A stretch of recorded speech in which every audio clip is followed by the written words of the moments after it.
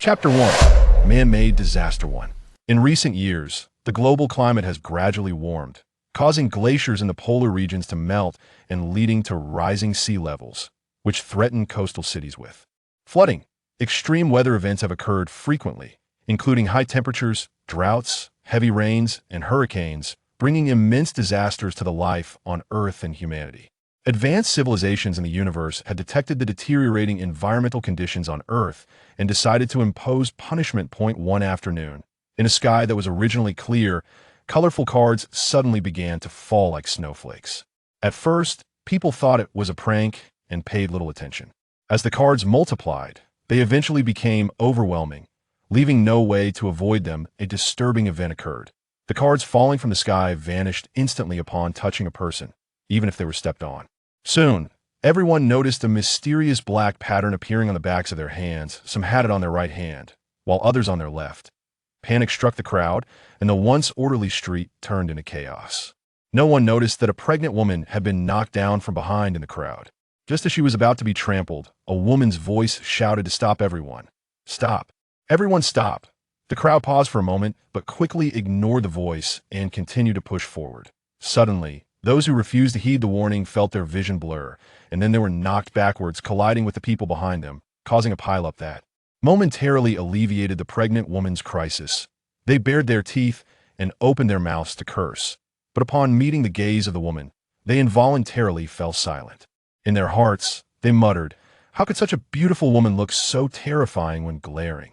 Su Luo scanned the people she had just kicked down, saying nothing, her chilling gaze making everyone feel uneasy.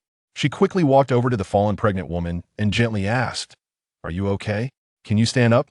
Li Qingqing sat on the ground, still shaken, instinctively protecting her belly, her face slightly pale. "My stomach hurts a bit." Upon hearing this, Su Luo immediately bent down and picked her up. My bag. Li Qingqing anxiously pointed to her handbag on the ground. Su Luo turned to a passerby. "Could you please help me pick up the bag?"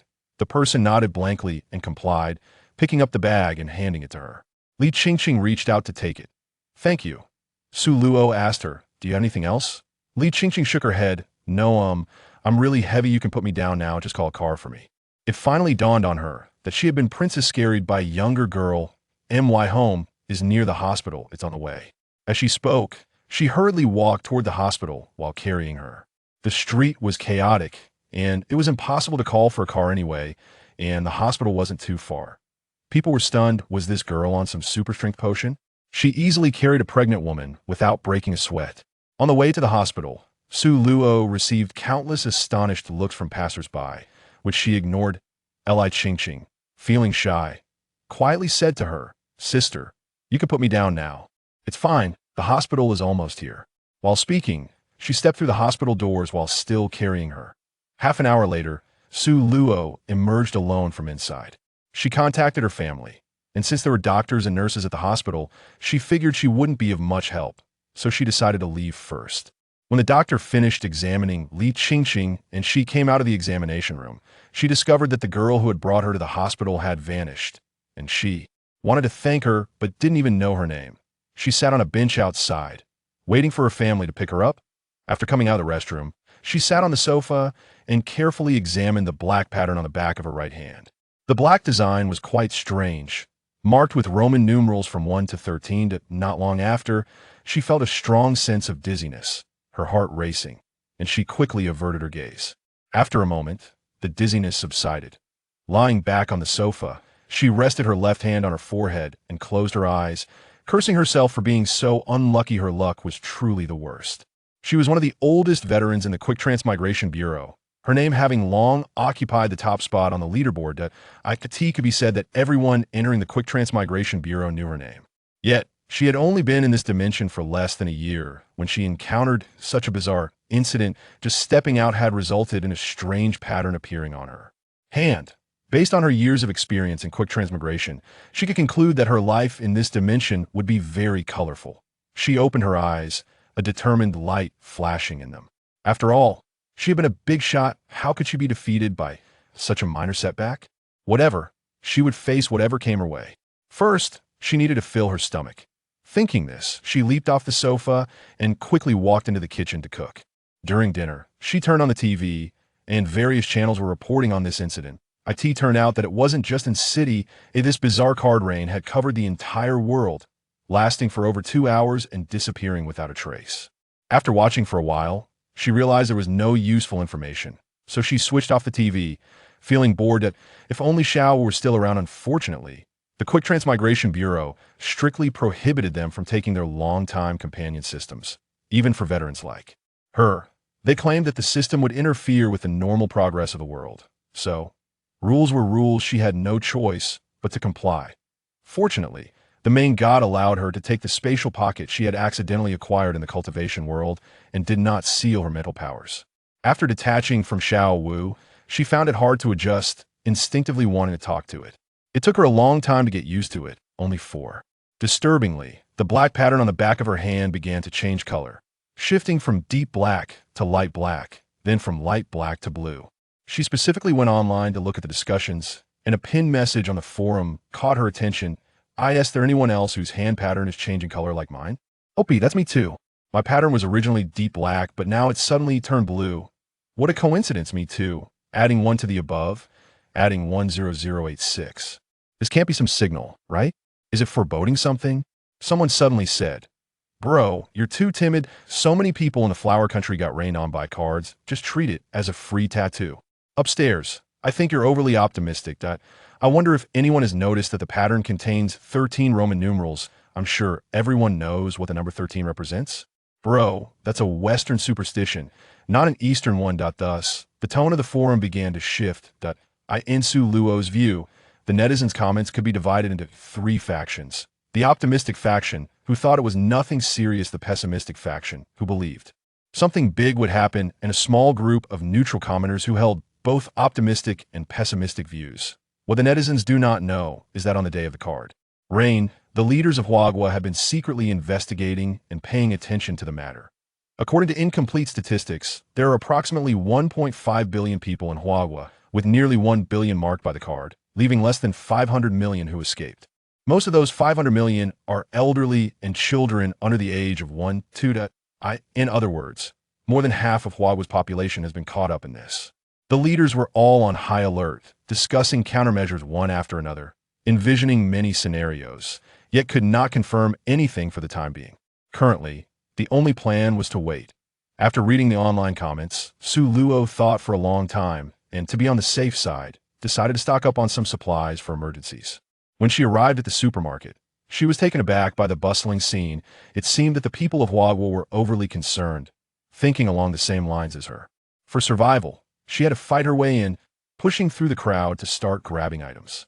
An hour later, she squeezed out of the crowd, feeling dejected, having only managed to grab a pack of instant noodles, 3 sausages, and a packet of biscuits, nothing more.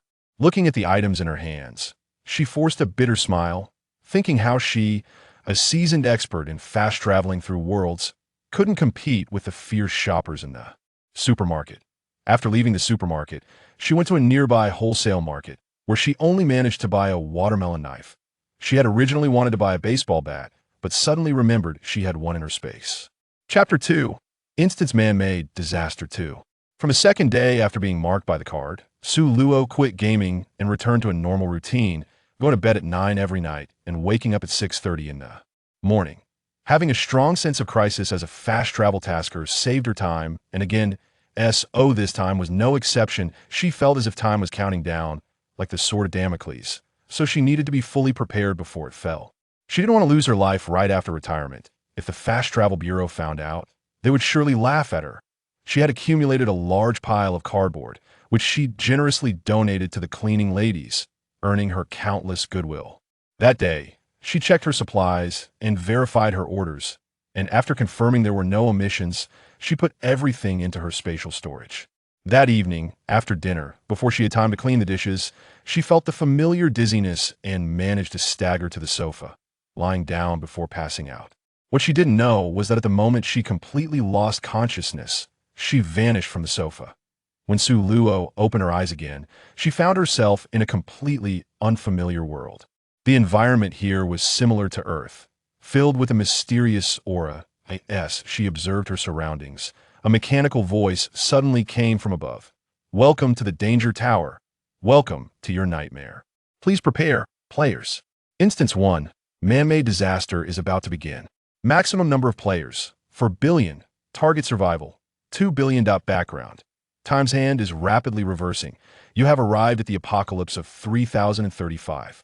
The leaders of Sakura country, disregarding the opposition of the world's people, privately discharged highly dangerous pollutants into the sea, causing rapid spread and mutation of marine life. Some evolved species even possess human intelligence, advancing from the ocean towards land, leaving humanity powerless before them. Main task for players: survive. Side task: eliminate the pollutants. Players, you have two options. Either choose to survive alone, or to let others die for your own survival. The instance is starting. Please prepare. Friendly reminder: regardless of which option players choose, the starting mode is hell. Good luck to all players. I hope you can survive until the next instance. Game starting countdown. 10, 9, 8, 7, 6, 3, 2, 1. As the last number fell, Su Luo noticed she was in a 1-meter square, transparent cubicle, the glass walls slowly descending. It seemed that this glass wall deceived everyone's eyes, likely indicating that the surrounding area was filled with players. Halfway down, other players came into view, and all around her were people with expressions of sheer terror, a reflection of their fear of the unknown. If she were an ordinary person, she would undoubtedly feel the same way. Once the barrier completely disappeared, the players erupted into chaos, with curses and cries intertwining, creating an atmosphere of irritation. Su Luo frowned slightly, forcing herself not to cover her ears. Suddenly, a commotion broke out ahead, along with a panicked warning. Monsters are coming. Everyone run. From behind the crowd, several strange creatures suddenly appeared, towering 5 stories high, treating humans as food, leaving no survivors in their wake, with severed limbs scattered everywhere. The bloody scene was particularly unsettling. Even Su Luo, who had experienced apocalyptic scenarios, felt a wave of nausea at the sight. The players scattered in all directions, and Su Luo looked around, noticing an abandoned city behind her, filled with many derelict buildings. Before she figured out the weaknesses and patterns of these monsters, it was best to lay low. She figured some officials must be among these players, so it would be wise to observe before taking action, to avoid being used as a pawn. Stealing her resolve, she decisively took off running, aiming to find a relatively safe place to hide. Now she could only hope that these monsters didn't have keen senses otherwise. It was just a matter of time before the players were found. She ran wildly, scanning for a suitable hiding spot. Suddenly, an unexpected event occurred. A long tentacle appeared behind her, lightning fast, wrapping around her waist and pulling her backwards. She pulled the watermelon knife from her space, swung it back, and cleanly severed the tentacle.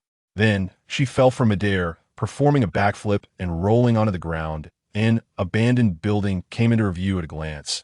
It was more than 7 stories tall, exceeding 21 meters, indicating it had a basement.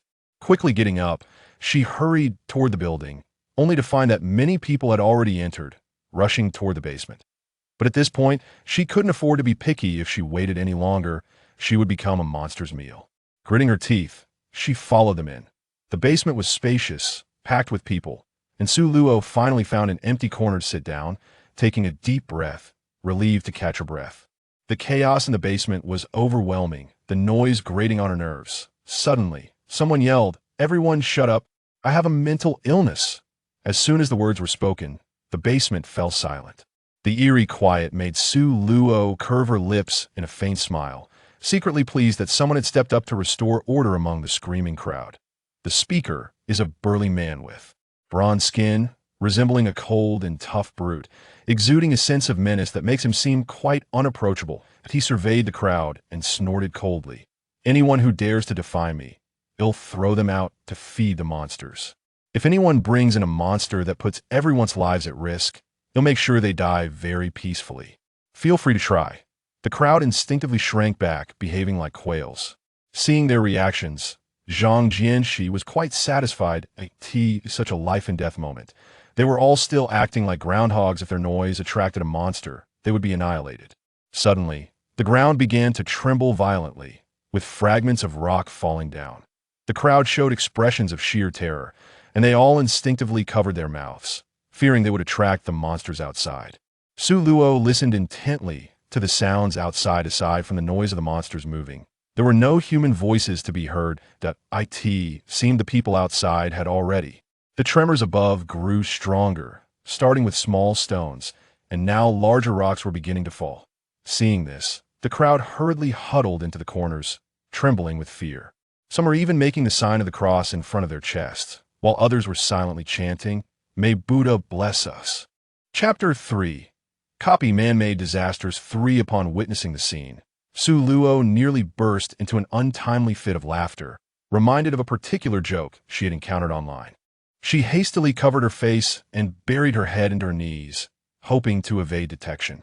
Suddenly, with a resounding crash, a large hole opened above her, and through this aperture, several agile tentacles emerged, stretching out in all directions in search of concealed prey. The onlookers turned pale, their expressions filled with terror as they clamped their mouths shut, fearful of being discovered by the probing appendages. A low growl echoed, the sound of stomach's hunger resonating ominously, and the crowd directed their ire towards the unfortunate soul responsible for the noise. In an instant, the tentacles sprang into action. Many were caught unawares, swiftly ensnared and drawn into the creature's maw. In the blink of an eye, the number of individuals in the basement dwindled significantly as the tentacles continued their relentless pursuit, claiming more victims. Gradually, the survivors dwindled from over 100 to scarcely a dozen. As Su Luo extended his tendrils in search of prey, he had already enveloped himself in a protective shield using his mental prowess, thus narrowly escaping the fate of being devoured by the monstrous creatures. These beasts likely possessed thermal sensing abilities akin to infrared detectors. As long as one had a heartbeat and a pulse, evasion from their relentless pursuit was futile. After a considerable duration, the commotion outside gradually subsided. Those who had not been captured let out a long sigh of relief. They had survived. Yet, what of tomorrow? What of the days to come? They could not remain perpetually fortunate as they were today, and they were unaware of how much longer they would have to endure in this wretched place. Constantly hiding was not a sustainable solution. Su Luo cast a quick glance at the survivors. Including himself, there were a total of 11 individuals present. Except for one young woman, the rest were all men, among whom was the man who had first attempted to silence the group. Zhang Jianxi regarded the crowd and spoke in a grave tone. "Ladies and gentlemen, we must retaliate. Otherwise, what they endure today will become our fate tomorrow. Moreover, none of us knows how long we will be trapped here. We must take action." While his words held validity, the reality remained that they were unarmed and utterly ignorant of the monster's vulnerabilities. The speaker was a middle-aged man of refined appearance. Upon hearing his words, the group fell into an immediate silence. They were all individuals lacking any combat prowess. Upon encountering the monsters, their legs turned to jelly, and the thought of fighting them seemed absurd. More likely they would merely become fodder for the beasts. Zhang Jianxi looked at them with exasperation. "Can we hide for a moment and expect to escape a lifetime? I believe that the only way to leave this cursed place is to eradicate the monsters." A man, seemingly in his 20s and of ordinary appearance, responded, "But I am utterly inept in physical endeavors and know nothing of combat. As you can see, the monsters are incredibly formidable." Zhang Jianxi's gaze swept across the faces of the group, urging those willing to confront the monsters to raise their hands. Out of the 11, only 5 responded, 3 men and 2 women. He was somewhat taken aback to see that among those who raised their hands were the 2 surviving women. To the men who did not volunteer, he said, "Look, even the women can overcome their fears to fight the monsters. And what about you? Truly a waste of your stature." With that, he beckoned the 5 who had raised their hands. "You 5, come with me. We need to find weapons." The 5 quickly stood and approached him. "Let us proceed." With that, Zhang Jianxi turned and walked away. The 4 nodded vigorously, agreeing with his reasoning. The 5 reached a consensus and relocated to another corner, where they settled in to await the arrival of the next day. Zhang Jianxi led the others in a search for anything that could serve as a weapon. Fortunately, their efforts bore fruit, as he soon discovered a rusted rebar. After weighing it in his hand, he handed it to one of the women in the group. Here, take this. He then turned to Su Luo and explained, "This young lady appears younger than you, so." Su Lu interrupted him, stating, "Dear brother, I am not one to harbor grudges. I shall comply with your instructions." She was armed, and thus held no fear. The young woman had been keenly observing Luo Yun's reactions, and upon noticing her lack of discontent, she reached out to take the steel rod. Her initial thought being how heavy it was, worrying she might struggle to wield it. Zhang Jianxi and 3 others continued to rummage through the pile of rubble in search of usable weapons. Gathering her courage, the young woman approached Luo Yun, a smile gracing her face. "Hello, miss. I am Nan Rong, 15 years old, and just started my first year of high school." This girl was slightly shorter, with sparkling eyes and a delicate appearance, embodying the essence of a refined beauty. Given their brief acquaintance, she refrained from forming an extensive judgment. Nan Rong was also quietly assessing her. The older girl was tall, towering over her, with a high ponytail of black hair. Dressed in loose athletic attire, her gaze was resolute and her demeanor calm, exuding an aura of confidence and strength, complemented by her striking beauty and captivating almond-shaped eyes, the kind that immediately caught one's attention. "Miss, are you afraid?" The moment the words left her mouth, she regretted them, wishing she could retract her question. Upon hearing this, Nan Rong's eyes glistened with unshed tears, overwhelmed with concern for her parents, who, like herself, had been drawn into this perilous game. "My parents have also been ensnared in this game. I hope they can survive, just as I aim to." Her voice trembled with the weight of her emotions. Su Lo remained silent, gently patting her shoulder, offering her a wordless solace. She had been pondering whether it was their consciousness or their physical forms that had entered this game. If it were merely consciousness, they would not experience the normal sensations, pain, hunger, perspiration, fatigue, yet there was an unsettling feeling that something was amiss, rendering her momentarily unable to discern the truth. She could only hope that this realm resembled the holographic games of the interstellar era. Otherwise, the consequences would be dire. Su Lo joined Zhang Jianxi and the others, embarking on a quest for suitable weapons. After an exhaustive search lasting over 2 hours, the 6 of them finally assembled an arsenal, each weapon forged from steel. With their armaments secured, the next step was to vanquish the monstrous foe. However, they needed to find a place to conceal themselves, awaiting the creature's reappearance. "Allow me to introduce myself. I am Zhang Jianxi, 30 years of age, currently in active service." Chapter 4. Instance. Man-made calamity. For the reactions among the 5 varied. Aside from Luo Yun, the remaining 4 displayed palpable excitement. Had they truly latched onto a promising opportunity? "I am Su Lo, 20 years old, a freelancer." Su Lo reiterated his earlier statement. "I am Nan Rong, 15 years old, a first-year high school student." Nan Rong echoed the introduction. "I am Meng Zicheng, 25 years old, an IT professional." He possessed an unremarkable appearance, with a notably high hairline, indicative of his nocturnal lifestyle and frequent all-nighters. "I am Zhou Yi, 26 years old, a white-collar worker." His demeanor was refined, with keen eyes that suggested a meticulous nature, one who typically counted every penny. "I am Li Minghua, 23 years old, a freelancer." His cherubic face belied his age, making him appear far younger than 23. Zhang Jianxi scrutinized them. "Thus, we have formed a cohesive team. As the eldest among you, I possess the requisite experience. I shall take full command of our forthcoming actions. Do any of you dissent?" In unison, the 5 shook their heads, responding no. There was an undeniable sense of security in following him. When he pointed east, they would assuredly not venture west. "Let's find a place to rest," he declared, turning to lead the way. Sulio and the others hurriedly followed suit. Along the path, bloodstains were scattered everywhere, accompanied by severed limbs, instilling a sense of dread in those who beheld the scene. Zhang Jianxi continuously observed the reactions of the 5 individuals and noted that Sulio appeared more composed than the rest, his gaze resolute and his demeanor calm, resembling someone who had undergone professional training. "Sulio, have you practiced martial arts?" Sulo gazed at him, asserting, "No, I am inherently an emotionally detached individual, and moreover, I am an orphan." She recognized that Zhang Jianxi was no ordinary person. She wished to feign a sense of panic, yet found herself utterly incapable of it. Zhang Jianxi was accompanied by others who shared her disposition, individuals classified within psychology as suffering from emotional deficiency. He cast a sympathetic glance in her direction, withdrawing his attention from her and engaging in casual conversation with the other three. Su Luo let out a quiet sigh of relief, having successfully deceived him. It was a close call, and she nearly revealed the truth. The naive girl, Nan Rong, took her words to heart and earnestly said, "Sister Su Luo, if you do not mind, I would be honored to become a member of your family."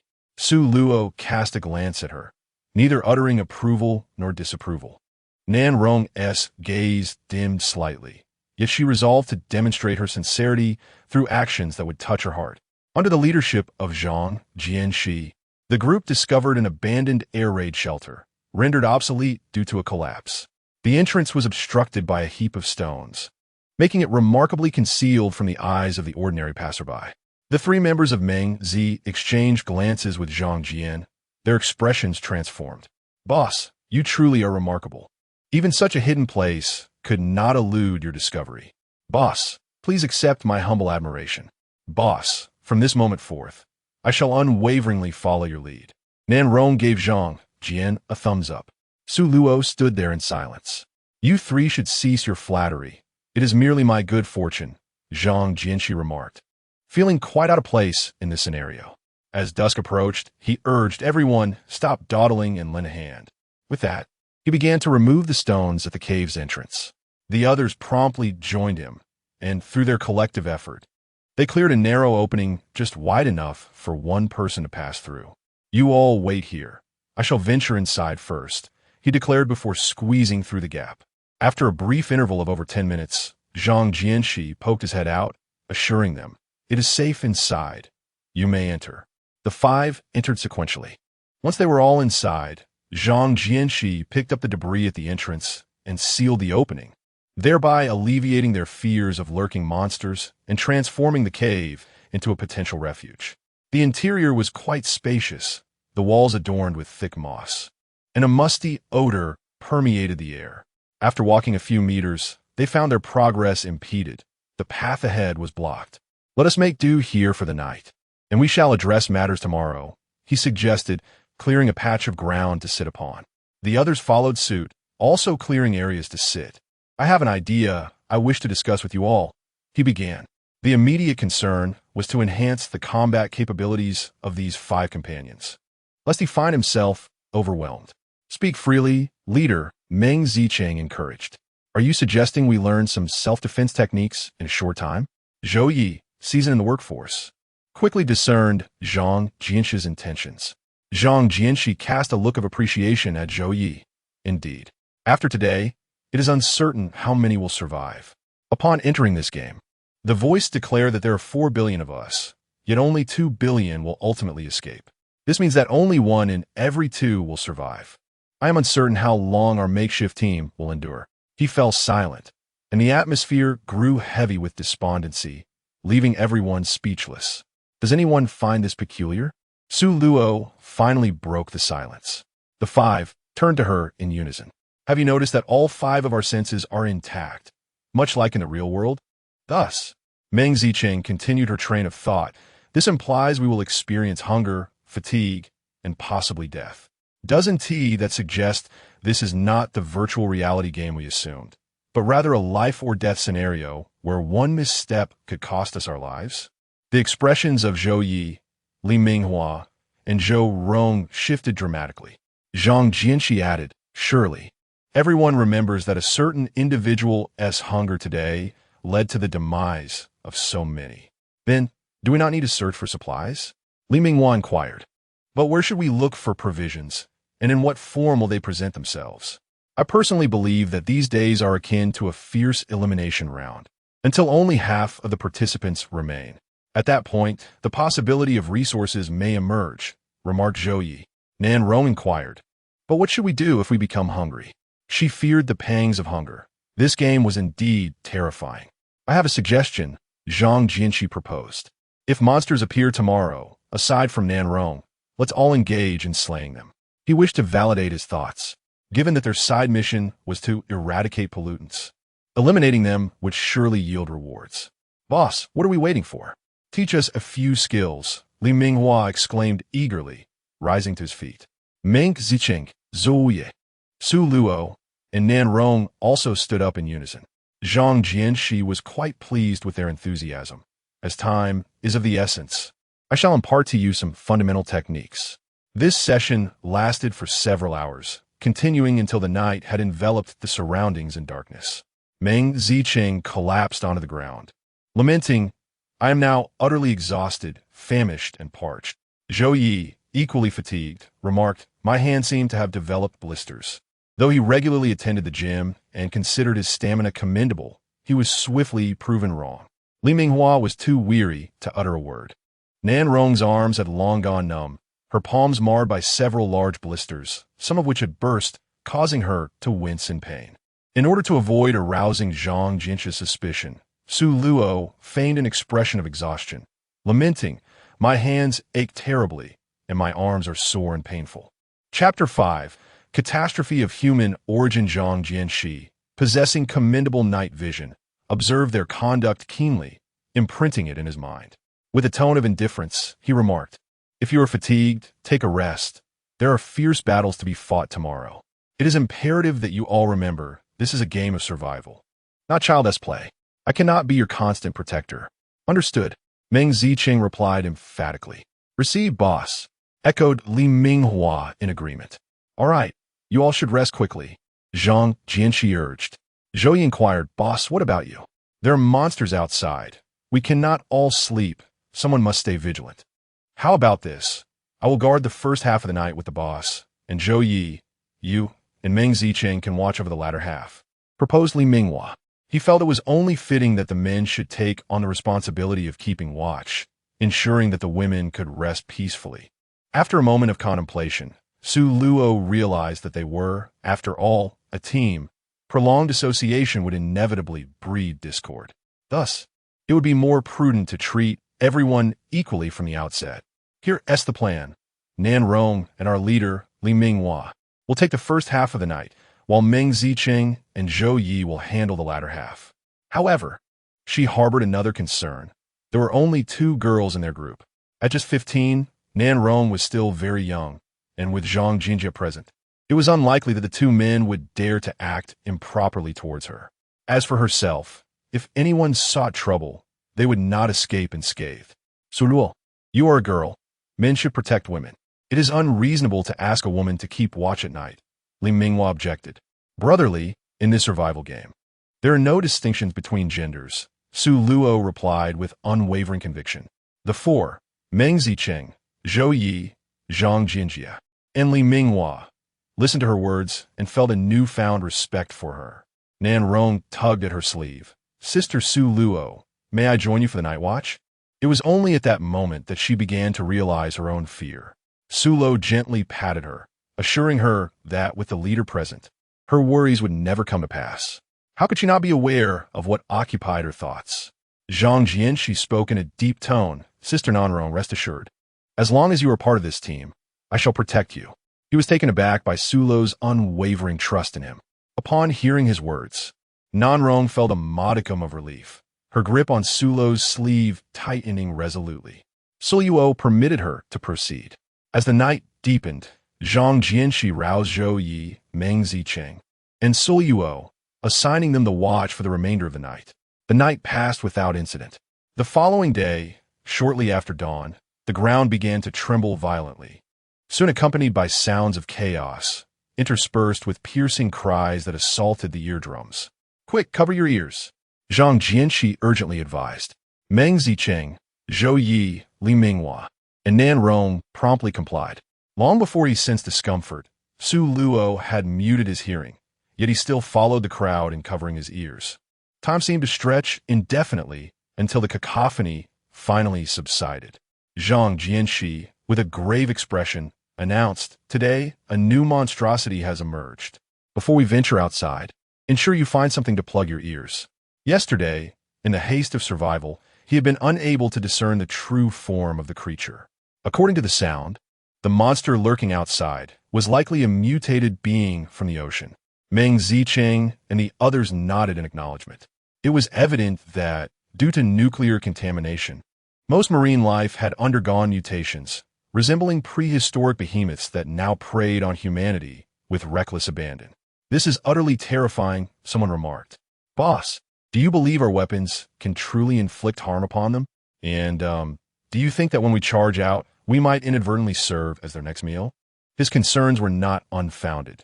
The monsters outside were colossal and ferocious, while they possessed merely a few iron rods, making it seem like an unbalanced and inevitable slaughter. Nan Rong whispered, "Sister Su Luo, I am so afraid." Su Luo cast her gaze upon her, her tone grave. "Nan Rong, when it comes to life and death, you must learn to conquer the fears that reside within you. There will inevitably be times when we cannot attend to your safety." Nan Rong's delicate face turned pale as she bit her lower lip. "Sister Su Luo, I understand. I will do my utmost." Despite her words, trepidation gripped her heart. Merely gazing at the monstrous beings outside rendered her legs weak, leaving her too terrified to approach them. "Brother Zhang, this place is not secure. It will be prudent to make preparations soon," Su Luo advised. Upon hearing this, Zhang Jianxi scanned the faces of the five before him, gritting his teeth in determination. "If you are afraid, then stay here while I venture out to slay the beasts." With that, he pushed aside the stones, weapon in hand, and crawled out into the unknown. Meng Zicheng, Li Minghua, and Zhou Yi exchanged glances, resolutely gripping their weapons as they followed suit. Su Luo followed closely behind. Nan Rong hurriedly exclaimed, "Sister Su Luo, wait for me." After Zhang Jinjia emerged outside, he quickly sought a concealed spot to observe the creatures from a close distance. Meng Zicheng, Li Minghua, and Zhou Yi gathered around him. "Boss, what is your plan?" Zhang Jinjia surveyed them and shook his head. "No plan." Li Minghua inquired, "Boss, when shall we proceed?" Zhou Yi, his palms slick with sweat, nervously asked, "Boss, should we act separately or in collaboration?" "Of course, we shall cooperate." "Are you foolish?"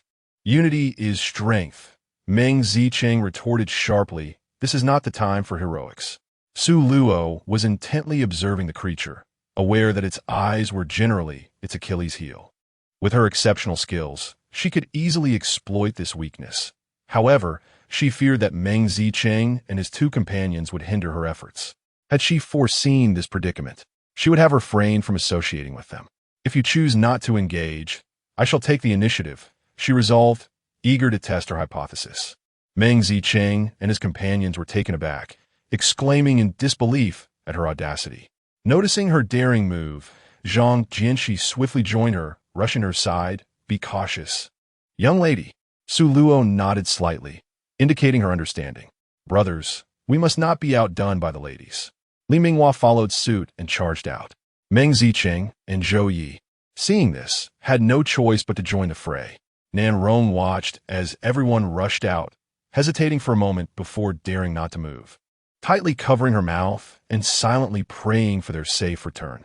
A flash of cold light cut through the air, severing the tentacles one by one. With a glint of determination in her eyes, she gripped a watermelon knife with her left hand and plunged it fiercely into the creature's head, burying the blade deep until it was entirely engulfed. Then, she wielded a steel rod and struck down with force again and again. Chapter 6. Instance. Man-made calamity 6. She exerted her mental energy to retrieve the watermelon knife embedded in the creature's head and cast it into her spatial storage. Leaping from its corpse, she landed firmly on the ground. Just as she steadied herself, a mechanical voice resonated from above. "Congratulations, player, for slaying a mutated monster. You have received a supply box." As the words faded, an iron box materialized before her. Upon opening it, she was met with amusement.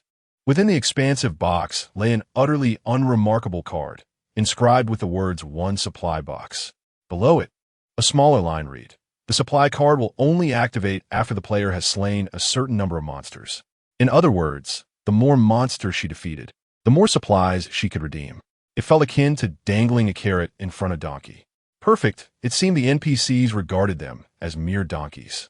Taking a deep breath to calm her emotions, she stowed the card and, gripping the steel rod, resumed her hunt for monsters. This time, she targeted a mutated whale. Utilizing the nearby structures, she leapt onto its back, but her foot slipped, nearly causing her to fall.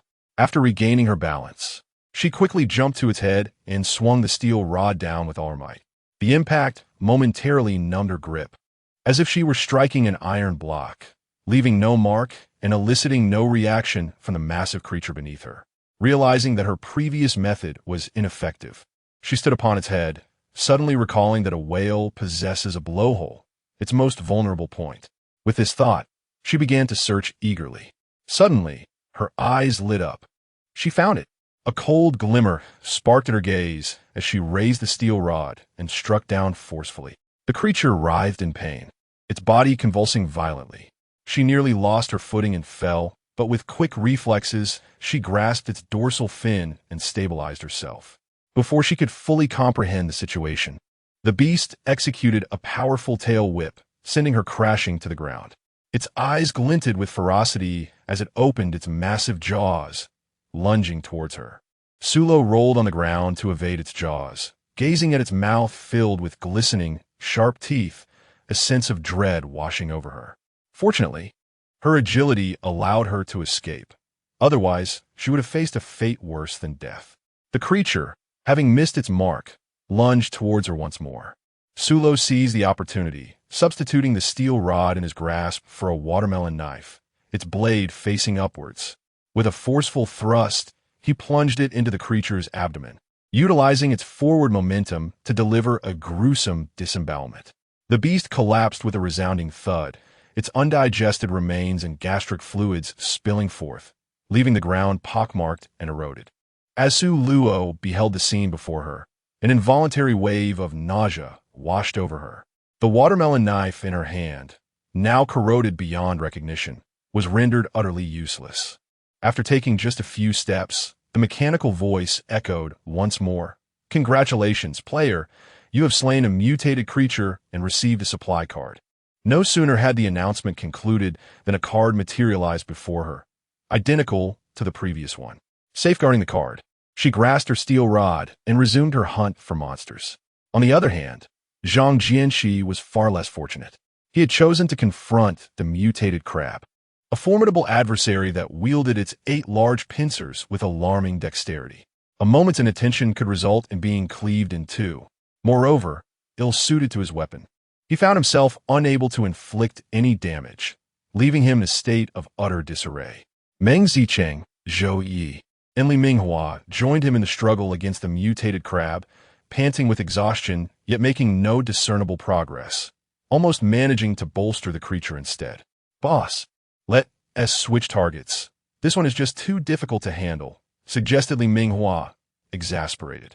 "Indeed, boss," echoed Zhou Yi. "Unless we have firearms, we stand no chance against this creature." Zhang Jianxi cast a stern gaze upon the trio. "Do you think this is a free market? None of these monsters are easy prey. If you're afraid, step aside and do not hinder me." His voice was laced with irritation. Ever since enlisting, he had been driven by a singular conviction: to confront challenges head-on. A pang of shame washed over Meng Zicheng, Zhou Yi, and Li Minghua. They were all too aware that their previous actions had only served to impede their leader, a realization that weighed heavily on them. Before being drawn into this game, they were merely ordinary individuals. "Stay back. I will handle this," he declared, brandishing his steel rod as he charged forward. The trio exchanged glances, a shared understanding dawning upon them. "I've just realized how inadequate I am," one murmured. "Who could disagree? Not only have we failed to assist, but we've also burdened the boss." With that, silence enveloped them. Zhang Jianxi, trained and resolute, quickly discerned the crab's vulnerabilities now that he was unencumbered by 3 inept companions. With swift, decisive movements, he struck true and dispatched the mutated crab with remarkable agility. As the creature lay defeated, the mechanical voice chimed, "Congratulations, player. You have slain a mutated creature and received a supply box." In an instant, a metal box appeared before him. Upon opening it, his reaction mirrored that of Luo's. After retrieving the card, the iron box vanished into thin air. Having perused its contents, he tucked the card away and continued his pursuit of the next monster. Su Luo was intently engaged in battling the mutated giant lobster, which boasted 3 heads and 6 claws, its shell extraordinarily hard and its defenses formidable. After discovering that physical attacks inflicted no damage upon it, she shifted her focus to assaulting its underbelly. After a grueling 10 minutes, she delivered a decisive blow from below, successfully vanquishing the mutated lobster. With a sense of disdain, she forcefully extracted her iron rod, flinging away the grime that clung to it. Congratulations to the player for slaying a mutated monster, earning a resource card. Su Luo tucked away the card and strode away from the spot, swiftly selecting her next target, a colossal sea turtle. Despite its sluggish movements, it possessed an astonishing biting force. Its exposed head and limbs were adorned with robust scales, shielding it from external harm. As she had done with the previous monsters, she leaped onto its back to closely examine its vulnerable defenses.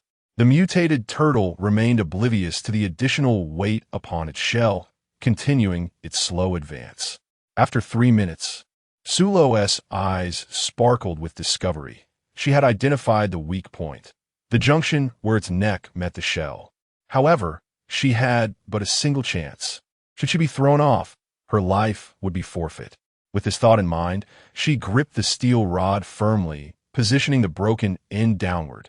And with utmost precision and strength, she thrust it in. The mutated turtle, feeling the pain, thrashed wildly, attempting to dislodge the unwelcome intruder from its back. Su Luo clutched the steel rod with unwavering determination, her body resembling a drifting leaf swaying upon its surface.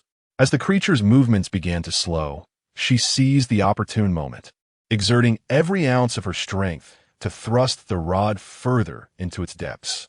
The mutated sea turtle writhed in agony, extending its neck in an attempt to turn its head. Yet, with every twitch, the rod burrowed deeper, mirroring its struggle. Chapter 7. Catastrophe of Man. Upon witnessing this, the turtle slid off its shell and fell to the ground. There is no need for her to intervene. It would soon meet its demise on its own. The mutated sea turtle struggled frantically, but gradually, its movements became weaker until it finally ceased to breathe. Upon witnessing its demise, Su Luo initially contemplated extracting the steel rod. However, she soon discovered that it had entirely penetrated the creature's chest cavity, rendering it irretrievable. Reluctantly, she resolved to abandon the endeavor. Congratulations to the player for vanquishing a mutated monster, earning a resource card. She tilted her head back, calling out to the heavens, "Bring me a weapon. I am unarmed." Without a weapon, she found herself incapable of slaying any further beasts. After a brief pause, as silence enveloped the area and she prepared to depart, a remarkably sharp great sword suddenly descended from above. In recognition of the player's extraordinary feat in defeating 3 mutated monsters single-handedly, a weapon has been bestowed. May the player continue their valiant efforts. Su Luo raised an eyebrow. The NPC in this game exhibited quite a degree of humanity, truly bestowing upon her weapon. She grasped the hefty machete and resumed her pursuit of the next target. As time progressed, she became increasingly adept at vanquishing the monsters, managing to slay one every half an hour at most. However, after she had dispatched 10 creatures, she noticed that the monsters before her had vanished. Upon encountering the scene, Su Luo's thoughts raced. It appeared that there was a daily limit to the number of monsters that could be slain. Once 10 were reached, further killings were prohibited. This raised a pressing question. If she could only vanquish 10 creatures a day, would she need to remain there for an extended period to eliminate all these mutated beasts? Or would she be forcibly ejected from the game upon reaching the default limit? The imagination can be rich, yet reality often proves stark. As she approached Nan Rong's hiding place, she was met with a pungent scent of blood. Alarmed, she instinctively sprinted, but it was too late. All that remained was a gruesome pool of blood and scattered remnants of human tissue. She cursed herself for not insisting that the child seek refuge in the air raid shelter. The poor girl must have been terrified in that moment. And now it was too late. An innocent life had slipped away unbeknownst to her. After standing in place for a moment, she grasped her weapon and strode away, realizing the area was no longer safe. Before nightfall, she needed to secure a place to rest. She resolved not to continue with Zhang Jianxi and the others. In her eyes, he was indecisive and lacked resolve. The remaining three would only hinder her progress, their words empty of any practical utility. Time was of the essence. Darkness approached, and she needed to find a secure refuge swiftly. Exhausted and famished, she longed for a place to recuperate. Li Minghua recalled the young girl, Nan Rong. "Boss, are we just going to abandon her?" Meng Ziqing volunteered. "Wait here, I'll go fetch Nan Rong." With that, he dashed away. Zouye, noticing the absence of anyone following, curiously inquired, "Where is she?" Nan Rong was devoured by a monster. Meng Ziqing lamented, regret flooding his heart. Why had he been so focused on slaying monsters that he left her alone? Li Minghua, Zhou Yi, and Zhang Jianxi wore solemn expressions, silence enveloping them for a moment. What about Su Luo? Zhou Yi suddenly realized another was missing. He shook his head. "I haven't seen her. Her fate is unknown." Zhang Jianxi had a gut feeling that Su Luo was still alive. Perhaps she had ventured ahead in search of safety. The quartet quickly departed the grim scene. In the desolate city, Su Luo wandered aimlessly, pondering how many souls might still linger. Regrettably, after hours of searching, she encountered not a single person, nor did she find any signs of life in the shadows. Over an hour later, as she passed by an abandoned apartment building, she keenly sensed a disturbance within its walls. With a swift pivot, she approached the structure, which was enveloped in an eerie silence, save for the sound of labored breathing emanating from a concealed corner. Gripping her knife, she advanced cautiously towards the source of the sound. Just as she drew near, a shadow lurking in the corner sprang into motion, launching itself at her with remarkable speed. In the instant when Su Luo lunged forward, he deftly sidestepped to evade his opponent's attack. The assailant, unable to halt his momentum, tumbled to the ground with an exclamation of pain. "Ouch, that hurts!" he exclaimed as the stone in his hand rolled away. Upon turning his head, he was astonished to discover that the newcomer was not a monster, but rather a tall and beautiful young lady. However, he was taken aback to see that she wielded a knife, its blade stained with blood, and her own attire bore traces of a similar crimson hue. Su Luo scrutinized him. The youth was clad in a black hoodie and denim jeans, possessing an exquisitely delicate beauty, complemented by a pair of enchanting peach blossom eyes. His gaze exuded a naive simplicity, revealing his inexperience with the world. His face and body were speckled with dirt and grime. "Are you the only one here? Are you a human or a ghost?" They both spoke simultaneously. Su Luo said irritably, "To the best of my knowledge, this chapter is titled Man-Made Disaster rather than Monsters." He awkwardly elaborated, "Was I not frightened by the creatures lurking outside? After narrowly escaping with my life, I arrive here only to hear unsettling noises shortly after my arrival. I assumed it was a monster, hence my reaction." Su Luo furrowed her brow slightly. "Have you encountered anyone else?" The boy replied with a somber expression, "I have indeed, but they are all gone, devoured by monsters. Now, I am left all alone." Contemplating this, she turned away. The ambiguities in the boy's words were too numerous, and she could not be bothered to expose his fabrications. For the sake of her own safety, it would be prudent to maintain her distance from him. Noticing her intent to leave, the boy swiftly rose from the ground and hurried to catch up with her. "Dear sister, may I accompany you?" "Absolutely not." Su Luo firmly declined. Undeterred, the boy implored, "Please, I promise I won't be a burden to you. Just take me along, will you?" "No." Su Luo's refusal was resolute. "Can you truly bear to see me devoured by monsters?" "I assure you, I am quite obedient and will not cause you any trouble. Just allow me to accompany you." The boy persisted like a stubborn piece of taffy, refusing to leave her side. Su Luo halted her steps and coldly stated, "Do not follow me any further, lest you wish to provoke my ire." With that, she deftly turned her wrist, placing the blade against his throat, a mere flick of her strength away from a fatal outcome. The young man, pale with fright, stammered, "Sister, please spare me. I shall not follow you any longer." How intriguing, she mused, for this sister of hers seemed utterly indifferent to the charms of youth. The boy, having striking features, could not fathom her lack of interest in his allure. Chapter 8. Catastrophe of Humanity. The boy stood there, gazing intently at her retreating figure, murmuring softly, "Truly heartless." It has barely been a moment, and you fail to recognize me. It seems you have no fondness for the innocent. With that, he turned to walk in the opposite direction, swiftly vanishing from sight. A night passed in silence. A new day dawned. Dear players, from this day forth, there shall be no respite. Welcome to the eternal nightmare that awaits you. Main quest, survive. Side quest, slay monsters. A friendly reminder, players who have not slain a monster will face obliteration.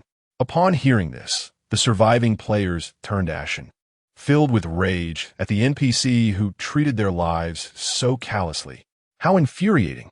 Standing atop the residential building, Su Luo gazed into the distance, fully aware that the current scenario was inevitable. The survival game would certainly not allow for any glitches, nor permit players to exploit the chaos. Monsters will arrive in 3 minutes. Please prepare yourselves, echoed a voice. As the words faded, the ground began to tremble violently, and debris cascaded from the aging structure. Soon after, dilapidated buildings in the vicinity collapsed with a resounding crash, enveloped in a thick cloud of dust that obscured the sky. Within the swirling smoke, shadowy figures emerged. A multitude of bizarre creatures surged towards this location, leaving a trail of devastation in their wake. As the anguished cries and screams of players resonated in the air, with a grave expression, Su Luo stood atop the building, gripping her long blade tightly as she awaited the approaching monsters. 100 meters, 50 meters, 20 meters, 10 meters, 1 meter. Now, she leaped from the rooftop, landing on the back of a creature, swinging her mighty sword down upon it. The monsters, having caught the scent of humanity, lunged towards Su Luo's position. In response, she nimbly evaded their advances, akin to a dancer pirouetting on the tips of her blades. After dispatching one beast, she swiftly turned to confront another. The scent of blood drove the creatures into a frenzy. They lost their sanity, toppling their injured comrades, and began to feast upon the flesh, each taking their share in a grotesque display of savagery. Su Luo felt a wave of nausea wash over him as he tread upon the bodies of the grotesque creatures, leaping onto the remnants of a dilapidated building that stood as a refuge. He awaited the completion of their gruesome feast before commencing another round of extermination. Nearby, the surviving players bore witness to this macabre spectacle. Those of weaker constitution retreated to a corner, heaving violently as if to expel their very bile. Meanwhile, the more resilient averted their gaze, choosing to shield themselves from the harrowing sight. Time seemed to stretch endlessly until the monsters finally ceased their ravenous consumption, resuming their relentless search among the ruins for their elusive prey, the so-called humans. Su Luo executed her old strategy once more, leaping from the upper floor onto the backs of the monsters, delivering a slash to the east and another to the west, each strike deep enough to expose bone. With blood spraying in all directions, the monsters, driven to madness once again, commenced a new round of self-destruction. Keen-eyed players noticed Su Luo bouncing atop the monsters, their gazes filled with admiration and awe. She was undeniably brave and fierce. Li Minghua tugged at Zhang Jianxi's sleeve, astonished, and exclaimed, "Boss, am I seeing things?" "The person on the monster's back is Su Luo. Isn't it?" Zhang Jianxi replied gruffly. "It is indeed her. You are not mistaken." Seeing her alive filled him with joy, yet he was also vexed by her reluctance to be truthful with him. However, upon reflection, he found solace in the realization that their relationship was merely a fleeting encounter, a nodding acquaintance, and he too would not divulge his secrets to someone he had just met. Zhou Yi remarked so. Su Luo is playing the role of the pig to eat the tiger. This is quite disheartening for us men. Meng Zicheng added, Su Luo, level V 587. Wait a moment. She's wielding a blade, right? Could she possess spatial abilities? Zhang Jianxi dismissed him. Stop reading so many fantasy novels. The knife in her hand must be a reward obtained from slaying monsters. To some extent, he was indeed correct. As they spoke, several monsters caught wind of their presence and charged towards them. Everyone be cautious, Zhang Jianxi warned, brandishing his club as he rushed towards the monsters. Li Minshua, Meng Zichen, and Zhou Yi sought refuge to the side, deliberating their strategy. Lacking sufficient combat strength, It was utterly impossible for them to single-handedly defeat the monsters. Yet, if they did not confront the beasts, annihilation awaited them. To survive, they had no choice but to fight.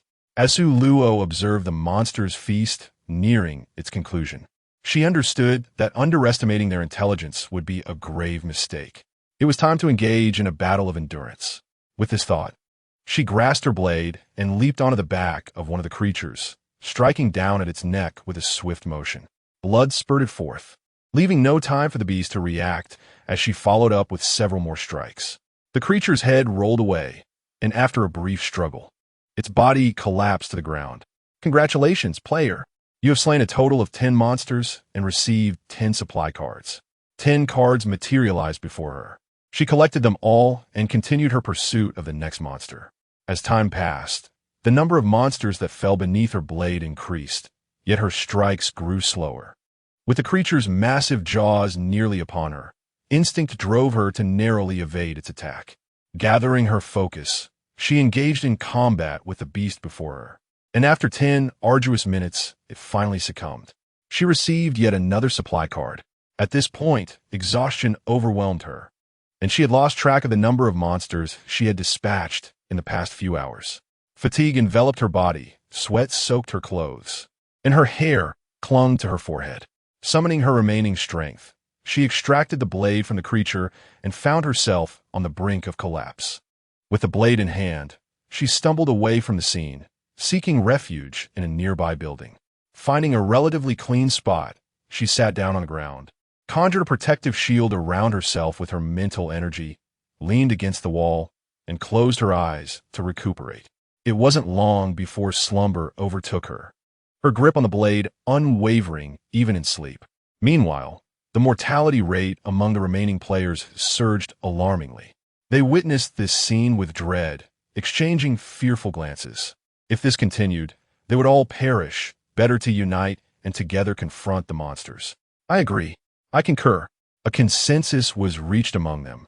An unprecedented solidarity formed as they began to strategize. Yet, the monsters showed no mercy, soon discovering their hiding place. In their desperate bid for survival, the group was compelled to collaborate.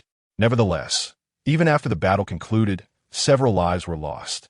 The atmosphere grew heavy with grief, but they recognized the gravity of the situation, suppressing their emotions to muster the courage to charge towards the next monster.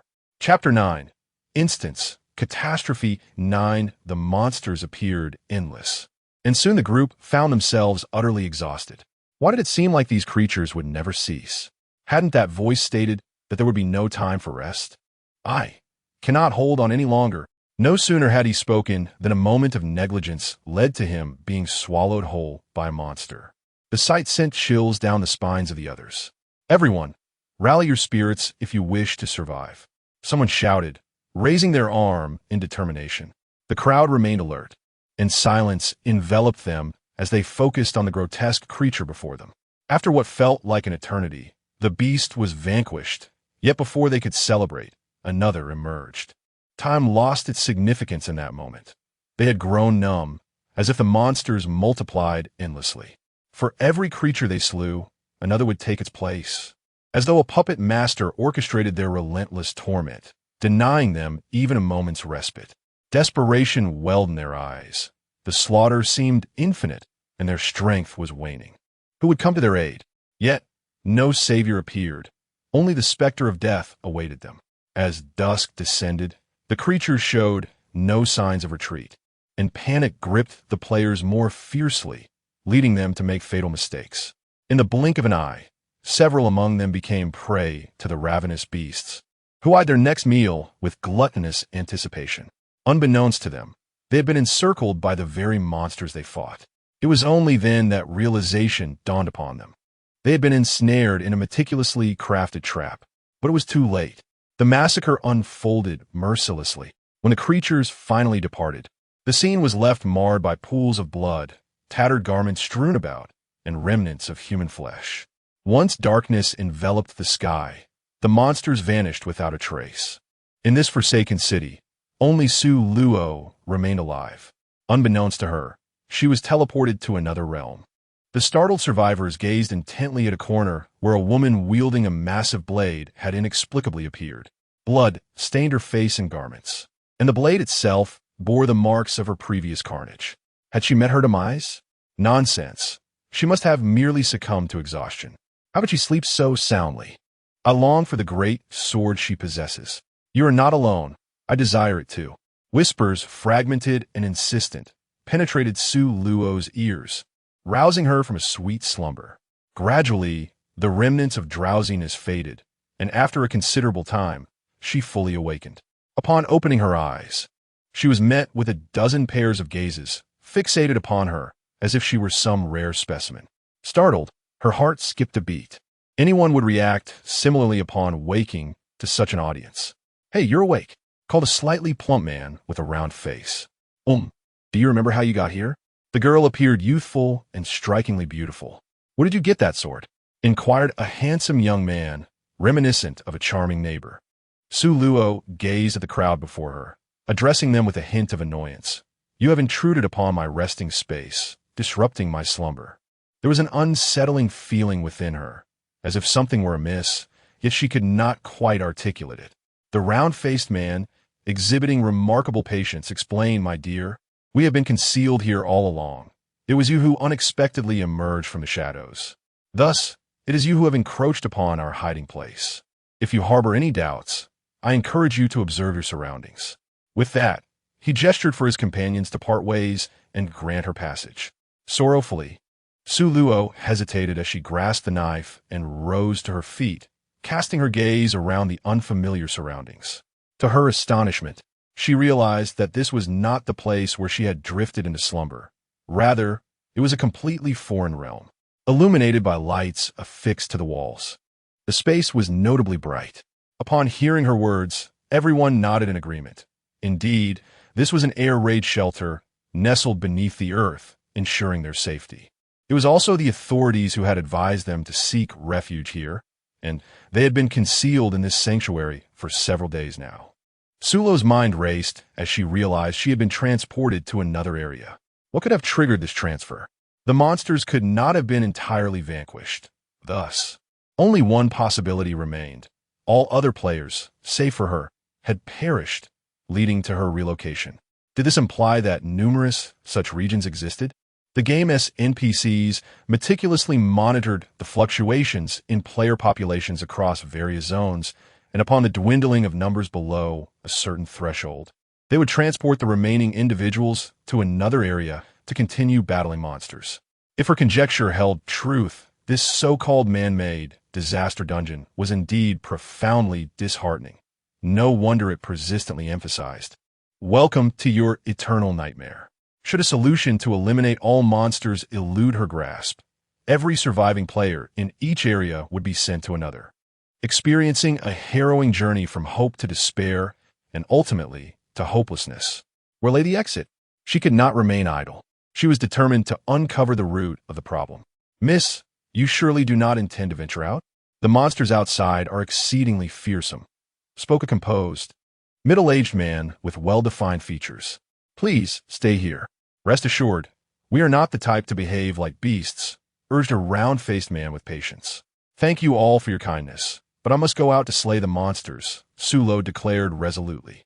Upon hearing her unwavering determination, the others knew they could not dissuade her. The round-faced man reluctantly led her to the exit. Sulo gazed at the person before her, who had extended goodwill towards her, and cautioned him, "My dear brother, this place is fraught with danger. It would be wise for you to promptly seek out some means of self-defense." She could only offer this warning. Whether he heeded it was beyond her control. The more she engaged in deep conversation with him, the less he would likely trust her, and she deemed it preferable to remain silent from the outset rather than risk his suspicion. He opened the small door, signaling that she was free to leave. Without a moment's hesitation, Su Luo departed, knife in hand. Lao Tian nodded, stating she left without any hint of reluctance. However, before she went, she mentioned that this place is not safe and urged us to swiftly procure weapons for self-defense. The others paused in surprise. "Lao Tian, did she truly say that?" "Of course, why would I deceive you? We are all in this together," he replied. In Chapter 10, titled Catastrophe, a voice echoed. I believe that young woman was not merely speaking in vain. Heeding advice can lead to survival. Yet, this place seems secure. Surely the monsters cannot find us here. I disagree. Another interjected. Let us not forget our surroundings. We are in the first instance of a survival game, and as players, every action we take is undoubtedly under the surveillance of the game's NPCs. The speaker was Li Ping, typically reserved yet earnest. He was the director at a well-known gaming company, leading the development of most online games available in the market. The group shivered at his words, realizing that their prolonged hiding might have been in vain. Why didn't you mention this earlier, Lao Li? Someone pressed. Li Ping shrugged. It was not that I did not wish to speak, but rather that my suspicions lacked confirmation. Today, that young woman appeared out of nowhere, and her insistence on leaving prompted my concerns. A heavy silence followed. After a moment, Lao Tian broke the stillness, urging, let us not linger in thought. We must quickly find weapons for our defense. The group dispersed in a flurry, commencing a thorough search of the shelter. After emerging from the air raid shelter, Su Luo stepped outside and discovered that the environment here was quite similar to the previous area, with the sole distinction being the air's notable humidity, reminiscent of the climatic differences between the north and south. The atmosphere was tinged with a metallic scent, a lingering essence of the sea. The streets were remarkably quiet and remarkably clean, devoid of any traces of blood, unsettling human remains, or the carcasses of monstrous creatures. This peculiarity piqued her curiosity, prompting her to continue her exploration of the town.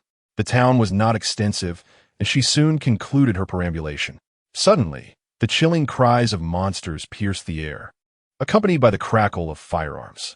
Her eyes gleamed with excitement as she hastened towards the source of the commotion, knife in hand. Along the coastline, a group lay in ambush, while one individual wielded a machine gun, firing at the creatures emerging from the ocean's depths.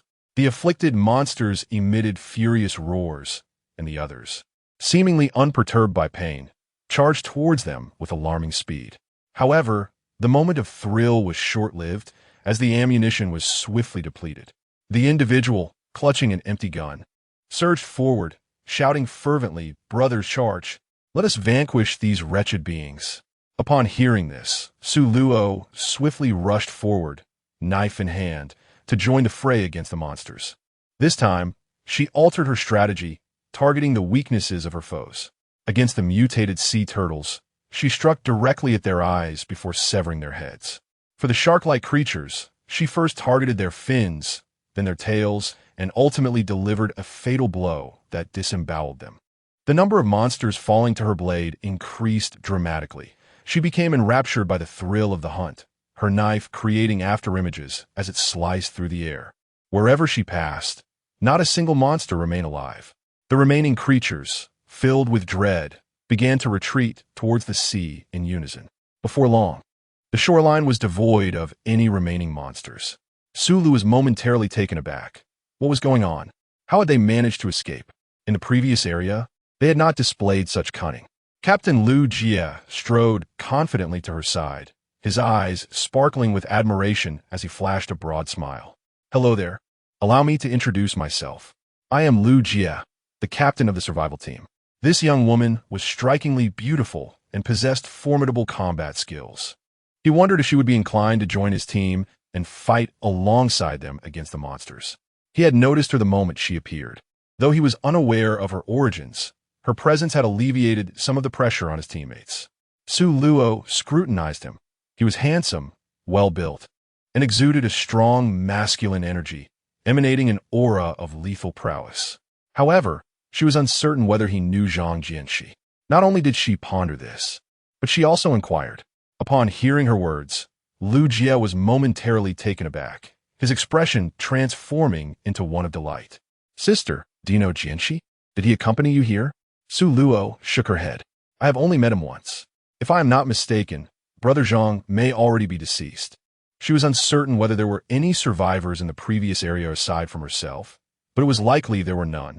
Lu Jie displayed a bitter smile, acknowledging that this survival game was indeed a foregone conclusion. "Brother Lu, I am Su Luo. May I inquire if there are any other individuals besides those behind you and those in the air raid shelter? Su Luo asked. Sister Su, have you encountered the people in the air raid shelter? Lu Jie inquired with curiosity. It is so concealed that, apart from official personnel, ordinary individuals would not be aware of its existence. I awakened within it, Su Luo succinctly replied. Su Luo stood there, quietly observing him. Lu Jie halted his steps, gazing intently at her. Sister, so you mean to say that you have come from another district? Surely, you cannot be the only survivor from that area. Indeed, I was utterly exhausted from battling monsters, so I sought a place to rest and inadvertently fell asleep. When I awoke, I found myself in that air raid shelter. This Lu Jie possessed a sharper intellect than Zhang Jianxi, grasping the situation with remarkable clarity. Please elaborate further. A hint of urgency colored Lu Jie's words. Su Luo did not conceal anything, recounting every detail he knew without reservation. After listening, Lu Jie pondered, so you have spent a mere 3 days in this area, and we will arrive at our 3rd day tomorrow. It seems I may very well meet my demise here. Brother Lu, where did you acquire the firearm in your possession? Su Luo inquired with curiosity. Lu Jie candidly disclosed the truth. In other words, whatever one possessed prior to being transported into this game is what one brings along. Lu Jie began to worry. He had exhausted his ammunition, and the air raid shelter and its surroundings had been thoroughly searched, yielding no means of defense. Suddenly, his gaze fell upon the knife she held. Sister, where did you procure this knife? The knife's formidable power was evident to him. It could be likened to slicing through iron with ease, dispatching those monsters as effortlessly as chopping vegetables. Lu Jie's expression turned peculiar as he regarded her for an extended moment with an inscrutable look. Su Luo was left perplexed by his gaze, wondering what it could possibly mean. Lu Jie swiftly shifted the conversation. Su Luo, would you be willing to join us? Tomorrow, we shall slay monsters side by side. Su Luo acquiesced. Come, follow me. I shall introduce you to my comrades.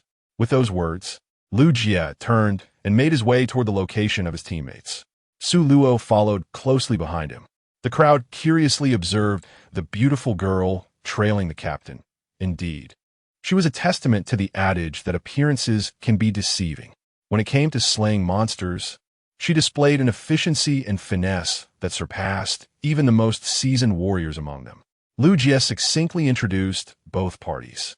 The individuals alongside Lu Jie were comrades he could trust with his life, having faced life and death situations together on numerous occasions, thus fostering a profound understanding among them. The few individuals in the air raid shelter clearly lacked combat prowess. Not wishing to be a burden, they were placed in a shelter, allowing the others to focus solely on vanquishing the monsters. Chapter 11. Instance Man-Made Calamity 11. After both sides acquainted themselves, Lu Jie relayed the information Su Luo had shared to his teammates. Upon hearing it, the atmosphere shifted. A sense of unease settled among them. Subsequently, Lu Jie and his companions deliberated strategies, but after much discussion, they realized that a skilled cook cannot conjure a feast without ingredients. They were to face an inexhaustible horde of monsters, and with their limited stamina, could they truly survive until the morrow? A pall of gloom descended upon them. Yet, regardless of their trepidation, the dawn of the next day arrived as anticipated. Shortly after the sun rose, the players, having warmed up over the previous days, were informed that from this moment forth, they would have no time to rest. They were formally ushered into their eternal nightmare. Main quest, survive. Side quest, eliminate monsters. A friendly reminder, players who have not slain any monsters will face annihilation. The monsters would arrive in 3 minutes. May all players enjoy their experience. Lu Jie and his companions wore solemn expressions. They took a deep breath, gripping their weapons tightly, their eyes fixed unwaveringly on the distant sea. It wasn't too long before the ocean began to churn, and countless monsters emerged from the waters. Soon, the entire beach was teeming with creatures, all rushing towards them with alarming speed. Even the battle-hardened Lu Jie and his comrades felt a chill run down their spines at the sight of such a multitude. They swiftly exchanged a glance that conveyed an unspoken understanding. Everything was communicated without words. Su Luo took a deep breath, her palms beginning to sweat. Yesterday had been a stroke of luck, but today was uncertain. She was perhaps the most unfortunate retired employee of the Quick-Transmigration Bureau in history, feeling an overwhelming sense of anxiety. Just as these thoughts crossed her mind, the first wave of monsters had already approached them. Sulo sprang into action, brandishing his blade as he charged forward, relentlessly hacking at the creatures. Lu Jie and the others followed suit, plunging into the throng of monsters. Time became an abstract concept as they fought. Before they could catch their breath, the first wave of beasts lay vanquished at their feet, only for the second wave to descend upon them almost immediately. Then came the third wave, the fourth wave, the fifth wave. The monsters from the depths appeared to be inexhaustible.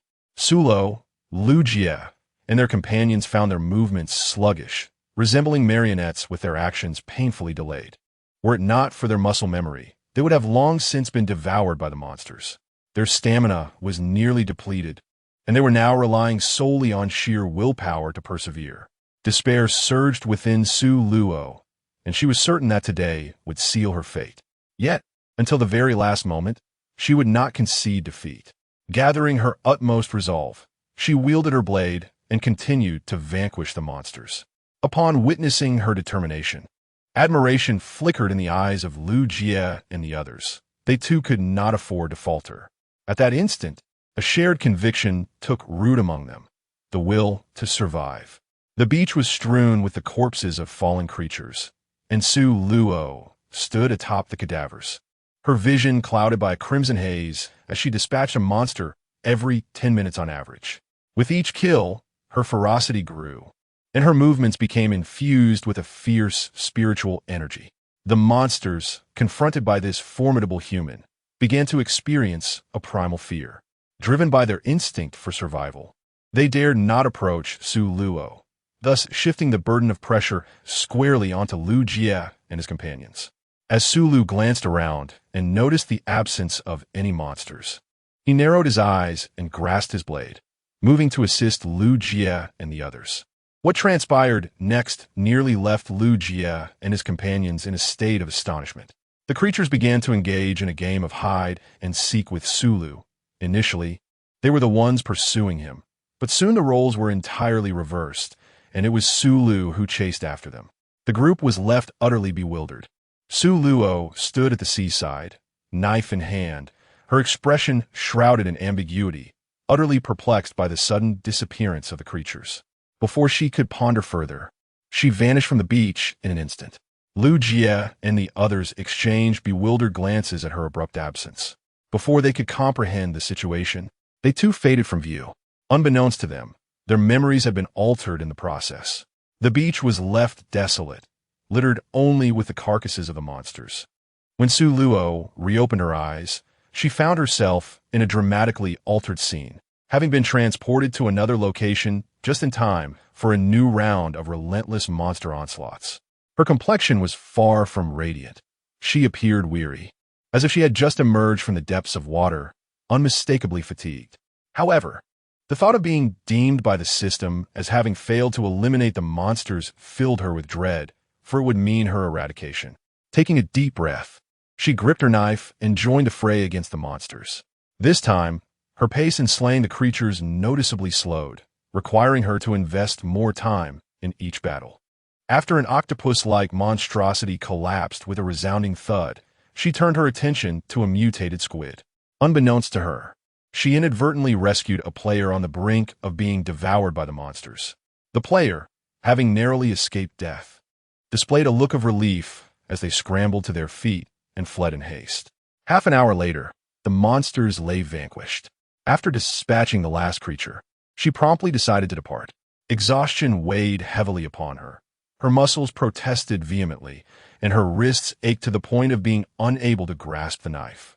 Finding a secluded spot to rest, she settled down, clutching her weapon. Mere moments after sitting, she heard the sound of hurried footsteps approaching. A man and a woman appeared before her, their faces smeared with grime, their bodies covered in dust, and their expressions rife with terror, clearly evading the pursuit of the monsters. Su Luo nearly let out a curse. Once she escaped this instance, she vowed to find a bustling temple to pray earnestly, hoping to alter her unfortunate fate. With a blade in hand, she rose to her feet, preparing to seek a more tranquil spot to rest. The man, observing her solitary state and the sharp weapon she wielded, harbored malicious intentions and exchanged a furtive glance with the woman beside him. The woman, seizing the cue, called out to Su Luo, "Sister, please don't leave just yet." The scheming in their eyes was unmistakable. They desired the knife she held and contemplated silencing her permanently. They were delusional. She had no intention of engaging with these dimwits and strode away with purpose. Blade in hand, the woman's eyes, devoid of emotion, emanated an intense aura of oppression that sent shivers down the spine. Instinctively, they sensed danger, akin to a placid lake concealing a bloodthirsty demon poised to break free from its shackles and devour them whole. The man realized they had encountered formidable opposition, and his treacherous thoughts extinguished in an instant. The woman bit her lip, a flicker of unwillingness crossing her features. "Chingu, are we truly going to let that woman go?" Chapter 12. Instance, Man-Made Disaster 12. Chun Chun retorted with irritation. "That woman is clearly a seasoned killer of monsters. I have no desire to meet my demise." He had the foresight to observe that she was drenched in blood, and a mere glance from her instilled profound trepidation within him. Here, moral ethics held no sway. Everyone yearned to survive. However, they were unarmed, and if they failed to vanquish the creatures, they would face annihilation. Zhongli trembled, her heart racing. At this moment, he disregarded the system's warnings entirely, oblivious to the fact that being obliterated in the game world would also extinguish his life in the real world. Zhongli, unlike him, was far from optimistic. Contemplating her options, she resolved to part ways. "Chingu, I will not accompany you any longer." With that, she turned and fled. Chunshin made no effort to stop her, leaning against the wall, and before long, succumbed to slumber. Not long after he fell asleep, a creature drawn by the scent approached. Meanwhile, a drowsy Su Luo was stirred awake by a sudden scream. Summoning her energy, she released her mental acuity to scan her surroundings. The spot where she had rested was now infested with monsters, who were feasting. She could not discern which of the two was responsible. She left a thread of her mental energy tethered to one of the monsters, vigilant against its approach. Once the creature finished its meal, it departed, seemingly uninterested in searching her vicinity. Seeing this, Su Luo exhaled in relief. It was a fortunate turn of events. Had it approached, she held no confidence in her ability to slay it. Just as she completed her retirement procedures, every elixir stored in the spatial realm was confiscated by the main deity. Do not inquire about the reason. It was simply a regulation of the Fast Travel Bureau. Had she known she would enter a survival game, she would have insisted that the overseer reserve some elixirs for her. Alas, words only lead to tears. It is best to seize the moment to rest, as her sixth sense warned her that she would soon be transported to the next area. Indeed, her premonition proved accurate. Approximately 2 hours later, the scene before her began to blur. When she opened her eyes, she found herself in a place surrounded by walls, dreary, gray-black walls that instilled a sense of oppression. The walls towered impressively, estimated to be between 4 and 5 meters high, and they were slick, entirely extinguishing any thoughts of climbing. As she surveyed her surroundings, a monstrous creature silently emerged behind her, its cavernous maw gaping, drool pooling on the ground. With a glint of ferocity in its eyes, the food had finally arrived. It lunged towards her with alarming speed. The moment the monster manifested, Su Luo was already aware of its heavy breaths. As its saliva dripped onto the ground, a foul stench assaulted her senses. With a slight movement of her ears and a firm grip on her blade, she evaded its attack by deftly sidestepping. What manner of mutated creature is this? It is utterly repulsive. The monster, realizing it had missed its target, swiftly turned and lunged at her once more. Su Luo seized the opportunity, aiming for its tendrils with her sword. In a flash of cold light, several tendrils of varying lengths lay severed upon the ground, and the creature emitted a sharp, piercing howl of pain. A tremor coursed through Su Luo's brow, and she inwardly lamented the situation. Could this fellow be summoning companions? Sweat beaded in her palms as she tightened her grip on the blade, resolved to conclude this swiftly. With that thought, She surged forward, brandishing her weapon. Soon, Su Luo discerned that the creature's hide was particularly resilient. With each strike, her hands tingled from the impact. After inflicting 2 wounds upon the beast, it became increasingly elusive, no longer granting her the opportunity to strike again. Sulo's lips curled into a faint smile. Indeed, this creature possessed a surprising degree of intelligence. However, only one of them could survive, and she was resolute in her determination to endure. Swiftly, she altered her strategy, focusing her assault on its abdomen. As the beast lunged towards her, she executed a graceful slide, deftly disemboweling it. The monster let out a wretched howl, its innards spilling forth, succumbing to its fate with a palpable sense of despair. After vanquishing the creature, Sulo leaned back against the wall, gasping for breath. The monsters in this realm seemed to represent a more advanced version, presenting a heightened challenge in their defeat. After a brief respite, she grasped her blade and hastened away from the scene, acutely aware that the overpowering scent of blood could attract nearby predators. Just as she departed, 2 more monsters emerged, dragging away the carcass, leaving behind only a vast pool of crimson. As Su Luo meandered along the base of the wall, she eventually halted, placing her hand upon the surface beside her, her gaze reflecting deep contemplation. Could this place possibly be an immense labyrinth? If that were indeed the case, the situation would be dire. Monsters could emerge at any moment, and there was nowhere to hide. She released her mental energy and gazed skyward. The twilight had begun to descend, and soon darkness would envelop the land, marking the onset of the monster's revelry. Gripping her blade, she thrust it against the wall. It left not a single scratch. Raising her hand to knock, she was met with silence, devoid of any scent of lime dust. Estimating the height of the wall, she stowed her blade within her space and leapt, attempting to scale the top, only to fail miserably. The wall was far too slick, offering no foothold. Reluctantly abandoning the notion, she retrieved her knife, held it firmly, and proceeded forward, guided solely by instinct. Time slipped away as she walked, seemingly forever reaching an endpoint, encountering neither a soul nor any sign of the monsters. The darkness deepened, stirring a sense of restlessness within her. She paused, standing still, and took several deep breaths. Managing to quell her agitation, her thoughts raced. The last monster had appeared so silently that had it not been for her keen senses, its attack would have succeeded. Thus, it was certain that hidden doors or mechanisms lay within this place. Since the monster's demise, she had been walking along the wall's edge without discovering any secret entrances or traps, indicating that she must have overlooked something. Either she missed it entirely, or the mechanisms were exceedingly well concealed. The wall's dark hue further contributed to a deceptive visual effect. Most critically, her height restricted her line of sight to a certain extent. Before venturing onward, she marked her current position and made another mark in the middle of the path. Then, raising her blade to ensure the edge was as close to the wall as possible, she proceeded forward.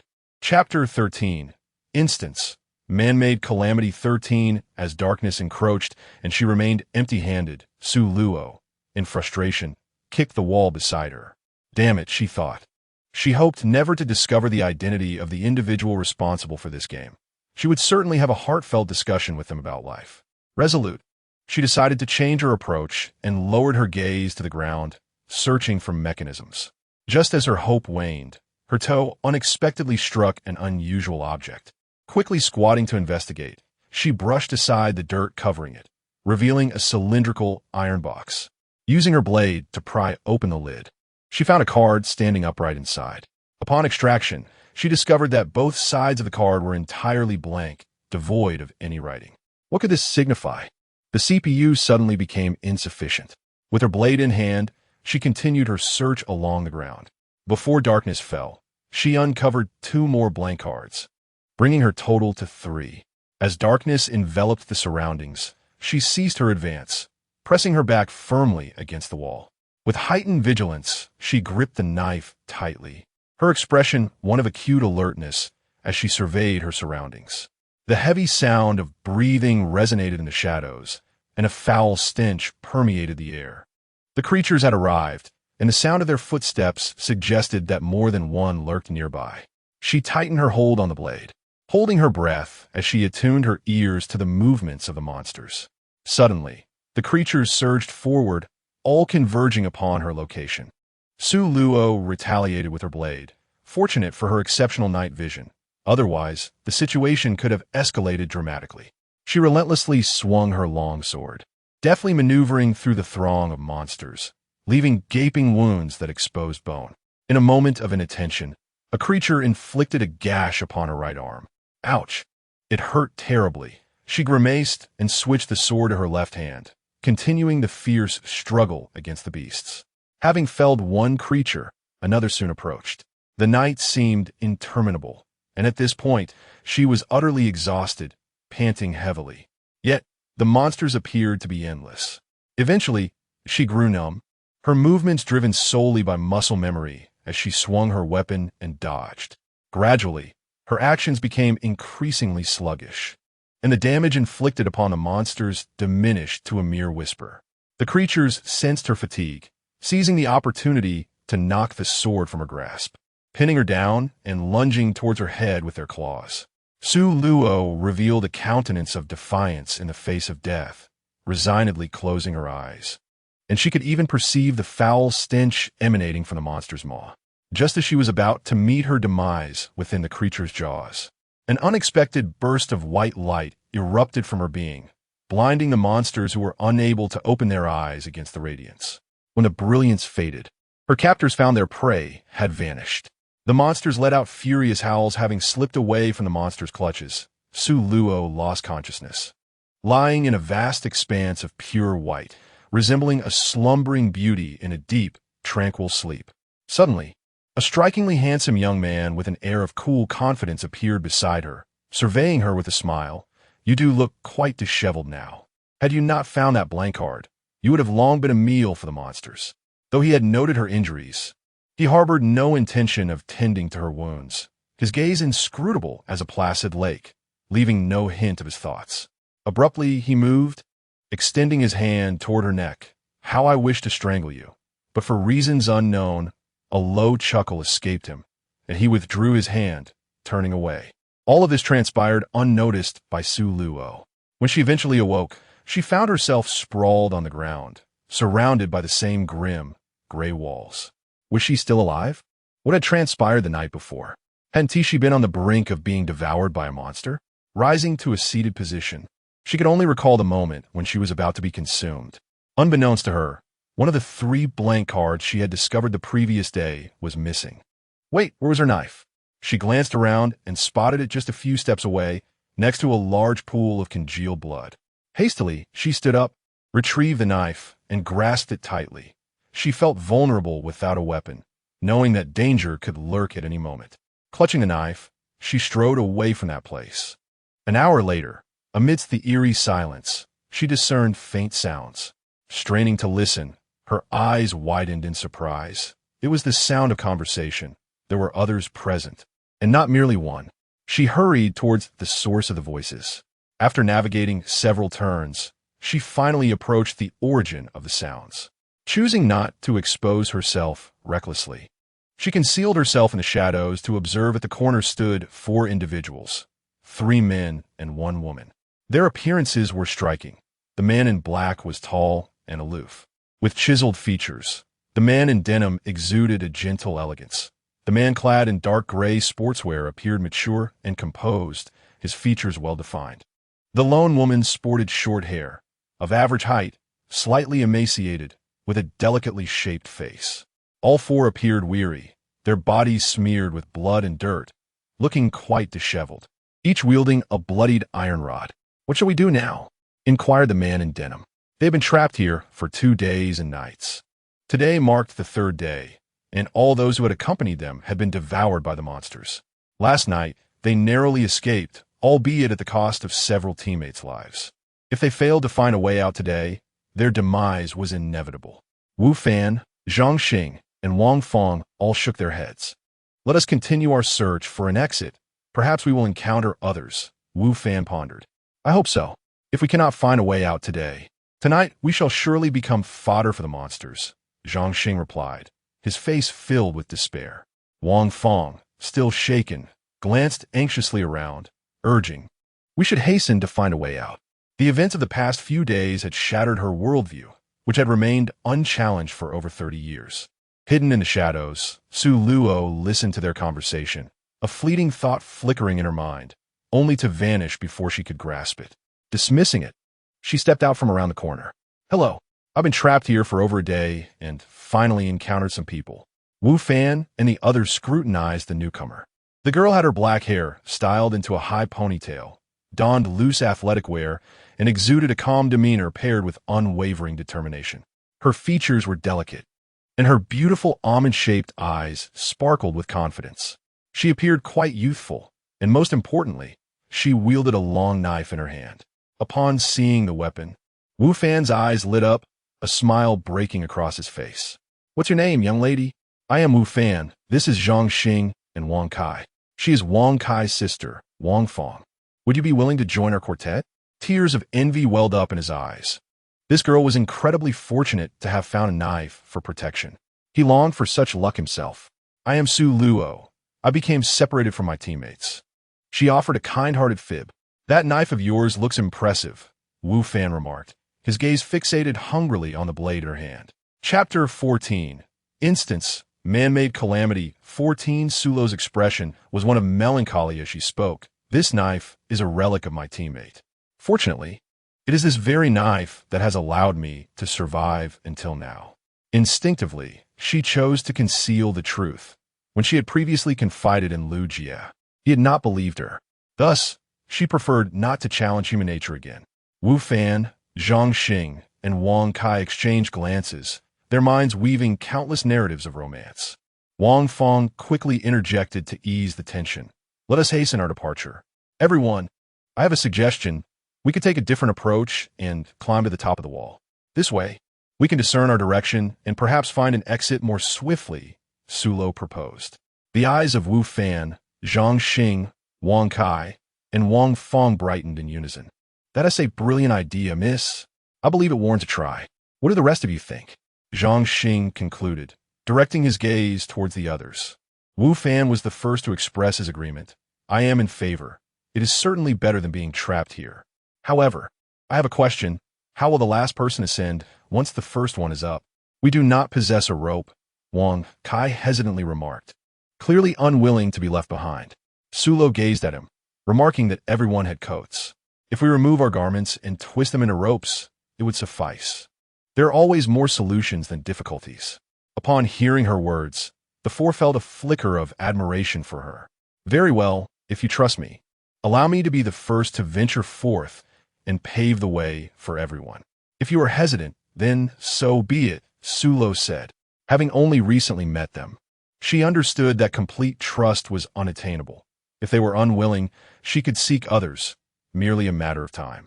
Dufan Zhang Ding Dang Kui and Wang Fong exchanged glances. Miss, let us deliberate for a moment. Grant us 5 minutes," Wu Fan chuckled awkwardly. "You may take your time," Sulo replied, unfazed, for she recognized that the human heart is inscrutable. Their caution was understandable. "Brother, I sense this girl is not the type to be malicious. She is trustworthy. Yet, she wields a knife. What if she turns against us? However, we currently possess no superior alternatives, do we? I propose we take a gamble. If we lose, we perish together. If we win, we thrive together." Su Luo quietly waited nearby, anticipating the outcome of their discussion. Suddenly, she heard a commotion, accompanied by heavy breathing and hurried footsteps. "You'd better hurry. The monster is approaching." Upon hearing this, Wu Fan and the others turned pale. "Quickly, let's proceed," as the lady suggested. In an instant, the four of them became flustered, scrambling to act. Su Luo orchestrated the four individuals with remarkable precision. Once the human ladder was established, she nimbly ascended onto their backs and effortlessly leaped onto the top of the wall. The ledge was remarkably spacious, boasting a width of at least 1.5 meters. Without taking a moment to survey her surroundings, she extended her hand to pull Wu Fan up first. Wang Fong, precariously balancing on the backs of Zhang Xing and Wang Kai, struggled to ascend. Wang Kai stood atop Zhang Xing's shoulders, gripping a makeshift rope fashioned from fabric. while Zhang Xing clung to his legs. It took a tremendous effort for those already atop the wall to finally hoist Zhang Xing and Wang Kai up. Just as they were about to converse, Su Luo signaled for silence with a gesture. Shh. The four complied without hesitation. After a minute, a throng of monstrous creatures appeared below, rampaging wildly like exuberant huskies, charging in every direction. Wu Fan and his companions felt their bodies weaken at the sight of the monstrous horde, silently thanking their fortunate stars that they had encountered Su Luo. Otherwise, they surely would have been devoured by the beasts. After more than 20 minutes, the swarm finally passed. Wu Fan and the others let out a collective sigh of relief. Meeting you, Su Luo, is undoubtedly a stroke of extraordinary luck for us. Su Luo interrupted him, stating that since they were all from the Flower Kingdom, it was only right to assist one another. Let us hasten our departure, he urged. If I am not mistaken, the creature that just passed was merely the first wave. Wu Fan and the other three felt a shiver run down their spines, exclaiming in disbelief that this dungeon was truly terrifying and utterly deranged. Su Luo stood atop the wall, unaware of the vastness that lay beyond until she ascended, only to discover that this labyrinth was astonishingly immense, stretching endlessly into the horizon. Fortunately, the walls were interconnected, alleviating any concerns of finding oneself without a path. The group occupied merely the periphery of the maze, with countless monsters lurking behind them, leaving them no choice but to advance. She assessed her bearings and declared, "Follow me." With that, she brandished her blade and strode forward with purpose. The four companions, including Wu Fan, hurried to keep pace. Zhang Xing, who trailed at the back, murmured, "I can't shake the feeling that Sister Su Luo resembles a formidable powerhouse." Wang Kai concurred, "That is quite plausible. If the monsters discover our presence up here, we may be in grave peril." The two nodded vigorously in agreement. Following this exchange, silence enveloped the group as they pressed onward. After 2 hours of relentless travel, Su Luo, leading the way, finally halted to rest for half an hour. Though she had not intended to pause, it was evident that her four companions were struggling with fatigue, their breaths heavy and steps labored. As soon as Wu Fan and the others realized they could rest, they eagerly settled down. Su Luo took a seat, quietly on guard. "Su Luo, have you received any training?" Wu Fan inquired. The stamina of this girl was simply remarkable.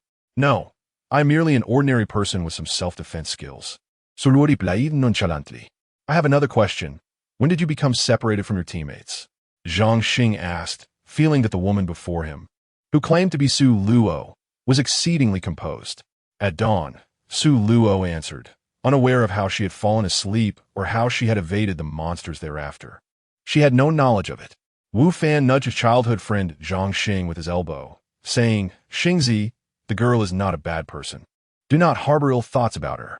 They had grown up together, and while this childhood friend had many admirable qualities, his excessive wariness was a notable flaw. Su Luo cast a glance at the two individuals before her. Their personalities were indeed complementary, a loquacious one and a taciturn one, a spirited character and a composed one. Wang Kai and Wang Fong stepped in to mediate the situation. "Su Luo, do not take it to heart. Xingzi means no harm." Wang Fong added, "Su Luo, you appear quite young. Are you a university student?" "No, I did not attend university," she replied, for she had not been able to pursue higher education before entering the Quick-Transmigration Bureau. Wang Fong was somewhat taken aback, but refrained from probing further. Once again, an awkward silence enveloped the group. Wu Fan realized that Su Luo was the type who could extinguish a conversation with just a single remark. Su Luo keenly sensed a tremendous tremor emanating from below once more, swiftly gesturing for silence among the group. Wu Fan and the others also felt it, hastily covering their mouths and holding their breath. Silently, Su Luo conjured a protective barrier with his mental prowess, enveloping them in its embrace. Before long, a tumultuous wave of bizarre creatures surged forth like a relentless tide, racing towards them. This marked the second wave of monsters, whose numbers were at least double those of the creatures that had passed just a few hours prior. Wu Fan and his companions gazed down at the monstrous tide, once again grateful for their fortunate encounter with the esteemed Su Luo. Chapter 15. Instance Man-Made Calamity. After more than an hour, the onslaught of monsters finally subsided. Su Luo rose to her feet, urging them to move on. Here, she was unable to harness her mental powers extensively, rendering her incapable of discerning the events unfolding ahead. Wu Fan and the others hurriedly stood up as well. Wu Fan chuckled self-deprecatingly, admitting, "My legs have turned to jelly." Zhang Xing glanced at him and replied, "I feel the same way." Wang Kai, filled with concern, turned to his sister Wang Fong and inquired, "Sister, are you all right?" Her pallor was alarming, clearly indicating her fright. "Xiao Kai, I'm fine. We must hasten our departure from this wretched place," Wang Fong insisted, summoning her strength, determined not to hinder the others. The four of them, trembling with trepidation, followed closely behind Su Luo as they pressed onward. After several hours of this arduous journey, Wu Fan, panting heavily, finally voiced his fatigue. "Sister, I can't go on any longer. I need to rest for a bit." Zhang Xing, Wang Kai, and Wang Fong regarded her with hopeful anticipation. Su Luo came to a halt, a slight furrow forming on her brow. At the pace they were moving, it seemed impossible to escape this labyrinth tonight. The expanse of this maze was indeed vast. After such a prolonged journey, they had barely covered half the distance. With a gentle nod, she suggested, "Let's rest for an hour. After all, one cannot hasten the cooking of hot tofu." Eventually, they would find their way out. Upon her agreement, the four of them promptly settled down. Wu Fan stretched out flat, while Zhang Xing and Wang Kai followed suit. Wang Fong, however, restrained by her feminine modesty, refrained from lying down despite her fatigue. Suro did not feel particularly fatigued. This was far less arduous than slaying monsters. "Xingzi, if we manage to survive and escape, we must indulge in a hearty meal," Wu Fan declared. "As for me, I yearn for a good night's sleep more than anything," Zhang Xing replied. "After a satisfying feast, I wish to awaken naturally," Wang Kai expressed with longing. Wang Fong remained silent. Su Luo gazed toward the edge of the labyrinth, uncertain of what awaited them there. Perhaps, before she could escape this maze, they would be transported to another area. If that were the case, this instance would be exceedingly frustrating. Thus far, she had traversed 4 different maps. She turned to Wang Fong and inquired, "Sister Fong, when you entered the game, were you always here, or were you transported from elsewhere? And how many locations have you changed?" The clues she had overlooked were on the verge of intertwining, forming the latest lead. Wu Fan interjected, "Including this map, we are on our 3rd. He and Xingzi had grown up in the same large courtyard, and their companions who had entered alongside them had already met their demise." Contemplating this, his spirits inevitably sank. "Counting this one, I am the 4th, Su Luo remarked. Wu Fan suddenly straightened, exclaiming, "Sister, you are quite impressive to have changed 4 maps." Zhang Xing also sat up, his eyes wide with astonishment as he regarded her. Wang Kai's gaze shifted, now imbued with admiration. Su Luo gazed at the 4 individuals and hurled a bomb, prompting a conjecture within me. This dungeon is likely to encompass 13 maps. Of course, this is merely my personal speculation. The 4, including Wu Fan, were instantly petrified. Wu Fan stammered, "Miss, you aren't jesting with me, are you? I fear that both Xingzi and I may not survive to see that time." The reason he and Xingzi had persevered thus far was due to the protection afforded by their fallen comrades. Now that those allies were gone, the 2 of them, incapable of carrying burdens or wielding weapons, were already on the brink of demise. "Xiao Fan," Su Luo interjected, "what I just mentioned was purely a hypothesis. Everything remains uncertain. This dungeon is titled Human Calamity, and it relates to the discharge of nuclear wastewater from the Sakura Nation. The intent of this dungeon may not be to have us slay monsters, but rather to compel players to address the issue at its very root." Zhang Xing, known for his quick wit, found clarity in his thoughts upon Su Luo's reminder, as if a veil had been lifted from his mind. Su Luo gazed at Zhang Xing with admiration. He was remarkably intelligent and possessed a remarkably agile mind. She articulated one thought, and he envisioned 3 subsequent possibilities.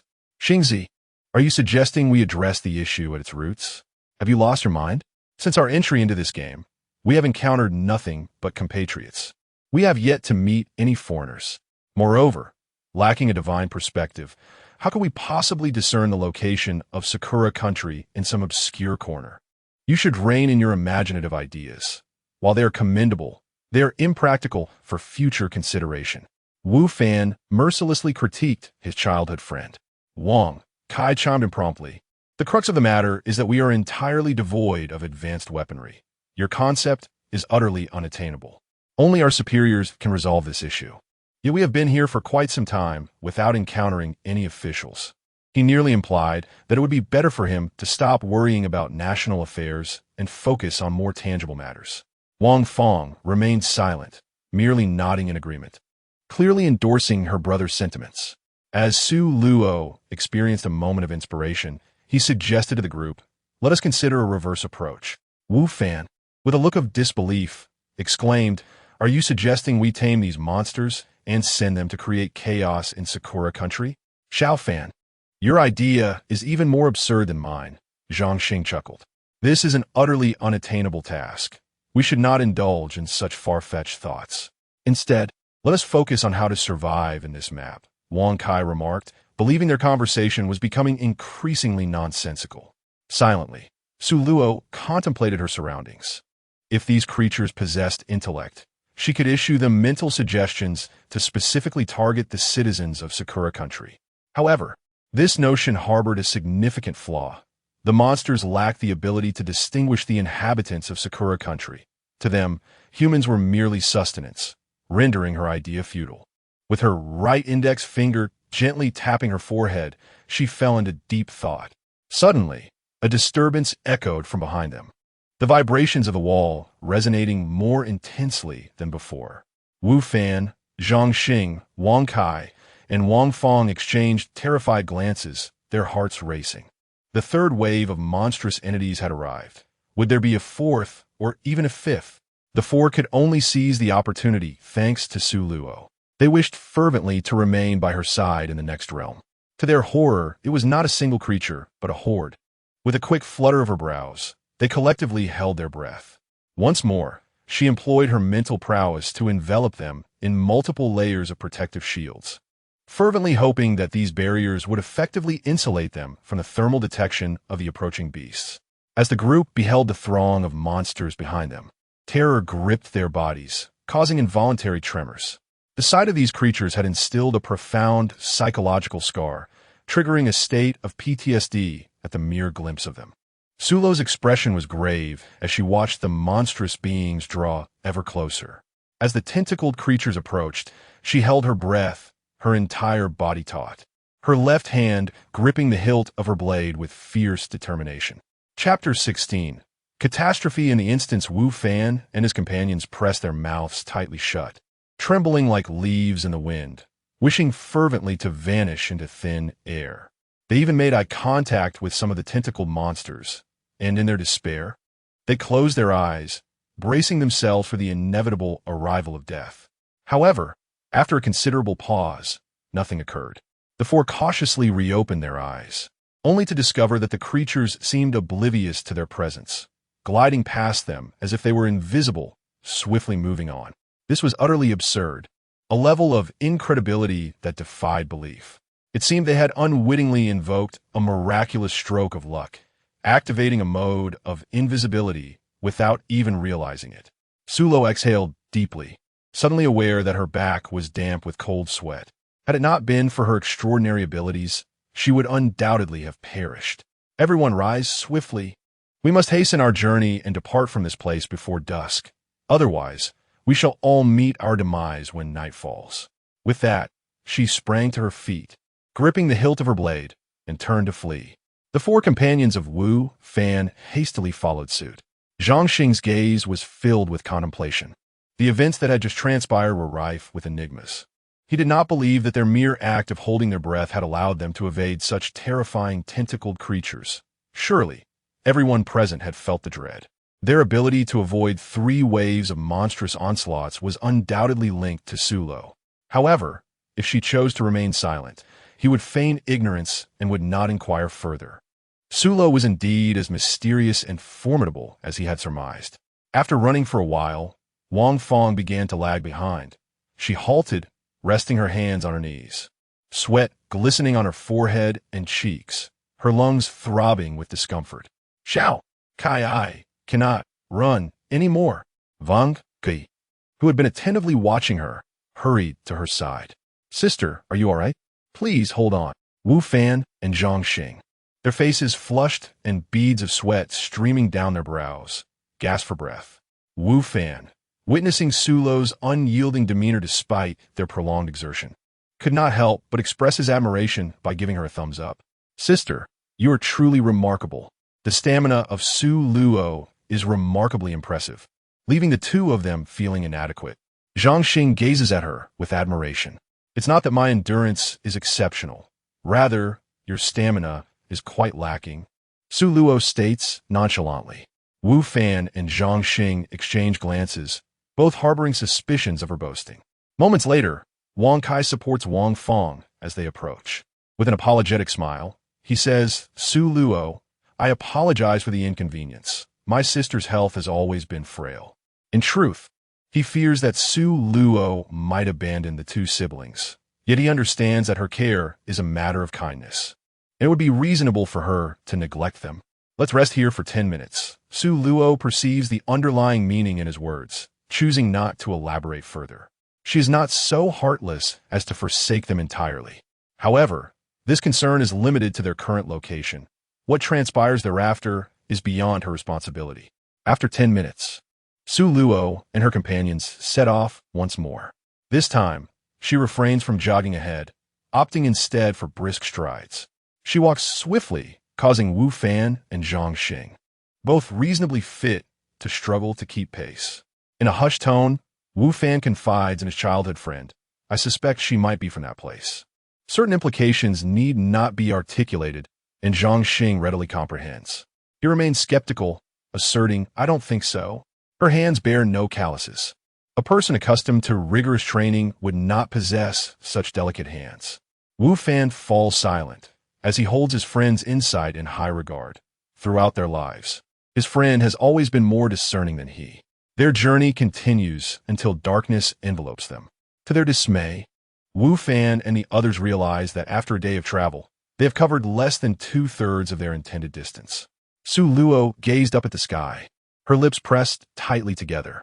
The daylight had begun to fade, and with the onset of night, one could only wonder what monstrous tides awaited them. Traveling in darkness magnified the peril. Should any among them suffer from night blindness, the likelihood of tumbling from such a high wall was great, inevitably slowing their progress. Let us rest here for the time being. I shall keep watch tonight while you all enjoy a good night's sleep. At dawn, we shall resume our journey. Her strength had been fully restored, and she felt no need for slumber. How about this? You take the first half of the night, while Xingzi and I will watch over the latter half. Wu Fan was not so brazen as to expect her to forego rest for an entire night. As for Wang Kai and Wang Fong, they were not even worth his consideration. The two were clearly lacking in fortitude. It was one thing for the sister to be weak, but for a grown man to possess such feeble stamina was truly a disgrace to his masculinity. Sulu nodded in agreement. Wang Kai and Wang Fong both wore embarrassed expressions, fully aware that they had hindered the group's progress. They had come to realize that among the five, they were the weakest in terms of physical stamina, and everyone had been looking out for the two siblings. Wang Fong, feeling a pang of guilt, said, Sulu, we siblings have caused trouble for everyone. Silence enveloped the group as Su Luo refrained from speaking. Wu Fan and Zhang Xing, too, offered no words, choosing instead to recline and succumb to slumber, for they had the latter half of the night to guard. Observing the trio's reaction, Wang Kai's expression darkened slightly, yet he wisely chose to remain silent. Sister, you should rest, he suggested. A part of him remained skeptical. Should they fall into a deep sleep, what would become of him and his sister? Wang Fong gently patted her brother's shoulder. Xiao Kai, I'll rest for a while. The unspoken understanding between the siblings was palpable. While the daylight hours were manageable, the night posed uncertainties. One must always be vigilant. Su Luo, perceptive yet discreet, feigned ignorance to the siblings' concerns. Were she in their position, she would never entrust her back to a stranger known only by name, whom she had met merely a day prior. What of Lu Jie and the others? She hoped fervently for their well-being. In the latter half of the night, Su Luo roused Wu Fan, entrusting him with the watch. She lay down with her knife, surrendering to sleep, but not before channeling a fragment of her mental energy towards her companions. The night passed uneventfully. As dawn broke, a soft light began to filter through. Su Luo woke, stretching her neck and limbs. The watchful Zhang Xing, noticing her awakening, promptly roused his childhood friend, Wu Fan. Meanwhile, the Wang siblings had succumbed to a slumber so profound that they seemed to be lost to the heavens. Wu Fan and Zhang Xing exchanged exasperated glances. The two siblings truly left them speechless. Had it not been for their shared heritage as citizens of Hua country, they would have severed ties with them long ago. Su Luo roused the two individuals. Upon awakening, Wang Fong and Wang Kai exchanged glances, and upon realizing that the other had failed to uphold their nocturnal vigil, their expressions soured slightly. Su Lu, indifferent to their presence, strode forward with a knife in hand. Wu Fan and Zhang Xing hastened to follow, while Wang Fong and her brother trailed behind the three. After a long night, the siblings had developed a slight rift in their relationship due to the duties of keeping watch. This journey extended for several hours. In Chapter 17, The Perils of Humanity, Su Lu chose not to permit a rest, but urged onward relentlessly. Observing her silence, Wang Kai refrained from speaking, while Wu Fan and Zhang Xing sensed something was amiss with Su Lu since their departure. They exchanged hushed remarks, but soon fell into silence, gritting their teeth to endure the fatigue. Leading the way, Su Lu was lost in thought, neglecting the companions behind her. The absence of monsters the previous night, coupled with their continued absence throughout the day, suggested that something significant might be brewing. Furthermore, the question loomed of how many entities inhabited this map. 3 waves of monsters had already surged through the previous day, logically implying that the players should have met their demise. If only the 5 of them remained on this map, they ought to have been transported to another realm by now, yet an eerie stillness persisted. Perhaps she had misinterpreted the markings on her hand, subconsciously believing that each dungeon contained at least 13 segments, though no evidence substantiated this notion. "Hey, sister," Wu Fan called from behind, noticing her preoccupation. "Sister, what's the matter? Why are you ignoring me?" Feeling somewhat awkward, he added, "Sister, we've been walking for quite some time now, and everyone is exhausted. Could we perhaps take a moment to rest?" As Su Luo was about to speak, her expression suddenly changed dramatically. Behind them loomed a vast, dark horde of monsters, surging towards their location. "Everyone run! The monster tide is upon us!" she exclaimed before turning to flee. The 4 of them sprinted forward with all their might. Wang Fong, the weakest among them, summoned every ounce of strength. Driven by the instinct for survival, she dared not stop, pushing herself to run faster than she ever had before. Seeing that she had not fallen behind, Wang Kai felt a wave of relief and focused his energy on racing ahead. However, no matter how fast they ran, their legs could not outpace the mutated beasts. In the blink of an eye, the distance between Wang Fong and the creatures diminished. Hearing the sounds behind her, her legs quivered, and she stumbled, falling to the ground. The fall momentarily dazed her, and just as she regained her senses and attempted to rise, the monsters were upon her. Long tendrils ensnared her waist, flinging her backward. A brief, sharp cry escaped her lips before the creatures descended upon her. Wang Kai, upon hearing the commotion behind him, reached a corner just in time to see his sister vanish. His eyes widened in horror as he glared at the monsters. But ultimately, he could only suppress his grief and continue running. Wu Fan and Zhang Xing also noticed the sounds behind them, feeling a chill run through their bodies. They summoned every ounce of strength and dashed forward with fervor. The edge of the maze was tantalizingly close. She quickened her pace, praying that it would be a safe haven, fearing that if the monsters escaped the maze, they would surely meet their doom. 50 meters, 30 meters, 20 meters, 10 meters, 5 meters, 1 meter, she leaped forward. Behind her, Wu Fan and Zhang Xing witnessed Su Luo vanish before their eyes. Elated, they instinctively quickened their pace. One after the other, they jumped forward, only to disappear into thin air. Wang Kai, witnessing this, felt a surge of urgency. Gritting his teeth, he accelerated, just as he was about to escape the eerie labyrinth. A long tendril wrapped around his waist, yanking him back into the throng of monsters. In an instant, he became their next meal. Then, as if they had never existed, the creatures vanished from sight.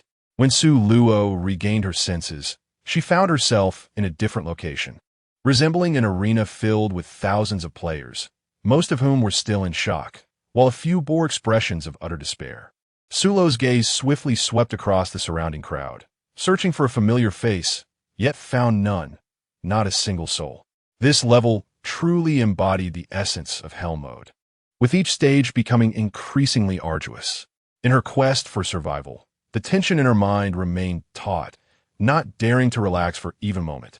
With a thunderous roar and the sound of cracking, countless monsters surged forth from the Iron Gate. As they emerged, they opened their gaping maws, lunging toward the players. Instantly, chaos ensued among the players, with screams and curses echoing in the air. Su Luo inhaled deeply, gripping the long blade firmly in hand, and without uttering a word, charged forward. The other players beheld a young woman clad in athletic attire, wielding a massive cleaver as she valiantly battled the monsters. "Brothers and sisters, let us confront the beasts," someone shouted, igniting a fervor within the hearts of the players. Fear, anxiety, and trepidation were momentarily cast aside as they seized their weapons and surged towards the creatures in clusters. Alas!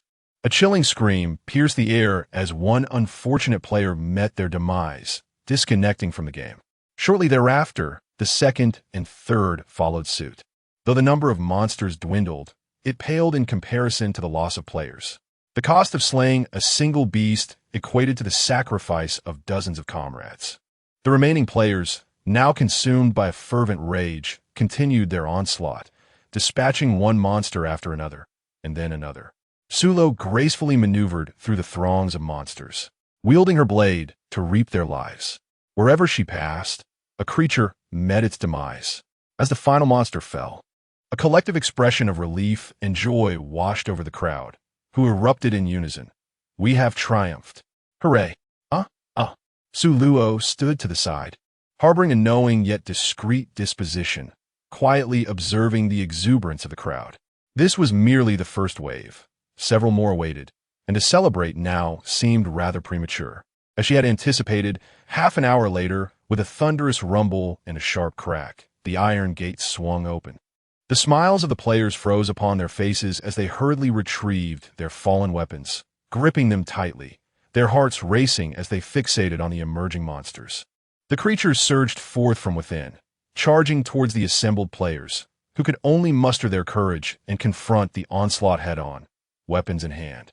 As a new round of carnage commenced, Sulo noticed that the iron gate remained ajar, suggesting that monsters could burst forth at any moment. Gripping her blade, she sprinted toward the gate, determined to close it before every monster on the field was dispatched. As she ran, her gaze swiftly scanned the surroundings in search of something to temporarily block the gate, but after a thorough search, she found nothing. Chapter 18. Catastrophe in instance soon. Sulo arrived at the iron gate and observed it closely. To her surprise, she heard the sound of electricity crackling above. She picked up a stone and hurled it at the gate, only to see the fist-sized rock shatter into fragments upon impact. Faced with this, she had no choice but to abandon her attempt. The gate was charged with high voltage, and she could not locate the power line in such a short time, let alone sever the power supply. Without hesitation, she turned and plunged back into the throng of monsters, unleashing all her pent-up frustration upon them. To conserve her stamina, she slowed her pace of extermination, extending her strikes from 1 kill within 10 moves to 1 within 20. The number of players in the arena visibly dwindled. The monsters were gradually reduced in number, and when the last beast fell, only a little over 100 players remained in a venue that had once been teeming with thousands. The remaining players glared at the lifeless bodies of the monsters, their fury palpable, wishing to obliterate them completely. Before they could collect themselves, a third wave of monsters surged forth from the iron gate. Sulo, wielding her blade, charged towards the monsters with a singular conviction: to survive. The retirement she had so painstakingly earned was yet to be savored, and she refused to succumb to death so easily. The players around her were already exhausted to the point of numbness. They could only muster the strength to fight for their lives. After several hours of relentless struggle, they finally vanquished the entirety of the third wave of monsters.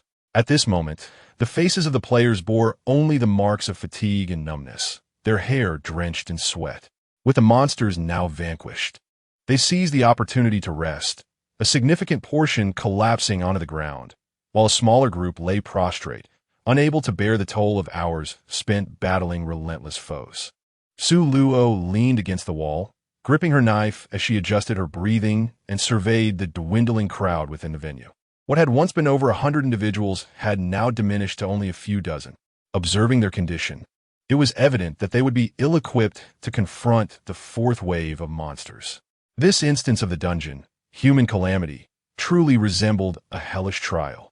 None of the 5 maps had presented any respite. Suddenly, a thought struck her. She had overlooked something significant. Since the 3rd map, the system had ceased to distribute supply cards. What, then, was the system's intention behind this ordeal? Was it merely to toy with them? Contemplating this, she turned away, retrieving a supply card from the inner pocket of her shirt. Upon counting, she realized that 1 blank card was missing, indicating that during the labyrinth encounter when she narrowly escaped being devoured by a creature, the blank card had activated, thus sparing her life. Nearby, a middle-aged man noticed her counting the supply cards and kindly cautioned her, "Young lady, these items are utterly useless. If they were of any value, we would not find ourselves in our current predicament." Initially, when they received the supply cards, they had been elated, believing they could exchange them for weapons, food, or water. Yet, despite slaying numerous monsters, the supply cards had never proven effective. "Sir, may I inquire how many locations you have exchanged at?" Su Luo asked. The middle-aged man pondered for a moment before responding. "This is the 6th location. Had it not been for my martial arts training, I would not have survived until now." Listening to his words, Su Luo's thoughts raced. Did this imply that each player's progress in the game varied, and consequently, their completion of tasks differed? Surely there couldn't be 13 maps. Enough of this line of thinking. The situation could hardly worsen, so she resolved to go with the flow. If only her extraordinary abilities had remained intact. Alas, apart from her spatial capabilities and mental strength, all the advantages she had acquired in the task realm had been confiscated by the Master God. No more dwelling on the past. She must avoid succumbing to self-pity. "Young lady, I must say, your skills are quite impressive. Have you undergone any training?"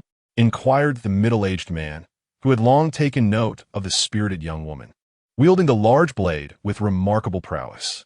Sulo shook her head and casually replied, "No, it is solely the belief in the will to survive." With that, she tucked the card back into the lining of her pocket. The middle-aged man, seeing her reluctance to speak further, did not press her and fell silent. The surviving players in the arena, believing that the monsters would not reappear, began to lower their guard. Some of the more carefree players even succumbed to sleep, their snores echoing throughout the space. Once the first fell asleep, it was only a matter of time before the second followed suit. Before long, more than half of the players lay sprawled out, the sounds of their snores rising and falling like a haunting melody.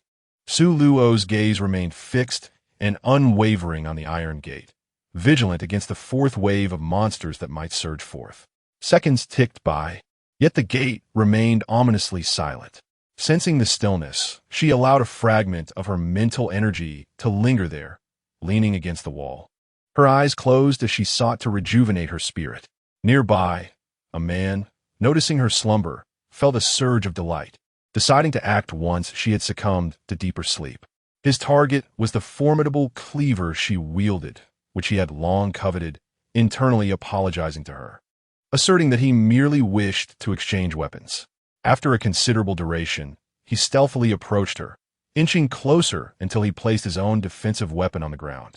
Holding his breath, he cautiously pried open her fingers. Just as the sharp blade seemed poised to slip into his grasp, Su Luo opened her eyes, fixing him with a chilling stare that spoke volumes without uttering a word, a gaze so icy it sent a shiver coursing through him. The man froze in place, his heart racing under her scrutiny. Resembling a marionette caught in a moment of dread, he managed a smile more grotesque than that of a weeping visage, stammering, "I must clarify, it's a misunderstanding." With that, he scrambled away in a frenzy, determined to distance himself from her. She was simply too formidable.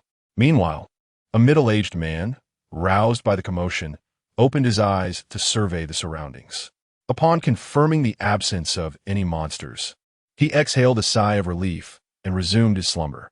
Su Luo rose, knife in hand, preparing to vault over the fence to assess the situation in the audience area. She preferred to maintain a firm grip on the initiative. Striding towards the stands, she gauged the height of the surrounding wall, retreated a few meters, and began her run. With a powerful leap, she grasped the iron railing, carving out an opening with her blade, and slipped inside, arriving at the stone platform of the audience area. Surrounded by the sea on all sides and towering cliffs, the arena stood starkly here, elevated at least 100 feet above the ground, with thick moss adorning the smooth rock walls.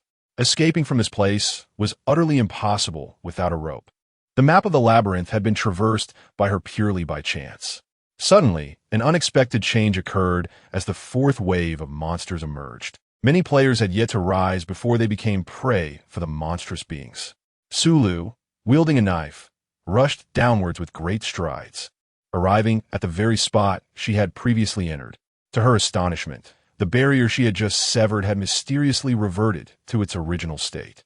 She struck the barrier with her blade, only to find it inexplicably resilient, resembling an impenetrable iron mesh, unaffected by her previous assault. Chapter 19, Catastrophe. Human Calamity 19. Congratulations, player, you have unlocked the identity transformation. You shall transition from player to spectator. Now, please indulge in the spectacle of the monsters' revelry and the desperate struggles of their prey. Upon hearing this, Sulu stood frozen, bewildered. What a twisted sense of humor this was. She could not bear to witness her fellow beings meet their demise. With renewed determination, she swung her knife with all her might at the barrier. Suddenly, a jolt of electricity surged through the blade, causing her entire body to tingle and her grip to falter, resulting in the knife clattering to the ground. Warning, warning, warning. Spectators are prohibited from damaging the protective net.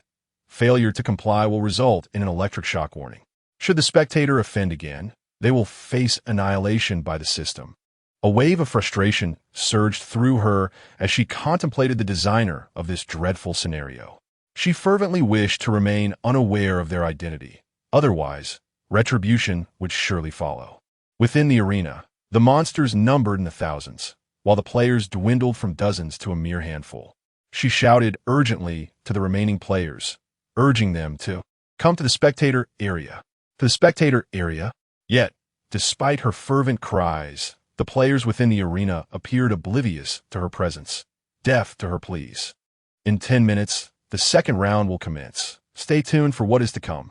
Upon hearing this, Su Luo felt an overwhelming urge to wield a blade and cleave the speaker into fragments. Such was her loathing. Hastily, she retrieved the card nestled in her grasp. And, as she had anticipated, one more blank card had vanished. Now, she was left with but a solitary blank card.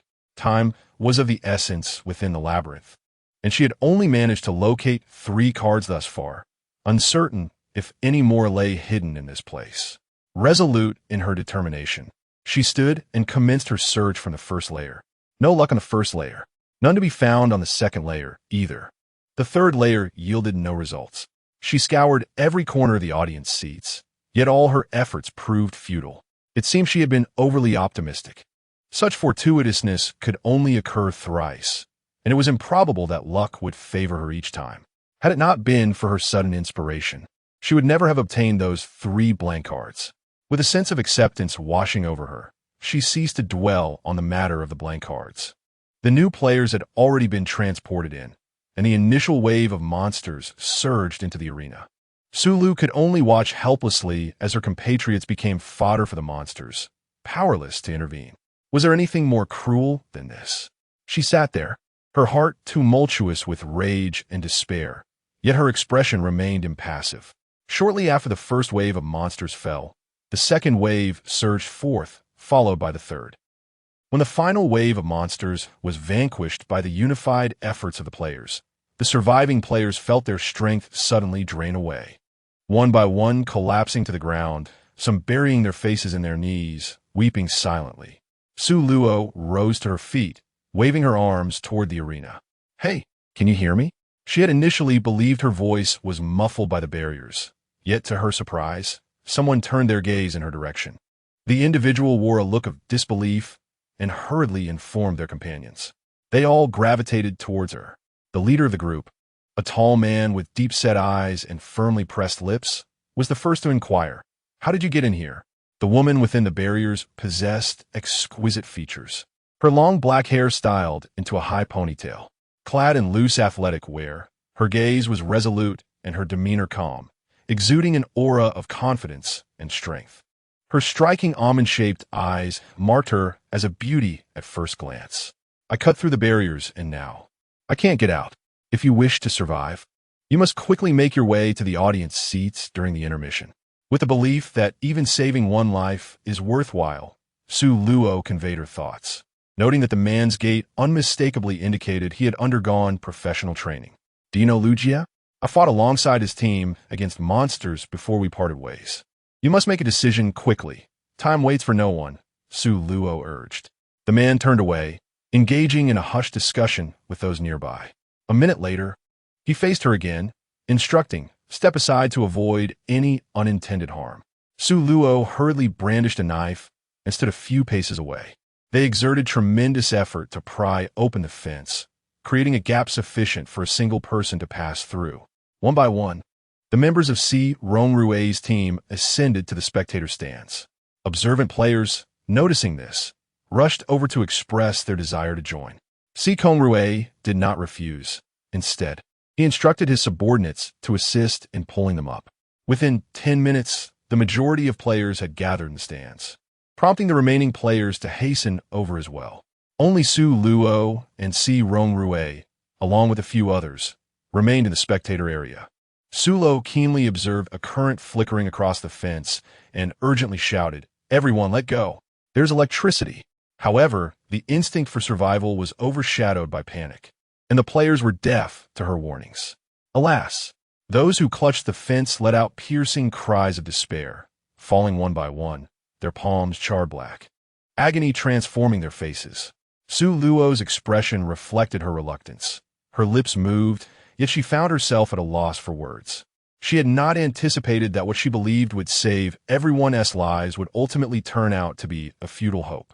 Subsequently, the barrier that had been breached by Si Rongru and his companions began to restore itself at a visibly rapid pace. Si Rongru and the others exchanged glances, realizing that their long-held beliefs in materialism had been utterly dismantled since entering this game. Si Rongru's countenance darkened. This survival game treated human lives as if they were mere weeds. "Are you all right, boss?" inquired a young man with striking features and expressive eyes. "I'm fine." Si Rongru quickly masked all his emotions. He turned towards Su Luo, saying, "Thank you for saving my life and that of my teammates. I am Si Rongru, a childhood friend of Lu Jia. They are all my companions. Allow me to introduce you. This is Wang Hao, and he is Liu." Su Luo offered them a faint smile. "I am Su Luo. There is no need for thanks. I have merely fulfilled my duty, though I lament my inability to save more souls." As she spoke the last words, her spirits inevitably sank. Congratulations to all players for unlocking identity transformation. You shall now transition from players to spectators. Please indulge in the revelry of the monsters and the desperate struggles of the prey. Upon hearing this, the monsters surged forth from behind the iron gate. Upon witnessing this, Si Rongru instinctively felt the urge to rush out. Chapter 20. Instance. Man-made calamity 20. Sulu, with remarkable quickness, pulled him back. Si Rongru remained calm. There is high-voltage electricity on the fence. His duty was to protect the populace, yet now, the man with thick brows and large eyes patted his shoulder firmly, offering silent reassurance. "Sister, your knife is quite impressive.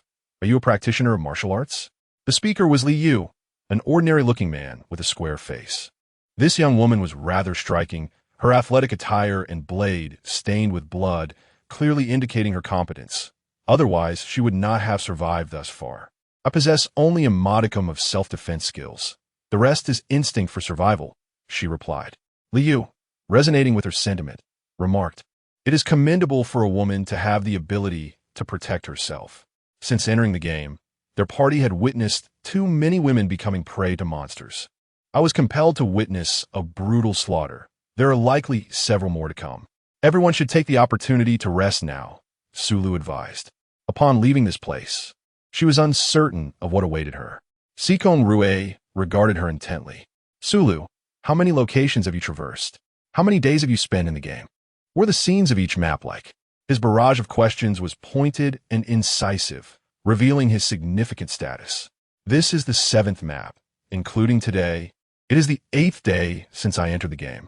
We just arrived here, vanquished 2 waves of monsters, and then heard your voice, Sikong Rue stated with precision. Fate has brought us together. Let us exchange information and perhaps share your strategies for clearing the levels. What say you? Sulu inquired earnestly. Sikong Rue organized his thoughts and candidly recounted their experiences across the 7 maps and their strategies for success. Once he finished, Sulu reciprocated by detailing her encounters with the first 4 maps and her methods for overcoming them. As they exchanged information, the battle around them was drawing to a close.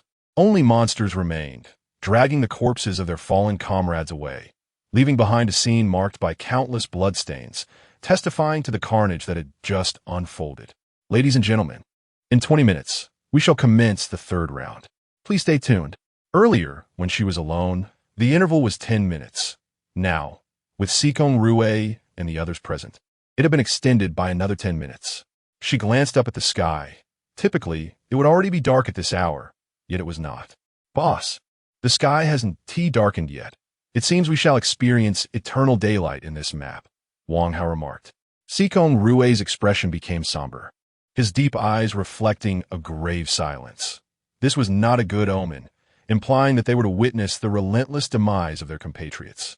Wang Hao and the others quickly grasped the underlying message in his words, cursing the system for its cruelty. Clearly, they were being toyed with psychologically.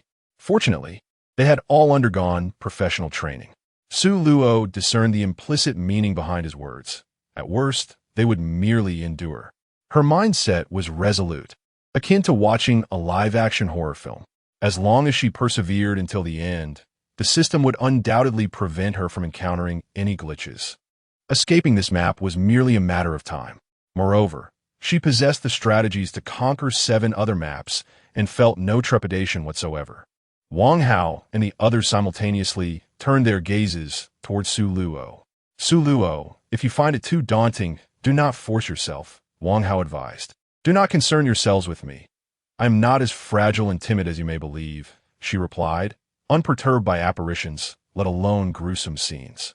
In the blink of an eye, 20 minutes had passed, and the vast arena was once again filled with thousands of players.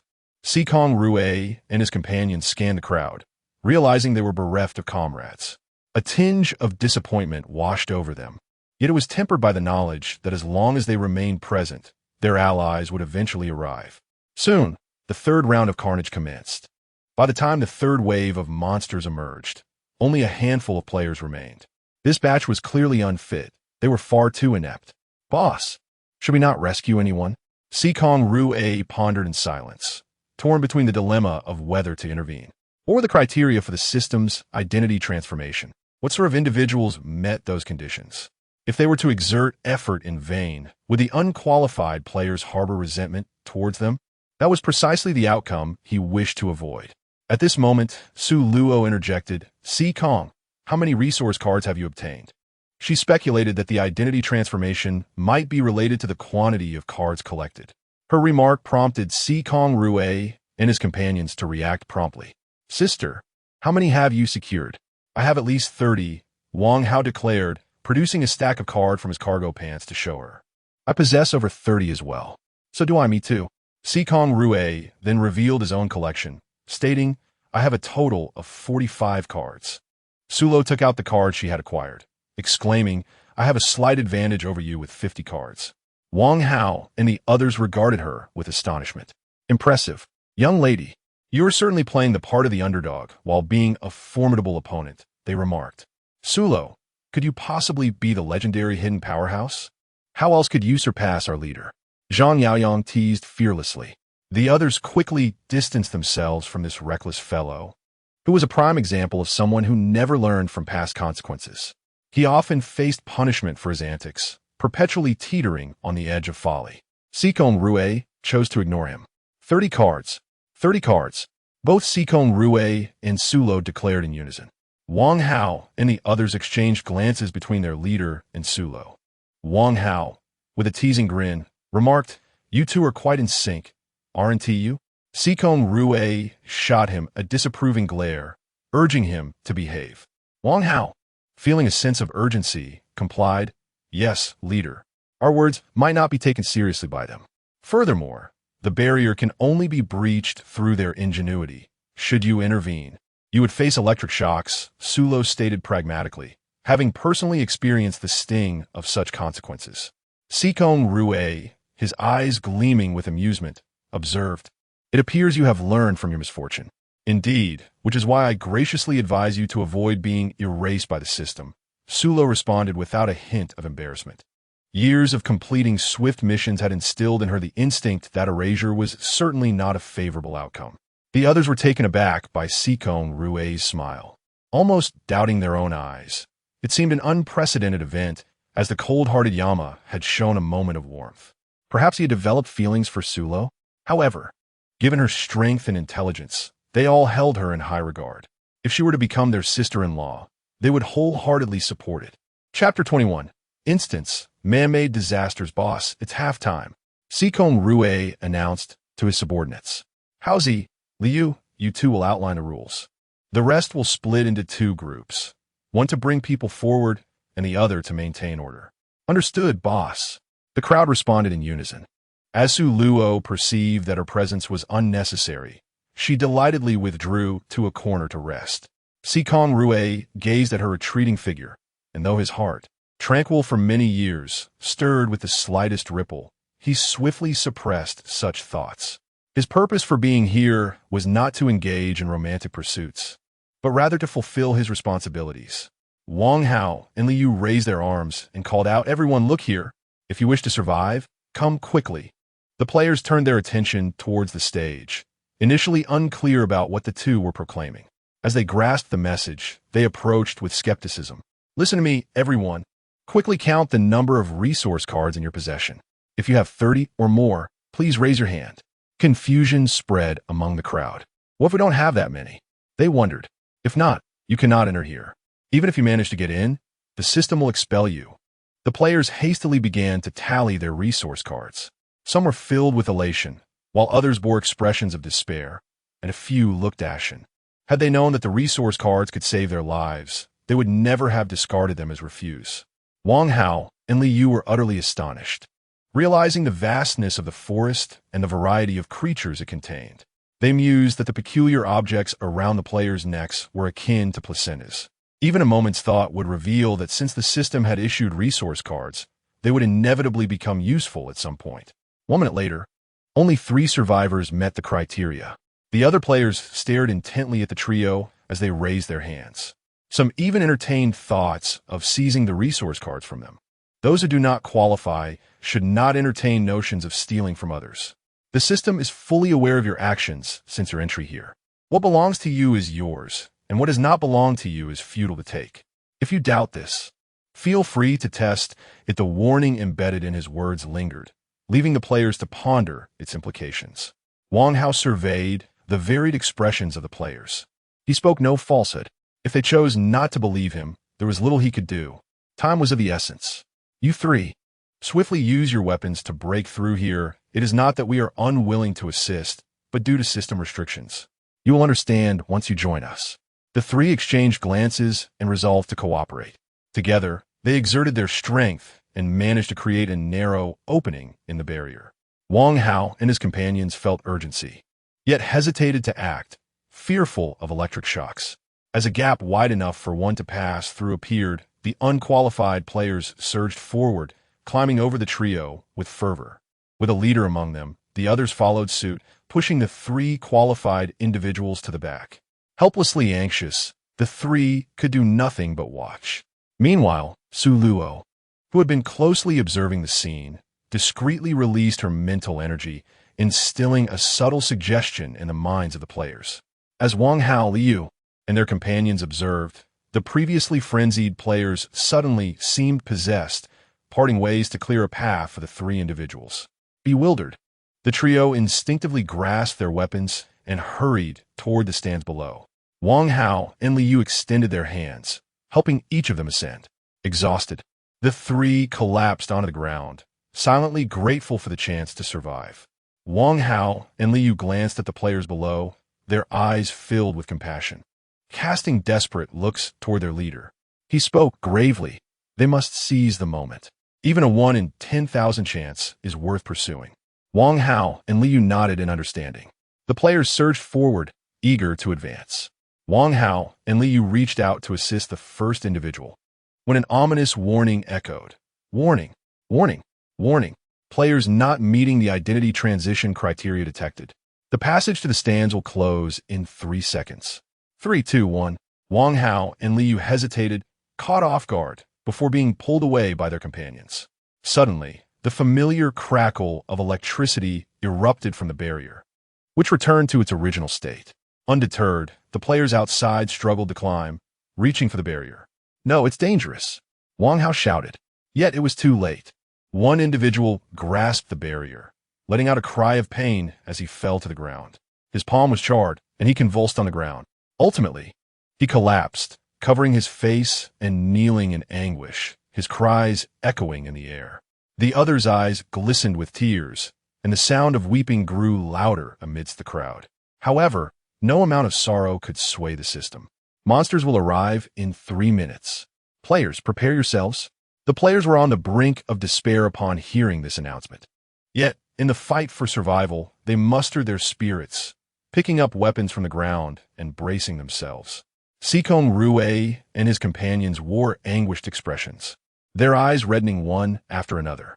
Although they had anticipated this scenario, the reality brought them unbearable torment. They wished they had chosen to face death together with everyone else. The newly arrived trio sat on the ground, tightly covering their ears, akin to ostriches burying their heads in the sand, unwilling to witness the gruesome scene unfolding within the arena. Soon, players began to perish one after another. This player has completed 3 rounds of the slaughter games and will now be transported to the next location. The mechanical voice resonated above Su Luo, having mentally prepared herself. Su Luo waved goodbye to Sikong Rue and the others. They watched as her figure vanished from sight. Could it be? She was transported away so swiftly? Sikong Rue said in a low voice, "Our time here will not be prolonged. The system will not allow them to linger on this map for too long. The ultimate objective of this game is to eliminate all players who enter." Chapter 22, Calamity. As Su Luo opened her eyes once more, she gazed upon the unfamiliar surroundings, realizing she had arrived in a new map that resembled a deserted island. The only constant was the myriad of mutated creatures emerging from the sea, while thousands of players engaged in combat against these beasts.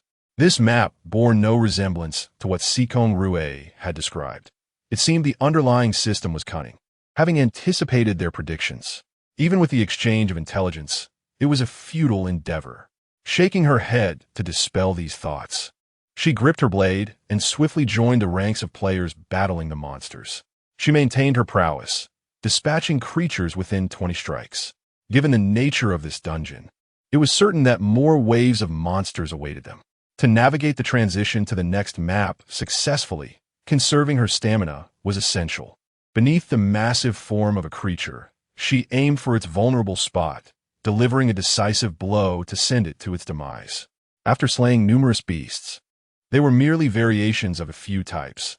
The monsters with formidable attack power typically made their appearance last. With the collective efforts of the players, the initial wave of monsters was vanquished. However, this time, there were no cheers of victory. Instead, a somber atmosphere enveloped them. After several encounters, they understood the challenges that lay ahead. Seizing the moment before the aquatic creatures emerged, they took the opportunity to rest in preparation for the impending onslaught. Half an hour later, the sea began to churn, and the monsters surged forth from the depths. Suro raised his blade and advanced. "Everyone be cautious. There are monsters approaching from behind. A cry echoed through the air. A horde of creatures drew near, closing in on them. The expressions of the players shifted dramatically, their faces etched with terror. A few players, caught off guard, were swiftly devoured by the monsters. Quickly form teams and stand back to back. With a raised eyebrow, Su Luo acknowledged that this individual possessed a modicum of intelligence. However, she would never entrust her back to a stranger. Gripping her large blade, she felled a monstrous creature before turning to plunge into the throng of beasts behind her. The other players were left flabbergasted by the unconventional actions of this girl, caught in a whirlwind of confusion. Enough dawdling. If you wish to survive, heed my instructions. Came a voice laced with urgency. Prompted into action, the players swiftly organized themselves into groups of 4, fortuitously leaving Su Luo as the sole individual. In the face of life and death, the depths of human selfishness were laid bare. Su Luo was too engrossed in her pursuit of annihilating the monsters to pay heed to those behind her. An hour had elapsed, during which she had dispatched no fewer than 10 fiends, her athletic attire now stained with additional blood, and several more streaks of crimson marred her visage. At that moment, she resembled a goddess of war, fearlessly charging into the throngs of monsters, seeking out their most vulnerable points. Gradually, her movements grew increasingly sluggish, gazing at the endless horde. She took a deep breath and summoned her mental fortitude to pierce through the hearts or brains of the creatures. Several monsters collapsed in a cacophony of thuds. In this dire situation, she dared not overexert her mental energy for fear of falling into peril. Time crept by, yet the monsters only multiplied. While the number of players dwindled drastically, from thousands to mere hundreds, then down to dozens. Soon, the monsters formed a tightening encirclement, trapping Su Luo and the remaining players within. Their predatory eyes fixated hungrily on the feast before them, drool pooling at their feet. The surviving players were paralyzed with fear, their faces pale and bodies trembling, wishing fervently for the ground to swallow them whole. I do not wish to die. A voice quavered, laced with desperation. Silence. No one desires death. Another voice trembled in response. Su Luo pressed her lips together, contemplating her course of action. Should she rely solely on her own strength to carve a path through the chaos? Or should she embrace a fate of shared survival with her companions? No, she could not succumb to death. She must traverse the remaining map to uncover the solution to the man-made disaster quest. She refused to remain trapped in this place, reduced to a mere machine of slaughter. With this resolve, she spoke with a firm voice. Everyone, follow me. I will lead us out of this predicament. The crowd turned to her in unison. Could they truly survive this ordeal? It was not a matter of disbelief, but rather an inability to accept the possibility. How will we know unless we try? Upon hearing this, the group exchanged glances, gritted their teeth, and declared, "All right, we will fight with all our might.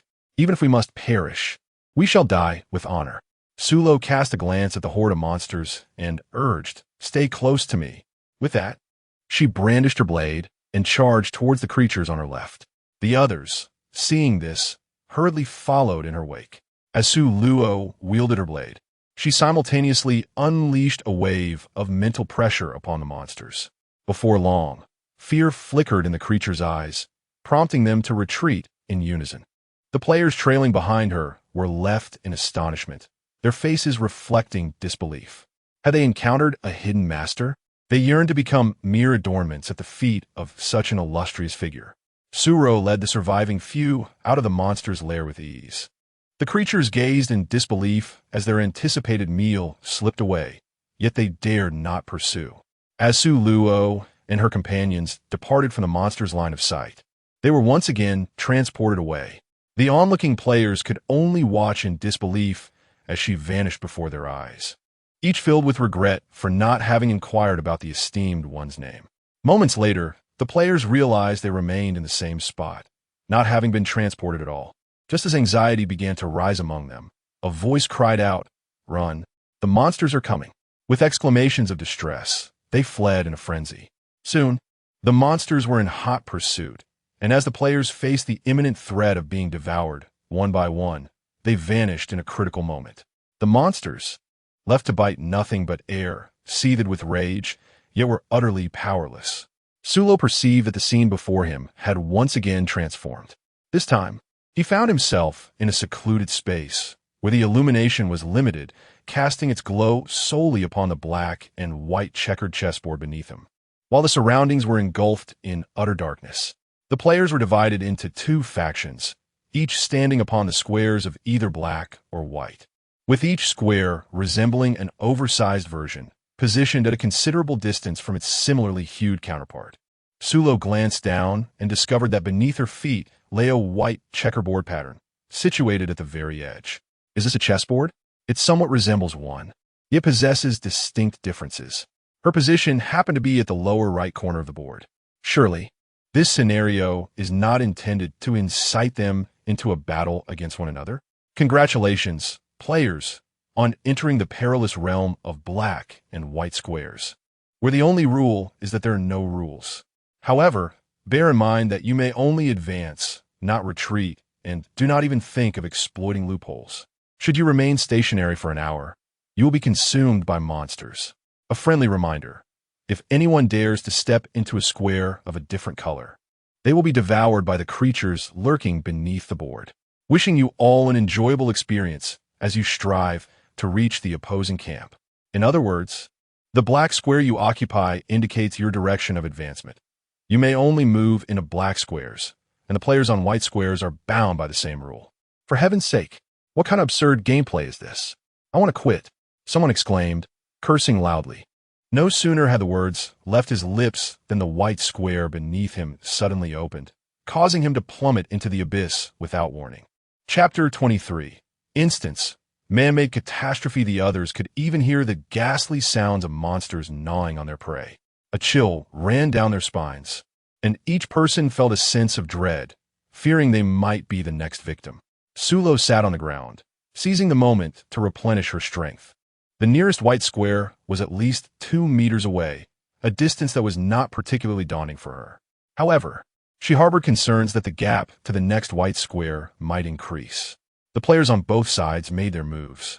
Some, summoning all their might, leaped towards the adjacent square of the same color, only to falter and find their heels landing on a neighboring white square.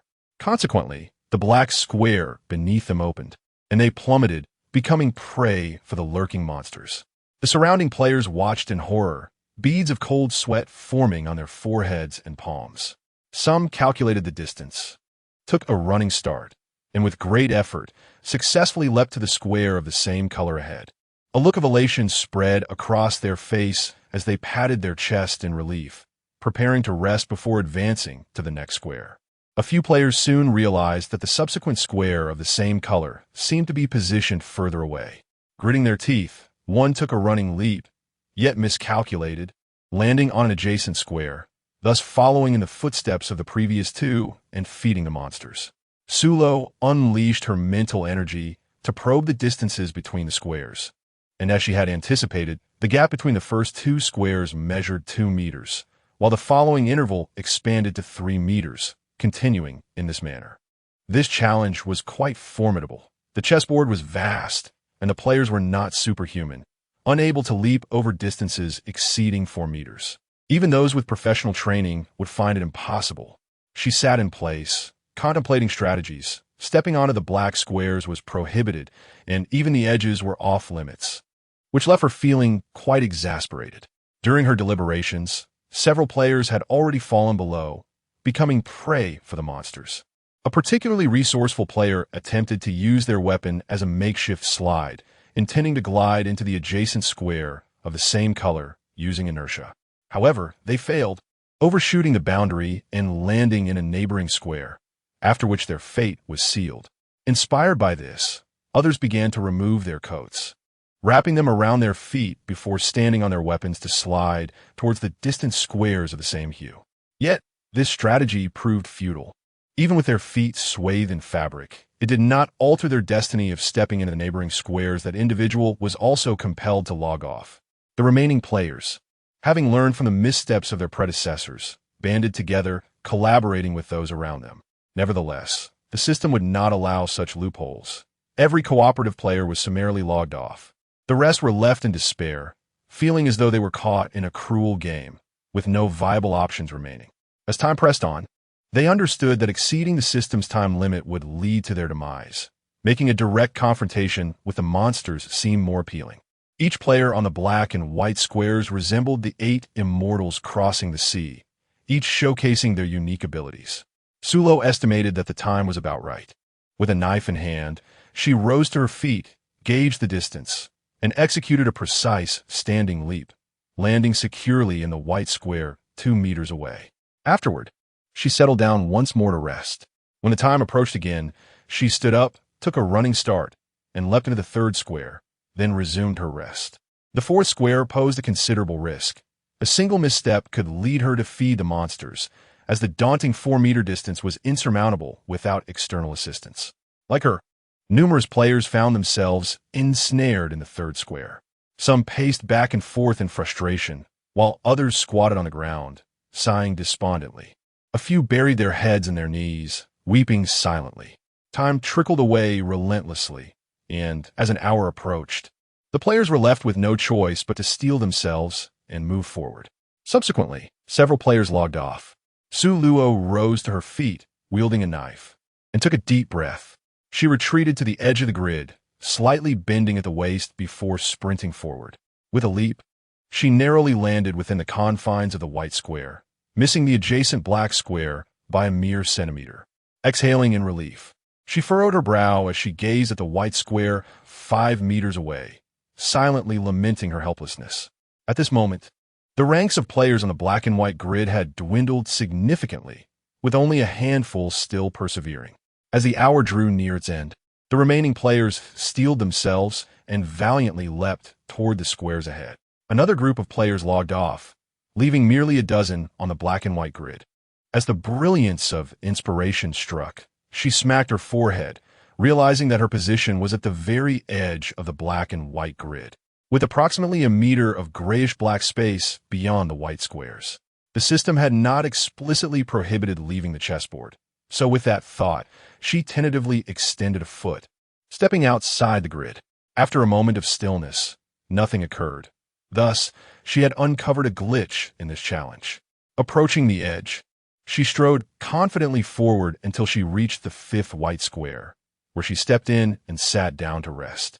Initially, she had intended to walk directly to the opposite side, but fearing that the system might classify her actions as exploiting a bug, she opted for a cautious approach, ensuring she visited each square in succession. Other players noticed her unconventional maneuver, and their minds were suddenly illuminated. The system only stated that retreat was forbidden, not lateral movement. Consequently, the remaining players began to shift toward the edge, mirroring her method, advancing in a series of stops and starts. 2 hours later, the remaining players successfully reached the opposing camp. As they stepped into the squares, they were nearly overcome with joy, for they had survived. All players were then teleported away, making way for a new batch of participants on the black and white grid. As Su Luo opened her eyes, the surroundings shifted once more.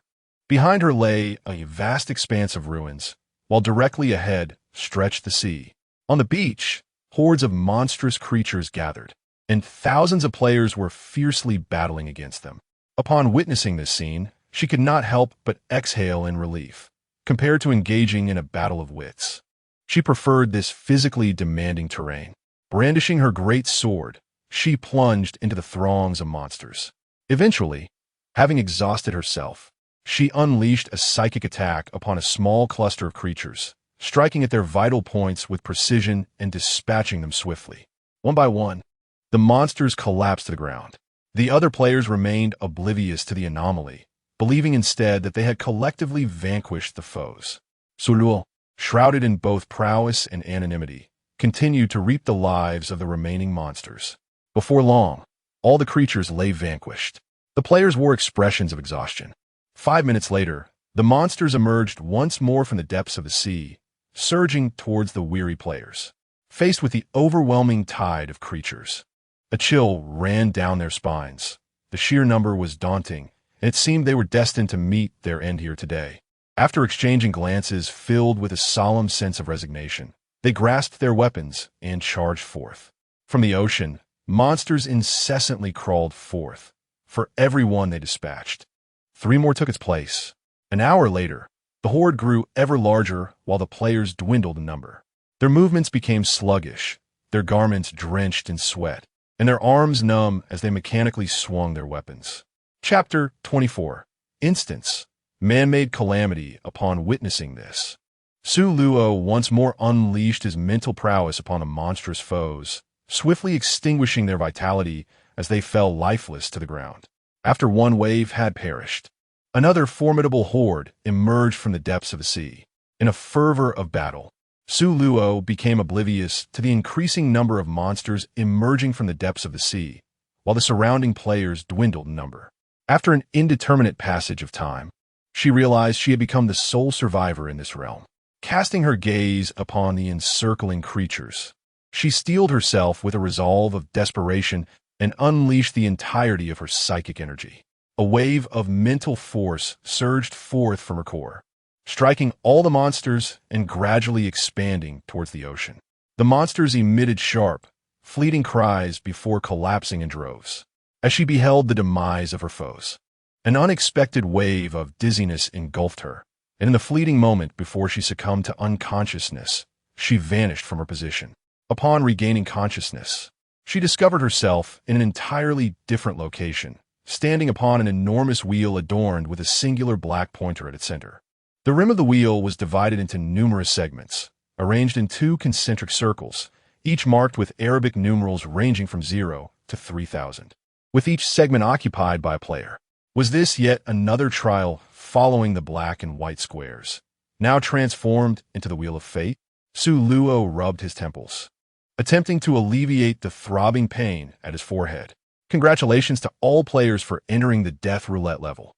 The rules of the game dictate that whoever the pointer halts upon will become the unfortunate prey of the monsters. I wish you all a delightful journey through this hellish ordeal. A friendly reminder, this level marks the ultimate journey for you all. Upon hearing these words, terror filled the eyes of all players. Some of the more timid individuals began to weep on the spot. They instinctively covered their mouths tightly, refraining from sobbing aloud, while muffled whimpers escaped through their fingers. A cold glimmer flickered in Su Luo's eyes. This dungeon had never intended to offer the players an escape. From the very beginning, the NPC had been toying with them, determined to forcibly harness her mental energy to obliterate the great wheel of fortune. She hoped that unraveling this thread would lead her to the source. She was resolute in her desire to confront the NPC who regarded human lives as mere chaff. However, as she attempted to channel her mental power, she was astonished to discover that it had vanished. A bitter smile crept across her face as a twinge of regret surfaced. Had she known the previous level would drain her reserves, she would have conserved some mental energy. The game would officially commence in 3 minutes, and a countdown began. 180. The players erupted in fury, cursing vehemently. Damn it, let us out. With one voice, their grievances multiplied, and nearly all the players had entered a mode of national outrage. Su Luo's mind raced in urgency, with her mental energy depleted. She pondered how to ensure a safe escape for everyone. The monsters seemed endless, and this dungeon resembled a Russian nesting doll, with levels unfolding one after another. She had initially believed there were a mere 13 levels, but it had become evident that her assumptions were naive. The number of challenges within this dungeon was undoubtedly greater than she had anticipated, and it seemed that individuals beyond just those from the Flower Kingdom had been ensnared as well. It was likely that the enigmatic NPC behind the scenes had grown impatient, preparing to eliminate them. 199. Su Luo grasped the knife tightly, and in an instant, a spark of inspiration ignited within her. She glanced at the formidable blade in her hand and made a bold decision, estimating the distance to the pointer at approximately 5 or 6 meters. She realized that this opportunity was singular. Failure was not an option. No, she must succeed, and succeed she would. Weighing the knife in her grip, she mentally formulated an equation for gravitational acceleration. The countdown began. 50, 49. Less than 50 seconds remained. Taking a series of deep breaths, she steadied her aim and, with all her might, hurled the hefty cleaver towards the pointer. Immediately after releasing it, She shut her eyes and silently prayed for a direct hit. She must strike true. A series of sounds followed. Crack, clack, crash, as the pointer in the center of the wheel shattered. A thrill surged through her as she heard the unmistakable sound. Using both hands and feet, Sulo scrambled out of the numeric grid and sprinted towards the pointer. Warning, warning, warning. The props of the deadly roulette challenge have been maliciously destroyed by the player. Punishment is now being administered to the player. Sulo dismissed the words as mere noise, brandishing her blade as she strode to the center of the roulette. With a swift motion, she struck, reducing it to mere fragments in no time. Raising her gaze to the heavens, she declared, "Come forth. I demand a duel." She had had enough. The individuals responsible for the maritime catastrophe were not from the Flower Nation. They too were victims. Why should they feign submission here? If they possessed any courage, they ought to confront the Cherry Blossom Nation instead, exploiting the Flower Nation's amiable disposition. Correct? Even a clay figurine retains a semblance of its origin. Her patience had already been stretched thin, and now they dared to overstep their bounds? I will count to 3. Should you fail to emerge, I shall obliterate this place. Within her space, she possessed the materials to concoct a bomb effortlessly. All players were rendered astonished by the unexpected turn of events. Remarkable. This girl is audacious. She's not one to back down. She has accomplished what I wished to do, but lacked the courage to attempt. This girl is V587. Am I not allowing you to leave? Her voice trembled with intensity. Come out. My patience is finite. Sulo lifted her blade, its tip pointing downward, and thrust it forcefully into the roulette before withdrawing it. I was mistaken. It was but a jest. The NPC responded earnestly. You choose not to emerge, do you? I have afforded you the opportunity. Sulo sneered coldly. Yet, before she could finish her retort, the scene before her shifted once more. Not only was she affected, but all players were transported away. The NPC responsible for this level wiped the sweat from his brow. Having narrowly escaped with his life, the presence of the goddess of slaughter had been utterly terrifying. Sulo gazed at the scene before her, a mixture of frustration and amusement bubbling within. She found herself transported onto a ship, surrounded by monstrous beings, the sole player amidst this chaos. It appeared that the NPC had merely relocated its intent to eliminate her. With this thought in mind, she unsheathed her weapon and, without hesitation, activated her monster-slaying mode. In an instant, the environment shifted once more. She now stood amidst ruins, enveloped in an eerie silence. Straining her ears, she discerned no voices of fellow players, nor did she catch sight of any lurking creatures. Gripping her knife, she sought a relatively concealed spot, leaning against the wall before succumbing to sleep. At last, she could afford a moment of genuine rest. Previously, during her battles, she had relied solely on sheer willpower to endure. The toll of mental fatigue manifesting as a throbbing headache and debilitating weakness in her limbs. When she finally drifted into slumber, it was a deep, oblivious sleep, unaware of the passage of time. Upon awakening, 2 days had elapsed. As she stirred, she was greeted by frantic shouts. Monsters are coming. Everyone be on guard. Chapter 25. Instance. Human catastrophe with a sudden leap. Su Luo sprang from the ground, striving to harness her mental energy. After a minute, her countenance brightened. Having taken a brief respite, her mental strength was fully restored. This incident served as a sobering reminder that she must refrain from overexerting her mental capabilities. Grasping her blade, she strode purposefully towards the source of the sound. Upon arriving at the scene, she discovered a battleground reminiscent of ancient warfare, with a dark horde of monsters before her and clusters of players behind. Could this truly be the ultimate battlefield? Welcome to the instance, catastrophe. All surviving players have arrived at the final stage, a life and death struggle with the rule. Eradicate all monsters. A friendly reminder. The monsters will persistently surge forth. May every player strive to survive until the end.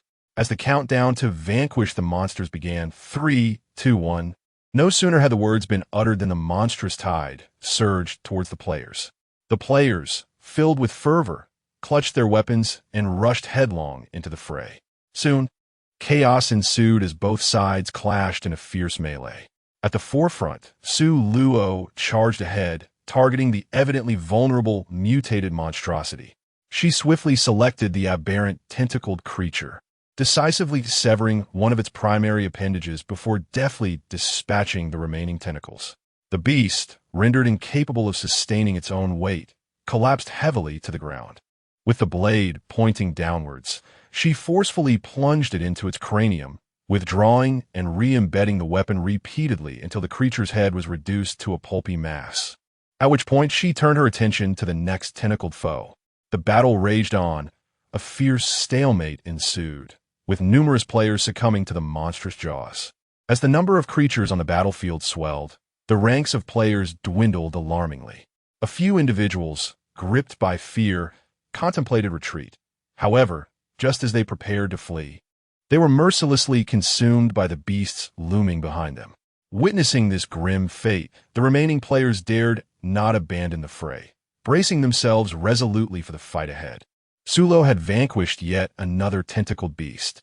With her eyes narrowing, she gazed toward the rear of the monstrous horde.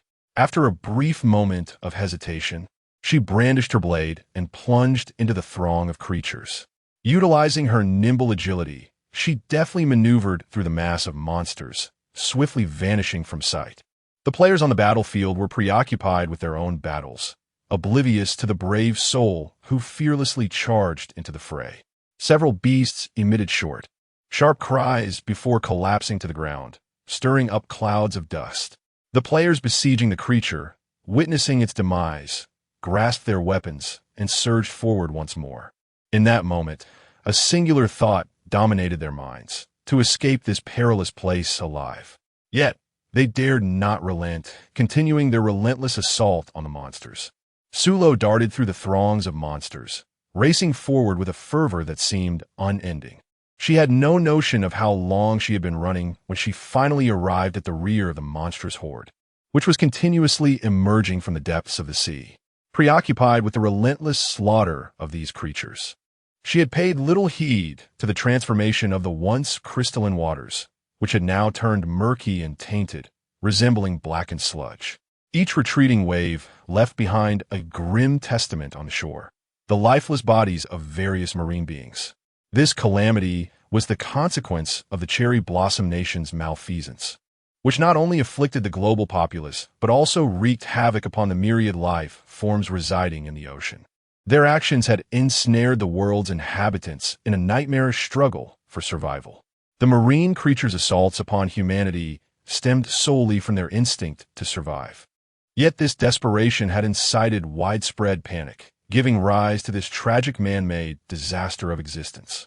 Su Luo, having come to a profound realization, could not help but feel a poignant sense of sorrow, reminiscent of a lamentation for a fallen comrade. This tragedy was indeed preventable. Suddenly, she recalled the resource card she possessed and, gazing skyward, declared, "I wish to exchange these resource cards. Congratulations, player, on unlocking the hidden function of the resource cards. What would you like to exchange?" Determined to sever the roots of this nightmare, she aimed to ensure that the land of cherry blossoms would face the consequences of its actions. "Apologies, dear, but you do not possess sufficient resource cards. Then let us summon all players to present their resource cards." Very well. Moments later, the players observed that the monsters had become utterly still, resembling statues frozen in time.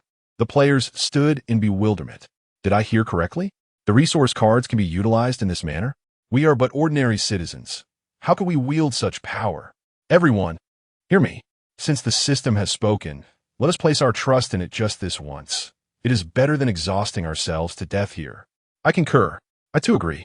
Before long, the majority of the crowd produced their resource cards, with only a few hesitant individuals remaining.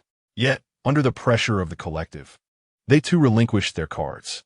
Indeed, players are united in purpose. The reset function for exchange requires 1,000 resource cards. There are a total of 3,991 resource cards present. After deducting 1,000, there remain 2,991. What else would the players unlocking this function like to exchange? Then, a melodious female voice resonated. "I wish to convert all remaining resource cards into an endless supply of invincible, regenerating mutated monsters. I command them to launch a full-scale assault on the land of cherry blossoms.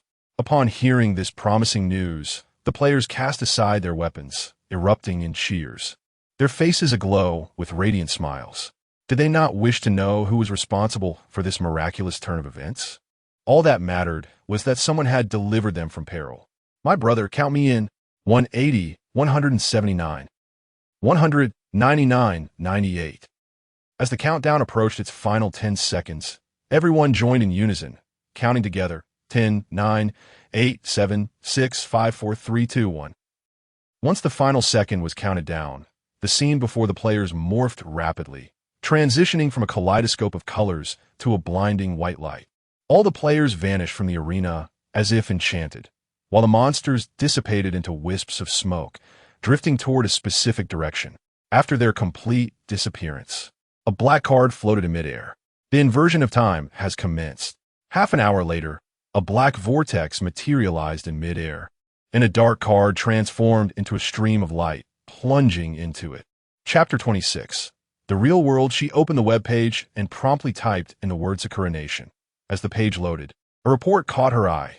The Sakura Nation had recently encountered a catastrophic disaster, leading to its nationwide annihilation. Images transmitted via satellite suggested an assault by mutated creatures. The accompanying images were of poor quality, clearly an attempt by the leadership of Sakura Nation to prevent public panic by withholding the true visuals. She read each line, a cold smile creeping upon her lips. Serves them right. Such a selfish and arrogant nation deserved its demise. After perusing the main text, she scrolled to the comments section, where the number of comments had soared to over 10,000 and was still rising. How amusing! A shock that will resonate through my family for a millennium. Dreams have come to fruition. Henceforth, the Sakura Nation is irrevocably consigned to history. Upon deeper reflection, it dawned on her that the events we experienced in the game were not mere dreams. They were indeed real occurrences. In other words, mutated monsters did assault them.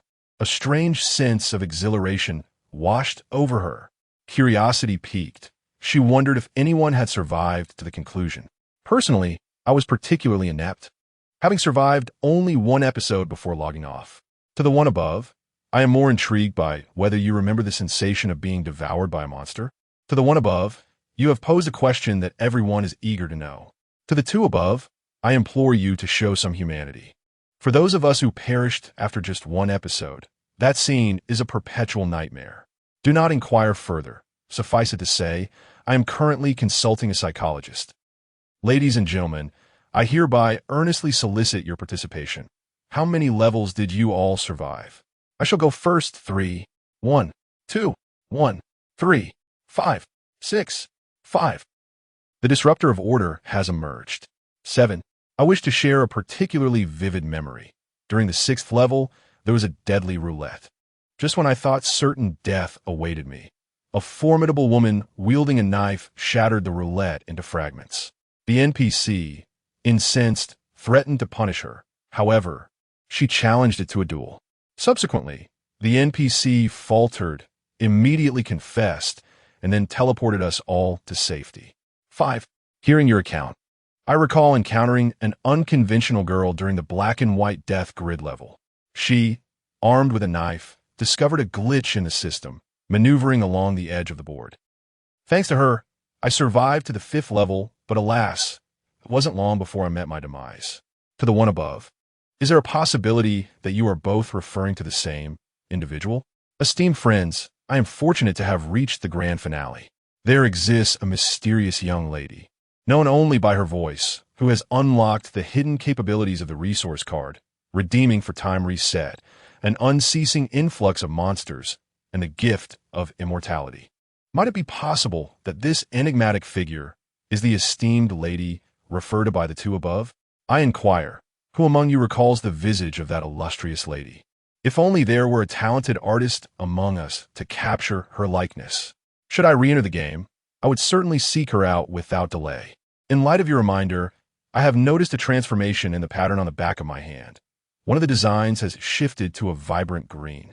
I, too, have observed this change. Could it be that we are merely fans of a certain southern entity? The long-standing enigma surrounding Qing Shan has indeed deepened into a true mystery. Dear friends, awaken.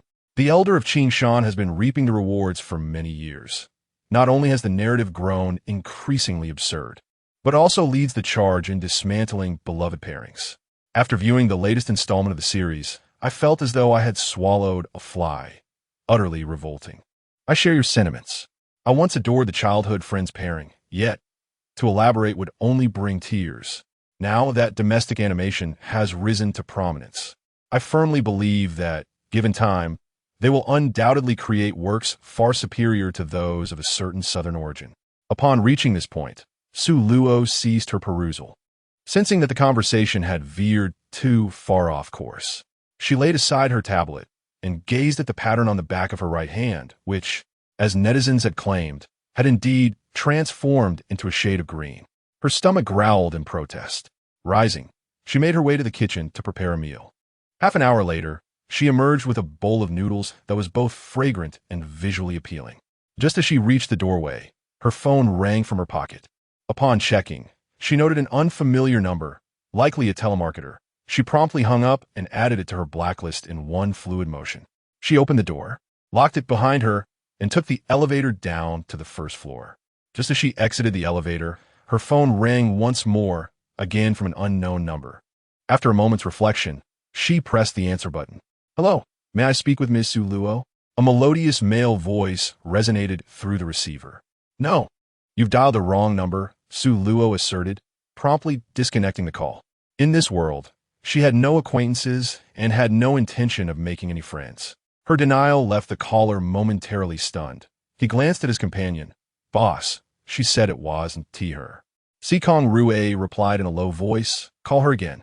Upon returning to reality, he immediately reported the events that transpired within the game to his superior, suggesting an extraordinary recruitment effort for her. His superior agreed on the spot, stating that such trivial matters could be handled at his discretion. With his superior's approval, Sikong Rue swiftly ordered an investigation into Su Luo's personal information.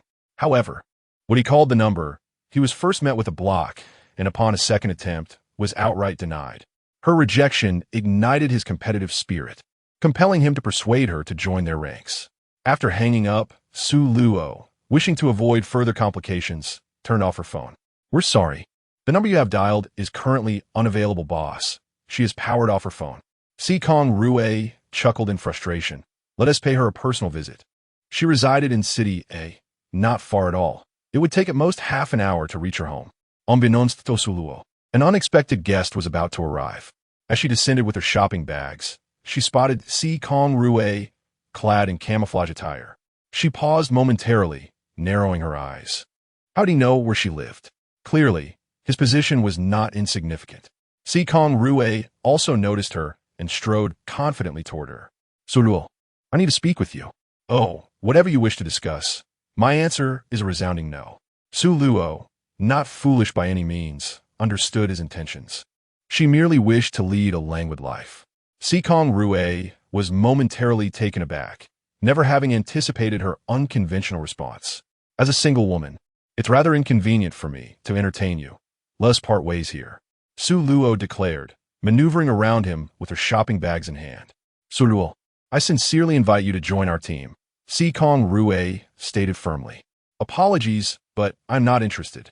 I am accustomed to my freedom and dislike being constrained." Su Luo decisively rejected him. "Su Luo, do you not wish to uncover the mastermind behind that survival game?" Sikong Rue inquired. Chapter 27. Instance 2. Rotation 1. I have no desire to, Su Luo replied nonchalantly. "I am merely passing the time, feeling rather bored." "Do not attempt to deceive me, Su Luo. You possess a patriotic heart. Otherwise you would not have exchanged your resource cards for those two items," Sikong Rue challenged. "Do not think to morally bind me. I'm not swayed by such tactics. There are countless talented individuals in Hua country. Does he truly wish to recruit them all into his team?" Sikong Rue was exasperated. This person before him bore the same visage, yet was entirely unlike the individual in the game. "Su Luo, you saved us within the game. Why then, do you now seem so heartless?" Su Luo retorted, "You are aware that it is merely a game. Thus, whatever I do within it bears no consequence to reality. Sikong Rue's expression dimmed. I understand. Consider it as though I never arrived. With that, he turned and departed. In his view, their leader harbored feelings for that girl. Yet his blunt, unyielding demeanor only served to push her further away. Indeed, Wang Hao quickly settled into the vehicle and started the engine.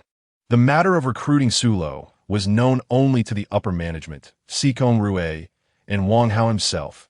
Wang Hao was not one to gossip, and the higher-ups chose not to interfere, allowing the incident to fade into obscurity. The boat passed without leaving a trace. However, those under Sikong Rue's command soon noticed their leader's recent shift in mood. His face was perpetually dark, and during training, he exhibited an even fiercer demeanor. The team suffered as a result, yet the cause remained a mystery to them. The only one privy to the reason, Wang Hao, remained tight-lipped, as he could not divulge that their leader was in a foul mood due to being rejected by a girl. Should Sikong Rue learn that he had leaked such a secret, his life would be in jeopardy. Meanwhile, Sulo continued her carefree existence, reveling in an extraordinary sense of comfort. Each day, she secretly intensified her training, as she noticed the pattern on her hand had turned blue once more, signaling that her time to enter the game was approaching. That evening, shortly after dinner, the familiar sensation of dizziness overwhelmed her. She hurriedly lay down on the sofa, and in a moment she lost consciousness. Her entire being vanished from the room. Upon opening her eyes, she found herself enclosed within a pen, surrounded by other players who appeared equally shaken. Welcome to Instance 2, Reincarnation. Announced the player's capacity, 2 billion, target survival rate, 1 billion. As the Buddha said, every cause must have an effect. The cycle of cause and effect is unending. Over the past several millennia, humanity has wrought countless atrocities. They have consumed every creature that flies and runs, even breeding them for their own selfish desires to place upon their tables. What shall transpire when the day comes that the world is turned upside down, and humanity becomes the livestock cherished by those they once exploited? Rule 1. You are the livestock destined for slaughter. Do not defy your master's will. Rule 2. A worthy human should be plump and obedient. Rule 3. Your feeding trough must never have leftovers. Daily exposure to sunlight is essential for maintaining health and ensuring the quality of your flesh. Rule 4. Do not attempt to escape, or you will be deemed unfit and consumed by the NPCs. Enjoy your game, players. Upon hearing this, the players erupted in chaos. What the hell? I've become a dish on the table. Who the hell came up with this nonsense? Someone shouted angrily. Just as he was venting, the enclosure opened, and 2 grotesque creatures resembling pigs with human bodies entered. They were tall and robust, their arms bulging with muscle. Swiftly, they selected 2 individuals, one of whom was the very person who had been cursing. Su Luo observed that the individuals chosen were all rather rotund. Glancing down at herself, she felt relieved that she was not among the overweight. Otherwise, she would have found herself at the dining table upon arrival. The other players watched in trepidation as the 2 grotesque pig-headed creatures seized their victims and departed. Most of their faces paled, filled with sheer terror. This place was far more dreadful than the first instance, where they at least had the chance to retaliate. Here, they truly felt like lambs to the slaughter. Before long, the 2 pig-headed monsters had boiled water, binding the recently captured victims to a long bench. With knives drawn, they mercilessly slit the throats of 2 individuals, placing bowls beneath to collect the blood, and then proceeded to pour the scalding water over them. The sight was enough to send shivers down the spines of the onlookers, with some individuals succumbing to fear entirely. Witnessing this scene, Su Luo managed a wry smile. Indeed, the beginning of this endeavor was rather grim, as she had unwittingly become a pig. Yet, she mused, perhaps it was slightly better than being a dog. The subsequent imagery was far too gruesome for her to bear, and she turned her head away, fearing that if she continued to watch, she would never be able to consume meat again. After a lengthy silence, someone quietly suggested, "Are we to remain here and await our demise? Even if we wish to escape, we must first ascertain the surroundings. Otherwise, venturing out could lead to certain death. In my opinion, within this scenario, The roles of humans and animals have been entirely reversed. Therefore, outside, one can expect to encounter a variety of monsters, perhaps even duck-headed or chicken-headed beings, or dog-headed creatures. Good sir, another player interjected, I implore you to cease. If you continue, I may never again be able to look at animals. I believe we should all contemplate carefully how to ensure our survival. Su Luo cast a glance at the eloquent speaker, a refined and slender young man. There were 3 individuals of a more robust build, 2 men and 1 woman, while 7 others were of a leaner physique, indicating that these 7 were, for the time being, safe. Daylight was fraught with danger. It was only when night descended and silence enveloped the surroundings that she could venture out to survey the environment. For she had no desire to fall prey to the pig-headed captors. With this thought in mind, she made her way to a corner, seated herself, and closed her eyes to gather her thoughts. The 3 women within the enclosure had been discreetly observing her every move. The slightly plump woman, around 30 years of age, possessed slanted eyes that bespoke a difficult character. With ill intentions, she remarked to the other 2. That woman, clearly ISNT, of reputable standing, her husband had been ensnared by a siren from the outside world, which left him absent from home. Thus she held a disdain for all beautiful women nearby, embodying the type that would condemn all for the faults of one. That perspective is unjust. You cannot generalize. Interjected a kind-faced woman in her 40s. I believe that young lady does not resemble the type you describe. Indeed, you have no right to judge her based solely on her beauty. Such a mindset is merely a manifestation of envy, retorted the woman, her delicate features hinting at a well-educated background. Chapter 28. Instance 2, Cycle 2. The plump woman, incensed by the divergence of opinions, moved away from the 2. The remaining women exchanged glances, and one inquired, May I ask your name? I am Li Ru. I am Zheng Xiulian. After exchanging names, the 2 engaged in conversation. As the dialogue progressed, they discovered a compatibility in their worldviews, fostering a sense of connection. Their relationship quickly grew closer. Within the enclosure, the women had formed 3 distinct factions, while the 6 men were devoid of such complexities. They quickly bonded, calling each other brothers and becoming quite intimate. As noon approached, a female pig-headed creature arrived, carrying a large basin. She poured the contents into a stone trough outside the enclosure before departing. Curious individuals approached to examine the offering, only to furrow their brows in dismay at the unappetizing sight before them. The food was viscous, comprising wilted greens and an unidentifiable powdery substance. Goodness, they truly intend to treat us as livestock, one lamented. Surely, we cannot be expected to subsist on this? A shared silence enveloped the 6 men. They collectively recalled the rules of the game. The necessity of consuming this unpalatable fare weighed heavily upon them. For otherwise I cannot bring myself to eat this. I would sooner starve, declared one, articulating the sentiments of the others. Li Ru and Zheng Xiulian approached, and upon seeing the food in the stone trough, they experienced a visceral reaction of nausea, immediately retching on the spot. Su Luo found these individuals quite amusing. They believed themselves to be at the pinnacle of the food chain, yet in this replica they occupied the lowest tier. Nevertheless, she chose not to partake in their folly, understanding well the adage that the nail that sticks out gets hammered down. When faced with the choice between survival and starvation, she opted for the former. As dusk descended, a myriad of peculiar creatures arrived at the small courtyard. Truly, the man's words rang true. Dog-headed beings, duck-headed beings, and even those with the heads of cattle and horses. The gathered crowd was left disheveled, almost convinced they had stumbled into the underworld. For it was not every day one encountered such a menagerie of ox-headed and horse-faced entities. Upon witnessing the Minotaur and the Centaur, Su Luo's lips twitched in disbelief. Surely, the designer of this dungeon must be jesting. The myriad of creatures congregated joyously, indulging in feasting and revelry, their cups clinking amidst the sounds of merriment and playful challenges. Suddenly, one individual discerned a pressing issue. It appeared we were at an impasse with their language. As this realization struck, the group collectively awakened to the truth.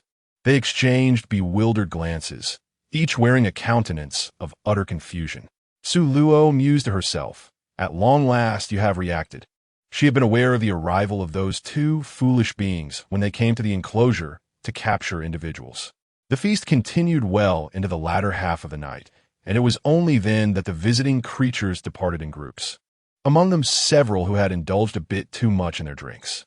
After Su Luo waited for the courtyard to fall completely silent, he unleashed his mental energy, rendering all those within the enclosure unconscious. Silently, he leaped over the fence and vanished into the embrace of the night. The following morning, a peculiar and maddening sound echoed from the front courtyard, more exasperating than the crowing of a rooster.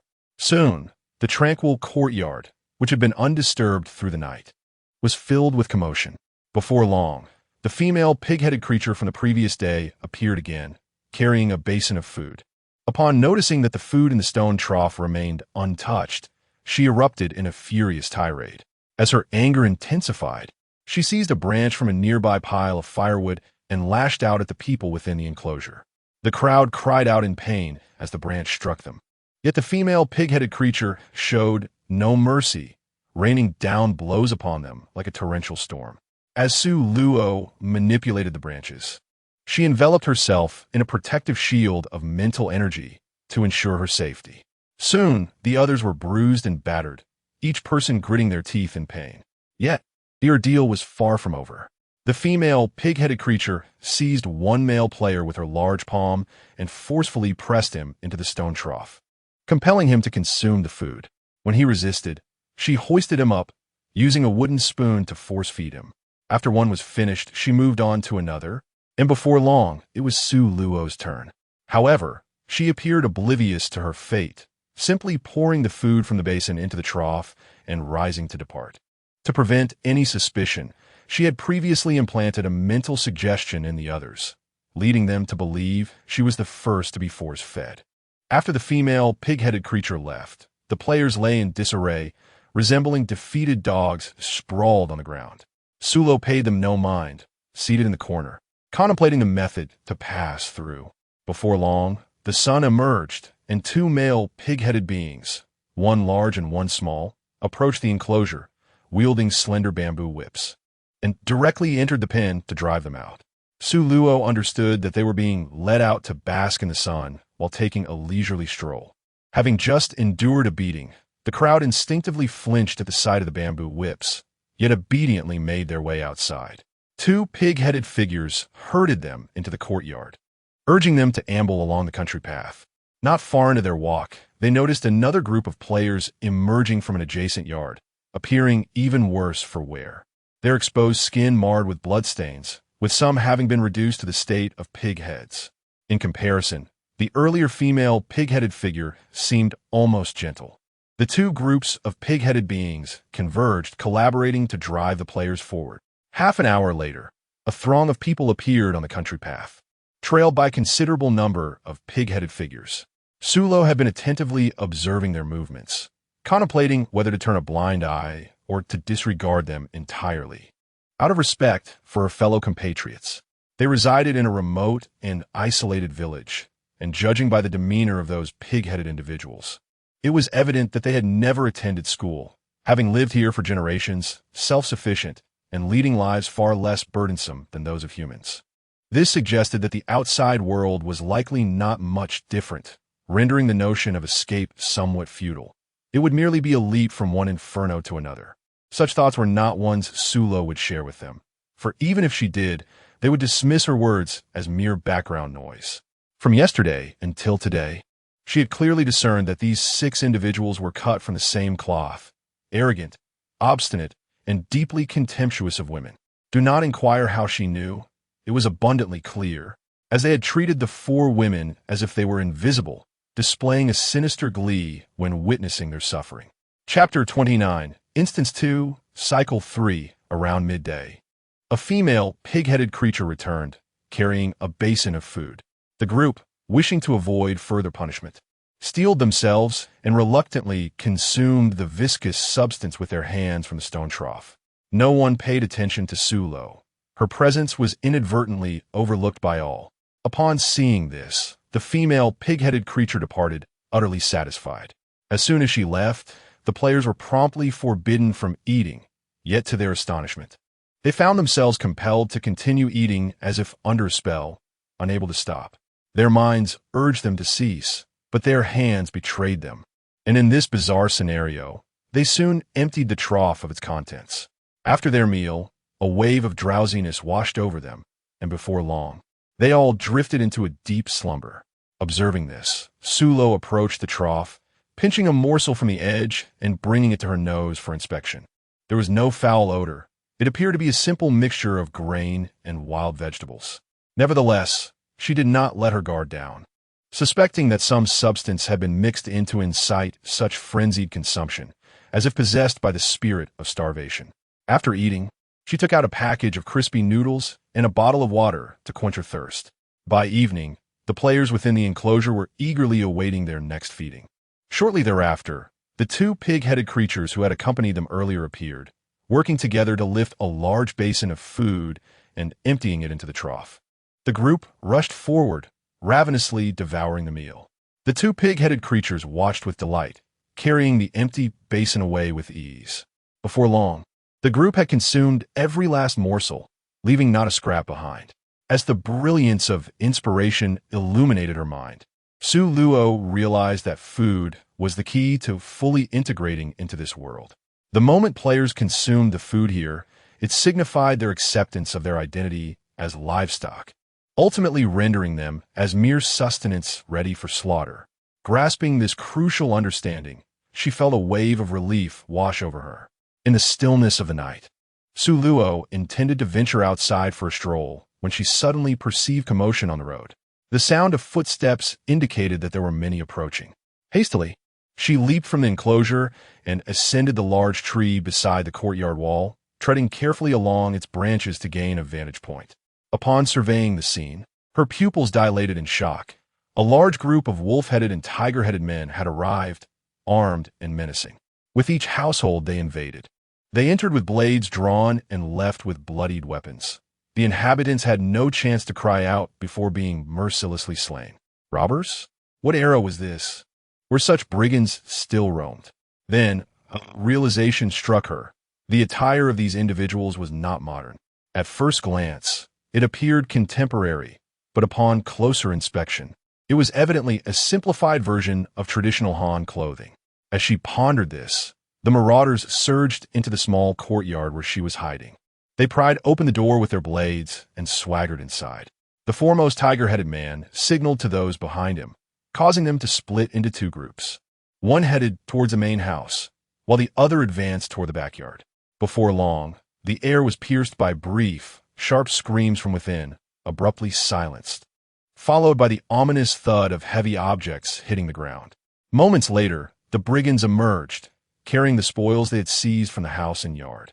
The players, deep in slumber within the enclosure, found no escape as ropes were slipped around their necks, pulling them outside. Strangely docile, they obediently followed the tiger-headed men. Once the group departed, Su Luo, like a wraith, descended from the tree and stealthily trailed them. After this night, there would be no survivors left in the village. Remaining here would only lead to her discovery by other beastmen, and her fate would be all too clear. It would be wiser to accompany them to a different locale, at least for the time being. Among the robbers, dozens of captives were taken along, their burdens heavy with the spoils of their illicit gains. As they chatted and laughed, they exited the village, following a concealed path that wound upwards along the mountain road. Only when the dawn light began to break did they arrive at their destination. They herded the captives into an exceptionally spacious enclosure, devoid of anything but emptiness. Once the last of the captives had entered, they locked the large gate and departed. Sulo contemplated for a moment and resolved to blend into the crowd, seeking opportunities amidst the chaos. In her current guise, it was unwise to remain isolated. The players remained oblivious to her presence, unaware that another had joined their ranks. Sulo deliberately dulled his presence with his mental prowess. The players once again succumbed to slumber, while a few emitted thunderous snores. As dawn broke, the sounds of movement and hushed conversations echoed through the village. Sulo listened intently for a considerable time, only to let out a sigh of frustration. He could not comprehend a word, utterly lost in the discourse. Before long, several female, pig-headed beings approached.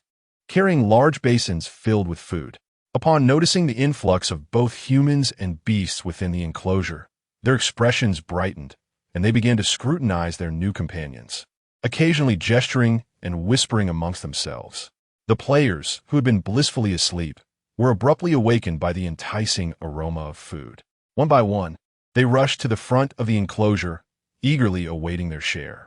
With a fervor akin to that of a spirited frenzy, they clamored to seize the offerings from the stone trough. Once their hunger was satiated, they grunted contentedly and promptly found a suitable spot to recline, surrendering themselves once more to slumber. Sulo's brow furrowed, a troubling thought striking her.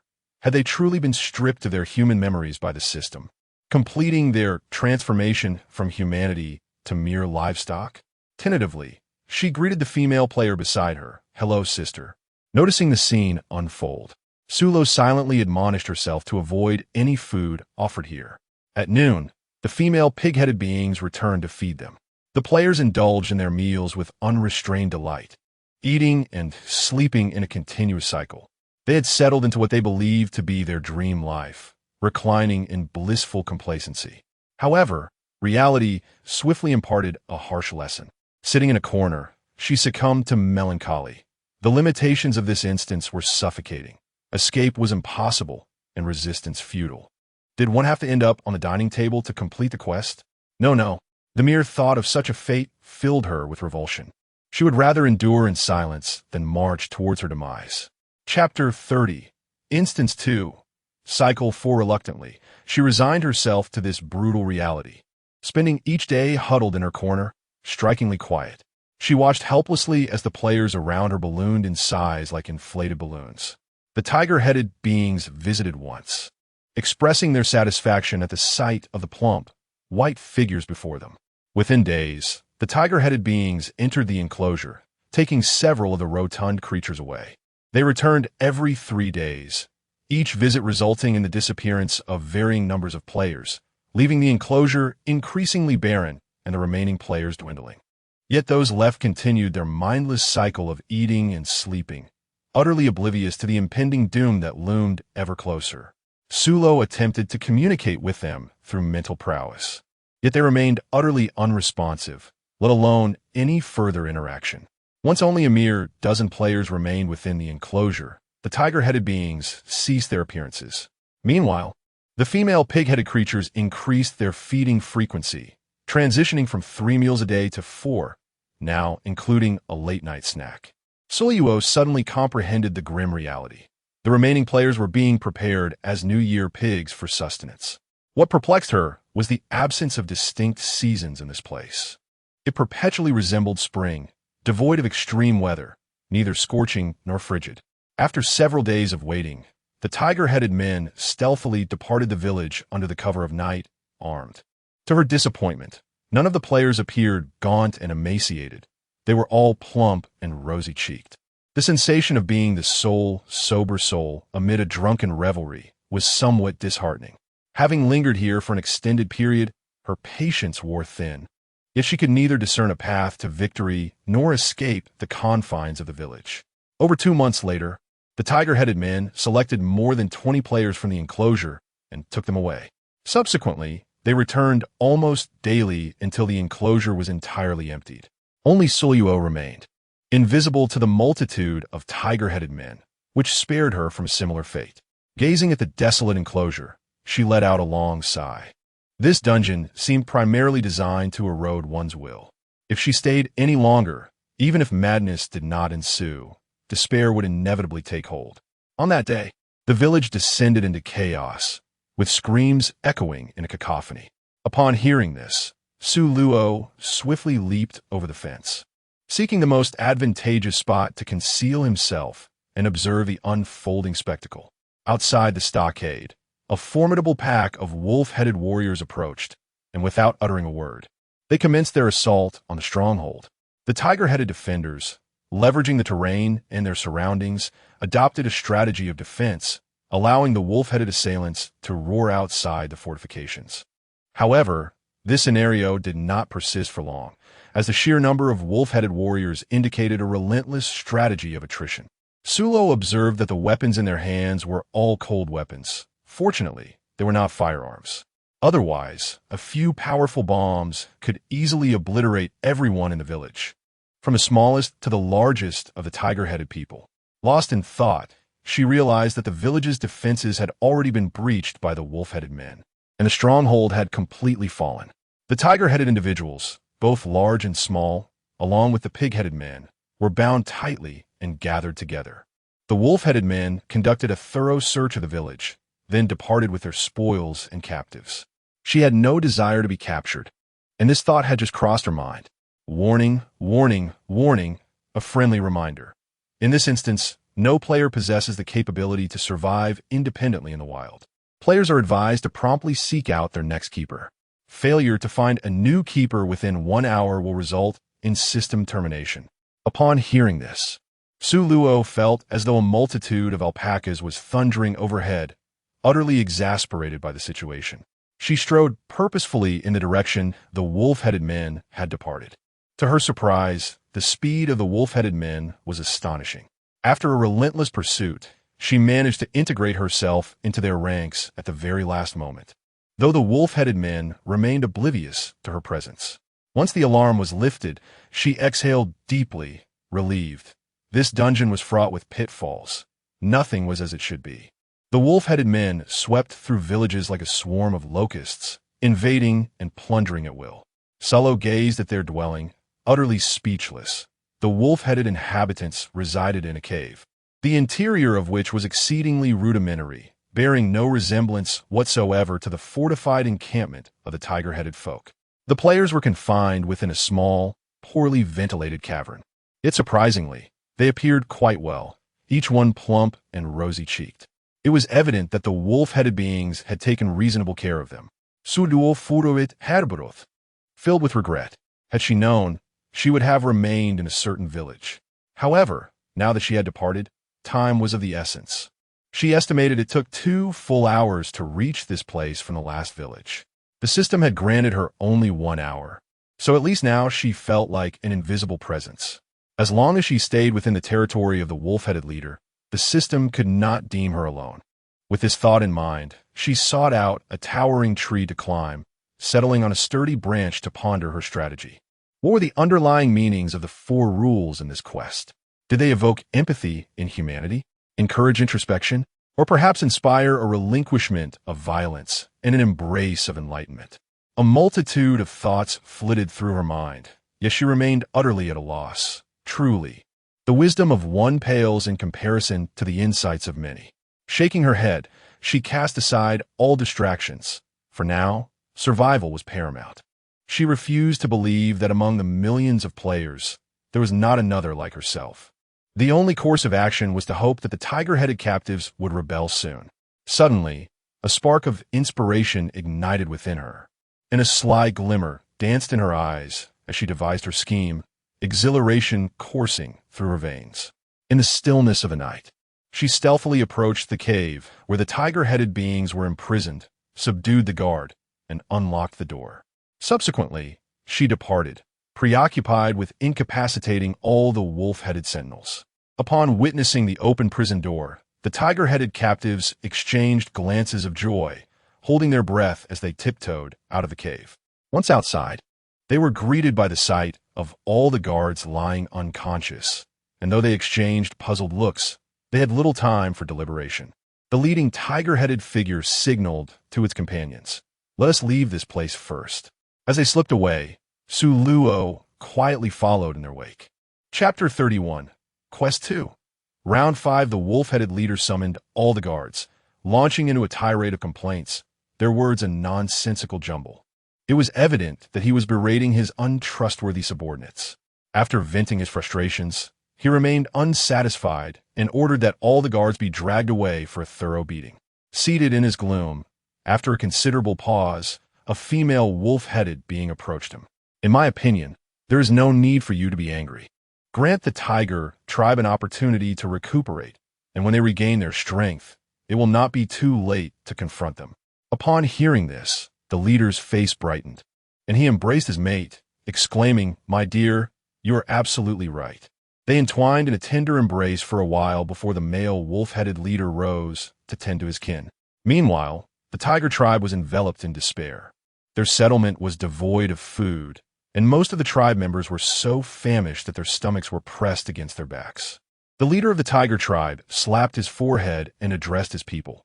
"There is no need for concern. Our cellar is quite concealed, and the food and meat stored within are sufficient for us."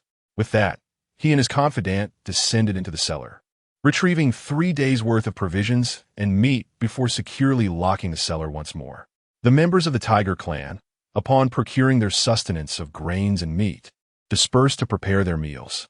Once everyone had feasted and quenched their thirst, the females departed with their offspring, leaving only the adult males behind. They deliberated amongst themselves for the better part of the day before finally dispersing. The following day, Su Luo drifted through the village like a specter, trailing behind one tiger-headed figure and then another. After a while, she despondently relinquished her efforts. No matter how long she lingered nearby, she remained oblivious to their discourse, utterly incapable of comprehending their words. In her current guise as a mere creature, it was entirely natural for her to misunderstand the utterances of her captors. After all, in the realm of reality, animals do not grasp human speech. One enigma. How on earth is this quest meant to be completed? There are no hints whatsoever. How fortuitous it is to have discovered a flaw in the system. Now, her action shall no longer be constrained. The tiger-headed beings selected a relatively prosperous village, infiltrating its depths. An enemy attack. An enemy attack. Upon hearing the voice, Su Luo was momentarily taken aback, his expression one of incredulity, and he hurriedly dashed towards the source of the sound. Beneath the moonlight, in the courtyard of the first house in the village, a figure was crouched, a collar encircling his neck, with a long iron chain trailing behind him, clanking with each movement. Noticing the family still in slumber, he shouted once more, "Awaken! Awaken! We are under attack! We are under attack!" Just as he passionately called out, he was startled by a shadow descending from above. He leaped backward, exclaiming, "Good heavens! You nearly scared me to death." Upon closer inspection, he discovered it was a stunning young woman. After scrutinizing her figure, it became evident that she was astute, having refrained from partaking in the food here. Under the luminous glow of the moon, Su Luo scrutinized the young man before him. He was rather handsome, with distinct features. "Ah, you can speak. It seems you haven't partaken of a local fare. Finally, I've encountered a player who can converse. My dear, you aren't in cahoots with the bandits, are you?" His eyes gleamed as he gazed intently at her, pondering whether she might be a concealed powerhouse. "Of course not," she replied nonchalantly. "I was merely feeling bored and decided to follow them down the mountain for a stroll." Su Luo continued, "My dear, how long have you lingered here? Surely, you aren't one of the livestock raised by these creatures?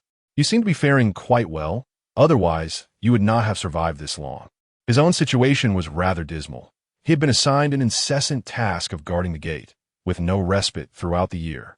"How have you evaded their gaze and refrained from consuming the local food?" Su Luo inquired. "My dear, it's evident you hail from the city. The dogs of the countryside are not as pampered as those in urban settings. They feast thrice daily, while rural dogs are lucky to have 2 meals, often just one. Their feeding time is usually at night, so I take advantage of their inattention and bury the food beneath the earth in the doghouse." "Could you please get to the point? After such a lengthy absence of sustenance, how have you managed to survive?" Su Luo noted that this individual was rather verbose, seemingly unable to cease her chatter. At this, the man cast her a peculiar glance. "Haven't you realized? In this place, one can actually survive without eating. Ever since I arrived here, I have felt no hunger." Su Luo touched her nose, realizing that she had indeed overlooked this detail. She had merely observed other players consuming food, which inadvertently sparked her own desire to eat. This was akin to the effect of watching food vlogs in the real world. Ultimately, it underscored her somewhat feeble willpower, swayed by the influence of others. "Quick, hide! The bandits are coming," he urged anxiously. Su Luo found a hiding place as instructed. Just as she concealed herself, the lights in the main house flickered to life. 2 minotaurs emerged, weapons in hand, their faces etched with vigilance as they approached the courtyard gate, peering outside through the cracks. Before they could discern anything, an overwhelming force surged towards the couple. And with a resounding crash, the wooden door was violently kicked open from the outside.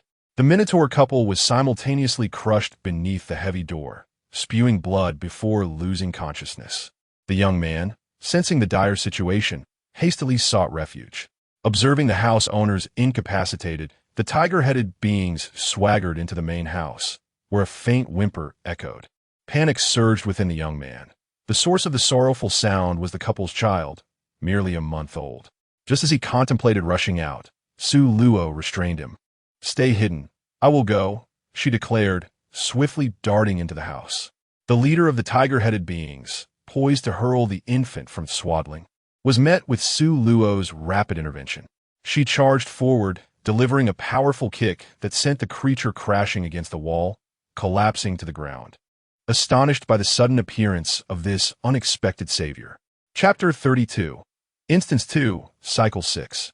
The tiger-headed being rummaging through the belongings paused, its gaze shifting towards the intruder, revealing a menacing demeanor as it approached her, weapon in hand. Sulo gazed at them fearlessly, leisurely placing the child onto the adjacent bed, enveloping the little one in a protective shield with her mental prowess. How could they harm such a small child? Did they not possess offspring of their own? Contemplating this, her gaze sharpened with a touch of ferocity. Initially, she had wished to disregard their actions in light of their exchanged identities. Yet the events of this evening had crossed her threshold of tolerance. Had she not witnessed it? But fate had conspired to make her an eyewitness, thus compelling her to intervene. She lifted her gaze towards them, a cold smile gracing her lips as she beckoned them with a casual flick of her fingers. Though the tiger-headed beings could not comprehend her words, they clearly understood her gestures and the disdain reflected in her eyes, igniting their fury as they brandished their large blades. Charging towards her with lethal intent, Sulo stirred. 2 minutes later, the tiger-headed men lay sprawled on the ground, their eyes filled with trepidation as they gazed upon her. "Get lost," she commanded, gesturing toward the door. The tiger-headed men comprehended instantly, scrambling away in haste. A young man peered out from a corner, exclaiming, "Goodness, this girl is truly fierce. She shows no fear even towards robbers." He removed the chain from around his neck, shifted the door panel aside, and dragged the unconscious couple onto the makeshift bed, for it was far better than lying on the frigid ground. Ultimately, the bull-headed couple had treated him decently. They had never scolded or beaten him, always providing ample meals, complete with a hint of oil, which was far superior to the treatment received by other gatekeepers. He sighed, consumed by melancholy, reflecting on his existence as the scion of a wealthy family, only to find himself transformed into a mere gatekeeper for monsters upon entering this game. This fate, compared to that of becoming mere livestock for slaughter, was infinitely more favorable. It seems the elder was right. One must accumulate blessings and cultivate virtue to reap rewards. Fortunately, he had made numerous donations throughout his life, which had granted him this somewhat humiliating role. In the realm of Su Luo, as she trailed behind the tiger-headed men, she refrained from intervening unless lives were at stake. However, she would not allow them to seize all the villagers' provisions, permitting them to take only a meager portion. Under her formidable intervention, the tiger-headed men swiftly retreated with their ill-gotten gains, the night still shrouding the land in darkness. Congratulations to the player for uncovering the first profound truth of this quest, as they are about to unlock the ability to understand the language of beasts intuitively. May the player continue their endeavors, for greater rewards await their discovery. Su Luo's brows furrowed slightly. This indicated that she would no longer have to pretend to be deaf. How wonderful it would be if this feature could also be applied in the real world. Nevertheless, she decided not to dwell on such thoughts and resolved to focus on overcoming this level first. Sulo nodded and approached the couple, crouching beside them. He extended his hand to check their pulses. Beasts, much like humans, share similarities. Aside from their appearance, physique, and genetic arrangement, they are fundamentally alike, possessing blood, flesh, and a heartbeat. "My dear, they are beasts. Would you truly attend to their ailments?" He nearly remarked upon her being a veterinarian. Su Luo lifted her gaze to him and said, "Indeed, Traditional Chinese medicine connects all ailments. They are not in grave danger. I must take my leave now. We shall meet again." With that, she rose and began to depart, needing to catch up with the Tiger Head clan within the hour. "Miss, will you not stay here?" He paused momentarily, startled by her intent to leave, and quickly called out to her. "No, I must follow the Tiger Head clan to prevent them from committing further misdeeds." After uttering these words, she turned and walked away. She had contemplated remaining, yet staying would confine her to a mere observer, unable to promptly aid other villages in need. He could only watch her leave, lamenting the fleeting encounter with a fellow compatriot who chose not to remain. After departing from the village, Su Luo hastened his pace and finally caught up with the tiger-headed people. Today was truly bizarre. There was an abundance of grain in the villagers' homes, yet they could only take a fraction of it. "Brother, your idea is quite astute." The individuals who had been struck lingered at the rear of the group, whispering to one another, "Were we not just dreaming?" The more he pondered, the more incredulous it became. He had actually been struck by a mere female creature they had been destined to slaughter. Who would believe such a tale? Today's events were exceedingly strange, and we should refrain from speaking of this to avoid arousing their suspicions of our cunning. Upon hearing this, the other tiger-headed individuals nodded in agreement. Su Luo listened intently to their words without missing a single syllable, reflecting that the ability to comprehend the language of beasts without formal instruction was indeed quite useful, as it allowed for an understanding of their discourse. Following the robbery that night, the village remained tranquil for several days. Su Luo refrained from stepping beyond the confines of the enclosure. Instead, she unleashed her mental prowess, meticulously observing every movement and sound of the tiger chieftains within the village, effortlessly filtering out the trivialities. Her interest was piqued. The scenario was rather mundane for her, yet the prospect of witnessing some commotion was too enticing to resist. Ultimately, the principle of the majority prevailed, leaving the matter unresolved for the time being. Meanwhile, the wolf tribe was secretly devising a plan to subdue the entire tiger clan. On this day, the tiger chieftains ventured forth once more to engage in plunder. Following closely behind, Su Luo arrived at another village situated a bit farther away. The leaders of the tiger clan resolved to split into smaller groups, pairing off into twos. Once the groups were established, they dispersed in different directions, stealthily infiltrating the tranquil village. Su Luo unleashed her mental prowess, enveloping the entire village, swiftly grasping the fundamental circumstances of the settlement.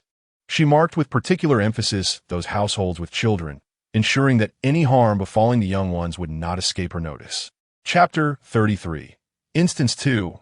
Rotation 7. Before long, the village was filled with a cacophony of distress. Cries, screams, curses, and pleas for mercy intertwined, creating an unsettling symphony that weighed heavily on Su Luo's heart. Indeed, she had contemplated intervening to halt the malevolent actions of the tiger-headed beings. However, constrained by the myriad limitations of the instance, she found herself compelled to turn a blind eye. After more than an hour had passed, the tiger-headed beings returned, laden with spoils, having captured a considerable number of players in their grasp. Among this group of individuals, Su Luo discerned familiar faces, Lu Jie and his companions. Their physiques remained largely unchanged, suggesting that they had not partaken in the local sustenance. "Boss, the inhabitants and livestock of this village appear this way, but do not be deceived by their slenderness. They possess a lean and sinewy quality." The leaders of the Tiger Head clan, brimming with enthusiasm, embarked on their journey back. Su Luo pondered quietly, contemplating whether to form a united front with them. However, such an alliance would inevitably reveal her peculiarities. For the time being, it would be prudent to maintain the status quo and keep her existence concealed from them. "Boss, what are you looking at?" she asked. "I can't shake the feeling that someone is following us. Perhaps I'm just being overly cautious." As the last to walk, Su Luo suddenly met his gaze. Indeed, he was a soldier, sharp and alert. The enclosure was no longer a viable option for her. She needed to find a new refuge. Upon returning to the village, Lu Jie and the others were confined within the pen typically reserved for livestock. After observing for a considerable time, Su Luo found herself at a loss. Unable to enter the enclosure and reluctant to stray too far from Lu Jie and the others. Ultimately, she gritted her teeth, and chose to take refuge atop the grass shed above the fence. Lying on the roof, she quickly succumbed to slumber, only to be awakened shortly thereafter by the piercing rays of sunlight. Sitting up with a silent sigh, she lamented that if only the players she encountered were ordinary folk, she would not be in such a predicament. Gradually, movement began within the encampment as the female tiger-headed individuals commenced preparations for breakfast. Ever since their last encounter with the wolf tribe, the settlement had refrained from feeding its livestock. With the arrival of these animals, their worries were alleviated, and the gaze they cast upon the creatures within the enclosure was imbued with a sense of affection. Lu Jie and his companions felt a shiver run down their spines under the weight of their scrutiny. Once the two female tiger-headed beings emptied the food into the stone trough, they departed with the empty buckets. Observing their retreat, the group hastened their actions, determined to avoid any slip-ups. "Don't worry, boss. It's just about burying the food. They've done this more than once, and this time will be no exception." Half an hour later, the food in the trough was entirely dealt with by Lu Jie and his team. After completing their task, they sprawled on the ground nonchalantly as if nothing had transpired. Standing outside the enclosure, Su Luo realized that this situation could not persist indefinitely. After some contemplation, she leaped into the enclosure and approached Lu Jie, poking his arm with her finger. Lu Jie abruptly opened his eyes, glancing to his right. "Who is there? Step out." As his words faded, a familiar figure materialized beside him, clad in athletic wear, her dark hair styled in a bun. Her exquisite features illuminated by a smile radiating from her large, expressive almond-shaped eyes. "Is it you, Su Luo?" he exclaimed, sitting up with concern etched across his face. Noticing her relatively tidy attire and good complexion, it was evident that she had been faring well. "Lugo, it's been a while." She greeted him with a smile. "Do you possess any special abilities?" Lu Yang with it. "Yes, I inadvertently acquired an invisibility card." Su Luo fabricated a benign falsehood. Upon hearing the commotion, the others awoke, surrounding them and clamoring with questions. "Sister, how long have you been here? Sister, how did you end up here?" Sister Lu Jie, overwhelmed by the noise, shouted, "Everyone, be quiet."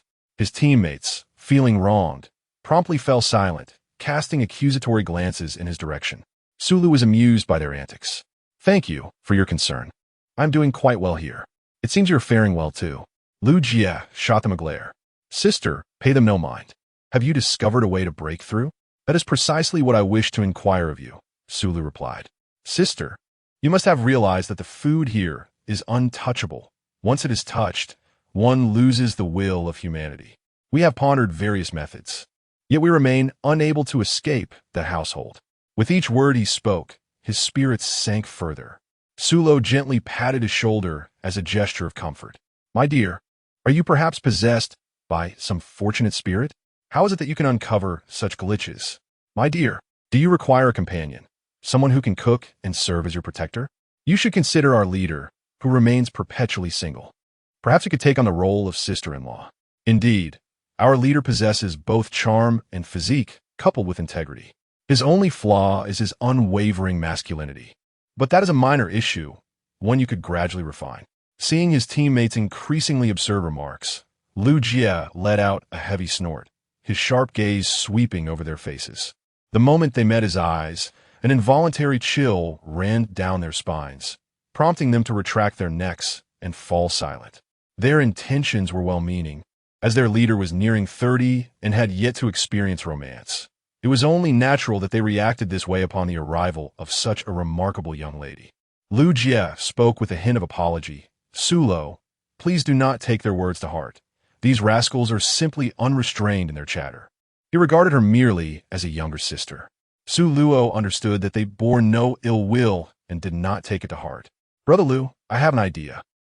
She deftly shifted the topic. The onlookers exchanged glances, observing both parties, who were evidently indifferent to one another. They huddled together, whispering, "Brothers, this is futile. These two are completely out of sync. Our leader is beyond redemption. Such a wonderful girl, yet he fails to seize the opportunity." The leader had never been one to harbor romantic sentiments. Alas! By the way, brothers, I caught wind of a little rumor. Chapter 34. Instance 2. Rotation 8. After Lu Jie and Su Luo deliberated on their forthcoming strategies, Su Luo bid him farewell and once again rendered herself invisible. The others looked on with envy. A few days later, the Tiger Head clan made new moves, preparing to pillage the villages at the foot of the mountain once more. Su Lu conveyed the news to Lu Jie and his companions. Upon learning of it, although they yearned to accompany him, they found themselves lacking the cloaking cards and thus remained confined within the stronghold. On the night of departure, Su Lu, as was his custom, trailed behind them and arrived at the village. This settlement housed a mere handful of families, no more than a dozen. Upon hearing this, one of his subordinates, puzzled, inquired, "Great leader, why? Do not be deceived by the sparse population. Each resident is quite affluent." The chief, with a fierce glare, retorted, "Open your tiger eyes wide and observe carefully. This is a sanctuary for the elderly of our stronghold." "Ah, my lord, in your magnanimity, I assure you such an error shall never be repeated." The man with the tiger head hastily pleaded for mercy, and the other tiger-headed individuals quickly followed suit. Su Luo gazed thoughtfully at the nearby village. A place for retirement? No wonder there were no elderly in the settlement. The Huodo people set off with enthusiasm, only to return in disappointment. Su Luo recounted the recent events to him. Lu Jie fell silent, lost in thought. The Tiger-Head tribe seemed devoid of any notion of self-sufficiency. All the resources within the village were acquired through the plundering of the local villagers. In her view, they were at the pinnacle of the food chain and could easily thrive on their own abilities. Yet, they appear to have a different mindset, preferring to reap without sowing. She began to grow weary of this monotonous existence, yearning to escape the current situation, yet struggling to discern a way out. Lu Jie and his companions felt similarly. That night, the wolf tribe launched another assault. The village was ablaze with light. Chaos ensued. Lu Jie and the others were abruptly awakened. "What is happening? The wolf chief has arrived. Sulu explain nearby. Are we going to have to change locations again?" Someone shouted. The wolf tribe's treatment of both people and livestock was far less lenient than that of the tiger tribe. Their living conditions were particularly dire. "If we don't want to relocate, then follow me." With that, Su Luo leaped over the enclosure. Without hesitation, Lu Jie and the others trailed closely behind her. Cloaked by the cover of night, Su Luo and her group stealthily infiltrated the armory, which stood wide open, unguarded, as the sentinels had been dispatched to the front lines to confront the enemy. "Sister, you're not contemplating aiding the tiger heads, are you?" Lu Jie discerned her intentions and inquired merely for confirmation. Su Luo nodded, expressing her reluctance to revisit the wolf tribe. With a casual gesture, she picked up a stick and strode forward. This time, she resolved to take action, determined to lend her support to the tiger tribe. The primary motivation behind her decision was her unwillingness to change her master. The onlookers gazed at her retreating figure, and someone inquired, "Boss, shall we assist or not?" Lu Jie pondered for a moment before replying, "We shall assist. Though we are but mere creatures, let us atone for the sins wrought by certain humans." Congratulations to the player for grasping the essence of this quest. Rewards will be dispensed shortly, so please stay tuned. The other teammates heard this proclamation, their faces lighting up with joy. "Boss, I've realized that Su Luo is undoubtedly a harbinger of fortune. Our first encounter with her led us to success. Enough of the chatter, let's all take action," Lu Jie declared, brandishing his weapon as he turned to advance. The others swiftly armed themselves, hastening to follow him. Witnessing this scene once more, Su Luo found it astonishing that the tigers were unable to best the wolves. Such a phenomenon seemed almost surreal. Regaining her focus, she charged into the midst of the wolf pack, stick in hand. Seeing this, Lu Jie and the others followed suit, with the addition of Su Luo and her companions. The tide of battle gradually shifted. The tiger chieftain grew emboldened, while the wolf chieftain began to retreat. With a swift strike, Su Luo rendered one of the wolf-headed men unconscious before turning her attention to the next. Ever mindful of the rules governing this instance, she understood that, despite the absence of explicit instructions, as a sentient being, she must not harm the NPCs within this realm. "Brother Lu, simply incapacitate the wolf-headed men, but be sure not to take their lives," she called out loudly to Lu Jie and the others. Although they were puzzled by her insistence, They complied with her request. Soon, they had laid a significant number of wolf-headed men low in their wake. Before long, the remaining wolf-headed men, realizing their precarious situation, tucked their tails and fled. The tiger-headed men, witnessing this turn of events, erupted in jubilant cheers. In no time, they began to clear the battlefield, binding all the unconscious wolf-headed men. As Su Luo prepared to gracefully withdraw, exchanging a knowing glance with Lu Jie, she was suddenly halted by a voice from behind. That female creature, please wait a moment. Fortunately, thanks to her innate ability to comprehend the language of beasts, she would have otherwise remained oblivious and continued on her way. Upon hearing its designation, Su Luo noticed a crow soaring overhead, the corners of her mouth twitching as she silently cursed the ancestors of the individual who conceived this quest. She halted her steps and turned to regard the male, tiger-headed figure who had called out to her. He was the leader of this village. Female creature, from whence do you hail? I am truly grateful to you this evening. His tone was earnest, and his gaze held an undeniable sincerity. Su Luo accepted their gratitude and made a modest request. Please grant us our freedom. In return, we shall impart to you the knowledge of cultivating the land, enabling you to lead a self-sufficient life. The male leader of the tiger-headed tribe, upon hearing her words, momentarily froze, his gaze shifting to one of bewilderment, laced with a hint of pity and an air of mockery, as if he found her fanciful notions amusing. In any case, his look left Su Luo feeling particularly displeased. Su Lu coldly remarked, "What? Are you unwilling? Then let us settle this with a duel. Should I emerge victorious, you shall grant us our freedom. If I am defeated, consider my words as never spoken." The male tiger-headed creature hastily gestured with his claws. "No, you misunderstand. I have simply never encountered a human capable of speaking our language. Hence, as for your proposition, I must confer with my brethren." The female human was evidently formidable, and the fierce manner in which she had bested the wolf-headed creature sent chills through him. "Very well, discuss amongst yourselves, but provide me with a response within 3 days." With that, Su Lu discarded his weapon onto the ground and turned to leave. Chapter 35. Copy 2. Rotation 9. No sooner had they departed than the tiger-headed beings erupted in chaos. I must be imagining things. That female human can indeed speak our tongue. You heard correctly. She even demands our leader grant them their freedom. Did she not mention teaching us how to cultivate and farm? She did say so. But why should we learn? We can simply raid those below for what we lack. Why toil like the villagers down the mountain? Upon hearing this, the assembled tiger-headed creatures fell into an uneasy silence. The leader surveyed his companions and suggested, "This matter shall be discussed further at a later time. For now, let us confine these captives. In a few days, we shall take them to exchange for ransom." He too was conflicted, pondering whether to acquiesce to the female human's demands. On one hand, releasing them would mean a lack of sustenance for the winter. On the other, she and her companions had saved them, and he felt indebted for their salvation.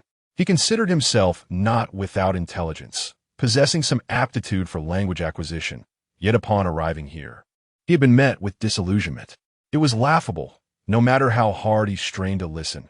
Comprehension eluded him, let alone anything further. Tears of envy streamed from Lu Jie and his companions. "Sister, you are undoubtedly favored by fortune. So, what did you just say to them?" Su Luo reiterated his previous statement. "Do you think they would agree?" Lu Yin would it. Su Luo shrugged nonchalantly and remarked, "I never expected them to agree. I merely sought to advocate for a modicum of freedom for all, while simultaneously altering their way of life." Lu Jie gazed at her with a complex expression, choosing silence. The others regarded her with transformed gazes, imbued with a hint of admiration. The following day, when the female tiger-headed creature approached with a bucket for feeding, its eyes bore a mix of gratitude, trepidation, and fear as it observed them. As it poured the contents of the bucket into the stone trough, its claws trembled slightly. Once the food was emptied, it dashed away, as if pursued by a ferocious beast. Suddenly, someone could no longer contain themselves and erupted in laughter. "Brothers, did you see that? Their reactions are utterly hilarious. Ah. I too find it amusing. They are, after all, tigers, yet they fear us. If anyone should be afraid, it ought to be us. Allow me to laugh first in reverence. Haha. The crowd erupted into a cacophony of laughter, unable to straighten up from their mirth. Once the laughter subsided, they hastily attended to the food in the trough. After securing the food, they settled back down, engaging in lively conversation, with Lu Jie joining in the exchange. Su Luo reclined in the corner, absorbing their words. As a fleeting thought darted through her mind but eluded her grasp, no matter how hard she tried to recall it. Ultimately, she relinquished her efforts. The span of 3 days passed in the blink of an eye. On the 4th day at noon, the leader of the tiger-headed men approached the enclosure, accompanied by a group of his subordinates. Today marks the 4th day, he announced. I have conferred with my men, and I can grant you your freedom. However, your movements will be confined to this mountain stronghold. You are not permitted to leave, and furthermore, we do not require agricultural endeavors, for we are carnivorous beings. Sulo's gaze became somewhat intricate, concealing a hint of compassion and several strands of sympathy. Their plight was indeed tragic. They preferred to subsist through thievery rather than earn their keep through honest labor. Had it not been for their assistance, this stronghold would likely have ceased to exist by now. Nevertheless, it was futile to engage with such ignorant and foolish NPCs. It would suffice to simply seek a new benefactor. As Su Luo's gaze grew increasingly frosty, her fists clenched tightly. Without hesitation, she vaulted over the railing, delivering a swift kick that sent her assailant sprawling to the ground, followed by a barrage of punches. The surrounding tiger-headed individuals, upon witnessing this, instantly erupted in fury, baring their teeth as they encircled her.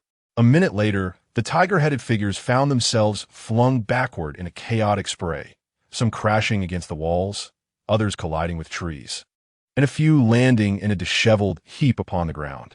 Lu Jie and the others stood in stunned silence, their minds in disarray.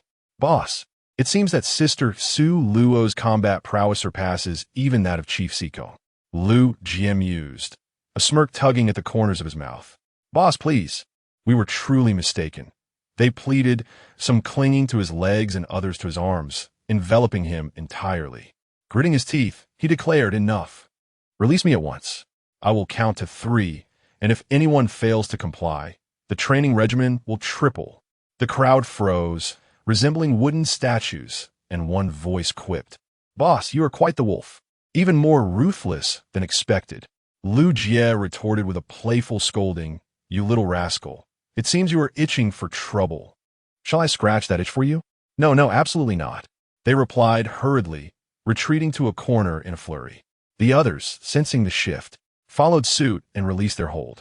Boss, would you like me to give your shoulders a massage? One offered. Or perhaps a leg rub. Another chimed in. Scram. Go away and stop bothering me. Lu Ye, Kasti said lickly. Understood. We shall take our leave gracefully, they responded, dispersing in a rush.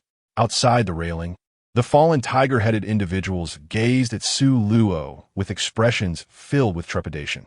Su Luo lightly prodded the leader of the tiger-headed tribe with her toes, a cold smirk gracing her lips. Do you truly consider yourself formidable? Should I desire it, I could eliminate you at any moment and seek refuge elsewhere. Therefore, refrain from provoking me. Should you dare to irritate me again, I shall personally strip you of your skin. Begone. She resolved that if matters did not improve, she would simply find a more obedient master. The tiger-headed individuals scurried away in a panic. Chapter 36. Instance 2. Cycle 10. Lu Jie approached, inquiring, Sulo, are you preparing to depart from this place? Sulo cast a glance at him, stating that she had no intention of departing from this place. Nor was it feasible for her to do so. Lu Jie immediately grasped the crux of her words, indicating that as beings, we cannot exist alone in the outside world. Can we? Sulo gazed with admiration and remarked, Indeed. Lu Jie pressed on. Have you devised a strategy? Not yet. If I had, I would have already cleared the challenge instead of being trapped here, she replied. Upon hearing this, Lu Jie fell silent. Lu Jie and the others felt a sense of relief. That afternoon, a sudden wail echoed through the village. Upon hearing the commotion, Su Luo immediately leapt over the fence and dashed towards the source of the sound. Upon arrival, through fragmented conversations, she learned that a young tiger-headed child had fallen into the pond in the back mountain while fishing and had unfortunately submerged. By the time it was retrieved, the child was already lifeless. Its mother held the child, weeping inconsolably, while the surrounding tiger-headed individuals wore expressions of profound sorrow. Su Luo stepped forward swiftly and addressed the grieving mother, saying, "Please place your child on the ground. Let me examine them. There may still be hope." In truth, she was not entirely confident, as she was unaware of how long had elapsed from the moment of drowning to the time of recovery. The mother stared at her in disbelief, hesitating before reluctantly releasing her child. The identified tiger-headed child approached as instructed. She then briefly explained how to perform artificial respiration, and he followed her guidance. While he administered the artificial respiration, she commenced chest compressions, coordinating with him in their efforts to revive the young tiger-headed child. After a considerable time, the child expelled a mouthful of water, yet breathing remained faint. She persevered with the chest compressions until the heartbeat returned to a normal rhythm. The young tiger-headed child opened its eyes briefly before closing them once more. The surrounding tiger-headed individuals exchanged puzzled glances, uncertain of the child's fate, whether it had returned to life or not. The mother hesitantly inquired, "Benefactor, may I ask what is a medicinal herb?" Suro paused momentarily, incredulously retorting, "Are there no doctors or healers in your midst?" As the words escaped her lips, the heads of the tiger-headed beings shook vigorously, resembling a rattling drum. Their self-healing abilities were remarkably potent. Provided the wounds were not excessively deep, they generally healed on their own. However, in the case of grievous injuries exposing bone, fate was left to chance. It appeared she had overestimated their standard of living. A female tiger-headed being entrusted her child to a neighbor and followed her toward the outskirts of the village. 3 other female tiger-headed beings exchanged glances and chose to accompany them. Their curiosity piqued regarding the nature of herbs. Sulo, accompanied by the female tiger-headed beings, ventured beyond the confines of the village and ascended to the mountainside. Upon encountering 3 uninvited tiger-headed individuals trailing behind her, she uttered not a word, silently conceding to their presence. Within a mere quarter of an hour, she successfully gathered the herbs she sought. As she collected the foliage, she took the opportunity to enlighten them on the properties and benefits of the herbs she was foraging. However, the 4 female tiger-headed beings listened in bewilderment, their understanding clouded in confusion. Sulo no longer insisted upon them. Henceforth, should any ailments arise, they need only seek him out. They eagerly acquiesced. Sulo followed the female tiger-headed creature to her abode. After expressing profound gratitude and bidding farewell to her neighbor, she finally made her way to the kitchen. As Su Luo observed her arrival, she meticulously guided her through the process of concocting herbal medicine. Before long, the female tiger-headed individual mastered the technique and successfully prepared a bowl of medicine. After administering the remedy, Su Luo, having fulfilled her purpose, prepared to take her leave. Just before departing, she earnestly advised the individual to seek her out in 3 days if the child's symptoms did not improve. The female tiger-headed individual nodded repeatedly in acknowledgement. Upon exiting their dwelling, she brushed past a male tiger-headed individual.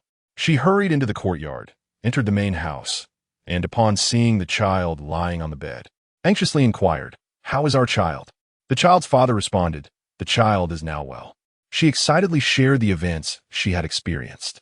Should we not express our gratitude to our Savior with a gift? The male, tiger-headed individual pondered for a moment and replied, "Not just yet. While she has indeed aided us, she is still human, and it would not bode well if the chief were to find out." The female, tiger-headed individual ceased her discussion, clearly in agreement with her partner's perspective. Lu Jie and the others had overheard the conversation and turned their attention towards her, exclaiming, "Sister V5, you have ventured out and are now 1 step closer to success. Your fortune is unmatched. Sister, do enlighten us. What did you do during your outing?" Sulo did not conceal anything and recounted everything in detail.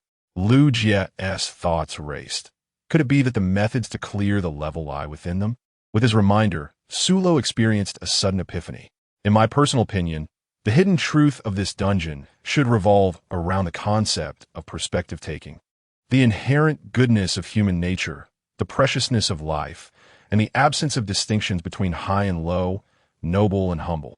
Humans and animals ought to coexist harmoniously. Humanity should not position itself atop the food chain, nor should it alter the natural order. We must honor all living beings created by nature. This aligns with the Buddhist teaching. As one sows, so shall one reap. All is a manifestation of the mind.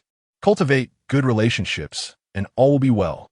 My dear, your philosophical outlook is truly elevated. Before Su Luo could utter a word, a voice resonated from above.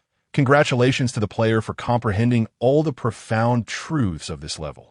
You have earned a reward. What type of reward does this esteemed player desire? The NPC was taken aback. This individual was certainly deviating from a norm. Are you certain, esteemed player? Absolutely. The countdown for the teleportation began. 3 minutes remaining, 180, 179. Lu Jie gazed at her in disbelief, marveling at Su Luo's beauty and kindness. The others looked upon her with reverence, as if she were a paragon of fortune. They fervently hoped to encounter her in the next dungeon, as it would guarantee their victory. A wave of dizziness overwhelmed them, and all players within the dungeon lost consciousness, vanishing one by one. Following their disappearance, the entirety of the dungeon's visuals froze in that moment. Upon awakening, she immediately reached for her phone, glancing at the date and time. She had spent an unusually long duration within the dungeon, nearly 2 days and a night. It was now 6 p.m. She strolled into the kitchen to prepare a meal. After more than half an hour, she emerged with a dish and a soup, stir-fried potato shreds with lao ganma and cucumber with century egg soup. After finishing her meal, she washed the dishes and disposed of the kitchen waste in a bag, which she carried out to the trash can in the stairwell. 20 minutes later, she emerged from the bathroom, her hair wrapped in a drying cap, donned in her bathrobe. While waiting for her hair to dry, she fetched her phone from the living room and began to scroll through it. Before long, fatigue overtook her, and she dozed off, still wearing the drying cap. The following morning, around 6:30 a.m., she awoke, only to realize she had slept the entire night in the drying cap, which left her feeling somewhat vexed. She threw off the covers and made her way to the bathroom. After freshening up, she selected a set of athletic wear, slipped it on, and took her phone with her as she ventured out for a morning run. After concluding her run, she visited the supermarket adjacent to her community, intending to replenish her supplies for future needs. Upon entering, she organized all the snacks into her storage space and washed a bunch of grapes, reclining on a chaise longue while munching and browsing her phone. After a while, boredom set in, prompting her to delve into the survival game forum. Dear forum members, I too wish to express that after this dungeon, I can no longer bear to witness any scenes of slaughter. To my fellow brother above, I feel fortunate to have encountered someone who shares my plight. This dungeon has become a perpetual nightmare for me. I shall never forget the sensation of a blade slicing across my neck. Please, don't say any more. I have developed PTSD from this dungeon. This dungeon is exceedingly unkind to the overweight. I became the main course on the very first day. How I envy those fortunate souls above who receive their meals in the initial days. We, the ones left behind, are tormented. Our minds resist the food offered, yet our bodies, unyielding, compel us to indulge recklessly. Each day, we witness our figures swell like inflated balloons, gradually delivering ourselves to the dinner table. To those above, I must timidly interject. Are we not aware that hunger is but a phantom in that realm? You speak lightly, dear interlocutor, but I find myself confined, akin to livestock in a pen, where abstaining from nourishment invites punishment. After the beating, monstrous beings lift us, force-feeding us until the very essence of the food clings to us. There is no escape from its grasp, as our bodies dictate our every bite. To my kindred spirits, my plight mirrors yours. Lamenting too much brings forth tears. Let us take a moment to tally our experiences. If you have been a pig, mark 1. If a dog, mark 2. If a duck or chicken, mark 3. And for others, mark 4. The first category boasts a multitude, at least 100, while those in the second count merely in dozens. The third category is sparse, with just over 10, and the fourth is nearly non-existent. To my fellow ducks, I inquire, must you plunge into the water daily? Do roosters crow each morning? And do hens sit upon their eggs? It seems you revel in our misfortune. Yet, I share your sentiment wholeheartedly. How can you speak so lightly while we three endure the sting of your words? To think I, a landlocked duck, was expected to master swimming within 5 days. In that realm, my attire remains damp for a full 24 hours, and I am grateful for my robust health. Or else I would have succumbed to illness long ago. Alas, I find myself in a more woeful state than you. From childhood, my voice has been a cacophony, and on the first day, the creature deemed my cries unbearable and administered a beating. In a desperate bid for survival, I overcame my lack of pitch in a remarkably short span. I must chuckle, albeit with a twinge of sympathy for you, for a fleeting 3 seconds. Am I the only one curious as to which sister possesses the identity card of a hen? I too ponder this, yet I suspect the answer shall remain elusive, as modesty prevents the sisters from disclosing such information. Therefore, let those with insatiable curiosity imagine their own narratives. I am the unfortunate soul who has obtained the identity card of a hen. Little did I know, on the first day, I carelessly shattered an egg, only to be met with a fierce reprimand from the female creature. If the egg fails to hatch, I am punished. If it does not, I am still punished. My days are filled with elaborate forms of chastisement, and not a single day passes without suffering. To the sister above, I extend my heartfelt sympathy for 3 minutes. To the one nurturing eggs, I must confess, my fate is even more dismal as I hold the identity card of Mother Duck. Do you grasp the depths of my despair? I have become an egg-laying machine, producing eggs daily. Allow me a moment to chuckle. Upon reading this, Su Luo couldn't help but chuckle. This girl was rather amusing. As she continued to scroll down, she realized that the forum's content was largely repetitive, prompting her to exit the site altogether. 2 weeks later, one morning upon awakening, she noticed that the pattern on the back of her hand had shifted to a shade of blue. It was only then that she observed a particular motif within the design had transformed to green. Evidently, each time she conquered a challenge, a segment of the pattern would turn green, and she found herself eagerly anticipating what color the design would assume upon completing all levels.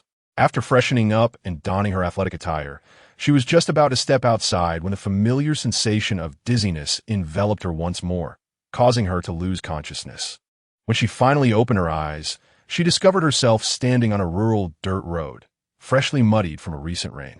Beside her stood 6 players, 4 men and 2 women. What a bizarre place. There's not a soul in sight. One of them exclaimed, "Since we're here, let's venture forward and see what lies ahead." I have a foreboding feeling about this.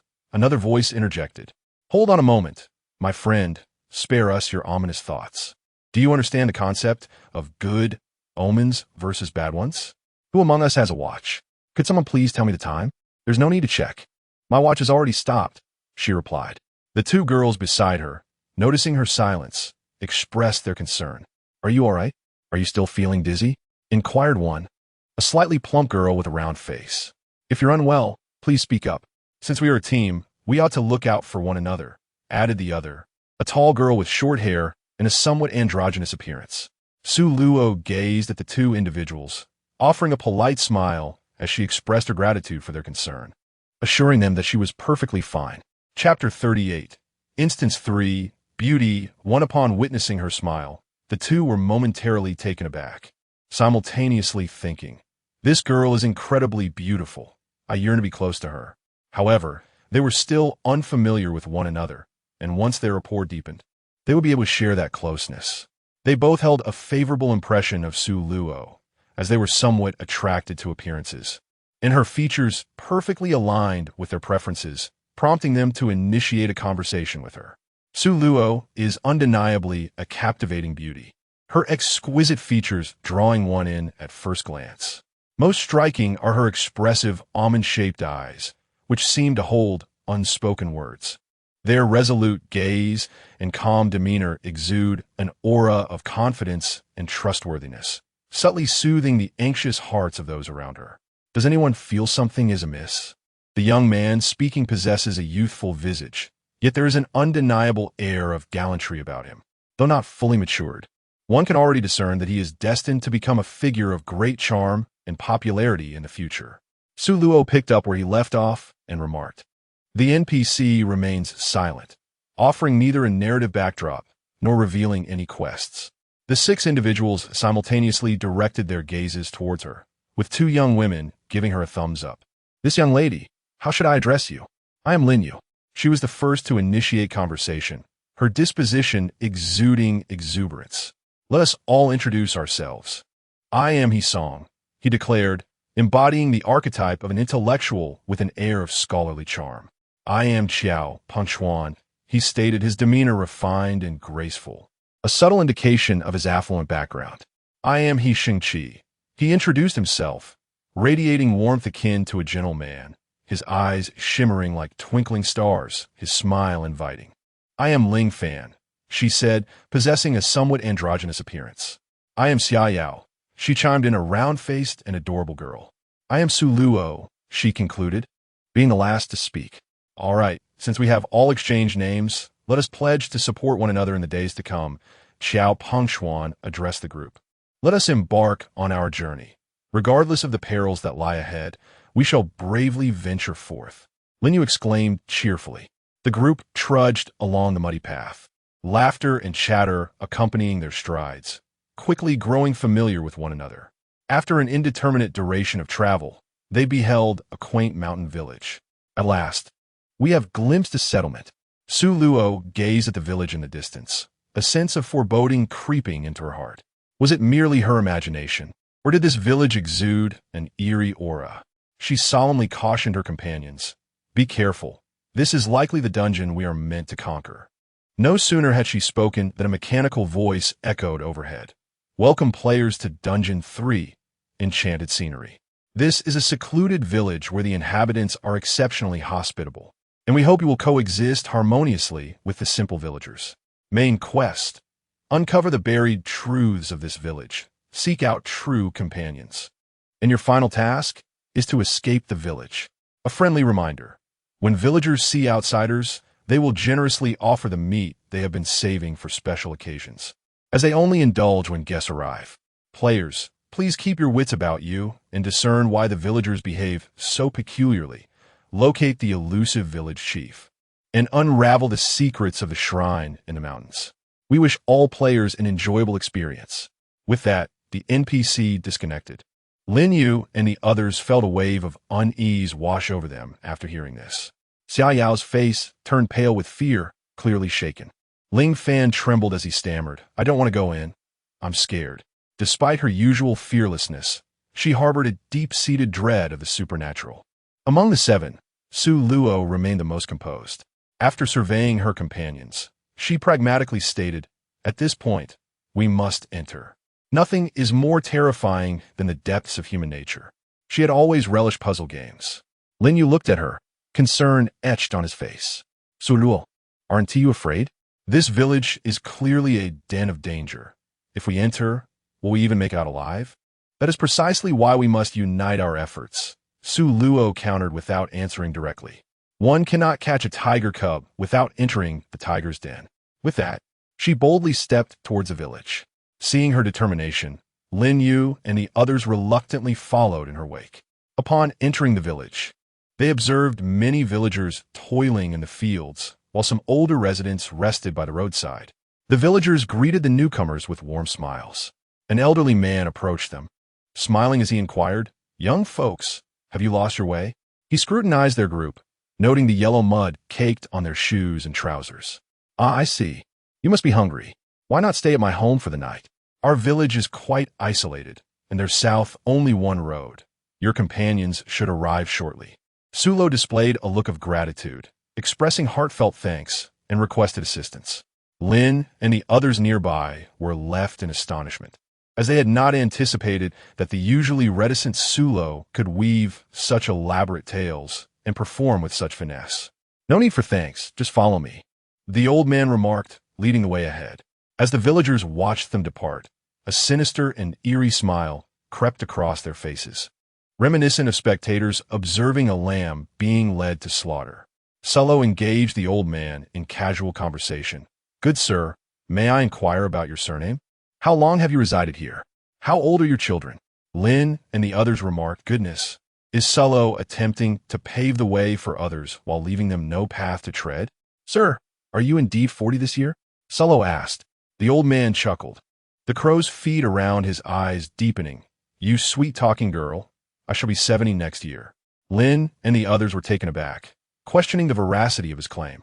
His hair was dark, his posture upright, and aside from slightly darker skin and a few more furrows on his forehead, he hardly resembled a septuagenarian.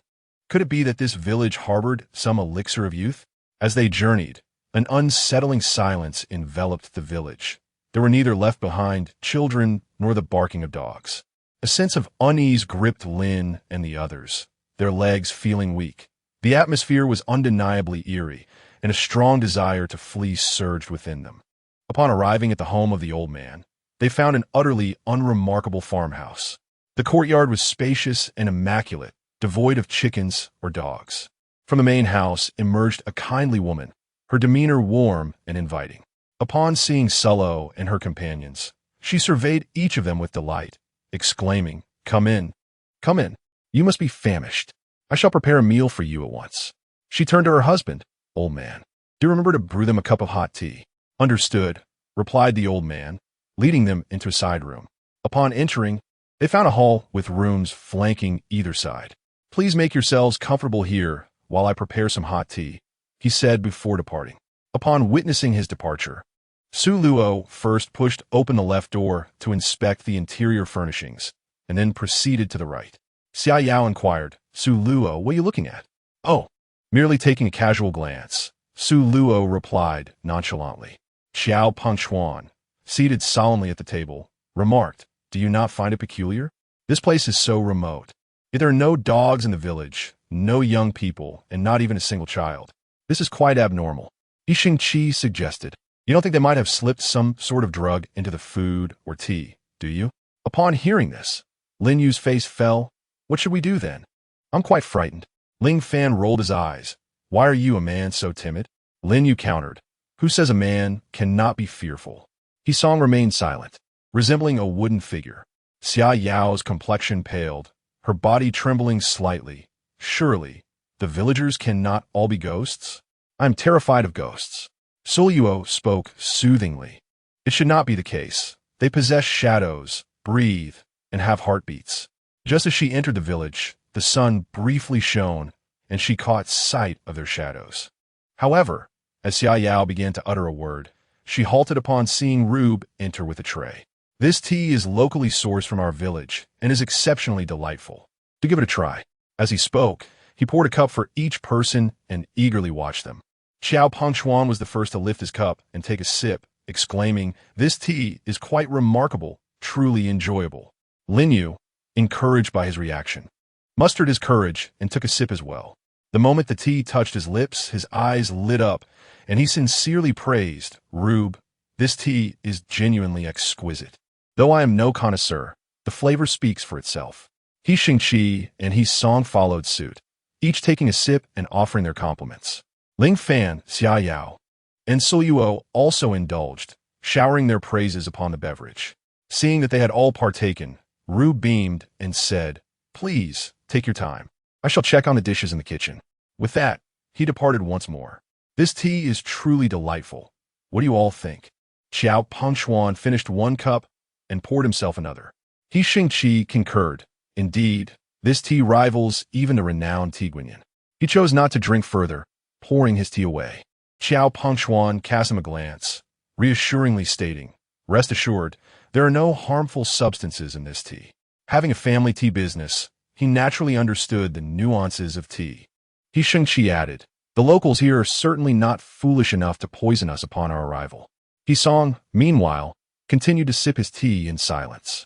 Ling Fan and Xia Yao, having only dared to drink one cup, refrained from further indulgence, fearing the need to use the restroom.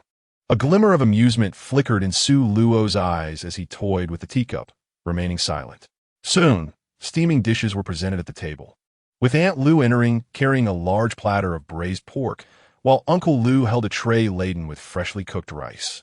"Come, everyone, savor my culinary skills. This is pork from our own farm-raised hogs, tender and delectable. I assure you, after this meal, you will yearn for the next." As Xiao Pengchuan and the others beheld the enticing platter of braised pork, their mouths watered involuntarily. Xiao Pengchuan, unable to contain his eagerness, swiftly picked up his chopsticks and selected a piece, tasting it with delight. Delicious. Absolutely exquisite. Aunt Lu, your culinary talent could rival that of a master chef. Lin Yu, He Shengqi, and He Song followed suit, and once they began, they found it impossible to stop. Ling Fan and Xia Yao also joined in, relishing the feast. As Su Luo observed them eating, a glimmer of intrigue flickered in her eyes. She feigned consumption, yet discreetly cast the meat and rice into the void. The tea she had sipped moments earlier had been similarly disposed of. This mountain village exuded an air of the uncanny. It was prudent for her to remain cautious. Seeing that their guests were dining, Uncle Lu and Aunt Lu remarked, "Please, take your time. Should you find yourselves in need, there is more in the kitchen." With that, the couple turned to depart. Once they had left, Su Luo set down her chopsticks. Xia Yao noticed and inquired, "Su Luo, have you finished so soon?" Ling Fan looked up at her and commented, "Su Luo, your appetite seems rather modest." Su Luo gazed at the two individuals and remarked, "I am not particularly fond of meat." Shortly thereafter, a bowl of meat was emptied.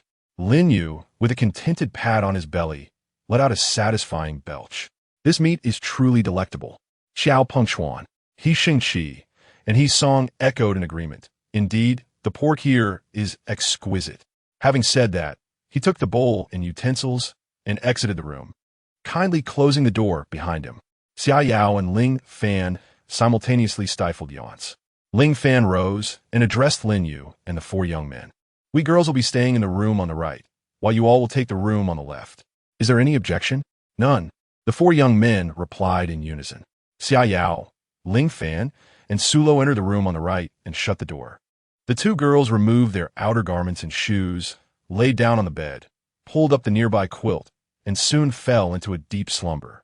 As Su Luo observed the two individuals slumbering, he settled at the foot of the bed, closing his eyes to restore his energy. This slumber extended until dusk, when he was roused by the calls of Uncle Lu and Aunt Lu. The dinner consisted once again of a large basin of braised pork. While Lin and the four young men were indifferent, Xia Yao and Ling Fan found it somewhat difficult to eat. Ling Fan inquired, "Aunt Lu, do you have any lighter vegetarian dishes?" Aunt Lu cast her a glance, her voice tinged with regret as she replied, "My dear, I apologize, but we have exhausted our stock of vegetables these past days. Only meat remains. Please bear with us for now." Lin, ever straightforward, interjected, "Aunt Lu, do you not have a vegetable garden? Given the remote location, it would be prudent to cultivate some greens. Surely you do not subsist solely on meat, as it is detrimental to one's health." Upon hearing this, Aunt Lu's smile faltered, her expression turning awkward as she explained, "It is just the two of us at home, so we do not grow vegetables. It rained recently, making the roads difficult, hence I did not venture to the market." The others nodded in understanding. Ling Fan said, "Aunt Lu, I apologize for the inconvenience." "Not at all. It's a trivial matter. Please, take your time eating," she said before departing, her retreat resembling that of someone fleeing in distress. "Is Ling Fan unwell? She seemed fine at noon," Xia Yao remarked with concern. In the middle of the night, sounds emanated from the boys' side. "He Song, He Shengqi, what are you two up to?"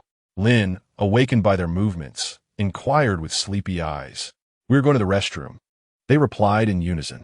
Unbeknownst to him, their gait resembled that of marionettes, their expressions vacant, with their eyes wide open yet devoid of whites, presenting a chilling sight. Once the two exited the small courtyard, Su Luo opened his eyes, revealing an inscrutable expression before shutting them once more to resume his slumber. The following day, Lin and the others gazed at the torrential rain outside, their faces marred by worry. The rain showed no signs of abating anytime soon. However, Ling Fan interjected, "The rain will eventually cease. Can't you all be a bit more resilient? I no longer wish to eat meat. I am predisposed to gaining weight," Xia Yao lamented anxiously. He Song glanced at the sky and reassured, "No worries, this rain will likely stop by noon at the latest." Su Luo stood by the window in silence. At noon, the rain indeed ceased, and the sun emerged. Lunch consisted once again of a large bowl of braised pork. After the rice and meat were served, Rubo and Aunt Ru departed, no longer insisting on watching them eat, as they had the previous day. Lin Yu also found the meal somewhat monotonous, only consuming rice without any meat. After a few pieces, Qiao Pengchuan lost his appetite and resorted to eating plain rice. In stark contrast, He Song and He Shengqi devoured their food with remarkable speed, as if possessed by insatiable hunger. In the blink of an eye, the bowl of meat was completely consumed by the two of them. Xia Yao and Ling Fan took only a few bites of rice before losing interest in their meal. Sulo did not touch his chopsticks at all. After the meal, He Song and He Shengqi volunteered to clear the bowls and chopsticks and took them to the kitchen. Lin Yu, noticing their unusual behavior today, pretended to be profound and remarked, "Do you think He Song and the others were possessed while using the restroom last night?" Qiao Pengchuan looked at him with curiosity and said, "Lin Yu, what nonsense are you talking about? He Song and the others didn't even get up at night." He Song and He Shengqi had slept right beside him. He was a light sleeper, easily awakened by the slightest noise. Yet he had slept soundly last night without waking at all. Xia Yao and Ling Fan exchanged glances. "Ling Fan, did you hear anything last night?" she asked, knowing that once she fell asleep, it was difficult to rouse her.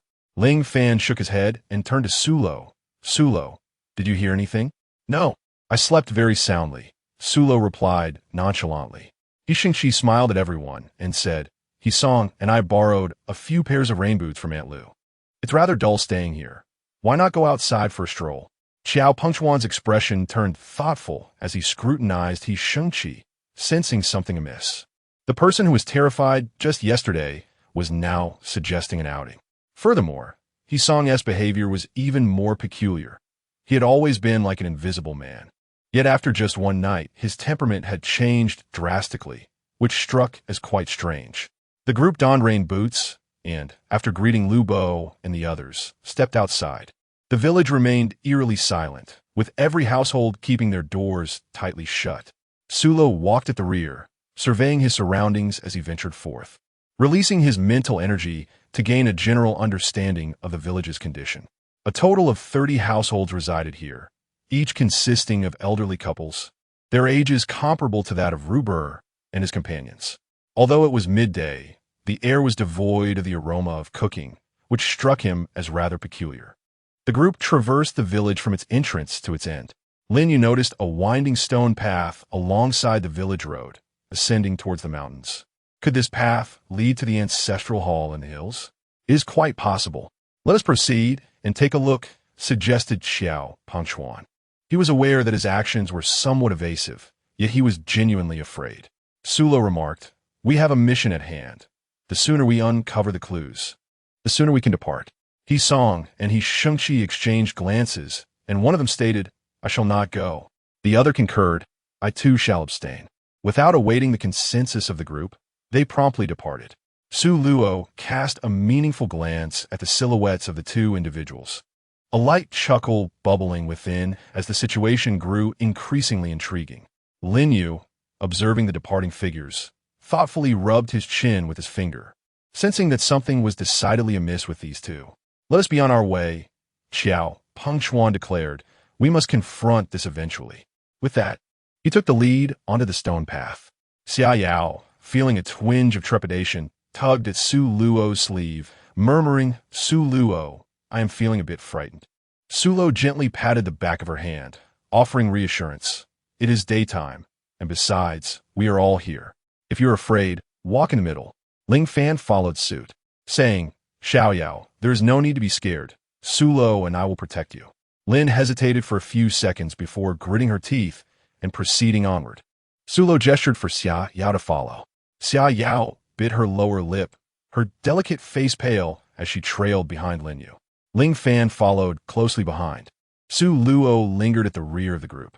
After traversing for over half an hour, an ancient yet imposing edifice materialized before their eyes.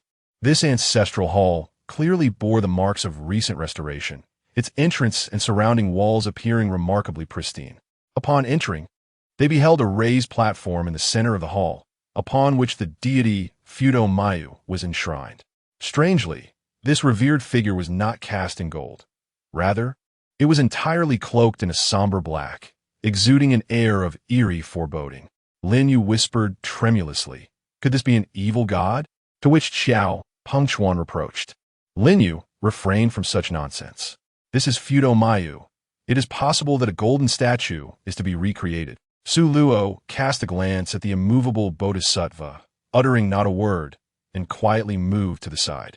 Xia Yao closely followed Su Luo, tugging at her sleeve. Wherever she went, she accompanied her. Suddenly, Ling Fan let out a piercing scream. Ah! Upon hearing her piercing scream, Su Luo swiftly grasped Xia Yao's hand and hurriedly ran towards the rear of the statue. Lin Yu and Xiao Pengchuan soon arrived as well. Ling Fan's complexion turned pale as she pointed towards a pit behind the statue, where bones lay scattered, seemingly human remains. She discerned white bones within the earth, resembling the shape of a human hand. Su Luo procured a wooden stick, crouched down, and began to sift through the soil. To her astonishment, she uncovered a grim array of white bones. However, the fragments were too shattered to ascertain the species they belonged to. Among them lay several particularly small bones, resembling those of a chicken, yet marginally larger. Lin Yu's complexion turned ashen, his legs weakening beneath him. Su Luo, can you discern the origin of these bones? He uttered, his voice laced with trepidation. Xiao Pengchuan interjected promptly. Su Luo, is there any scent of blood in the earth? There is merely the foul odor of decaying cellular tissue. Su Luo replied matter-of-factly. It is also plausible that the animal buried here has long since bled out. The soil in this pit was black, undoubtedly mixed with coal ash or plant ash, intended to obscure certain truths.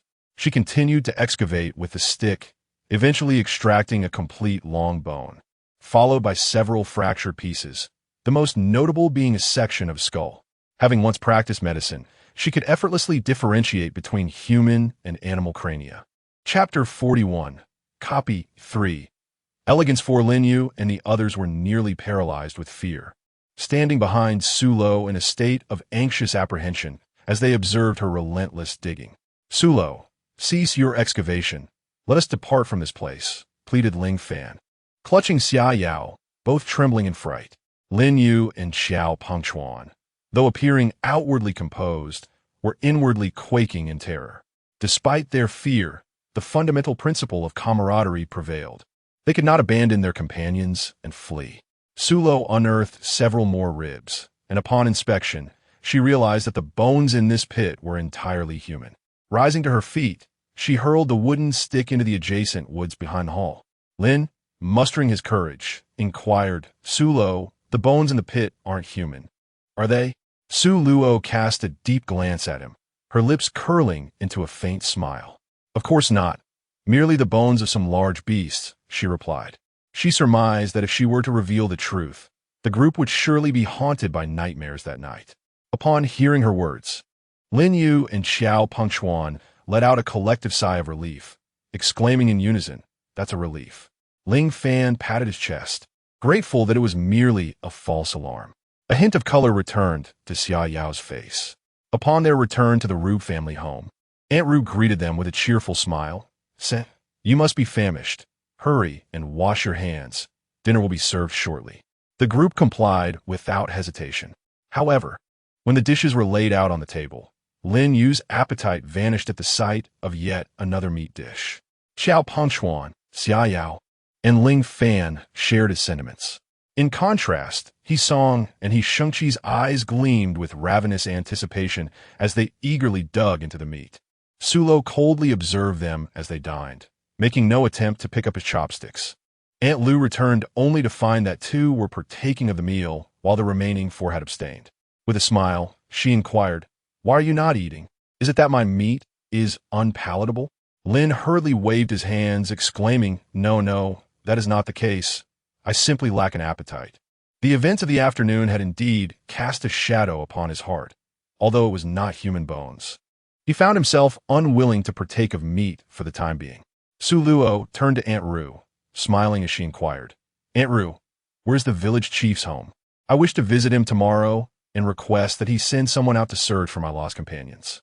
Upon hearing the words village chief, Aunt Ru's demeanor shifted.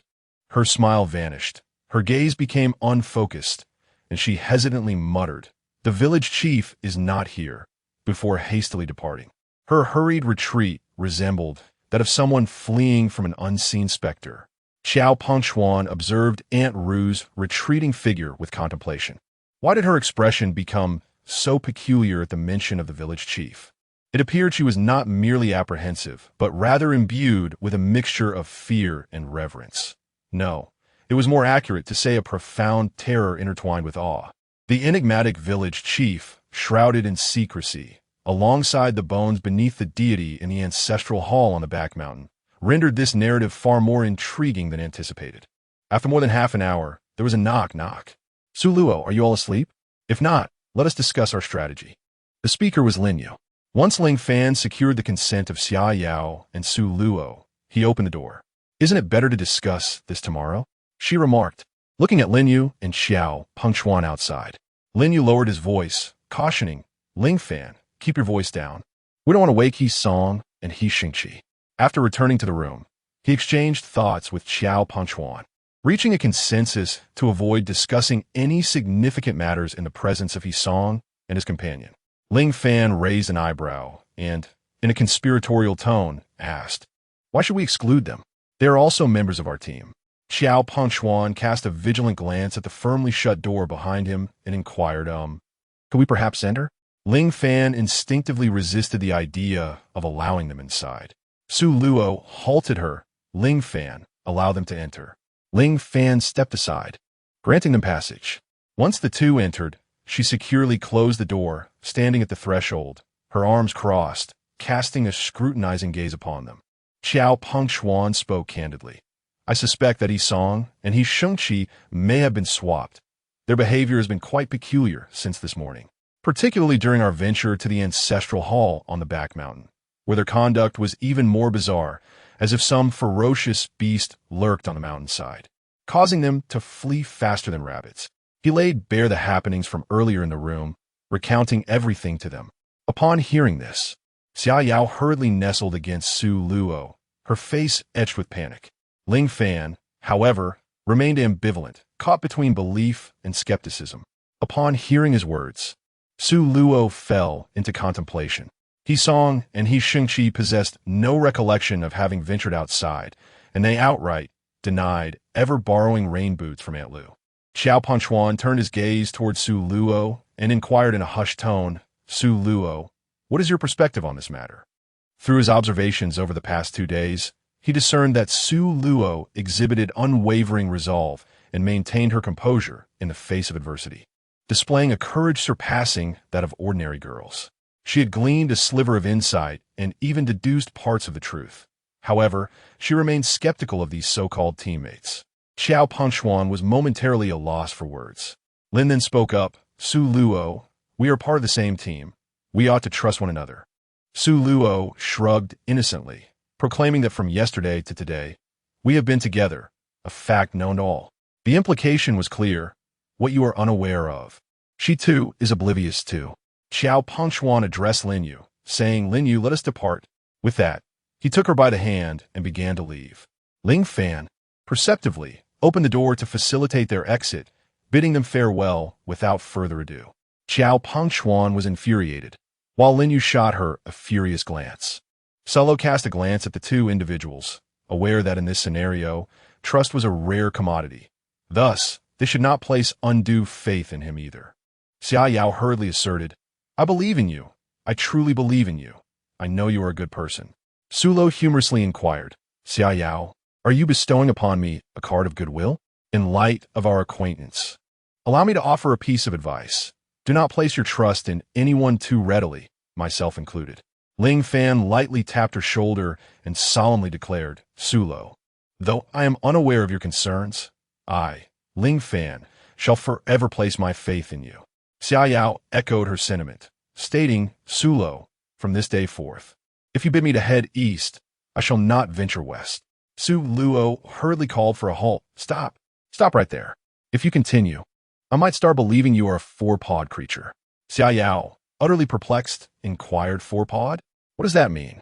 Ling Fan was the first to react, bursting into laughter and explaining, "Dogs have 4 paws and exhibit remarkable obedience." Xia Yao, enraged like a squirrel, puffed her cheeks and lunged at Su Luo exclaiming, "You heartless woman! I regard you as a confidant, yet you treat me like a pet." Ling Fan joined in the fray, and soon the three girls were embroiled in playful chaos, creating an atmosphere that was both warm and delightful. Chapter 42. Instance 3. Splendor 5. In the dead of night, a disturbance arose once more from the boys' side, this time involving Qiao Pengchuan and Lin Yu. Their expressions were vacant, their eyes devoid of whites, appearing as dark as ink. Like puppets under a spell, they moved stiffly towards the exit. Their figures soon vanished into the vastness of the night. Upon hearing this, Su Luo left a spiritual mark on both Xia Yao and Ling Fan, then quietly rose from her bed, opened the door, and hastily pursued the source of the disturbance. She was compelled to uncover the peculiarities that lay within this village. As she stepped outside, she found all the villagers had gathered, their collective gaze directed towards the village entrance. Among the throng were numerous unfamiliar yet youthful faces, all devoid of consciousness, moving forward like puppets swept along by the current of the crowd. Sulo was taken aback, pondering the origin of these young individuals. Upon her arrival in the village that day, that had been only her small group, and she had meticulously employed her mental prowess to probe the homes of the few elderly residents. Was her mental acuity flawed, or was there some deeper mystery at play? Regaining her composure, she enveloped herself in a protective shield and discreetly trailed behind them. The entrance to the village had undergone a remarkable transformation. The path that once led in had vanished, replaced by an eerie and sinister ancient edifice that dominated the thoroughfare, its ominous black door instilling fear in the heart. Yet, the villagers appeared oblivious, streaming into the structure as if drawn by an unseen force. Sulo stepped through the imposing black door, and upon entering, she immediately sensed the biting cold within. A thick shroud of darkness enveloped the space, obscuring her vision of the surroundings. The villagers formed two lines, standing outside the grand hall, while the youthful members of the assembly ventured inside. Su Luo did not approach recklessly. Instead, he extended his spiritual perception to observe within the hall. There lay an enormous entity enveloped in layers of black mist, its true form obscured. It resembled the tentacled monstrosity from the initial dungeon, possessing countless appendages that reached out towards the youthful individuals present. Each tentacle bore a suction cup-like appendage at its tip, firmly affixed to the tops of their heads. The vitality of those individuals visibly diminished at an alarming rate, leaving behind nothing but hollow shells that fell to the ground. The creature exhaled an abundance of bones, followed by a substantial pool of flesh and blood. The villagers, who had been waiting outside the hall, approached in an orderly fashion to collect the flesh, distributing portions to each household. A chilling phenomenon ensued. The human skins on the ground began to swell as if inflated like balloons. They first moved their necks and limbs, seemingly acclimatizing to their new forms. After a considerable time, they opened their mouths wide, revealing serrated teeth within, while their black eyes transformed into blood-red vertical slits, exuding an unsettling aura. They moved methodically towards the hall's entrance, and, as they stepped outside, a transformation occurred. All traits reminiscent of beasts vanished, as if the events within had been mere illusions. The villagers, upon witnessing their emergence, displayed expressions akin to those of longing for lost kin. Once the flesh had been apportioned, they proceeded outward in an orderly manner. As Su Luo observed the villagers preparing to depart, she took the initiative to leave the area ahead of them. However, just a few steps away, she succumbed to a complete loss of consciousness. What could have befallen Su Luo? Why had she not yet awakened? Perhaps it was due to a restless night. Fragmented whispers pierced through the dense fog, gradually rousing Su Luo from her slumber. As she languidly opened her eyes, they were met with the concerned gazes of Xia Yao and Ling Fan. Upon noticing her awakening, they hurriedly approached her, exclaiming, "Su Luo, you have finally awakened. You nearly frightened us to death." Su Lu appeared utterly bewildered. "What is wrong with me?" she inquired, attempting to rise. Observing this, Ling Fan hastily extended a hand to support her, also retrieving a nearby pillow to place behind her lower back. "You have been asleep for 2 days and nights. We called out to you, yet you showed no response. Had it not been for your steady breathing, we might have feared the worst," Xiao Yao said, her eyes welling with tears.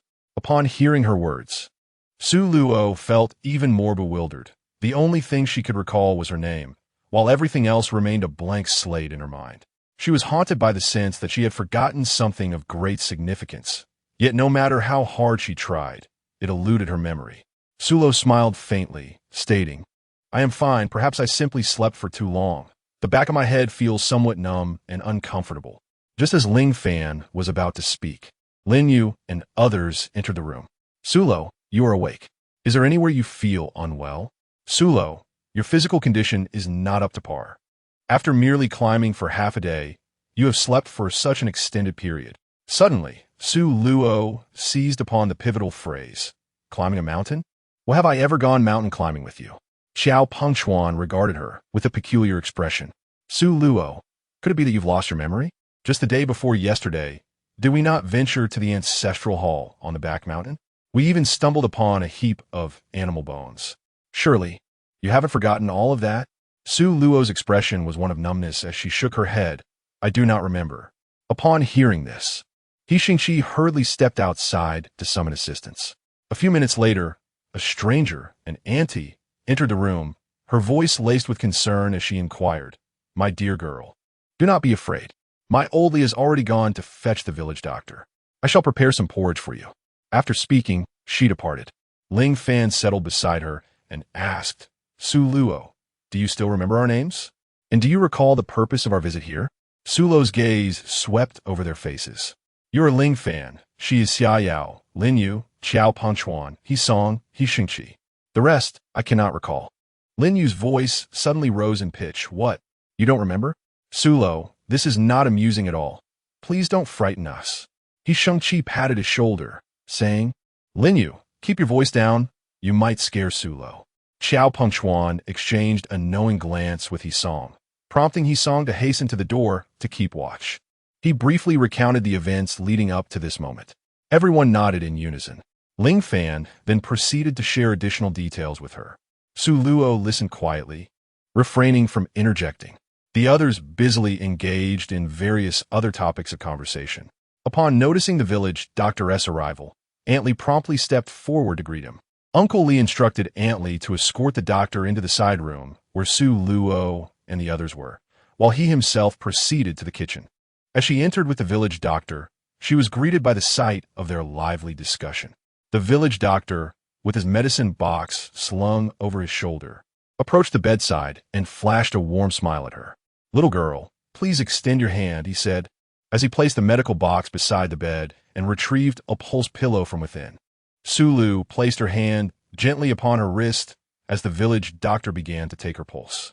Meanwhile, Qiao Pengchuan and the others awaited the outcome with bated breath.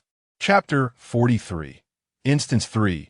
The Splendor Xia Yao anxiously inquired, "Doctor, is it necessary to prescribe additional medicine for her recovery?" The village doctor glanced at her and replied, "No need. Remember, medicine can be toxic in excess. Dietary therapy is far superior." With that, he retracted the pulse pillow, secured his medical box, and departed. Aunt Li followed closely behind, escorting him out.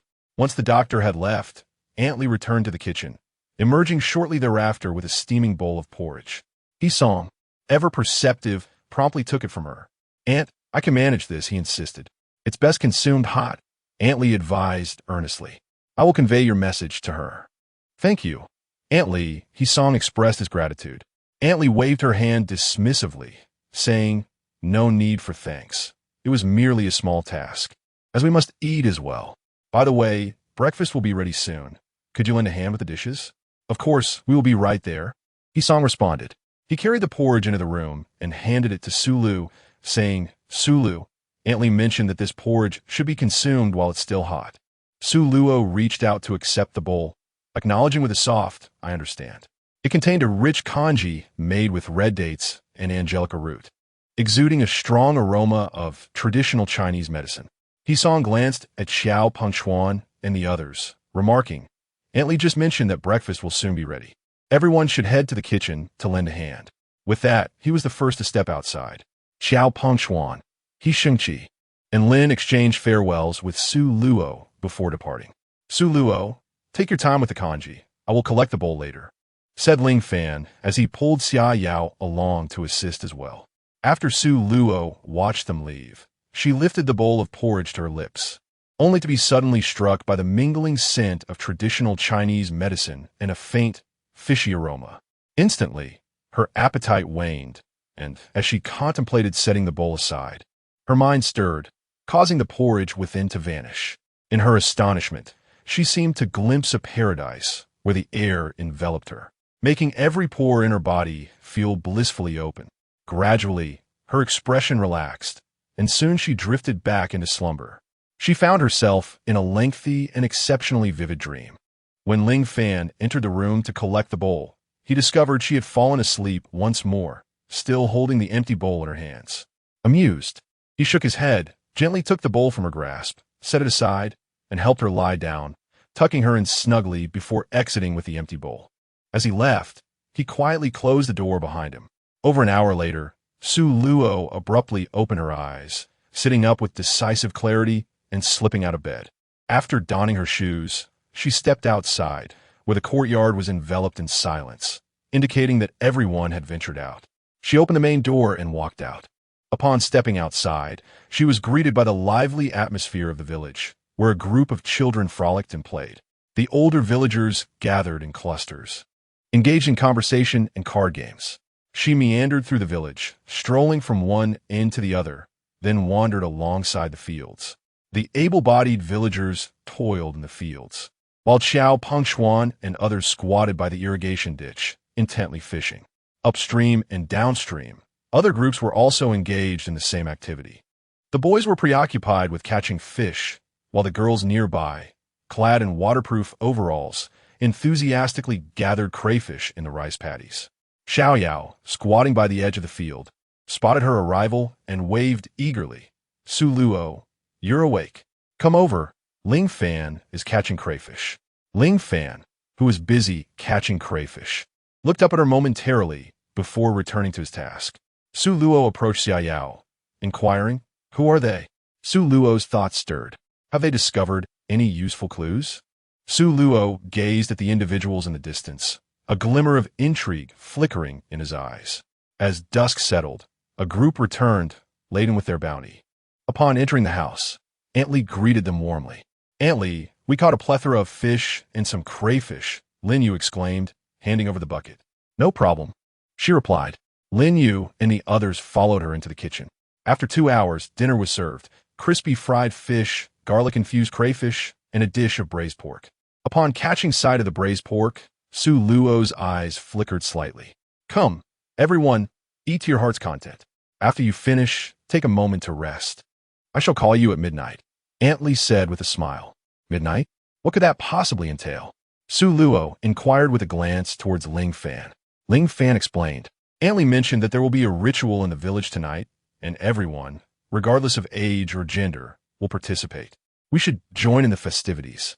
Throughout the meal, Su Luo ate very little. Xia Yao couldn't help but feel a twinge of concern. Su Luo, are you still feeling unwell?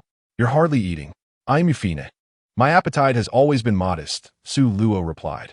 Xia Yao cast an envious glance at her figure. No wonder you're so slender. I can't manage that.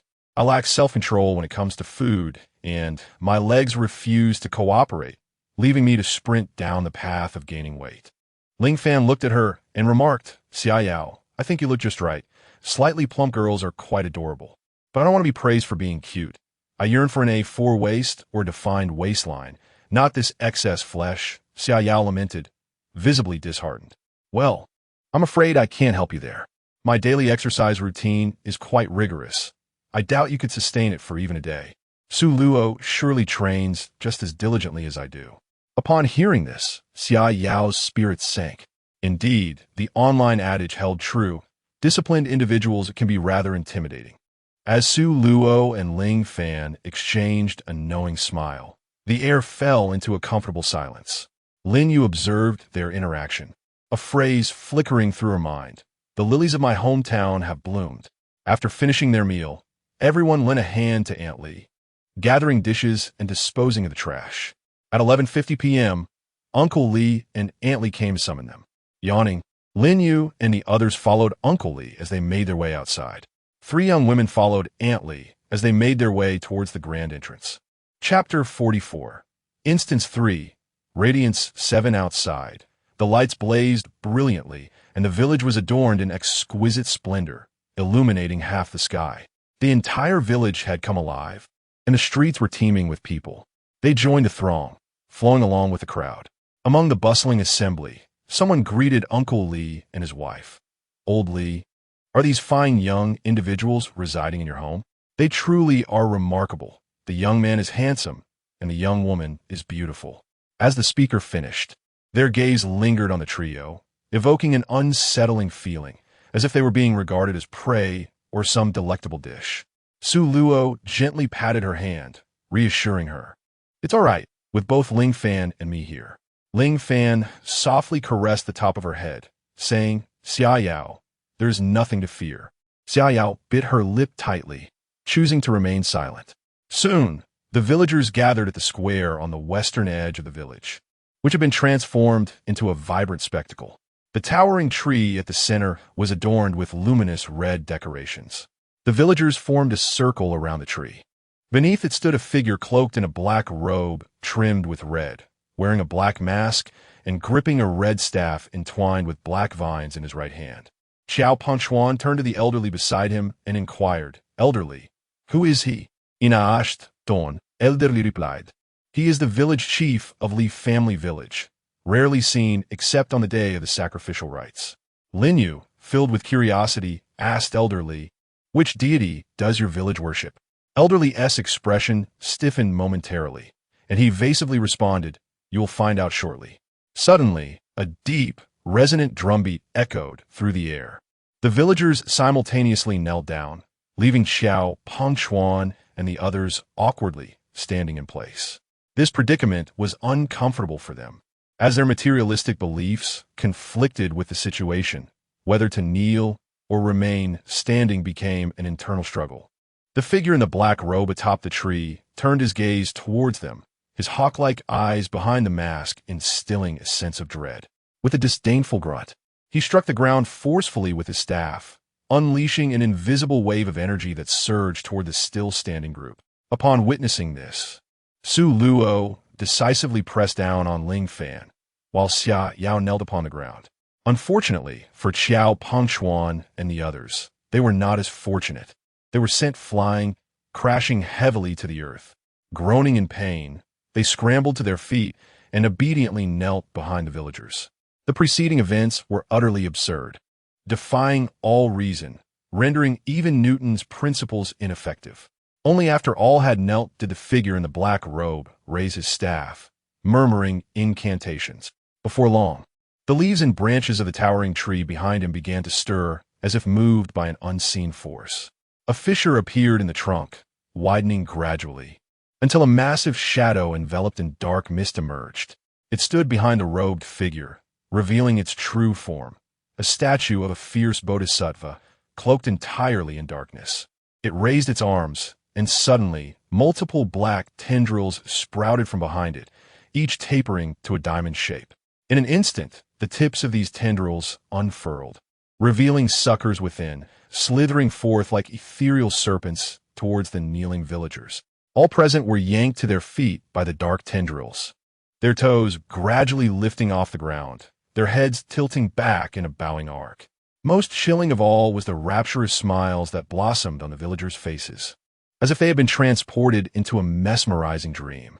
Sulo turned her head to glance at Xia Yao and Ling Fan, discovering that the two wore expressions of rapture akin to those of the villagers who had been ensnared by the tentacles and lifted into the air.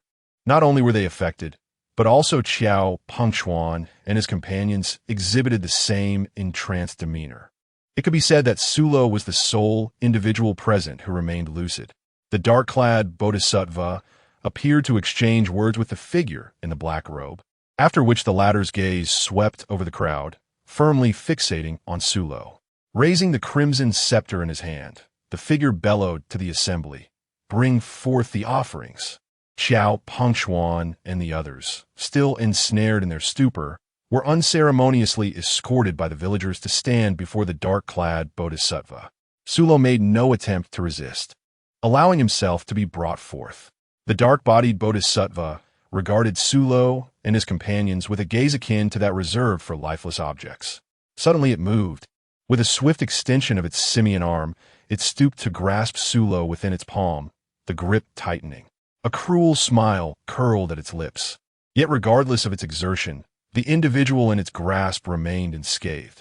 In a fit of rage, it employed both hands, intending to rend the insolent ant before it into fragments. With a sharp crack, the person within its palm was severed in two, revealing the true form beneath. The flesh and blood figure transformed into a mere puppet. The dark-bodied bodhisattva unleashed a furious roar, shaking the very air. The villagers, stricken with fear, turned pale and fell prostrate upon the ground, trembling visibly, their foreheads beaded with cold sweat. At that moment, an unexpected turn of events unfolded. A figure emerged from behind like a wraith, a flash of cold light slicing through the air, and the bodhisattva's head was severed from its body. Rolling to the ground, black blood gushed forth from its neck, splattering the cloaked figure before it. Su Luo let out a cold snort, remarking, merely a lowly insect, yet it dares to masquerade as a bodhisattva. Su Luo brandished his blade and charged forward. After 3 exchanges, the crimson scepter in the black-cloaked figure's grasp shattered into 2 pieces, leaving him utterly astonished. Sulo, filled with disbelief, let out a derisive laugh, exclaiming, "The quality of your scepter is rather lacking." Enraged, the figure in the black robe began to swiftly weave intricate hand seals, muttering incantations under his breath. Observing this, Sulo sheathed his blade into the void, and with a flick of his fingers, summoned a piece of yellow talisman paper, which he hurled towards the man's face. The moment the talisman made contact, the incantation was abruptly interrupted, and the black-robed figure, caught in a peculiar pose, found himself firmly immobilized in place. As Su Luo approached the figure cloaked in black, she spoke with a disdainful air, a mere parlor trick. With a flick of her wrist, she removed the mask from his face. The sight that met her eyes incited a wave of nausea. She nearly retched on the spot. Have you ever gazed upon your own reflection? Truly, it is revolting, enough to make one regurgitate last night's meal. With that, she deftly drew a knife from the depths of her space, swiftly plunging it into him. As his head fell to the ground, a sharp crack echoed, as if something had shattered, and the scene before her erupted like a broken mirror, splintering outward in a cascade of water-like fragments. In an instant, the world around Su Luo transformed dramatically. Chapter 45, Instance 3, Radiance 8, Su Luo, Su Luo. 2 anxious female voices echoed in her ears, causing Su Luo to snap her eyes open. Beside her, Ling Fan, seeing her awaken, reached out to touch her forehead. Upon discovering that the fever had finally abated, a sigh of relief escaped her lips. Sulo glanced around and discovered that he was currently situated within a dimly lit cave, which, though not extensive, housed at least several dozen individuals. "Where's this place?" Beside him, Xiao Yao remarked, "Sulo, have you forgotten? Upon our arrival in the village, we were confined by the villagers, and in the past few days, many more have been brought in." Su Luo inquired, "What about Xiao Pengchuan and the others?" "Xiao Pengchuan? Who is Xiao Pengchuan? Are you confused? When we arrived here, it was just the 3 of us girls. There was no one else." Ling Fan cast her a puzzled glance. Su Luo rubbed his forehead and inquired, "When did I first develop a fever?" "You have been feverish for a day and a night," Xiao Yao responded. "Both Ling Fan and I were nearly beside ourselves with worry. Fortunately, your fever has finally subsided." Ling Fan interjected, "The villagers in this hamlet must be afflicted by some grave illness. They have deprived us of the opportunity to speak and have confined us here. As if withholding food were not enough, they have also denied us water." Sulyuo sat up, only to realize that the moment she did so, a wave of dizziness washed over her, leaving her in a state of discomfort. Ling Fan, with genuine concern, inquired, "Sulyuo, please do not push yourself. If you feel unwell, you should lie back down." "I just want to sit for a while," Sulyuo replied. Xiao Yao gazed at her pale complexion, her brow furrowed with worry, and said, "Sulyuo, what if you end up with lingering effects? If you have a fever and do not take medication, it may recur." Su Luo rubbed her temples, remaining silent. As the current situation felt decidedly off, she had clearly collapsed only after emerging from that temple, and it seemed that Xiao Pengchuan and the others were in grave peril. She had witnessed firsthand how those who entered were replaced by monsters. Suddenly, a commotion erupted at the cave's entrance. "Get inside. I implore you to exercise reason. We are merely lost, not malevolent wrongdoers. Is this truly necessary?" However, it was futile to reason. They would not listen. With a resounding clang, the iron gate at the cave's entrance was forcefully shut. The 5 newcomers casually selected a spot and settled down. Sullo observed that within the cavern, only a handful of girls were present, while majority were boys. How long have we been confined here? The recollection eluded her, leaving a small void in her memory. Ling Fan cast a glance at the scratches on the cave wall and remarked, "Today marks the 5th day." The 5th day? How could she have sworn today was merely the 3rd or 4th? What was amiss? Were the villagers not said to be exceedingly hospitable?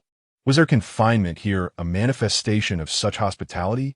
She found it incomprehensible. It was utterly absurd. "Sullo, have you thought of something?" Xiaoyao inquired. Su Luo shook his head.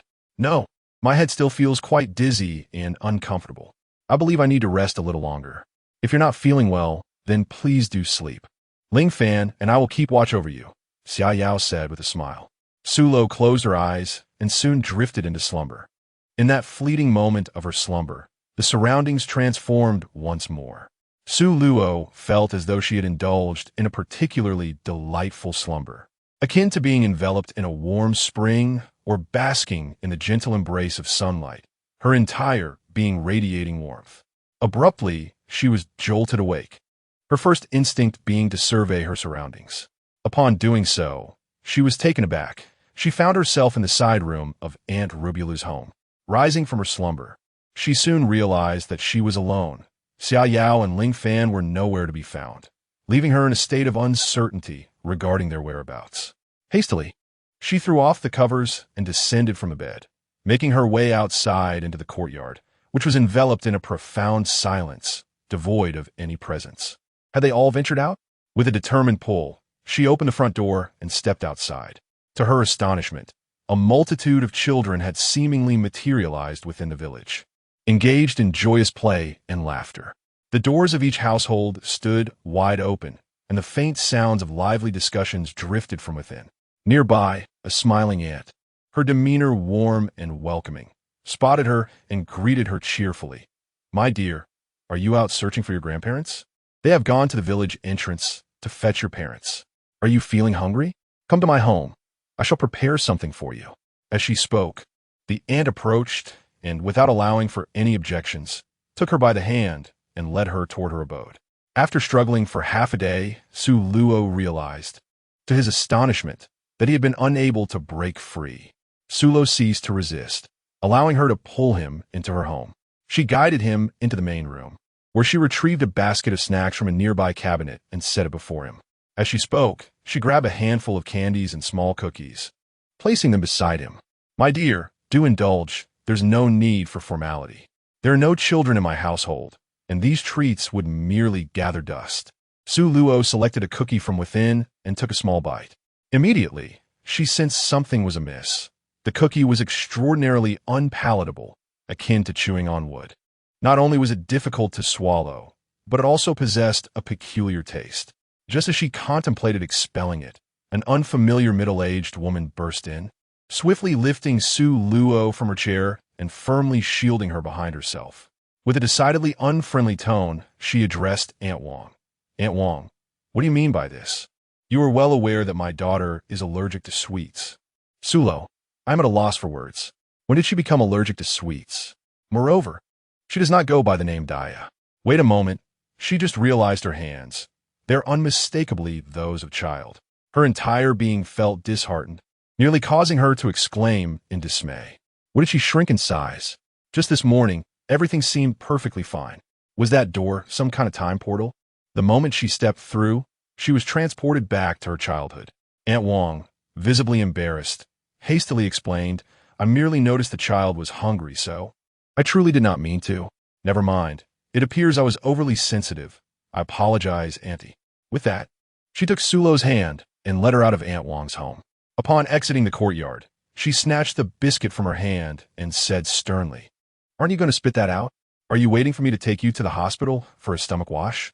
Surul, gastrik labaje? Is there a mistake? Is this person a devil? Never mind, I won't dwell on it." With that thought, she obediently spat the cookie from her mouth into the trash bin outside the yard. However, upon seeing the young couple in the courtyard, she nearly lost her composure. Xiao Pengchuan had become her father, and Ling Fan her mother. Was this a joke? It was utterly outrageous. The couple, upon spotting her, rushed over in unison and enveloped her in their embrace. "The Mommy, Daddy, miss you so much. Do you miss us?" Subsequently, they bombarded her with incessant questions like mischievous children. Chapter 46, Instance 3, Radiance 9. As soon as the words left her lips, the couple exchanged glances, each displaying an expression of concern. "Dia, why are you out at this hour instead of sleeping? And as your grandparents must have told you, we cannot go out after 8 in the evening, lest we offend the guardian spirit of our village." "How could you be so bold? Guardian spirit?" The villagers must be delusional to consider a parasitic creature as their protector. Silently, Su Luo endured the couple's scolding. Grandpa Li, unable to tolerate it any longer, admonished the pair with an irritable tone. "Enough, speak less. The child is perfectly well, isn't she? Moreover, our guardian spirit has protected our village for nearly a millennium. It is not as you claim." At this point, he fell silent, choosing not to elaborate further. Those who understood, understood. The couple fell into an awkward silence. Grandpa Li approached Su Luo with a smile and asked, "My dear, would you like to accompany your grandpa to the fields? You can catch some little crayfish in the creek, and I'll have your grandma prepare them for you. How's that sound?" Upon hearing this, Grandma Li interjected, but she must change into some proper clothes first to avoid getting wet and catching a cold. 10 minutes later, dressed in waterproof attire, Su Luo emerged, carrying a small bucket. Seeing her ready, Grandpa Li picked up a nearby farming tool, slung it over his shoulder, and headed outside. Su Luo trotted forward, walking alongside him. Su Lu was startled, carefully scrutinizing the man who resembled a vagabond, committing his appearance to memory. Grandpa Li, witnessing this madman harassing his beloved granddaughter, was immediately incensed. He brandished a farming tool, threatening, "Release her at once, or I shall strike you." Upon hearing this, the man recoiled slightly, relinquished Su Lu, and scurried away, shouting as he fled, "You little scoundrel, wretched pest. If you dare, let me go."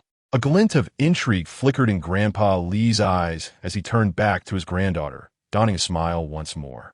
"My dear, pay him no mind. He is the village lunatic." Su Lu nodded, indicating her understanding. Upon seeing this, Grandpa Li patted her head and said, "Good child, let's be on our way." Once they arrived at the fields, Grandpa Li began his labor. Su Luo hurried to the nearby ditch with a small bucket to catch crayfish. "Dia, you must not venture into the deep waters. Do you hear me?" "Grandfather Li admonishit herlud." "You understand," Su Luo replied cheerfully. She cast a contemplative glance at the small river beneath her feet. The water was evidently shallow, with the riverbed nearly exposed. So where could there be a deep water area? Shaking her head, she temporarily set aside her questions and decided to focus on catching crayfish first.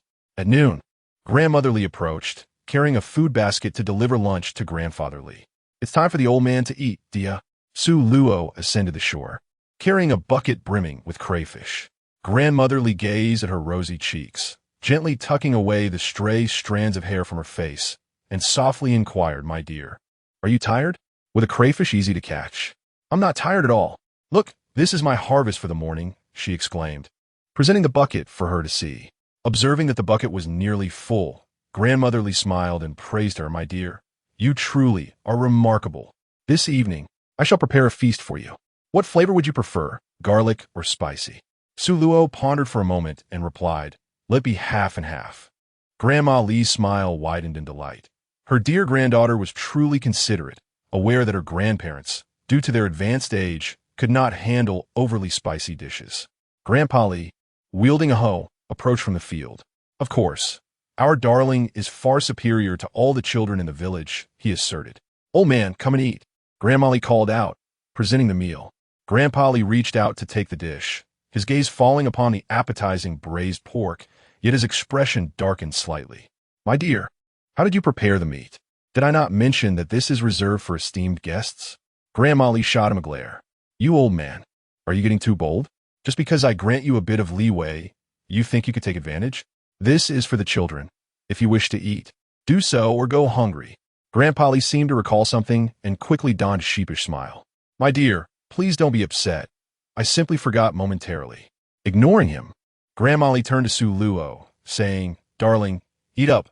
The braised pork I made is truly delicious." Su Luo gazed at the braised pork in the bowl, a wave of physiological revulsion washing over him as he recoiled inwardly. "Grandma, this meat is excessively fatty. I do not relish greasy fare." Beside him, Grandpa Lee set down his bowl and spoke in a grave tone. "My dear girl, you must eat quickly, otherwise we shall become quite displeased." Su Luo was not easily swayed by such tactics. She set down the bowl and swiftly turned to flee. Upon witnessing this, Grandpa Lee and Grandma Lee were infuriated, abandoning their meal in haste as they rushed to pursue her. Upon hearing the approach of two individuals, Su Luo was acutely aware that if they were to capture her, the outcome would be dire. Moreover, with her current diminutive stature, she would be utterly defenseless against their whims. She swiftly chose to navigate through narrow alleyways, endeavoring to elude her pursuers. Meanwhile, Grandpa Lee and Grandma Lee were running with an astonishing fervor, as if invigorated by some unseen force. The Sula woman had short calves, and it seemed she was about to be seized by the two men. Suddenly, the vagabond reappeared, positioning himself behind her. He urgently whispered, "Hurry to the large tree at the western edge of the village. Quickly, or it will be too late. Do not dawdle, run." With that, he gave her a gentle push. Su Luo cast a penetrating glance at him, leaving an indelible mark upon his spirit, before swiftly turning and dashing towards the western edge of the village. It seemed her instincts were correct. This individual, much like herself, was ensnared in this place. In gratitude for his timely warning and assistance, she was resolutely determined to extricate him from this predicament. Grandfather Lee and Grandmother Lee, in a frenzy, implored him to step aside. "Get out of the way, you madman. Our granddaughter is our concern alone. Your involvement is unwarranted. If you do not yield, we shall not be so courteous any longer." As he spoke, Grandfather Lee smirked ominously, his mouth stretching into a grotesque rectangle, lined with menacing barbs. The vagabond regarded him with a mixture of astonishment and disdain. "Your mouth contorts into such a shape, utterly defying biological norms. I am not intimidated by you. In this place, you cannot harm me, nor will I perish." This conviction lent him an air of fearless bravado. Chapter 47. Instance 3. Beauty 10 having distanced herself. Su Luo absorbed his words, imprinting them in her mind. This was not the moment for clarifying uncertainties. Upon reaching the western edge of the village, she was astonished to find that all the villagers had mobilized, forming a barricade that obstructed her passage. In the depths of her heart, Su Luo harbored a dark curse, biding her time in this very place for her adversary. Having already severed ties, she resolved to embrace whatever fate awaited her, unyielding in her defiance. With this thought, she deftly flipped her wrist, revealing a remarkably sharp watermelon knife nestled in her palm. Her eyes narrowed slightly as she charged forward, blade in hand. The villagers, seemingly invincible like cockroaches, defied the odds. Despite being felled, they rose once more from the ground. Observing this, a cold smirk crept into Su Luo's heart as she decisively flung a handful of fire talismans into the fray. Her foresight was unparalleled, having cunningly concealed all her talismans. Otherwise, the outcome might have been dire. As the fire talismans descended upon the villagers, they ignited instantaneously. The flames erupted, and the villagers screamed in panic, desperately attempting to extinguish the flames that consumed them. Yet their efforts were destined to be in vain. Amidst the raging inferno, the villagers revealed their true forms. Grotesque and hideous, resembling a monstrous amalgamation of tentacles and cockroaches, their appearance beyond description. The air was thick with a foul stench that provoked nausea in all who inhaled it. Su Luo's expression was one of disdain as she shielded herself from the unpleasant odors, feeling somewhat relieved. When Grandpa Li and Grandma Li arrived and beheld the villagers' plight, their faces turned ashen with disbelief. The elderly couple spun elaborate tales, but Su Luo remained utterly unfazed, a faint smile playing on her lips. "Enough of your theatrics," she suggested. "Perhaps you should take a good look in the mirror. Your faade is on the verge of crumbling." With that, she hurled 2 fire talismans at them. The flames erupted with a fierce roar, engulfing the couple, who then began to curse her vehemently, uttering words that were utterly unspeakable. Sulo nonchalantly dug at her ear, merely a manifestation of impotent rage. Suddenly, her gaze shifted to a particular spot, and she coldly remarked, "Come out. Stop playing the spectator. If you continue to linger, I shall no longer be responsible for your fate." As her words echoed, a vagrant emerged from the shadows, obsequiously exclaiming, "Boss, you are truly formidable. My admiration for you is akin to—" Mid-sentence, he faltered at the sight of her ambiguous smile, his scalp prickling with apprehension, and dared not continue. Instead, he mimed locking his lips, offering a sycophantic grin. Seeing his painfully piercing expression, Su Luo felt averse to looking at him. She coldly remarked, "Let us go. Follow me." With that, she strode past the bonfire, making her way towards the towering tree. The vagabond hurriedly followed behind her. Su Luo scrutinized the towering tree with great care before casting a thunder talisman into the air. This locust tree had already attained a formidable presence. If it were not eradicated at this moment, once she ventured out again, others would inevitably be ensnared by it, succumbing to assimilation within this illusory realm and quietly perishing. With a resounding roar, the heavens erupted with thunder, and a violet lightning bolt descended with cataclysmic force upon the locust tree. The tree emitted a shrill cry as a dark liquid oozed forth, rapidly withering before her eyes, transforming into desiccated branches at an astonishing pace. Following the thunder came the fire from the sky, engulfing the entire tree in a conflagration that reduced it to a mound of black ash. The vagabond, witnessing the extraordinary spectacle before him, was left in awe. Despite his efforts to contain his astonishment, he could not help but exclaim, "Are you a master of metaphysics?" Sulu cast a glance at him, asserting that it was not the case. The symbol she employed, after all, belonged to the realm of cultivation. Esteemed one, I have another question. How shall we depart?" she inquired succinctly. Upon receiving this unexpected response, he was momentarily taken aback. After a considerable pause, the two remained rooted in place. Esteemed one, Shangwan Feng. May I inquire about your illustrious surname?" Sulo paid him no heed.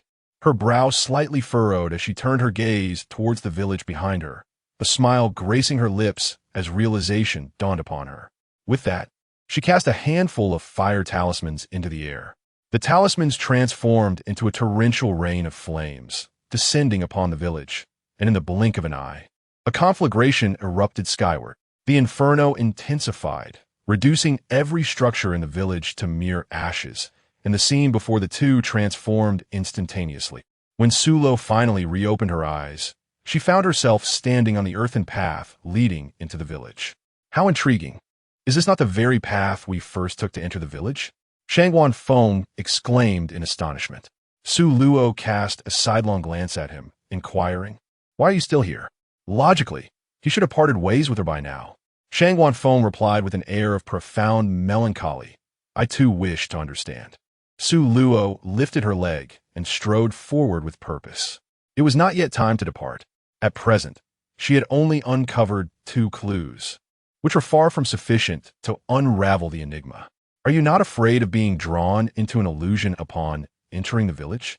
He was reluctant to venture inside again, for it was a place that sapped one's resolve.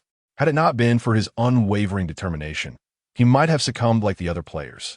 Sulo cast him a glance. Shangwan Feng rubbed his nose, instantly comprehending the unspoken message. Upon entering the village, daylight transformed into the depths of night. Outside the village, the sun shone brightly, yet within, it felt as though it were the witching hour. Shangwan Feng rubbed his arms and whispered, "Esteemed one, do you feel cold? I find this place quite frigid." Su Luo disregarded him, too disinterested to waste breath explaining to this muggle. The village was adorned with vibrant decorations, exuding an air of festivity. Crimson lanterns stretched as far as the eye could see, each emblazoned with a character signifying joy. "My goodness, is the village celebrating a wedding?" Shang Wanfeng inquired with curiosity. Su Lu spoke with profound significance, declaring, "No, they are preparing to offer a meticulously prepared sacrifice to that thing." Previously uncertain, she now felt entirely convinced that this copy was name Xiao Se, which implied that it was a feast for the eyes. In other words, in the villager's perspective, being insufficiently beautiful or handsome rendered one unworthy of being consumed. What precisely is that thing? Shang Wanfeng pondered, acutely aware of its terrifying nature, which instilled such fear in him that he dared not venture closer. Noticing her silence, Shang Wanfeng was left with no choice but to remain quiet. Suddenly, the doors of every household swung open simultaneously. As the door swung open, Su Luo swiftly pulled Shang Wanfeng into hiding. Countless players emerged from within the doorway like puppets, assisted by unseen hands. The male players were clad in traditional festive attire, adorned with large red silk flowers tied to their chests. Their faces bore expressions of embarrassment and frustration, yet they were rendered immobile, forced to rely on the villagers for support. The female players, dressed in striking red shoha gowns and painted with delicate peach blossom makeup, wore expressions of sheer terror. Although their minds were alert, they could not command their bodies. Just as Su Luo had surmised, the men were handsome and the women were beautiful. Not a single person among them could be deemed unattractive. It was baffling that amidst such a grim scenario, they engaged in this trivial display. Chapter 48, Instance 3, Charming Beauty 11. Shang Wanfeng stared in astonishment, exclaiming that it was indeed absurdly extravagant. Su Luo made a gesture for silence. Shang Wanfeng quickly covered his mouth, refraining from uttering another word. Each villager bore an eerily identical smile, and upon closer inspection, one could discern the vacant look in their eyes, resembling marionettes as they carried offerings towards the eastern edge of the village. Once the figures had receded into the distance, Su Luo emerged from his hiding place. Observing the departing crowd, Shang Wanfeng inquired, "What shall we do now, esteemed one? How would you assess your combat prowess?" Su Luo asked. Shang Wanfeng's face flushed slightly, and he sheepishly scratched his head, admitting, "I am not skilled in fighting." Su Luo let out a silent sigh, instructing, "If any unforeseen circumstances arise later, make sure to find a safe place to hide." Shang Wanfeng nodded blankly, indicating his understanding. Su Luo strode forward with purpose, and Shang Wanfeng hurriedly followed suit. Before long, the two arrived at the plaza situated at the eastern edge of the village. Su Luo discreetly led Shang Wanfeng into hiding. At that moment, Shang Wanfeng dared not make a sound, fearful of alerting the villagers. Suddenly, a hoarse voice emerged from the crowd, reciting a lengthy incantation. The incantation resembled a hypnotic melody, causing Shang Wanfeng's gaze to gradually become vacant. Upon witnessing the scene, Su Luo wasted no time and swiftly rendered the individual unconscious. She was courting trouble. Had she known his resolve was so feeble, she would have refrained from allowing him to come. The incantation continued to resonate. Behind him, an ominous black door materialized, adorned with countless crimson skulls that sent shivers down one's spine. Merely on this door, there were at least 100 skulls, and, combined with the other, the total reached several hundred. In other words, hundreds of souls had perished. As the final word of the incantation echoed, a thunderous sound erupted, and the black door slowly swung open. The sacrificial ceremony was about to commence, inviting all devotees to present their meticulously chosen delicacies to the divine. As the words fell, the villagers sprang into action, guiding the players through the ominous doorway. Once the last individual entered, the black door thundered shut, sealing them within. Su Luo merely observed from a distance, refraining from approaching. With her arms crossed over her chest, she stood there, gazing at the tightly shut door, an unsettling sense of discord lingering in the air. Suddenly, a strange occurrence unfolded. A gust of wind surged from behind her, and she deftly evaded it. Seeing her swift reaction, Shang Wanfeng stretched his neck and let out a peculiar, cackling laugh, remarking, "You are quite alert. No wonder you are the prey I have chosen." Su Luo gazed at him, her eyes devoid of tranquility, as if she were observing an inanimate object. "Your disguise is rather inept. I have indulged you in this charade, and you are even more impatient than I had anticipated." Shangguan Feng licked his lips, his dark orbs instantaneously transforming into crimson ones. A wicked smile curling at the corners of his mouth as he fixated on her in silence. Su Luo instinctively sensed that something was amiss. However, it was too late. A sharp pain struck her nape, and she succumbed to unconsciousness. The last image that lingered in her vision was that of a black mask. Upon witnessing her faint, Shangguan Feng approached leisurely, nudging her with his toe. Noticing her lack of response, he addressed the masked figure, saying, "You have done well. Take her and follow me." With that, he strode purposefully towards the ebony door. The figure nodded, hoisting her up and tucking her under their arm, trailing behind him. The black door swung open once more, and the silhouettes of the two vanished within. Gradually, the door closed, and shortly thereafter, it transformed from solid to ethereal, disappearing entirely. In quick succession, the entire village followed suit, fading away as if it had never existed. Suddenly, the night transformed into day. The sun shone brightly, its rays filtering through the dense forest. The earth beneath revealed weathered stones, reminiscent of a fragment of a monument. With a splash, a young woman leaped into the river before her. "Help! Someone has fallen into the water." The banks erupted in a cacophony of hurried footsteps. When Su Luo regained consciousness, she found herself surrounded by water, which engulfed her mouth and nose, depriving her of any breath.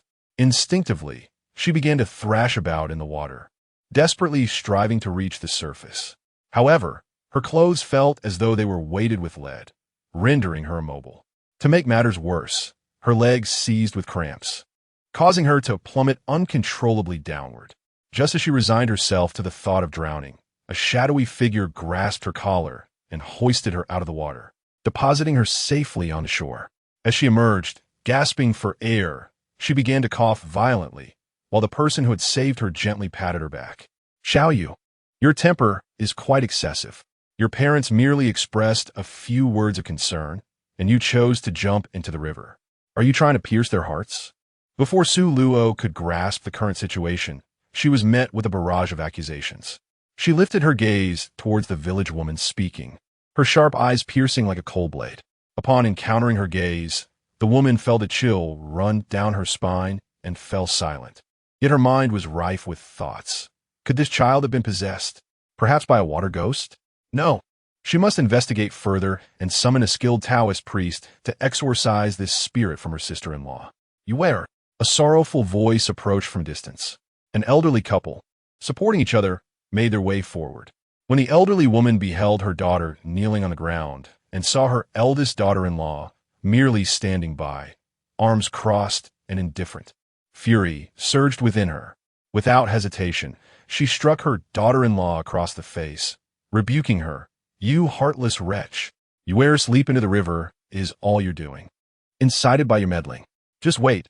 I shall ensure that Gongzi divorces you." The woman, both humiliated and enraged, seethed inwardly, feeling that her in-laws were utterly biased. After all, it was her sister-in-law who had jumped into the river. What did that have to do with her? Su Luo cast a glance at him, allowing him to assist her in rising. She approached the woman who had been slapped, and in a low voice, she said, "Mother, she just insulted me." She had pieced together part of the truth. This elderly couple before her must be the parents of her current body, while the person who had been making sarcastic remarks from the beginning was her sister-in-law. The relationship between a mother-in-law and daughter-in-law has historically been fraught with tension, and it seems she had not spared any effort in subtly deriding the original owner of this body. Today's incident of attempting to leap into the river was undoubtedly linked to her. The woman turned to her and asked, "Here, tell your mother the truth. Is your sister-in-law secretly instigating you again?" She nodded emphatically, recounting, "She said I should not linger in this household, that I ought to leave early from now on. This home is under her dominion. My elder brother is a spineless man, possessing no skills beyond tilling the fields, incapable of ensuring her a good life. and she must have been cursed for 8 generations to have married into our family. The moment she began to speak, Su Luo found herself ejected from this body, transformed into a transparent spirit. Bewildered, she wondered what was happening. Had she been cast aside after crossing the river? Chapter 49. Copy 3. Elegance 12. Upon hearing this, Li Zhongshi immediately panicked, attempting to defend herself. Her mouth moved for quite some time, yet no words emerged. The elderly woman stepped forward and seized her hair, exclaiming, "Ah, you vile woman, you cannot even tolerate a young sister-in-law who is yet to come of age. Our Li family has treated you well." The elderly woman, prompted by his remarks, suddenly realized the gravity of the situation. Her face flushed with embarrassment as she addressed the surrounding villagers. "I apologize for the spectacle, but the one who saved my daughter will certainly receive a grand gift from the Li family once we have settled our family matters." Saying this, she dragged her eldest daughter-in-law away.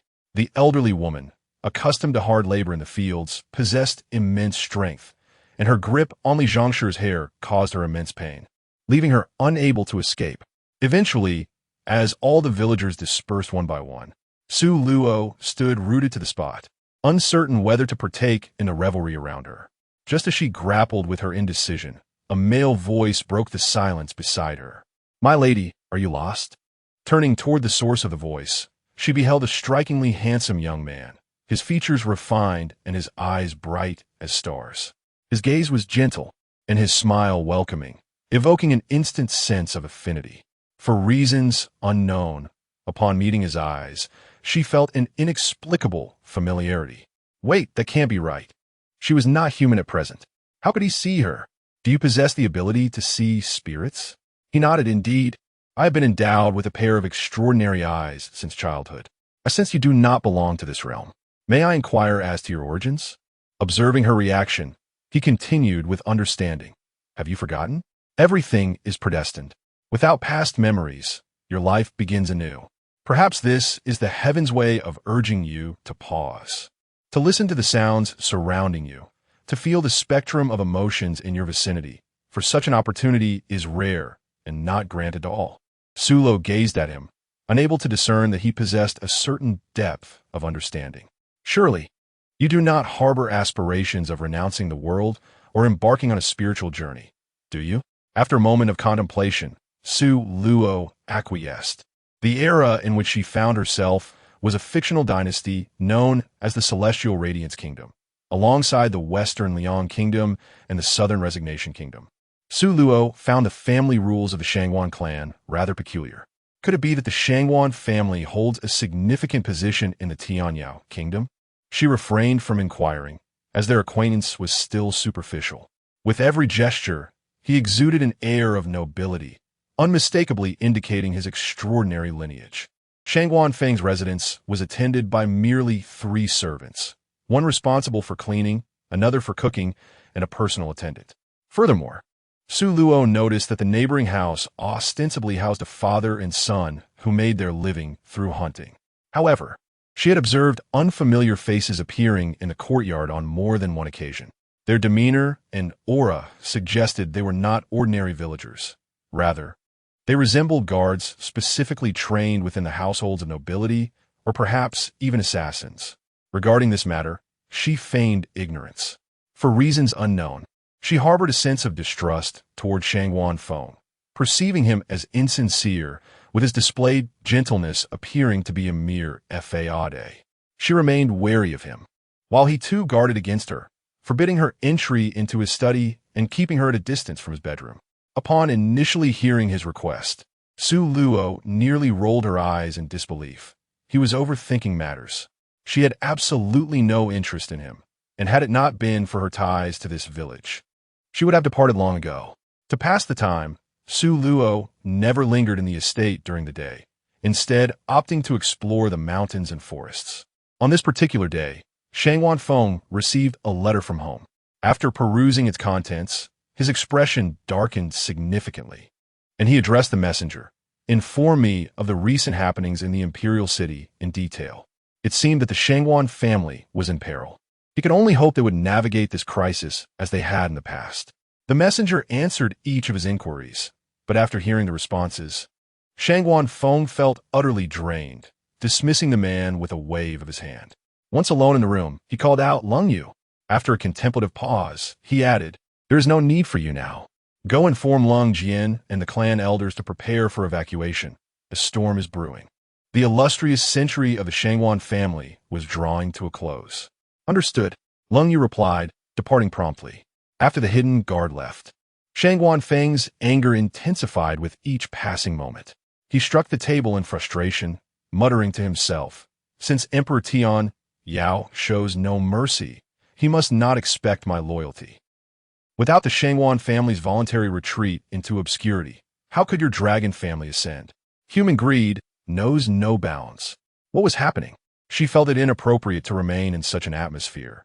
Should she inadvertently overhear something she ought not to, it would be disastrous. With that thought in mind, she exited once more, aimlessly wandering to the riverbank, where she picked up a stone and fell into a trance. Meanwhile, in the courtyard where Shangwan Feng resided, tranquility did not settle until well past midnight. Soon, the bookshelves slid apart, revealing a hidden door. Just as he reached out to push it open, Lung Yu's voice rang from behind him. "My lord, there may yet be a turn of events. I urge you to reconsider." Lung Yu had been meticulously trained by Shangwan Feng's father, Shangwan Ruocheng, as a hidden guard. Upon Shangwan Feng's coming of age, his father entrusted Lung Yu to protect him. Before accompanying the young master to this location, Shangwan Ruocheng had disclosed the secrets of the Shangwan estate and insisted that Lung Yu keep a close watch over his son, cautioning against entering the secret chamber unless absolutely necessary. Thus, he spoke up to dissuade the young master just as he was about to open the secret room. After a few sips from his teacup, Shangwan Feng set it down and asked, "Lung Yu, do you believe the Shangwan family can weather this crisis?" Unlike his father, he was not so optimistic. The ship of the Shangwan family seemed destined to sink. If the Shangwan family encounters disaster, Lung Yu, you should lead the hidden guards away. The Shangwan family had always stood second to none in Tian Yao Kingdom, and the reigning emperors had always regarded them with trepidation, which they were keenly aware of. Thus they had consistently maintained a low profile. The recent crisis struck with unexpected ferocity, instigated by relatives of the Shangwan family who wielded their kinship as a banner for their own ambitions. Their usual transgressions, though misguided, were trivial and did not breach any fundamental principles, which is why the emperor had previously turned a blind eye. However, this time, their grave mistake lay in tampering with military funds and, during a critical moment at the borders, concealing vital military information that resulted in the needless demise of over 100,000 soldiers and the loss of 3 cities. He had long advised his father to strictly manage both relatives and in-laws. Fortunately, the Shangwan family was relatively small, with only his mother in the household. The Feng family long distance from the court, and none of the clan's youth holding official positions. Yet, unexpectedly, the Shangwan relatives had plunged the family into such a dire predicament. Over 100,000 soldiers, not merely a handful, were involved. These warriors were the product of the Tian Yao Kingdom's considerable investment of gold and resources, only to meet a tragic end in a calamitous defeat. Without these soldiers, the Tian Yao Kingdom faced peril. The throne itself would be precarious, and the emperor would undoubtedly be incensed. The high status and power of the Shangwan family would afford them no protection this time. It was absurd that his father still harbored a glimmer of hope, contemplating taking the blame to atone for the relatives' blunders. Listening to his words, Liu hastily knelt, pledging his loyalty. "My lord, whether in life or death, I am of the Shangwan family, and I shall never abandon you." He knew the young master all too well. Suspicious, meticulous, and profoundly astute, he would never easily trust anyone. Shangwan Feng lowered his gaze upon him. "Liu, why must you go to such lengths? You have already done more than enough for the Shangwan family." A flicker of satisfaction crossed his eyes. It was good that Lung Yue's loyalty remained directed outward. Should he express gratitude, he would surely see no dawn. Thankfully, he was wise enough to choose the path of survival. "Lung Yue, come closer." Shangwan Feng whispered a few words into his ear. Upon hearing this, a complex expression swiftly crossed Lin Yue's face. He clasped his fists toward him, affirming his commitment. "I will not fail, my lord." Once he exited the study, He realized his back was drenched in cold sweat. With a bitter smile and a shake of his head, he leaped over the courtyard wall, vanishing into the vast night. Before returning to his room, he deliberately circled around to the chamber where Su Luo was temporarily staying. Upon pushing the door open, he found the space unoccupied. The following day, as dawn broke, Su Luo gracefully descended from the towering tree by the river, stretching languidly and limbering her limbs before floating towards the nearby woods. Calculating the time, she deduced that the tigress in the deep forest was nearing the moment of giving birth, and she prepared to check on her. Soon, she arrived at the cave where the tigress resided, the air thick with the pungent scent of blood. Had she given birth? So soon? She swiftly approached, discovering two tiny cubs beside the mother tigress, their eyes still closed, instinctively crawling toward the scent of milk. In no time, the cubs were savoring their first meal. Observing one and then the other, her hands itched to touch them, yet she feared that her unfamiliar scent might provoke the mother tigress into a frenzy, potentially leading to their demise. After gazing for a considerable while, she reluctantly took her leave. Approaching the tigress, she placed down her prey and affectionately nudged the tigress's head with her own. Then, she tore the catch in half, offering the larger portion to the tigress. The scene within the cave was both tender and beautiful. After Su Luo exited the cave, she wandered through the dense forest and even ventured into the territory of a wolf pack, indulging in her desire to interact with the majestic creatures. As dusk approached, she departed from the woodland. Upon reaching the foot of the mountain, she was startled to discover that the village was engulfed in flames, with the sky illuminated by the fiery glow and thick smoke billowing upwards. Strangely, the village was eerily silent, devoid of any signs of life. What could have transpired? With this perplexity in mind, she ventured into a nearby farmhouse, where she was immediately met with a pungent odor of blood. Inside, she found a family of 7 brutally slain. Each member lay with eyes closed, as if they had been murdered in a state of slumber. What struck her as particularly alarming was the singular, precise incision on each of their necks, indicative of a sharp blade wielded by a skilled hand, resulting in swift death. Had bandits infiltrated the village? No, for the presence of extensive livor mortis and rigor mortis suggested that they had been lifeless for at least 4 hours or possibly longer. As she meticulously examined the bodies of the villagers, it became evident that they all exhibited signs of post-mortem changes, coupled with the bloodstains. It was clear that these individuals had met their demise in the dead of night, the previous day.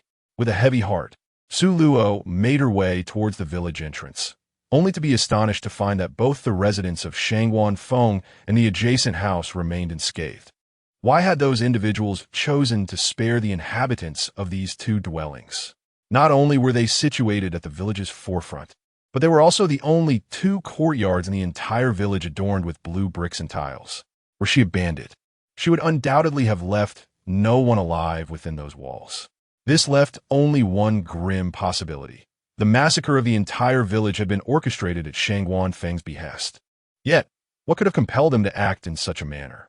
As she pondered these unsettling thoughts, Shangguan Feng emerged from the grand doorway, a gentle smile gracing his lips. However, in the context of the current situation, his smile appeared exceedingly sinister and terrifying. Solo gazed at him and inquired, "Is there something you wish to discuss? Are you contemplating leaving this place? Is this an act of self-imposed confinement? If so, what is the reason?" Su Luo nodded in acknowledgement and walked past him into the interior. "Do you not wonder how those villagers met their demise?" Shangguan Feng's voice resonated behind her. He gazed meaningfully at her retreating figure. "Su Luo, you truly are unlike any other woman. I shall undoubtedly refine you into my most capable aid." Concealed in the shadows, Lung Yu observed her master engaging in soliloquy, pondering whether he had succumbed to madness. Suddenly, a term surfaced in her mind, the ghost domain. Could he be intent on transforming Shangguan Village into such a realm? What could possibly motivate such a course of action? Chapter 51. Instance 3. The allure of Beauty 14. She had never witnessed him in conflict with the villagers. They greeted him warmly, treating him with utmost respect. Thus, something must have transpired unbeknownst to her, prompting him to act against these innocent villagers. She recalled his words, stating he would reside in Shangwan village for merely 3 years. And with over a year remaining until that term concluded, did this imply that uncontrollable events were unfolding in the capital? Had the Shangwan family faced confiscation of their assets? Or worse, extermination of their lineage? Ah, how vexing. If only Xiao Wu were here. With its presence, she would not be in this whirlwind of contemplation. Never mind. The truth shall eventually reveal itself. In her solitude, Su Luo remained within her chamber for an entire month. During this time, she had ventured outside. But the moment she stepped through the threshold, Shangwan Feng would invariably appear. Repeatedly, she suspected he had employed some trickery upon her. Yet despite her thorough search, she could find no evidence. Ultimately, as a perceptive spirit, she had no choice but to temporarily acquiesce, all the while contemplating an escape from this predicament. One afternoon, Shangwan Feng knocked upon her door. Tap, tap. Upon hearing the knock at the door, Su Luo raised her voice and said, "Please come in. The door is not locked." She would have preferred to lock it, but alas, she could not reach the actual object. With a creak, the door swung open. Shangwan Feng did not enter, but stood at the threshold, addressing her, "Miss Su Luo, from today onwards, your confinement has been lifted," a gentle smile still gracing his face. Su Luo lazily responded, "I understand." After casting a deep glance at her, Shangwan Feng turned and departed. Once he was gone, Su Luo hurriedly floated outside, eager to validate her suspicions. As she stepped through the grand entrance, she was met with a suffocating wave of ominous energy that left her feeling exceptionally uneasy, despite the bright sun overhead. The atmosphere was as frigid as the depths of winter, piercing her to the bone. Suddenly, a voice called out to her, "Good afternoon." Su Lu turned his head in response, and upon seeing, his expression subtly shifted. The villager greeting him was one of those who had perished a month prior. After exchanging pleasantries, the villager departed. Shangwan Feng was indeed deranged, having transformed this village into a realm of spirits. Ordinary individuals dwelling in such a heavily oppressive atmosphere would inevitably grow increasingly frail and susceptible to illness. Yet, observing him, his demeanor appeared entirely normal, unaffected in the slightest. With a heavy heart, Su Luo drifted outward. Upon witnessing the villagers, transformed into specters yet engaged in their daily pursuits as they had in life, an unsettling chill coursed through her. The enthusiastic villagers greeted her with smiles, their expressions hauntingly cheerful. Had her mental fortitude not been formidable, she might have succumbed to a scream of terror. Upon exiting the village, she ventured into the woods, selecting a towering tree to ascend to its highest branches. From where she surveyed the settlement below, a dense, black fog enveloped the village, laced with an indistinct aura of blood. She sighed in resignation, wishing fervently that she were not a wandering spirit, longing for the ability to recall her past. Yet, no matter how hard she tried, her mind remained a blank slate, save for the echoes of memories that lingered here. Startled, Su Luo quickly turned her head to look around. Despite her efforts to scan left and right, forward and backward, and even up and down, she found no one in sight. "Miss Su Luo, there is no need for you to search. I'm not by your side. This is now my territory," Shangwan Feng chuckled softly. Su Luo inquired with a calm demeanor, "Shangwan Feng, have you manipulated me in some manner? It is merely a trivial trick, and in due time, you shall comprehend the rationale behind my actions," he replied enigmatically. Shangwan Feng chose to remain silent. "You have employed the soul binding technique on me, have you not? Is my current state connected to you? Sununtai lo presidon. Indeed, Miss Su Luo, you possess remarkable insight. However, you have erred in one regard. Your transformation is not a consequence of my doing. The one responsible for this act is a future version of him, not the present one. Yet, this is a revelation he shall withhold from her." In her heart, Su Luo scoffed at his words, believing not a single syllable.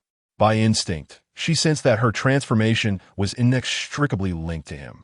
It was highly probable that he feared some latent ability within her, which compelled him to induce her out-of-body experience. Another possibility lingered.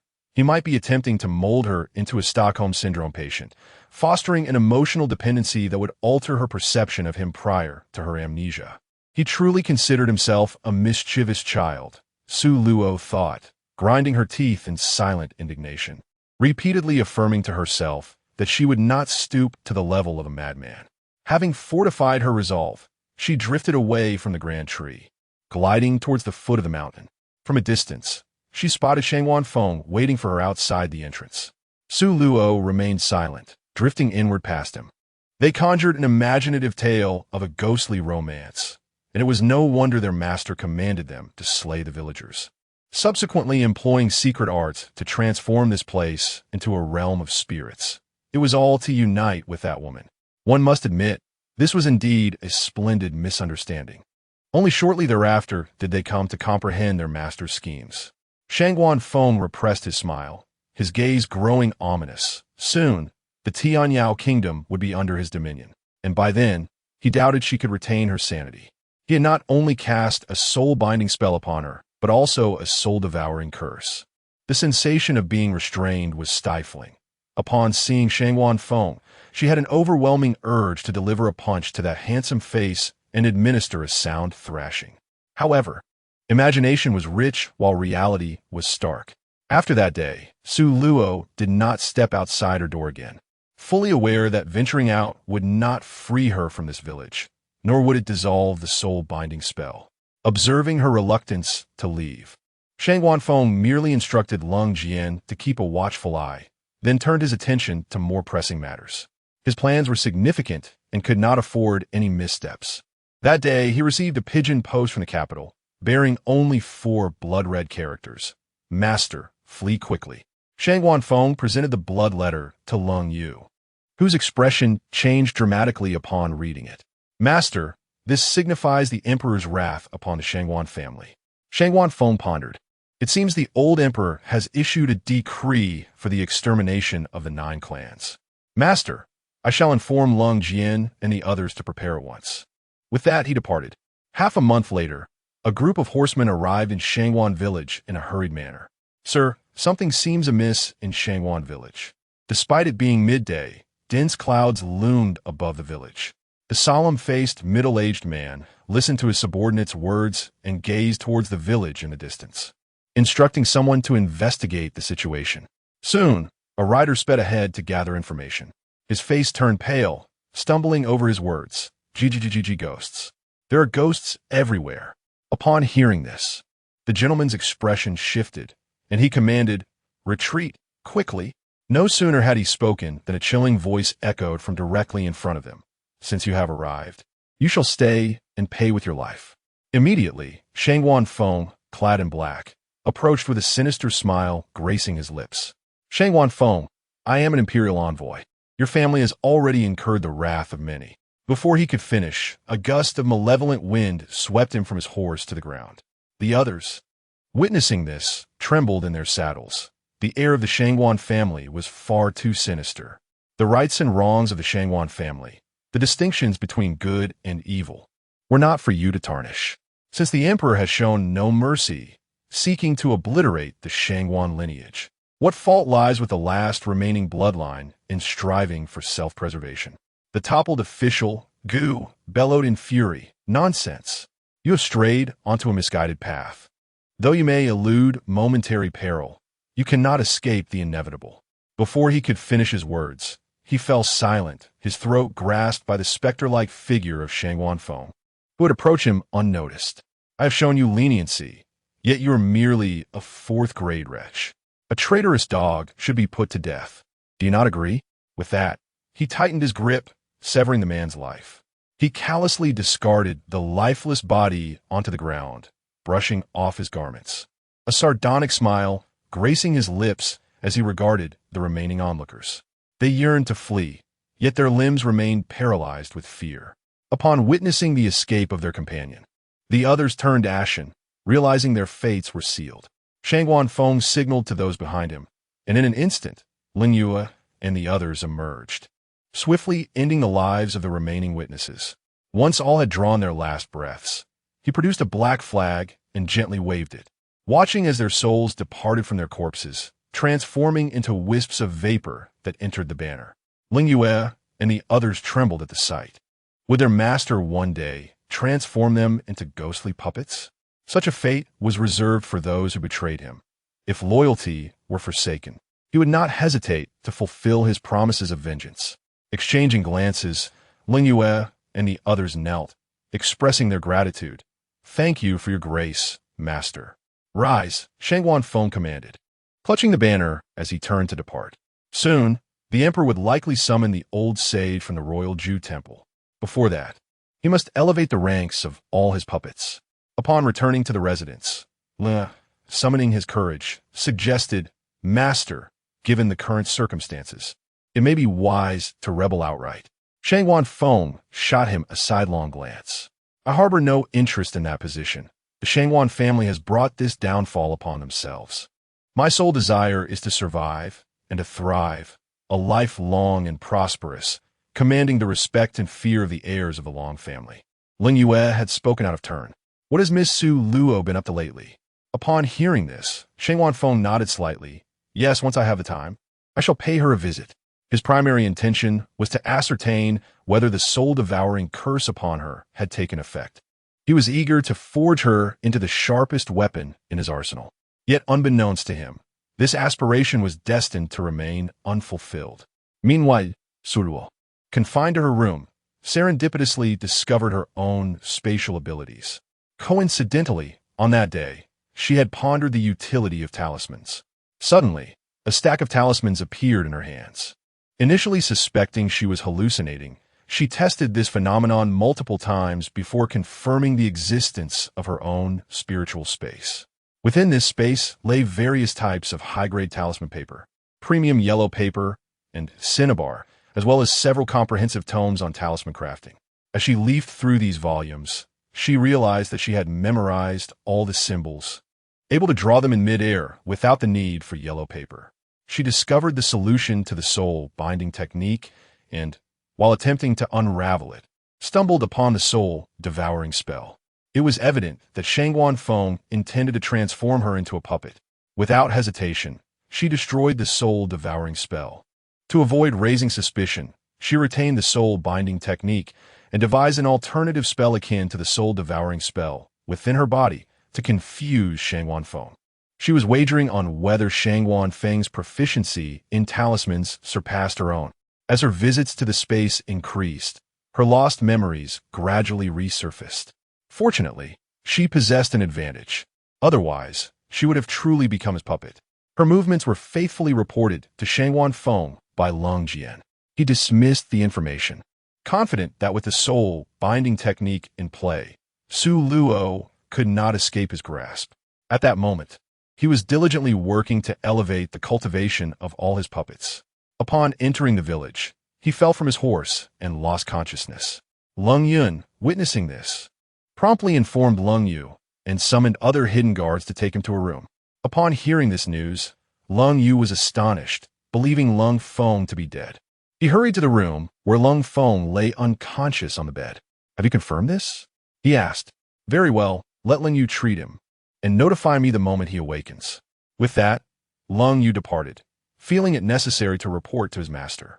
He waited outside the secret chamber for his master to emerge, and as the night descended, Shangwan Feng emerged, his face pale and his demeanor weary, clearly exhausted.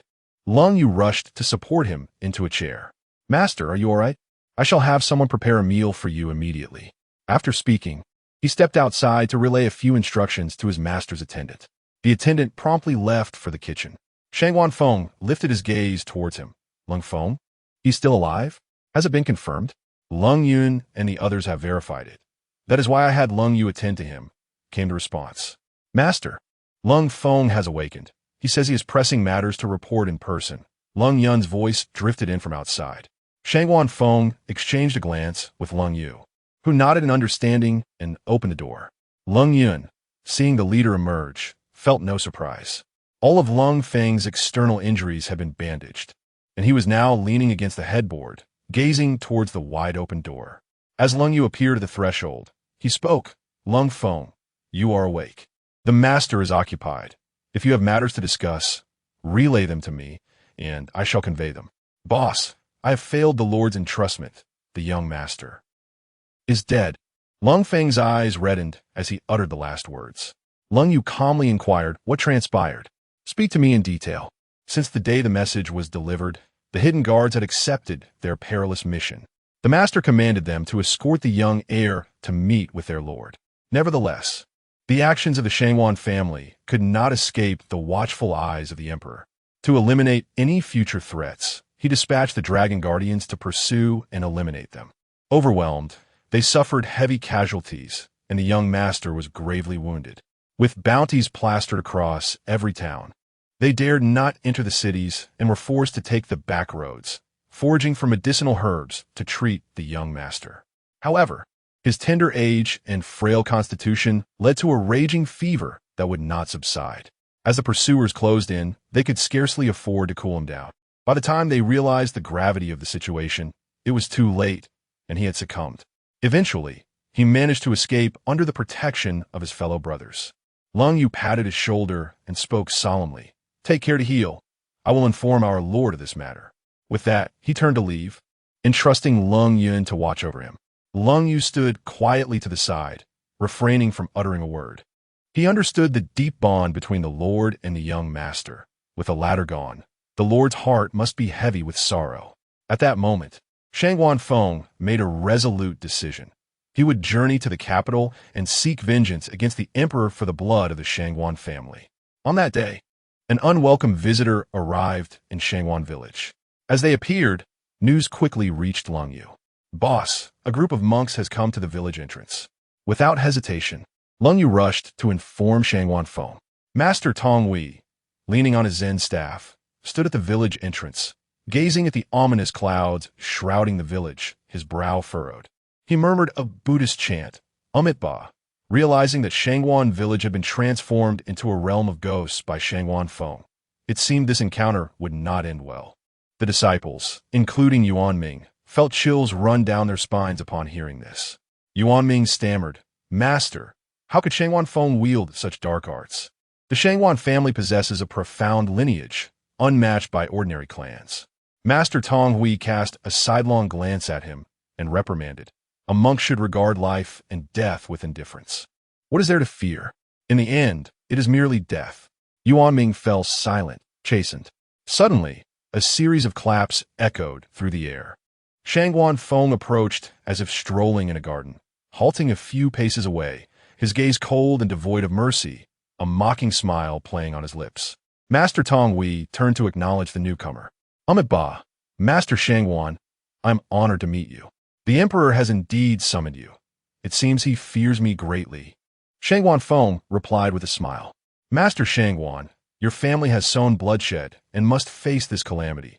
Why add to the cycle of violence? The villagers are utterly innocent. Before he could finish, Shangwan Feng interrupted with a scoff. Master Tong Hui, all those I have slain were of the Shangwan family. They have met their rightful end. Under a collapsing nest, how can any egg remain intact? I simply expedited their journey to the afterlife.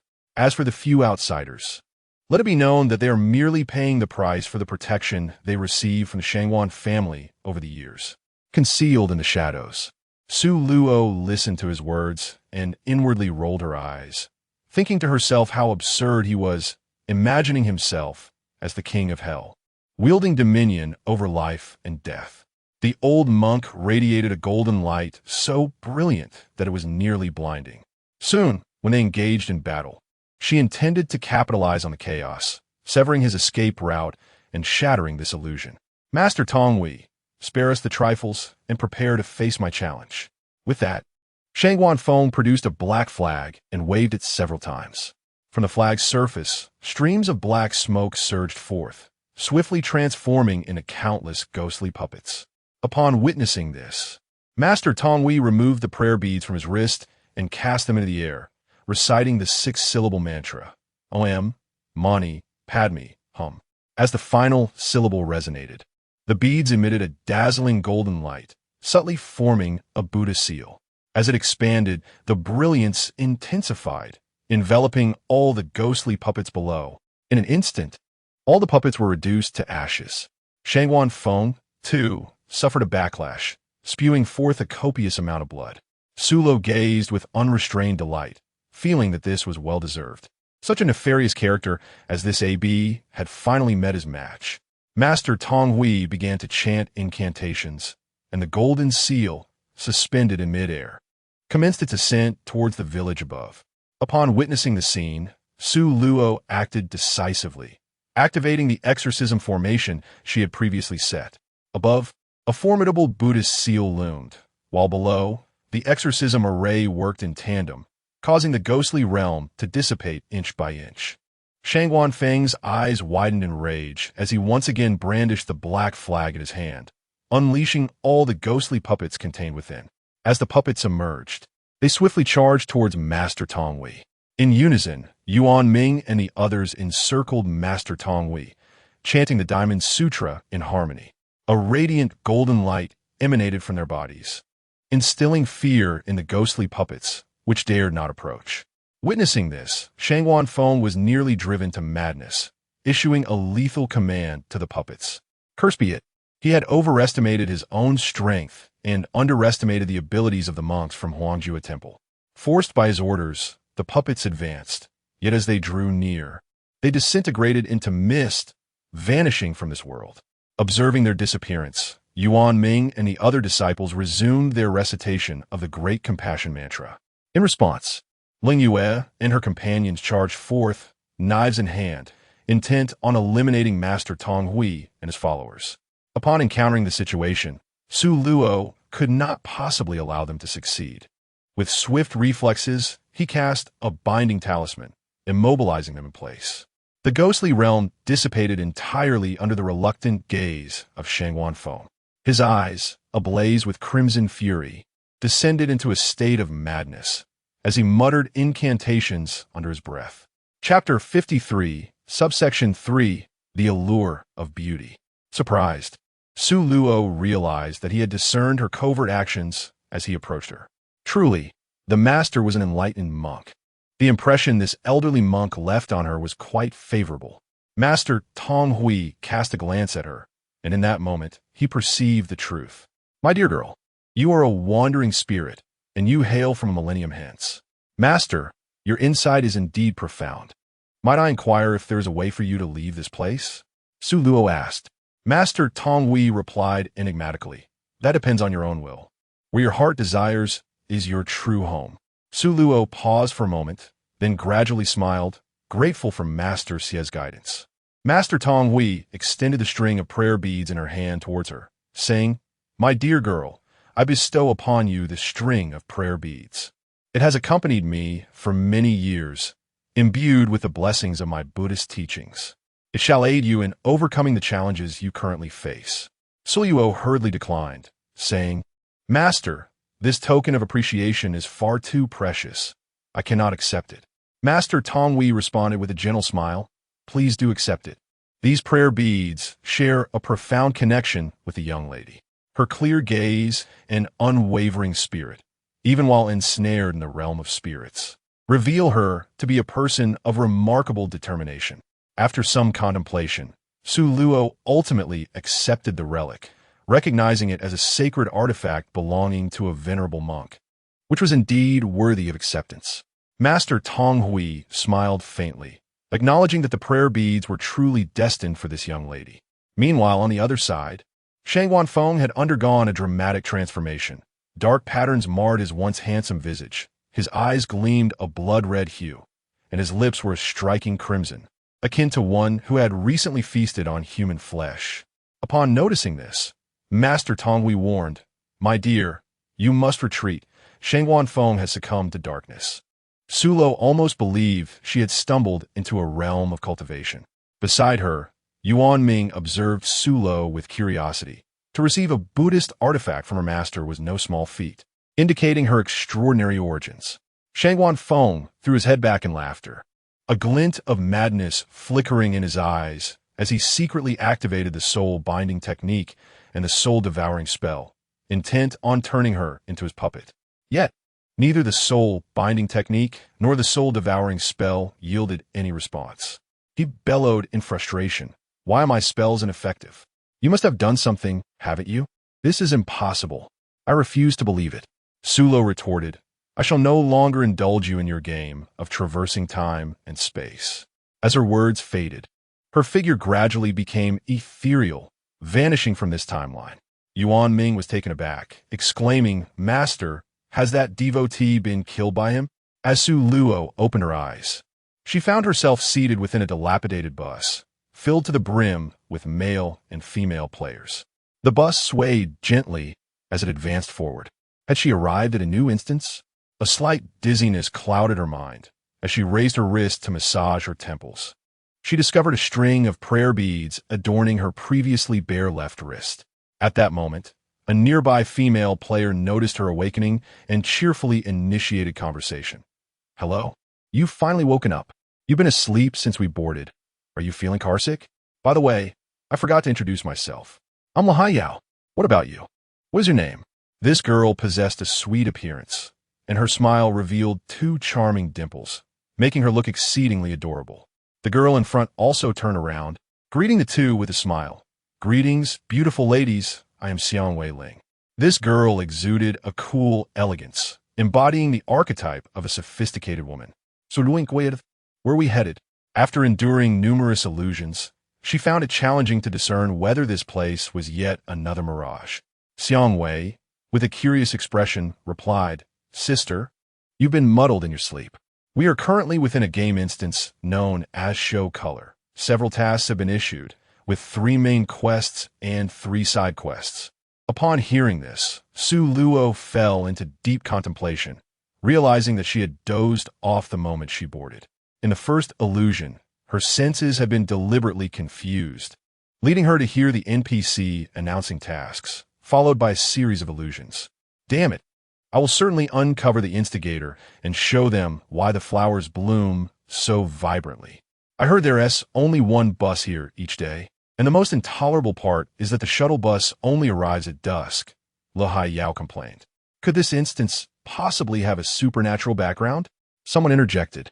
The speaker was an unremarkable, slender young man. It's unlikely, another chimed in. Friends, I believe there's no need to be excessively pessimistic. Thinking positively is certainly better than the first instance, said a handsome, sunlit youth. Subsequently, the group engaged in lively discussion about the instance, speculating on what scenarios they might encounter. As darkness approached, the bus came to a halt, and the doors swung open. The driver turned to the group and announced, "We've arrived. Please disembark." One young man approached the front, addressing the driver. "Excuse me, could you tell me how long it typically takes for someone to exit that mountain village?" The driver, with a bewildered expression, replied, "I have never transported anyone out from here." Upon hearing this, the young man's expression shifted. Could this be a direct route to the underworld? Had we entered the gates of hell? Yet, having come this far, it was clear that they could not leave without completing their tasks.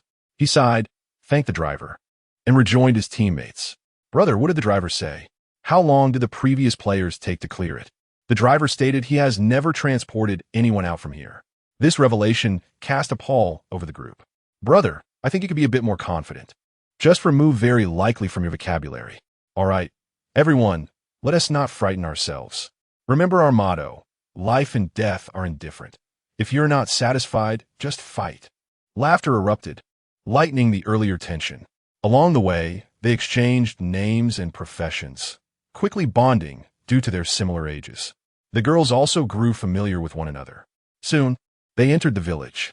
Upon their arrival, the elderly men seated at the village entrance greeted them with warm smiles, proclaiming, "Welcome to our Luanxiao village."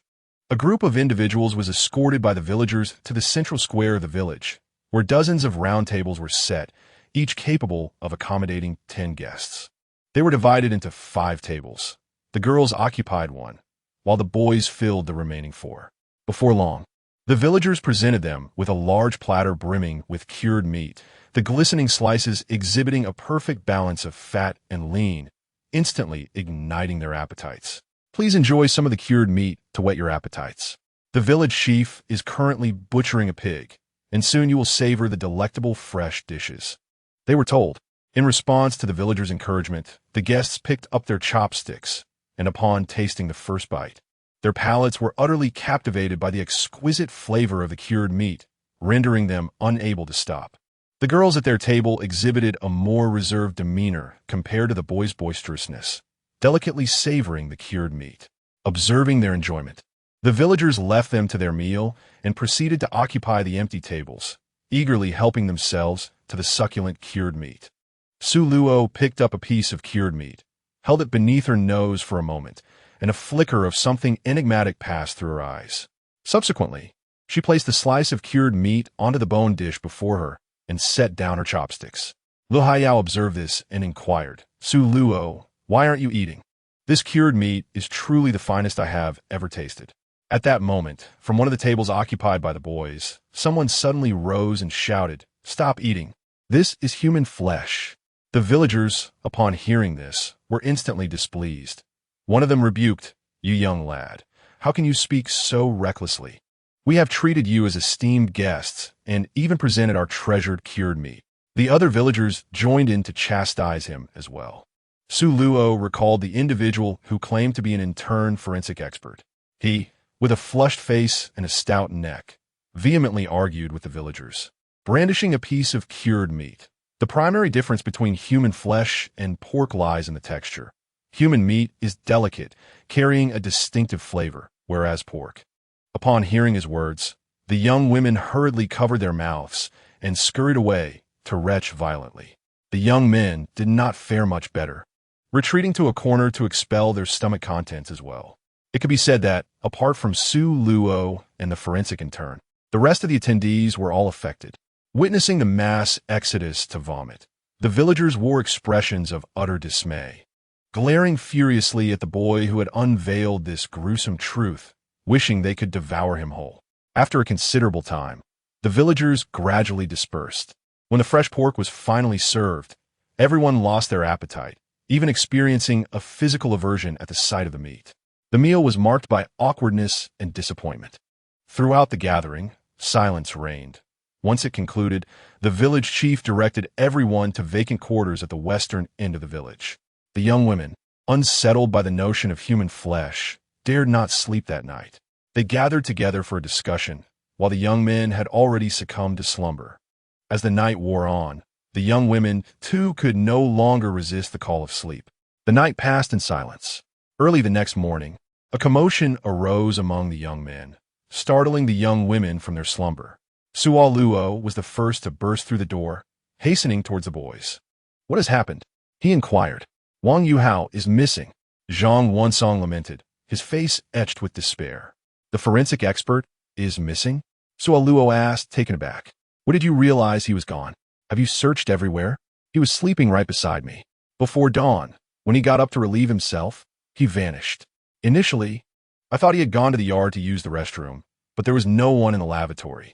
"Su Luo, what on earth is happening?" Lu Haiyao questioned, as the other girls gathered around. Su Luo gazed at them, realizing that Wang Yuhao, the forensic expert, had vanished. The expression on the faces of the young women turned pale with fear, a wave of panic washing over them. "Would the next person to disappear be one of us? I must leave this place. It is far too terrifying. I refuse to remain here any longer." With that, one girl dashed towards the door, flinging it open and quickly disappearing from sight. Seeing this, the others exchanged glances and instinctively pursued her. They scoured the entire village, yet the girl was nowhere to be found. A living being had seemingly evaporated into thin air. Upon entering, they discovered that the villagers had prepared a meal for them, consisting entirely of vegetarian dishes, devoid of any meat. After a morning of frantic searching, their hunger was palpable, and the absence of meat quelled all their lingering doubts. After expressing their gratitude to the villagers, they devoured their meal ravenously. The villagers watched them with cheerful smiles, resembling shepherds observing sheep destined for slaughter. Upon witnessing this, Su Luo felt a sudden jolt in his heart. Coupled with the events that had transpired in the illusion, he surmised what was to unfold next. After the meal, the villagers departed. Huang Sun addressed everyone, expressing his lingering suspicion about the peculiarities of the village, suggesting, "As dusk approaches, let us first proceed to the station." "I concur. So do I." The young men swiftly reached a consensus. Lu Haiyao and her companions also nodded in agreement. Su Luo mused to herself, "Young man, you are overthinking. Until the task is completed, you are inextricably bound to this place. However, she had no intention of voicing this thought, for even if she did, others would be skeptical, potentially leading to her ostracism. The truth would soon reveal itself, as reality would deliver its harsh lessons. As dusk settled, the group exited the courtyard and meandered along the village path towards the outskirts. What should have been a short journey felt interminable, as if it stretched on endlessly. Exhausted, they paused by the roadside to rest. Today feels peculiar. When we arrived yesterday, did it truly take this long? One remarked. I was just about to say, could we have encountered a ghost wall? During daylight, how could there be a ghost wall? Someone scoffed at such notions. Brothers, do you not find it odd? When we first stepped out, the sky was already tinged with dusk. Yet after all this time, it remains twilight. Sulo cast a glance at the boy who had spoken, seemingly named Renwei Hao. His appearance was reminiscent of the current trend favored by young girls, resembling a charming little puppy. Indeed, he was quite handsome. However, in her eyes, such a boy lacked masculinity and seemed overly effeminate. No, ikunkur. I agree. Agreed. The rest unanimously supported his suggestion. They all recognized the issue at hand. Their spirits dampened as they trudged towards the temporary dwelling. Upon entering the courtyard, the villagers had prepared steaming meals for them. The mention of meat made everyone's faces pale. After last night's events, they truly wished to avoid seeing meat again. The aunt, noticing their expressions, maintained her smile and declared that the meat was from a freshly slaughtered sheep today, its quality pristine, urging them to give it a try. Chapter 55, Copy 3, Beauty 18. Freshly slaughtered sheep? Surely, it cannot be a two-legged sheep, Sulo scoffed inwardly. The group wore grim faces as they sat at the table, picking up their chopsticks, only to serve themselves vegetables, completely ignoring the bowl of mutton. The villagers, observing their reluctance to eat, offered a few words of encouragement, but upon seeing their steadfastness, they ceased to press the matter. However, after the meal, a few villagers, while clearing the dishes, made some sarcastic remarks about their cowardice, claiming they were ungrateful and oblivious to good fortune. The group remained silent, enduring the jibes. The villagers, seeing them act so stubbornly, angrily served up the mutton and left. Huang Sun, noticing their departure, hurriedly locked the door. I'm still hungry. The portion of rice they served was far too small, Wang Wan added. Xiang Weiling remarked, consider it a weight loss regimen. The other girls simply smiled, remaining silent. Nearby, one girl whispered to another, Sulo is so aloof. She hasn't spoken much since yesterday. Perhaps she is naturally reserved. It's normal for beautiful people to be proud. If only I possessed half her beauty. Dear, I suggest you go to bed, one teased. Oh, how dare you say that? That is outrageous. I shall sever ties with you. Dear, here are several options for you. Lifetime, annual, monthly, daily, hourly, and even by the minute or second. Which one would you like? Each has a different price. Her words elicited laughter from everyone. Lu Haiyao curiously asked Wang Lele, you're not a salesperson for a telecom company, are you? Wang Lele glanced at her and replied with a smile, of course not. I simply enjoy joking around. Afterward, they engaged in light-hearted conversation for a while. Soon, yawns began to spread. Once one yawned, another followed, and soon all the girls were yawning. Let's take a break. With that, someone turned off the lights, plunging the room into darkness. Before long, the gentle sound of even breathing filled the room, and all within fell into a tranquil slumber. A night of sweet dreams ensued. The following day, the soft morning sunlight streamed through the glass window, bathing the interior in its warm embrace. Su Luo gradually awakened, rising to find that one of the girls was missing from the communal sleeping area. She promptly extended her mental prowess to search for her, but found no trace within the courtyard, the village, or beyond. It appeared that, much like the girl who had ventured out the previous day, her fate was likely dire. She roused the remaining girls from their slumber. With bleary eyes, they regarded her in confusion. Xiang Weiling was the first to speak. Su Luo, what is the matter? Wang Lele is missing, Su Luo replied gravely. Xiang Weiling suggested, perhaps she has gone to the restroom. Su Lu gazed at her, having thoroughly searched the courtyard, and the anti-theft lock on the main gate remained intact. Was this not reminiscent of the forensic expert from yesterday? A sense of fear gripped Wang Wan, her expression betraying her terror. Could it be one of us next? Or perhaps one of the boys? Zhang Meiqian inquired. That possibility cannot be dismissed, Sulu replied with pragmatism. Xiang Wei Ling intervened to ease the tension, urging everyone not to panic. Soon, we shall summon the boys and seek a way out. Lu Haiyao and others sat languidly in the living room, huddled together like frightened creatures. The boys remained oblivious to their distress, leaving the girls to wait for their awakening. As the clock approached 10, voices emerged from the boys' room. They had finally roused from slumber. Ren Weihao was the first to emerge, and upon seeing the girls, whose demeanor resembled that of wilted vegetables, he assumed they had not rested well and jested. What happened to you all? Have you been boiled? Su Luo cast a glance at him.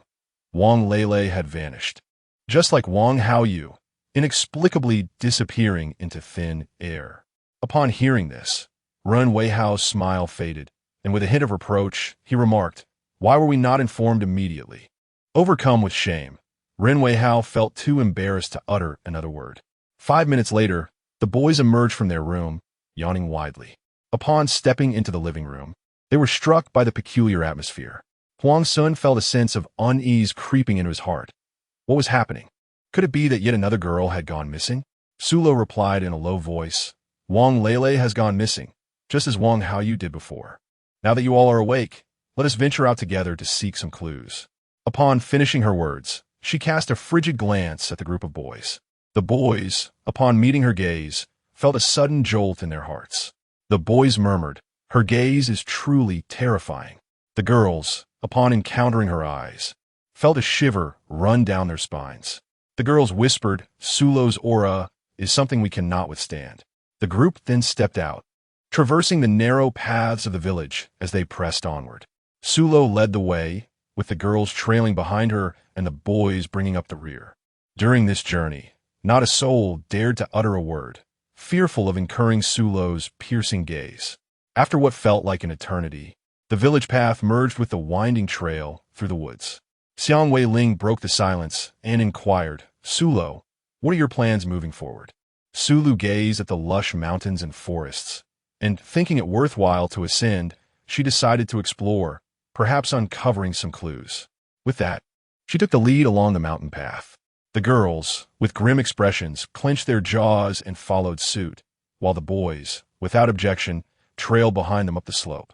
Halfway up, the girls found their strength waning and sat down on a stone by the path to rest. Observing their pause, the boys also halted in their tracks.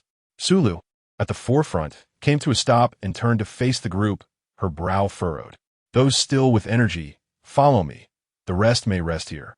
She was unwilling to squander the day merely climbing. Shortly thereafter, 4 boys emerged from the group, hastily catching up with her. They soon realized that Sulu's stamina was extraordinary, and her pace was swift. They had to exert themselves fully just to keep up with her. Just as they felt they could no longer endure, Sulu, leading the way, halted her advance. The 4 boys wiped the sweat from their brows and quickened their steps to rejoin her. Before them stood a dilapidated ancestral hall, its walls darkened by years of incense smoke. Inside, a stone altar bore a statue whose features were obscured, evoking an unsettling feeling at first glance. The altar was immaculately arranged with fresh offerings, including fruits and meat. The hall itself was spotless, meticulously cleaned. The incense and candles had burned halfway down, and the incense burner was tended to, holding only 3 sticks, indicating that someone frequented this hall throughout the day, though it was unclear where that person had gone at present. A faint sound of flowing water could be heard from behind the hall. Su Luo listened intently for a moment before exiting the ancestral hall. 4 young men hurriedly followed behind him, unbeknownst to them, just as they stepped away from the hall. The enigmatic statue on the stone platform became strikingly clear. An eerie and sinister visage materialized, gazing intently in the direction of Su Luo and his companion's departure. The corners of its mouth curling into a chilling smile that sent shivers down the spine. In an instant, that visage vanished, as if all that had transpired was merely an illusion. Su Luo circled around to the rear of the ancestral hall and, after a short distance, beheld a hidden stream.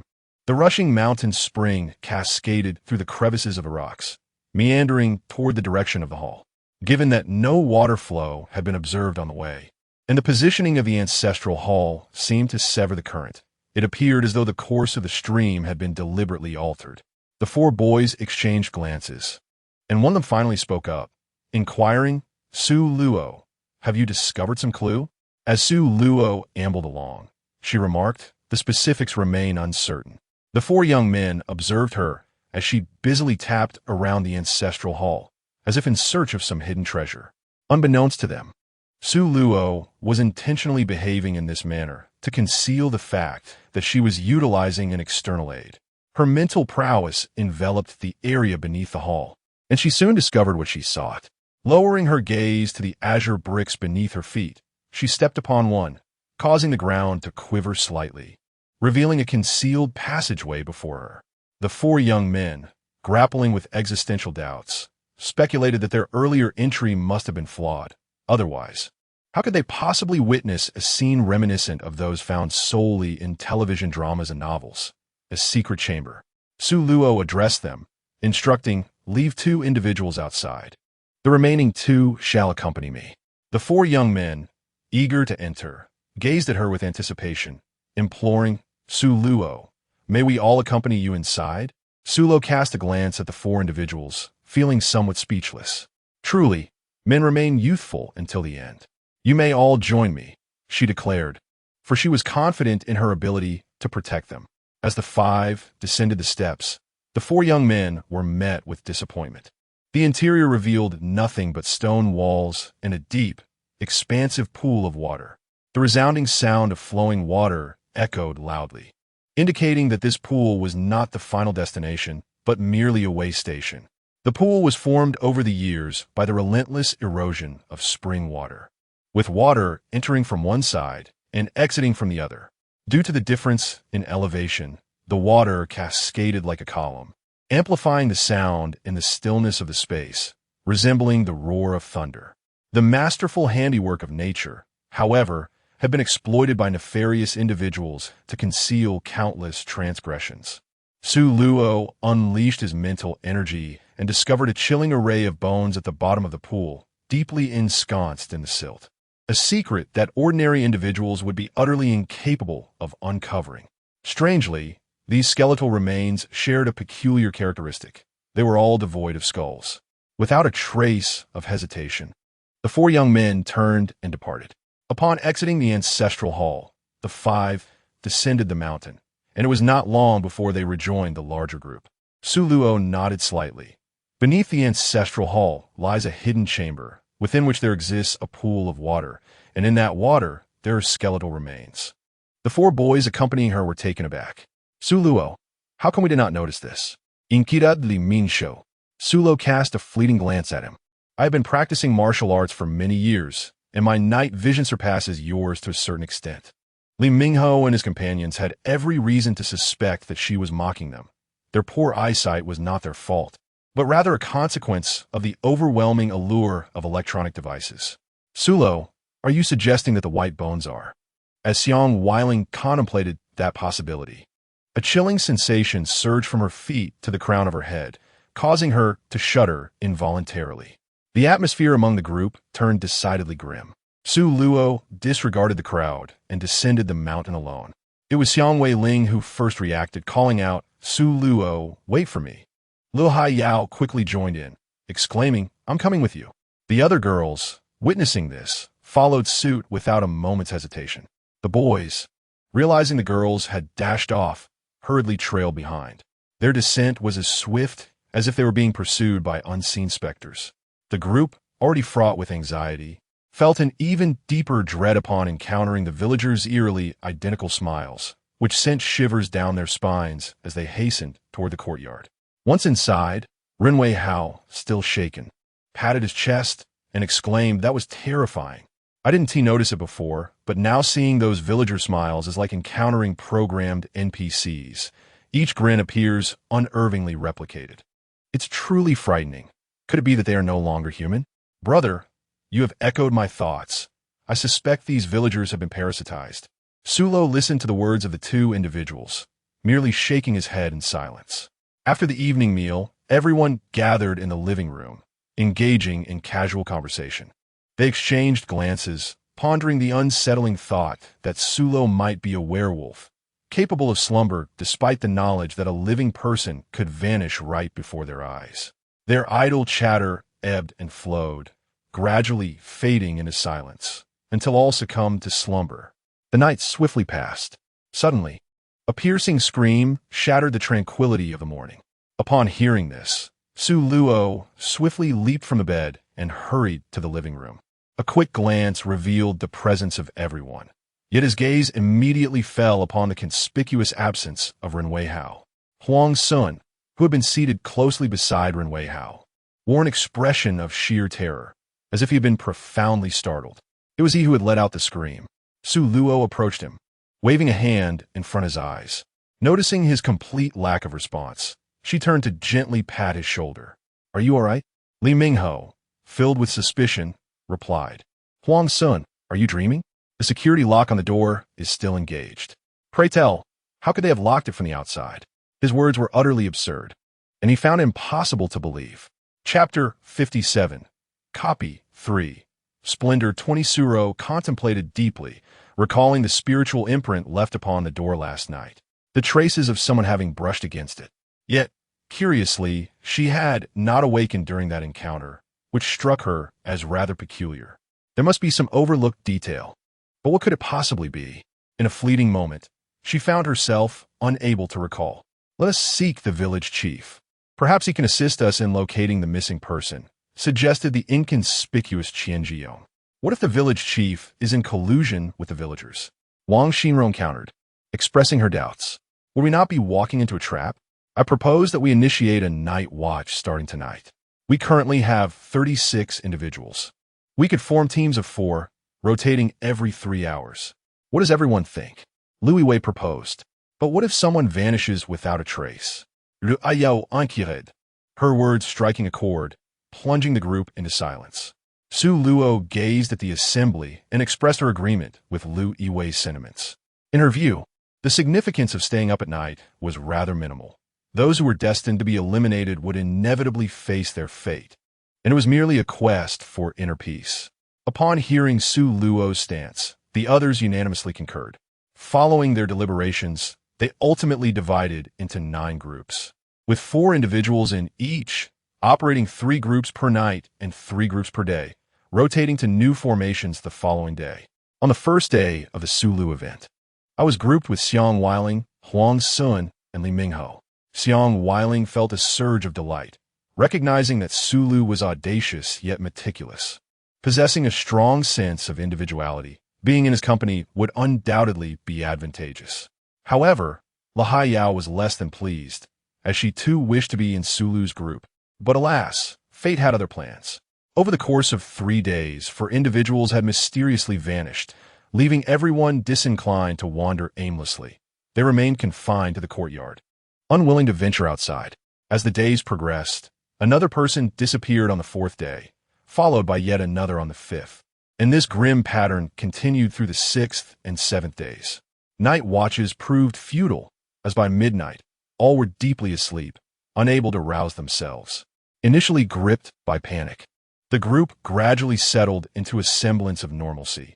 They ate and drank as usual, acutely aware that they were powerless to alter their predicament, resigned to the flow of events without recourse. However, this fragile calm was abruptly shattered one evening when the villagers delivered braised pork. As he indulged, he encountered a second, then a third piece, each adorned with a unique pattern that could be assembled together. To his horror, he recognized the design. It was the tattoo on Wen Yan's arm. His expression shifted instantly, and he fell from his chair in alarm, pointing at the dish and exclaiming, "Everyone, stop eating. This is not pork knuckle. This is Wen Yan's flesh. The skin bears his tattoo. I have found 3 pieces." Unable to contain himself, he scrambled up and rushed to the wash basin, retching violently. Those who had consumed the meat turned pale, discarding their chopsticks and sprinting to the wash basin to vomit profusely. Meanwhile, Sulu remained remarkably composed at the table. Xiang Weiling, however, turned ashen and began to gag. The situation was utterly revolting. She vowed never to consume meat again. Now, from an initial count of 40 individuals in the courtyard, the number had dwindled to a mere 16 over the course of 3.5 weeks, with only Sulu and Xiang Weiling remaining among the females. Sulu reached out and gently patted Xiang Weiling's back, offering her a glass of water to help calm her nerves. Xiang Weiling accepted the cup, rinsed her mouth, and suppressed the wave of nausea. She glanced at the composed Sulu and thought to herself, "Sulu, you are rather unfazed, aren't you?" Sulu gazed at her and remarked, "It is your lack of willpower that is to blame. Did not Wang Haoyu make it abundantly clear from the very first day that the meat here is indeed human? They remember the taste, but forget the pain. Who can be held accountable for that?" Upon hearing her words, Xiang Weiling's eyes sparkled with excitement. "Sulu, could it be that you are the formidable figure that netizens often speak of? I perceive your mind is agile, your courage unwavering, and your determination resolute. Most importantly, with just a glance from you, those boys become as meek as quails. This is simply magnificent." Su Luo smiled faintly. "You are overthinking. I am merely an utterly ordinary idle wanderer." Xiang Weiling, fully convinced that she was a formidable figure, grasped her arm tightly and exclaimed, "Esteemed one, I seek your patronage. I could be your delightful accessory, offering charm and affection, warming your bed, engaging in conversation, playing games, cooking meals, and attending to household chores. Would you consider accepting me?" With a playful gesture, Xiang Weiling placed her hand over her heart and lamented, "Esteemed one, how can you utter such frigid words with a mouth at a mere 37 degrees? My heart feels as if it has been reduced to minced meat. I suspect that may be a symptom of angina. I recommend you seek treatment promptly for a swift recovery," Su Luo replied with utmost seriousness. Xiang Weiling sighed, "Esteemed one, you are undeniably a paragon of the ironclad straight woman, a veritable insulator of romance." Su Luo smiled faintly, expressing her gratitude for the compliment. Xiang Weiling was momentarily taken aback, rendered speechless by her. With a puzzled expression, Xiang Weiling wondered what the esteemed figure was up to. Just as she was about to speak, Su Luo gestured for silence. With a creak, the courtyard door swung open, revealing two beaming aunties who entered with bright smiles. Upon noticing that the meat in the basin had vanished, their eyes swept over the trash bin, where only a crumpled piece of paper remained, instantly alleviating their concerns. Was the braised pork knuckle delicious? They pondered contentedly as they collected the dishes, realizing that the table was devoid of any bowls and chopsticks. They understood that the villagers had indeed come by. They slumped onto the sofa, faces devoid of hope, vowing never to encounter any meat again in their lifetimes. They aspired to become vegetarians. Xiang Weiling regarded Su Luo with awe, giving her a thumbs up. "You're truly remarkable, predicting their expectations with such precision." Su Luo ignored her and turned his gaze towards the boys. "We can no longer remain in this state of despondency. Tomorrow, we shall visit the village chief's residence." A premonition stirred within her. She was convinced that the answers they sought would undoubtedly lie within the chief's abode. Upon hearing this, the boys exchanged glances and nodded in agreement. "We shall follow your lead." Staying any longer would result in them all ending up on the dinner table. Rather than being slaughtered, they preferred to fight for their lives. If they succeeded, they could escape this village alive.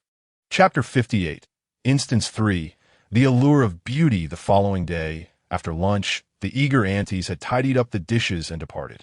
Sulo and his companions exited the small courtyard and made their way towards the village chief's residence.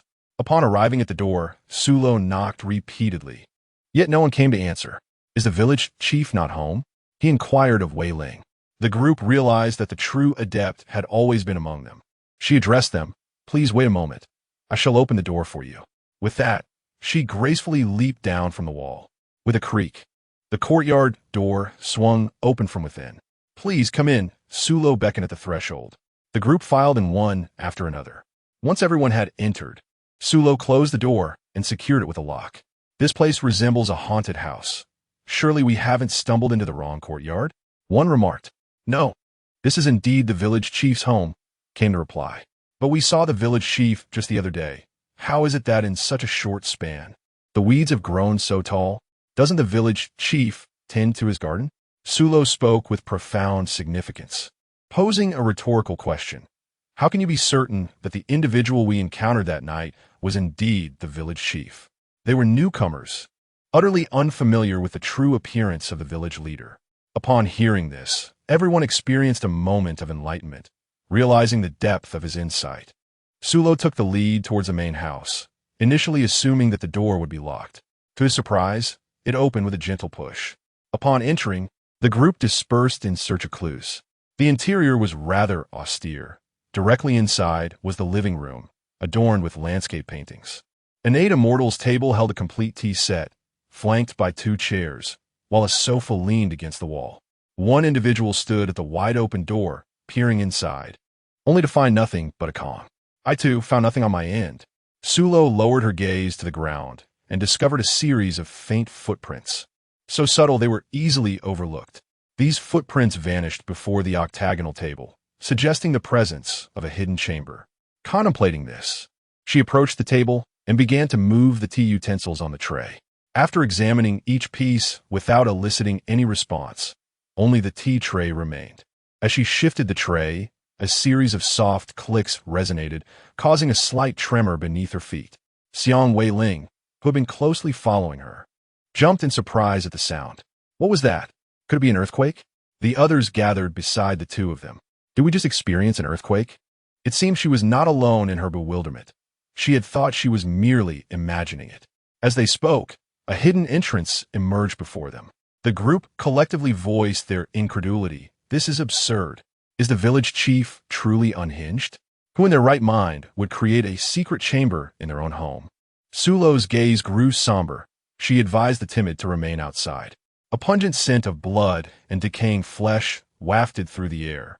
Upon hearing her words, the group fell into a palpable unease, for Sulo was certainly not one to speak without reason. The decision to enter or refrain from entering became a perplexing dilemma. To abstain would render these young men seemingly ineffectual, lesser than a mere girl, yet to proceed might leave them with haunting memories. Su Luo disregarded them and entered without hesitation. Upon witnessing her entrance, the boys silently gulped and took a significant step back, their faces contorted with reluctance. Only 3 of them, filled with trepidation, cautiously descended the steps. The dim corridor, coupled with the flickering yellow light, instilled a sense of visual dread. While such psychological cues may affect others, Su Luo remained an exception, viewing these juvenile fears with indifference. As they ventured into the passageway, a chill ran down their spines, and the urge to retreat surged within them. Yet constrained by pride and the fear of ridicule from their peers, they pressed forward. Soon they arrived at the end, where an expansive stone chamber unfolded before them. Upon fully grasping the scene within, they nearly lost control of their bladders. The chamber housed an altar adorned with countless skulls, all arranged in A shape, and upon a brief count, they estimated there were at least 100. Behind the altar hung a grotesque image of a deity, entirely cloaked in darkness, with the most unsettling feature being its slit-like, blood-red eyes. Could this be an evil god? Su Luo, are you not afraid? Ghosts are not truly terrifying. It is humanity that instills fear. Look over there. Gu Yuan pointed to a severed head at the edge of the altar, still bearing flesh. To their horror, it was crawling with white maggots, and the most chilling aspect was that most of the heads belonged to their missing companions. The other 2 followed his gaze, and upon seeing it, turned pale, scrambling to flee in panic. Gu Yuan, witnessing this, immediately followed suit. As Su Luo watched the 3 escape, a look of disdain flickered in her eyes. These men were utterly spineless, terrified by mere skulls. Ultimately, it was Gu Yuan and the others who emerged first, with Su Luo being the last to exit. Upon their return, the group eagerly surrounded them, bombarding them with questions. What was inside? Was the village chief there? Did you 3 see a ghost? What on earth did you encounter to look so ghastly? Gu Yuan, weary from his companion's incessant banter, weakly retorted, If you're so brave, go in yourselves instead of standing here, talking nonsense. I've lived this long without ever witnessing such a collection of skulls, and those of our missing comrades are among them. At this revelation, a collective gasp echoed through the crowd, a chill coursing through them. How terrifying! Sulo emerged from the tunnel with an unperturbed expression, with concern evident in her eyes. Wei Ling gazed at her and asked, "Sulo, are you all right?" Merely imagining the descriptions provided by the three of them filled her with an overwhelming sense of dread. Suro gazed at her, assuring her, "I am fine. They are merely lifeless objects, nothing to fear." What truly concerned her was that painting.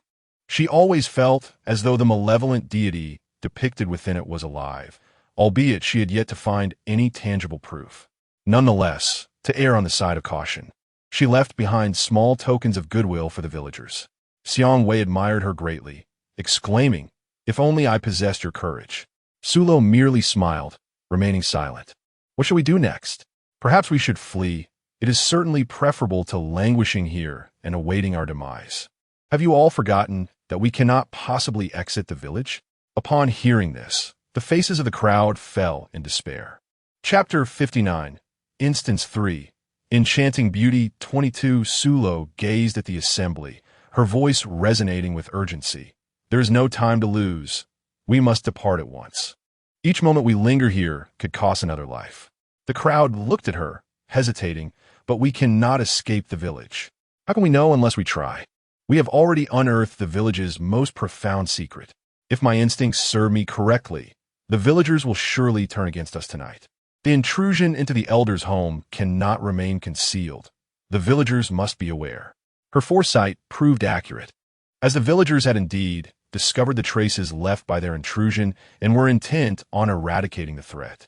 Upon hearing her words, the group sprang to their feet in haste. Sulo swung open the door and dashed outside, followed closely by the others. Not long after, they heard a voice shouting from behind, "Help! The sacrifices are escaping." A chill ran down their spines as they desperately pressed forward. The villagers revealed their true nature, each wielding a knife, relentlessly pursuing them.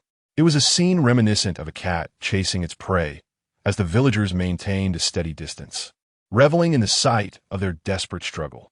The village path seemed endless, and soon, exhaustion set in, leaving them gasping for breath. Xiang Wei Ling panted heavily. "Sulo, I cannot run any longer. I need to rest." Sulo observed the current state of the crowd, sighed deeply, and came to a halt. He addressed the assembly, instructing them to position themselves behind him. The group complied without hesitation. 5 minutes later, the villagers caught up with them. The leader of the villagers, noticing that the sacrifices had paused, gestured for his companions to stop as well. With a menacing expression, he declared, "Why have you ceased your flight? It appears you can no longer run. We have graciously entertained you for so long, yet you have committed the grave error of uncovering our secret. We shall ensure that your demise is most serene. Everyone attack." With that, he brandished his knife and prepared to charge forward.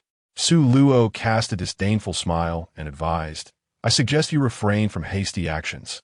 As she spoke, she gestured toward behind them. There, amidst the village, a towering inferno erupted, billowing thick smoke, and it was evident that the flames were consuming the village chief's home.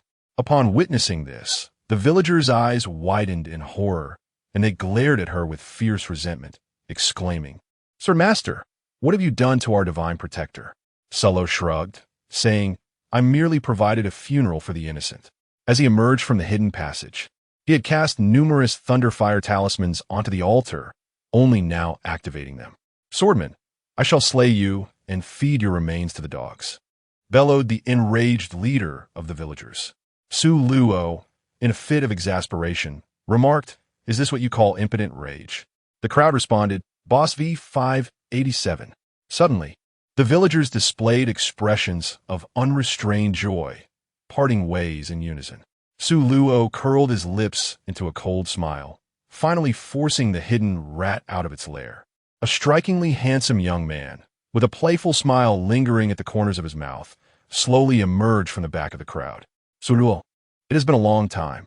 You, my prey, have been rather disobedient, which vexes me greatly. Thus, I shall personally administer your punishment." The onlookers were taken aback by this unexpected turn of events, exchanging bewildered glances. What was happening? They sensed that there was undoubtedly something significant between Su Luo and this young man. Su Luo smirked coldly and said, Shangwan Feng, you truly are relentless. It was a grave oversight from Master Tongwei not to have eradicated you, this bane. Upon hearing this, Shangwan Feng's smile faded, his expression darkened, and he coldly replied, Su Luo, you may have escaped once, but you shall not evade a second time. Su Luo retorted, I shall ensure your passage to the afterlife, and you shall no longer bring calamity upon this world. With that, she removed the string of prayer beads from her left hand. Shangwan Feng's expression shifted dramatically as he incredulously inquired, How could you possibly possess Master Tonghui's artifact? As he spoke, he began to chuckle softly, the laughter escalating from a faint sound to a boisterous roar that echoed through the air, ultimately culminating in tears of mirth streaming down his face. Suluo stood silently, observing him as he laughed maniacally. After a prolonged moment, he spoke with malice, Su Luo, even if you possess the ancient relic of the old bald donkey, what of it? In your hands, it is merely a precious gem cast into obscurity. I advise you to concede. Perhaps, out of consideration for our past, I might grant you a complete corpse. Without uttering a word, Su Luo cast the Buddhist beads into the air, and one by one, the beads erupted with dazzling golden light, revealing the faint inscription of the 6-character mantra upon their surfaces. The beads spun rapidly, and within the golden radiance, the manifestation of the Buddha's seal emerged. Subsequently, she hurled thunder fire talismans and exorcism talismans towards Shangwan Feng and his companions. Under the enhancement of the Buddha's seal, the two types of talismans unleashed their utmost power as violet flames surged forth, enveloping Shangwan Feng and his companions completely. Shangwan Feng found himself rooted to the spot, utterly immobile. The villagers collectively displayed expressions of terror. Before long, under the illumination of the golden light, wisps of black mist began to disperse from Shangwan Feng's body. The moment they appeared, the violet flames consumed them, witnessing his millennia-long plans dissolve in an instant. Shangwan Feng summoned every ounce of strength to break free from the Buddha's seal and charged towards Su Luo. Without flinching, Su Luo hurled the thunder talisman towards him. As the talisman was unleashed, a bolt of lightning, as thick as a man's arm, descended from the heavens, striking directly at the remnant soul of Shangwan Feng. One bolt followed another, gradually dissipating the ominous black mist until it vanished entirely, leaving no trace in the world. At the moment of its dissolution, the onlookers sensed the shattering of something unseen, though they were unaware of its nature. They merely felt the skies brighten and the air become invigoratingly fresh. With a complex expression, they gazed at the villagers trapped in the flames. As the dual effects of the lightning fire talisman and the exorcism talisman burned away the sins clinging to their beings. Yet, their transgressions were far too grievous. They could only be sent to a place beyond. Contemplating this, Su Luo's fingers twitched slightly as he cast a black talisman into the air. The crowd was left in stunned silence. Was there anything Su Luo could not accomplish? With a resounding crash, a great black door rose from the depths of the earth. The door creaked open, revealing the figure of the Black Wuchang, who emerged holding the soul-locking chain. In a deep voice, the Black Wuchang inquired, Who has summoned me? Su Luo stepped forward and said, Brother Fan, it has been a long time. Hei Wuchang recognized her, and, with a stiff smile, replied, Sister Su, it has indeed been a while. Have you returned to your old profession? With a smile, Su Luo remarked, I too wish it were otherwise, Brother Fan. These individuals appear to be mere prey, ensnared by the underworld. Allow me to bestow upon you a grand gift. She discerned that these villagers had long since departed from life. However, their souls were ensnared within by a secret incantation cast by Shangwan Feng, rendering them as living dead. To preserve the freshness of their corporeal forms, they were compelled to consume human flesh. Upon witnessing this, Hei Wuchang was taken aback and hastily retrieved the Book of Life and Death. As he perused its contents, a surge of wrath enveloped him, emanating a dense aura of darkness.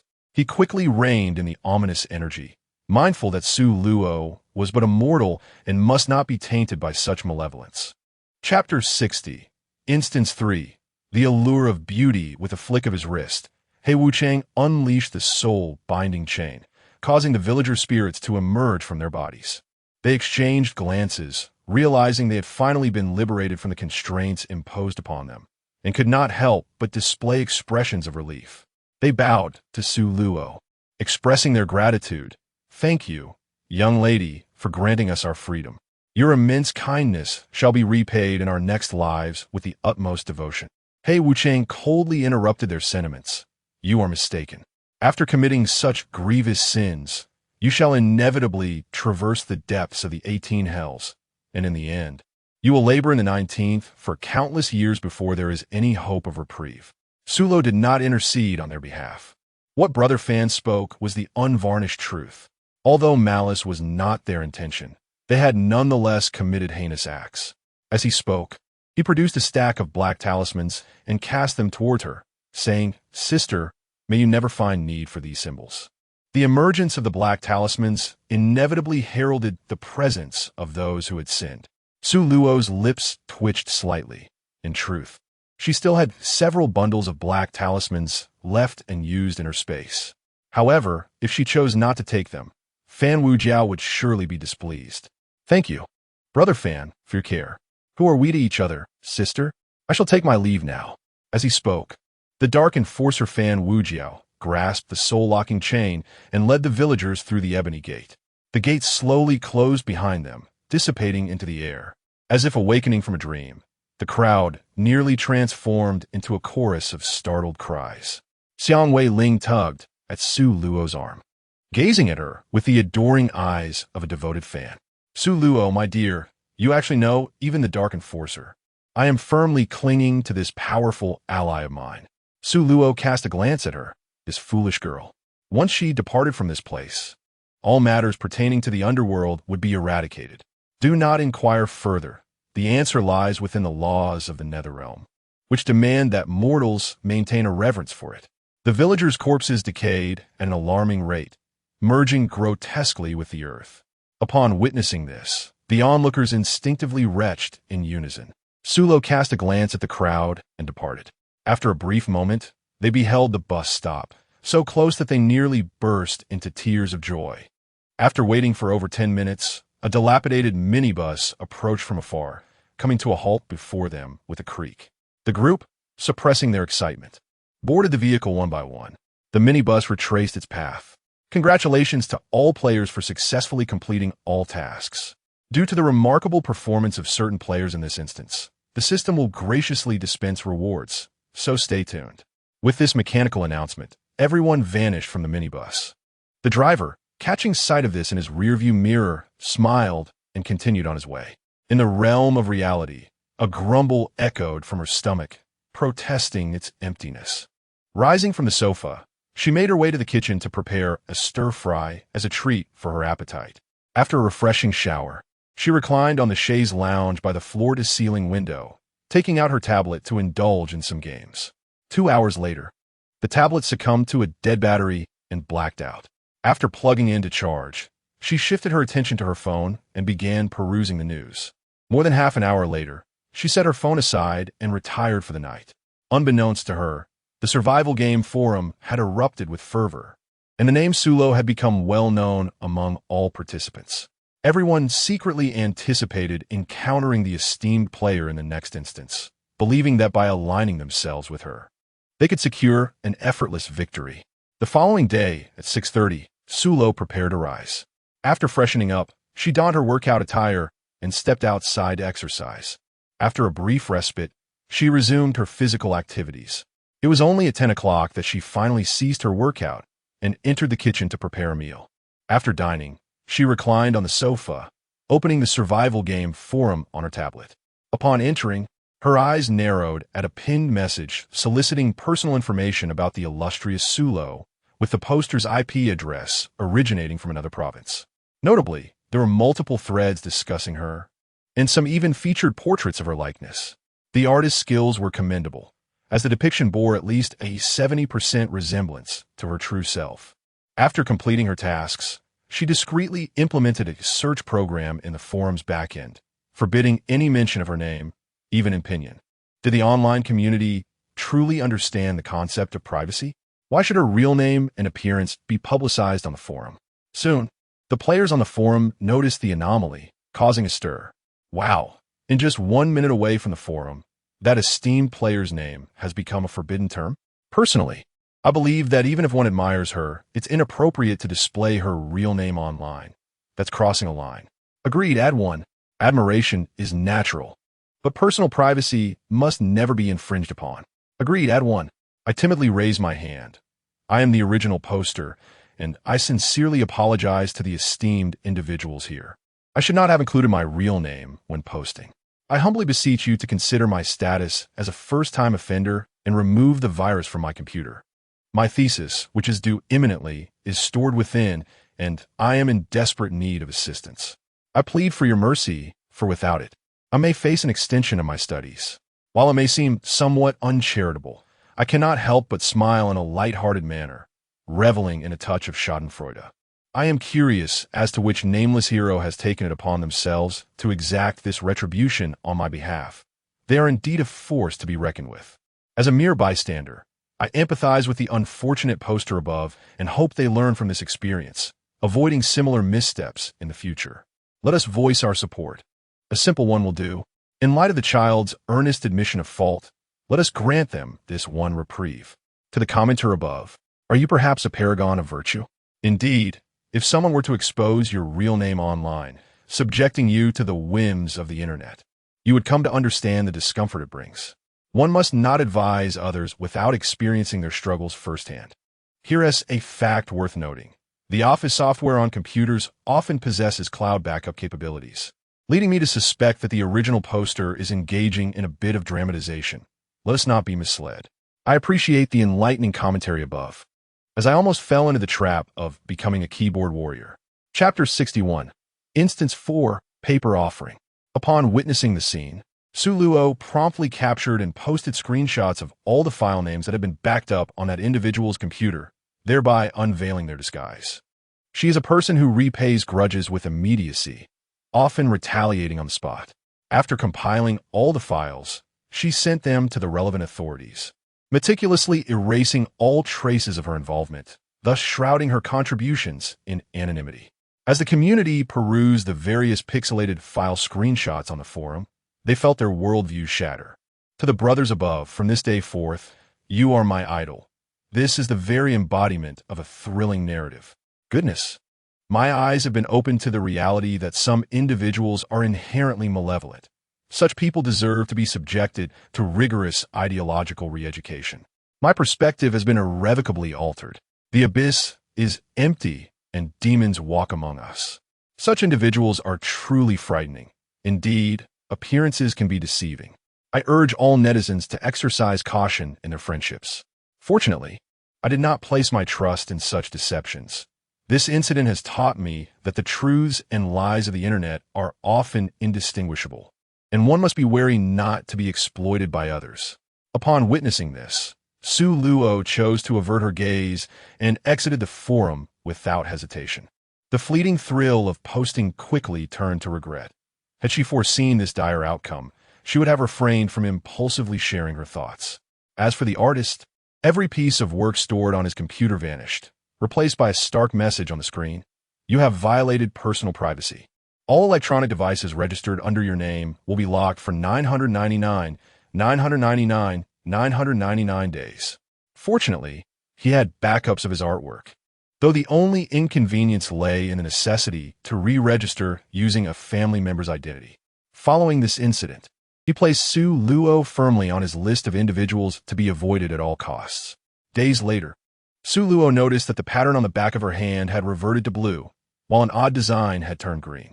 That day, before she could even partake in lunch, the familiar sensation of dizziness enveloped her once more. Her vision darkened, and she lost consciousness, vanishing from the dining table. When she regained her senses, she found herself lying in a confined space. Groping around her, she internally cursed, realizing she had been thrust onto the path of the underworld. Thankfully, she had awakened in time. A moment longer, and she would have met her end. With this thought, she bent her knees, channeling all her strength in her legs, and with a powerful kick, she struck upwards. With a resounding crash, the heavy coffin lid was sent flying. The bearers of the coffin stood frozen for a few seconds, their faces contorted in sheer terror. One of them shouted, "The zombie has arisen." At this utterance, the bearers dropped the coffin onto the ground and fled with frantic haste, disappearing from sight. The funeral procession descended into chaos. White banners lay strewn about, and the attendees scattered, leaving only a few stray kittens behind. It was not that they wished to flee. Rather, the person within the coffin was their beloved kin. The three mourners exchanged glances, inhaling deeply as they bravely took a step towards the coffin. However, upon witnessing the figure inside sit up, they were paralyzed with fear, collapsing onto the ground in a huddle, trembling uncontrollably as they gazed wide-eyed at the young woman emerging from the coffin. Su Luo, jostled and disoriented, took a moment to gather herself before propping up against the sides of the coffin. She flexed her neck and muttered softly, "I nearly cracked my skull. I sincerely hope I discover who orchestrated this fall." Furrowing her brow, she examined her ancient attire, noting that the fabric was of a quality far beyond what an ordinary household could afford. The elder man, summoning his courage, inquired, "Are you human or ghost?"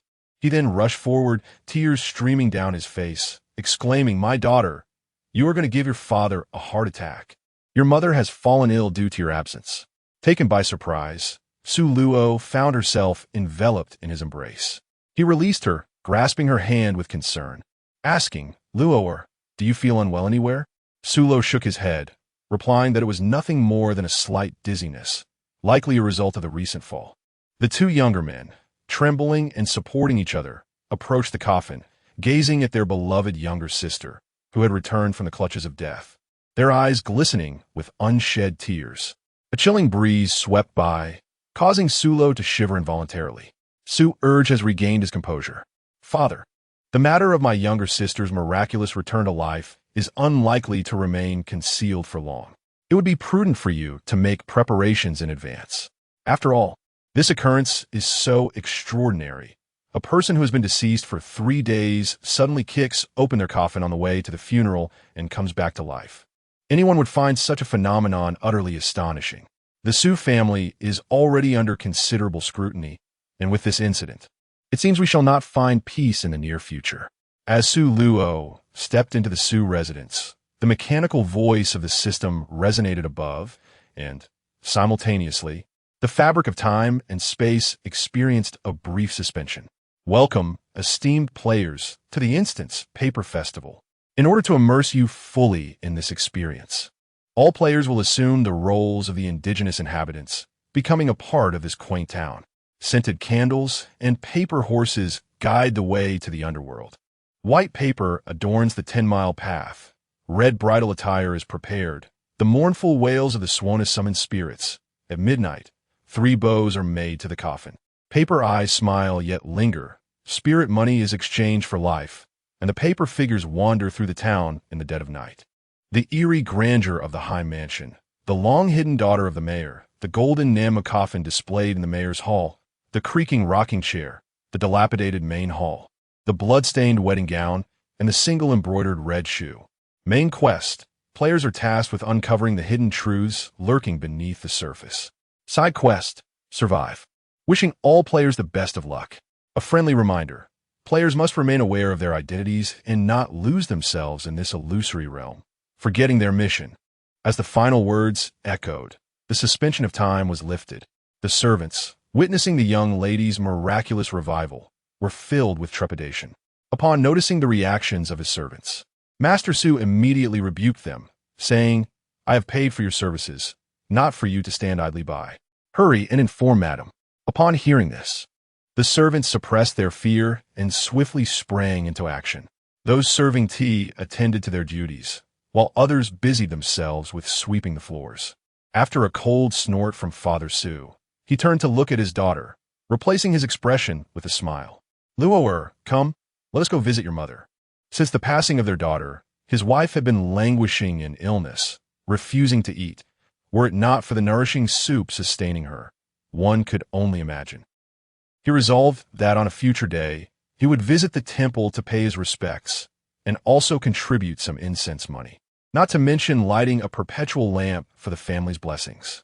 In another part of the quiet courtyard, the sound of hurried footsteps broke the silence, followed by the panicked voice of Sue's maid. "Madam, madam." Her voice grew closer, soon reaching the door. Steadying herself against the door frame to catch her breath, she finally entered the room. Madame Sue reclined there, her frail demeanor betraying her feebleness as she reproached. "Ping, your lack of decorum is increasingly apparent." In a flurry of urgency, Ping hastily defended herself.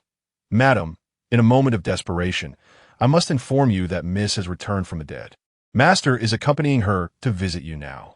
After unleashing this shocking revelation, Madame Sue was rendered utterly astounded, her voice trembling as she exclaimed, "Did you just say that Luer has returned from the dead?" Ping nodded repeatedly. "Madam, you heard correctly. She has indeed come back to life and should be arriving shortly." Upon hearing this, Lady Sue became anxious and exclaimed, "Ping, come quickly and assist me." Ping promptly reassured her, saying, "Madam, please sit on the bed for now. I shall immediately inform the small kitchen to prepare something for you to eat." With that, she swiftly exited the room. Mother Sue gazed eagerly at the entrance, her eyes fixed unwaveringly on the young girl who stepped inside. With bright eyes and pearly teeth, her features were exquisitely defined. Apart from a somewhat pallid complexion, everything else was perfect.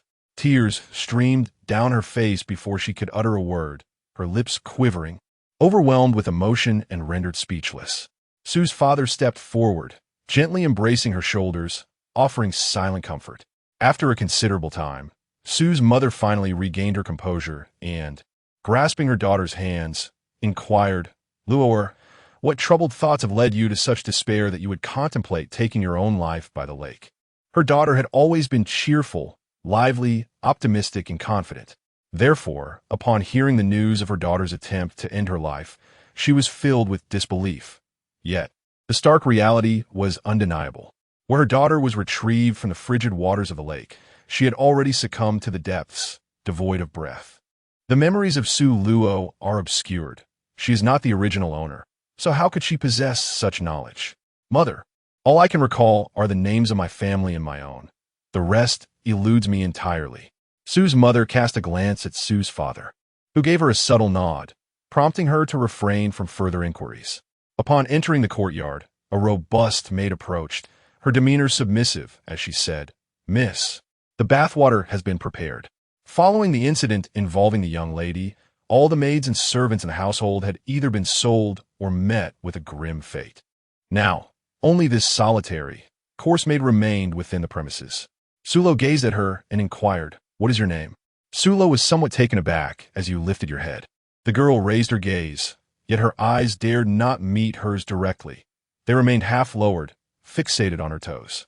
In the presence of the exquisite young lady, a flicker of inferiority inevitably emerged within her. She was tall and possessed a delicate appearance, yet years of labor had rendered her skin coarse, and her arms were slightly muscular, clearly indicative of her physical strength. "From this day forth, you shall remain by my side. Henceforth, you shall be called Mulan." The name was inspired by the legendary heroine who took her father's place in the army. "Thank you, Miss, for bestowing a name upon me." The girl, no longer just a nameless figure, felt an overwhelming surge of excitement. Upon seeing her emerge, Mulan hurriedly approached with a dry cloth. "Miss, your hair must be dried. Otherwise, you may suffer from headaches." As she spoke, she began to gently dry her hair. Sulo gazed upon the sumptuous feast laid out before her. "Mulan, do not concern yourself with my hair for the moment. Come and join me in partaking of this meal." Mulan immediately displayed a look of sincere alarm and hastily waved her hands. "Miss, it is utterly inappropriate. This does not adhere to decorum." Understanding the rigid class distinctions of ancient times, Sulo did not press her further. Instead, she took a modest portion from each dish for herself, leaving the remainder as a generous gift for Mulan, insisting that she must finish it all.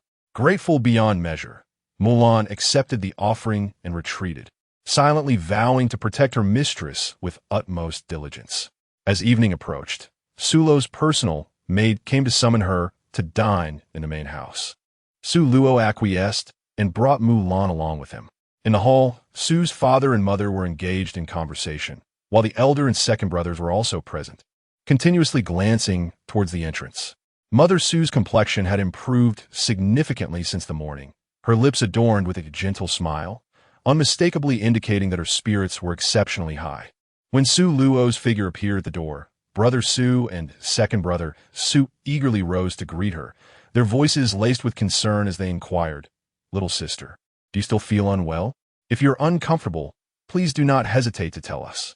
Sulo Blackline, elder brother, second brother, "I assure you, I am truly fine." Su's father lightly chided his two sons. "You two, be quiet and refrain from cursing Luor." With a hint of redness in her eyes, Mother Su gently remarked, "Today, our family has finally gathered together. I have specially arranged for your favorite dishes, so do indulge yourselves." The three siblings responded in unison. The meal was filled with joy and warmth. Halfway through the dinner, Father Su inquired of his two sons, eldest, second, "How has the matter been resolved?" Su urged then added, "What is most peculiar is that those individuals seem to have experienced amnesia as well, utterly oblivious to the events that transpired in our household." Su Luo contemplated that the system had miscalculated the transfer time, thereby rectifying the error autonomously. Father Su and Mother Su exchanged glances, pondering whether a celestial being was secretly aiding them. If that were indeed the case, they could finally breathe a sigh of relief. Su's father pondered and said, "In other words, apart from those of the Su family, no one in the town remembers. Zhenyang, ensure that the servants are closely monitored. If anyone spreads idle gossip, they're to be silenced and sold off." Su's mother was well aware of the gravity of the situation and nodded in agreement. Chapter 63. Copy 4. Paper Ritual 3. In the dead of night, within Su Luo's chamber, an uninvited guest appeared. A spectral figure cloaked in black hair, adorned in a flowing red garment, and wearing embroidered red shoes, glided silently to her bedside. The ghostly woman, dressed in red, gazed at the beautiful young girl resting on the bed, a glimmer of malevolence flashing in her eyes. Su Luo was remarkably fortunate, despite having seemingly perished. She had returned to life. The ghost was determined to prove that Su Luo could not always escape death.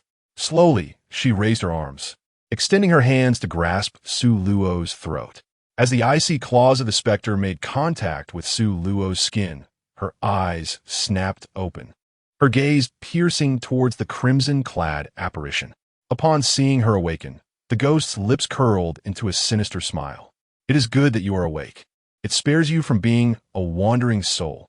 With that, the ghost's claws tightened around Su Luo's neck, dismissing her as mere humanity. In response, Su Luo wasted no time and retaliated with a powerful strike, sending the ghost hurtling away. The specter collided forcefully with the wall, sliding down to the ground in disbelief. Her eyes widened in astonishment. "How could this be? You are merely human. How could you inflict harm upon me?" With that, she soared into the air, lunging once more at Su Luo. Su Luo once again sent her flying. After several attempts, the female ghost finally subdued, crouching in the corner, lost in her dark thoughts. "Come here. I have something to ask you," Su Luo called out. The female ghost obediently floated to her side, lowering her gaze and asking, "What do you wish to know? You were the one who pushed me into the lake, weren't you? Please, tell me your reasons. We should have no grievances from the past, nor enmity in the present." Su Luo replied calmly. The ghost glanced at her, her fingertips of both hands touching nervously. "Well, I didn't want to, but someone ordered me to take your life. That person is quite formidable, and I cannot withstand him, so." Su Luo cast a glance at her. "You have already reached the level of a crimson-clad malevolent spirit, yet you still find yourself unable to contend with the opponent. It appears that this individual must be at least of the ghost general rank. Was the figure male or female?" The female spirit pondered for a moment. "I believe it was a woman, though I cannot recall the details. In truth, it was because the individual always emerged shrouded in a veil of dark mist." Su Luo pondered, "Aside from yourself, how many spirits reside in this town? What is their rank?" Upon hearing this, the ghost clad in red felt a sense of trepidation and replied, "I am uncertain. I have been trapped here for so long. It turns out that this female specter is a bound spirit. The Su family does not appear to be malevolent, as they bear no ties of karma or debts of sin." Miss Su Luo, Please do not misinterpret my words. My entrapment here has no connection to the Su family. The most infuriating part is that, despite the fact that that family has perished at her hands, I remain unable to leave this place. Sulo cast a half-smile as he regarded her. Do you realize that while your hands are stained with blood, you have forfeited your chance at a future? The ghost in red nodded. I am well aware. Yet, their wickedness is too great. Without avenging this grievance, my heart shall find no peace. It appeared she was a specter with a tale to tell. The ghost in red, somewhat perplexed, inquired, Why do you not ask me what transpired all those years ago? Are you not curious? At her age, her curiosity had been quite fervent. I am not curious. There is nothing worth inquiring about, merely the sordid affairs of those within the manor. With that, she turned away, facing inward, and soon fell into a slumber. The ghost in red departed, feeling aggrieved. The following morning, Sulo awoke and, after breakfast, declined Mulan's company, venturing out of the small courtyard in pursuit of the ghost in red, guided by the lingering aura. Indeed, one does not realize until they wander, to his astonishment. The back courtyard of the Su estate harbored such desolation. It was a secluded and forlorn little yard, where the stone path was overrun with moss and weeds, clearly indicating that few had trodden here. Yellow talismans adorned the gates and walls, faded by years of wind and sun, long losing their intended potency. With a wave of his hand, Su Luo caused the locked door to swing open, and he stepped inside. The courtyard was devoid of anything but a solitary well, its heavy stone cover secured with chains as thick as an adult's arm. The black links were adorned with yellow talismans, which, like those outside the courtyard, had long since lost their potency. The ghostly figure clad in red, resting within the well, caught the scent of Su Luo and hurriedly emerged, peering out with a face that bore a disconcerting, ingratiating smile. Miss Su Luo, you have come. The scene was undeniably eerie. Fortunately, Su Luo was unafraid of spirits, or she might have been rendered unconscious by fright. Sulo shot her a displeased glance. Is your corpse lying in the well? The lady in the red dress nodded repeatedly. Indeed, as long as you clear away these obstructions, I can retrieve the bones myself without your assistance. Sulo nodded. Step aside. The ghostly woman in red swiftly emerged from the well, gliding to the side. Su Luo circled the well and immediately discerned the formation concealed within the underbrush. Her pupils constricted in shock. This was indeed the long-lost blood transformation array, infamous for its malevolence. The ancient text proclaimed, as the yellow wind stirs the black sands, the heavens and earth lose their light, and annihilation ensues. Even immortals, upon inhaling this essence, find their garments stained with the remnants of despair. If even deities cannot escape this array, how could a frail maiden hope to endure? Had it not been for the ineffectiveness of the talismans, the spirit of the red-clad ghost would have long since been shattered. Seeing her grave demeanor, the red-clad ghost, mistaking her seriousness for helplessness, offered words of comfort. Do not fret, my lady. At worst, we shall be ensnared for another century or millennium. What immense vendetta could have prompted the creation of such a dreadful array? Fortunately, this red-clad specter possessed a fortuitous destiny. Otherwise, with a determined expression, she began to form seals with her hands, directing a spell toward the heart of the array. With a commanding shout, she declared break. Upon the shattering of the formation, the red-clad ghost felt an overwhelming burden lift from her ethereal form, the surge of energy enveloping her like a roller coaster ride, her cultivation rapidly ascending and propelling her to the rank of Ghost King. Elated by her newfound strength, the red-clad ghost glided towards Su Luo, bowing gracefully in gratitude. Thank you, kind lady, for your boundless grace. I, the red-clad ghost, shall remain at your side to repay this kindness. Sulo nodded in acknowledgement. Even though her current cultivation level was that of a ghost emperor, she remained undaunted. After all, she still possessed an array of black talismans within her space, all meticulously crafted by the great emperor of Fengdu.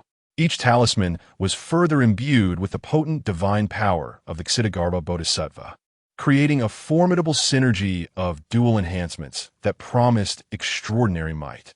With a mere wave of his hand, Su Luo effortlessly lifted the heavy stone slab that covered the well as if it were weightless, sending it soaring into the air, where it tumbled several times before crashing to the ground. Witnessing this, Hong Yi's eyes sparkled with admiration for Su Luo, realizing she had indeed discerned a treasure in him, a formidable ally. "Go retrieve your remains," Su Luo stated with an indifferent expression. Obediently, Hong Yi set off to fulfill his command. Moments later, she emerged from the well, cradling a bundle of bones. Chapter 64. Instance 4. Paper offering 4. As the bundle was unveiled, even the Welver Su Luo could not suppress a gasp of shock. Save for the relatively intact skull, the remaining bones had all been shattered, indicating that Hong Yi must have endured immense suffering in her past life. Bound by a lingering obsession that led to this transformation, Hong Yi's demeanor turned somber. That family was akin to demons. Had she not crossed paths with them, she might have lived like any other maiden, cherished by familial love and protected by a brother's care. Su Luo consoled her, saying, "From this day forth, I shall be your family and friend. My dear girl, my kin have long since departed. Please, cremate my remains and scatter them into the river." After enduring relentless torment and being confined for a century, I no longer wish to be bound to this realm. Once I have repaid your kindness, I shall prepare to explore the world beyond. Su Luo did not dissuade her. Instead, he cleared a space and allowed her to place the remains there, casting a common fire talisman over it. An hour later, the crimson-clad remains had been reduced to a pile of ash. Su Luo gathered them together, retrieved an empty canister from the space, placed the ashes inside, cradled it in his arms, and turned to walk outside. The figure in red followed closely behind. Su Luo departed from the Su family, cradling the urn of ashes, and made his way to the riverbank, seeking a secluded and uninhabited spot. There, he scattered the ashes into the rushing waters, which swiftly carried them away. Dressed in crimson, he exhibited an expression of liberation, gazing thoughtfully at the flowing river. Su Luo did not disturb her and turned to leave first. "My dear, shall we take a stroll down the street?" It had been quite a while since she last wandered through the bustling thoroughfare, and she was uncertain if the streets had undergone a significant transformation. Su Luo, understanding the sentiment, nodded in agreement. The bustling street was alive with throngs of people, and on either side, small vendors showcased their wares. Clad in red, she resembled Lu Lao Lao entering the Grand View Garden, flitting from one stall to another, curiously observing the offerings. With a smile in his eyes, Su Luo followed her at a comfortable distance. At noon, Su Luo brought Hong Yi to a wonton stall, where she ordered a bowl of wontons. Upon the arrival of her dish, she noticed the generous serving, with each wonton boasting a delicate skin and ample filling. Concerned that she might not finish, she requested an empty bowl from the owner and transferred 7 wontons into it. Hong Yi realized that the young lady intended for her to partake as well, and she was instantly delighted, eagerly picking up a nearby spoon to enjoy the meal. As Su Luo was savoring his meal, 2 additional patrons arrived at the wonton stall. While awaiting their orders, the 2 engaged in idle conversation. "Have you heard about the peculiar occurrences at the mayor's residence recently?" one inquired. "Indeed, I have. It appears that the mayor's household has been plagued by unrest, with fatalities occurring each night. Those fortunate enough to survive have hastily resigned from their positions. The departing servants inadvertently revealed that within the mayor's main hall lay a coffin crafted from golden silk Nanma wood, containing paper effigies, complete with painted eyes. Surely, the mayor cannot be." The others swiftly gestured for silence. Su Luo pondered that it truly was a case of finding a needle in a haystack. What seemed elusive had now effortlessly come to her. She had been preoccupied with her mission, and now clues had materialized before her eyes. The girl in the red dress tugged at her sleeve, warning, "My dear, that fellow appears to belong to the mayor's household. You must not go." After their previous altercation, she had enlisted the aid of nearby spirits to inquire further, and through various channels, she finally discovered that the man resided with the mayor. Ultimately, it was a confrontation she would have to face sooner or later. Delaying the inevitable would serve no purpose. As the man called out, he hastened towards her. "Miss, are you heading to the street? Why didn't you bring your maid along? The master and madam have been frantic with worry since they heard you were missing." Su Luo swiftly stepped through the door, And as soon as she entered the hall, her father and mother approached her, accompanied by her two elder brothers. She touched her nose, feeling an unusual pang of guilt, and promptly admitted her mistake. "Father, mother, I am at fault. I should not have left without informing you, nor should I have ventured out without bringing my maiden guards." Brother Su and second brother Su approached her, each delivering a sharp reprimand. "You truly, the older you get, the more troublesome you become. This is your only warning. Should there be a next time, you shall not set foot outside the gates of the estate." Suro cried out in pain, clutching the spot on his forehead where he had been struck, and cast a fierce glare at his two brothers. Su's father let out a heavy snort. "You two rascals. It's enough to merely reprimand Luo'er for her mistakes. Why resort to physical altercations? Look at you both. Your blows lack any restraint. Just see, Luo'er's forehead is already bruised." Brother Su and second brother Su exchanged glances, feeling wronged. They had not exerted any force at all, merely having brushed against her lightly. It was evident that it was the younger sister who had reddened her own skin. Mother Su, filled with concern, hurriedly cradled her daughter in her arms. "Luo, let me soothe you." Su Luo smiled gently and said, "Mother, it doesn't hurt at all, not in the slightest. My elder brother and second brother hardly applied any pressure. It was I who rubbed it red, all for the sake of preventing you and father from scolding me." Mother Su scolded gently, tapping her forehead with her index finger. "You, indeed, are just as your elder brother described, becoming increasingly worrisome." Upon witnessing their younger sister's efforts to clarify the matter, Brother Su and Brother Su simultaneously turned their gaze towards their father. "Father, the truth has been unveiled. Should you not offer us an apology?" Su gazed at his father with a playful smile. Su's father, in a fit of irritation, raised his leg and gave him a vigorous kick to the backside, exclaiming, "Get lost! Get lost! I can see you're becoming a little too mischievous." Su urged. He is well aware that in the Su family, daughters are cherished while sons are regarded as insignificant. His younger sister is treasured, while he and his brother are treated like mere weeds. After soothing Su's mother, Su Luo spent considerable time persuading her father, ultimately making numerous promises before the matter was settled. Upon returning to the small courtyard, Mulan remained silent, fixedly gazing at her. With no other choice, Su Luo exerted further effort to placate her. Once back in her room, she lay on the bed, her expression one of utter desolation. Hong Yi, filled with envy, remarked, "Miss, you're truly fortunate to have so many people who care for you." Su Luo reflected, sometimes an excess of love can also be a burden. Hong Yi smiled gently and shifted the conversation, inquiring, "Miss, are you planning to visit the mayor's house tonight?" Su Luo rose to his feet, propping his head with his arm. "Look, someone has already cast the bait. If we don't go, won't that disappoint those behind the scenes?" The woman in red suddenly realized. "My dear, are you suggesting that those two individuals were intentional? It seems that fellow was aware of my blunder and thus devised a plan to lure you in, intending to take matters into his own hands." Su Luo nodded appreciatively. "Indeed, I happen to be acquainted with this relentless fiend who has sought my demise on numerous occasions." At this point, she gazed at the figure cloaked in red, with black hair veiling her face. "Crimson Attire, what was your original name? Why do you conceal your visage from me?" Chapter 65. Instance 4. Paper offering 5. Upon hearing this, the figure in red stiffened, her voice barely above a whisper. "I have long forgotten my name, and I wish not to frighten you, my dear."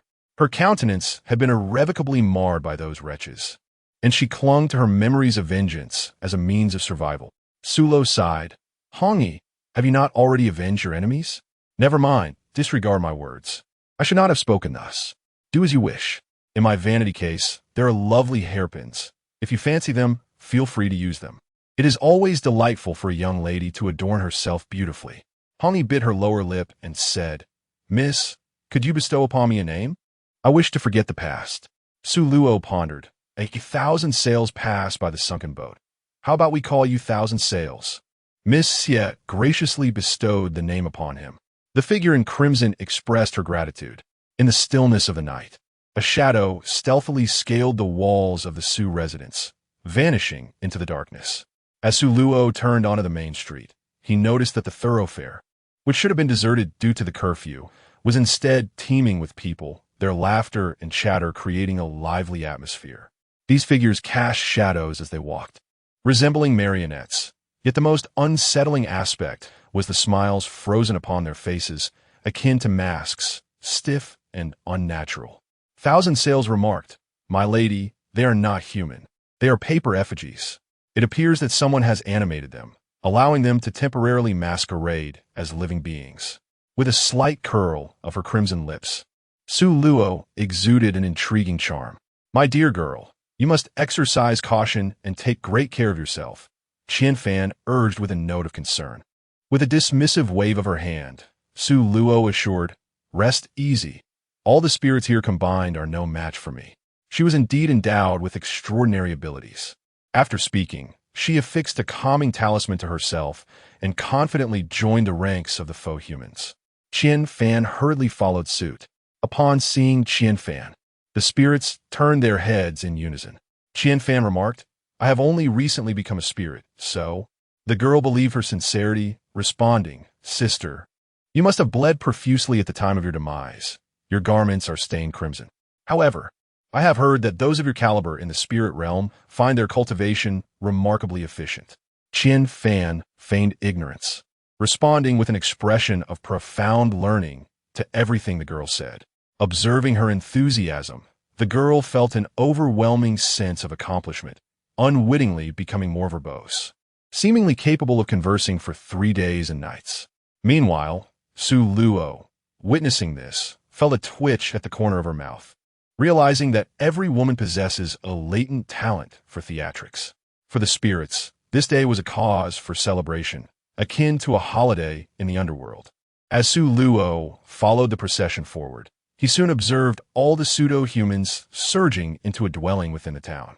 "Qian Fan, could you inquire with that girl about their destination?" Following his request, Qian Fan approached the girl, only to receive an unexpected response. They were seeking vengeance. Did this household provoke the spirits? A lone individual accompanied by a spirit blended into the throng of pseudo-humans. Upon reaching the threshold, Su Luo beheld a thick miasma enveloping the house. Qian Fan grasped Su Luo's sleeve and said, "This is the mayor's residence. That scoundrel is inside. Perhaps it would be prudent for you to remain outside." Her intention was to confront the man alone first. If she faltered, she could always call upon the girl for assistance. Without entering the tiger's den, how can one capture the tiger's cub? "I assure you, I'm not as fragile as you presume." Su Luo felt a sense of weariness. Seeing that her persuasion had failed, Qian Fan reluctantly acquiesced. Just as they were about to enter, they witnessed the earlier pseudo-humans fleeing in a panic, each one in a state of utter disarray. As if a malevolent spirit were in pursuit, those pseudo-humans lagging behind were engulfed by the ominous cloud that followed closely behind. Before long, countless paper effigies tumbled from the black mist, transforming into dilapidated paper figures, their exterior white sheets marred, revealing the bamboo framework within. Upon sighting the dark fog, Qian Fan charged forth without hesitation, striking and cursing, letting you hide and devour souls. Su Luo shook her head and passed by them, striding inward. The grand hall's door stood wide open, revealing a coffin made of golden silk enamel wood, its lid ajar. What could this person be scheming? Surely it cannot be. Suddenly, a chill ran down Su Luo's spine, and an eerie voice echoed in her ear. "My dear, are you searching for me?" At that moment, the ghostly woman glided from behind her, appearing before her with a ghastly grin, revealing her true visage. Her eye sockets were hollowed out, resembling 2 gaping wounds, while her left cheek bore a multitude of knife scars, the flesh grotesquely curled outward. The right side of her face was marred by branding marks, with her nostrils and lips cruelly severed, exposing her dental arch and bone. "Am I beautiful, dear?" she inquired. "Yet, I find your visage far more exquisite. Therefore, I shall tear your face away and don it as my own. In doing so, I shall become the most enchanting ghost within this abode." As she spoke, a dense aura of malevolence radiated from her, her hands morphing into claws as she lunged ferociously at Su Luo. In response, Su Luo deftly evaded the assault, her index and middle fingers twisting to reveal a talisman at her fingertips. The ghostly woman, thwarted in her initial attack, turned and lunged once more. With a swift pivot, Su Luo evaded the attack, deftly casting a binding talisman that adhered to the back of the female specter. Instantly, she became immobilized, her menacing lunge frozen in time. With such meager skills, you dare to threaten me? Truly, you overestimate your own abilities, Su Luo remarked, casting a glance at the specter before preparing to depart. The specter, however, spoke up. Though I may be no match for you, my sisters within this courtyard may prove to be a different story. Her words culminated in a piercing wail that echoed through the air. Upon encountering the situation, Su Luo resolved to remain, conveniently sparing herself the trouble of seeking them out one by one. She stood her ground, patiently awaiting the unfolding events. The female specter, noticing Su Luo's unwavering demeanor, spoke with venomous disdain. Why are you not afraid? Do you genuinely believe that your talismans render you invincible in this realm? Just wait. Soon you shall become our sustenance. Su Luo stifled a yawn, enveloped in a profound sense of ennui. The female specter, incensed, exuded a palpable aura of ghostly energy. It was unable to affect her in the slightest. Suddenly, the ghostly energy surged, and numerous dark figures emerged from all directions, a dense mass of sorrowful female spirits. A cursory glance revealed at least 100, filling the small courtyard to the brim, provoking a sense of claustrophobia in those who beheld them. Lan, what troubles you? A female specter inquired, noticing her unusual demeanor as they swirled around her. The ghostly figure chuckled. Little Lan, it appears you truly need to hone your skills. A mere talisman could bind you in place. How utterly embarrassing. Watch this. With that, she reached to tear the talisman affixed to Little Lan's back. Chapter 66. Instance 4. Paper offering 6 in an instant. The talisman radiated a brilliant golden light, searing the ghost's fingertips and leaving behind charred marks. The specter, incensed, rallied her companions. Sisters, attack. Tear her apart. To her, this was a tremendous humiliation. The female spirits, enraged, revealed their fierce countenances, each displaying their unique abilities, ready to ensnare Su Luo in their lethal grasp. Su Luo, undaunted and fearless, unleashed a flurry of punches and kicks, sending the attacking female specters hurtling through the air. Undeterred, the other apparitions lunged forward once more, only to be repelled again, several of them crashing against the wall before collapsing to the ground. Yet they rose again, determined to attack anew. After several encounters, Su Luo grew weary of the relentless onslaught, striking fiercely while tossing talismans. Half an hour later, all the female specters had followed in Xiaolan's footsteps, transformed into ghostly puppets, immobilized by the talismans. As the dark talismans were unleashed, the female spirits involuntarily shuddered, sensing the oppressive aura that only the denizens of the underworld could emit. They exchanged glances, caught in hesitation, uncertain whether to speak. Revealing their thoughts would invite annihilation from that formidable being, yet remaining silent meant facing the wrath of the girl before them. Their accumulated sins had likely rendered them beyond the reach of the underworld's judgment. Su Luo discerned their hesitation and produced a piece of black jade, deftly tracing symbols upon its surface with a single hand. Upon completing the incantation, he addressed them. I perceive that you still possess a modicum of conscience. Hence, I have refrained from extinguishing your lives. Are you willing to depart from this place? The tragic circumstances of these female specters were evident. Their tormented past having transformed them into vengeful spirits, their grievances unquenched. Before he could finish his words, a sudden surge of black mist emerged, voraciously consuming the red-clad specter. The other female ghosts, upon witnessing this ominous apparition, simultaneously displayed expressions of terror, wishing fervently to vanish from sight and retreat to safety. Su Luo gazed at the swirling mass of black fog, acutely aware that Qianfan was in grave peril. After the dark mist devoured the crimson-clad specter, it feasted upon more than a dozen female ghosts before finally pausing in satisfaction. Once it had consumed the female spirits, the fog drifted to a mere step away from Su Luo. It emitted a couple of sinister cackles before speaking. Su Luo, you truly possess remarkable fortitude, even devoid of breath. You managed to rise from the dead. Astonishingly, the crimson figure has succumbed to your seduction, choosing death over the prospect of harming you again. The voice was androgynous, its tone reminiscent of a spatula scraping against a pan, sharp and grating. Ah, the crimson figure indeed provides substantial nourishment, perfectly suited for a trial, to witness what prowess you have gained from your excursion to the gates of the netherworld. As it spoke, the black mist underwent a transformation from the bottom up, first revealing feet, then a torso, arms, and neck, culminating in a face obscured by a black mask, entirely concealing its features behind a veil. As Su Luo subtly moved his fingers, he effortlessly removed the binding talismans that restrained the female spirits. Upon regaining their mobility, the spirits immediately dispersed in a flurry. The dark mist observed this with a cold smile, remarking, "Ah, Su Luo, you truly embody the essence of hypocrisy. How I long to tear away your beautiful facade, exposing your true self to the world. Do you comprehend why I have become this way? It is all due to you. The grievances between us have reached a point that demands resolution. I have endured long enough." Sulo interrupted the opponent's endless lamentations before making a move, urging them to act without further ado. After all, villains often perish due to their verbosity. Enraged, the masked figure retorted, "As you wish," and lunged toward her with great swiftness. As he closed the distance, Sulo sprang into action, delivering a swift punch.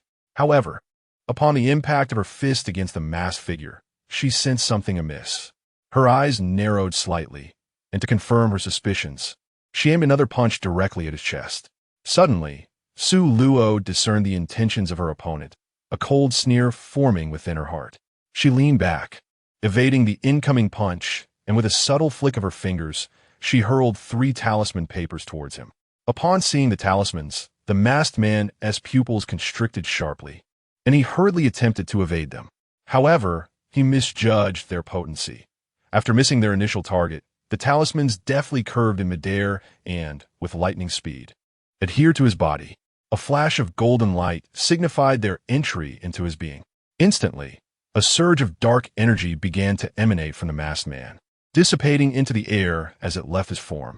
Unable to halt the outflow of this energy, he glared at Su Luo in fury, exclaiming, "What have you done to me? This is impossible.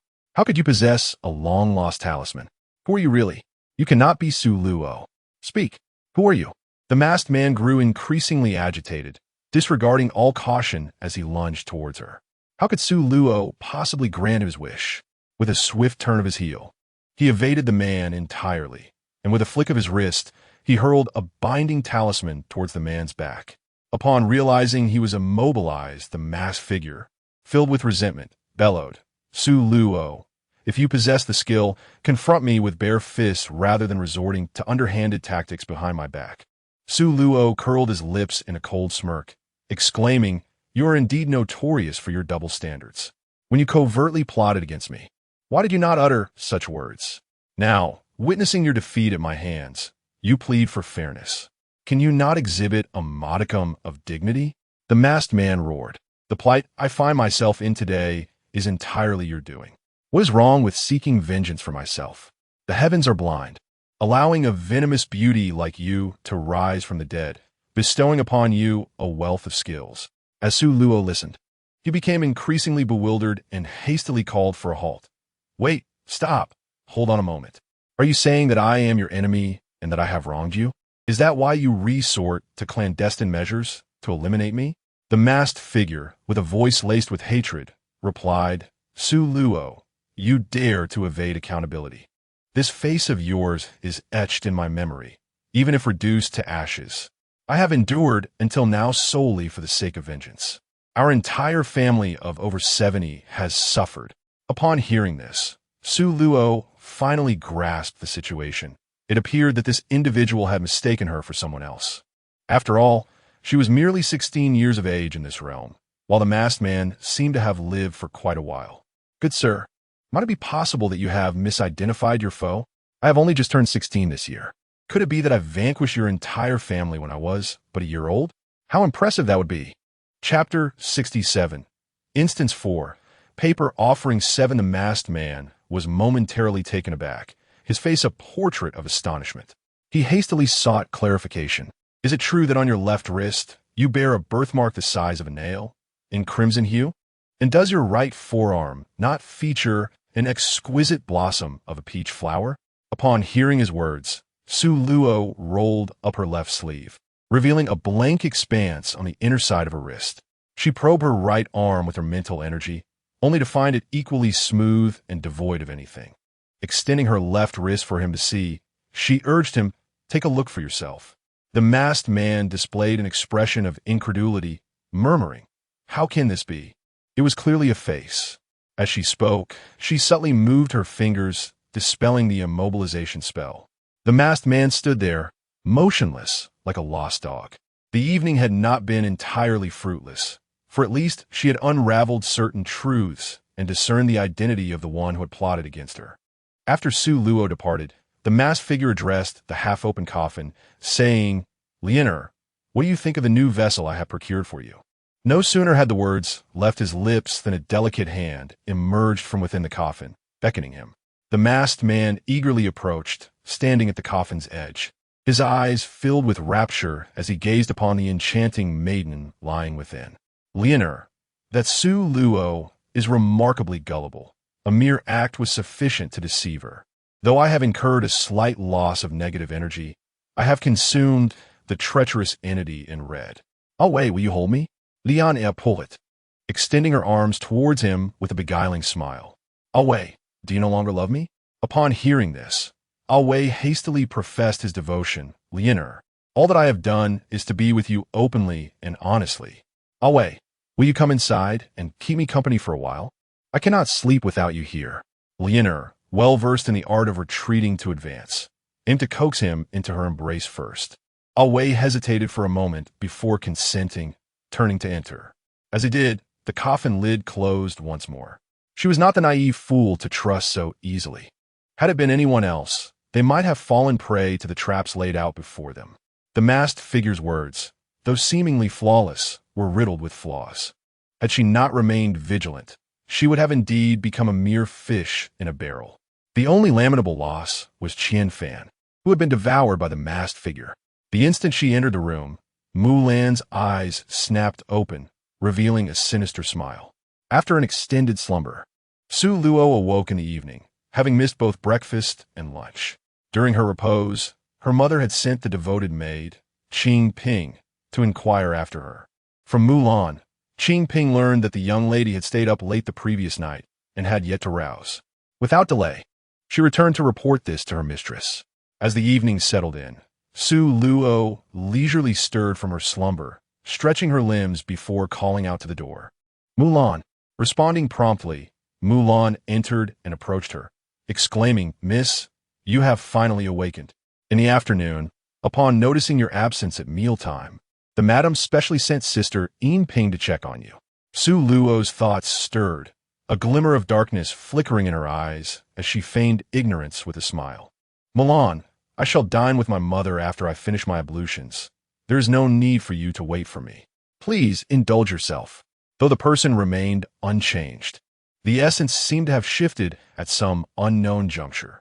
Yet there existed another possibility. Perhaps she had always been the same, and now, for reasons unbeknownst to her, a flaw had suddenly surfaced. Mulan acquiesced, opening the wardrobe to retrieve a pristine gown, which she draped over the nearby screen. "Miss, I shall fetch you some water," she remarked before stepping outside. Su Luo gazed at the gown before her, a cold smile gracing her lips. This scenario was indeed fraught with traps. Had she donned this particular attire to meet Mother Su, a scolding would have been inevitable. The gown was white, pure white, reminiscent of morning attire. Rising from the bed, she retrieved another dress from the wardrobe to change into. Just as she completed her transformation, Mulan entered with a basin of water. Upon noticing that Su Luo had not adorned the gown she had selected, her expression shifted slightly, yet she refrained from comment. With a bright smile, she said, "Miss, you may wash up now." Su Luo cast a penetrating glance at her. His right hand, which hung loosely by his side, moved slightly, and a golden light silently merged into Mulan's body. Mulan's body stiffened momentarily, and she tilted her head to smile at him, saying, "Sulo, it appears you have indeed discerned my intentions. You are not as foolish as Away suggested." Sulo spoke in a deep voice, "Leave Mulan's body. Otherwise, I shall not hold back." Mulan chuckled softly, "Oh, do not be upset. I merely could not contain my curiosity, so I came to glimpse my future self." Soropi spoke with a sardonic smile, "You may find yourself disappointed. Your wishes shall remain unfulfilled." With that, she lost interest in further conversation and promptly activated the talisman. Mulan's expression shifted dramatically, her entire being swaying precariously as her consciousness began to blur. "You." The words were left unspoken as she succumbed to unconsciousness. Suruo, with quick reflexes, gently supported Mulan and placed her upon a nearby soft couch. After a brief moment, Mulan gradually regained consciousness. Upon awakening, her gaze was filled with confusion, and as she came to her senses, she realized that she had somehow found her way into the young lady's chamber. Could it be that she had sleepwalked during the night? No, that did not seem plausible, for she had never experienced such symptoms before. When Su Luo saw her awake, she exclaimed, "Mulan, you are awake?" Mulan knelt on the ground with a soft thud, pleading, "I did not intend to intrude upon the young lady's chamber. Please forgive me." Mississippi. She was well aware that the young lady cherished tranquility, detested disturbances, and particularly abhorred any uninvited entry into her private quarters. Su Luo hurriedly reached out to support her, saying, "Mulan, you did not intrude. You suddenly fainted just now. I cannot carry you, so I placed you on the soft couch. Are you all right? Surely, you are not hungry?" No sooner had he spoken than Mulan's stomach let out an audible growl.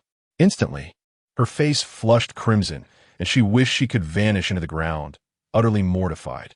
Su Luo smiled knowingly and said, "You should go and have your meal. I will make my way to my mother's place." After all, there were no outsiders in the Su family's backyard, so there was no need to worry about safety. After sending Mulan away, Su Luo proceeded to her mother's side. At the dining table, only her mother was seated, while her father and two elder brothers were absent. Sulo found it rather peculiar. Where had mother, father, and his brothers gone? Sulo promptly refuted the claim. Mother Su let out a slight sigh of relief, realizing that it was well enough. Indeed, it was well enough. "You are soon to turn 16. It is time for you to consider suitors. Do not be deceived by the fanciful tales woven in novels. One must not judge a person solely by their appearance." Chapter 68. Subplot 4. Paper offering 8 Mother, I do not wish to marry. I'm not jesting. I am utterly sincere. Once my elder brother and second brother are wed, I shall establish an independent household and move out. Mother Su let out a sigh. Her 2 sons were on the brink of adulthood, yet remained disinclined to wed, and now her daughter echoed similar sentiments. Perhaps it was best to leave matters of the heart to their own fate. After all, a forcibly picked fruit is never sweet. Upon hearing her daughter's reluctance to consider suitors, she felt an unexpected sense of relief. She truly could not bear the thought of her daughter marrying. Furthermore, with the wealth of the Su family and the substantial dowry she possessed, her daughter would never want for sustenance or clothing. Why should she endure hardship by marrying? Upon hearing this, Su's father, with an air of unwavering confidence, proclaimed, "If she chooses not to marry, then so be it. In my eyes, there is no one in this town worthy of my daughter. In the future, once those 2 rascals are wed, we shall take our daughter and establish a separate household." Su's mother cast him a reproachful glance, exclaiming, "How can you act like this as a father? Aren't you afraid of what the neighbors might say?" Su Fu, with a defiant posture, declared, "I cannot speak for the daughters of others, but my own daughter is free to pursue her desires. Should the heavens collapse, I shall bear the weight." Upon witnessing the emergence of his obstinate temperament, Sumu chose not to argue further and simply acquiesced to his whims. In the stillness of the night, Su Luo once again scaled the wall to leave the Su residence, finding herself on the bustling street. Lacking the assistance of Qianfan to glean information, she relied solely on her own wits. Adhering to her usual practice, she affixed a concealment talisman and mingled among the throngs of paper figures. In her agile pursuit of pertinent information, Su Luo darted through the crowd like a nimble cat. After half an hour, she amassed several valuable pieces of intelligence. First, the mayor wielded no real power. He was merely a figurehead. following the demise of the former mayor due to illness. The current mayor had been stripped of his authority by the court. Second, in recent years, the mayor had incessantly purchased individuals from human traffickers, predominantly women. Since the death of his first wife during childbirth, he had not remarried, dedicating himself solely to raising his daughter. However, his only beloved daughter, reputed to be breathtakingly beautiful, was frail and ailing, rendering her incapable of bearing children. These two factors had extinguished any suitor's interest, as families prioritized the continuation of their lineage. Third, a few years prior, the mayor had encountered a Taoist priest who possessed an ethereal presence. Under the priest's guidance, he opened a paper effigy shop, not selling to the living but generously offering his creations to wandering souls and providing incense and paper offerings free of charge. Additionally, with the priest's counsel, he displayed a coffin made of golden silk Namu wood in the main hall. Since the coffin's placement, his daughter's health had slowly improved, allowing her to walk again. Through the priest's mediation, the mayor secured an exceptionally qualified son-in-law, and after their marriage, the couple enjoyed a harmonious relationship, with the son-in-law not minding his wife's inability to bear children. It was rumored that they had since moved away, their new whereabouts unknown. Fourth, this month, the mayor was to wed again, this time to a woman from afar, renowned in the region for her beauty and still a maiden. Most importantly, the young lady was said to have fallen for him at first sight, insisting on marrying him despite her family's disapproval. After the marriage, the mayor intended to relocate his family, expressing reluctance at separating his wife from her parents. Thus, he purchased a residence adjacent to his father-in-law's home, planning to leave after the wedding. At 3 a.m, all the paper figures vanished from the street. Simultaneously, within the previously empty paper effigy shop, a multitude of paper figures materialized, crowding the spacious interior to the point of overflowing. She transcribed all the leads from that night, integrating them with the information obtained the previous evening. With a contemplative gaze, she mentally reviewed all the clues, conjuring an absurdly convoluted truth. Yet, upon further reflection, she recognized that this conclusion lacked empirical evidence and harbored two ambiguities: the death of the former mayor and the demise of the current mayor's first wife. Whether the old Taoist truly existed and the circumstances surrounding the son-in-law's marriage were matters witnessed by the entire town, as the couple frequently went out together, thus rendering certain aspects inexplicable. The placement of the coffin in the main hall, the ritual of the paper figures. However, it would be unjust to label the mayor as a malevolent figure, for the entire town recognizes him as a devoted father who cherishes his daughter. In his unwavering love for her, he has chosen not to marry for many years. Now that the young couple has moved away, it is hardly surprising that a father in his prime would consider remarriage. Thus, a question arises: who is away? Who is Leonor? What roles do they play in this unfolding narrative? Never mind. I shall ponder this no longer. If need be, I can venture out once more in the coming days. The truth shall eventually reveal itself. The following day, after finishing their meal, Su Luo assisted her mother in taking a leisurely stroll in the backyard to aid digestion. Casually, she inquired, "Mother, what is the name of our mayor? And what are the names of his daughter and son-in-law?" Su Luo pressed on, "Mother, are you aware of the courtesy names of the mayor and that son-in-law?" After careful contemplation, Su's mother found it rather peculiar. Her memory seemed to be failing her, as the names of those two individuals lingered on the tip of her tongue, yet eluded her grasp. Su Luo consoled, "Mother, if you cannot recall, then let it be. It is not of great significance." She then shifted her attention to the matter of the neglected courtyard belonging to the Su family. Mother Su gazed at her with a peculiar expression, saying, "Luo, what nonsense are you speaking? The Su family has resided here for generations, and the courtyard is of a modest size. Where is this so-called abandoned little courtyard you speak of?" At this moment, Su Luo sensed something amiss. She had indeed visited the place just the day before. With this thought, she grasped her mother's hand and made her way toward that courtyard. A quarter of an hour later, Su Luo stood before the imposing wall, enveloped in silence. After the old doctor departed, her mother lectured her for the entire afternoon. Once the reprimand concluded, her mother decisively assigned an elderly matron and 2 clever maidservants to the courtyard. Upon returning to her room, she felt utterly deflated, akin to a wilted eggplant, and collapsed onto the soft couch. Were it not for her commitment to her persona, she would have truly wished to cast a silencing spell upon her mother, who was exceedingly loquacious. Throughout the 2 hours of admonishment, not a single phrase was repeated. Chapter 69. Instance 4.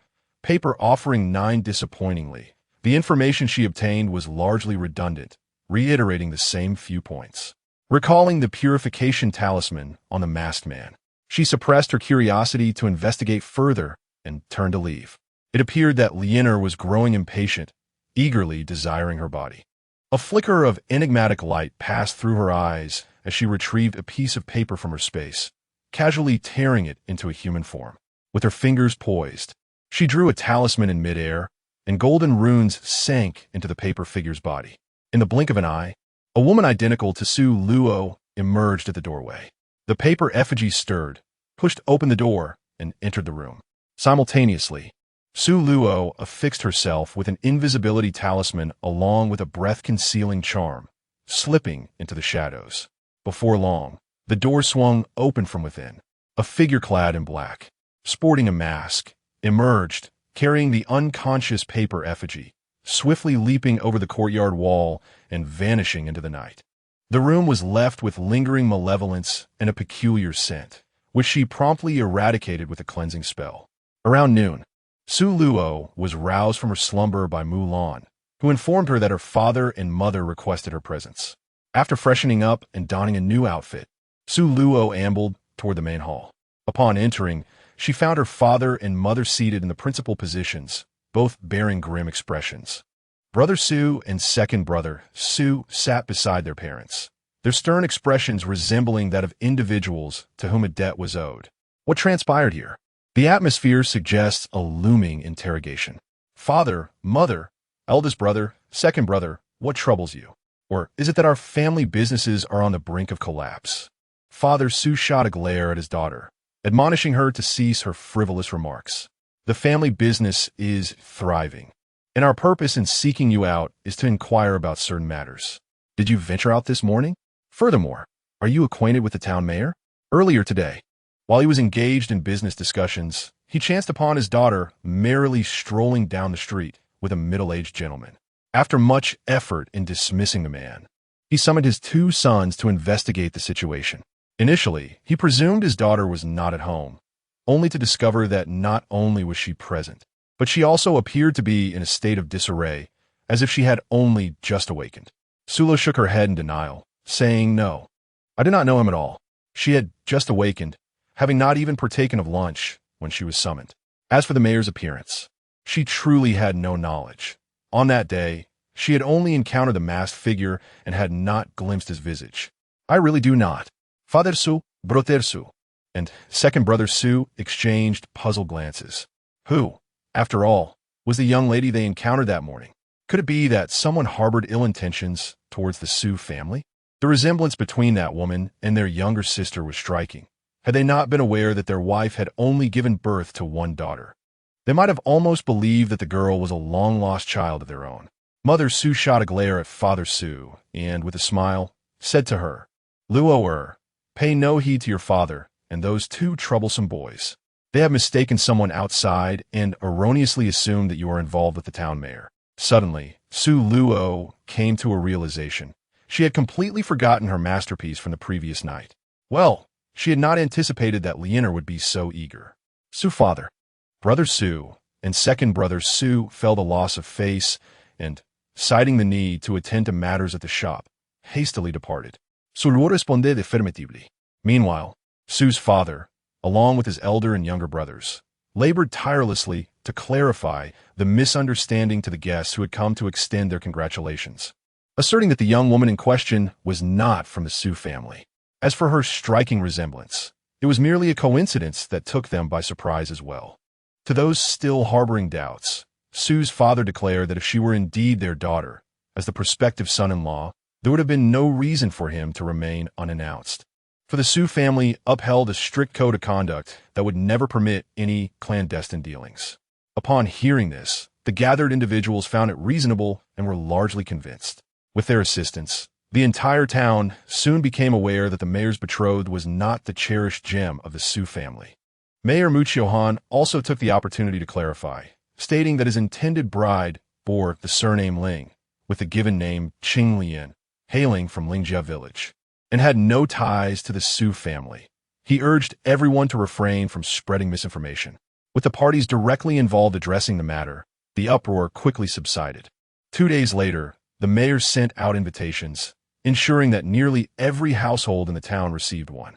Mayor Muchiohan expressed his hope that all would attend his wedding banquet, which also served as a farewell gathering, as he would be departing with his wife for Sonyang town to establish their residence the very next day.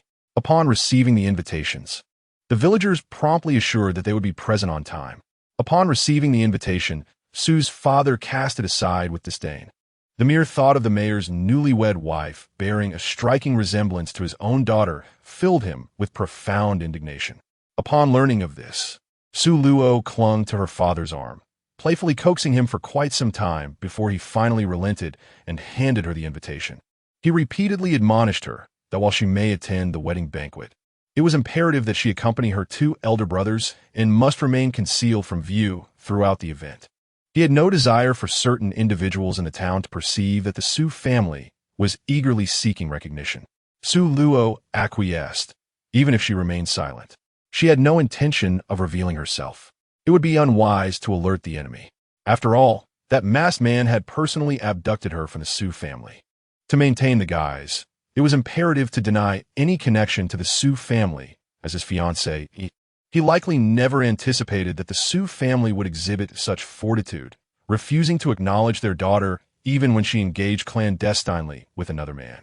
Upon returning to her chamber, Mulan inquired, "Miss, do you truly intend to attend the mayor's wedding banquet?" She had also heard whispers about the mayor's fiancée bearing an uncanny resemblance to her own mistress. "Mr." Su repeatedly instructed the household servants to refrain from discussing this matter. Any violations would result in immediate dismissal. Su Luo nodded. Of course she would go. She had prepared a delightful surprise for them. No one could act recklessly in her presence. Upon seeing this, Mulan chose to remain silent. The wedding banquet arrived as scheduled, and Su Luo attended alongside her 2 brothers. The townsfolk, upon spotting the Su brothers, quickly approached to greet them. They noticed the masked young woman accompanying them and felt a surge of curiosity. Although they were inclined to inquire further, the fear of offending the brothers held them back, and they ultimately refrained from doing so. Chapter 70, Instance 4, Paper offering 10. The groom, Muchiohan, upon seeing the Su brothers, seemed to be driven by a sense of compensation or some other sentiment, as he had prepared a separate table of delicacies just for them. When he caught sight of the woman by their side, he casually inquired, "May I ask who this lady is?" Brother Su said in a deep voice, "This gentleman is a friend of mine in business." He dared not refer to his younger sister as his fiancée, if their father found out. He would undoubtedly have to endure a lesson in love.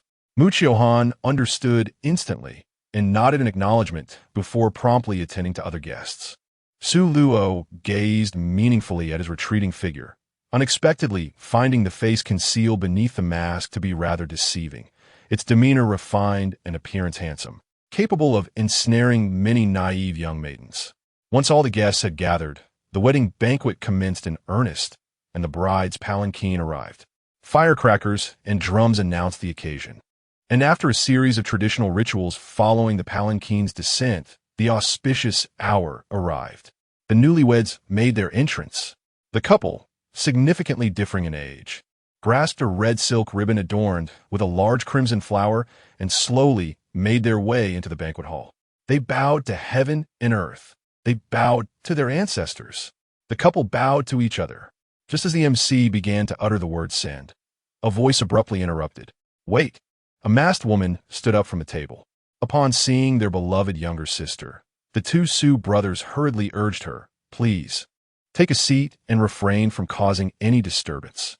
Had we known that our dear sister intended to disrupt the proceedings, we would have surely brought our servants along." Su Luo addressed her 2 elder brothers, urging them to remain calm and promising them a spectacle. The brothers, in unison, released their grip. allowing their younger sister to act as she pleased, reassured by their presence. Mu Qiuhan's expression darkened as he questioned, "Are you, young lady, here to cause a disturbance? I am not acquainted with you." Suddenly, an unexpected transformation occurred. The bride rapidly withered, her crimson wedding attire collapsing to the ground in a heap.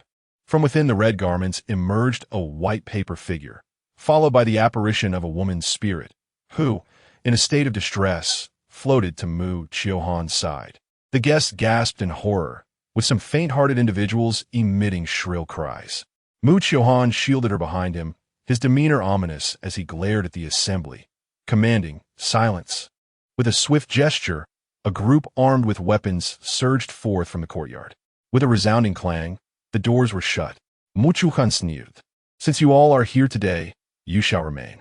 One individual rose to vociferously rebuke, "You wretched scion of the Mu family." Yet, before he could utter more, he was forcibly removed. Witnessing this, the remaining guests fell silent, as meek as quails, fearing to speak further. After demonstrating his authority, Mu Qiuhan turned his gaze to the masked woman, stating, "Su Luo, you are quite clever to have deceived me. I underestimated you. Now that you have presented yourself, departing is no longer an option."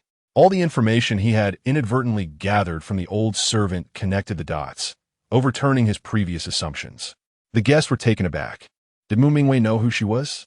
However, they were entirely unfamiliar with Du Cillian. Mu Mingwei was the name of the former town mayor, who was said to have passed away due to illness. But this was clearly Mu Qiuhan himself standing before them. Most of the guests were players, and in this scenario, they felt as if their CPUs were about to overheat.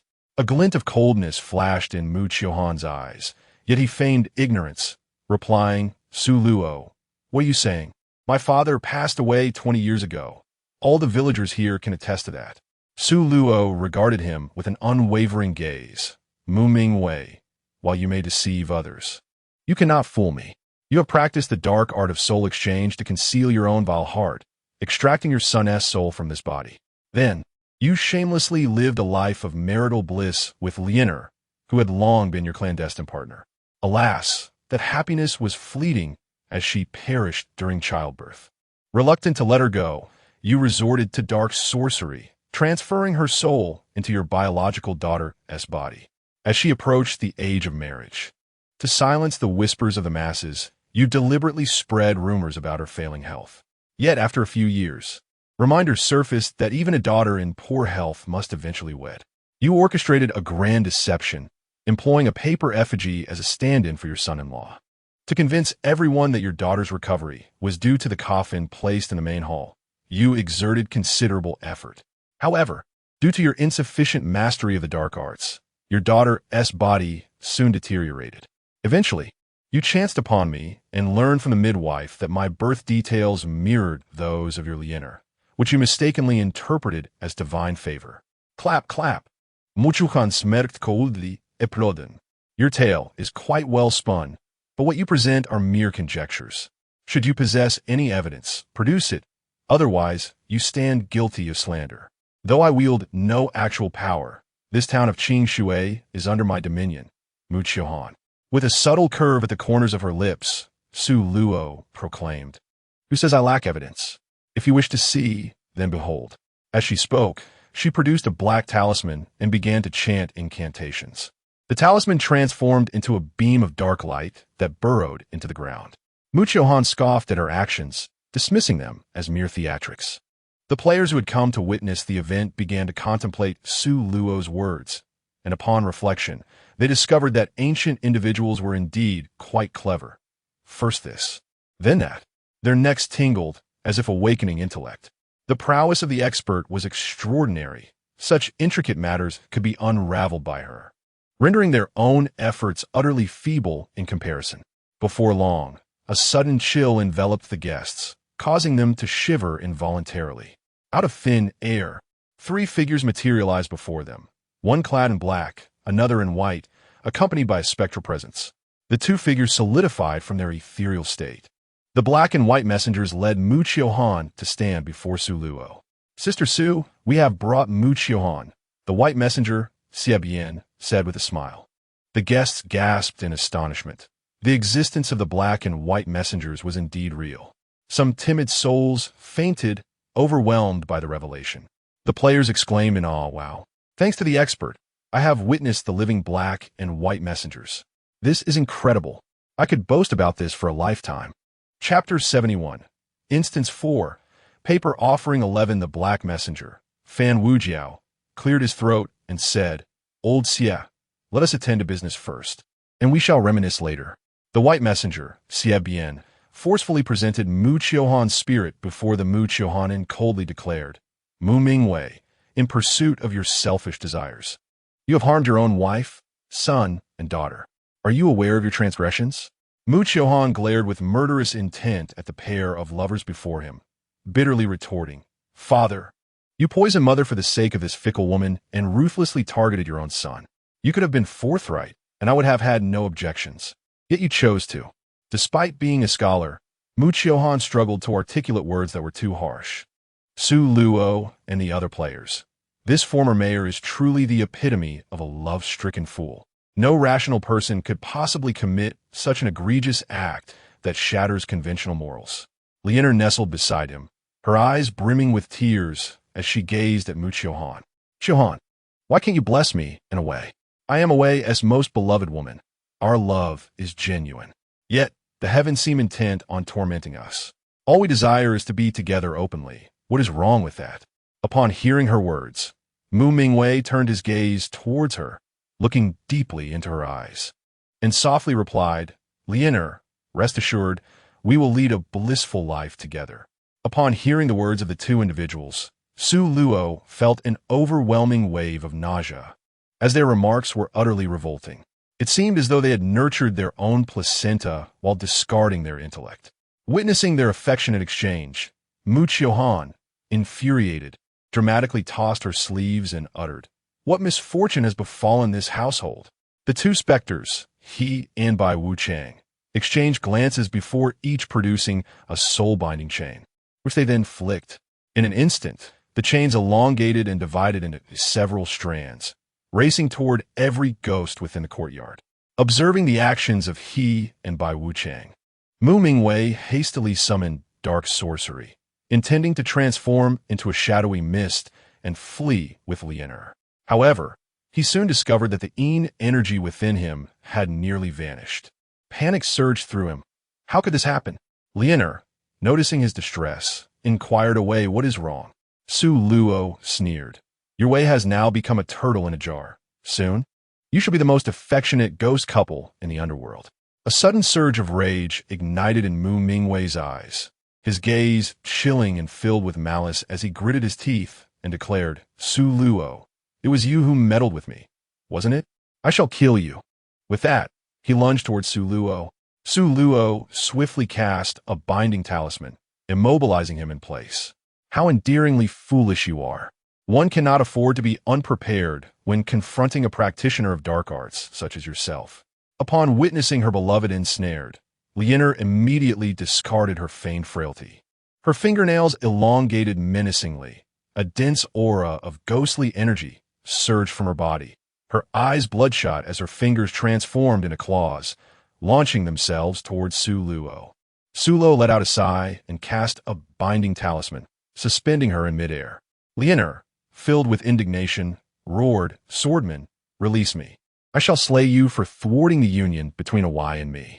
Were it not for you, we would have already become husband and wife." Su Luo was rendered speechless and said to the black and white impermanents, "Esteemed brothers, please take her along as well.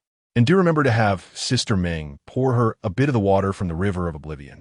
The black and white impermanents exchanged knowing smiles. After collecting all the spirits, they effortlessly took away Mu Mingwei and Lianer, the pair of star-crossed lovers. Before departing, Mu Qiuhan offered a courteous bow to Su Luo and expressed, "Thank you, Miss, for unveiling the truth to the world."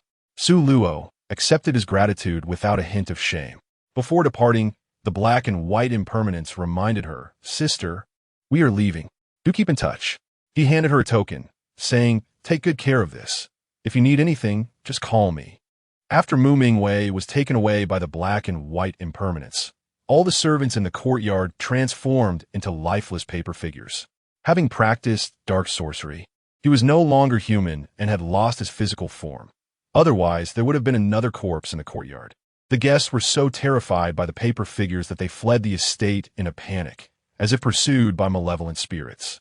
As the players departed, they cast one last, lingering glance at Su Luo, reluctant to leave.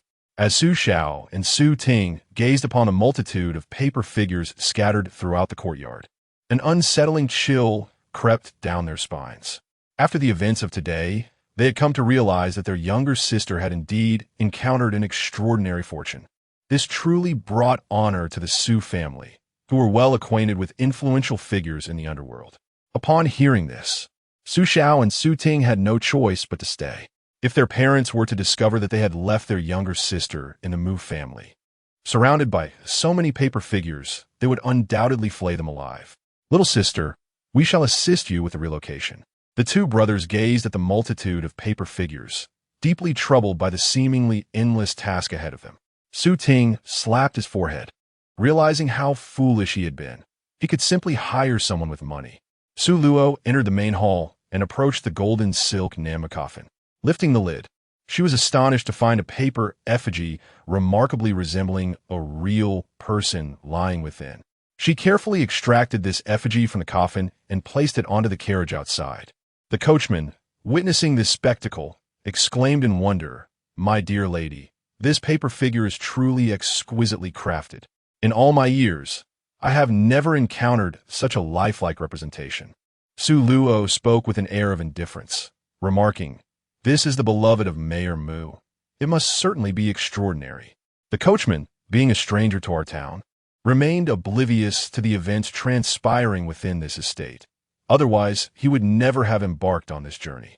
Once all the paper figures had been transferred to the paper offering shop, Su Luo surveyed the establishment and suggested, "Elder brother, second brother, perhaps we should take over this paper offering shop.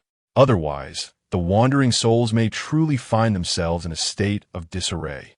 Chapter 72, Side Quest 4, Paper Festival 12. Su Xiao and Su Ting are both protective of their younger sister, allowing her to do as she pleases, for they're always by her side. "Sister, should we hire a paper craftsman to help guard the shop?" Su Xiao inquired. Su Luo shook her head, stating, "No need. No one here would be foolish enough to come seeking death. With those wandering spirits present, this establishment is undoubtedly safe. Tonight, she must pay a visit to greet those restless souls, informing them that the ownership of this shop has changed. If there are pressing matters, they can come directly to the Su family to find her."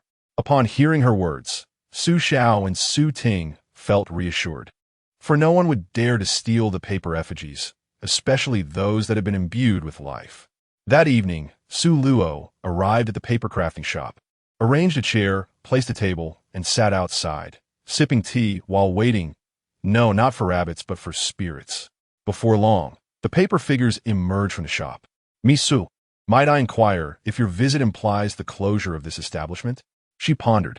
It was clear to her that after Mu Mingwei and Lianer were taken by the Yin and Yang messengers, the system had not announced the completion of the task. This indicated that she still had remaining duties to fulfill within this realm. The outstanding tasks included the swaying swivel chair, the dilapidated hall, the blood-stained bridal gown, and a solitary red embroidered shoe. The paper figures responded with utmost respect. "By the way, if you have any unfulfilled wishes, I could assist you in realizing them," she offered, as she found herself with little to occupy her time. The paper figures exchanged glances, their eyes glimmering with uncontainable joy. "Miss Su, no, Master Su, I have a request," spoke one paper figure, a slightly portly middle-aged man. "You may call me Miss Su." Su Luo corrected his address. "Please tell me your brother's name and his birth date." Su Luo instructive. He complied, stating, "My brother's name is Li Shuangzi." Upon hearing this, Su Luo began to calculate with her fingers. After a brief moment, she paused and said, "Your brother is currently unharmed, but soon he shall be buried alive. You must hasten to his aid.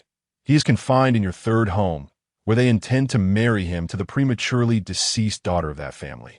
Li Shuanglin, upon receiving this news, grew anxious and vanished from the spot. "You should also go and assist," Su Luo urged. There is a half-hearted Taoist over there, and with such ghostly assistance, he will surely frighten that individual into a state of utter panic. The remaining paper figures, upon hearing this, brightened with excitement and rushed towards Leaf Family Village, fearing they might arrive too late to witness the commotion. No, rather, to fail in aiding brotherly. Suddenly, a feeble spirit of a female ghost appeared before Su Luo, bowing gracefully.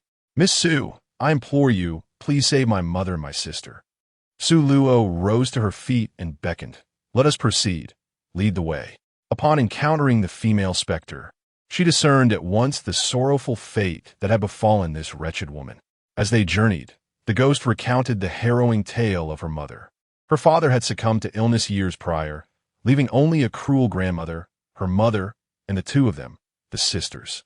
The grandmother, with her disdain for daughters, had continually berated their mother for failing to produce a son. While their father was alive, he had shielded them from such cruelty. However, upon his passing, the mother and her daughters were left to endure the grandmother's wrath alone. In a tragic turn of events, the ghost discovered that her grandmother had secretly arranged a marriage for her, binding her to a husband of great brutality. Having tasted the sweetness of power, the grandmother then set her sights on the mother and the younger sister. Upon learning of these machinations, the ghost had managed to escape the clutches of her violent husband and sought help here, initially intending to enlist the aid of other spirits. By fortune, she overheard Su Luo's words, which emboldened her to seek assistance. The pair, one living, one spectral, soon arrived at the ghost's abode. The courtyard gate stood wide open, and Su Luo stepped inside, only to find the premises deserted. Indeed, the entire yard was devoid of life, and the interior was bare, as if the grandmother had fled with all their possessions. The ghost, now in a state of distress, exclaimed, "Kind lady, could it be that my mother and sister have been entombed alive? Please provide me with your mother and sister's names, along with their birth dates. My mother is named Zhang Ping, and my sister is Wang Area. As for my mother's birth date, I'm unaware, but my sister's is." Upon hearing this, Su Luo began to calculate, and soon the results materialized. She turned and strode towards the courtyard exit, heading for the only house in the village adorned with blue bricks and tiles. From a distance, she spied white banners hanging outside, indicating it was indeed the correct dwelling. "Your mother and sister ought to be in the woodshed at the back." Before she could finish her sentence, the anxious ghost vanished from sight. Sorrowful and helpless, Su Luo felt compelled to listen until the end. He stepped into the courtyard, where he found two paper figures standing in the main room, a man and a woman, each remarkably lifelike, as if they were real beings. Behind them were inscribed their respective birth dates. Inside, a person resembling a Taoist priest was performing a ritual. Outside, several villagers were peering in with curiosity. As the priest's incantation quickened in pace, a faint crimson thread materialized between the male paper figure and one of the female figures, gradually shifting to a vibrant red. With a chill in his gaze, Su Luo brought his fingers together and, without further ado, severed the strong red thread that bound them. The Taoist priest, who had been in the midst of casting a spell, was suddenly met with a backlash of his own magic, spewing forth a copious amount of blood. The elderly woman at the forefront anxiously inquired, "Master, has my son's engagement succeeded or failed?" The old priest wiped the blood from his lips and shook his head. "It has failed. Someone has interrupted me." As he spoke, he turned his gaze towards the door. Su Luo stood there unflinchingly, a cold smile gracing his lips. "You truly tarnish the reputation of the Taoist sect. For the sake of wealth, you're willing to engage in such morally degrading acts. You have indeed broadened my horizons." The old Taoist's eyes flickered with a fiery glint as he spat out in anger. "Who are you? State your name." "You are not worthy to know," Su Luo replied icily. Chapter 73. Instance 4. Paper offering 13. Su Luo scoffed. "Oh, how magnanimous of you! Your husband, ensconced in the underworld, must feel rather lonely. So you arrange for several beautiful concubines to attend him. When he grows weary of them, you simply replace them. The reason for your son's untimely demise lies in your misdeeds, which have tarnished his spiritual virtue and shortened his lifespan. Ironically, you remain unrepentant. clinging to his soul even now, disregarding his wishes by forcing him into a union with a complete stranger, resulting in the birth of. No, it should be termed a ghostly infant, merely to preserve the Zhang family's legacy of wealth and prestige. The elderly woman, filled with indignation, retorted, "What business is it of yours? You insolent child, do not speak to me in such a manner."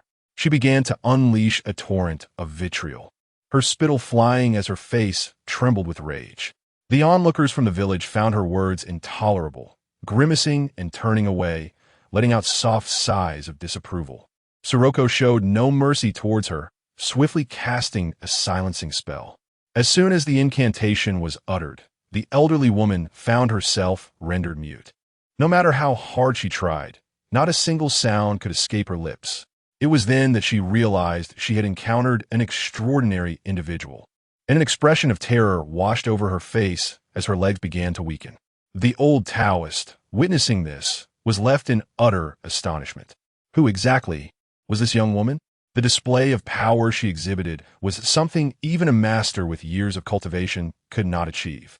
After dealing with the old woman, Su Luo turned towards the elderly Taoist priest, unwilling to waste words with such a scoundrel. He anchored the man in place to prevent any furtive escape. With a decisive stride, he entered the main hall and approached the female figure, his fingers poised together as he descended to erase the inscribed birth date above her. The male figure regarded her with eyes that glimmered with a plea, seemingly imploring her for assistance. Su Luo let out a sigh. "Well, considering that you have never aided in wrongdoing, I shall assist you in dispelling this soul-binding curse." With that, she brought her fingers together, forming a single-handed seal, and cast a spell. As the binding spell was lifted, the old Taoist felt a surge of energy within him, and he coughed up a copious amount of blood. In the spirit of kindness, she also erased the birth date inscribed on the back of the paper effigy. Once the birth date vanished, a young man's soul emerged from the paper figure, bowing to her in gratitude. "Thank you, esteemed lady, for your great kindness." Upon hearing these words, the elderly woman rushed into the room, disregarding everything, and stood in front of him, shaking her head vehemently at Su Luo, then prostrating herself on the ground. Attempting to bow her head to her, Zhang Wen, witnessing his mother's distress, could only offer gentle persuasion. "Mother, I no longer wish to be your puppet. I do not wish to remain trapped within this paper figure any longer. Our bond as mother and son in this life has reached its conclusion. I implore you, for the sake of our past, let me go. Grant me my freedom." The old woman gazed at him, her lips moving rapidly as if trying to articulate something. With a heavy heart, Zhang Wen turned his face away, unwilling to meet her pleading eyes, fearing he might soften. He left her behind and approached Su Luo, requesting, "Esteemed lady, please guide me on my journey." Su Luo took out a black talisman and tossed it into the air. Instantly, the temperature in the room plummeted, a chilling cold seeping into the bones. In the blink of an eye, a ghostly figure wielding a soul-binding chain appeared within the space. "Who dares to summon me?" Su Luo replied, "Esteemed ghostly emissary, I kindly request that you escort him to his next reincarnation." With that, she gestured towards Zhang Wen. The emissary cast a glance at Zhang Wen, retrieved the ledger of life and death, and furrowed his brow in discontent as he solemnly inquired, "Zhang Wen, you were supposed to report to the underworld 2 years ago. Why have you lingered in the mortal realm until now?" Zhang Wen was rendered speechless. Su Luo spoke up to clarify, "Brother Ghost Messenger, there's a reason behind this." She recounted the entire sequence of events to the Ghost Messenger. After listening, the Ghost Messenger remarked with a sigh, "They truly disregard the laws of the underworld. Fear not, my lady. Once this old woman and her wicked ways enter the realm of the dead, they shall certainly pay the price." With that, he bound Zhang Wen with the soul lock chain and took him away. The old Taoist's face turned ashen. It was over, utterly over. Though he was not yet dead, he had already been placed on the blacklist of the underworld. The old woman, witnessing her son disregard her pleas and follow the Ghost Messenger, blamed Su Luo for the entire situation. Had she not intervened, her son would still be by her side. With this thought, she sprang to her feet and charged at Su Luo. Her intent unmistakable, she sought vengeance. Upon witnessing her unwavering fixation, Su Luo's expression turned frigid. As she lunged forward, he invoked a binding spell, immobilizing her. "Do you comprehend," he inquired, "that due to your selfish desires, your son is on the brink of perdition? Did you truly believe this old priest had benevolent intentions in aiding you to retain your son? Your child endures daily torment from this soul-binding curse. His spirit has long been overwhelmed. Had I not intervened today, he would have vanished from this realm within a mere 7 days, with no hope of rebirth. Is this truly the outcome you wish to witness?" The elderly woman, upon absorbing his words, was engulfed in disbelief as she turned to the old priest beside her, who averted his gaze, betraying his guilt. It was painfully evident that the girl spoke the truth. She had nearly brought ruin upon her own child. Tears of regret streamed down her cheeks, but such belated repentance is worth less than grass. Had she foreseen this day, would she still have acted as she did? As Su Luo turned and exited the room, a sudden thought struck him. The female specter's kin remained in the backyard. With a swift change of direction, he made his way toward the rear. In the yard, the female ghost was being mercilessly beaten into the ground by a male specter, her ethereal form becoming increasingly translucent, on the verge of vanishing entirely. Observing this dire situation, Su Luo waved his hand, sending the male specter flying. He hastened to the side of the female ghost and promptly placed a black talisman upon her spirit, replenishing the energy she had lost. Without this restoration, she would surely dissipate. The female ghost, in a state of profound weakness, implored, "Please, kind sir, sever this karmic bond and lead my mother and others away. Fear not, for as long as I am here, they shall come to no harm." Enraged by his defeat, the male specter surged forth, filled with vengeful energy, charging recklessly at Su Luo. Such audacity! This male specter was clearly a malevolent fiend, one who had committed countless atrocities in life. Beings like him were destined for the depths of the 18 levels of hell. With a swift motion of her 2 fingers, Su Luo severed the ethereal bond that connected the two, sending him careening away once more. This time, the male specter was thrust into the wall, unable to extricate himself. "You little swordsman, once I escape, I shall make you pay," he threatened. "You shall not have that opportunity," she retorted, resolute in her stance. Without hesitation, she produced a talisman and summoned Bai Wuchang.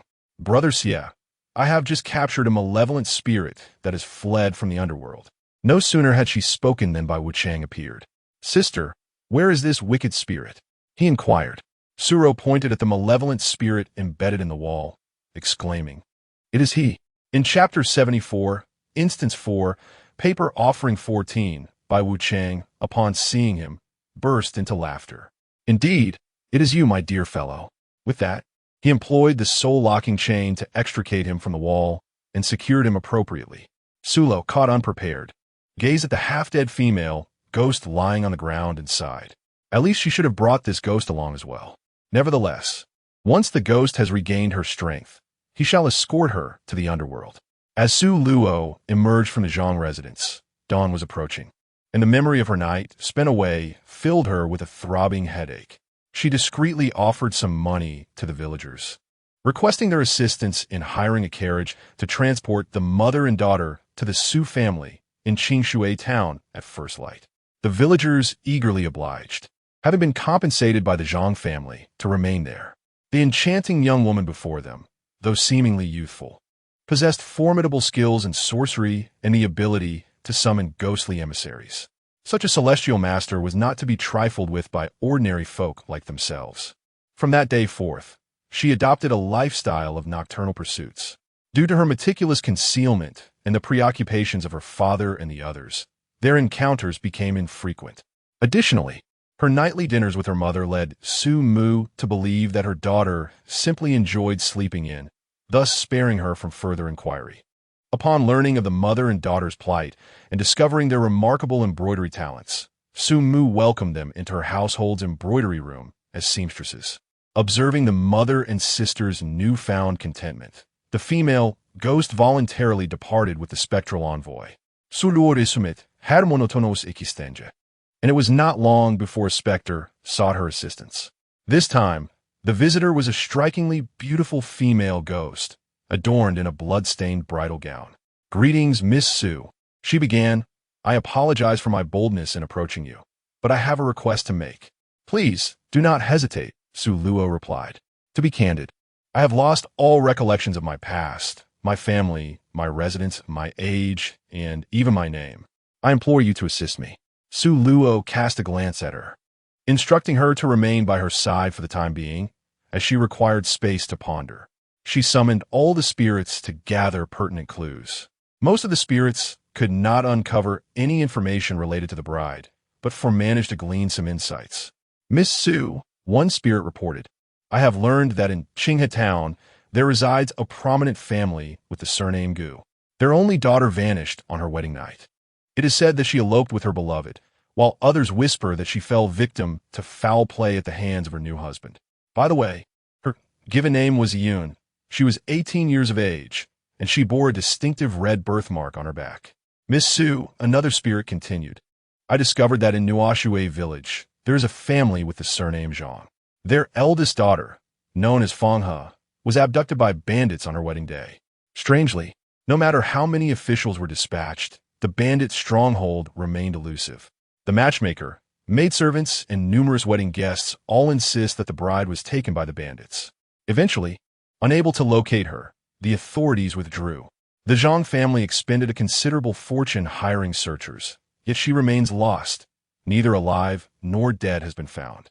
"Miss Su," the final spirit chimed in Sana Town, there is a tradition of honoring the river god. Every year, a bride aged 16 or older is selected from the town and offered to the deity. Curiously, after such sacrifices are made, Sana Town enjoys bountiful harvests and favorable weather, with no significant calamities ever occurring. After they finished relaying the clues, Su Luo turned her gaze towards the female spirit beside her. "Of the tales they shared, which resonates with you?" The spirit, with a bewildered expression, shook her head in denial. "None. I feel no connection to the stories they recounted." The four spirits, unable to conceal their disappointment, suggested, "Then let us continue to inquire further." With that, the four spirits departed. Su Luo addressed the remaining spirits, advising them not to limit their inquiries solely to the lead of the bridal attire. "Please, Miss Su, clarify." The spirits responded, somewhat perplexed. "You may also explore ancient tombs or venture into places that evoke fear," Su Luo suggested. The spirits, suddenly enlightened, departed with joy. Among them was a female ghost who had lost a soul, specifically her life essence. It was her first encounter with a spirit that could retain consciousness despite such a loss. The female ghost nodded, saying, "I am in no rush, for I am already deceased. Even if I were anxious, it would serve no purpose. Miss Su, we have discovered an ancient tomb, and the owner appears to be a newlywed bride who did not die a natural death, but rather succumbed to excessive blood loss. Would you care to take a look?" "Miss Su, I have stumbled upon a peculiar altar nearby, yet I do not dare approach it. What do you think?" The corners of Su Luo's mouth twitched slightly. These fellows truly placed their trust in her. "Tomorrow, I shall accompany you all." The multitude of spirits was elated. The following night, Su Luo arrived at the paper effigy shop early. The spirits had been eagerly awaiting her arrival, and upon seeing her, their faces blossomed with joy. "Su Luo, do they harbor any misconceptions about the manner of their demise? Many of them are tormented spirits, their deaths harrowing in nature. A mere smile from them could send the faint-hearted into the abyss. Let us first proceed to the location where the woman disappeared. As for the ancient tomb, she intends to visit at last." Suddenly, a woman's anguished cry shattered the tranquility of the night. "Help! My daughter has vanished." Nearby officials hastened toward the source of the distressing voice. Su Luo also followed suit. Upon discovering the absence of anyone within the room, the officials and soldiers conducted a thorough search, yet found no traces or clues, compelling them to shift their efforts to a meticulous search of the courtyard. Chapter 75. Copy 4. Paper offering 15. Su Luo surveyed the empty boudoir, and suddenly she caught a whiff of a profoundly familiar scent, the aroma of glue. Her gaze shifted to a corner of the room, and with a swift motion, she unleashed a potent spell towards that direction. A sound akin to tearing paper echoed in the air. "Come forth," Su Luo commanded in a low voice. No sooner had the words left her lips than a lifelike male paper figure materialized from thin air in the vacant corner. His form more robust than the typical paper man, cradling an unconscious young girl under his arm. The onlooking spirits were momentarily stunned. Following Miss Sulo had indeed broadened their horizons. This was nothing short of a grand transformation of a paper figure. "Set her down, or I shall unleash the flames," she declared, producing an ordinary fire talisman. The talisman ignited at her fingertips. Upon seeing the fire, the paper figure displayed a look of trepidation and obediently released the girl. "Where's the girl you took? Lead me to her," Sulo ordered firmly, eager to confront the mastermind behind this act. It was a remarkable feat. Indeed, stealing a girl from the city and employing an invisibility talisman on a puppet. After a moment's hesitation, the paper figure bypassed her and proceeded towards the exit. Sulo, accompanied by a multitude of spirits, ventured forth. The officers rummaging within the courtyard appeared oblivious, as if struck blind, entirely unaware of the presence passing by them. The paper figure guided her to a dilapidated estate. The weathered red gate teetered precariously, emitting a high-pitched creak with each gust of wind. Within the courtyard, weeds flourished, and the bluestone was cloaked in moss, devoid of any signs of passage. The spirits lingered beside Sulo, one murmuring, "Miss Sue, I can't shake the feeling that something is amiss here." Another replied, "Brother, you are already deceased. What is there to fear?" "Damn it, I'm not afraid," he retorted, "but I can't quite articulate it. It feels reminiscent of that time in mid-July when we entered the Mu residence. Many of our brothers who ventured into the Mu estate met their end at the hands of Mayor Mu. They had intended to seek vengeance, but instead found themselves delivering offerings. With Miss Sue here, what is there to fear? She will surely protect us, one T she." "Miss Sue?" The green-faced specter floated before her, seeking her assurance. Sulo felt a mix of indignation and amusement. They truly brought shame upon the spirits. She casually remarked, "Yes, I shall protect you. If I fail to do so, you cannot blame me." Of course, she refrained from voicing the latter half of her statement, lest the spirits take flight upon hearing it. The paper figure guided Sulo through the hall and into the backyard, halting before the dilapidated door. It raised its stiff arm and knocked upon the weathered entrance. The door creaked open on its own, revealing a magnificent rocking chair at the center of the room, swaying gently in the absence of any occupant. Sulo gazed upon the rocking chair and remarked, "I have seen through your ruse. You have indeed exerted considerable effort to deliberately lure me here with your puppet." As her words echoed in the air, a tall and handsome man clad in crimson emerged from the chair. The moment he appeared, the specters surrounding them were nearly overwhelmed with terror. For what fortune was it to encounter the red-clad Ghost King? He cast a disdainful glance in her direction and inquired, "Are you the female celestial master, Sulo? You do not appear to be particularly impressive." His condescending tone was irksome to all who heard it. Sulo gazed at him, "Your Excellency, you may now reveal your intentions." She felt her phantom limbs stiffen. A strong desire to strike this disdainful demon king surged within her. "I am Li Yiyun, a general who fought valiantly in my past life." He began to recount his history. The tale was rather cliché and melodramatic. The Li family had, 4 generations, protected the kingdom of Lingyun. However, their extraordinary achievements had aroused the emperor's jealousy. The Li family's army became the guardian angels of the common folk, and as their reputation soared, the emperor's suspicion grew. He could not tolerate their existence and sought to bring them down. But his attempts had been futile until an opportunity finally arose. During a confrontation with the enemy from the north, Commander Li Yiyun fell victim to a cunning scheme, suffering his only defeat. Upon learning this, the emperor feigned a show of concern but soon stripped Li Yiyun of his command. Not long after, the northern army launched another attack. Li Yiyun, leading the Li family army into battle, was unaware that the emperor intended nothing but their demise, severing their supplies. Ultimately, the once mighty Li family army, numbering in the tens of thousands, was annihilated. Without their protection, the kingdom of Lingyun fell within a few years under the iron heel of the northern army.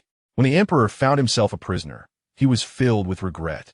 Yet in this world, there exists no remedy for remorse. Suro coldly scoffed within, for this tale was riddled with flaws. Truly a testament to his audacity in concocting such a story to deceive her, to seek vengeance for them. How could he utter such words? The brothers who fought alongside him had become mere sustenance for his ambitions. His insatiable greed is astounding. Indeed, such an audacious facade he possesses. The resentment within him had nearly materialized, and it was evident he could no longer contain it. Thus, he sought out a sorcerer skilled in dark arts. And under the sage's guidance, he resolved to gather 99 ghostly women to purify his malice and ascend to the rank of Ghost King. The other spirits remarked, "This fellow is a werewolf, possessing an even greater ruthlessness, capable of striking down his own comrades." Clap, clap. Suro mocked with a smile, applauding his shamelessness. "Congratulations, my lord, on your years of training, achieving the unrivaled supreme sword of invincibility. Surely, your audacity has required considerable effort to cultivate. Otherwise, it would not be so impervious, like armor of bronze and steel." The spirits could not contain their amusement, bursting into laughter. Li Yiyun, upon hearing her words, felt a rush of emotions. Anger, embarrassment, and rage, all intertwining upon his face. Gritting his teeth, he see that you seek death. As he spoke, a formidable aura of ghostly energy erupted from him, coalescing into a massive hand that lunged towards her throat. A glimmer of cold light flickered in Su Luo's eyes as she swiftly advanced to stand before him. Li Yiyun momentarily froze, and in that fleeting moment of distraction, he lost the advantage. Without uttering a single word, she flung a binding talisman at him, followed by a powerful punch to his face. Subsequently, she unleashed a relentless barrage of blows, scolding him as she struck. This is what you get for pretending to be aloof. Not wanting to be an A or AC, but insisting on occupying that ambiguous middle ground. Fury surged within Li Yiyun as he attempted to resist. Yet he was horrified to discover that he was utterly immobilized. With each blow she landed, the malevolent energy surrounding him dissipated at an alarming rate.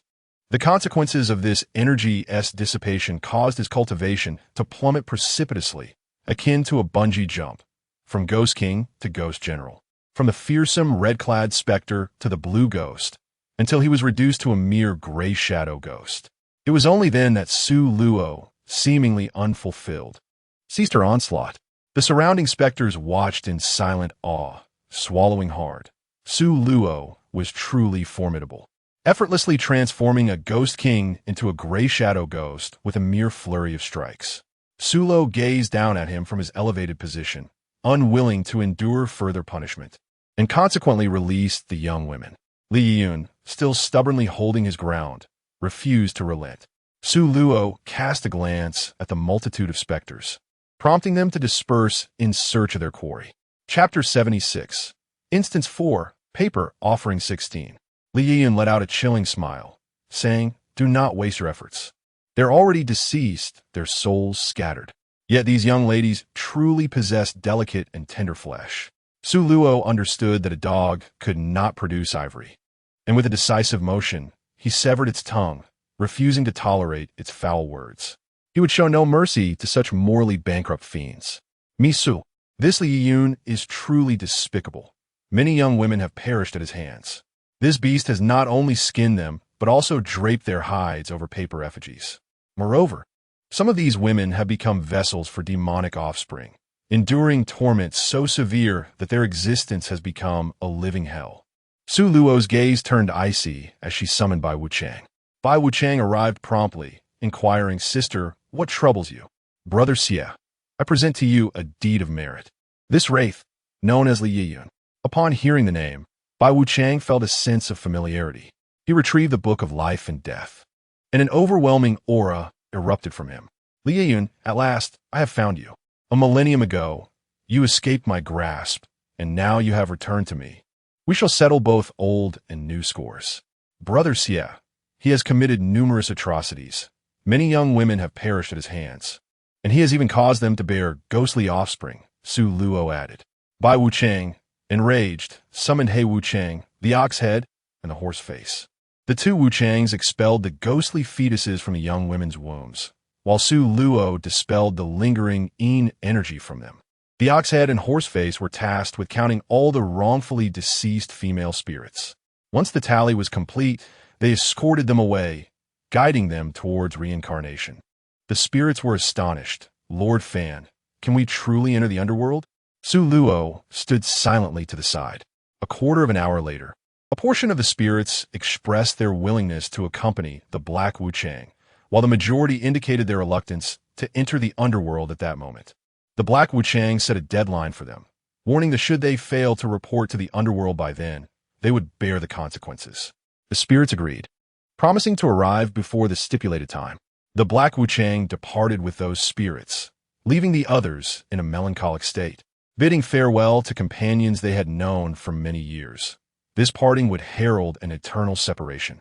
Her decision to remain unseen stemmed from her desire to prevent such rumors from reaching Su's father and the others. After all, traversing 100 miles by night was no ordinary feat, and she could not afford to incite suspicion among them. After resting throughout the day, that night, Su Luo, once again guided by the spirits, arrived at the altar they had mentioned. This altar was situated in a valley, surrounded by mountains on all sides, with a stagnant pool of murky water nearby. The altar had long been abandoned, overrun with weeds and cloaked in moss. An oppressive aura lingered over the altar, severely affecting the feng shui of the area, transforming it into a natural burial ground. Miss Su, I can't shake the feeling that something terrifying lurks beneath that water. Miss Su, there wouldn't be a zombie in there, would there? Miss Su, Sulla was exasperated by their incessant noise, urging them to retreat. The multitude of spirits complied without hesitation. Su Luo produced an enhanced thunder talisman and cast it above the pool. As the runes shimmered with golden light, a resounding thunder echoed through the air. In an instant, violet thunderclouds materialized in the sky, with a divine force that threatened to obliterate the world. The thunderbolts descended upon the stagnant waters, one after another, each strike more powerful than the last. Following 3 strikes, the surface of the water began to seethe, revealing a crimson coffin that floated up. Adorned on both sides with lifelike phoenixes, the coffin, despite years of immersion, exhibited no signs of decay. It appeared as pristine as if newly crafted. Witnessing this, Su Luo cast 2 more thunder talismans, determined that whatever lay within the coffin must not emerge. The specters were paralyzed with fear, trembling at the thought of being struck by the next bolt. The sky was thick with purple thunderclouds, all aimed menacingly at the ominous red coffin below. With a resounding crack, the heavy coffin lid was pierced by the thunder, flames leaping forth from the splintered wood.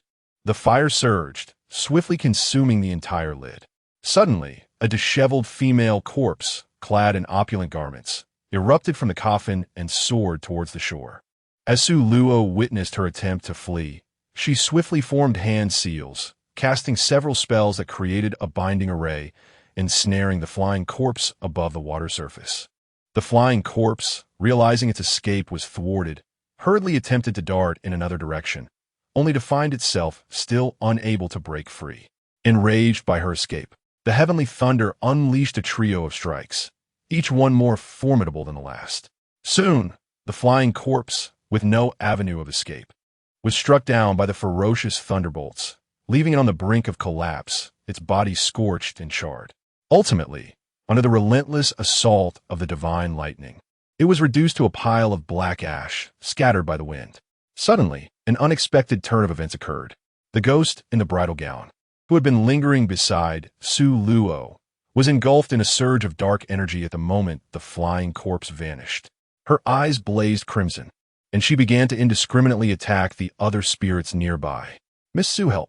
Miss Su, the bridal ghost has gone mad. The bridal ghost glared furiously at her, exclaiming, "Let me go. I will slay them all, I must." "You have regained your memories," Su Luo asserted with certainty. With a growl of rage, the bridal ghost proclaimed, "Yes, I have regained my memories. I shall eradicate every man in existence, ensuring none remain to find rest." Sister, there is no need for such extremes. Although men can indeed be insufferable, we must not disrupt the balance of yin and yang, Su Luo replied, her voice calm. The bridal ghost gazed at her, incredulous. "Do you truly intend to allow me to to seek my vengeance? Can this female celestial master genuinely possess such benevolence? Silently, Su Luo untied the binding spell, saying, "Go forth and seek your vengeance. But remember, you have only 7 days." The bride ghost cast a complex glance in her direction before swiftly turning away. The other spirits, filled with trepidation, floated beside Su Luo. "Misu, should we keep a watchful eye?" they inquired. Observing the girl's demeanor, they surmised that she must have endured considerable torment in her past life. Fearing that if she were to become consumed by rage, she might inadvertently harm the innocent, leading to dire consequences. Chapter 77. Instance 4. Paper Tribute 17. After a moment of contemplation, Su Luo selected 4 highly skilled spirits from the multitude of ghosts. "I appreciate your assistance, esteemed ones," she said. The elder among them smiled warmly, replying, "Miss Su, you are too kind. We shall certainly ensure the safety of that young lady." The 4 spirits swiftly departed in the direction where the female ghost had vanished. That evening, shortly after she arrived at the paper effigy shop and settled down to enjoy her tea, a blood-stained red embroidered shoe unexpectedly fell before her. "Dear lady, could you kindly retrieve this shoe for me?" The voice was exceptionally melodious, resonating with an enchanting sweetness. Sulo raised an eyebrow. It seemed this female specter had come seeking a substitute for her demise. "Come forth," he beckoned. "Since you have arrived, do not skulk in the shadows." "Very well, I shall reveal myself," she replied, "but I earnestly hope I do not frighten you." As she spoke, a ghastly figure emerged, her eyes gouged out, scalp torn away, and her mouth cruelly slashed open, blood oozing forth with every utterance. Her wrists severed, legs fractured, and feet brutally crushed. Her back faced him while her chest was turned away. It appeared she had miscalculated. This embroidered shoe, undoubtedly her cherished possession, was something she wished to keep by her side, even in death. Upon witnessing her tragic demise, Su Luo could scarcely bear to look. In a gentle tone, he inquired, "Have you come to seek my assistance in avenging your grievous fate?" The vengeful spirit offered a sorrowful smile. "Indeed, I have committed no wrongdoing. Why must he treat me with such cruelty?" Most infuriating of all, fearing my reprisal, he summoned a Taoist priest to safeguard himself. "I implore you, kind sir, extend your compassion and help me exact my revenge." Sulo cast a black talisman, instructing you to refine it first before discussing further matters once you regain your strength. The vengeance should be sought by her own hand, rendering it all the more gratifying. Upon the talisman entering her body, the female spirit immediately sensed a change and hurriedly began the process of refinement. Her appearance was strikingly elegant, akin to an orchid flourishing in a secluded valley, exuding an ethereal charm. Yet, this exquisite beauty had suffered a tormenting demise. She bowed gracefully to Sulo, expressing her profound gratitude. "Thank you, esteemed lady," Yin Tao said, overwhelmed with appreciation. Uncertain of the existence of a next life, she could not utter the traditional words of gratitude for reincarnation. "Do not mention it." Sulo then noticed that this female specter, much like the bride ghost, was incomplete, possessing only 2 souls and 1 spirit. "Where are the rest of your souls, Yin Tao?" she inquired. One incomplete soul might be a mere coincidence, but 2 suggested a deeper, more tragic tale. A possibility dawned on her, compelling her to rise abruptly, her tone turning grave. "Yin Tao, take me to your adversary's dwelling." After a moment of hesitation, Yin Tao nodded in agreement, confident that with Sulo's presence, she would undoubtedly assist her in exacting retribution. "Let us proceed. I shall guide you." Together, 1 person and 1 spirit journeyed to Yin Tao's husband's residence, situated in the Mu estate of Lishui town. Su Luo gazed upon the magnificent residence before her, the entire courtyard shrouded in an aura of malevolence. Her eyes darkened slightly. Indeed, it was just as she had surmised. Someone was employing the souls of tragically deceased women to forge vengeful spirits. Contemplating this grim reality, she stepped upon the stone lion at the entrance, leaped onto the courtyard wall, and gracefully vaulted into the inner sanctum. Yin Tao followed closely at her side. Sulo followed the scent of blood towards the inner residence. A light still flickered in one of the rooms of the backyard. "Miss, the room that is illuminated is his study. He must be in the dark chamber with that Taoist," Yin Tao said through clenched teeth. Su Luo gently pushed open the door and quietly entered, closing it softly behind her. Yin Tao lifted a landscape painting that hung on the wall, revealing the hidden chamber within. As Su Luo gazed at the mechanism on the wall, poised to press it, a shadow suddenly burst forth from within. No, it was a male ghost. Upon colliding with her, the ghost was violently propelled back, its upper half becoming ensnared within the wall, while its lower half remained outside. The ghost, its eyes swirling with stars, struggled to rise from the ground, muttering curses under its breath about who dared obstruct its path, oblivious to the urgency of its quest for salvation. However, upon recognizing the identity of the obstructionist, the ghost's demeanor shifted entirely. Its legs turned to jelly, and it hastily began to slap its own face, scolding itself for its reckless words. Sulo gazed at him, remarking that after a mere day apart, he already aspired to be his elder. Such ambition was quite remarkable for a specter. Upon hearing this, the male ghost quickly donned a flattering smile, saying, "Miss Sulo, I spoke out of a moment of desperation. It was not my intention to offend." Sulo abruptly interrupted his words, questioning whether there existed a situation within that you few could not handle.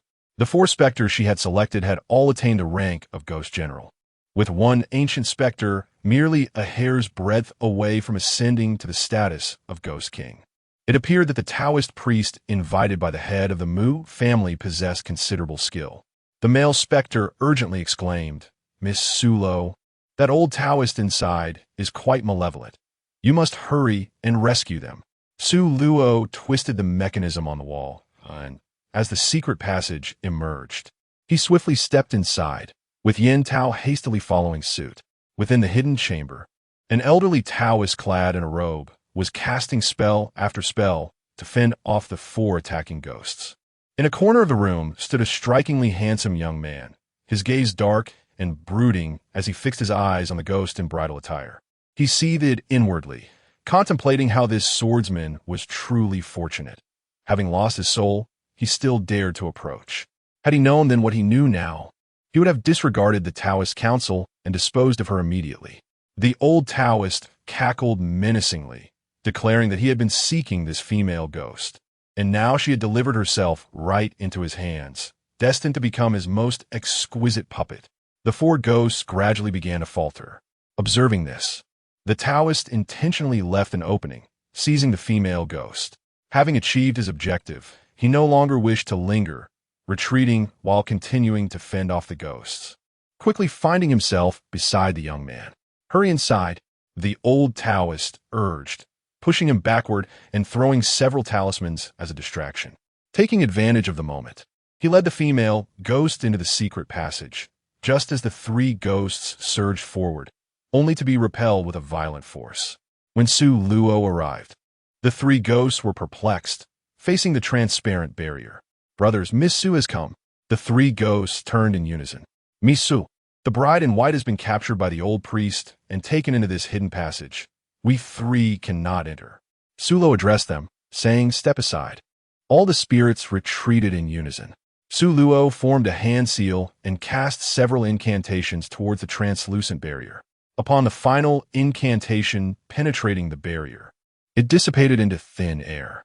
She stepped inside, and the 4 spirits, along with Yin Tao, hurriedly followed. Emerging from the dark passage, they were greeted by an expansive chamber. At its center stood a high platform, beneath which lay numerous paper figures, both male and female, arranged in a manner reminiscent of the Bagua formation. This was the 9 turns malevolent array. Could it be that this old Taoist intended? Sulo contemplated the possibility, hesitating no longer, and leapt onto the high platform. However, she was a moment too late. The formation had already been activated, and a crimson light obstructed her path. In the center of the formation, numerous specters clad in red were becoming increasingly insubstantial within the red glow, until they vanished entirely. Below the platform, Yantao was uncontrollably soaring towards her, crying out, "Miss, save me!" Sulo, with a swift motion, grasped her hand. However, Yantao was swiftly ensnared by the formation and soon vanished without a trace. Chapter 78. Instance 4. Paper offering 18. The old Taoist across the way, witnessing this, erupted into a maniacal laugh, exclaiming, "Foolish child! This formation is designed specifically for spirits like you. You may escape for a moment, but you cannot evade your fate forever. Ultimately, you shall become mere sustenance." The young man, a smile playing at his lips, uttered the most merciless words. "Yantao, how disobedient you are! Do you have any notion of the effort I have expended for this day? You profess to love me dearly, yet you refuse to sacrifice yourself for my sake. Truly, women are as fickle as the winds."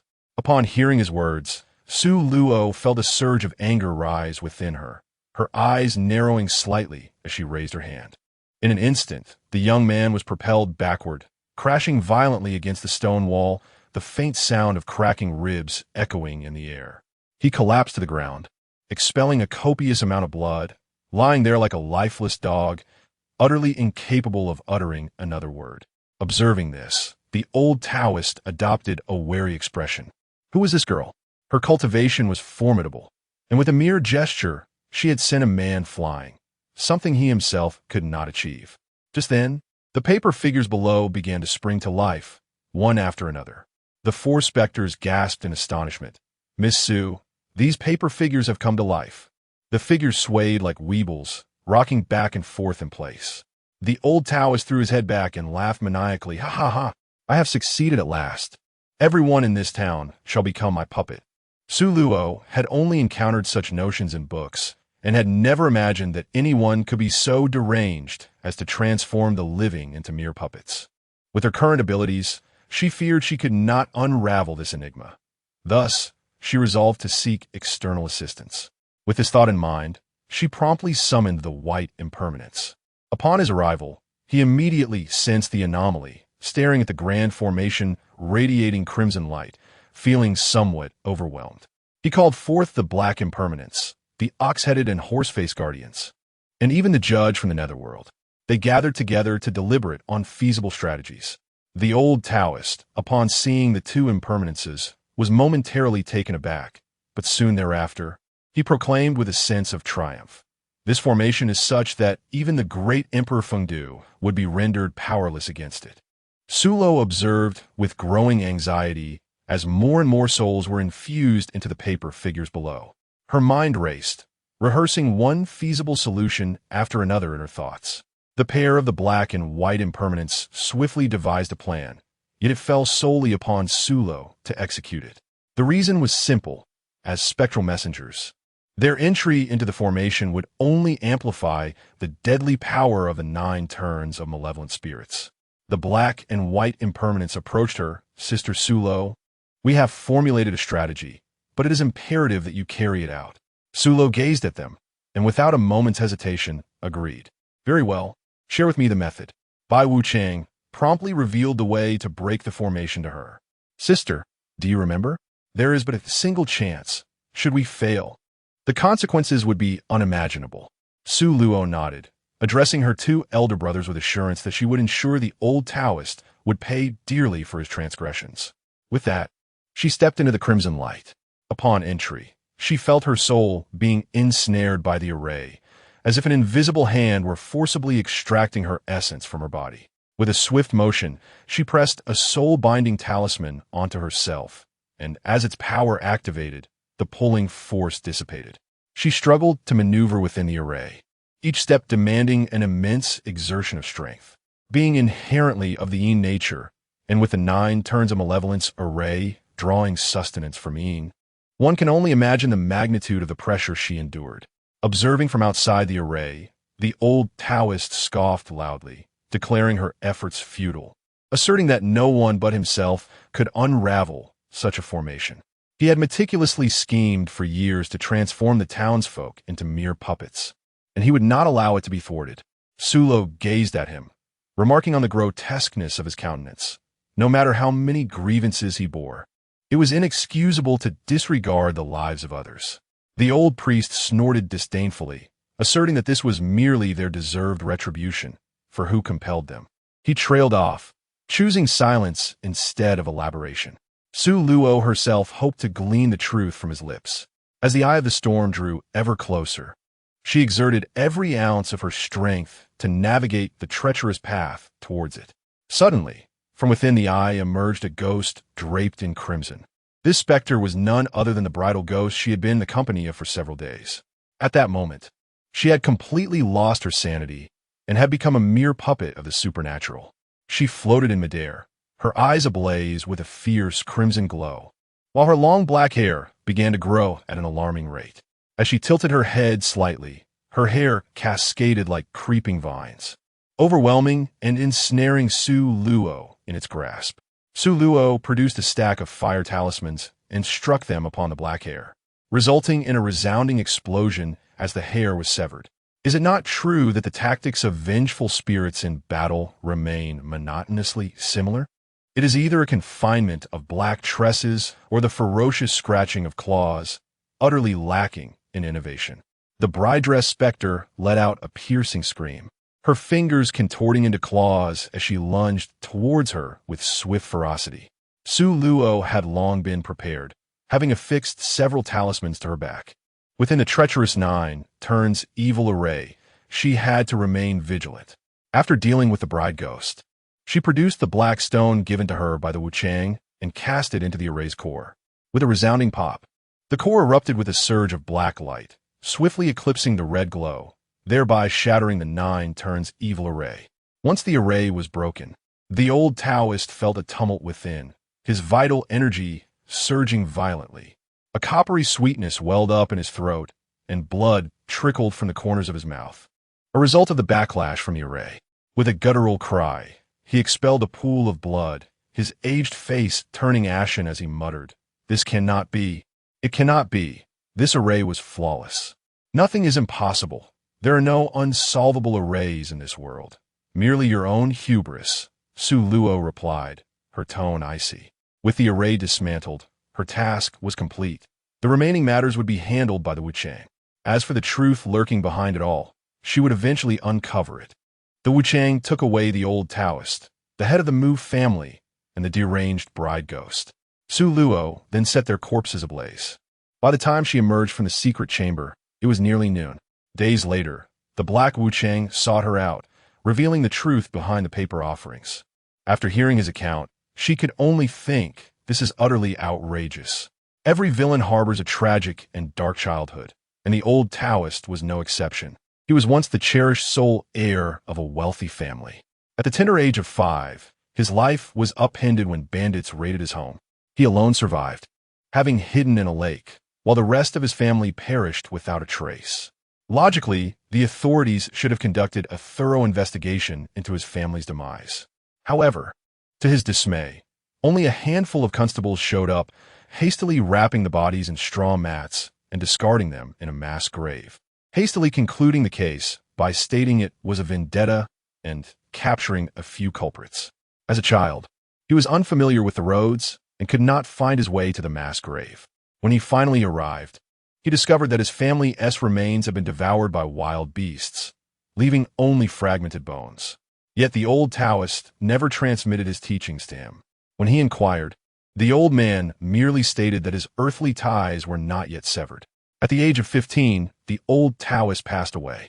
Having attained a modest mastery of Taoist arts, he left the temple to wander the world, eventually meeting a noble young lady, the enchanting Xiao and I. The two young hearts fell in love swiftly. However, upon learning of their affair, the lady's family intervened, severing their bond. Fueled by ambition, he resolved to carve out a name for himself. He left a letter for her and departed. Yet, he soon faced harsh reality. As a penniless youth without influence or connections, achieving success proved far more challenging than he had anticipated. The reason was simple. His father, a man of integrity, refused to bow to the powerful, rejecting bribes from the county magistrate. The magistrate, harboring resentment for not receiving any benefits, ultimately orchestrated a massacre of their family. Upon discovering the truth, he stealthily infiltrated the county magistrate's residence that very night and took his life, absconding with a small treasury. During his flight from pursuit, he was compelled to leap off a cliff, and as fate would have it, he unearthed a tome of mystical arts at the bottom. The ensuing events were even more dramatic. After mastering the secrets contained within this manuscript, he experienced a rapid escalation in his prowess, rendering him nearly unparalleled in combat. After numerous experiments, his hubris led him to seek out his first love, only to find that she had already wed. Not long thereafter, her husband met an untimely demise, a fate orchestrated by his own hand unbeknownst to her. Under his calculated guidance, their old flame rekindled, and he boldly sought to claim her in marriage. However, the initial bliss was fleeting. The man's inherent flaws surfaced, and what was once a cherished obsession became mundane. Bored with his wife, he brought home one beautiful concubine after another, causing their relationship to plummet to frigid depths. The woman, a spirited soul, demanded a divorce, but he vehemently opposed her. In defiance, she took their son and left home. Alarmed and filled with regret, he scoured nearby towns in vain for mother and child, gradually coming to terms with the gravity of his situation. Under pressure from her family, he dismissed his concubines and set out to find his wife and son. Yet, searching through the vastness of humanity for a single pair felt akin to seeking a needle in a haystack. It took him 5 years to finally uncover their whereabouts, only to arrive as his wife lay on the brink of death, soon to succumb to her fate. After laying her to rest, he and his son settled in the area. On the 7th day following her death, while paying his respects at her grave, he discovered signs of tampering, as well as the grave of an unfamiliar man nearby. Through inquiries, he learned of a local custom wherein women who die under the age of 40 are compelled to marry the deceased, a practice deemed ordinary by the townsfolk. Families unwilling to conform faced ostracism, and under such societal pressure, they found themselves yielding. Enraged, he exhumed the man's body under the cover of night and disposed of it in the wilderness to feed the beasts. To prevent any further intentions toward his late wife from the townspeople, he had her cremated and stored her ashes in an urn within their home. However, the truth could not remain concealed, and the town's mayor soon learned of the incident, leading a group of strongmen to confront him. He successfully repelled them, yet soon thereafter, the townsfolk began to shun him and his son, forcing them to leave. His anger festered, and he struggled to suppress the bitterness in his heart. Though for the sake of his son, he chose to endure. Years passed, and, as his son matured, he summoned him to recount the entire saga. Upon hearing the tale, his son was equally incensed and vowed that they must ensure the townspeople face the consequences of their actions. It must be said that he truly lives up to his lineage. The father and son swiftly found common ground and quickly devised a sinister scheme targeting the entire town's populace. The son's appearance, a harmonious blend of both parents' attributes, drew the attention of women wherever he went. He procured the birth dates of eligible women from a matchmaker, discarding those born under the sign of the 4-een, directing his son to pursue the others. Eventually, finding this method too cumbersome, he resorted to stealthily infiltrating the homes of these women, abducting them, subjecting them to cruel torments, and ultimately ending their lives. The more tragic their demise, the heavier the resentment they carried, rendering them increasingly useful to him. He began to study the 9-turn malicious formation, rehearsing it repeatedly until it was flawless before implementation. However, he did not anticipate the unexpected emergence of Su Luo, which thwarted his plans. Due to his selfish desires, nearly 100 women lost their lives as a consequence. Sulo let out a sigh. Brother Fan. The paper offerings are clearly a mourning ritual for the living to honor the deceased, yet the malevolent practitioners have distorted it to this extent, even attempting to force the souls into the bodies of paper effigies, turning them into mere puppets. Dear sister, I can only say that the minds of those wicked practitioners are far removed from that of ordinary individuals. You need not worry excessively. Their malevolence will surely incur consequences. The underworld will not spare any wrongdoer, He Wuchang reassured her. It was a rare sight to witness Sulo in such a melancholic state, indicating her deep empathy for the innocent women who had met untimely fates. Sulo, feeling a wave of emotion, smiled faintly and said, Brother Fan, I undoubtedly trust you all. I simply feel a sudden pang of melancholy. Perhaps it is because she has now become a genuine character within this narrative. Chapter 80, Instance 4, paper offering 20 here. Take this, He Wu Chang said, handing Su Luo a small cloth pouch. It may prove useful in the future. Su Luo extended his hand to receive the bag, which felt heavy and substantial. Upon opening it, he discovered more than a dozen fist-sized black stones nestled within. Brother Fan, what is this? He inquired. These are stones from the bottom of the River of Oblivion, came the reply. They possess the ability to absorb all malevolent entities from the world. Old Xie, and I specifically arranged for someone to retrieve them for you. Su Luo had no choice but to accept this extraordinary gift. The Black Wu Chang sat for a while longer before rising to take his leave. Congratulations to the player for successfully completing all the tasks in this dungeon. In light of the player's exceptional performance in the previous dungeon, you have been specially rewarded with the Yin Yang Eye and the Tianshi skill for this dungeon. The reward for this dungeon will be distributed in the next one. The teleportation portal is now opening. Please prepare yourself, dear player. Su Luo mused that she possessed both the Yin Yang Eyes and the skills of a celestial master, albeit they had lain dormant for quite some time. No wonder the esoteric arts, which she had previously found so unfamiliar within the dungeon, now flowed with remarkable ease, and drawing talismans in mid-air became second nature. However, the rewards dispensed by the system resembled the thrill of opening a blind box. One could never ascertain what treasures awaited them. The only path to revelation lay in the arduous pursuit of clearing the dungeon, which felt exceedingly deceptive. 3 minutes later, Su Luo vanished from this realm. Unbeknownst to her, upon her departure, numerous players remained ensnared within the dungeon, unable to uncover the truth or find their way out.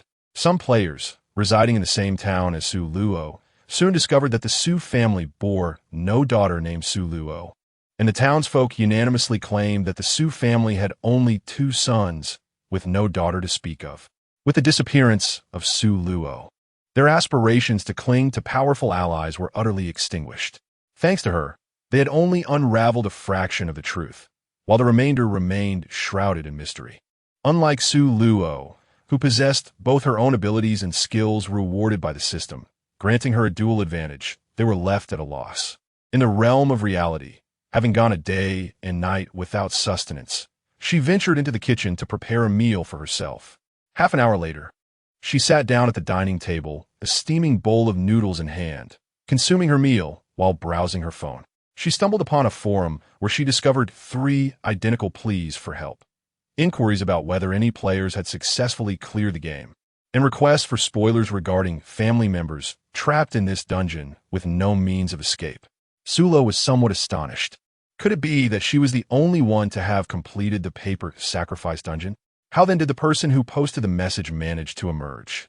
She quickly finished her meal and, picking up her phone, typed a brief inquiry.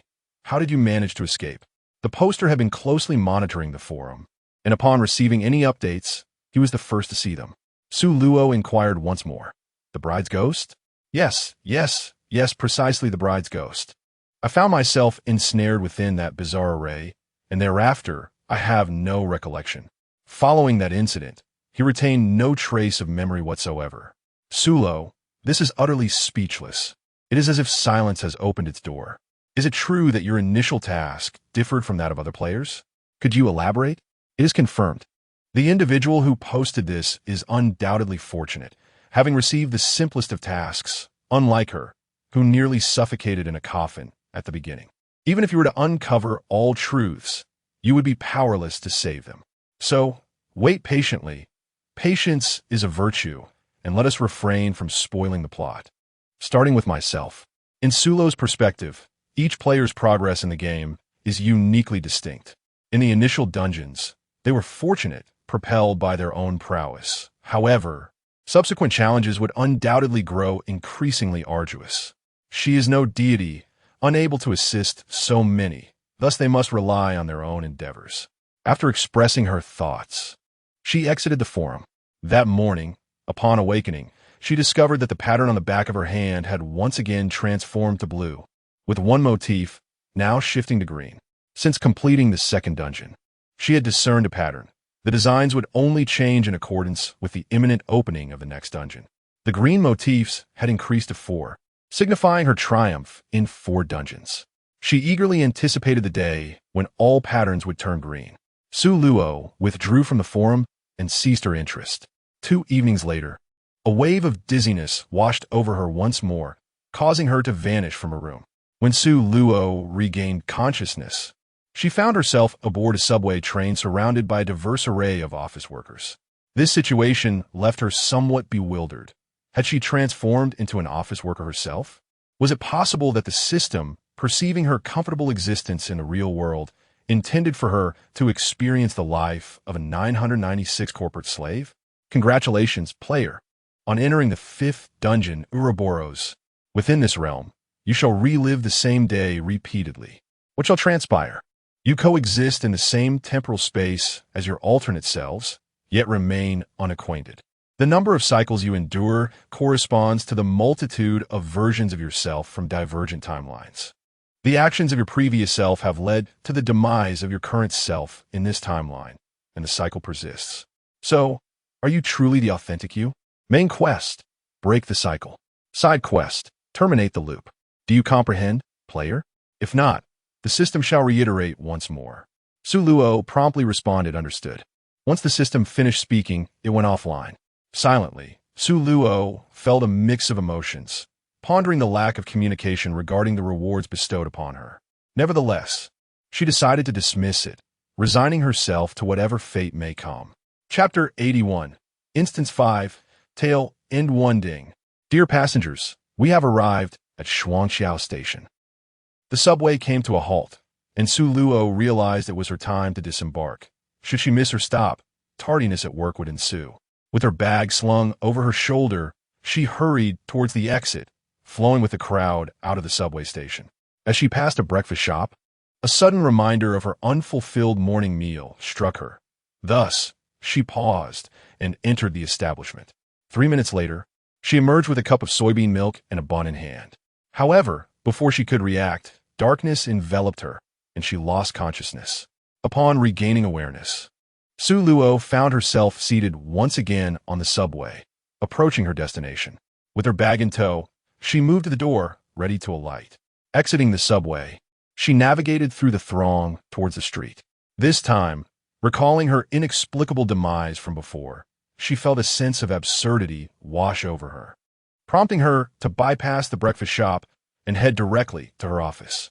Upon entering the office building, she instinctively sensed danger as she approached the elevator, swiftly stepping aside to allow others to ascend first. The company occupied the 7th floor, and climbing the stairs would take at least 5 minutes. Prioritizing her safety, she pushed open the security door and commenced her ascent. 3 minutes later, she arrived at the 7th floor, pushing through the security door to safely reach her workplace. After clocking in, she donned her employee badge and made her way to her workstation. At that moment, only a few colleagues were present in the office, seated at their desks, hastily consuming their breakfast. From her desk drawer, she retrieved a pack of biscuits, having prepared an assortment of snacks at the office to stave off potential stomach ailments from late-night work. At 8:55, the young woman from the adjacent workstation arrived. She was exceptionally adorable and easy to get along with, far removed from the type who takes advantage of others. Su Luo, you arrive so early every day. I can never seem to wake up in time, Li Shuang complained to her. Su Luo chuckled softly, remarking, what can I say? If you were to retire for the night by 9, you would undoubtedly rise early the following morning. Upon hearing this, Li Shuang's eyes widened in astonishment, her expression one of disbelief. Su Luo, surely you jest. Have you truly succumbed to the lifestyle of the elderly? I recall us being of the same age. How is it that you never partake in late-night vigils? I, on the other hand, find myself reluctant to sleep at night and equally hesitant to awaken in the morning. Su Luo corrected, I am merely adhering to the advice of rising early and retiring early. Moreover, staying up late every night is detrimental to one's health, particularly for young women. Li Shuang shook her head, unable to contain her exasperation. Su Luo, your reasoning mirrors that of my mother. It's truly unbearable. You possess none of the vitality typically associated with youth. Su Luo replied earnestly, if the exuberance of youth comes at the expense of one's health, then I would rather forego it. Li Shuang gestured in a manner that expressed her capitulation and subsequently fell silent. At 9:30, the department head handed a pile of documents to both Su Luo and Li Shuang, instructing them to convert the entire set of paper materials into digital files before the end of the workday for the leader's convenience. The day was spent amidst a flurry of activity.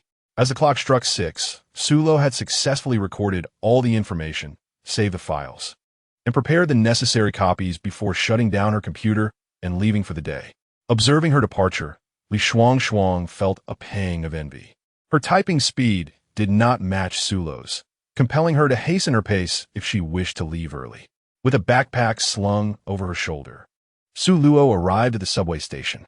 As she descended the stairs, an unexpected force struck from behind, sending her tumbling down the steps, after which there was nothing more to recount. Once again, it was the same subway, the same seat. Su Luo found herself exasperated, questioning whether this scenario was merely designed to subject her to a series of peculiar demises. Upon the train's arrival at the station, she exited without incident. Save for a minor deviation, she caught a young woman on the verge of fainting and, upon learning that the girl was merely experiencing low blood sugar, offered her a piece of candy before continuing on her way. Upon reaching the office, this time she opted for the elevator rather than the stairs, and nothing untoward occurred. She entered the building safely. Her colleague, Li Shuang, still arrived at 8:50 a.m., and the two of them repeated their conversation with absolute precision. Around 9:30 a.m., Su Luo received the same work assignment. Having already input the data once, she completed it an hour ahead of schedule. However, to prevent her supervisor from burdening her with additional tasks, she feigned busyness, tapping away at her keyboard. As she stood by the roadside waiting for a bus, a runaway cement truck suddenly barreled toward her. Just seconds before the vehicle was set to collide with her, she swiftly pivoted and dashed toward the safety of the sidewalk, narrowly escaping a fatal encounter. Shortly thereafter, traffic police arrived on the scene. Yet, just as she reached the entrance of her building, a sharp pain struck her head, and darkness enveloped her vision. Upon regaining consciousness, Su Luo found herself still seated in the subway, on the verge of reaching her destination. She slung her bag over her shoulder and made her way to the door, preparing to disembark. This time, she did not encounter the girl suffering from low blood sugar again. Upon entering the office, she resembled a heartless NPC, mechanically reiterating her previous conversations with her neighboring colleague. She recorded the data once more, as if trapped in a loop. During lunch, on a whim, she ordered takeout. Halfway through her meal, just as she lifted a meatball to her lips, she was suddenly struck by a coughing fit, causing the meatball to lodge in her throat. Thus, she became the first person to succumb to a meatball while dining. Exiting the subway station, she clocked in at work. The sensation of an absurd demise was truly suffocating. Having evaded one mishap, she found herself ensnared in another unforeseen calamity. What left her utterly speechless was that the unexpected events within this time loop felt akin to a game of cards, where one could never anticipate the hand they would be dealt, nor the manner in which they might meet their end. Those with even slightly fragile mental fortitude would surely lose their sanity. Chapter 82, Instance 5, tailing to Su Luo recalled that midday when she opted for the employee meal instead of ordering takeout. This meant that as long as she dutifully consumed the employee meal, she could survive until the end of her shift. The longer she lingered at the office, the more she could avoid being thrust down the stairs while riding the subway, thus evading the grim fate of being struck down at her doorstep. During lunch, she refrained from ordering takeout, contentedly eating the employee meal without any mishaps. At 6 in the evening, she did not rush to clock out, but lingered at her desk for a while longer before finally leaving. In the elevator, she fortuitously encountered her superior, exchanged a brief greeting, and then fell into a silence. Upon reaching the ground floor, she eagerly exited the elevator and made her way towards the entrance. As she drifted into slumber that night, she reflected with satisfaction on having successfully navigated another day. The following morning, Su Luo awoke in her bedroom rather than at the subway station, a realization that filled her with joy. Aside from the unchanged date, other aspects of her life were gradually transforming. It appeared that with each minor alteration she made, she was inching closer to discovering a way to break the time loop. After freshening up and changing her clothes, she slung her bag over her shoulder and stepped outside, running through the corridor without pausing. She hurried to catch the subway, aware that any delay could result in tardiness. Upon entering the subway station, she stood on the platform, awaiting the train's arrival. It wasn't long before the subway approached. This time, she chose a different seat, curious to observe any variations. Before long, the previously tranquil subway erupted into chaos. As she maneuvered through the crowd, someone suddenly seized her from behind, and instinctively, she executed a shoulder throw. It was only after her assailant hit the ground that she noticed the knife in their hand, its blade stained with blood. Raising her hand to her neck, she confirmed her suspicions. The individual had intended to take her hostage but had not anticipated being thrown down. The transit police swiftly intervened, subduing the knife-wielding assailant.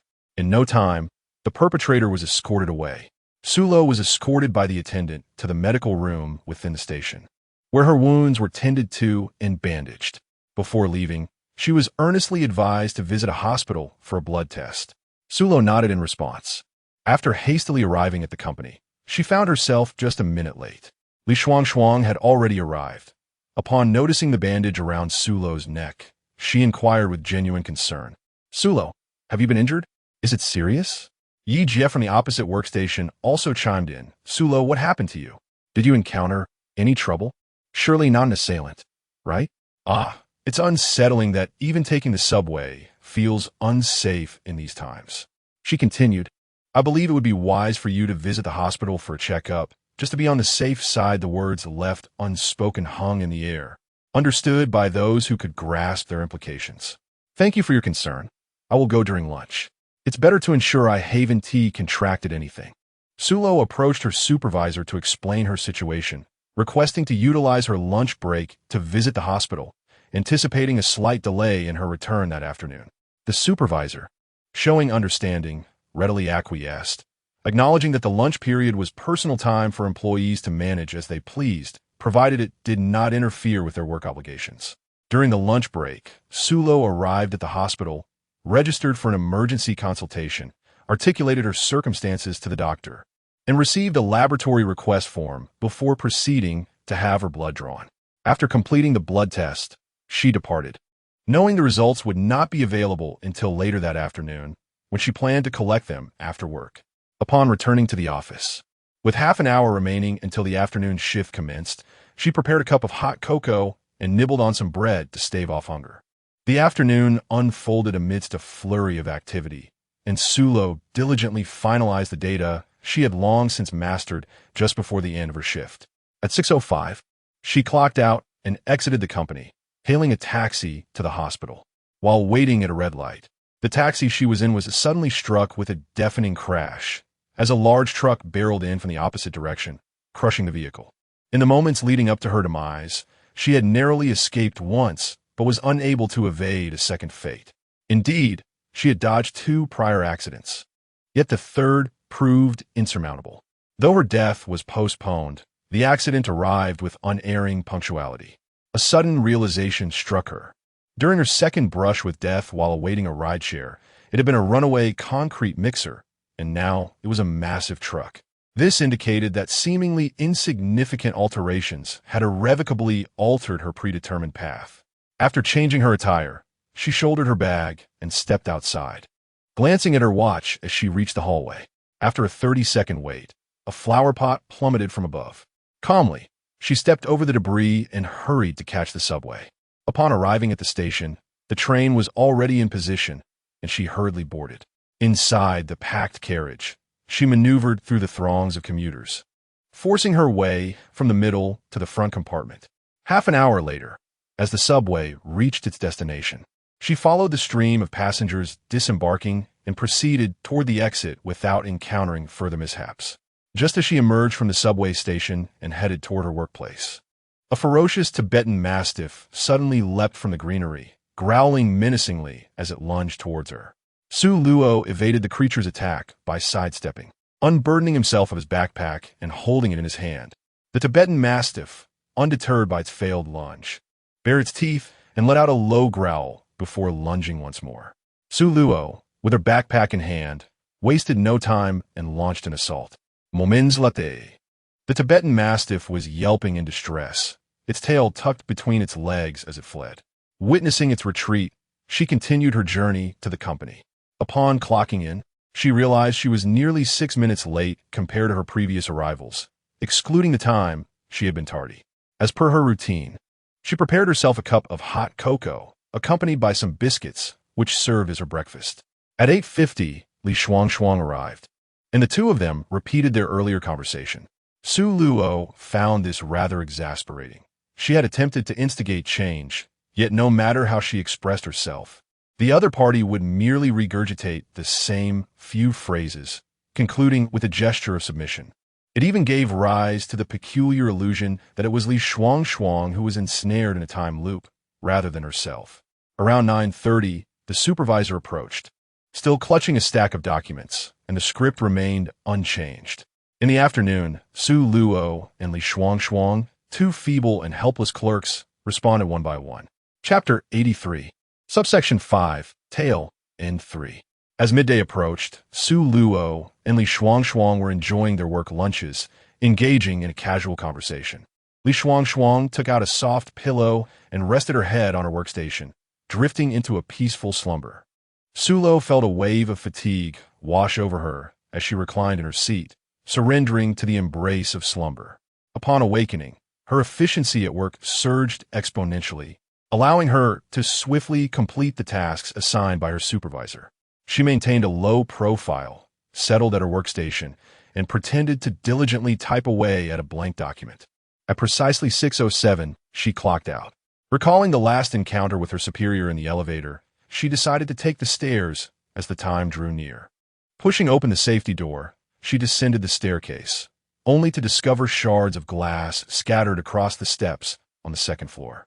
Exercising caution to avoid a potential fall, she carefully grasped the handrail as she proceeded downward. Suddenly, a loud crash echoed from above, startling her. In a moment of misfortune, she inadvertently stepped on a piece of broken glass on the staircase, losing her footing and tumbling down, colliding with a stack of glass windows temporarily placed at the corner of the stairs. With a resounding shatter, the glass exploded and a torrent of blood gushed forth, swiftly staining the shards around her. Ding, ding.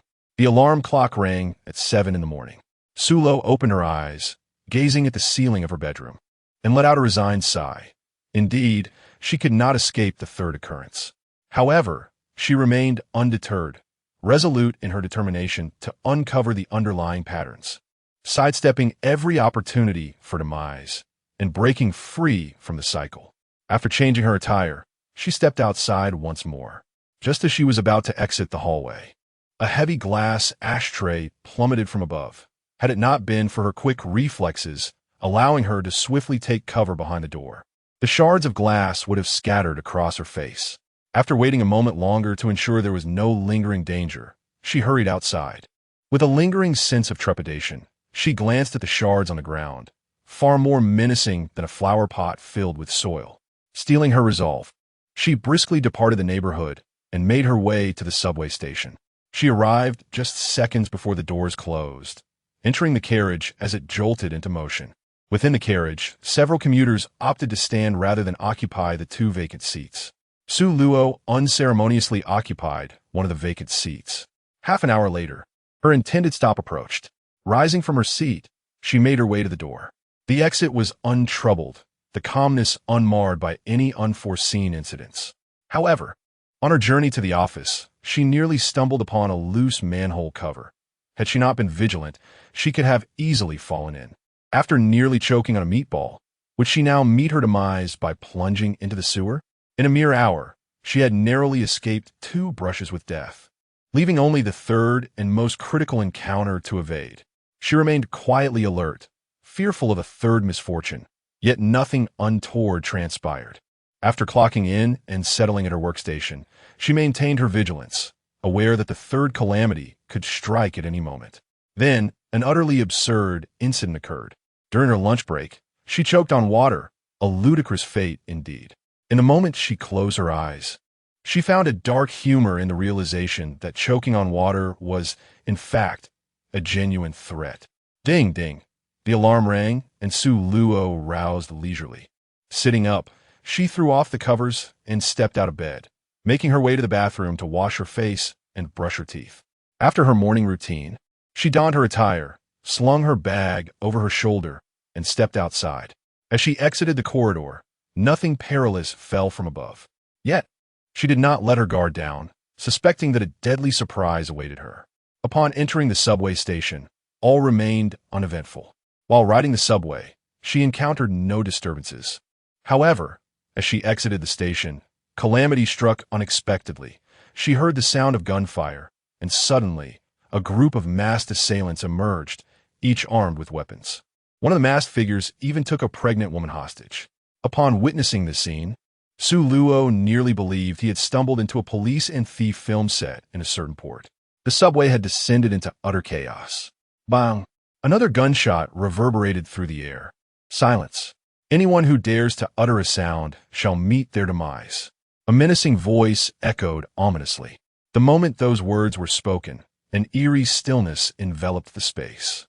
Everyone, gripped by fear, crouched on the ground with their heads cradled in their arms, terrified that any delay might lead to their abduction as hostages. Sulo was no exception. In a fleeting moment, when she cradled her head in her hands, her peripheral vision caught a glimpse of the time on her watch, 7:15. How could this be? Typically, she arose at 7, took approximately 15 to 20 minutes for her morning routine, and departed to catch the subway at 7:35. The journey from her home to her workplace usually required at least 45 minutes, followed by a 20-minute walk, which meant she'd generally arrive at the office around 8:40. Before leaving, she had deliberately checked her watch, noting that it was 7:20 at that time. Yet now, after spending 45 minutes on the subway, time seemed to have regressed, which was utterly absurd. Just as she was engulfed in confusion, she noticed a remarkably familiar girl squatting beside her. More precisely, another version of herself, save for the difference in attire. Su Luo stood frozen, gazing at another version of herself. This other self also looked back at her. The two exchanged glances, and suddenly, the scene before them began to distort, the other self gradually fading from view. In the fleeting moment of the other self's disappearance, Su Luo noticed that the watch on her wrist began to spin rapidly, and everything around her seemed to accelerate as if the fast-forward button had been pressed. Ultimately, the clock came to a halt at 8:20, resuming its usual languid rotation. As Su Luo rose to her feet, she realized that her prolonged crouching had rendered her legs numb, causing her to sway uncontrollably to one side. Just as she was about to tumble to the ground, someone caught her. "Are you all right, miss? Perhaps you're experiencing a drop in blood sugar. I have some candy. Consuming it will certainly alleviate your discomfort," the girl spoke, her voice melodious and soothing. Without allowing Su Luo a moment to decline, she pressed a piece of candy into her palm. Before Su Luo could discern the stranger's features, she had already departed with swift strides. Gazing at the retreating figure and the attire she wore, Su Luo was struck by an uncanny familiarity. This was clothing she had donned herself during her initial experience of the time loop. Thus, it dawned upon her that the individual who had rescued her was none other than herself. Yet, before she could delve deeper into this revelation, the scene around her abruptly shifted, and she vanished from her spot. Simultaneously, in another iteration of the time loop, Su Luo stood before a breakfast shop, poised to enter and procure a meal. However, she abruptly altered her course and walked away. Mere moments later, a sign plummeted from above, shattering the pavement and sending fragments scattering. Several shards hurtled towards the open entrance of the breakfast shop, striking 2 or 3 patrons who were enjoying their meals, leaving them bloodied and battered. This situation exemplified the adage, one may sit securely indoors, yet calamity may descend from above. Upon entering the company, Su Luo clocked in and proceeded to her workstation, where she opened her computer and placed her bag down. She then picked up her cup and the milk tea from her drawer, making her way towards the pantry. Chapter 84. Instance 5. Tale End 4 at 8:50. Li Shuang from the adjacent workstation arrived with her bag slung over her shoulder. She greeted Su Luo, saying, "Good morning, Su Luo. You arrive so early every day. I can never seem to get up on time." Li Shuang lamented to her.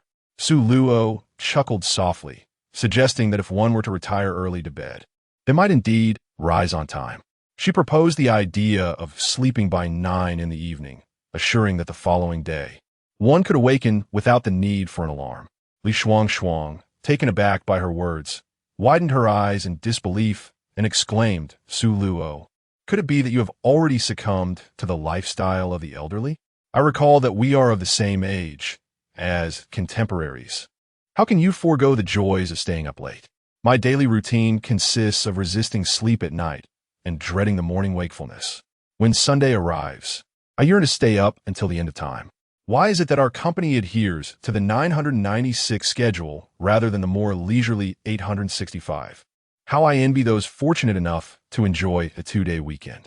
Su Luo mercilessly remarked, those who enjoy weekends off typically earn over 10,000 a month, unlike us, whose salaries barely reach 5,000.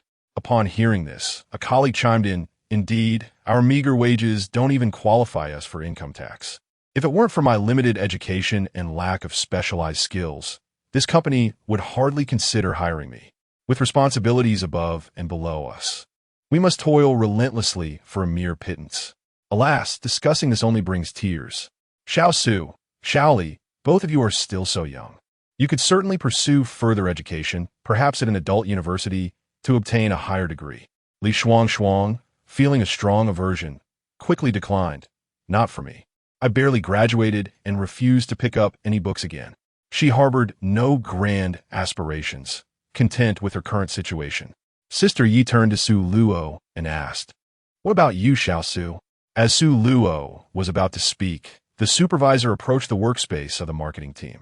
It was 9:10, and she announced that the entire marketing team was to convene in the meeting room. After delivering her message, she cast a glance towards the administrative area and, with a pointed implication, remarked that they should diligently focus on their work and not aim too high. She noted that although our company may not be large, the benefits provided to you have never been lacking. Subsequently, she proceeded to subtly manipulate all the employees in the administrative section before turning to leave. Li Shuang, Kiet Li Ramarka. Is it a necessity for every company to engage in such manipulation of employees, instilling a sense of gratitude and reverence for the salaries they provide us? Su Luo spoke in a calm tone, remarking that disbursing salaries is inherently the company's obligation. They have purchased employees' time and labor.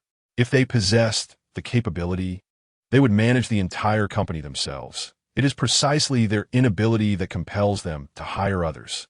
The two women at the adjacent workstation quietly gave Su Luo a thumbs up. Subsequently, the group fell silent, each attending to their respective tasks. Around 9:30, the supervisor called the two women from the opposite workstation away.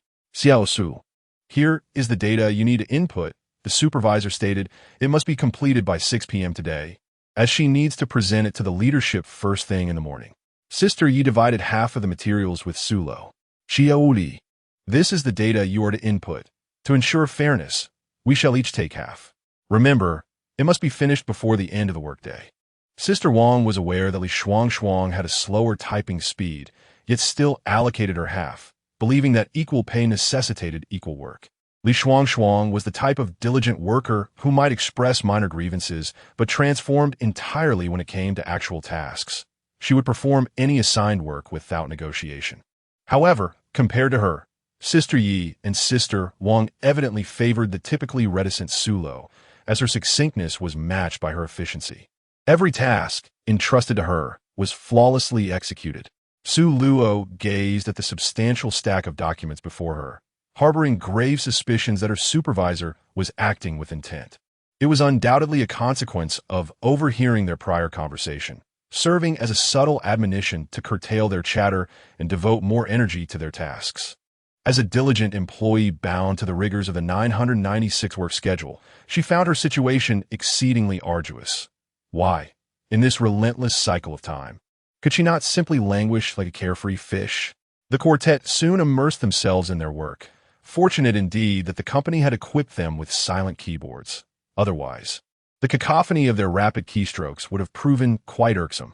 Su Luo possessed formidable mental faculties. Upon glancing through the first page of the materials, she committed the entirety to memory before proceeding to transcribe the document. After completing one page, she advanced to the next. Clearly, her efficiency surpassed that of multitasking between reading and typing. As noon approached, she had transcribed half of the materials. When the clock struck 12, she paused to stretch her neck, seated at her workstation, performing several stretching exercises to alleviate the tension that had built up in her muscles throughout the morning. Finally, it was noon. Her eyes ached and her wrists felt sore, yet a substantial amount of data remained to be entered. It seemed that her lunch break would be sacrificed. Li Shuang murmured. Wang Jie and Yi Jie rose, casting glances at Su Luo at the opposite workstation. Li Shuang inquired, "How much have you both entered? Have you reached halfway?" Wang Jie and I have completed half. We will undoubtedly finish before the end of the afternoon. She added, "Come, let's go for lunch. I heard there are braised ribs today." Noticing that Su Luo had also completed half, she felt that among the four of them, she was the slowest. Wang Jie disapproved, saying, "Xiao Li, you ought not to rely on takeout. It is laden with oil and salt and detrimental to your health." Yi Jie turned to Su Luo, asking, "Xiao Su, you aren't resorting to takeout as well, are you?" Su Luo rose to her feet, stating firmly, "Of course not. There is a staff cafeteria. Why would I go on my way?" Li Shuang pouted and glared at her, exclaiming, "Su Luo, are you implying something about me?" "Indeed, came the reply. With that, the three companions made their way to the cafeteria. Upon witnessing this, Li Shuang felt a surge of envy, tears streaming from her eyes. Su Luo retrieved a cup of juice concealed behind her back, waving it enticingly before Li Shuang. "Here, this is specially for you, the passion fruit flavor you adore." Li Shuang's face lit up with joy as she eagerly accepted the offering. "Thank you. How much is it? I'll transfer the money to you." Without hesitation, Su Luo replied, as the four of them had always adhered to a system of splitting expenses equally. They were merely colleagues and had not forged any deeper connections. It was preferable to maintain clarity from the outset rather than allow minor matters to disrupt their camaraderie. Li Shuang promptly picked up her phone and transferred 12 yuan to her. Su Luo accepted the task. After finishing their juice, the four of them engaged in casual conversation. Once the afternoon break concluded, they resumed their industrious activities. The hours swiftly passed by. In Chapter 85, Instance 5, Tale N5, at 5:50 p.m., Sister Yi, seated opposite Su Luo, declared, "I have completed my recording." Almost immediately, Su Luo chimed in, "I too have finished." In truth, she had completed her task long ago, but feigned incompletion. 5 minutes later, Sister Wang spoke up, "I'm also done. There are only 5 minutes left until the end of the workday." Observing that the other three had finished, Li Shuang felt a twinge of anxiety and hastened her own pace. Su Luo spoke gently, "Take your time. Do not make any mistakes, or you will face a deduction in your salary." Li Shuang remained silent, nodding in acknowledgement. By 6 o'clock, she still had not completed her recording. "You may go ahead. I will work an extra half hour," she said. A wave of sadness washed over her. Had she known earlier during lunch, she would have refrained from chatting with them. After Su Luo and her two companions greeted her, they departed with their bags. Having clocked out, the time on the clock read precisely 6:05. At the entrance of the office building, Su Luo parted ways with Sister Wang and Sister Yi. With her bag slung over her shoulder, she made her way towards the subway station. Typically, she preferred to take the stairs. However, for reasons unknown, she abruptly decided to take the elevator instead. A minute later, Su Luo witnessed a man tumbling down the stairs, colliding with several unsuspecting passersby. One unfortunate girl bore the brunt of his fall, her head striking the marble floor with considerable force, resulting in a substantial pool of blood. Someone immediately dialed for emergency assistance, while a crowd gathered to gawk at the scene. Su Luo, however, chose not to linger and continued on her way. Su Luo was momentarily taken aback, questioning whether someone was indeed speaking to her. In that fleeting instant, a flower pot, dislodged by the fierce wind, toppled over, causing her to collapse to the ground and lose consciousness. Regaining her senses, she hastily threw off the covers and made her way to the bathroom to freshen up. At 10 minutes past 7, she slung her bag over her shoulder and stepped out, heading towards the subway station. She boarded the train at 7:25, finding the carriage relatively uncrowded, with ample vacant seats available. Selecting a spot near the door, she settled in and took out her phone to browse the news. Ding! The train has arrived at Shuangqiao Station. Sulo, with his backpack slung over his shoulder, exited the subway and made his way towards the station's exit.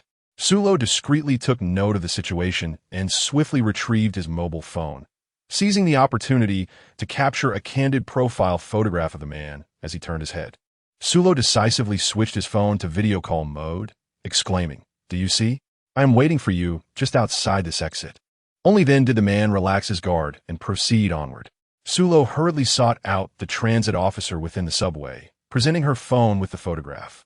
"Officer, this is the individual I find somewhat peculiar. Could you please take a look?" The officer accepted her device, magnified the image, and remarked, "I will send this photograph to my mobile." He promptly disseminated the image to their work group. The transit officer swiftly contacted all personnel stationed within the station, instructing them to monitor each exit vigilantly. Upon realizing that there was nothing more for him to attend to, Su Luo departed without hesitation. At that very moment, another train arrived at the station, and as the doors swung open, a throng of passengers disembarked. Sulo followed the crowd as he made his way towards the station exit. Not long after stepping outside, he was startled by a commotion erupting behind him. Sulo exchanged glances with another version of herself from afar. She observed as the other raised her hand to touch the wound on her neck. Suddenly, the surrounding scene shifted, and she vanished from her original position. In a different temporal loop, Sulo felt the injury on her neck, her brow slightly furrowed. This truly was an unforeseen calamity. She had evaded the chaos within the carriage, yet she could not escape the ambush of the unfamiliar man. The assailant, wielding a knife, was swiftly apprehended. A station attendant guided Sulo to the medical room, where her wound was cleaned and simply bandaged. "It will be prudent for you to visit a hospital for a blood test," the medical personnel advised kindly. Sulwonadiv, indicating her understanding. In recent years, due to the harshness of life, a small number of individuals have succumbed to despair, resorting to extreme measures and seeking vengeance against society. No one knows if that man's blade was tainted with anything.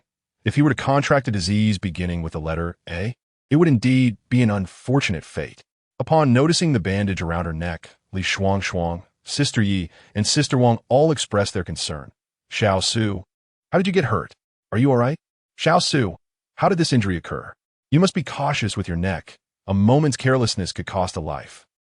"Su Luo, what did the doctor say? Is it serious?" Sister Yi and Sister Wang looked on in astonishment. "Xiao Su, we never would have guessed you possess self-defense skills. In a world that is increasingly unfriendly towards women, knowing self-defense at least ensures one's personal safety." Li Shuang, filled with admiration, exclaimed, "Su Luo, I find myself growing more envious of you. You are not only beautiful and capable, but also skilled in martial arts. If only I could possess even a third of your attributes." Su Luo merely smiled and remained silent. "By the way, Xiao Su, I believe it would be prudent for you to undergo a blood test at the hospital. One can never be too cautious, especially in case that individual carried any viruses on their weapon," suggested Sister Yi. "Thank you for the reminder, Sister Yi. I, too, intend to have my blood tested for peace of mind," Su Luo replied with a smile. At 9 o'clock, the supervisor arrived to announce a meeting for the marketing team. After delivering a lengthy discourse filled with manipulative rhetoric, she departed from their workstations. By 9:30, both Sister Yi and Sister Wang were summoned away. They divided their responsibilities, sharing the workload equally with Su Luo and Li Shuang. The supervisor emphasized that the leadership required these materials first thing in the morning, thus necessitating completion before the end of the afternoon shift. Li Shuang's face contorted in distress, for such a demand was particularly daunting for someone of my slower pace. Su Luo remained silent, directly seizing the materials to begin inputting data. Both Sister Wang and Sister Yi also commenced their work. Li Shuang, with a furrowed brow, busily joined in. At 10:50, Su Luo paused to save and back up her work, then rose to seek out her supervisor. "Sister Wang, Sister Li Shuang, I have already taken leave. I must go to the hospital for a blood test." "All right, you go ahead." "Xiao Su, Do you need me to get you some food? No, I can find something to eat outside. With that, Su Luo grabbed her bag and departed. Chapter 86. Instance 5. Tail end 6. Upon arriving at the hospital, Su Luo registered for an emergency appointment. With few patients around at noon, she was quickly attended to. 10 minutes later, she emerged from the emergency room and headed straight for the blood collection room. After her blood was drawn, she took the relevant documents and exited the hospital, planning to return for the results after work in the afternoon. Seeing her, Li Shuangshuang asked, Su Luo, did you skip lunch? There were quite a few people at the hospital, and I ran out of time. I still have half of the data left to input, and I don't want to be the only one working overtime after everyone else has left. Li Shuangshuang fell silent. At 2 o'clock in the afternoon, Su Luo resumed her data entry, determined to complete it before the end of her shift. I've finished, so I can leave on time. I'm done too. Me as well. Upon hearing this, Li Shuangshuang felt disheartened. It seemed she was the only one left in a world of unfulfilled tasks. At 6:10, Su Luo stood by the roadside waiting for a ride, ready to collect her test results from the hospital. Suddenly, an unexpected turn of events occurred as an out-of-control cement truck careened towards her location. In a frantic dash, Su Luo hurriedly fled to the side. However, she could not evade the impending doom, as she was tragically crushed beneath the toppled cement truck, blood spilling across the ground. The incident claimed the attention of several passers-by. Yet her fate was the most dire, her demise the most harrowing. Upon regaining consciousness, it was 6:45 a.m. Su Luo rose from her bed and made her way into the bathroom. By 7 o'clock a.m., she had donned her attire and slung her bag over her shoulder, ready to venture out. Upon arriving at the subway station at 7:16 a.m., she realized she had missed the 7:15 train and was left with no choice but to await the 7:25 train. At 7:25 a.m., the subway finally arrived. Su Luo entered the carriage and settled into an empty seat. After 45 minutes, she alighted from the subway and followed the throng towards the station's exit. Upon reaching the exit, she was approached by an elderly couple who handed her a crumpled note, requesting her assistance in reaching the address written upon it. Su Luo gazed intently at the deceitful duo and promptly alerted the authorities. The elderly couple, realizing their ruse had failed, attempted to flee but were swiftly apprehended by her quick reflexes. Ladies and gentlemen, here stand a pair of swindlers, she declared. Passers-by halted in their tracks, drawn to the unfolding spectacle. As the crowd grew, the couple began to feign distress, casting aspersions upon Su Luo, claiming, "Child, how can you not recognize us? Even if we possess no remarkable talents, we are still your parents." The onlookers' expressions shifted as they regarded Su Luo, yet the professionals from the nearby office buildings, adhering to a mindset of without full knowledge, do not comment, chose to remain silent. Su Luo, with an air of indifference, retorted, "Since you claim that I am your daughter, why not disclose my identification number? What is my name? Which school did I attend? How old am I this year? On what date do I celebrate my birthday?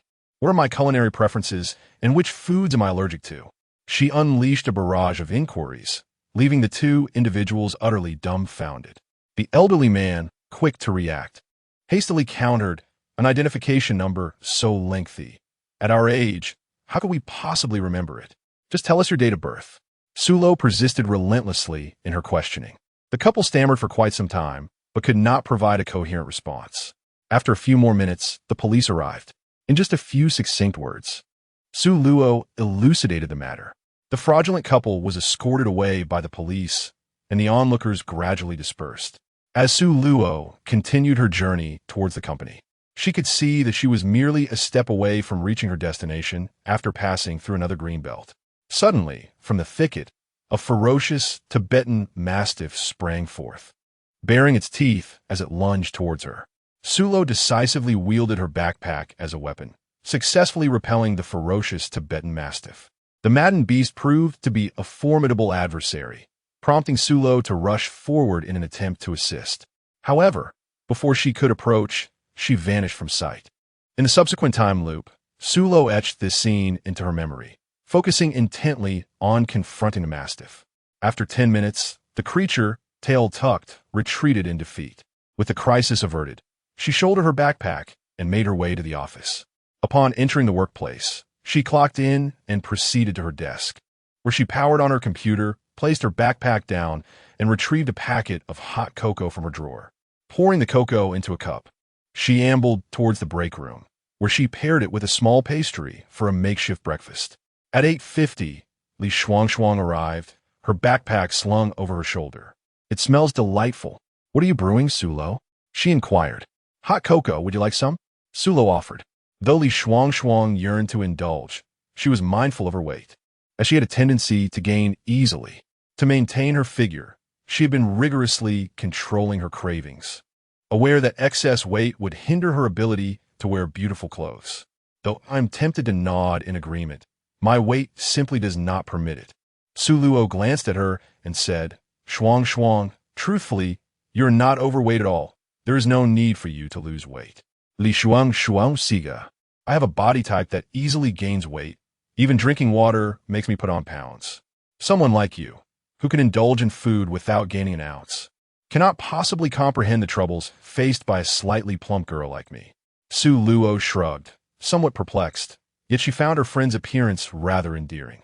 With her adorably plump figure, Li Shuang waved her hand dismissively, saying, "Please, no need to comfort me.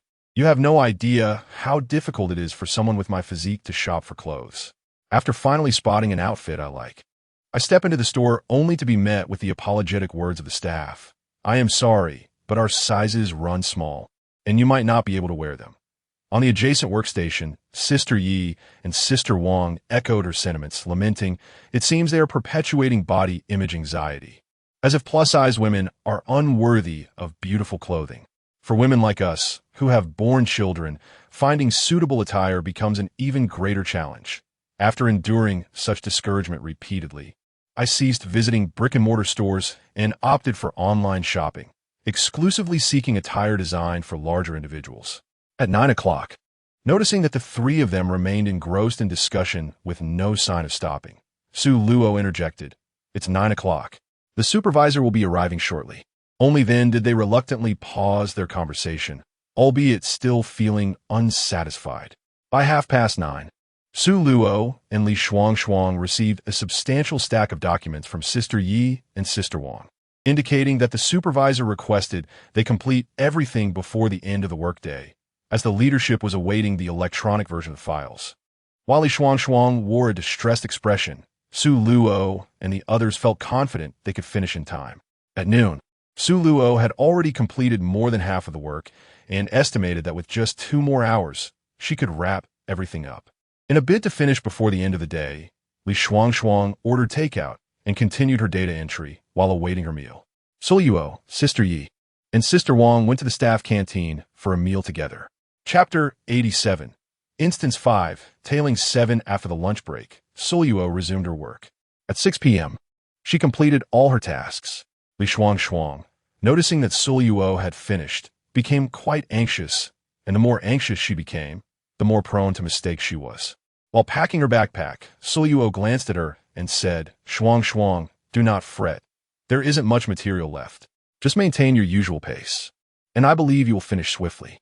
Li Shuang mumbled softly, "I know, but I really don't want to work overtime." Su Luo ceased her speech, shouldered her bag, and departed, resolutely avoiding any self-imposed troubles. Once she opened her mouth, she would inevitably become the victim. Sister Yi and Sister Wang followed suit and left as well. In the administrative area, only Li Shuang remained. Su Luo, accompanied by Sister Yi and Sister Wang, exited the company and parted ways at the foot of the building. She took out her phone to scan for shared electric bicycles, only to encounter an inexplicable issue. Each vehicle displayed a malfunction. Reluctantly, she abandoned this endeavor and entered the subway station. Just as she was about to ascend the stairs, her attention was drawn to a large pool of blood at the bottom, causing her heart to race. After a moment's hesitation, she opted for the escalator instead. Later, while bathing, she felt a wave of dizziness wash over her legs growing weak, and soon she lost consciousness. In the fleeting second before her fainting spell, she mused on the sheer improbability of encountering a gas leak. Truly, her luck was unparalleled. When she opened her eyes again, it was precisely 7 o'clock, and the alarm clock promptly chimed. She rose from her bed, and made her way to the bathroom to freshen up. 15 minutes later, she stepped outside, relieved to find that there were no further incidents of falling objects in the hallway. Upon reaching the subway station, she took the escalator to the platform and away to the train. As the subway arrived, she followed the crowd toward the exit. After a few steps, she noticed that the shoelace of her athletic shoe had come undone, prompting her to step aside and kneel to tie it. Once she secured one shoe, she took the time to retie the other as well. By the time she finished, the subway station had emptied considerably. Slinging her bag over her shoulder, she exited and brushed past two subway attendants. Their conversation captured her attention. The girl they had just spoken of seemed remarkably composed in the face of danger, fearlessly throwing a perpetrator to the ground. She was undeniably impressive. Now, Su Luo could only hope that the injury on the girl's neck would not lead to any infection. She reflected on the state of society, wondering how people had become so desensitized. Even amidst the pressures of life, it was unfathomable that one would seek revenge on innocent civilians. Such individuals were truly a waste of oxygen, and their existence only served to tarnish the earth. Suro extracted information of interest from the conversation between the two, shouldering her bag as she continued her walk outside. On her way to the company, she noticed a sanitation patrol vehicle on the street, with a metal cage in the back containing stray dogs. A few steps later, she observed 3 enforcement officers from the dog-catching team struggling with a fiercely aggressive Tibetan Mastiff. The sight of the Mastiff momentarily halted her steps, but she soon resumed her forward motion. Upon arriving at the company, she clocked in and settled at her workstation, treating herself to a cup of hot cocoa paired with biscuits for breakfast. Around 8:50, her colleague Li Shuang from the adjacent desk, along with Yi Jie and Wang Jie from the opposite workstation, arrived. After exchanging a few pleasantries, they ceased their chatter and began preparing for work. At precisely 9 o'clock, the supervisor summoned the marketing team for a meeting, then proceeded to their work area to deliver a session of PUA before departing. By 9:30, Suro received her tasks for the day, a stack of age documents. The supervisor emphasized the importance of these materials, stating that the leadership required them by the following morning. Hence, it was imperative for the 4 of them to complete the work before the end of the day. Familiar with the documents, Suro commenced data entry. Meanwhile, Li Shuang lamented, "With this volume of material, I certainly won't finish before quitting time." They all received the same salary, and, as Wang Jie remarked, since their wages were identical, they ought to perform equivalent work to avoid disputes later. Engrossed in their tasks, time flew swiftly, and soon it was noon. Su Luo's speed of typing was extraordinarily swift. Within the span of a single morning, she managed to input half of the required data. Upon witnessing this, Li Shuang was filled with envy. "Su Luo," she inquired, "why is it that my typing speed never seems to improve?" Before Su Luo could utter a word, she heard Sister Wang from across the table remark, "In my opinion, your typing speed is closely tied to the input method. Among the 4 of us, you're the only one using Pinyin, while the rest of us rely on Wubi." Upon hearing this, Li Shuang expressed her astonishment, exclaiming, "Really? Is there still someone using Wubi, an input method that has long been deemed obsolete?" Sister Yi, slightly displeased by her comment, interjected, "It's merely a sign of your generation's laziness. You are reluctant to memorize the radical components and find the decomposition of characters cumbersome, which discourages you from learning. Look at Su Luo. She is of the same age as you, yet she has mastered Wubi. Moreover, Wubi has not been rendered obsolete. Many still utilize it." Sister Wang chimed in, affirming, "Exactly. Wubi remains quite convenient. Take obscure characters, for instance. Even if you are unfamiliar with them, you can still type them out. However, with Pinyin, if you don't recognize a character, you must search for it for quite some time. Wubi allows you to compose a phrase with just 4 letters, while Pinyin requires a lengthy string of inputs. You find convenience in Pinyin's predictive features." The Shuang offered a conciliatory smile towards them, saying, "Oh, I was merely speaking casually. Dear sisters, please do not take offense." Sulo timely stepped forward to mediate the situation, suggesting, "Let's go dine, otherwise, we shall soon be left with mere remnants of soup." With that, she rose to her feet. Suluo, along with Sister Yi and Sister Wang, went out for a meal. After finishing their meal, The trio each purchased a cup of fruit beverage, and Suluo thoughtfully brought one for Li Shuang to maintain amicable relations with her colleague. Upon returning to the office, as anticipated, Li Shuang cast a particularly resentful glance at the trio, each holding a cup. Only when Suluo presented her with the beverage did her expression transform. "Thank you, how much is it? I'll transfer the money to you," she said. Li Shuang then picked up her phone and sent a payment. During the lunch break, aside from Li Shuang, the other three took a moment to rest. At 2 o'clock, the break concluded and everyone resumed their work. By 5 o'clock, Suluo was the first to complete all her assigned tasks. Subsequently, she opened a new document to compile the various unexpected events she had encountered within the time loop, listing them all. Upon completing the list, she felt as though something was amiss, but brushed it off as mere overthinking. She saved the document and backed it up on the cloud. Just before 5:50 p.m., she sent all the recorded information to Sister Wang's email. Upon receiving the email, Sister Wang specifically inquired of Li Shuang, "Little Li, have you finished your part?" If it weren't for the necessity of compiling the data, she wouldn't have pressed her. Sister Wang said no more, simply indicating that as long as Li Shuang sent it over that night, it could be submitted to the supervisor before 10 a.m. the following day. At 6:06 p.m., Suluo, Sister Yi, and Sister Wang left the office with their bags. Due to the overwhelming number of employees clocking out, it was already 6:10 p.m. by the time the three of them exited the building. They parted ways at the company entrance. While walking towards the subway station, Suluo noticed marks on the flower bed by the roadside, indicating a vehicle had collided there, with remnants of blood still visible. Was there an accident? She took out her phone to search for information, but found nothing, which struck her as odd. She felt no surprise at this outcome. Upon arriving at the subway station, she realized the pool of blood she had seen in the previous cycle was no longer there. Pondering this, she questioned whether she had simply imagined it, perhaps succumbing to delusions.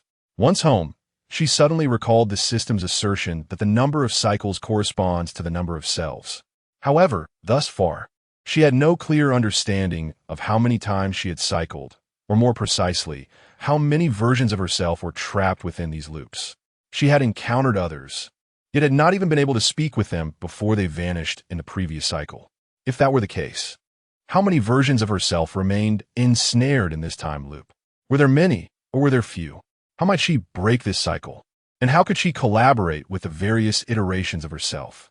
Contemplating this, she opened her laptop and began to compose a letter, expressing her hope that each version of herself within the loops could assist one another in breaking free. After completing her letter, she deliberately affixed a sticky note inside her laptop, hoping that her future selves, traversing through different temporal loops, would one day encounter it. That evening, she suddenly lost her appetite for cooking and opted for takeout instead. Upon its arrival, she turned on the television, tuning into an entertainment channel, indulging in both the meal and the show. As laughter erupted from a particularly humorous scene, she momentarily forgot about the crispy bone she was chewing. In a fit of uncontrollable mirth, a piece of the unchewed bone lodged itself in her airway, neither rising nor descending, and soon she succumbed to asphyxiation.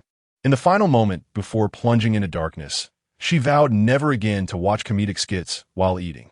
When she opened her eyes once more, the clock on her bedside table read 6:40.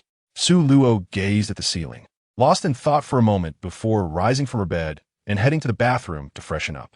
If her memory served her correctly, this was the third iteration of the time loop, though it was possible that some fragments of her memory were missing. Since the hour was still early, she entered the kitchen and prepared a simple breakfast for herself. After finishing her meal, with no time to wash her dishes, she hastily placed them in the sink and slung her bag over her shoulder as she stepped outside. Upon arriving at the subway station, she noticed that the 7:25 train had just departed. She would have to wait for the next one. Typically, trains arrived every 10 minutes, but today, she only had to wait 5 minutes for the next train to arrive. As she boarded, a sense of foreboding washed over her, as if something significant was about to occur. Indeed, her intuition proved correct. Just one stop away from Shuangqiao Station, the train came to an abrupt halt, stranded in the middle of nowhere. Commuters, primarily office workers, began to fidget restlessly, with many making their way towards the driver's cabin. Suddenly, A cacophony of screams and shouts erupted from the front car. Panic ensued as people rushed back towards her, their faces etched with terror. Something terrible was happening. Someone had taken the crew hostage. The assailant was utterly deranged, demanding that everyone accompany him to their doom. Then, with a deafening explosion, the front car erupted in flames, and the piercing screams became a haunting symphony, yet they could not avert the impending disaster. In her final moments, she thought to herself how extraordinarily unfortunate she was to encounter such calamity. When she opened her eyes again, she found herself in a different location, the subway car. The train was operating normally, devoid of any unforeseen incidents, as if the horrors of the previous cycle had merely been a nightmarish illusion. However, she was acutely aware that this was no dream. The searing heat of the flames and the visceral pain of her demise were indelibly etched in her memory. Shuangqiao Station has arrived, the train announced, signaling that it was time for her to disembark. She shouldered her bag and walked towards the exit, following the throng of passengers.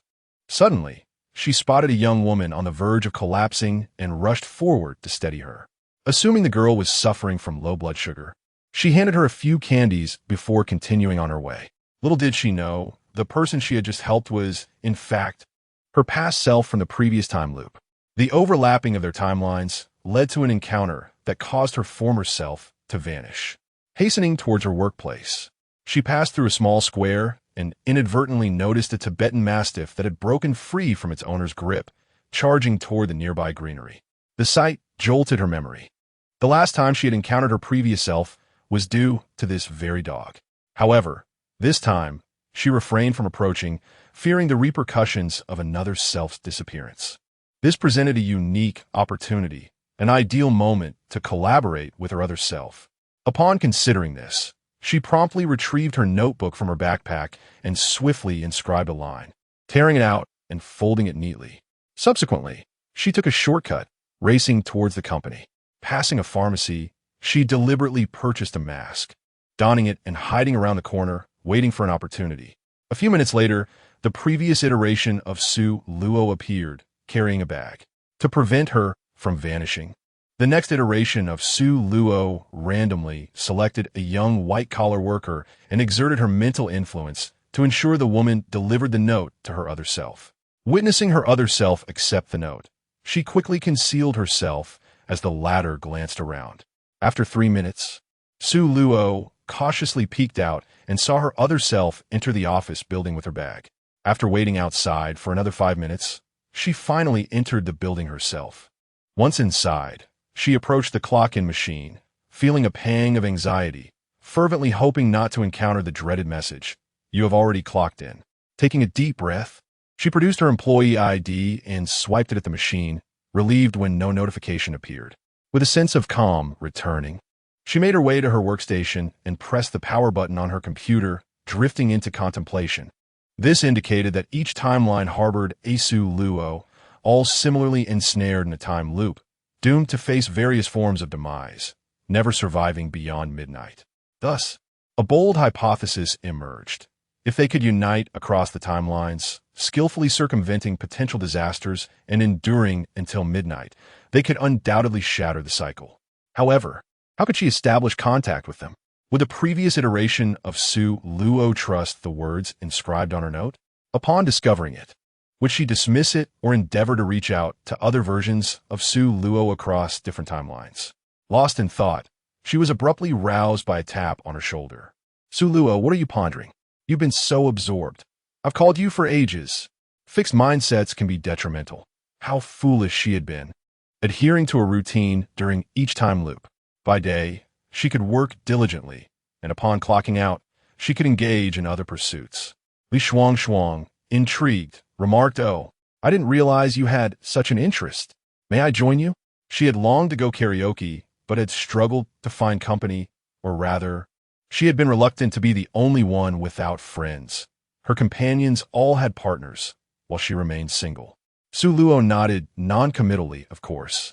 At the adjacent workstation, Sister Wang interjected, "You young people are brimming with vitality. If only I were not married. How wonderful that would be. Why did I ever choose to marry? I regret it immensely now." From the moment I open my eyes in the morning until I retire at night, it feels akin to warfare.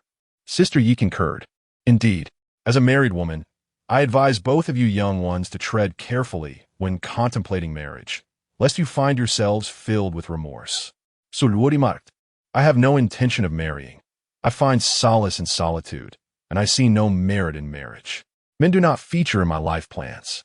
Li Shuang, with a tone of admiration, responded, Su Luo, you truly embody clarity in this world. I constantly observe my dear friends wholly devoted to men, utterly neglecting their own identities.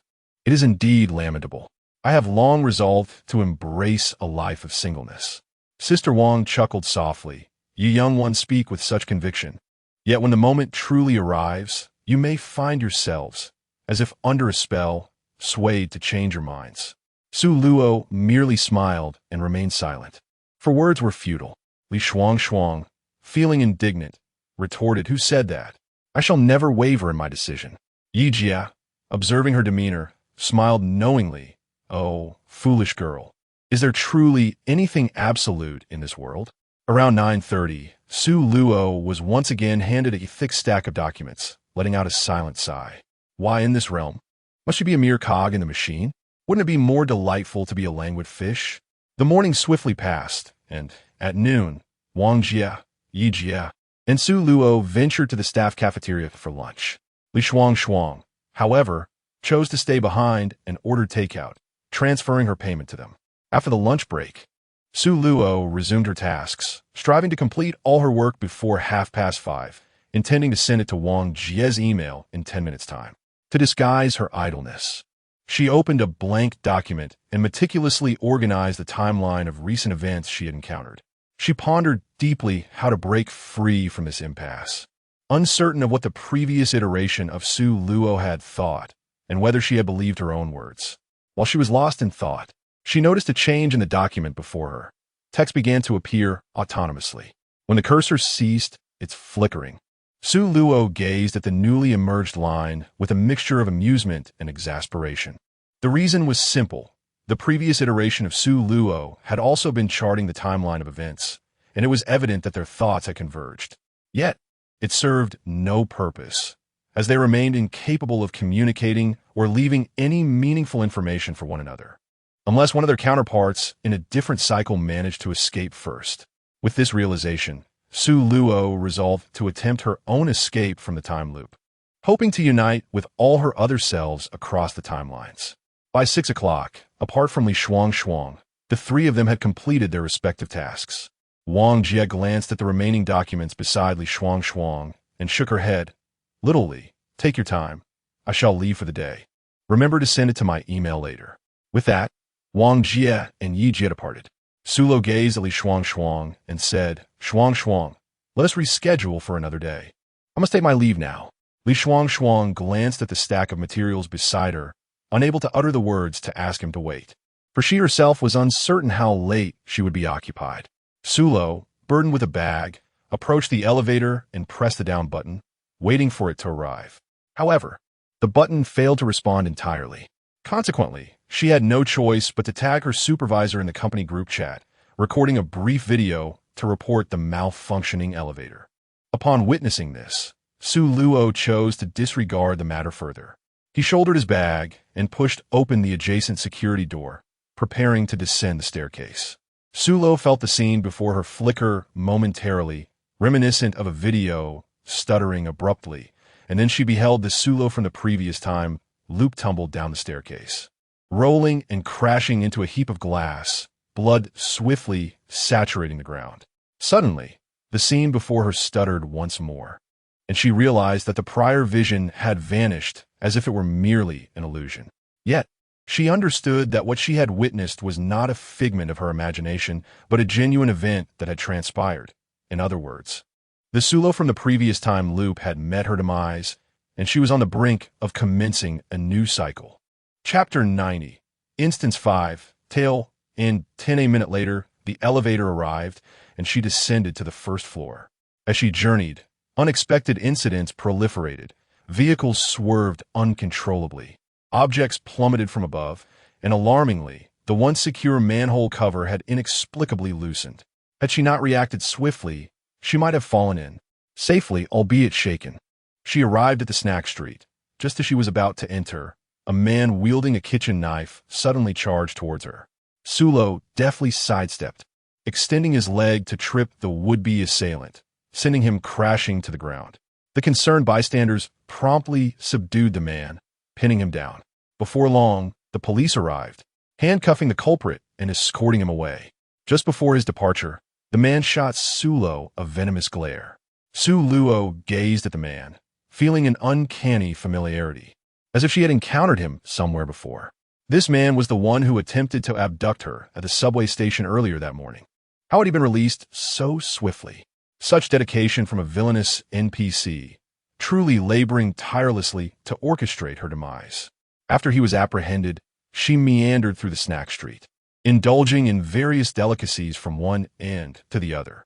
Once satiated, she purchased a cup of bubble tea. However, after only a few sips, she nearly found herself choking on the pearls within. With lingering trepidation, she regarded the beverage in her hand. This was no ordinary bubble tea, but rather a perilous concoction. Had it not been for her prior experience of nearly choking on a crispy bone, she might have become the first unfortunate soul to succumb to the pearls and bubble tea. To avoid waste, she decided to drink only the tea, leaving the pearls untouched. When she finally disposed of the empty cup, a multitude of black pearls remained inside. She hurriedly shut the car door, apologizing to the driver, and strode purposefully toward the nearby subway station. What a bewildering incident. Indeed, it felt like a bizarre experience in an alternate realm of death. Sulo's ears twitched, and he instantly leaped backwards to a safe distance. With a thunderous crash, a dark shadow plummeted from the sky, shattering several tiles and subsequently oozing a considerable pool of blood. Luo, it is truly speechless. In an effort to eliminate her, they have escalated their actions, reducing her to a mere pawn. Someone has jumped from a building. Quickly, call for emergency assistance. Nearby residents, upon hearing the commotion, hurriedly rushed over. Before long, the paramedics arrived, taking away the individual who still clung to a thread of life. Upon entering her home, Luo felt as though she had truly come back to life. She hung her bag on the coat rack and collapsed onto the sofa, reflecting on the day's harrowing events. Throughout that day, she had experienced a series of unforeseen incidents that one might encounter over a lifetime. Pouring herself a cup of tea, she prepared to drink it in one go when the scene before her flickered momentarily. Thus, she retrieved a straw to sip her beverage. It was rather unfortunate to realize that choking on water was indeed a possibility. Such a fate seemed excessively tragic. While bathing in the evening, fearing the possibility of a gas leak, she promptly activated the exhaust fan. During her shower, an unexpected incident occurred. The soap inexplicably slipped from her grasp. As she bent down to retrieve it, her body suddenly lost control, and she found herself kneeling on the floor, nearly ensnared by the shower hose around her neck. This was akin to a real-life encounter with death. Had it not been for her quick reflexes, she would surely have met her demise that night. Emerging from the bathroom, her expression was a complex tapestry of emotions, uncertain if she would survive until midnight. To quell her anxieties, despite her heavy eyelids, she resisted the urge to sleep, terrified of inexplicably slipping away once more. Time stretched painfully as the hour hand moved sluggishly. When it finally pointed to midnight, Luo succumbed to a deep slumber. Upon awakening, it was once again 6:40 in the morning, and the date remained unchanged. Sulo felt a profound weariness. In other words, even if she managed to survive until midnight, the impasse would remain unbroken. What then was the key to breaking this deadlock? She lay in bed, deep in contemplation, when the clock struck 7, its alarm ringing out. Rising from her slumber, she proceeded to wash and groom herself. 15 minutes later, she donned her attire and, with her bag slung over her shoulder, stepped out the door. Just as she was about to exit the stairwell, a heavy object fell from above. Luo focused his gaze and realized it was yet another person. Was the community under some enchantment? One had danced last night, and now another had arrived this morning. Residents who were out for their early morning exercises immediately called for assistance. The emergency services swiftly arrived and took the individual away. Su Luo did not linger and departed promptly. Upon arriving at the subway station, she fortuitously boarded the train at 25 minutes past the hour. As she settled into her seat, fatigue washed over her. She had not slept well the previous night and was severely sleep-deprived. To avoid missing her stop, she set an alarm for half an hour and leaned back, drifting into slumber. The moment her eyes closed, everything around her began to recede rapidly. The number of passengers on the train dwindled, her wristwatch started to reverse, and time itself seemed to flow backward. The alarm rang as anticipated, awakening Su Luo, who stretched languidly and yawned widely, only to notice the sudden decrease in the number of fellow passengers. Fearing she had missed her stop, she glanced at the overhead display, only to see that there were still 5 stops remaining until Shuangqiao Station. How peculiar! She recalled that the train had been quite crowded when she boarded, and she had fought hard to secure her seat. How could it feel as though she had missed a fortune, completely unaware of the happenings around her, during what felt like merely half an hour? As the train reached Shuangqiao Station, Su Luo shouldered her bag and moved to the door, preparing to disembark. However, just as she was about to exit, an urgent need for the restroom struck her. Glancing around, she promptly made her way to the facilities. No sooner had she entered than chaos erupted outside. Several masked assailants armed with weapons stormed in from the exit, each capturing a female student and a male office worker. Everyone get down. Turn off your phones. Anyone who dares to resist. At that moment, the number of people in the subway station was relatively sparse, predominantly students, with only a handful of office workers. The sudden turn of events left them pale with fear, hastily crouching down with their heads cradled in their arms, trembling in terror. Inside the restroom, Su Luo had just washed her hands and was about to step outside when she heard the menacing voice echoing through the air. Could it be? She had stumbled into a rare robbery incident. But wait, were robbers now so audacious? At this hour, the cash transport vehicles from the banks had yet to arrive. The only other possibility was that they had targeted a nearby jewelry store. Surely these criminals must have lost their senses?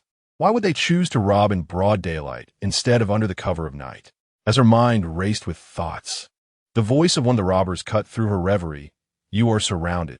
Shuangqiao Station was not particularly large, and with the train having already departed, a tempered glass barrier blocked the tracks. They had no means of escape unless they awaited the arrival of the next train.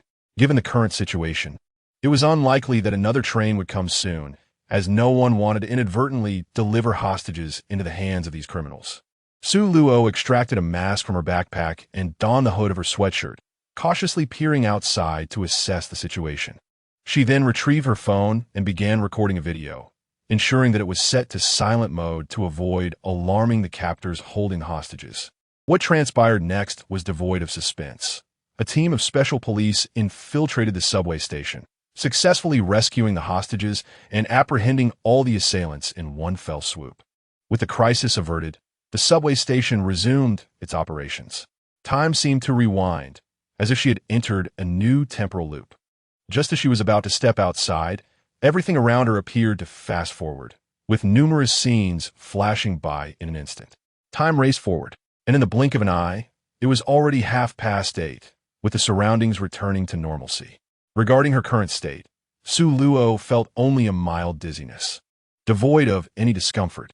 With her bag slung over her shoulder, she made her way towards the subway exit. However, as she ventured a short distance, she noticed something peculiar. The people around her seemed oblivious to her presence, passing right through her as if she were a mere apparition. She felt as though she were liquid, separating and merging. An undeniably bizarre sensation. It was as if she existed in an alternate temporal reality that overlapped with the present. To validate her suspicions, she quickened her pace, and shortly thereafter, not only did she encounter her previous self from the last cycle, but also her future self from the next cycle. This time, neither of them vanished. They resembled two parallel lines that would never intersect, each living an unchanging life on their respective timelines. She approached her former self, attempting to engage in conversation. Yet her words fell on deaf ears. The same was true for her future self. Between the two versions of herself lay an invisible, intangible barrier. Her mind raced.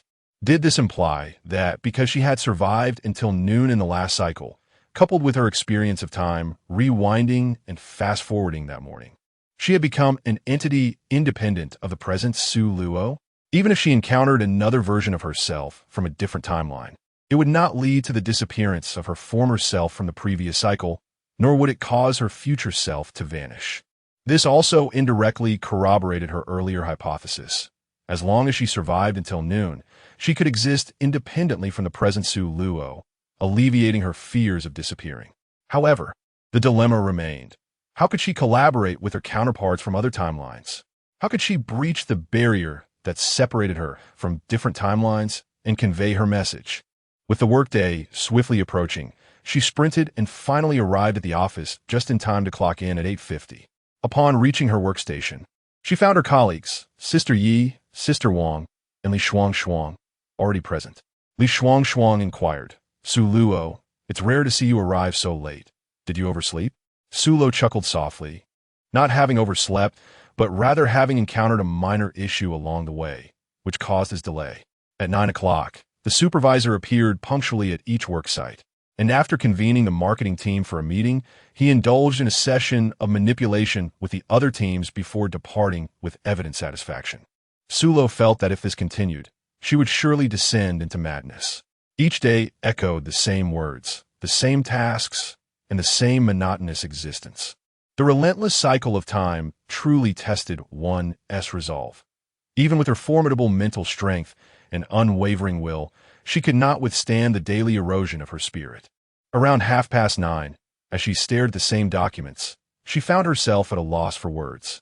To alleviate her torment, she proposed a swap of materials with Li Shuang, who readily acquiesced without hesitation. As she perused the completely unfamiliar documents, a smile danced upon Su Luo's lips. Her spirits lifted. Even trapped within the confines of a time loop, she sought to engage in varied activities to stave off the monotony. At noon, the three of them ventured to the cafeteria for lunch, leaving Li Shuang at her desk to continue her work. After their meal, Su Luo refrained from purchasing any beverages, as did Yi Jie and Wang Jie. Wang Jie inquired, "Xiao Li, how much data have you recorded? Have you completed half?"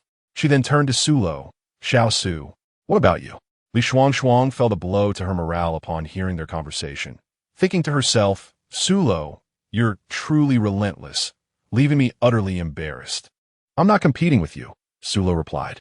With 20 minutes remaining until 6 o'clock, Wang Jie and Yi Jie each completed their respective tasks. Upon witnessing that the two had completed their tasks, Su Luo remarked that she too had finished her recording. Li Shuang was on the verge of tears, as she still had a considerable amount left to input. Given her pace, it would require her to work late into the night. As the clock struck 6, Su Luo shouldered her bag and departed from work. Sister Wang and Sister Yi followed suit shortly thereafter. This time, while waiting for the elevator, nothing of note transpired. Upon exiting the company, again, nothing of significance occurred.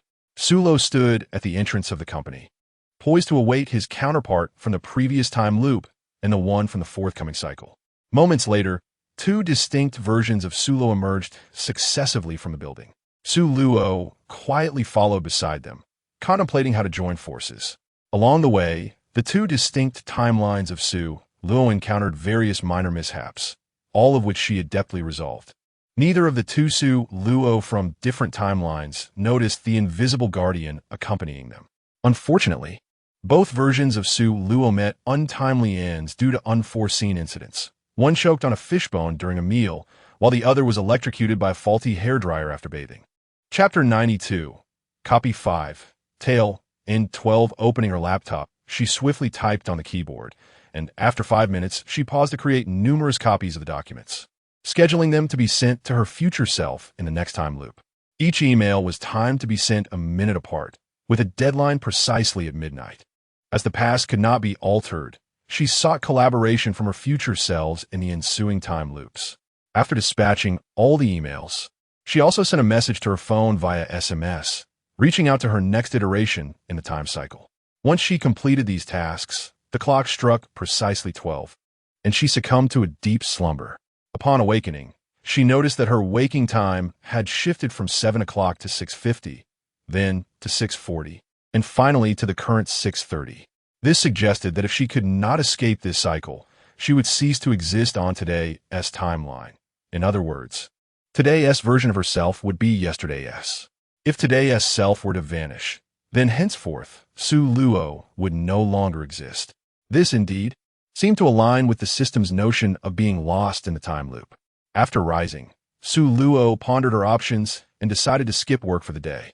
Given that there was a version of herself in one time loop and another in the next, her current self, having independently existed, would not face any repercussions for her absence. After completing her morning routine, she ultimately opted to don her outdoor attire, intending to observe her future self in the next time loop to see if she would receive the messages and emails she had sent. Fully equipped with a hat and mask, she settled in the living room, waiting for her next iteration to appear.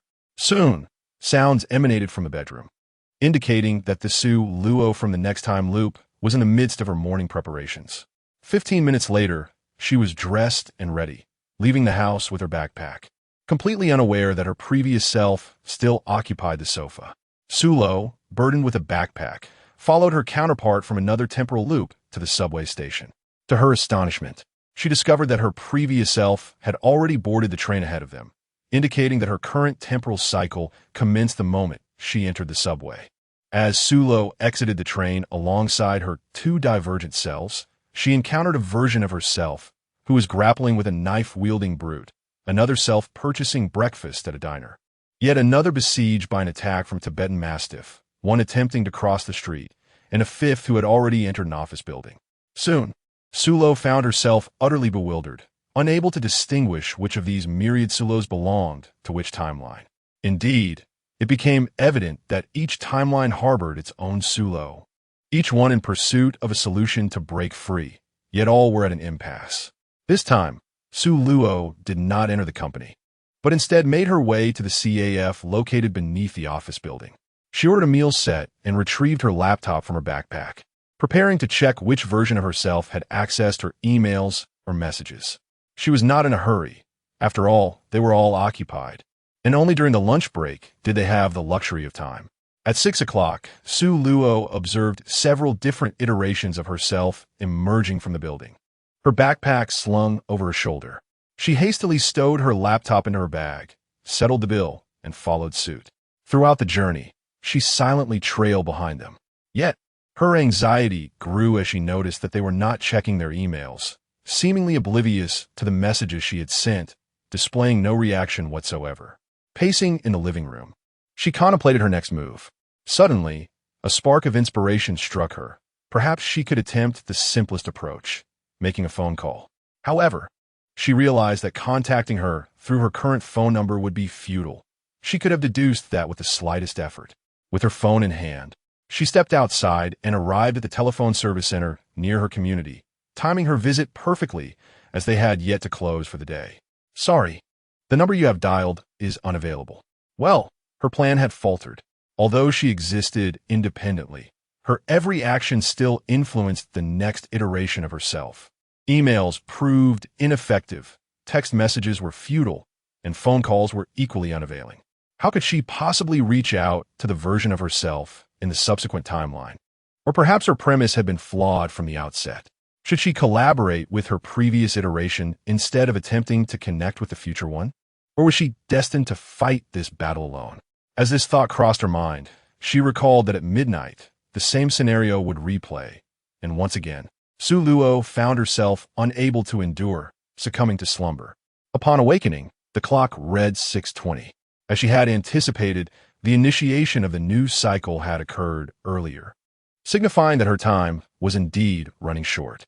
Su Luo ceased to contemplate the prospect of collaborating in the next timeline. With her bag slung over her shoulder, she arrived at the subway station, and, as she had anticipated, she found several versions of herself from the previous timeline standing there. Su Luo recalled the new SIM card she had obtained yesterday, hurriedly removing the old one and inserting the new. She began attempting to send messages to her former self from a previous timeline. However, the messages vanished into oblivion, eliciting no response from them. Undeterred, she resolved to wait until she exited the subway station to try calling instead. If that too proved futile, she would have to explore alternative methods. After all, a single mind may falter, but a multitude can devise solutions, and surely there were angles she had yet to consider. Upon emerging from the subway, she discovered that her earlier selves had encountered robbers. Sulo nearly sighed, realizing how she had forgotten her own unfortunate fate. Nonetheless, the crisis would be resolved in no more than half an hour. She cradled her head and quietly shifted to conceal herself behind a nearby pillar, only to discover another version of herself had already taken refuge there. One might say they truly were the same person. Their thought processes were utterly identical. In Chapter 93, Instance 5, Tale, End 13, the two Sulos from different timelines encountered each other. Unlike before, there would no longer be another Sulo vanishing. The Sulo from the previous timeline could not perceive the Sulo from the subsequent timeline.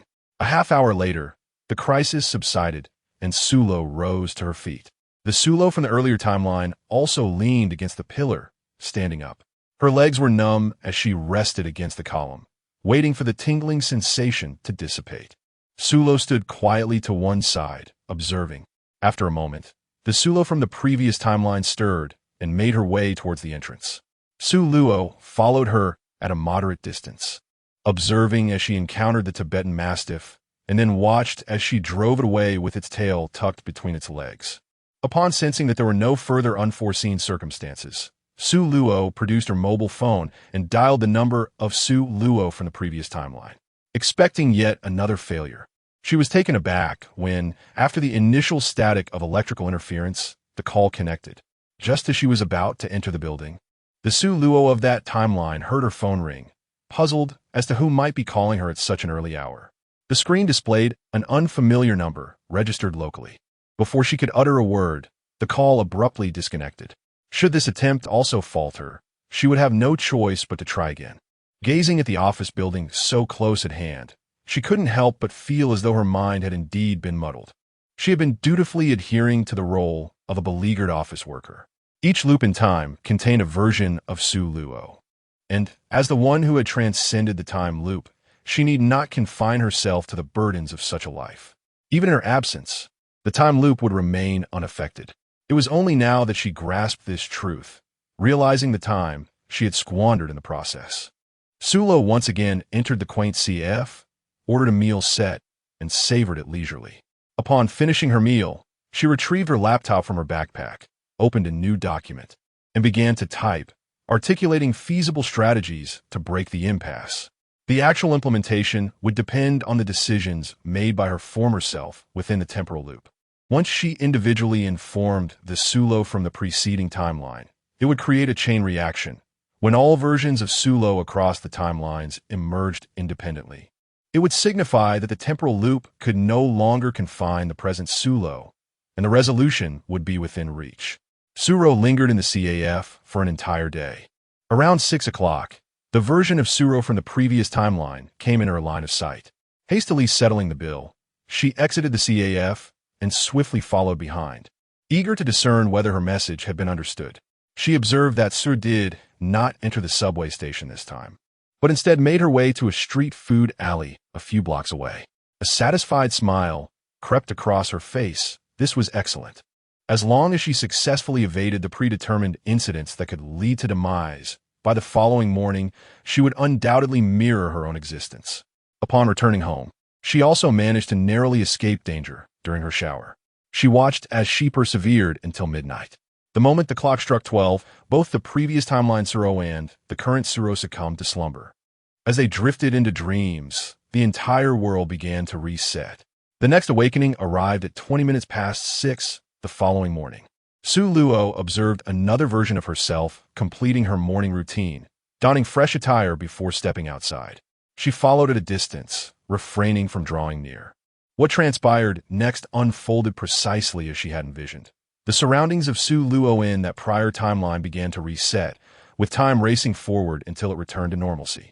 She witnessed Su Luo engage in actions akin to her own, opting not to succumb to the drudgery of a corporate existence, but rather to contemplate a path to liberation. To her delight, perhaps inspired by her own example, Su Luo entered a communication service center and procured a new SIM card. Furthermore, she acquired an older model of a mobile phone. Su Luo observed as she contacted her previous self from the former timeline. One notification after another awaited them, as they lingered on the precipice of demise, which consumed additional time. Half a month later, Su Luo discovered that all versions of herself had evolved into independent entities, distinct from the present. Suddenly, the world around her began to collapse, debris and fragments plummeting downward. The thin membrane surrounding each Su Luo ruptured with a resounding crack. They finally beheld one another, yet their reunion was fleeting. Standing amidst the ruins, they watched as their counterparts, ensnared in other cycles, vanished beneath the light of day. Countless silhouettes dissipated into the ether, leaving behind a solitary figure who remained, watching them fade from sight. 10, 9, 8, 3, 2, 1. As the final numeral fell, darkness enveloped Su Luo's vision, and she lost consciousness. Upon regaining her senses, Su Luo found herself gazing at a familiar ceiling. Overwhelmed by a sense of reflection, being trapped in a temporal loop was indeed a harrowing experience. Rising from her slumber, she glanced at the time, noting that, as before, a day and night had passed. A low growl emanated from her stomach, lamenting its emptiness. This time, she opted against cooking, choosing instead to order takeout. Perhaps due to the considerable mental exertion consumed in that time loop, she felt an overwhelming fatigue. After more than half an hour, the delivery arrived. She slept soundly until the following morning. At 6:30 in the morning, she awoke promptly, feeling rejuvenated and full of vitality after a day and night of rest. After washing up and donning her workout attire, she ventured outside for exercise. As she descended the stairs, she encountered two tall and imposing men standing in front of the building, both of whom were familiar faces. One was Lu Jie, with whom she had exchanged pleasantries on a few occasions, and the other was Si Kong Rue, with whom she had parted on less than amicable terms. Upon seeing her, both men brightened in unison. Lu Jie greeted her with a smile. "Su Luo, it's been a while. You look well." Si Kong Rue offered a slight smirk. "Su Luo, long time no see." This was no mere casual visit. These two clearly had matters of significance to discuss with her. Su Luo cast a sidelong glance at the two, a smile playing on her lips. "Follow me," she beckoned. Si Kong Rue observed her retreating figure, his gaze dimming slightly. She appeared to be thriving, her complexion significantly improved since their last encounter. Lu Jie shot a glance at his childhood friend, curiosity igniting within him. Could it be that the perennial ice mountain had finally encountered spring? Chapter 94. Instance 6, School 1, 3 minutes later. Si Kong Rue and Lu Jie found themselves seated in the living room of Su Luo's residence. Si Kong Rue surveyed her abode, though not particularly spacious.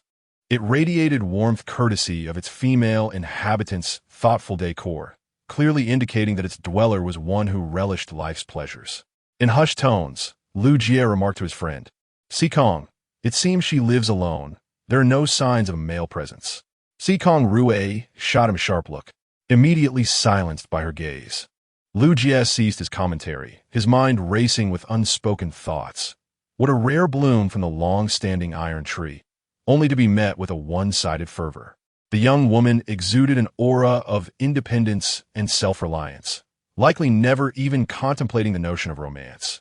His friend's heartfelt sentiments were destined to be misplaced. "Let us get straight to the point. What brings you here?" Si Kong Rue inquired, her tone grave. "We wish to understand how to conquer the fourth instance." Si Kong Rue replied honestly. Currently, most players find themselves ensnared within that challenge. Disappointment washed over them as they discovered that the person they had sought was fast asleep, evidently having re-entered the instance. The same was true for the forum user Su Luo. After estimating the passage of time, they had decided to pay her a visit, initially fearing it would be in vain, only to find she had emerged from the instance. Su Luo expressed surprise. "Are you saying they remained trapped in the fourth instance? How did you manage to clear it?" She had assumed everyone had succeeded and was lamenting their plight on the forum. Si Kong Rue nodded solemnly. "After clearing the first instance, the emblem on my hand vanished, rendering me an outsider. Lu Jie's emblem disappeared following his success in the second instance." He extended his hand for her to see. Lu Jie followed suit, presenting his palm. The backs of their hands were smooth and devoid of any markings. What could this mean? Is it possible that the game automatically excludes official participants? Or perhaps it discards those with formidable willpower?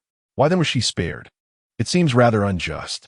The disparity between individuals can be disheartening. I must take a moment to visit a temple and offer a prayer, perhaps even contribute some incense money.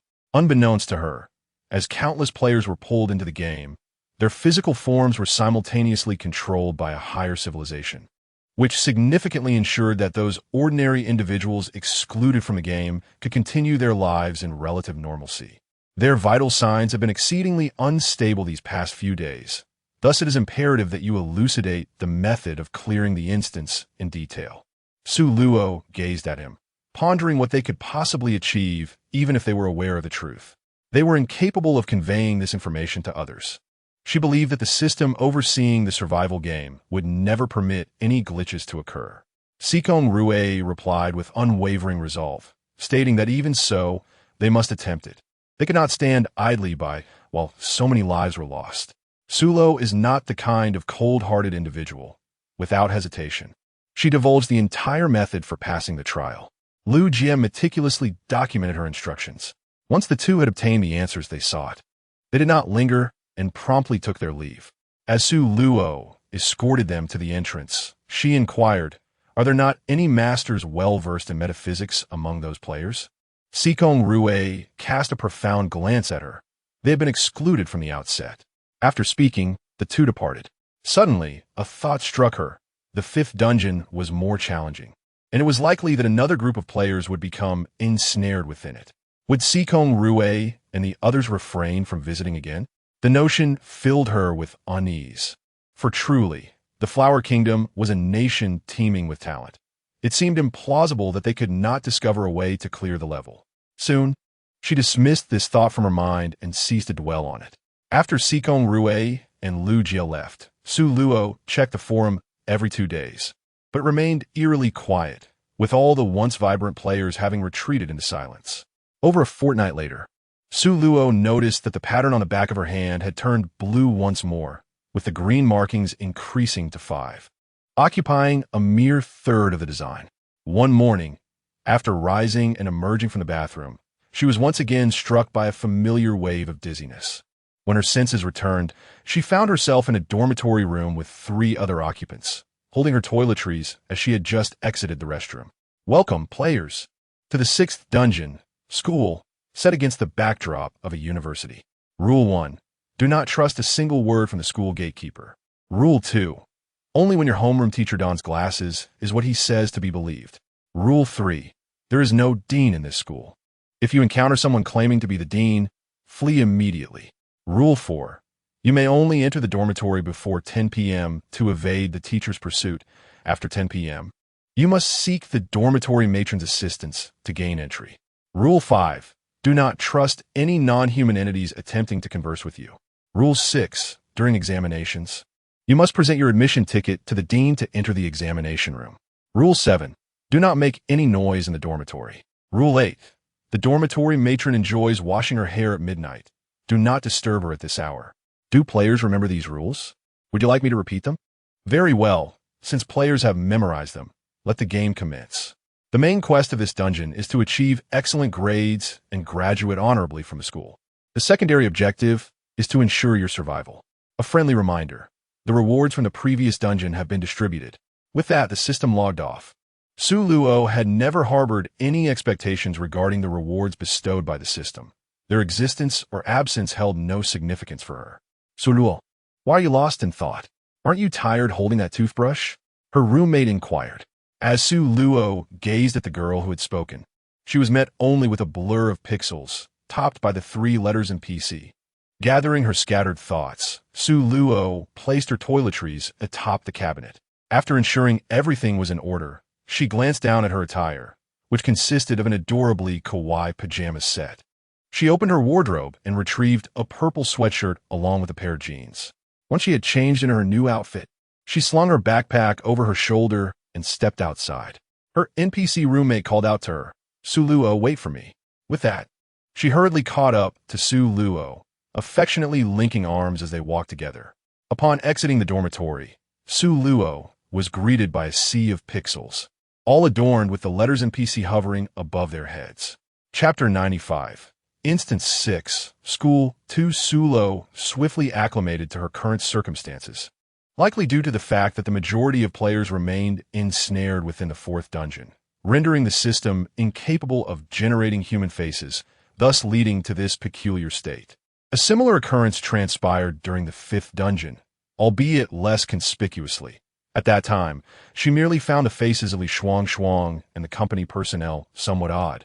Without giving it much thought, it is probable that she was the sole player within the entire institution, with the remainder being NPCs or non-human entities.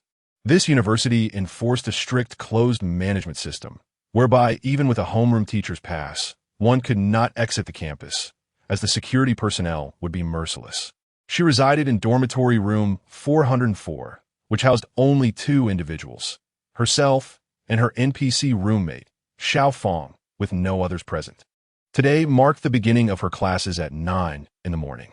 After Su Luo and his NPC roommate entered the classroom, they found 2 vacant seats and settled down. Once the class bell rang, the lecturer made his entrance. Su Luo gazed at the NPC and the pixelated figure, finding it quite challenging to concentrate on the lecture. After taking several deep breaths, she managed to suppress the peculiar emotions swirling within her. Disregarding the external distractions, it must be said that the instructor demonstrated considerable skill, captivating her attention throughout the session. By the end of the class, she had gained a wealth of knowledge. Once the early morning class concluded, there were no further lessons scheduled for the day. Xiaofeng inquired, "Su Luo, are you hungry? Shall we head to the cafeteria for a bite to eat?" Su Luo nodded in agreement and followed her to the cafeteria. Upon entering, she noticed the face of a particular NPC emblazoned with the 4 prominent characters' head of instruction.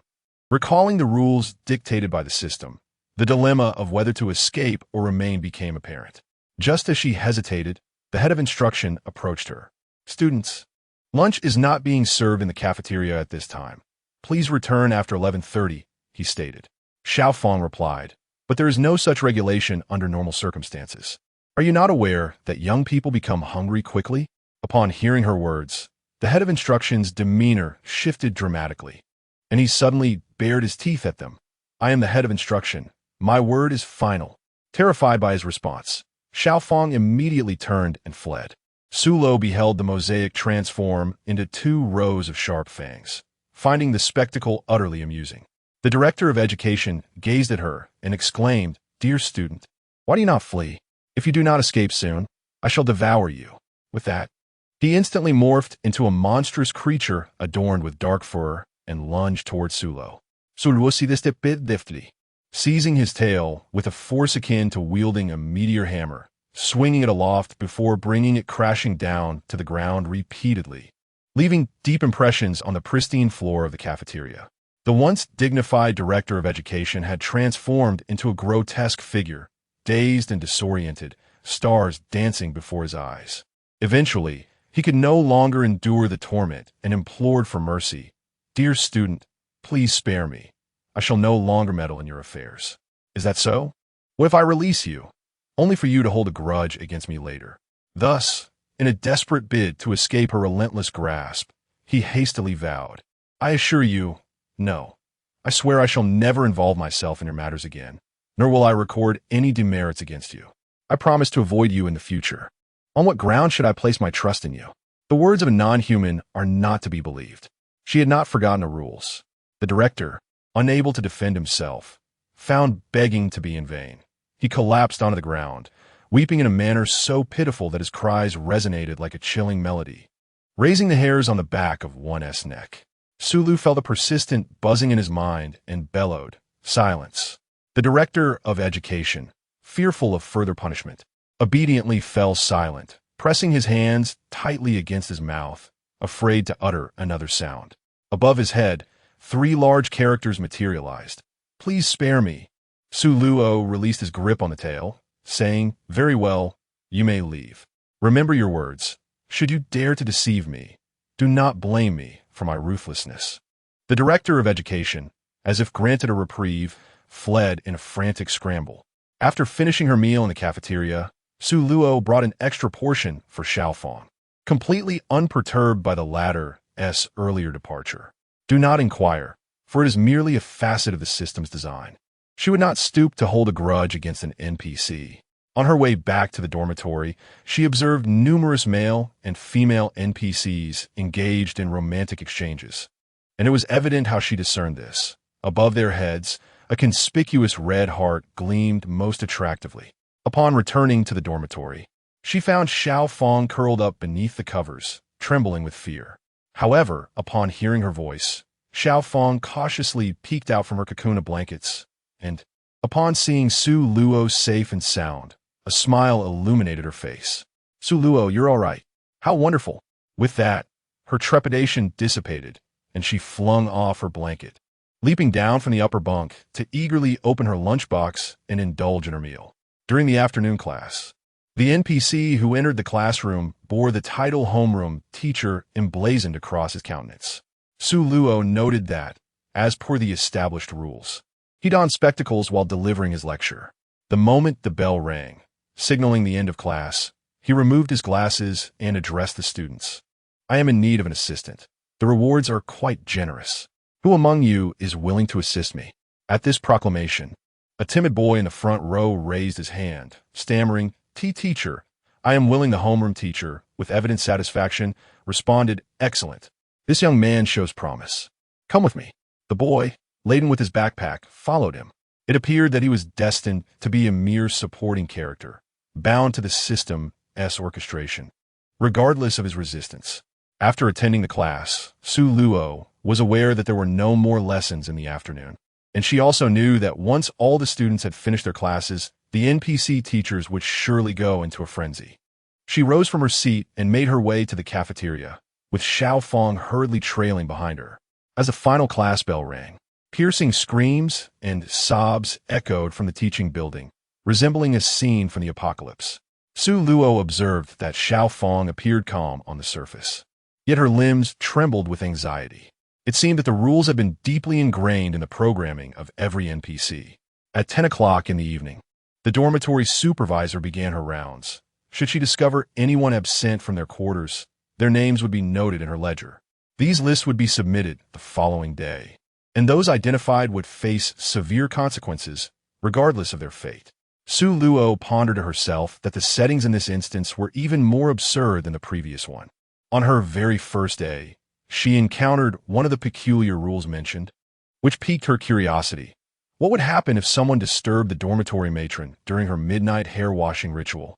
Would she transform into a vengeful spirit, or perhaps enact a scene reminiscent of a horror film? Xiaofang shook her head vigorously, as if trying to dispel the thought. I have no idea, she admitted. All I know is that the matron is quite fearsome. You must not provoke her. With that, she promptly drew the bed curtain, signaling her refusal to continue the conversation. Sullo was indifferent, for there was ample time ahead, and she would eventually learn all that she needed to know. With that thought, she extinguished the light and succumbed to slumber. The night passed without incident. Chapter 96. Instance 6, School 3. The following day, Sullo had no classes in the morning. However, she did not indulge in a lazy slumber. Instead, she resolved to visit the library to borrow some books, as she was not inclined to follow the conventional path and wait an entire year to graduate. After informing Xiaofang of her plans, she departed. Upon arriving at the library, she discovered it to be eerily deserted, devoid of both librarians and fellow students. Su Luo paid no heed and directly entered the library. After searching for the books she desired on the computer, she proceeded to the designated section to retrieve them. 5 minutes later, she approached the table. Cradling a substantial stack of books, placed them down, and took a seat to immerse herself in reading. Just as she was deeply engrossed in her book, a voice suddenly interrupted her reverie. Hello there, fellow student. You are so diligent to arrive at the library so early to study. The voice was sharp and shrill, eliciting discomfort in anyone who heard it. Out of the corner of her eye, Su Luo caught a glimpse of the entity speaking to her, realizing it was a ghost. Therefore, she paid no heed and continued reading her book. The ghost, irked by her indifference, summoned all the apparitions in the library. They encircled her, chattering incessantly, their voices intertwining in a cacophony beside her ear. Sulo took a deep breath, deliberately shutting out all sound, allowing them to converse freely for as long as they wished, knowing that they could not disturb her. Thus, an extraordinary scene unfolded in the library. A multitude of spirits encircled a solitary girl, their ghostly howls and frenzied laughter echoing through the air. Regardless of their antics and the fervent words that left their parched lips, they failed to elicit even a fleeting glance from the girl. As Su Luo observed their departure, a sense of relief washed over her. Had they lingered any longer, she would have resorted to physical confrontation with the spirits. The NPCs passing before the library, upon witnessing her emerge unscathed, approached her with curiosity. One young man stepped forward, inquiring, "Dear classmate, did you encounter any non-human entities within?" Typically, they refrained from entering the library, fearing the incessant chatter of the talkative spirits that resided there. It was one thing to ignore them, but should one inadvertently engage in conversation, congratulations were in order. You would acquire a spirit companion that would shadow you relentlessly, even during your slumbers. Fortunately, these spirits were merely loquacious and had never posed a threat. Otherwise, they would not have survived to this day. The onlookers exchanged bewildered glances, pondering when the spirits had changed their nature and ceased their incessant prattle. With this thought, they resolved to venture into the library to investigate. Once inside, they casually selected a book from the shelves and settled down to read, only to discover that the spirits had remained notably absent. This revelation brought them immense joy, prompting them to share the news in their group chat. Consequently, the library, typically a desolate place, suddenly became bustling with students. Their elation, however, was met with the spirits' discontent, leading to their reemergence, with predictable results. Within a matter of hours, the library fell silent once more. After classes concluded in the afternoon, Shi and Xiaofang made their way to the cafeteria. Before they even stepped inside, they were met with a cacophony of chaos. A few students tumbled out of the cafeteria in a frantic rush. Upon witnessing this, Xiaofang wasted no time and fled without a second thought. Sulo paid her no mind and proceeded into the cafeteria, where a creature cloaked in black fur was voraciously devouring students. Upon noticing her presence, the monstrous figure, terrified, promptly regurgitated the unfortunate student it had been consuming and fled in haste, fearing that it might be subjected to a beating by this female student should it lag behind. The cafeteria staff, however, remained impassive, seemingly indifferent to the unfolding chaos. Sulo finished her meal and exited the cafeteria. Just as she stepped outside, she heard someone calling her from behind, "Classmate, why are you still out here so late, wandering about?" The individual rambled on, their incessant chatter becoming quite irksome. Before they could finish their sentence, the sky suddenly darkened ominously. The newcomer grinned widely, revealing sharp teeth, and declared, "Disobedient students are destined to be devoured by me." With that, he lunged towards her. Silently, Su Luo shifted her body to evade the creature, then lifted her leg and delivered a powerful kick, sending the being flying. The monster plummeted into the artificial lake.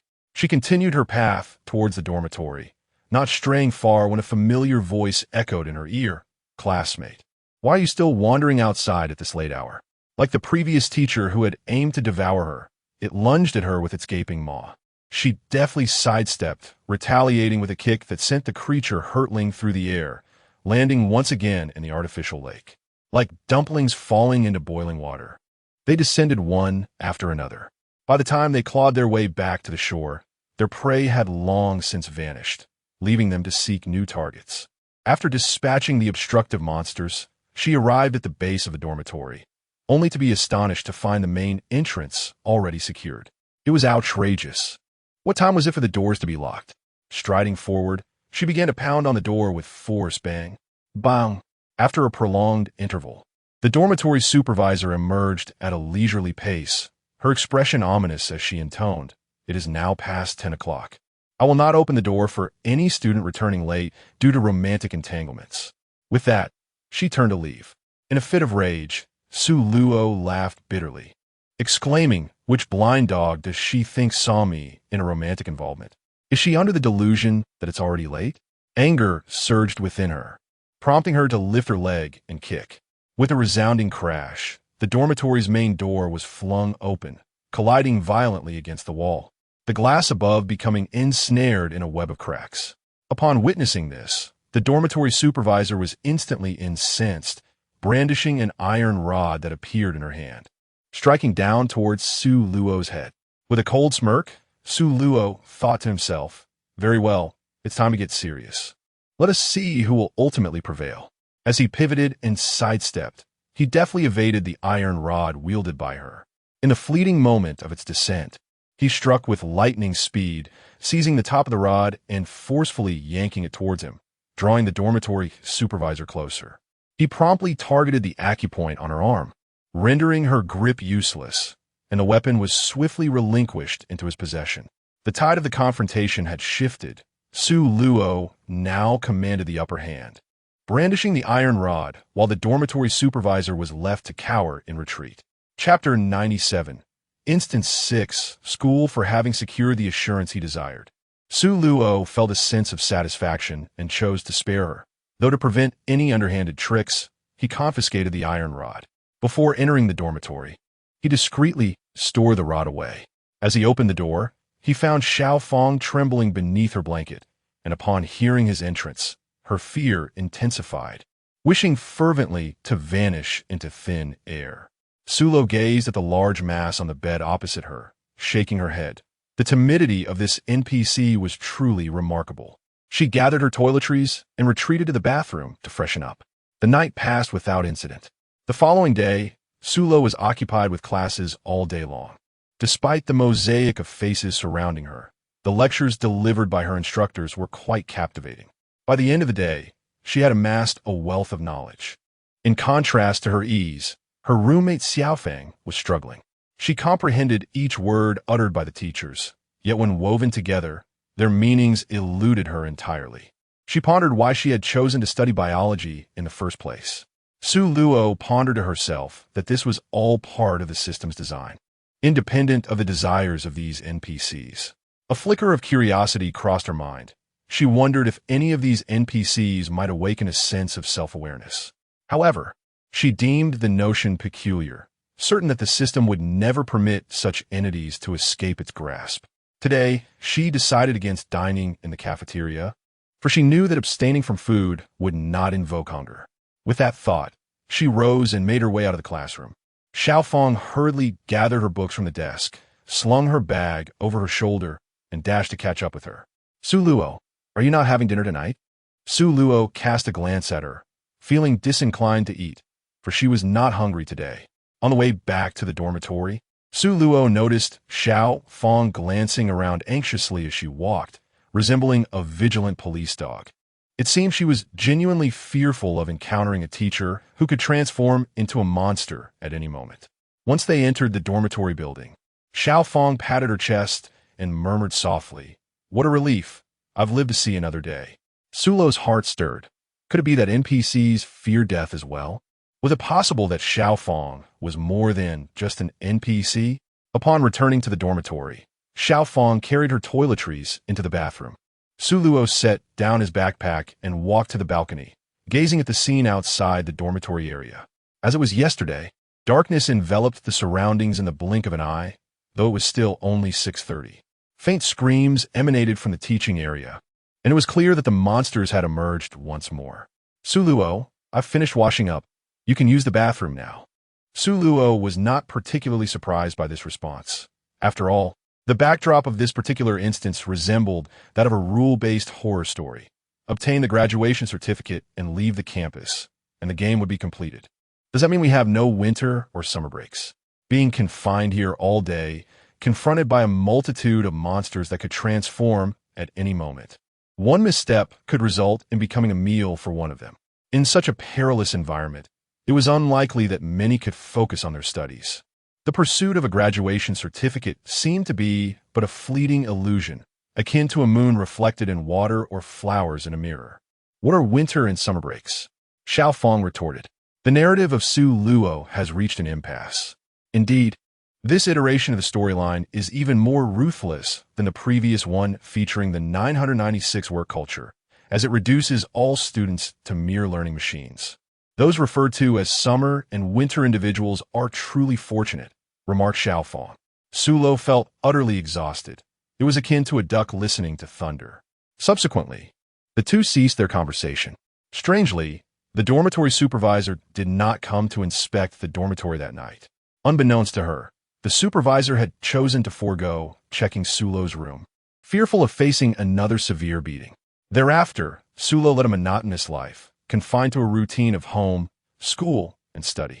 On this particular day, after the class, the homeroom teacher announced that examinations would commence the following day, declaring that any student who failed would be held back, while those who passed would advance directly to their senior year. Upon hearing this news, all the students in the class became despondent, yet they dared not voice their grievances in front of the teacher. It turned out that even NPCs feared examinations. How intriguing that was. Su Luo merely chuckled. After all, university was not akin to the 9 years of compulsory education, and there existed a system of retention. On the day of the examination, the director, with whom he had a fleeting acquaintance, stood at the entrance of the classroom, meticulously inspecting each student's examination permit. Upon catching sight of Su Luo, he trembled as if he were a mouse confronted by a cat, his hands shaking with the fervor reminiscent of a Parkinson's patient. Su Luo raised an eyebrow, having collected nothing but her examination admission ticket as she entered the classroom, poised for the examination. She observed several students who had forgotten their admission tickets, promptly devoured by the circumstances. The NPCs seated in the classroom appeared as timid as quails, scarcely daring to breathe. Ding ding, the class bell rang, and the director, accompanied by several instructors, entered the classroom, each carrying a stack of examination papers. Su Luo felt a twinge of oddity, yet she did not dwell on it. Upon receiving the examination paper, she refrained from hastily answering the questions. Instead, she meticulously reviewed the paper from beginning to end. The questions posed were not particularly challenging. She was capable of addressing them all. After inscribing her student ID and name, she commenced to pen her answers. A half-hour later, as she prepared to rise and submit her paper, the supervising teacher took note of her actions and interjected, "Esteemed student, please remain seated. Kindly place your completed examination in the upper right corner of your desk. I shall collect it." Following Su Luo's instructions, the teacher came over to collect the completed papers and handed her another examination for a different subject. It was then that she realized the gravity of the situation. They were engaged in a marathon of exams, an unprecedented occurrence in her experience. After glancing through the new paper, she began to answer the questions diligently. Upon completion, she raised her hand.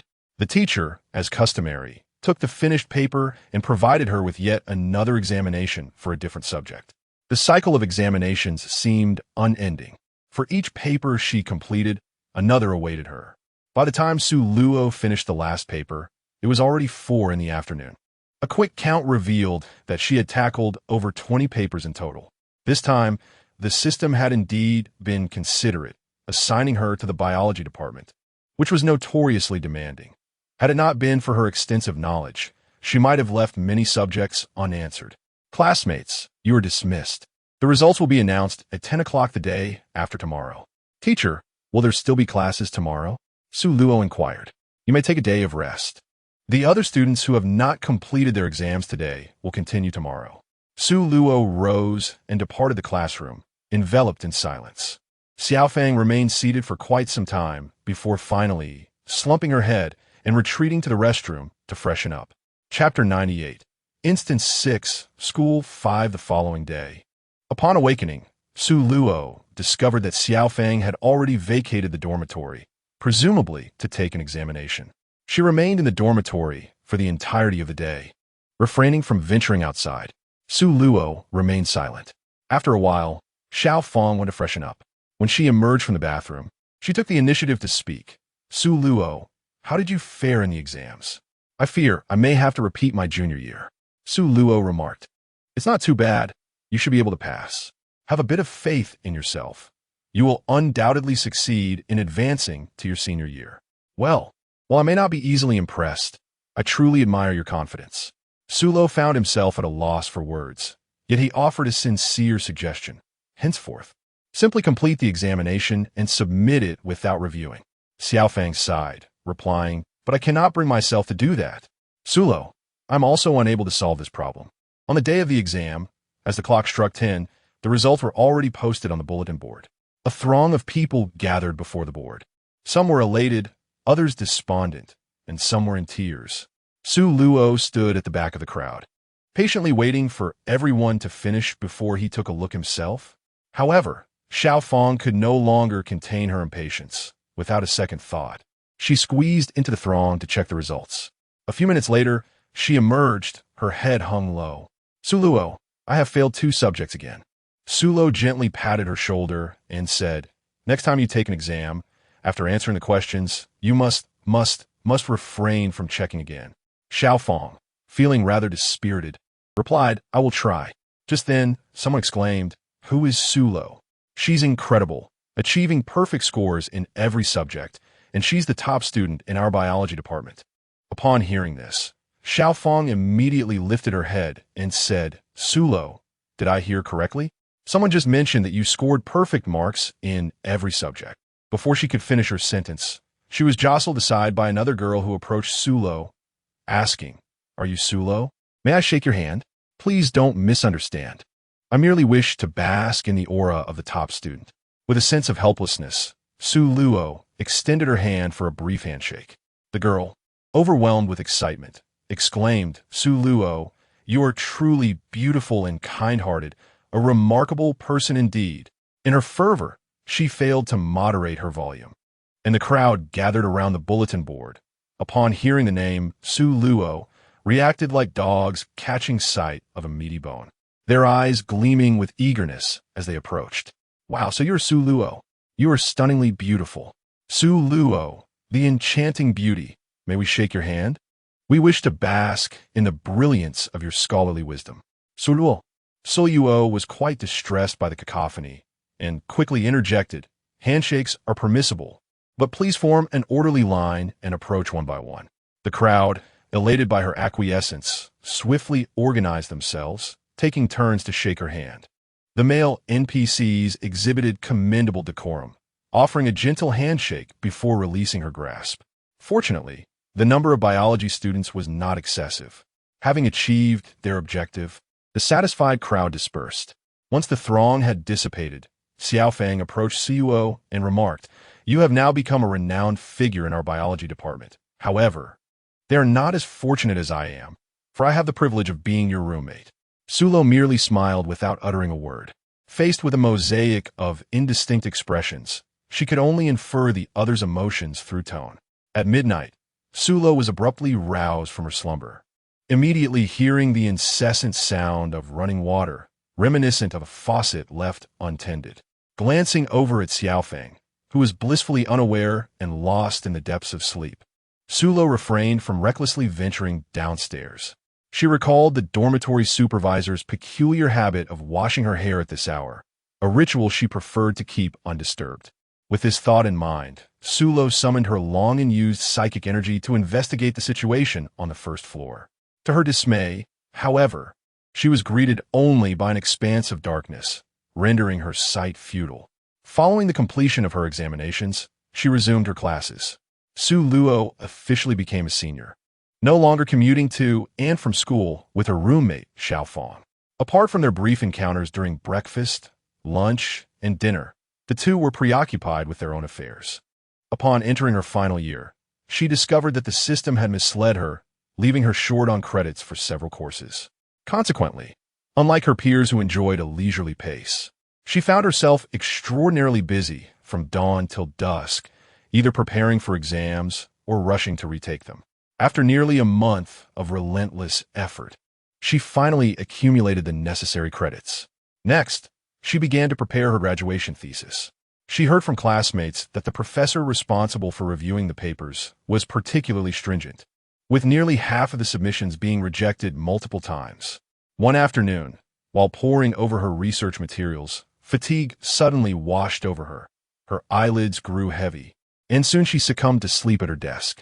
As she dozed, the spirits of the library encircled her, their faces adorned with lewd smiles. Their joy came at her expense, She grew increasingly cold, as if trapped in a frigid cellar, the chill penetrating her bones. Yet, she could not awaken. Eventually, after a struggle, she broke free from her shackles and opened her eyes. Upon waking, she found herself enveloped in darkness, a lingering, oppressive aura surrounding her. However, the spirits had vanished, evidently having fled. Glancing at her watch, she was astonished to discover that it was already midnight. She placed the borrowed materials on the table, stowed her laptop in her backpack, and used her phone's flashlight to navigate her way out. The library's entrance loomed close, yet she found herself unable to exit. It seemed the spirits were meddling with her. Casting a glance over her shoulder, she declared firmly, "Let me out. I want to go to my dorm." No sooner had the words left her lips than an ancient voice echoed from behind. "Dear student, do not be afraid. Our actions are intended to protect you. The outside world is far too perilous." She dismissed the words of this non-human entity, refusing to trust a single syllable. The old spirit, believing her to be foolish, was met with the malevolent gazes of those behind her, nearly palpable in their intent. "Child, why must you be so obstinate? What I say is true. Though we are spirits in this school, we have never harmed anyone. If you do not believe me, so be it." His tone fell, tinged with sorrow. "If you wish to leave, then go. I wish you luck." Sulo discovered that the veil obscuring his path had vanished. Without a moment's hesitation, he stepped forward and departed. Chapter 99, Subsection 6, School 6. After her exit, a multitude of specters emerged from the shadows, their voices filled with resentment as they croaked. "Damn it. We let this delectable prey escape. I am famished. I must devour her. I have never encountered such a tantalizing quarry." I yearned to consume her as he spoke. Drool dripped from his lips. The other spirits, upon witnessing this, recoiled in disgust, distancing themselves from him. He had not anticipated that this young girl possessed such formidable willpower. Steadfastly resisting the onslaught of malevolent energy and awakening from her slumber, Sulo strode purposefully towards the girl's dormitory, her backpack slung over her shoulder. In the shadows, several figures stealthily trailed behind her. The foremost creature, unable to contain its impatience, lunged at her, aiming for her neck. As Suluo's ears twitched, she evaded the monster's attack, and with a swift motion of her hand, a steel rod materialized in her grasp. Coming to a halt, she turned to face the creature behind her, a scornful smile gracing her lips. "I am pressed for time. Come at me all at once." The monsters, their eyes ablaze with crimson fury, bared their teeth and lunged toward her. Without flinching, Suluo wielded the iron rod and charged forward, her weapon swirling with a fierce momentum, dispatching one creature after another. Within 5 minutes, all the monsters attacking her lay defeated. Surveying her surroundings and finding no more foes, she gripped the iron rod tightly, slung her bag over her shoulder, and continued towards the dormitory building. Not long after her departure, the slain creatures began to resurrect one by one, their memories of the recent defeat and a lingering pain embedding fear in their hearts, rendering them hesitant to advance. Though they were not destined to perish, they were certainly capable of feeling pain. At 12:30, Suluo arrived at the entrance of the dormitory and began to knock vigorously on the door, creating a resounding clamor. The noise startled the dormitory supervisor, who was in the midst of washing her hair. A wicked smile crept across her lips as she glanced at the steaming bucket of hot water beside her, determined that no one would interrupt her moment of tranquility. Suddenly, another door swung open, colliding with the unsuspecting supervisor and causing her to stumble. The bucket she held nearly tipped over. Recalling the pain from a previous encounter, coupled with the grievances of the day, her anger surged. Grasping the bucket of boiling water, she hurled it towards Suluo with a fierce intent. Sulo instinctively sensed the impending danger and swiftly leaped aside, evading the threat with remarkable precision. She gazed at the steaming water on the ground, her pupils dilating in alarm. Had she not been vigilant, she would undoubtedly have been scalded, her body covered in blisters. The dormitory matron, observing her narrow escape, feigned regret as she remarked, "What a pity for this bucket of boiling water. Had I known, I would have used sulfuric acid instead." Upon hearing this, even the most temperate of individuals could not restrain their indignation. Such a heart was truly deserving of condemnation. In a fit of rage, Su Luo charged forward, wielding an iron rod. The black hair, akin to serpents, cascaded toward him in overwhelming waves. In the blink of an eye, a vast black cocoon enveloped the scene. The dormitory matron cackled ominously. With a fierce exertion, she caused the dark cocoon to constrict rapidly. Trapped within, Su Luo smirked coldly to himself, hurling several fire talismans into the fray. With a resounding explosion, the black hair ignited, releasing a foul odor of scorched strands. In an instant, the prison of hair was reduced to ashes. Upon witnessing the destruction of her cherished tresses, the matron was consumed by fury, her fingers curling into claws as she lunged towards Su Luo. With a subtle smile at the corner of his mouth, Su Luo approached just in time, wielding an iron rod. The frenzied dormitory supervisor, despite her madness, proved no match for the armed Su Luo, and soon she found herself overturned on the ground. This time, Su Luo showed no mercy, delivering a lethal blow. To show kindness to one's enemies is to be cruel to oneself. She's not a novice idealist who believes in repaying kindness with kindness.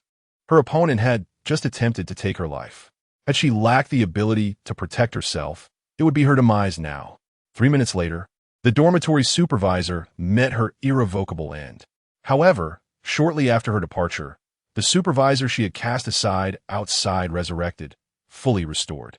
Su Luo awoke naturally, finding that it was already 8 in the morning. With no classes scheduled for the day, yet her thesis still incomplete, she resigned herself to rise and freshen up. After preparing herself, she shouldered her bag and departed the dormitory. As she passed the first floor, she cast a fleeting glance through the glass window at the dormitory supervisor, who appeared as unperturbed as ever in the lounge. A vague smile crossed her lips before she continued on her way.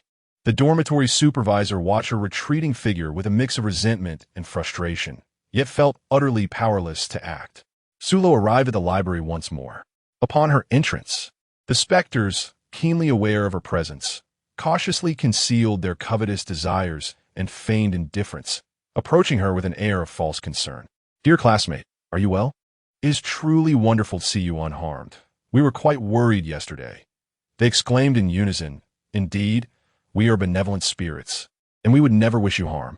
As noon approached, an unexpected wave of drowsiness washed over her again.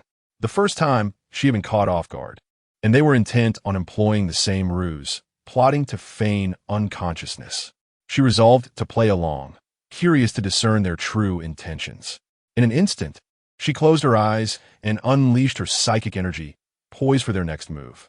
5 minutes later, a throng of specters surrounded her, each displaying a gluttonous expression.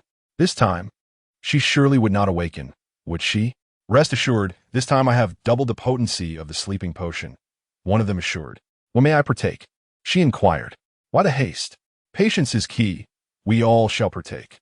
"But what if she awakens mid-process?" Another specter interjected. "Your words have reminded me. Wait here. I shall ensure our prey meets her end."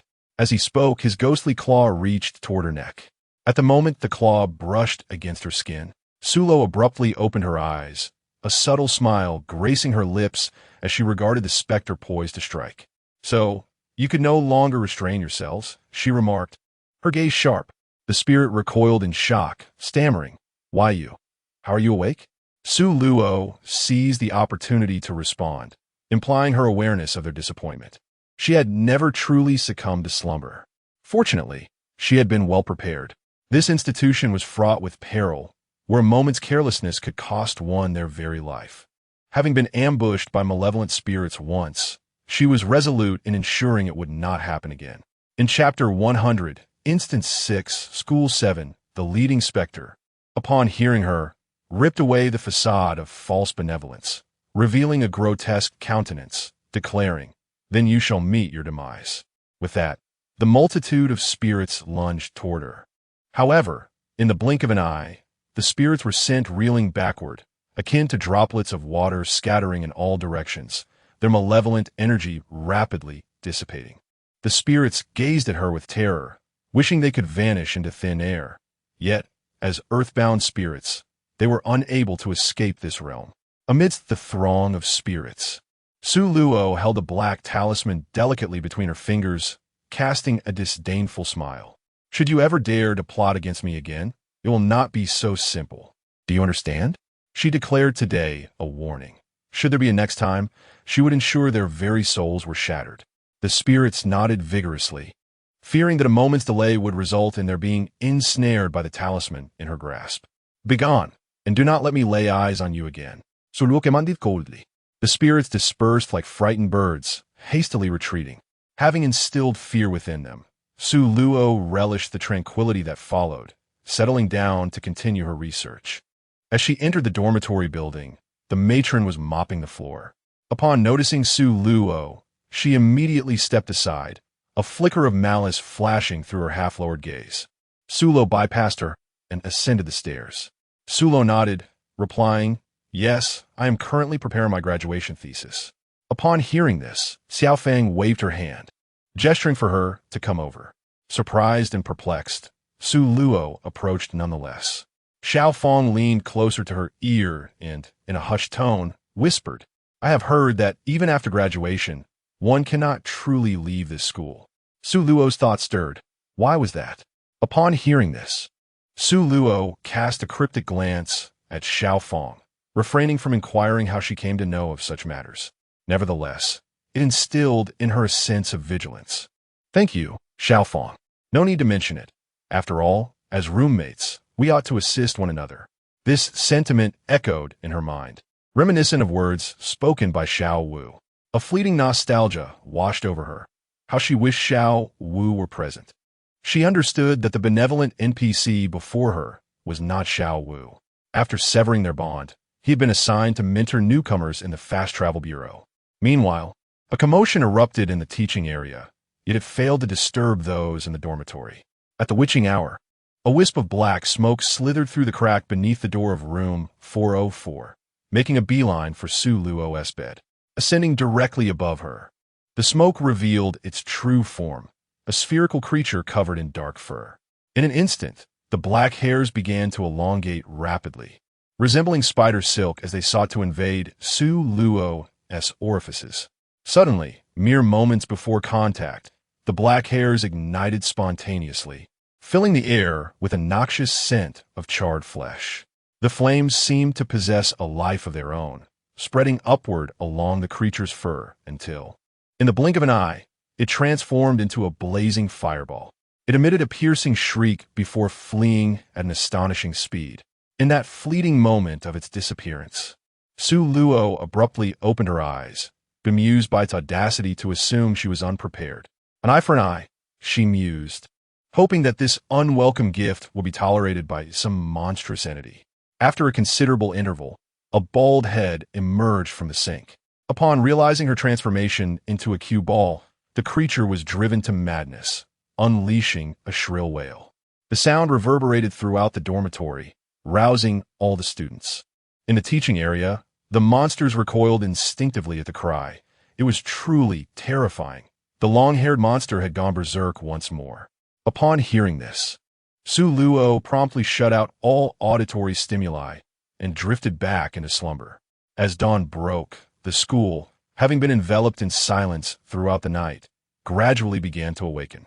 Xiao Fang, with an early class at 8, had already departed for her lessons. After Su Luo meandered through her class and engaged in casual conversation with her classmates, she inquired about the progress of their graduation theses. Upon learning that Su Luo had spent 2 uneventful days in the library, they were filled with envy.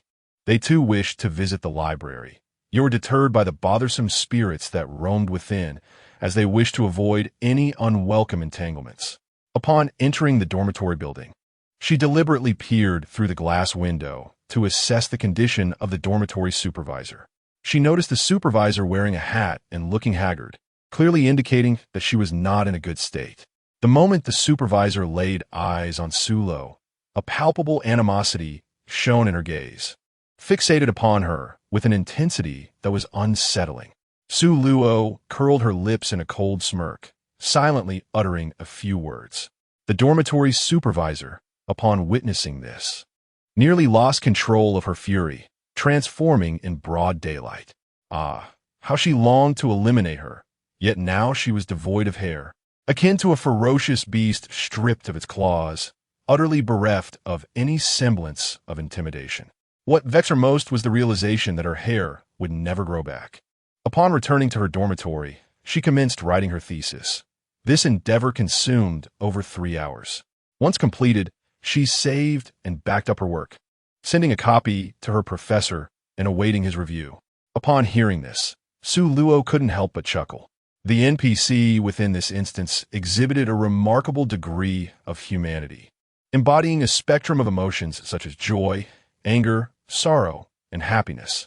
Therefore, I would like to extend my heartfelt wishes for your success in the examination, hoping you ascend smoothly into your senior year.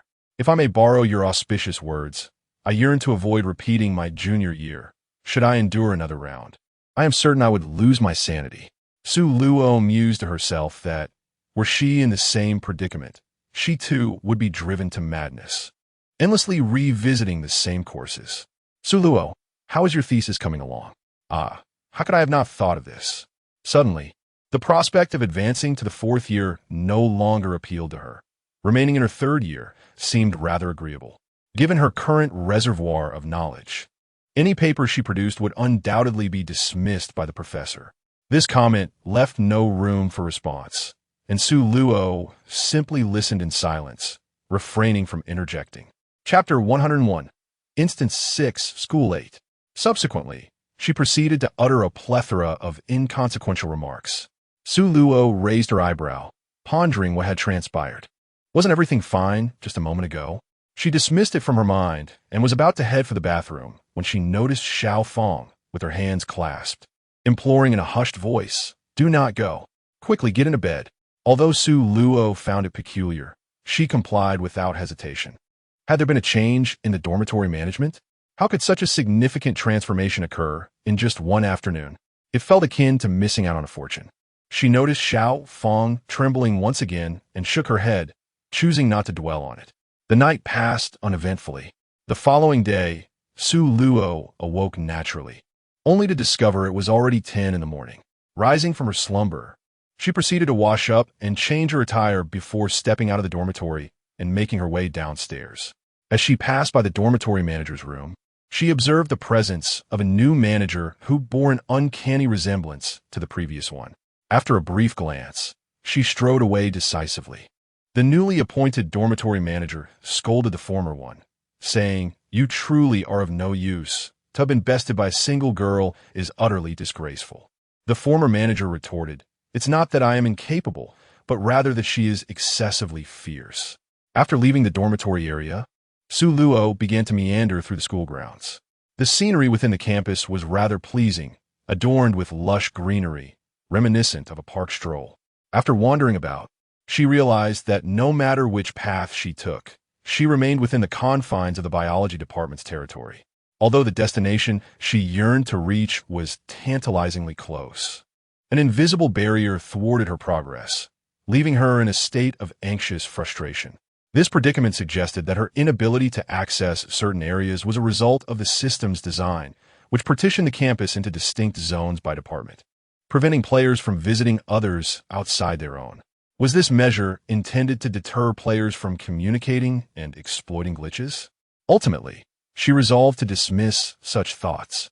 Once she obtained her diploma, she would be free to depart from this place. Su Luo halted in his tracks, turning to face the newcomer. The visitor's face remained obscured by a mosaic, with the letters NPC shimmering above their head. "Excuse me, could you kindly direct me to the principal's office?" Sulu shook her head, uncertain. Since her arrival, she had been oblivious to whether the teacher's office faced south or north, let alone the principal's office. Upon hearing this, he expressed his disappointment, stating that he had inquired with many, yet none possessed the answer. With that, he turned and departed. Sulu dismissed this minor episode entirely. As she passed the dormitory matron's room on the first floor, she noticed that the previous matron had been replaced by a new one. Was this merely a case of one monster being exchanged for another? As long as she did not provoke her, the new matron would remain dormant. Suluyuo inquired, "Xiao Fang, how did your exam go?" Xiao Fang stirred, lifting her gaze to meet hers. "I finished and submitted my paper immediately. I hope to pass without any issues. Suluo, with an air of tentative curiosity, asked, "Do you know the way to the principal's office?" Xiaofang shook her head vigorously, akin to a rattling drum. "I do not know. I have never even been to the teacher's office." Sulo's eyes glinted with contemplation. He resolved to inquire with his classmates tomorrow to ascertain whether they possessed any knowledge on the matter. If they too were unaware, the NPC who had suddenly appeared this afternoon would indeed raise suspicions. "Xiaofang, it is already 5:20. You should hurry and freshen up." Xiaofang sprang up from her chair, seized her toiletries, and dashed into the bathroom. 10 minutes later, she emerged. Sulo just took her toiletries and entered the bathroom to freshen up. An hour later, she turned off the game and closed her eyes to sleep. A new day has dawned. After completing her morning routine, Suluo proceeded to the classroom and inquired with several individuals, all of whom claimed ignorance regarding the location of the principal's office. As she exited the classroom, her mind was occupied with thoughts. The NPC she encountered yesterday had undoubtedly appeared for a reason, suggesting that there was a purpose behind it, or perhaps that the system intended for her to uncover something. Passing by the third-year classrooms, she noticed that the students were still engaged in their examinations. In an effort to ascertain the whereabouts of the teacher's office, she deliberately chose to wait outside. Surely, the teachers would possess knowledge of the principal's office. As educators, it was inconceivable that they would be unaware of the principal's existence. She waited patiently until around 5 o'clock, when the teachers emerged from the classroom, clutching the collected examination papers and making their way towards the opposite end of the corridor. Su Luo affixed a calming talisman and an invisibility charm upon herself, hastily following behind. She meandered through a labyrinth of corridors and, after quite a distance, finally arrived at their office.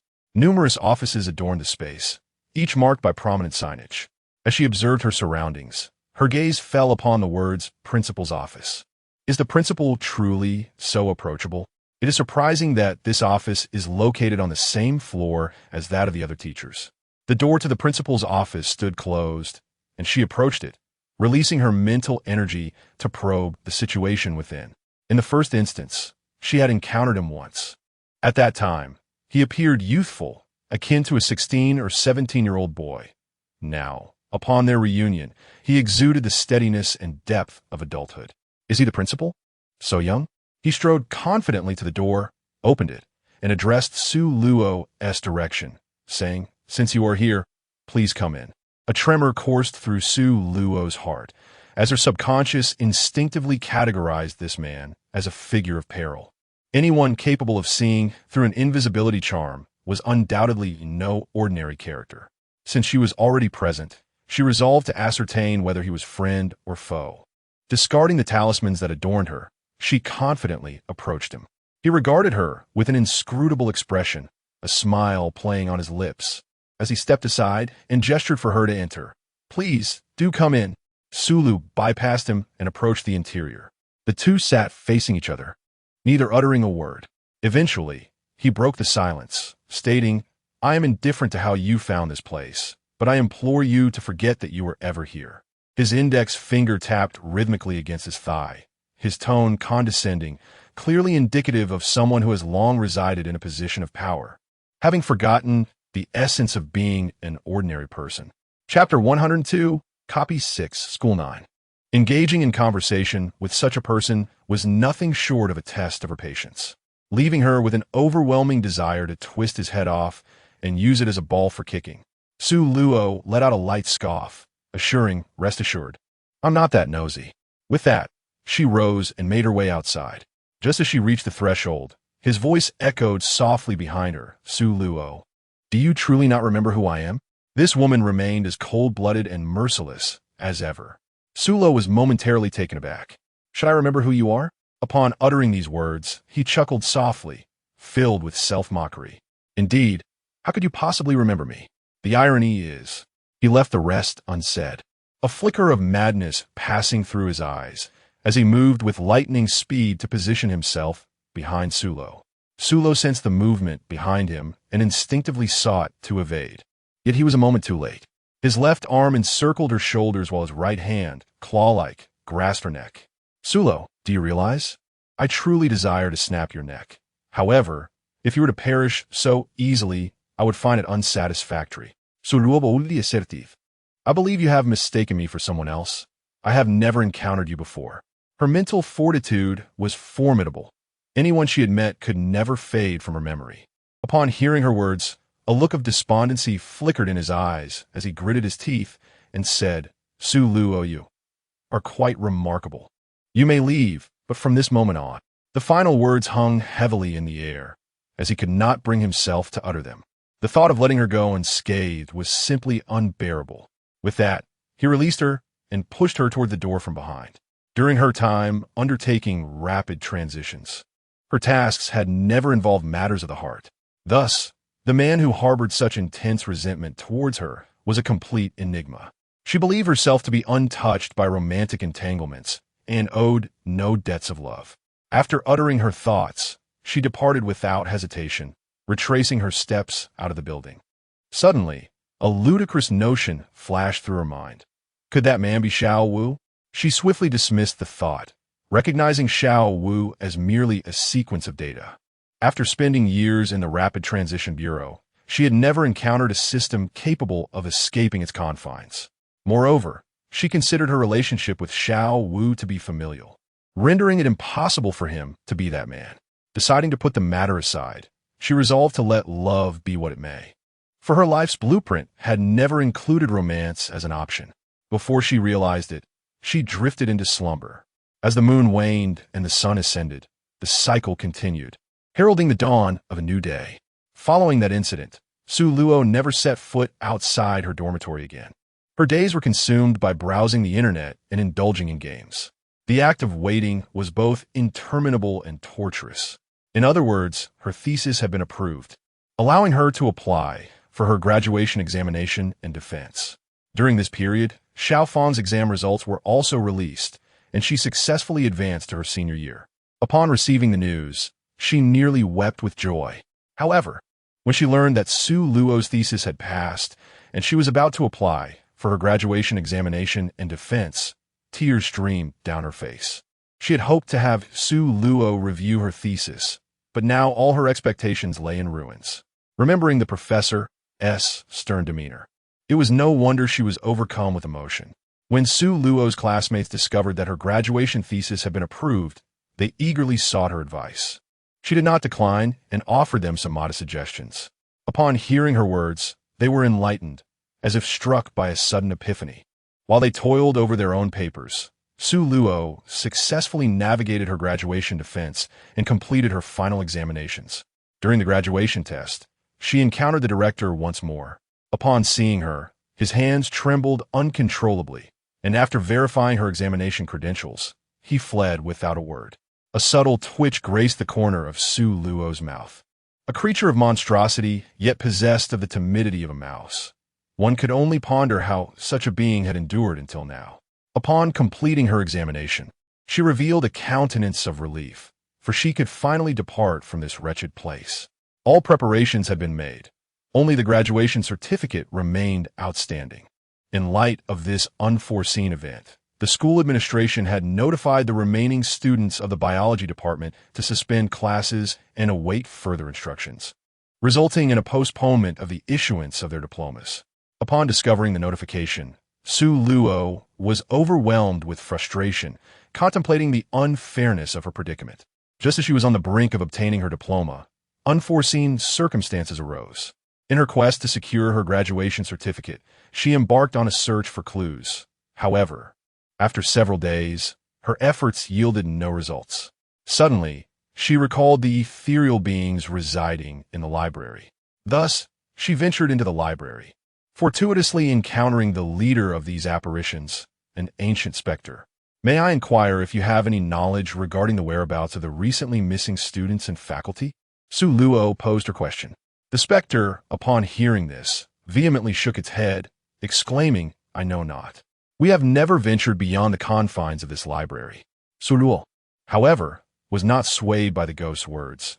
She suspected that the truth lay hidden within their silence, bound by unspoken reasons. Initially, she believed the principal to be the mastermind behind the scenes at the school, but recent events had entirely reshaped her perspective. After leaving the library, She sought out the director of academic affairs. Yet despite scouring every possible location, she found no trace of him. It seemed to affirm an unwritten law. When one is not actively searching for someone, that person appears frequently, but once a search is initiated, they become elusive. Faced with the absence of a director, she resolved to seek out the dormitory supervisor as a secondary option. Upon entering the dormitory building, she knocked on the glass window of the supervisor's quarters, reiterating her pressing inquiry. Upon hearing her words, Su Luo felt a surge of anger, wishing nothing more than to strike her mosaic-like face with a powerful blow. A glint of cold light flashed in his eyes as he deftly flipped his wrist, summoning a fire talisman to rest upon his right index and middle fingers. It seems you no longer cherish that dark mane of yours. I would be more than happy to assist in this matter. As he spoke, the talisman ignited spontaneously without any visible flame. The dormitory supervisor recoiled several steps, her voice trembling. "Do not act impulsively. Let us discuss this rationally. Then reveal to me their whereabouts, or else I shall transform you into a salted egg superhero." With that, he produced another fire talisman, poised to hurl it at her head. The supervisor hastily replied, "All I know is that they were taken to another department, a place we cannot access." Solo pressed on with his inquiries. "Who is able to enter?" The dormitory supervisor, gripped by fear of the fire talisman's might, uttered a mere 2 words before leaping out of the window, hastily fleeing, terrified that she might be too slow and end up singeing her lustrous black hair. Chapter 103, Dungeon 6, School 10. Observing the dormitory supervisor's hasty retreat, Solo shook his head in resignation. This current supervisor was rather lacking, a far cry from the previous one who had at least stood her ground. With the fire talisman stowed away, he proceeded towards the principal's office. Upon arriving outside the principal's office, he found it still unoccupied. He attempted to push the door, only to discover it was inexplicably unlocked. Entering, he deftly closed the door behind him and approached the desk, meticulously examining his surroundings. Before him lay a translucent curtain of water. A mere touch would send ripples dancing across its surface, with his fingertips submerged in the shimmering waves. He cast aside his hesitation and stepped through the water curtain. On the other side, he found another office, identical in decor to the principal's, save for the orientation of the 2 desks, one facing west and the other east. As he emerged from the watery veil, the sounds of screaming reached his ears, accompanied by the roars of monstrous creatures. Peering out the window, he beheld an expansive green field, now thrown into chaos, with students fleeing in one direction and monsters in pursuit. Without a moment's pause, he swiftly exited the office, racing towards the tumultuous green expanse. Upon reaching the field, he encountered a male NPC frantically fleeing without regard for his path. Grabbing hold of him, Solo guided him to safety. "Classmate, I need to ask you something," he urged. The NPC, still in a state of shock, stammered, "What do you want to know?" "It's far too perilous here. I must escape. Why do monsters appear in broad daylight?" Su Luo did not hinder him. Her thoughts raced as she deduced the patterns inherent to this particular department based on his words. Contrary to the biology department, here, safety was only assured at night, while daylight heralded peril. Could it be that the hidden narrative of this instance aimed to dismantle the barriers between the various departments, restoring normalcy? Surely not.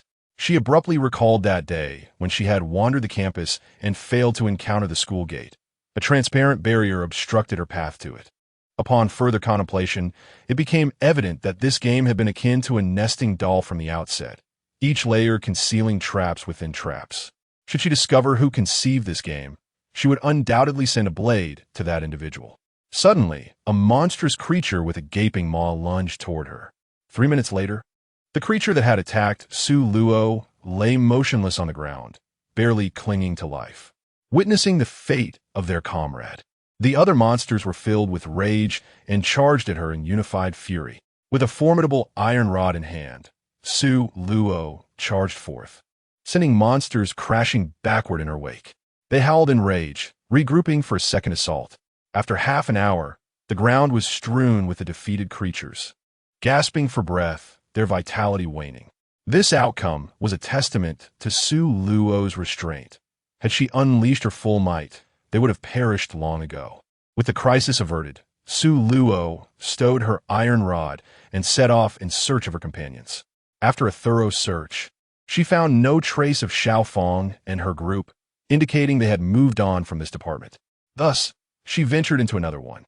Arriving at the principal's office, she stepped through the shimmering curtain of water. This time, beyond the veil, lay not the principal's office, but a long-abandoned sports equipment room. A layer of dust, nearly a foot thick, blanketed the floor, marred only by a multitude of footprints. Upon closer inspection, it became evident that these imprints belonged to many individuals, suggesting that Xiaofeng and her friends had indeed been brought to this department. Su Luo strode purposefully outside. The world beyond was shrouded in an eerie silence, an unsettling stillness enveloping her surroundings. Several academic buildings loomed nearby, and she selected the one closest to her, intending to investigate further. Upon entering the building, she observed that its exterior was cloaked in a dull gray, as though it had been buried beneath a layer of dust. As she stepped inside, a chilling atmosphere enveloped her, mingled with a faint odor of mildew. The first floor was deserted, the classrooms in a state of disrepair, their walls marred by patches of mold. Ascending to the second floor, she felt as if she had inadvertently crossed into an alternate realm. Everything was draped in shades of black and gray. The classrooms appeared even more sinister. Despite facing the morning sun, no light managed to penetrate their confines. In the first classroom, the walls and windows were stained with dark soot, resembling the aftermath of a fire. As she reached out to touch the wall, observing the grime on her fingertips, a frown creased her brow as she moved on to the next classroom. Each room bore a similar tale. It was evident that a fire had ravaged this place. Leaving the second floor, she ascended to the third, which mirrored the second in its desolation. The fourth floor was no different, nor was the fifth. Exiting the charred building, she proceeded towards another structure. Upon entering, she was immediately engulfed by a pungent scent of blood. The once pristine white walls were splattered with crimson stains, and dark brown streaks marred the floor. The furniture within the classrooms lay in disarray, many surfaces bearing the marks of sharp instruments, reminiscent of a brutal axe. Each classroom mirrored the last, unmistakable evidence of a heinous crime having transpired, with the assailant wielding a merciless axe. Just as she prepared to ascend to the third floor, she heard a noise from above, on the fourth floor, resembling the dragging of a heavy iron object. In that vast, silent environment, the sound resonated ominously, amplifying her unease. Su Luo ascended to the fourth floor with swift steps, where he encountered a tall man clad in a black security uniform, dragging a long-handled axe with his right hand. As he walked, he bellowed, "Little mice, cease your hiding and come forth to meet your demise." His voice was grating, akin to a broken gong. The axe was stained with blood, leaving a long trail of crimson upon the floor. He paused before a certain classroom, cackling maniacally, and swung the axe at the firmly shut door, striking it repeatedly. Those hidden within the classroom huddled in a corner, watching in terror as the cracks in the door widened, some students emitting soft whimpers. Su Luo employed her mental acuity to probe the classroom, discovering that it was occupied solely by students, devoid of any teachers. There were no signs of them within the building either. Just as she was poised to intervene and thwart the assailant's malicious intent, a sudden whoosh sliced through the air from behind her. With a swift instinct, she evaded the ambush, narrowly avoiding the attack. Undeterred by his failure, the assailant swung his axe once more, aiming to strike her again. Su Luo swiftly brandished an iron rod before him. The sharp axe collided with the rod, producing a jarring metallic clang that resonated painfully in the air. The man, unable to endure the cacophony, shook his head, momentarily halting his lethal motions. Chapter 104. Instance 6, School 11. Only then did Su Luo discern that her assailant was a man scarred by flames. His visage was horrific. The skin on his face had been incinerated, leaving one eye grotesquely adhered to his countenance, while the other bulged perilously from its socket. He possessed neither ears nor nose, and his mouth was an exposed jawbone. His garments, too, were tattered by fire, barely concealing his most intimate areas. Seizing the opportunity to retaliate, Su Luo launched a counterattack, swinging a metal rod with force to strike his wrist. With a resounding crack, his wrist shattered, causing the axe to clatter to the ground with a thunderous thud. Subsequently, she lifted her leg and delivered a powerful kick, sending him sprawling several meters away to the ground. Yet, like an unyielding cockroach, the assailant rose once more, dragging his severed hand and lunged toward her again. In the instant when Su Luo lunged forward, she leapt from her position and struck the man on the back of his head with her iron rod. With that blow, he collapsed to the ground like a limp noodle, motionless. Not far away, a man wielding a gleaming axe had already breached the classroom door and charged in, swinging the weapon toward the nearest student. The targeted student turned pale as death, resignedly closing his eyes and awaiting the inevitable arrival of doom. The others trembled in fear. They wished to flee, yet found themselves with no escape. This building harbored more than just the axe-wielding assailant before them. They were cornered like mice by a cat, forced into this confined space. Observing the situation, Su Luo hastened forward, swinging the iron rod toward the back of the assailant's head. She had anticipated that he would evade her strike, yet he seemed utterly unresponsive, oblivious to the sounds behind him. Consequently, his body crumpled, toppling to the ground. The axe narrowly missed, striking the student's heel, landing just inches away. The boy, who had awaited death, heard a dull thud and then fell silent. He cautiously opened one eye to see the assailant sprawled on the floor, unconscious or worse. Standing at the doorway was a tall girl, wielding an iron rod, her features exquisitely defined, and her beautiful almond-shaped eyes gleaming with unwavering determination. Su Luo gazed at the crowd in the classroom and declared, "It is all right now. You are safe." Among the throng, Xiaofang, hearing that familiar voice, incredulously lifted her head and exclaimed, "Su Luo?" Hearing a familiar voice, Su Luo turned and saw Xiaofang. "It's me. I have come to rescue you," she announced. After days of fear and anxiety, Xiaofang finally spotted a familiar face and could no longer contain herself. She quickly rose to her feet and hurriedly ran forward, throwing herself into Su Luo's embrace. Her voice trembling with emotion, "Su Luo, it is truly wonderful to see you." Su Luo gently patted her back, and from the corner of her eye, she caught sight of a remarkably familiar mark on the nape of her neck. Her hand paused momentarily, but as she leaned in to observe it closely, the mark vanished as if it were merely a figment of her imagination. Upon hearing her words, Xiaofang looked at her with tear-filled eyes, saying, "Su Luo, it is perilous outside. There are many assailants wielding sharp axes, and the teachers have all been slain by them." The others, witnessing the crisis averted, gradually rose from the ground, their expressions reflecting the relief of having survived. A few among them recognized Su Luo and approached her to express their gratitude. Su Luo nodded slightly, accepting their gratitude. In truth, her sole desire was to obtain her graduation certificate. "Very well, follow me," she declared, stepping forward. However, just as she took her first stride, someone tugged at her sleeve. Turning around, she found Xiaofang, who was preventing her from leaving. With a quivering voice, Xiaofang implored, "Su Luo, it's truly perilous outside. Perhaps we should remain here." To linger within these confines would be to await the predators, ensnared in a trap. With resolute determination, she urged the others, "Quickly, find a means of self-defense, lest you hinder me." A bold young man picked up a fallen axe, gripping it firmly. Observing this, the others hastily called him over, requesting that he sever the legs of the desks to fashion makeshift weapons. "There's another one outside," Su Luo reminded them. A swift-footed boy dashed to the classroom's entrance, seizing the additional axe. The others were left in awe. Before long, each individual possessed a weapon. Su Luo strode ahead, stepping out into the open air. Upon exiting the teaching building, he beheld a quartet of grotesque and menacing figures a few paces away. The leader appeared entirely deflated, his facial features rendered as a flat plane, his body drenched in blood. One among them was devoid of facial features, with limbs hanging at peculiar angles beside his torso.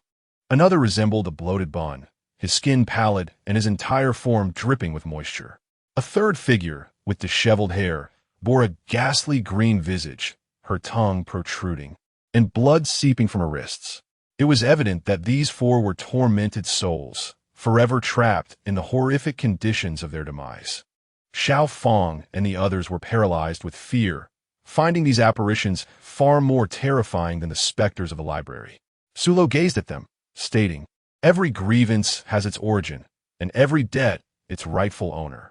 If you seek vengeance, pursue the debtor rather than indiscriminately slaughtering the innocent here." The leader of the group retorted fiercely, "Do you think we do not desire this? We have been trapped here for many years." Through this man's lamentation, Sulo discerned the intricate history of the matter at hand. In essence, it was a complicated ledger of grievances between the school authorities and these wronged souls. She resolved to assist them, for the teachers at the school were hardly human, and their demise mattered little. With swift hand gestures, she cast a spell to dismantle the barriers that confined them. Xiao Feng looked at her, her eyes gleaming with admiration. A series of crackling sounds echoed, and soon, the transparent barrier was adorned with fissures. Following this, with a resounding crash, the barrier vanished. The four spirits present, along with two more that emerged from the teaching building, expressed their gratitude to Sulo before hastening toward a designated direction. As they departed, the two spirits made sure to reclaim their weapons. The two boys, who had been wielding these weapons, suddenly felt an emptiness in their hands as the sharp axes vanished. Tears of regret threatened to spill, for had they known, they would have never sought the axes. The others watched with glimmers of schadenfreude in their eyes, their lips curling into faint smirks.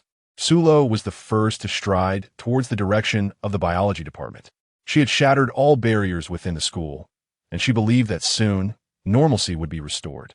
Initially, she thought it would require searching through several departments before finding anyone. The news of the safe return of all fourth-year students in the biology department reached the administration swiftly. However, they were too preoccupied, as the principal and certain officials were besieged by vengeful spirits. The sensation of dying repeatedly each day was excruciatingly bitter. In stark contrast to their suffering, the students continued attending classes, still bound by the rules, lest they be devoured by the monstrous figures transformed by their teachers. Chapter 105, Instance 6, School 12. Without a graduation certificate, one could not leave the school.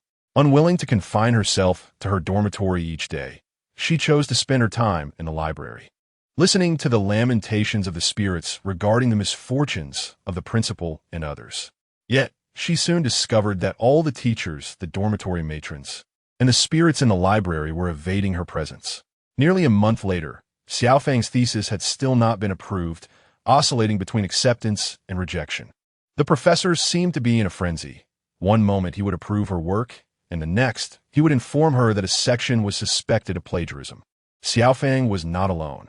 All fourth-year students shared her plight, driven to the brink of madness by the professor's capriciousness. Suo Luo had assisted Xiao Feng in revising her thesis multiple times, yet to no avail. The paper remained unworthy of approval. After several attempts, she ceased her involvement, allowing Xiao Feng to navigate the challenges independently. This decision stemmed from her desire to validate a particular hypothesis, yet the other party remained elusive, revealing no incriminating evidence. Consequently, she was compelled to temporarily abandon her pursuit. On this day, shortly after Suoluo arrived at the library, the director of education approached her, holding a crimson booklet. "Dear Suoluo, congratulations on your successful graduation. Here is your diploma. I wonder if you have any plans for further studies." Suoluo cast a light glance at him, seemingly amused by the fact that no one appeared to fear her any longer. Very well, she thought. As boredom had begun to creep in, perhaps it would be entertaining to practice her skills once more with these individuals. Upon hearing her words, the director of education nearly fell to his knees, exclaiming, No, I was merely jesting. Please take no offense." They were all acutely aware that the 6 apparitions had been unleashed by Su Luo, and witnessing the dismal state of the principal sent shivers down their spines. Now, they could hardly contain their urgency to send this formidable ancestor away, lest they live in perpetual anxiety, fearing her wrath. Solo intencionalidades de objections, questioning the hastiness of issuing the graduation certificates. Should there not be some form of graduation ceremony? What about the graduation photos? The headmaster was on the verge of tears, lamenting that had he known, he would not have come to present the certificates, wondering if it was still possible to escape now. Nodding vigorously, the headmaster agreed to everything. Resolving to organize the ceremony, she requested that very night, so she could depart early. The following noon, Su Luo attended the graduation ceremony, donned her cap and gown, and posed for photographs, finally feeling content as she held her diploma while walking towards the school gates. Just as she reached the entrance, a portly man blocked her path. That very night, the rotund security guard received a severe beating, crying out for mercy, and ultimately, he was inundated with warnings. The next day, the dormitory supervisor kindly informed her that the school authorities had thoroughly addressed the matter with the guard, assuring her that she would not be obstructed again. Sulo nodded in acknowledgement. At noon, she returned to the school gate, clutching her diploma. The portly guard from yesterday greeted her with an unusually warm demeanor. "Dear student, have you obtained your diploma? Simply hand it over to me, and you shall be free to leave." Upon hearing this, Su Luo glanced at the graduation certificate in her hand and deliberately took an opposing stance. What if I choose not to submit it? Since the gatekeeper's words were deemed unreliable, it was only logical to interpret his statements inversely. The portly gatekeeper was momentarily taken aback, evidently unprepared for her unconventional approach. With that, he opened the grand door and stepped aside to grant her passage. After casting a glance at him, Su Luo lifted her leg and strode towards the school exit. Just as she stepped out of the gates, she felt an emptiness in her hand. Her graduation certificate had vanished into thin air. Simultaneously, a system notification resonated. "Congratulations, player, for successfully completing the level. In light of the player's transgression of all rules within this scenario, all player data will be retained for the benefit of future participants. The rewards for this level will be granted in the subsequent scenario. Please stay tuned." Su Luo pondered what rewards she had received upon completing the previous level. She perceived the system as akin to a pyramid scheme, consistently presenting her with alluring prospects yet yielding no tangible benefits. It is the eye of heaven, rendering all monsters within your sight utterly exposed. Su Luo merely chuckled, finding it utterly futile. What reward shall I receive from this instance? Do not inquire. The answer is simply beyond words. 58, 30, 29, 28. 10, 9, 8. 3, 2, 1. As the final second approached, darkness enveloped Su Luo, and she lost consciousness. She ventured into the kitchen, prepared herself a meal, and offered a modest tribute to her sustenance. After dining and washing the dishes, she settled on the sofa and opened her tablet, entering the forum for that survival game. Unlike the last time, the forum buzzed with activity. It seemed they had successfully cleared the level. In this instance, my worldview had been utterly shattered. It was truly outrageous. To those above, consider yourself fortunate. Were it not for a certain esteemed individual, your CPU would have surely burned out, and such ludicrous narratives would never have emerged. Fellow players, am I the only one curious about that esteemed individual who possesses knowledge of such profound mysteries, even having acquaintances in the underworld? Alas, speaking further only brings tears. Is it conceivable that the esteemed individual's reward for completing tasks is the cause of our prolonged stay? After all, we are mere novices, entirely on a different level from them. I have a question. Did the esteemed individual clear the level first, causing our delay? Chapter 106, Instance 7. Cataclysm 1. To those above, be a bit more confident. Remove the "is it" from your thoughts. That esteemed individual is a master of the arcane, and with the protection of those two, clearing the level is merely a matter of moments. Fellow players, your words seem somewhat biased. It is evident that the esteemed individual relied on their own abilities to succeed. Yet here it has transformed into a narrative of dependence on others. I am genuinely curious. Has anyone else, upon emerging from this instance, ceased to fear the spirits? I now find myself unafraid of spirits, but rather terrified of paper figures, particularly those with eyes drawn upon them. I tremble at the mere sight of a papercraft shop. Fellow brother above, I share your sentiment. To all, do you still remember your identities within the game? If you have transformed into a spirit, press 1. If you have become a paper figure, press 2. Fellow player, you seem to have confused a concept within this instance. Those paper figures are the corporeal forms of spirits. I have witnessed two spirits fighting over a beautiful paper figure, vying for the right to use it. Having spent so long in a supernatural instance, I now perceive even a so as delicate and charming. Are you not curious about what the next instance will entail? To those above, your words resonate profoundly. I shall begin the refusal of spoilers myself.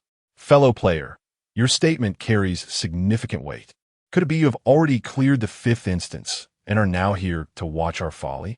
To those above, does your mind operate differently from ours?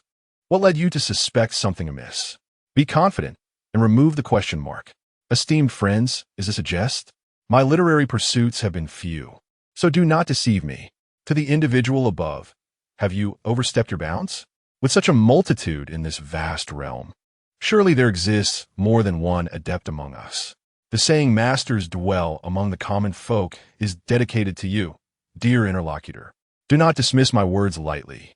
This matter is indeed authentic. A close associate of mine holds an official position, and I have heard that within this instance, those practitioners of the esoteric arts have been entirely excluded, even certain minor officials from the authorities. Truly, you seem like a living embodiment of a sage. Your words possess remarkable eloquence, subtly laced with irony. Esteemed friends, let us cease our disputes. I personally believe that the esteemed individuals operate on a different trajectory than ours, rendering the likelihood of our encounters in the game nearly non-existent. It is indeed a sorrowful tale. Following the publication of this post, the forum erupted with fervor. Friends, I have been acknowledged by an esteemed individual. I shall undoubtedly write this down and venture to purchase a lottery ticket tomorrow. Could it be that I am possessed by the spirit of fortune?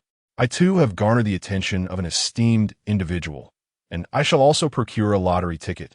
In a state of resignation, Su Luo chose to avert her gaze and exited the forum.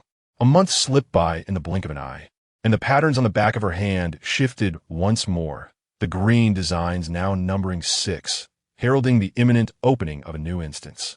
That evening, a familiar wave of dizziness washed over her. Darkness enveloped her vision, and she succumbed to unconsciousness. Upon regaining her senses, she found herself upon a sunlit beach, the oppressive heat overwhelming her senses. Surrounding her were stunningly beautiful individuals with golden hair and azure eyes, alongside chiseled men boasting 8-pack abs.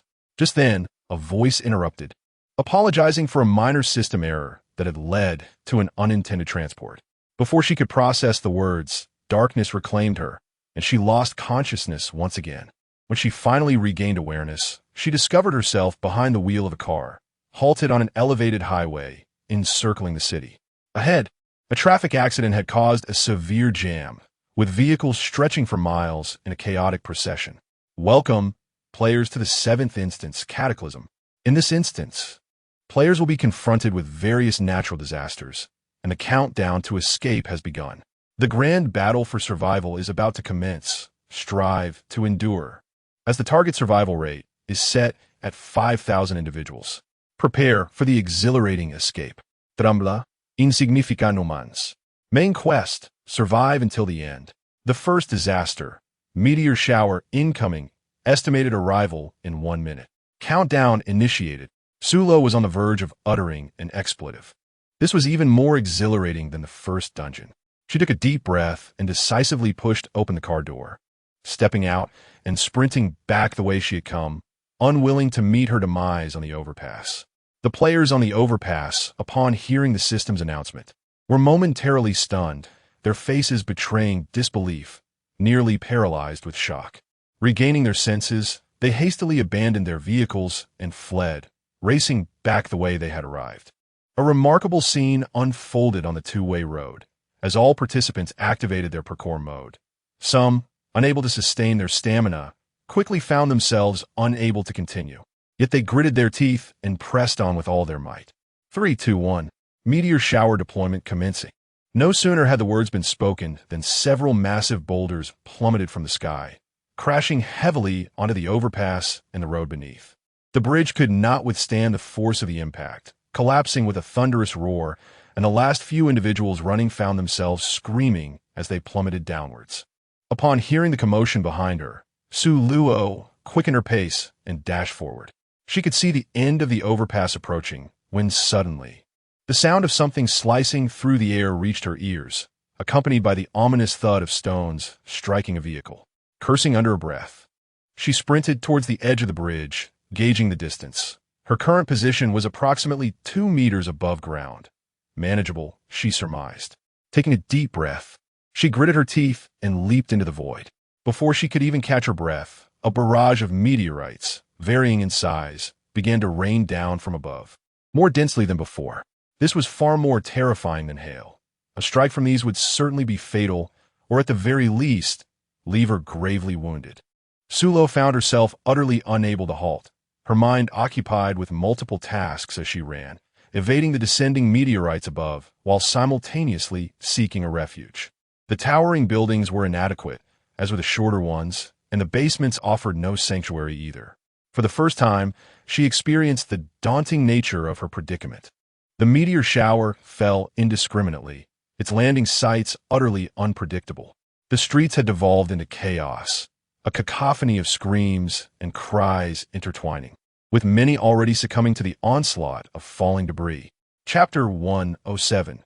Instance 7. Natural Disaster 2. The thoroughfare was littered with meteorites of various sizes. The ground pockmarked with craters of differing depths, determined by the size of the celestial stones that struck it. As the brilliance of Su Luo's insight flickered, she sought refuge in a meteorite crater, albeit a temporary sanctuary. With this thought in mind, she selected a meteorite towering over 10 meters and sprinted towards it with all her might. Utilizing her mental fortitude, she narrowly evaded the meteors plummeting from above. Upon reaching her destination, she positioned herself within the crater, leaning against the meteorite, regulating her breath while simultaneously scouting for her next refuge. Before her lay a scene of devastation. Every structure had been obliterated. In the span of merely half an hour, what was once a bustling district had transformed into a desolate wasteland. The sight before her resonated with an age-old adage. Regardless of the advancements in human technology, in the face of nature, and indeed the cosmos, humanity remains perpetually insignificant. The streets were filled with panicked citizens, most of whom could not escape the relentless rain of meteors, their fates tragically sealed in a gruesome fate. The buildings of the city had been utterly annihilated by the relentless barrage of meteors, leaving the populace with no means of escape from such a cataclysmic disaster. Sulo discovered her next temporary refuge, a meteorite significantly larger than the one she had just departed from. Casting a glance at the meteor shower above, she inhaled deeply and leaped from the crater, making her way towards the next sanctuary. Just as her feet left the ground, a colossal meteorite plummeted, shattering the very rock she had occupied into mere fragments. Juggling multiple thoughts, Sulo observed the unfolding chaos behind her, silently thanking her fortune. She had narrowly escaped becoming mere pulp. However, before she could reach her new haven, an even larger meteorite descended from the heavens, obliterating the previous one. Now, she could only hope for the swift conclusion of this meteor shower. Alas, her wishes were in vain, as the relentless barrage persisted for a full 3 hours. In the course of her desperate flight, Su Luo sustained injuries. Initially, shards of meteorite debris tore through her clothing, leaving a scar on her shoulder. Subsequently, fragments of rock grazed her cheek, marking her face with streaks of blood. Engrossed in her escape, she appeared disheveled, her visage cloaked in dust, her garments stained with crimson. Nevertheless, nothing held greater significance than the will to survive. With relentless determination, she pressed onward, daring not to pause. For even a moment's respite could mean being reduced to mere pulp by falling meteors. Gradually, her strength began to wane, yet for the sake of her life, she gritted her teeth and persevered. In the face of this cataclysmic disaster, time became utterly devoid of meaning. The city was now home to only a handful of survivors, while the majority had perished beneath the relentless meteor shower. As time progressed, the intensity of the meteor rain diminished, the meteors transitioning from large to small, and eventually dwindling to none. When the meteor storm finally ceased, Su Luo exhaled deeply, collapsing onto the ground to steady her breath. In that moment, she fervently longed for the elixirs she had concocted. Fortunately, she had prepared in advance and retrieved a healing talisman from her spatial pouch, applying it to herself. In the blink of an eye, all her external wounds healed at a visibly rapid pace. After a moment's contemplation, she slipped into her spatial realm, removed her outer garment, and deftly stitched the torn areas. Once repaired, she donned her clothing and exited the space. With purposeful strides, she moved away from the vicinity, wandering aimlessly through the ruins until darkness enveloped the sky. Fatigued, she sought a place to rest, settling against a broken wall, closing her eyes, and enveloping herself in a protective shield, using her mental energy before succumbing to slumber.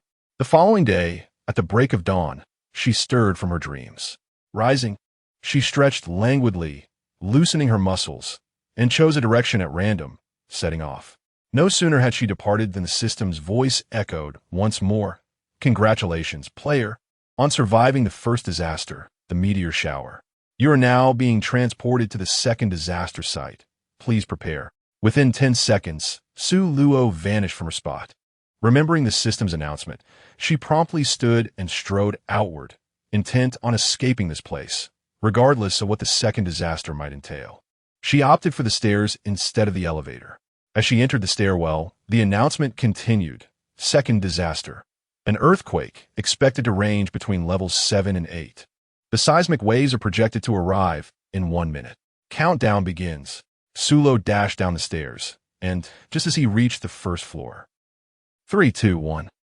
As the final number echoed, the ground began to tremble violently, and the entire building swayed precariously.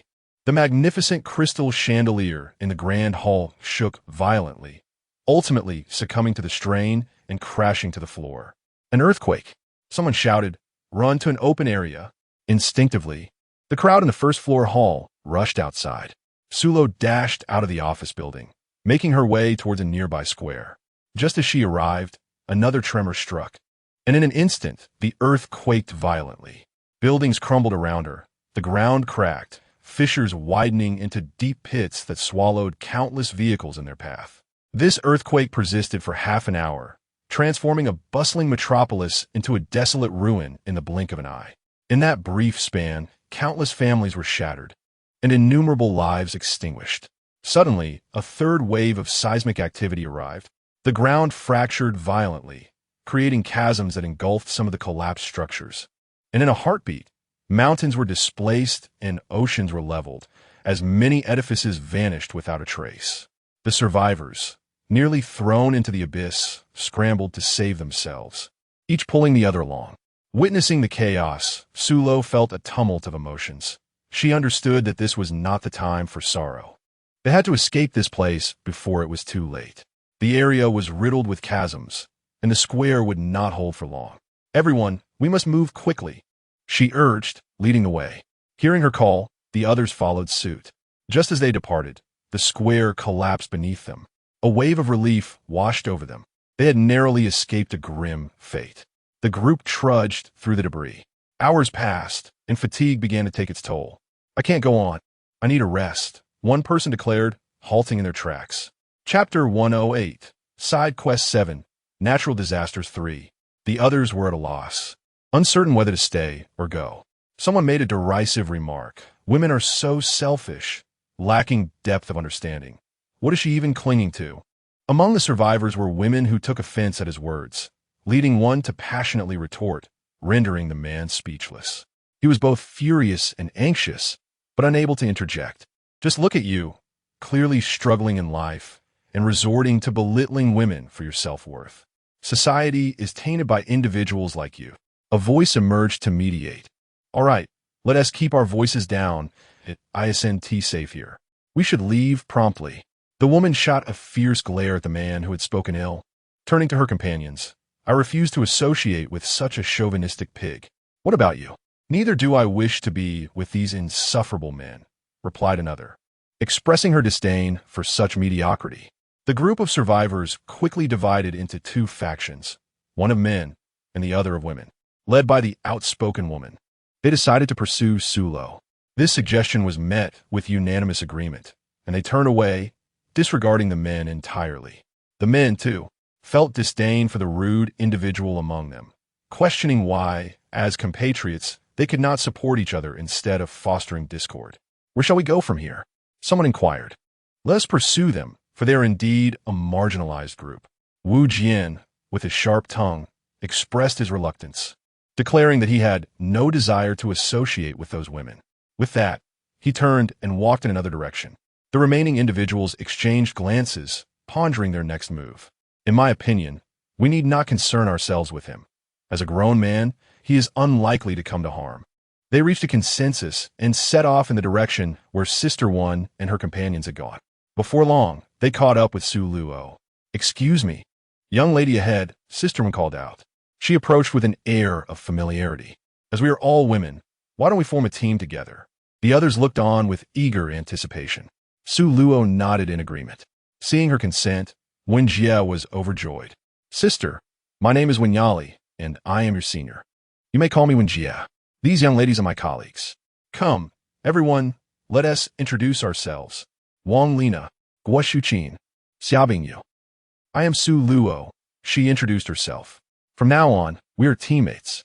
Wen Jie found Su Luo to be quite beautiful, exuding a sense of independence that she greatly admired. "Sister, where do you think we should head next?" Then Ye Mudet. Su Luo gazed at her and asked Sister Wen, "Do you need to search for family?" Wherever she went, she was all alone, entirely unconcerned about such matters. Sister Wen's expression darkened slightly as she replied, "No, it's unnecessary. I am now a solitary individual." Su Luo turned to the other three. Wang Lina remarked, "My family resides in another city." Guo Shuqin followed with, "My family is located 1,000 miles away." Xia Binyu, with tears in her eyes, said, "I have only an elderly grandmother, who is frail and surely." Su Luo fell silent. When the earthquake struck, few managed to escape, and with 2 subsequent tremors, the young were unable to flee, let alone those with mobility issues. "Let us proceed. We should find a place to rest," Wen Jie suggested. The group of 5 continued their journey forward. Soon, they discovered that the sudden and powerful quake had obliterated the entire city, leaving deep craters filled with shattered buildings in its wake. "Goodness, this earthquake is truly terrifying. The scene resembles that of an apocalypse," remarked Guo Shuqin. "But the entire city is in ruins. Where are we to seek food? We can't dig down 3 feet. Can we?" Wang Lina pragmatically responded. "If it were indeed the end of days, perhaps we might awaken some extraordinary powers." Xia Bingyu mused with a hint of hope. "Oh, Xia, you really ought to read fewer novels," Wen Jie replied, her expression conveying her exasperation. "Such a massive earthquake surely compels the authorities to distribute supplies, doesn't it?" Su Luo uttered enigmatically, "If an earthquake were to occur solely here, the authorities would undoubtedly intervene. However, should a powerful quake strike everywhere simultaneously, they would be overwhelmed. No way. Su Luo, please don't frighten me," Wen's complexion shifted subtly. "If that were indeed the case, the survival of individuals like them would become a grave concern." Wang Lina and Guo Shuqin exchanged anxious glances, their alarm palpable. "What about my family? Are they?" Wen glanced at the 2, offering words of reassurance. "Do not frighten yourselves unnecessarily. Su Luo's conjecture is merely speculation and not a certainty." Su Luo remained silent.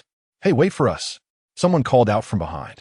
These individuals were as tenacious as chewing gum, impossible to shake off, truly exasperating. The leading man swiftly approached Sister Wen. "Dear friends, we are all survivors. Why not journey together?" Sister Wen initially contemplated declining, but upon reflection, she acquiesced. "I am Chen Xiang." He introduced himself. "Feng Zhisheng, Wuhan Yuan, Gao Wensheng." Su Luo and her companions repeated their names, signifying their acquaintance. The group of 5 was joined by 4 additional allies, making a total of 9, all of whom were survivors of the earthquake and had escaped from that ill-fated office building. They continued their journey forward. Could we take a moment to rest? I'm utterly exhausted, famished, and parched," Gao Wensheng exclaimed, panting heavily. Except for Su Luo, who appeared unfazed, the others bore expressions of fatigue. Sister Wen was also weary. "Su, your stamina is remarkable. After all this time, aren't you tired?" Wang Lina and the others collectively turned their gaze towards Sulo. The group thought, "She's impressive. This girl is like a werewolf, and the most disciplined individuals are the most formidable. I have a question. Where are we supposed to find food and water?" Gao Wensheng inquired. Sister Wen shook her head. "I don't know. The earthquake has obliterated everything. The supermarkets and malls must be in ruins. But we can't possibly remain hungry forever," Wu Hanyuan added. Chapter 109. Instance 7. Natural disasters. Su Luo gazed at them, momentarily unable to discern whether they were NPCs or genuine players. In the previous dungeon, she had been the sole player, but this time, the situation was ambiguous. Logically, the system should have provided supplies to the players. However, it remained eerily silent, offering no indication of assistance. If all the cities had indeed been obliterated, resources would be non-existent, rendering survival the primary concern. After all, you're not alone. Everyone is hungry. And there will surely be a way, Feng Zhishang remarked. Upon hearing this, no one dared to speak further. After resting in place for half an hour, Su Luo addressed the group. "It's about time. We must set out. This location is perilous, riddled with deep pits, and should another tremor occur, it would spell disaster for us." She took the lead and ventured forward. Wan Jie and the others rose, brushed off the dirt from their clothes, and followed suit. By evening, Su Luo and her companions arrived at a clearing. After surveying their surroundings, she announced, "Let us rest here for the night. Everyone, please search the area for branches." With that, she set off to gather sticks. The others had no objections. They were all inclined to heed her advice. After more than 10 minutes, they returned empty-handed. Similarly, Su Luo found herself amidst a gathering where each individual bore a troubled expression. Surely, the night would bring a chill. Wouldn't it? Would we succumb to the biting cold and catch a chill? I am quite famished. Are you not feeling the pangs of hunger? Please, refrain from further lamentation. The more we speak of it, the hungrier we become. Gurgle. An indignant protest erupted from someone's stomach. One stomach's growl led to another, and soon the sounds of hunger filled the air. "I'm so very hungry." The group clutched their bellies, their spirits in disarray. Sulo gazed at them, pondering whether they were merely NPCs from the game. "Are you NPCs or players?" she inquired directly. The group looked at her in confusion, collectively raising their heads.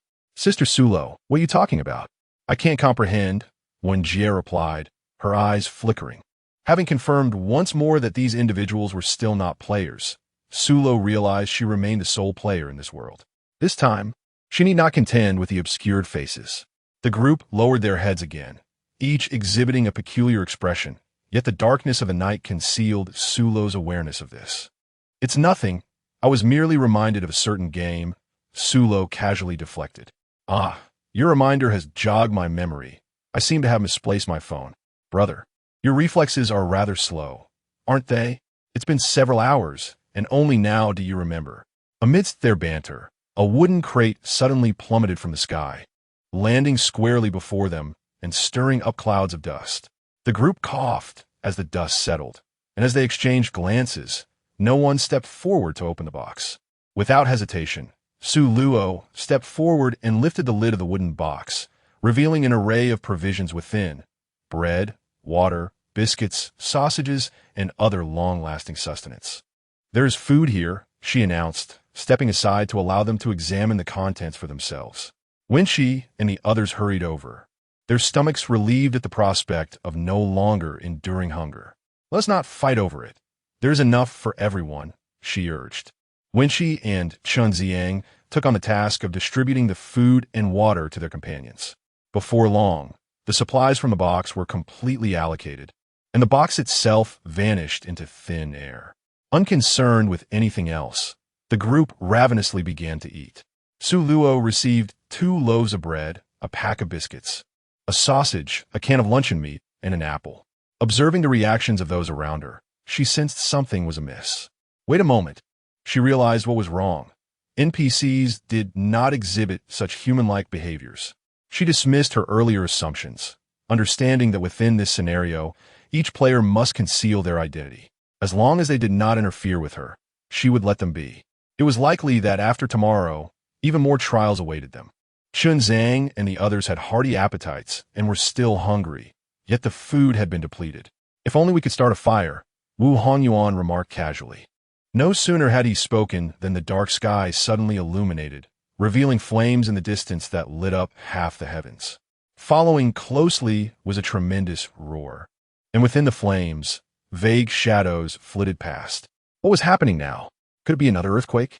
As Su Luo unleashed her mental energy to investigate, she was instantly unsettled. This scenario was absurd. Beneath an ordinary city lay a volcano. The 3 powerful tremors experienced during the day were likely associated with the subterranean volcano. The volcano was erupting. What? Everyone was taken aback. Seizing the moment before the volcanic ash descended upon them, they hastily prepared to leave. She recalled the fate of the inhabitants of a certain ancient city. Upon hearing her words, the crowd fell into a profound silence. The spirit energy of Su Luo perceived the searing magma surging forth like ferocious fire dragons from beneath the earth's surface, devouring everything in its path. In an instant, a thick haze enveloped the surrounding area for miles.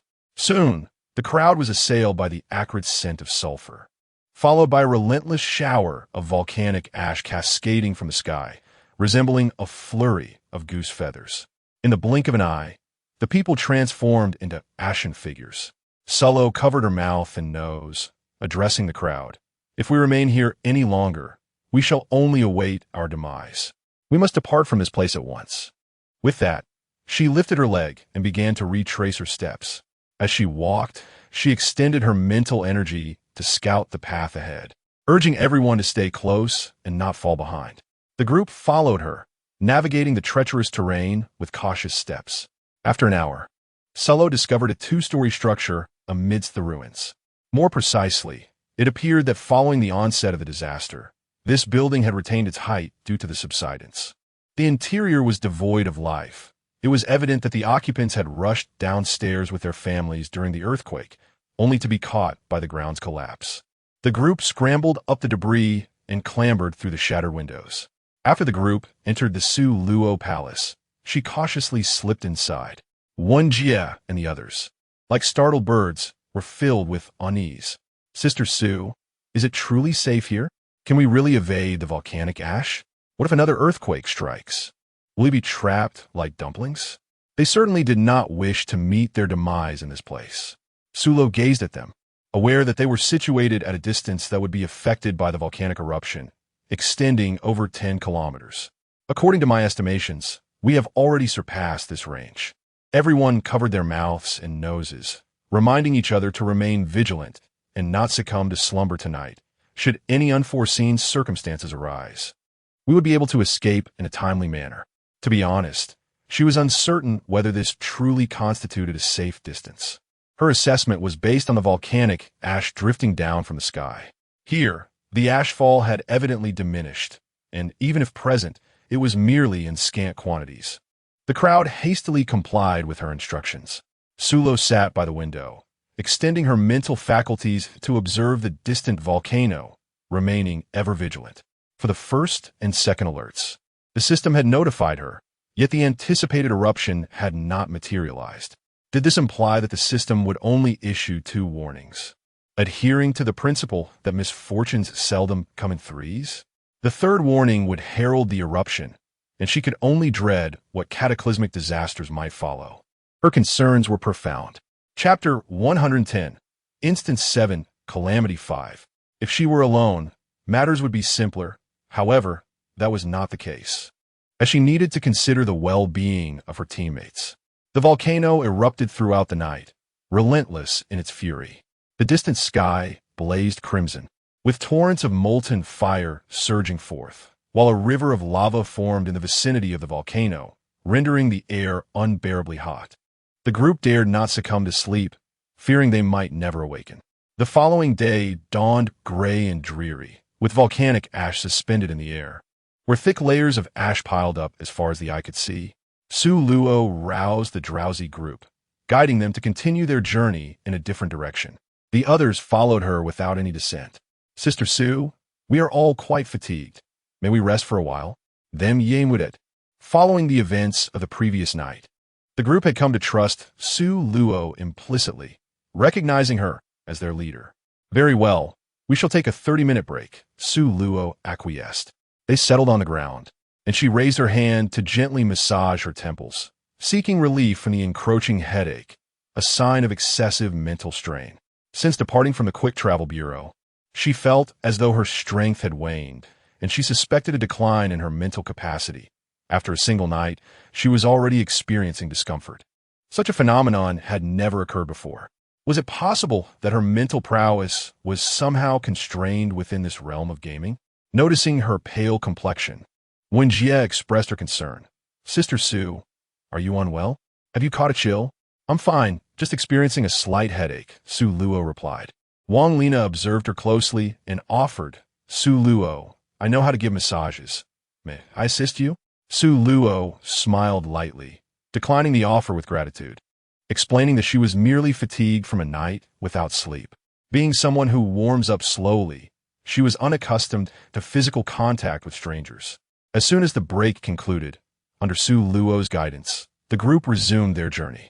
After 2 hours, they encountered another group of survivors, numbering approximately 30 individuals of all ages, each exhibiting signs of exhaustion and distress. After exchanging intentions for their next steps, the two parties decided to proceed together, thus enlarging the original group of 9. As dusk approached, fatigue overtook everyone, and they collapsed onto the ground to rest. Shortly thereafter, a box filled with supplies tumbled before them once more. Before Chen Xiang and the others could react, a middle-aged man rushed to the box, eagerly lifting the lid and bending down to seize the contents within. He began to consume the provisions with indifference, ignoring requests from others. And those who attempted to snatch some for themselves found no success.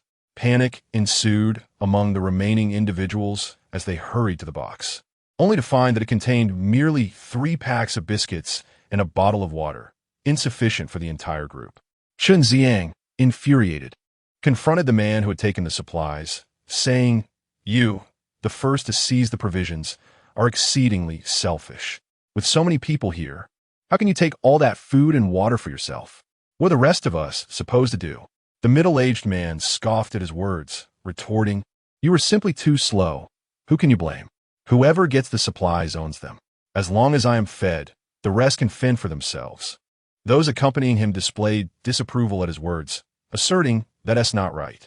We all escaped together. Zhang Laowu, upon hearing this, glared fiercely and unleashed a torrent of curses. Shut your filthy mouth. I know you, Chio-san. Don't try to get chummy with me. Keep your distance, or I'll make you regret it. He brandished his fist threateningly. The man, enraged yet recognizing he could not overpower Zhang, retreated in frustration. Chen Zhang observed that despite the man's outward appearance of civility, he was truly a rogue unworthy of respect. Helpless against such a scoundrel, Chen felt utterly impotent. While he was entangled in this dispute, Gao Wensheng and the others attempted to seize supplies, yet they returned empty-handed. Consequently, Su Luo's group acquired nothing, not even a drop of water.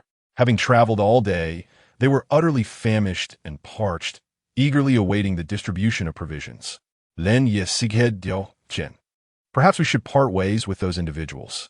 Chen Xiang, filled with guilt, lamented, It's all my fault. I shouldn't have traveled with them. Now everyone is suffering from hunger because of me. Before he could finish, a commotion erupted in Zhang Laowu's group. The cause was, of course, the supplies in Zhang's possession, as a famished, emaciated man lunged to snatch the provisions from his arms. As others witnessed the unfolding scene, driven by the instinct for survival, they hastily joined the fray. Despite Zhang Laowu's formidable demeanor, he was swiftly overpowered by the multitude, subdued, and brought low to the ground. When the crowd finally dispersed, Zhang Laowu lay there, resembling a defeated dog, gasping for breath. Yet, some among the crowd, still unsatisfied, delivered an additional kick, uttering disdainful remarks, calling him a dog. Truly ungrateful for the mercy shown, Chen Xiang and his companions exchanged glances, taken aback by the brutality displayed. They, a mere quartet of the weak, accompanied by 5 women, stood no chance against such ferocity. It was clear that remaining with these individuals posed a significant threat to their safety, and they resolved to part ways at once. Chunzang gestured for silence, lowering his voice as he declared, "Let us depart now, lest we succumb to starvation." "I concur," another voice chimed in. "We cannot match their strength. If it were only us, the supplies would surely suffice for distribution." The group murmured in agreement, their sentiments aligning in the desire to separate from the menacing crowd. However, Su Luo, standing aside, was far less optimistic. The distribution of resources, occurring only once daily, was inherently unreasonable. The supplies allocated from yesterday to today consisted primarily of bread and sweet confections, with the water supply remaining stagnant. The previous day's offerings included ham and canned meat. Yet today, such provisions were conspicuously absent. This scenario, masquerading as a natural disaster, was in truth a crucible testing the very essence of human nature. People, motivated by self-interest, would resort to any means necessary for survival. The events of the night were merely the inception of greater turmoil. "Sister Su, what is your perspective?" Wen Jie posed the question to Su Luo. Eager to glean her insights, Su Luo glanced at the crowd and declared, "I can manage." Chun Xiang and the others, relieved by her consent, let out a sigh of relief. "Let us depart now, while the sky remains relatively bright." With that, he took a step forward. Sister Wen and the others followed suit without a hint of disagreement. Su Luo remained at the rear. The group accompanying Zhang Laowu did not attempt to stop them as they prepared to leave. The crowd murmured among themselves, acknowledging that their supplies were already scarce, and their departure was, in fact, fortuitous. At that moment, a look of disbelief washed over her face. Could it truly be a flood? This was dire indeed. "Everyone, swiftly ascend to higher ground. A flood is upon us." Chun Xiang and the others were taken aback. "Sister Su, are you certain?" Wen Jie questioned with skepticism. "There isn't even a river. How could there possibly be a flood?" It was not that she doubted her words, but rather that it seemed too absurd to fathom. Chapter 111. Instance 7. Natural Disasters 6. Su Luo's expression was frigid as she remarked, "The knowledge that an earthquake can trigger a tsunami should not require reiteration. This city is situated perilously close to the sea. Should the earthquake be on a national scale, a tsunami is inevitable. Moreover, the volcano erupted last night, and there are numerous dormant volcanoes beneath the sea." Wen Jie, momentarily taken aback, responded, "Sister, I apologize. It's not that I doubt you. I simply failed to process it in the moment." Chun Xiang and the others, upon hearing this ominous news, nearly staged a dramatic collapse, lamenting the dire predicament. From yesterday to today, they had been gripped by anxiety, believing that their departure from the city had ensured their safety, only to find that the situation was far more dire than they could have ever anticipated. Su Luo turned and strode forward. Sister Wen glared at her retreating figure, filled with indignation. On one hand, Su Luo showed her no respect. On the other, despite having already offered an apology, she still dared to cast a disapproving look, which was utterly uncouth. In her heart, Sister Wen berated Su Luo mercilessly. Wang Lina, Guo Shuqin, and Xia Bingyu exchanged glances, contemplating that once they had navigated this crisis, they ought to caution Su Luo to be wary of Sister Wen. Su Luo had little time to entertain Wen Jie's thoughts. Once she navigated through this crisis, she resolved to distance herself from these individuals, to spare herself from the incessant need to explain matters to those lacking in intellect. She discovered a vantage point amidst the remnants of a residential building that had withstood the violent tremors. The structure had fortuitously collapsed atop an adjacent skyscraper, preventing it from succumbing to the pit below and forming a small hill, just adequate for refuge. After surveying the area with her mental acuity, she noted that the fissures caused by the earthquake were filled with debris from surrounding edifices, rendering the location relatively safe even in the event of flooding. She gestured for Chun Xiang and the others to follow. Upon seeing her signal, they hastened to comply. Wen Jie pursed her lips and emitted a soft huff, clearly displeased with Su Luo's chosen refuge. However, she recognized that now was not the time to confront Su Luo, as they still depended on her. Just as Chun Xiang and the others ascended halfway, they were startled by the sound of rushing water behind them. Driven by instinct for survival, They scrambled to the highest point with unprecedented speed. Before they could catch their breath, the cacophony of the flood surged forth, accompanied by a thunderous roar. In the blink of an eye, the torrent approached. Chunzang and his companions shivered at the sight of the murky waters rushing below, their thoughts racing. Had they not departed, they would surely be engulfed by the deluge. Help! Help! Cries for salvation echoed from within the floodwaters. Chunzang and his comrades watched in distress as their fellow beings struggled against the current. Yet, ensnared by their own dire circumstances, they could only feign ignorance. They deserve it. The universe has its own way of balancing the scales, Gao Wencheng muttered indignantly. Indeed, if we weren't entangled with them, we wouldn't be left starving now. His stomach growled audibly, underscoring his lament. I'm so hungry. The meager rations from last night have long been digested, and with no supplies acquired this evening, I fear I shall be unable to move by tomorrow. Stop lamenting about hunger. You are not the only one suffering. We are all famished. Sulo found a relatively flat area and settled down. Observing him, the others followed suit and took their places. As night fell, the floodwaters began to rise, encroaching to within 2 meters of Sulo and the others. Panic ensued among the group, with frantic murmurs of what to do. If the waters continued to swell, their fate would be sealed. Wen Jishang, could you please be quiet? Chunzang snapped at him irritably. He too was gripped by anxiety. Yet at this juncture, further discussion would only serve to amplify their collective dread without offering any solace. Sulo gazed at the rising floodwaters. A furrow of worry etched upon her brow, feeling utterly helpless in the face of the relentless tide. The water gradually ascended, ultimately halting a mere meter away from the group, ceasing its advance. Chunzang and the others collectively exhaled a sigh of relief, secretly grateful for their fortunate survival for yet another day.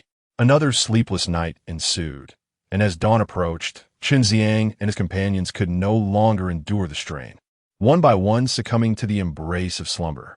She, too, was not made of iron. After 2 days and nights without rest, she found herself utterly exhausted. Their reactions upon awakening were no longer her concern. Upon returning to her sanctuary, she first nourished herself, satiating her hunger before retreating to rest, and thus fell into a deep slumber for an entire day and night. When the light of day broke, the floodwaters had not receded. Instead, they surged higher, swiftly engulfing the group's ankles.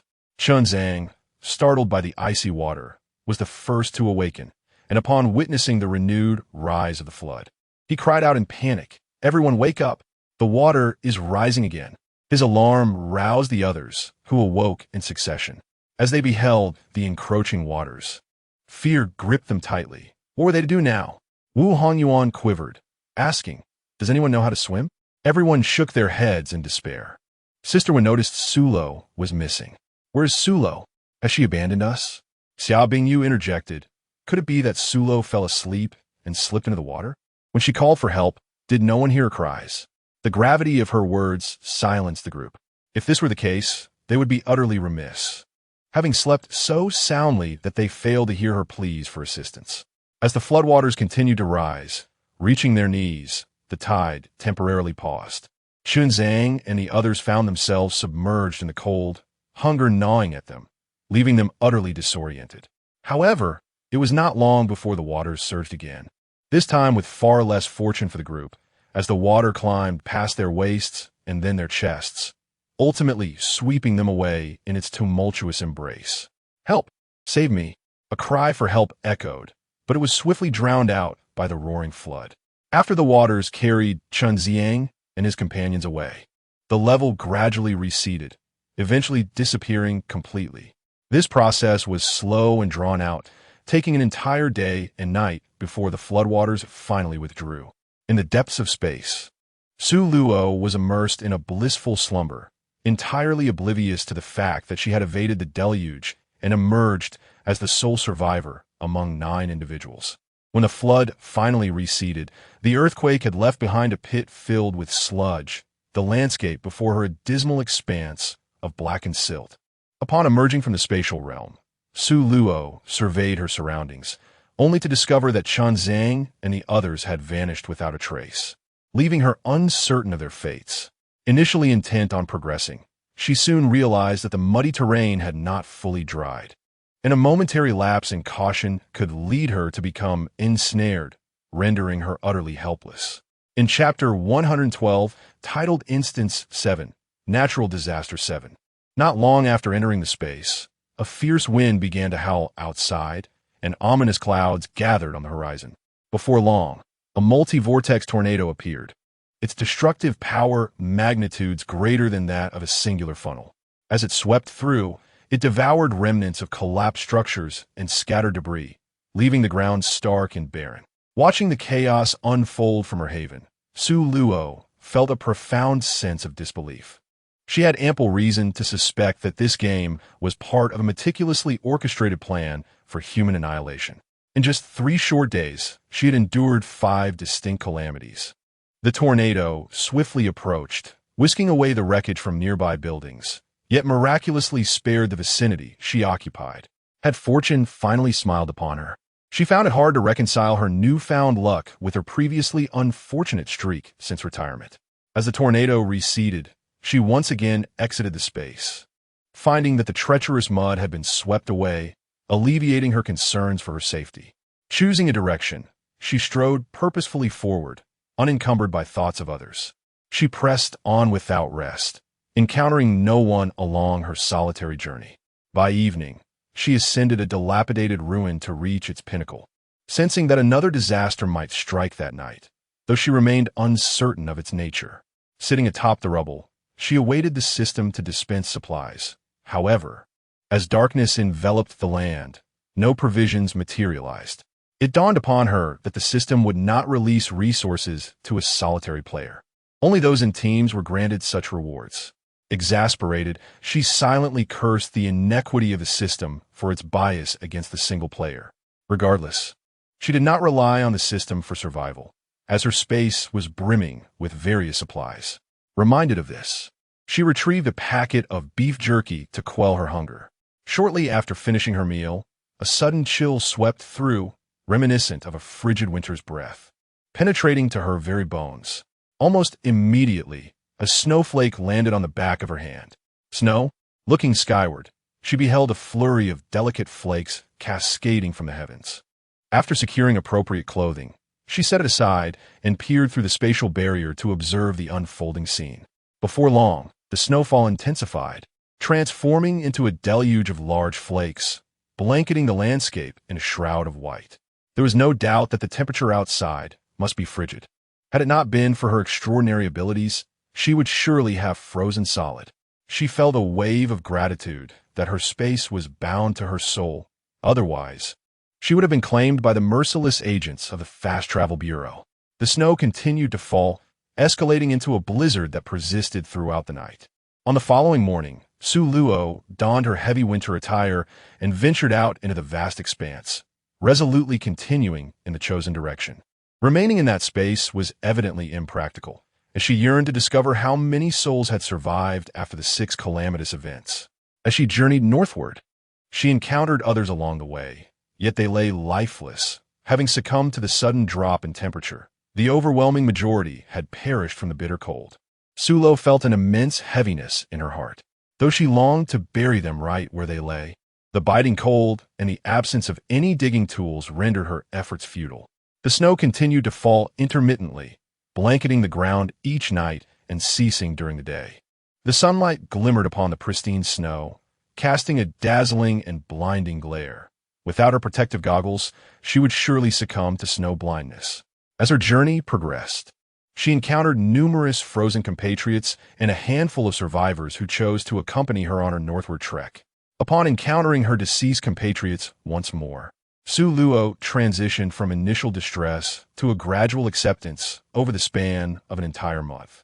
It seemed as though only a handful of individuals remained in this desolate world. There were no towering edifices in sight, merely an eerie silence enveloping the surroundings. Her earlier predictions had indeed come to fruition, as natural disasters had ravaged every city.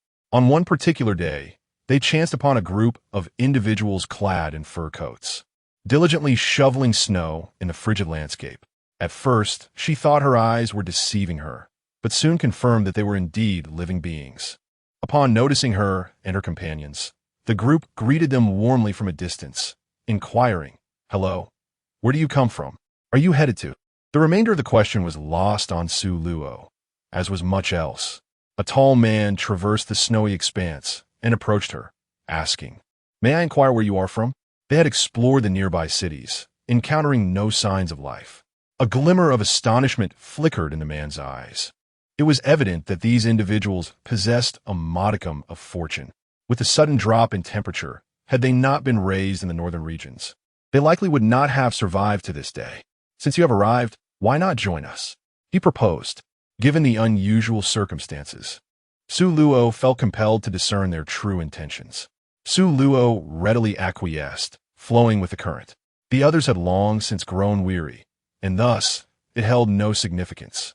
They followed this group to a base aptly named Hope. However, within this establishment, there were no young women. The majority were older women. Su Luo also noticed various greenhouses constructed within the base, each guarded by sentinels. "Let me assure you, our base is far from being a makeshift operation. It is entirely legitimate, overseen by officials." The man rambled on, extolling the virtues of this base with extravagant praise. "By the way, I almost forgot to introduce myself. My name is Jiao Yang. And what is your name, miss?" This last question was directed at Su Luo. Upon hearing her name, Jiao Yang was momentarily taken aback. "Su Luo? Goodness, isn't she the elusive magnate? Have they unwittingly invited a wolf into the fold? This could spell disaster. He must send her away quickly," though he wondered if it was already too late. Su Luo observed his reaction silently, saying nothing. "We are somewhat fatigued. Could you find us a place to rest for a while?"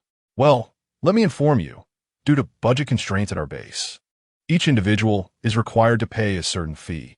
The standard charges are 100 per day for a basic room, 300 for a more comfortable room, and 500 for an even better room. If you lack the funds, you may also exchange supplies as payment." Su Luo gestured towards the group of men, women, and children, inquiring about the cost of their accommodations per day. Jiao Yang displayed a troubled expression and replied, "To be honest, they have all exchanged their labor for this." Su Luo cryptically remarked, "Ah, I see. In that case, let us take our leave. A person of my destitution is unworthy of entering this base." With that, she turned to depart. The others were taken aback. The negotiations had faltered, yet they were indeed fatigued and reluctant to leave. Su Luo, lost in her thoughts, began to retrace her steps. Jiao Yang found himself at an impasse, unsure whether to intervene or to let her be. After a moment of internal conflict, he resolutely caught up with her and proposed, "How about this? Allow me to arrange accommodations for you, and you can settle the cost later." "Thank you," Su Luo replied with a gentle smile. Chapter 113, Instance 7, Cataclysm 8. Jiao Yang led them to a row of modest cottages, gesturing towards two particular units. "Sisters, these are the ones. The two at the far end are unoccupied. You may rest here, and I shall return to summon you when it is time for dinner." Su Luo expressed his gratitude, and others followed suit. As there were only Su Luo and another woman in the group, the remaining members, all men, naturally divided into two separate rooms. Su Luo shares a room with that girl, while the remaining individuals occupy another. Upon entering this modest space of merely a few dozen square meters, one is greeted by a warm ambience. The furnishings are quite sparse, featuring only a bed constructed from stone blocks, adorned with a thick quilt, and a rectangular Kong table positioned against the wall. Upon reaching out to touch the bed, one finds it still retains warmth, indicating that they have indeed chosen wisely in coming to the north. Their resilience against the cold is undoubtedly unparalleled. Zhao Rulin, unable to contain her eagerness, lies down, finally able to indulge in a restful slumber. Su Luo removed his goggles and sat on the edge of the Kong, releasing his mental energy to probe the environment of the base. Jiao Yang hurriedly arrived at the office of the base leader, knocking on the door with a series of taps. "Guomin." With urgency, Jiao Yang entered, addressing the man seated on the Kong. "Boss, I have committed a grave mistake by bringing Su Luo here." The man, engrossed in his reading, paused momentarily and lifted his gaze. "Liangzi, it's merely a woman. Why the fuss? Besides, an extra person means an additional share of resources. Since she is here, she must adhere to our rules." Ensure she is well guarded and doesn't disrupt the order. Boss, Su Luo is not to be underestimated.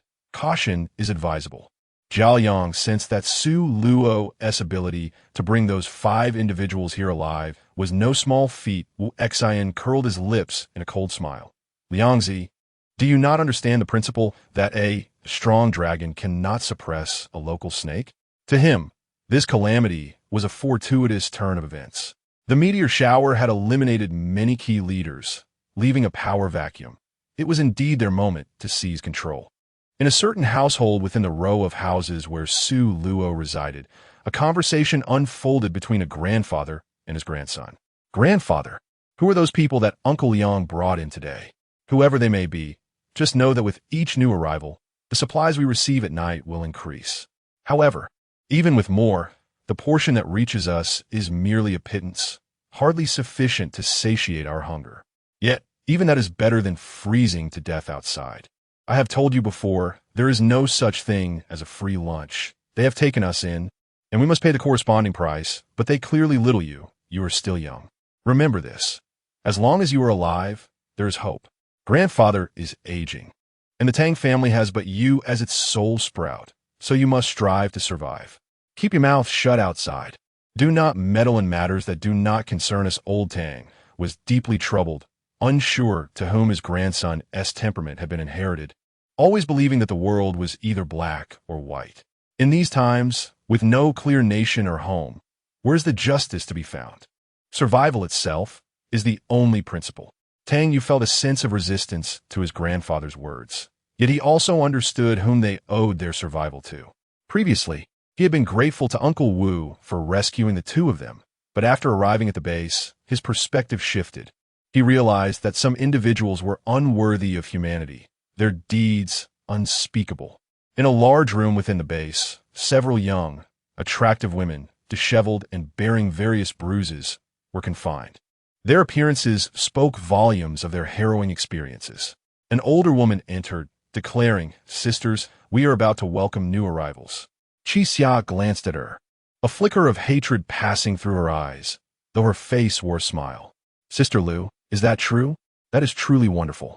She longed to retaliate against the one who had cast her into this abyss, yet she knew she could not afford to die just yet. The other women, their expressions blank, paid her no heed. For them, living was a torment. They had contemplated death, but with no weapons available and under constant surveillance. Such an escape was utterly unattainable. Su Luo did not miss her words. Her expression turned cold as she directly assaulted the woman's mind with her mental power. Such individuals who aid in the torment of women are unworthy of existence. Just as Sister Lu was passionately speaking, she suddenly let out a piercing scream, her face paling instantly.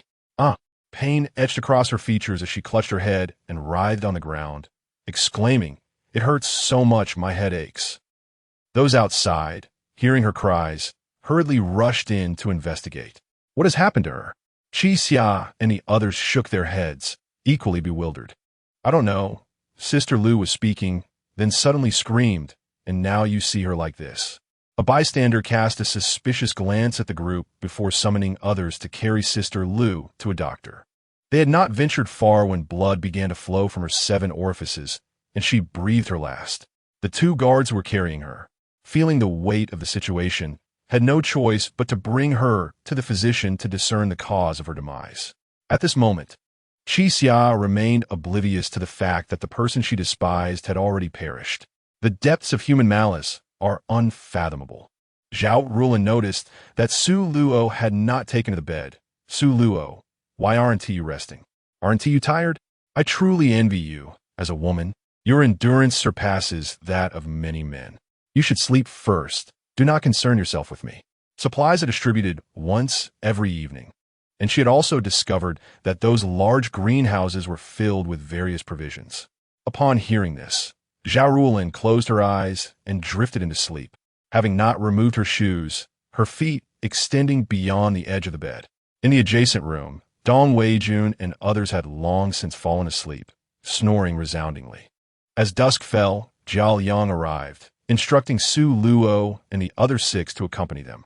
A sense of unease welled up within Zhao Rulin as she tugged at Su Luo's sleeve, Su Luo, I have a feeling that something is amiss. Su Luo gestured for silence, signaling with her eyes for her to refrain from speaking. Zhao Rulan obediently closed her mouth. The four members of Dong Wei-jun exchanged glances, saying nothing. Guided by Jiao Yang, Su Luo and her companions arrived at a vast warehouse, already teeming with people. Upon sighting Su Luo and her group, the crowd's demeanor shifted. They resembled ravenous wolves eyeing their prey, their gazes laced with malice, particularly the men whose lecherous eyes roamed over Su Luo and Zhao Rulan.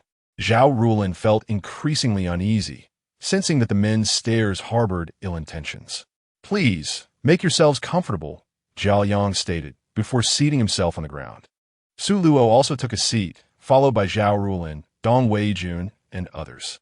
After a span of more than 10 minutes, several wooden crates, approximately 13 in number, materialized in the vacant space. All eyes were fixed intently on the crates, yet no one dared to rise. Jiao Yang took the initiative, beckoning his companions to open the crates filled with supplies. They extracted a significant portion of the provisions from each crate and stuffed them into burlap sacks that had been prepared in advance. The onlookers were filled with a sense of anger, yet remained silent, fully aware that they stood no chance against them. Chapter 114, Instance 7, Cataclysm 9. Zhao Rulan whispered to Su Luo, "They have taken all the supplies. What will we eat?" The ability to seize provisions would depend on one's own skill. In this lawless environment, it was all too common to eliminate rivals over a morsel of food. Dong Wei-jun and the others were not naive. They had long realized that entering this situation was unwise. Zhang Wei remarked, "Since we encountered them, we have lost our autonomy." Luo Yonghao added, "Indeed, we are merely 6, while they are a multitude. We would surely be overpowered, only destined to be sacrifices." Zhang Yajun concurred. "In light of the current circumstances, we cannot afford to dwell on our thoughts. Soon, we shall disperse and take whatever we can seize." Upon hearing their words, Zhao Rulan bit her lip, realizing she stood little chance against these individuals. It appeared she would likely go hungry today. Her primary concern was her unwillingness to allow those people to take advantage of her. Silence enveloped Su Luo as Jiao Yang and others strode purposefully out, burdened with heavy sacks. The remaining individuals, witnessing their departure, instinctively gathered in unison, hastening towards the wooden crates filled with supplies. Dong Wei-jun and his companions also joined the fray, eager to seize the bounty. Only Zhao Rulan and Su Luo remained, seated and unmoved amidst the chaos. The scene unfolded as those scrambling for provisions engaged in fierce altercations over a mere packet of biscuits or bread, driven by an intensity that suggested a desire to annihilate one another. Just as one individual managed to grasp a coveted item, it was swiftly snatched away by another, igniting yet another bout of turmoil. The onlookers, desensitized to the spectacle, turned a blind eye to the unfolding pandemonium, having grown accustomed to such disorder. Zhao Rulan, filled with trepidation, felt a wave of relief wash over her for not joining the fray. Otherwise, what might have transpired? "Su Luo, what shall we do?" Su Luo cast a cold glance at the individuals around her, choosing to disregard her words. With so many people present, she would not opt for a direct confrontation at such a moment. Zhao Rulan, feeling slighted by Su Luo's indifference, couldn't help but harbor resentment. Despite her evident prowess, Su Luo's reluctance to seize the supplies struck her as profoundly selfish. As the others finished gathering the resources, Su Luo rose and turned to leave. This trip had not been in vain. She had discerned the source of the supplies within the greenhouse. Upon witnessing this, Zhao Rulan hurriedly followed suit for her own safety. Noticing that both Su Luo and her companion bore empty hands, he said nothing and simply brushed past them into the warehouse. Upon returning to their temporary refuge, Zhao Rulan, filled with frustration, allowed her tone to reflect her displeasure. "Su Luo, you clearly had the ability to act, yet you chose not to. Now look where we are. We're left to starve. Are you satisfied with this outcome?" Upon hearing her words, Su Luo's eyes gleamed with a frosty light as he coldly replied, "Zhao Rulan, I am not your mother and have no obligation to care for you. The only reason I am with you is that you insisted on following me. Do you understand?" Zhao Ruolin's anger intensified. You are truly heartless. You possess the ability, yet refuse to. In a fit of rage, Su Luo laughed coldly. Am I truly so devoid of compassion? What can you possibly do about it? Do not treat me as if I were a mere pawn. If you have regrets, then by all means, seize the moment now. No one will stand in your way. With that, she strode forward, seized her, and unceremoniously hurled her out the door, slamming it shut without a hint of mercy. You are utterly spoiled, lacking the grace of a princess yet indulging in the whims of one.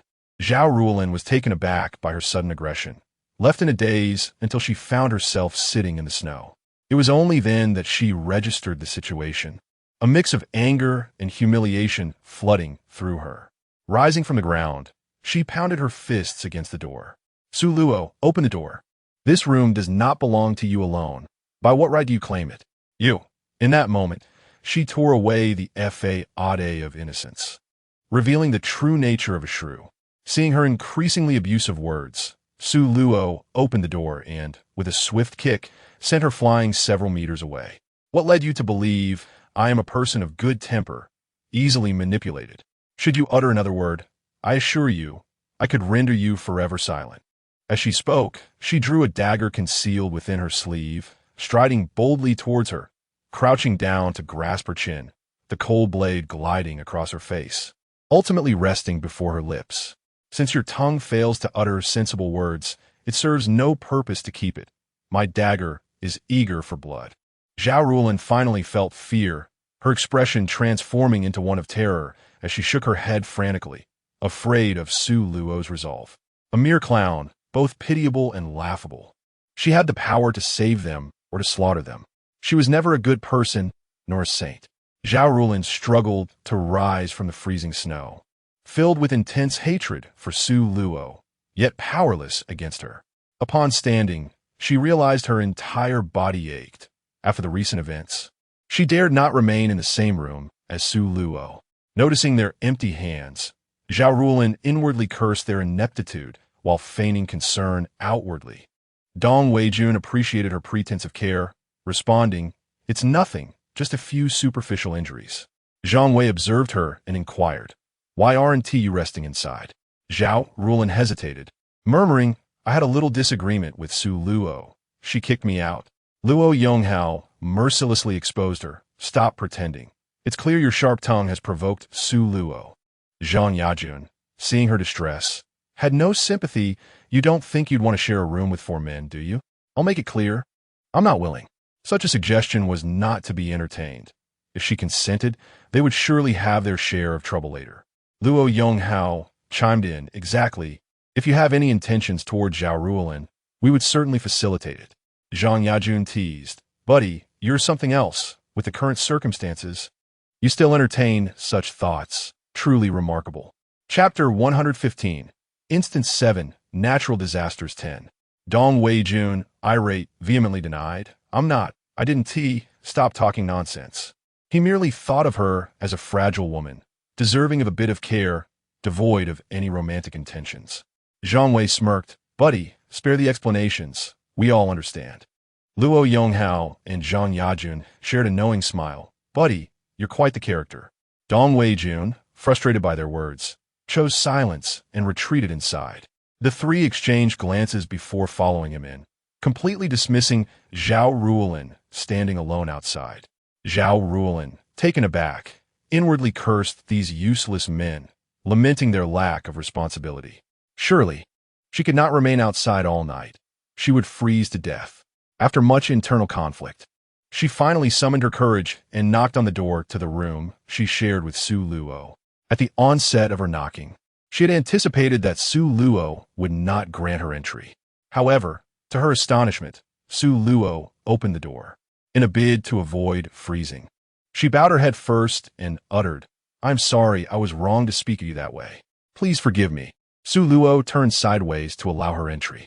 "Enough of the insincere words. I have no desire to hear them. Come in, but remember, there will be no next time." She has already faced both punishment and intimidation, and if she remains unrepentant, she must not blame anyone but herself.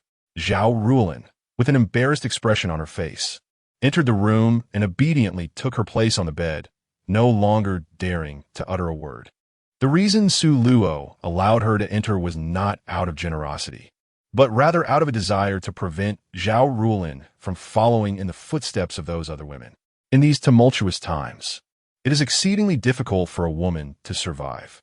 Zhao Rulin, acknowledging their acquaintance, offered a friendly warning. Do not easily trust anyone in this base, especially the older women.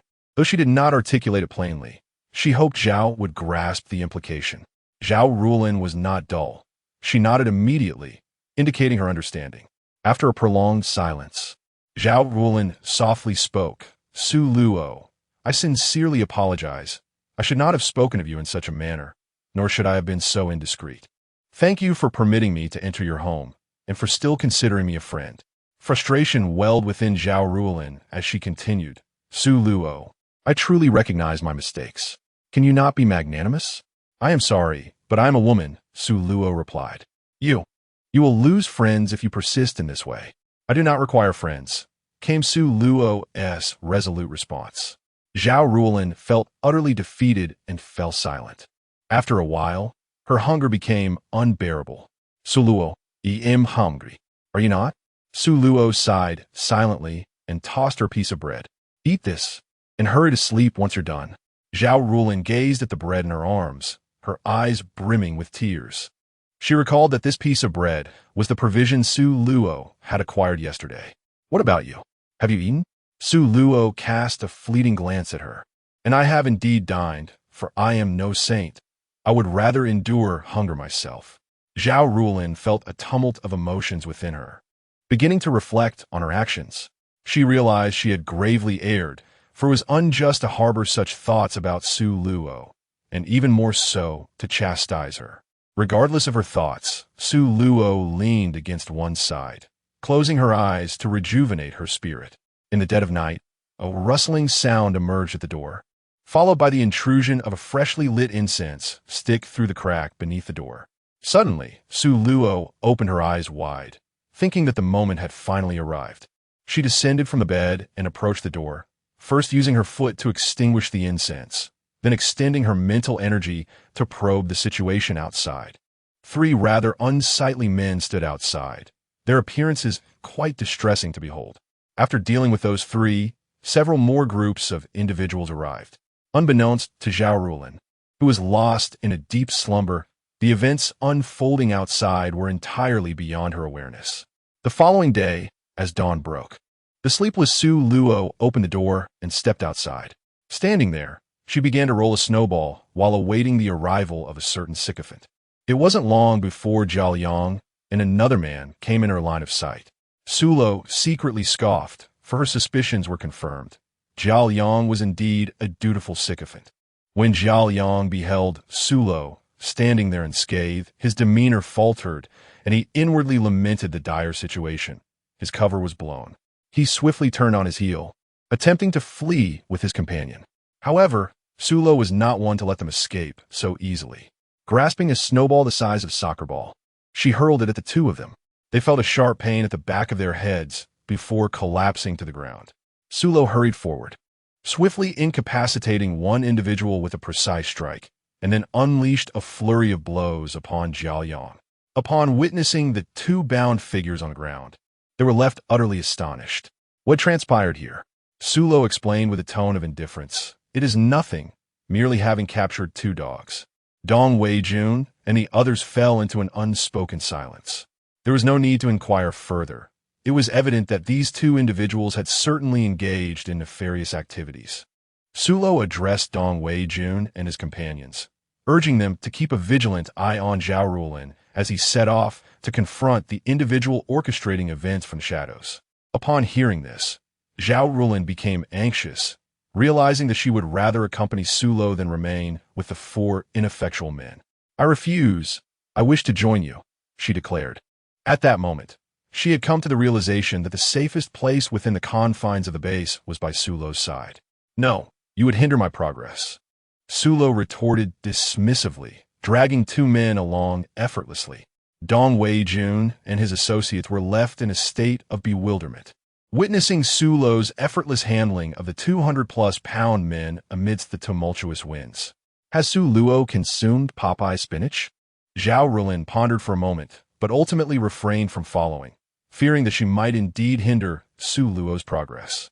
Along the way, Su Luo was seen escorting two robust men toward someone's residence. During this journey, they caught the attention of the guards within the base, who were taken aback by the sight. Remarkably, this girl exhibits extraordinary strength. Su Luo arrived at someone's residence and, without hesitation, kicked open the closed door. With a resounding crash, the door was left with a significant gash. The cold wind rushed into the room, causing the individual lounging on the heated bed to shiver. Wu Xian glanced towards the entrance, donned a thick fur coat, descended from the bed, and approached the partially destroyed door. With a forced smile that did not reach his eyes, he scrutinized Su Luo outside, neglecting to acknowledge the two worthless pastries strewn on the ground. "What brings Miss Su to grace us with her presence?" he inquired, feigning indifference. Su Luo scrutinized him from head to toe, a mere dog dressed in human attire, believing himself to be one of us simply by reading a few books and donning clothing. Wu Xian's expression turned grave. "Su Luo, do not indulge in folly. This is my territory, not a place for your unruliness. Here, even a tiger must lie low, and a dragon must coil tightly." Su Luo, feigning impatience, poked at his ear with his pinky finger, remarking on the loquacity of the antagonist. "Have you finished your incessant prattle?" Wu Xian, exasperated, abandoned his fade of civility and, with clenched fists, launched a strike towards Su Luo. Chapter 116, Instance 7, Cataclysm 11. Su Luo, with a tone of exasperation, remarked at last, "This is more like it. You've been putting on an act for so long that I feel weary on your behalf." As she spoke, her hand moved with the swiftness of lightning to grasp his wrist. With a sudden, forceful grip, there was a sharp crack, and his wrist was fractured. Su Luo was taken aback, exclaiming, "How brittle you are! I haven't even exerted myself, and yet your wrist has already snapped." When did her strength become so formidable? She was utterly unaware. Wu Xian, wincing in pain as cold sweat beaded on his forehead, heard her mockery, and his face twisted with fury. Gritting his teeth, he declared, "Su Luo, I shall end your life." With that, he retrieved a pristine firearm from his pocket, aiming it directly at her. Su Luo's pupils constricted sharply. No wonder he was so arrogant, for he possessed a weapon. She lacked the extraordinary ability to catch bullets with her bare hands, so it seemed she would have to rely on external assistance.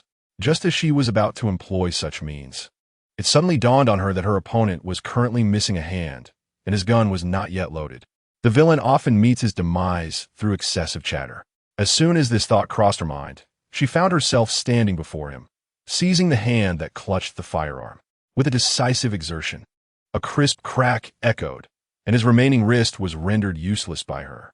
Wu Xian let out a cry of agony, the veins on his forehead bulging. "Su Luo, you wretched swordswoman," he exclaimed before bellowing, "Is anyone there? Or have all the people gone?" Su Luo, with an air of tranquility, leisurely toyed with the firearm, examining it closely before expressing her admiration. "I must say, you possess a remarkable mechanical talent. This weapon is quite well crafted, yet it bears a critical flaw, its propensity to burst." With a mere glance, she discerned that it was not an official piece, for it lacked a serial number, and the welding technique was particularly crude. Wu Xian, filled with resentment, retorted, "And what of it? The officials are all dead anyway." Just as he spoke, a dozen men brandishing knives rushed over. The leader of the group, noticing the change in his boss's demeanor, inquired, "Boss, what is wrong?" Before Wu Xian could respond, Su Luo interjected, "Are you blind? Your boss's wrist has been incapacitated by me." Instantly, Li Hurin and the others were filled with rage and charged forward, weapons in hand. With a deft flick of his wrist, Su Luo crossed his arms and unfurled two exceptionally sharp daggers from his sleeves, grasping them with a reverse grip as he strode forward with determination. 10 minutes later, the tendons in Li Hurin and his companion's hands were severed, rendering them incapable of gripping their weapons. One by one, their blades clattered to the ground. Witnessing this, Wu Xian's face turned pale with dismay. These inept individuals, despite their numbers, could not even subdue a single woman, ultimately reducing themselves to a state of helplessness. Deeply dissatisfied, he summoned more subordinates to his side. The outcome was that those additional followers merely became fodder, swiftly incapacitated by Su Luo within 3 moves. Holding a dagger, Su Luo nonchalantly remarked, "Go on. Why haven't you called anyone over? I haven't had my fill yet." She initially believed that these individuals possessed formidable strength, but it soon became evident that they could not withstand even 3 of her moves. They were merely a disorganized rabble, all show and no substance. Wu Xin, filled with rage, growled lowly, "Su Luo, do not overstep your bounds." He realized that this time, he had truly encountered a formidable opponent. As if strolling leisurely through a garden, Su Luo approached him, wiping the bloodstains from the dagger with his leather coat. "You claim to be so exceptional. Do your parents know? Surely, you're not afflicted with a condition of hypermasculinity?" Wu Xian glared at her in fury. "Su Luo, what on earth are you trying to accomplish?" Su Luo shrugged, feeling that the existence of this base was no longer justified. "Do you truly believe that one mere mouth can consume such an abundance of ill-gotten resources? You are profiting from national calamity, do you not realize? By confining these survivors, you merely indulge your own twisted desires. How commendable of you." Wu Xian retorted, his neck stiffened in defiance. "What do you understand? I have granted them a chance at survival. Had they not encountered me, they would have perished long ago. There is no such thing as a free meal. Those resources are merely the price for my services." Su Luo shook her head, affirming that the individuals from AB could not be comprehended through conventional logic. "Thus, it was imperative for you to accompany me on this journey. I advise you to heed my words, otherwise, the dagger in my hand may very well sever your carotid artery," or, as she spoke, she sheathed one dagger and pressed another against his throat. "Let's proceed." Wu Xian, filled with frustration, found himself powerless to resist, his wrists bound and incapacitated. Meanwhile, Zhao Liang and Wang Mazai, tightly bound like rice dumplings, gradually regained consciousness, their expressions reflecting utter bewilderment, completely oblivious to the unfolding events. "Boss, how did you become Su Luo's hostage?" The clueless Wang Mazai felt as if the image of his leader had shattered before him. Zhao Liang, sporting a bruised visage, glared at Su Luo. "Su Luo, release our boss. If you have the capability, let us engage in a fair duel." His words, once spoken, only served to deepen Wu Xian's embarrassment, prompting him to bellow in anger, "Silence. I command you to be silent." Upon witnessing the awakening of the 2 individuals, Su Luo curled her lips into a cold smile, nearly forgetting these 2 elusive fish that had slipped through the net. With that, she released Wu Xian and strode purposefully towards Zhao Liang and Wang Mazai, a flicker of icy light glinting in her eyes. Zhao Liang and Wang Mazai cried out in agony, "Huh? My hand!" Wu Xian seethed with hatred towards Su Luo, yet found herself utterly powerless. Su Luo marched towards the greenhouses, holding Wu Xinchao captive. Upon witnessing their leader being taken hostage by a woman, the guard stationed at the entrance to the greenhouses were instantly incensed, brandishing their knives as they charged forward. The foremost man bellowed, "Release our leader." Su Luo, indifferent to his presence, pressed the blade against Wu Xian's throat and commanded in a low voice, "Hurry. Give your dogs the order to lay down their weapons, or I shall not show any mercy." Bound by his constraints, Wu Xian, filled with frustration, reluctantly issued the command, "You all, lay down your weapons." The man exchanged glances with the others, and instead of retreating, advanced, brandishing his knife as he charged forward. Upon witnessing the scene, Su Luo callously thrust Wu Xian forward, utilizing him as a human shield. With a sickening thud, Wu Xian's shoulder was struck, blood gushing forth. "Behold, Su Luo Tontiv. This is what you consider to be your loyal subordinate. They do not regard you as their leader."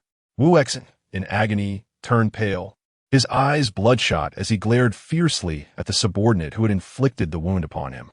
"You, well done, I had truly misjudged you." Suro did not wish to endure their prattle any longer and interjected, "My dear brother, regardless of any grievances you may harbor against him, I implore you to set them aside." He is already incapacitated. Your true adversary stands before you, me. You're left with but two choices, to engage in battle or to surrender. When confronted with such nefarious scoundrels, one must act decisively rather than engage in idle chatter. Qianrini regarded her with a wary expression. Are you suggesting a treacherous scheme? Then you must first contend with the blades we wield. Su Luo pushed aside the shield-wielding Wu Xan and drew another dagger. Let's engage together. At once, Qianrini and the others were incensed, gripping their blades and charging towards her. With a reverse grip on his dagger, Su Luo advanced, his figure akin to a specter, effortlessly weaving through the throng. With each pass, he incapacitated an adversary, severing their tendons. After a mere 10 minutes, all stood as lambs to the slaughter, utterly devoid of the capacity to retaliate. Chapter 117, Instance 7, Cataclysm 12. Qianrini and the others revealed expressions of terror, realizing you are an official. Sulo, with an air of nonchalance, gently shook his index finger, proclaiming that imagination can be a malady in need of remedy. I am merely an idle wanderer, albeit one whose prowess and strength surpasses that of you mere novices, if only by a slight margin. The crowd murmured their suspicions of his arrogance. News of the change in leadership at the base spread like wildfire, reaching every corner with remarkable swiftness. The ordinary citizens rejoiced with tears of joy, while a small fraction continued to struggle in their final throes. Sulo gazed coldly at those who wielded the women as shields, and said, I advise you to lay down your weapons, lest. Before she could finish her sentence, she seized a moment and hurled the two daggers in her grasp. The blades severed the carotid arteries of the two men holding the hostages, blood gushing forth as they convulsed and fell backward, swiftly succumbing to death. The remaining individuals stood frozen in shock. Taking advantage of the brief moment, Su Luo dashed towards them with the swiftness of lightning. 3 minutes later, those who had taken the women hostage were either dead or grievously injured, unable to continue their misdeeds. As these women found their freedom restored, their initial reaction was one of disbelief, swiftly followed by overwhelming joy. They embraced one another, erupting into laughter, which soon transformed into tears of relief and gratitude. Sulo waited until their tears had subsided before speaking. As long as one is alive, there is hope. Those who have wronged you are no longer to be feared. Qi Xia expressed her gratitude, saying, Thank you for saving us. Sulo accepted her gratitude. As a woman herself, she could not turn a blind eye. From that day forth, the Hope Base no longer recognized any so-called leaders. Each individual was able to procure sufficient resources to satiate their hunger, no longer subjugated to the whims of others or beholden to their judgments. Sulo instructed Dong Weijun and others to distribute all the supplies that Wu Xian and his cohorts had hoarded, ensuring that everyone received adequate sustenance. However, they soon realized that even if they cleared the land, they lacked seeds, let alone the means to cultivate crops or vegetables. Their anxiety deepened as the firewood available for warmth dwindled alarmingly. Each day, they were compelled to traverse great distances to uncover scant firewood beneath the thick blanket of snow.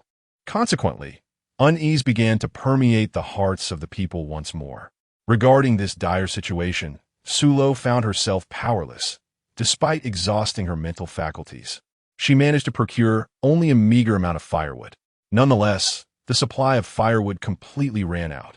Within the base, the elderly and frail succumbed to illness, as there were neither medicines nor doctors available, and these individuals rapidly weakened and perished. With their deaths, the daily distribution of supplies naturally diminished by a significant margin.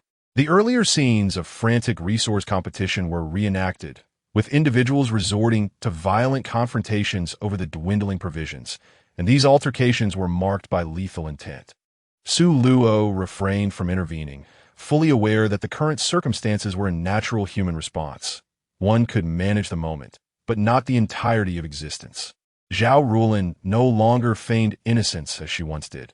In her struggle for survival, she metamorphosed into a fierce competitor, vying for resources.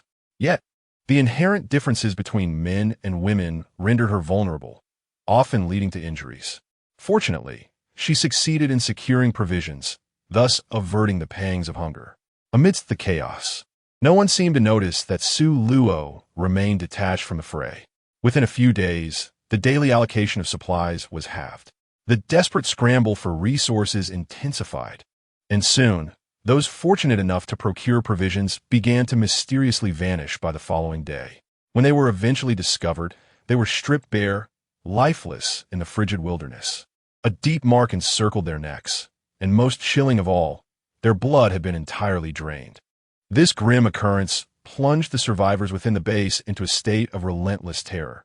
After seizing resources, they dared not stray alone, fearing for their lives. Yet, despite their vigilance, a life would be lost every couple of days. Initially, the victims retained their corporeal forms. As resources dwindled, however, the unfortunate souls were reduced to mere skeletons, and some among the base resorted to consuming raw flesh. Sulo witnessed this heart-wrenching scene, yet found herself at a loss for any means to intervene. She could not stand upon a moral high ground to condemn these individuals for their lack of humanity. They were merely striving to survive. The grisly image of cannibalism, reminiscent of ancient years ravaged by famine, unfolded once more in this harrowing replica of natural disaster. The number of people within the base dwindled, along with their dwindling supplies, while women and children became the primary targets of those desperate souls.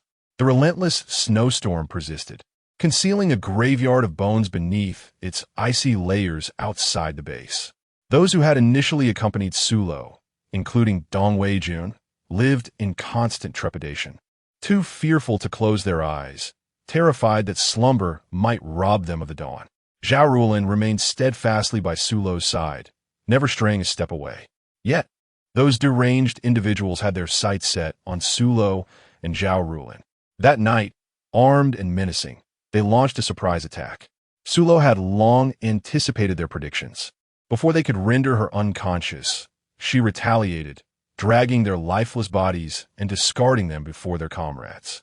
The reaction of those who beheld the corpses was not one of panic, but rather exhilaration.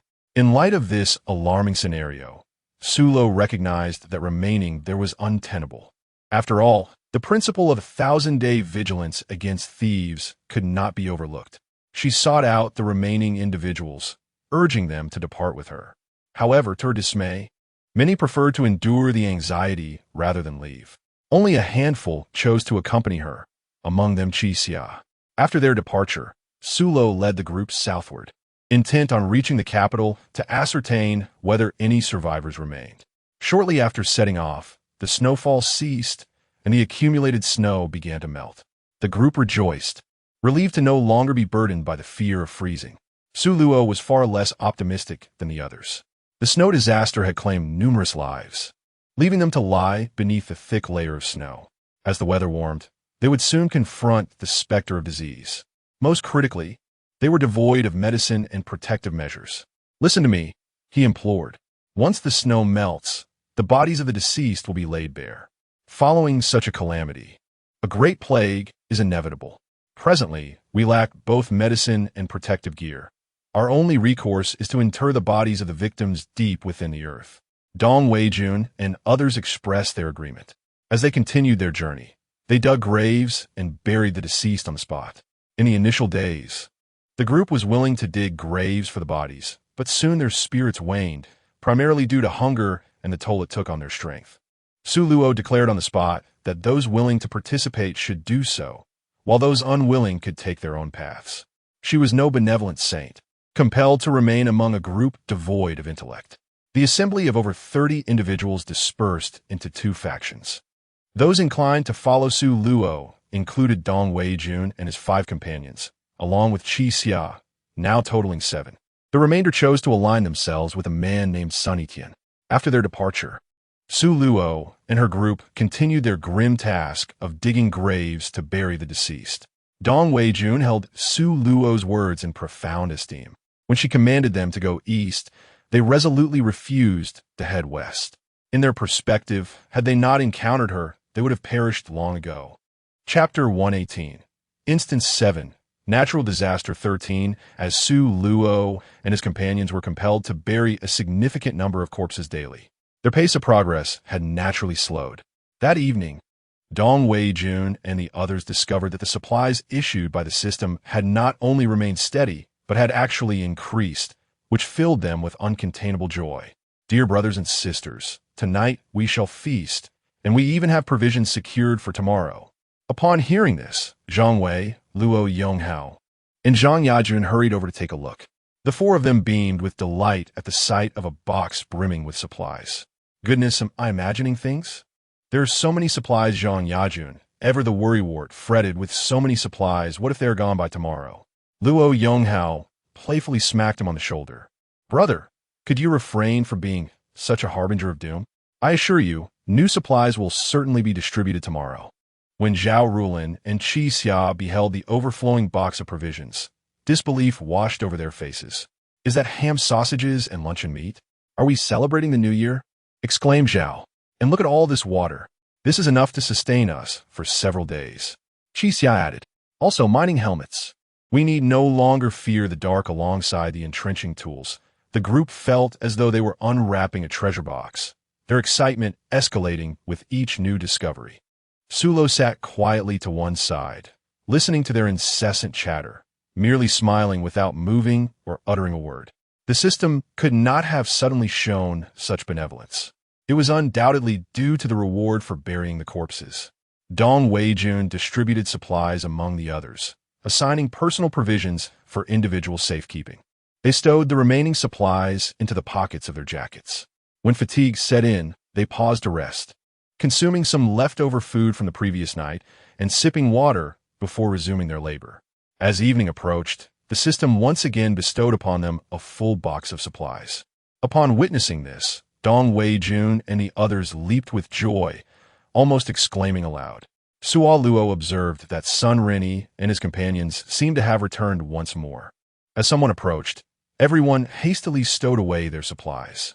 Upon hearing the commotion, Dong Wei-jun and the others quickly packed the materials into their backpacks, lest they incite envy in others. Soon, the chaotic sounds of footsteps and conversation grew closer. As Sun Rinni and his group arrived, they hurriedly approached the wooden crates, only to be met with disappointment upon discovering them completely empty. Sun Rinni turned to Suo Luo and the others, inquiring, Sisters, do you have any surplus supplies? With a tone devoid of sincerity, he continued, Sisters, it seems rather inconsiderate of you to say such a thing. After all, we have ventured out alongside you. You cannot disregard the welfare of everyone. Was this a form of moral coercion?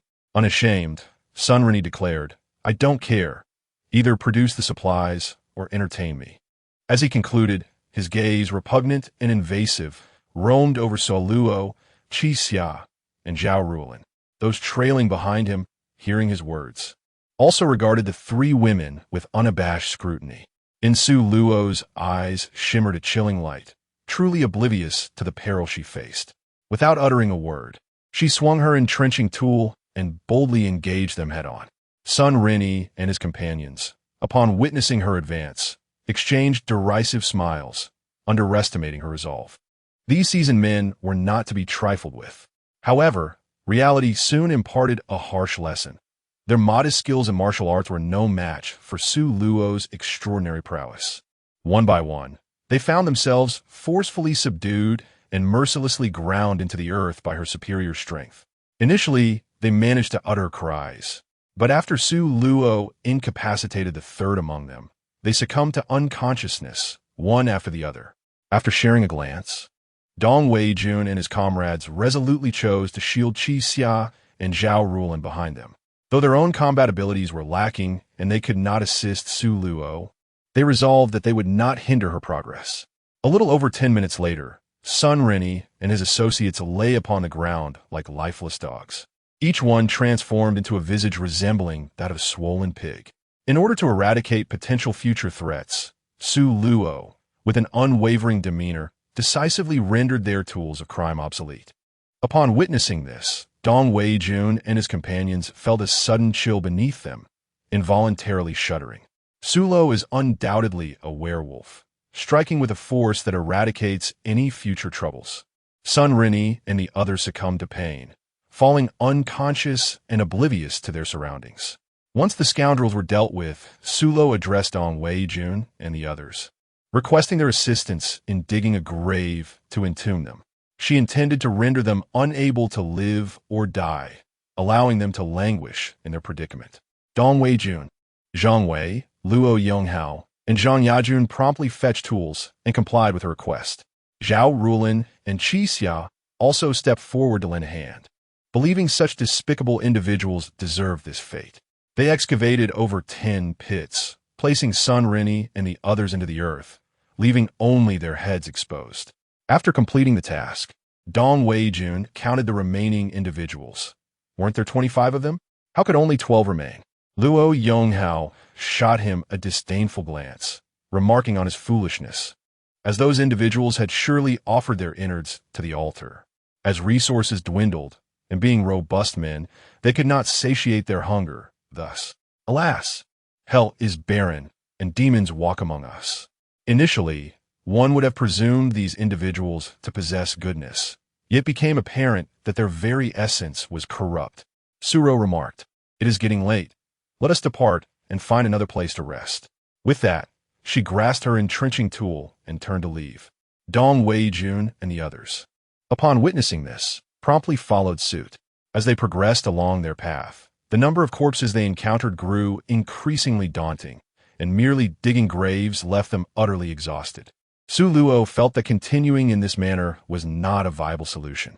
The weather was beginning to warm, and if it became any hotter, they would risk succumbing to illness, which would lead to dire consequences. She mused to herself that if only there were gasoline and matches, their efforts would be considerably less arduous.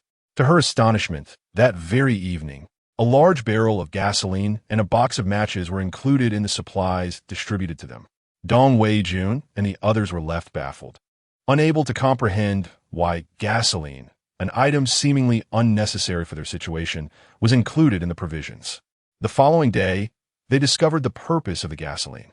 As they beheld the towering flames, a moment of disorientation washed over them. Could such an action truly prevent the spread of infectious diseases? Their thoughts echoed in their inquiries. Su Luo cast a glance at them and calmly remarked, "The mold generated by the corpses will be completely incinerated at high temperatures." As they proceeded on their journey, they became adept at cremating the deceased, donned in protective suits, gathering all the victims' bodies and igniting them in flames. These protective suits were, of course, part of the supplied materials, accompanied by various disinfectants. The billowing black smoke attracted the attention of nearby residents. Chapter 119, Instance 7, Cataclysm 14. When they arrived, armed and ready, they spotted 7 individuals from a distance, all clad in white protective suits, engaged in the act of cremating the bodies, mistakenly believing them to be assailants. "Halt!" Upon hearing the thunderous shout from behind, Su Luo and his companions turned around in unison. The sudden appearance of these individuals swiftly encircled the 7 of them. Dong-Wei-jun was the first to speak, inquiring, "Who are you? What do you intend to do?" The man at the forefront, with a square face and a serious demeanor, pointed the tip of his knife at them and admonished, "Are these the individuals you have slain? Remove your masks at once." Su Luo discreetly rolled her eyes. "Brother, have you lost all your senses? Can you not detect this overwhelming stench?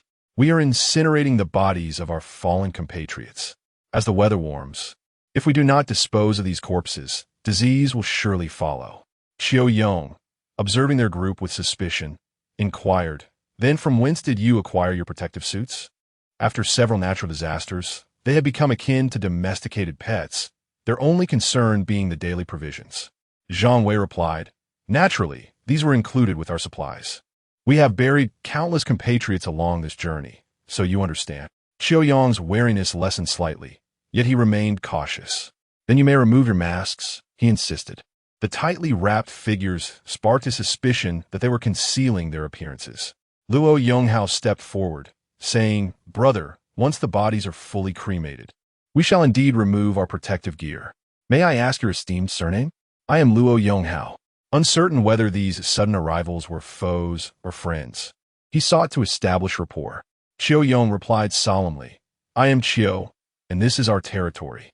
Once you're done, be swift in your departure." Resources were already scarce, and he had no desire to share with these newcomers. "Rest assured, Brother Chiu, we shall leave shortly," Luo Yonghao assured him. He resolved never to join an unfamiliar group again, lest he jeopardize his own life. Over an hour later, the flames extinguished, confirming that all bodies had been reduced to ash. Su Luo and her companions, armed with their shovels, departed without a backward glance.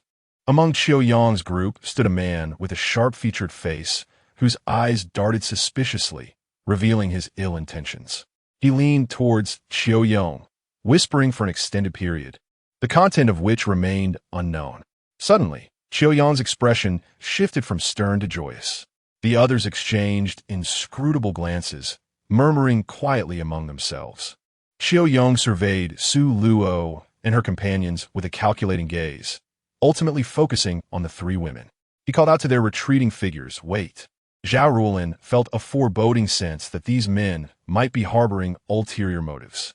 In this apocalyptic world, women faced pervasive hostility. Qixia scoffed lightly in the apocalypse. There is no morality. Women are inherently at a disadvantage. My experiences are a testament to that. Dong Weijun, Zhang Wei, Luo Yonghao, and Zhang Yajun exchanged knowing looks. Sulo cast a glance at him and instructed, "You all should dig the pit first." Dong Weijun and the others immediately understood, lighting a row of candles for these individuals. Is living not preferable? Why must they court death? With that, he strode forward alongside his comrades towards Sulo and his group. Sulo's expression turned slightly frosty as he deliberately raised his voice, inquiring, "Do I hear a dog barking wildly? Have you all heard it?" Luo Yonghao concurred, "Indeed, that barking is exceedingly loud." Zhang Yajun, Zhang Wei, and Dong Weijun nearly burst into laughter. With a soft snicker, Qixia and Zhao Rulin could no longer contain themselves and erupted into laughter. Upon hearing their words, Su Luo addressed Dong Weijun and the others, stating, "One pit will suffice." Initially, he had contemplated sparing their lives, but regrettably, they proved unworthy.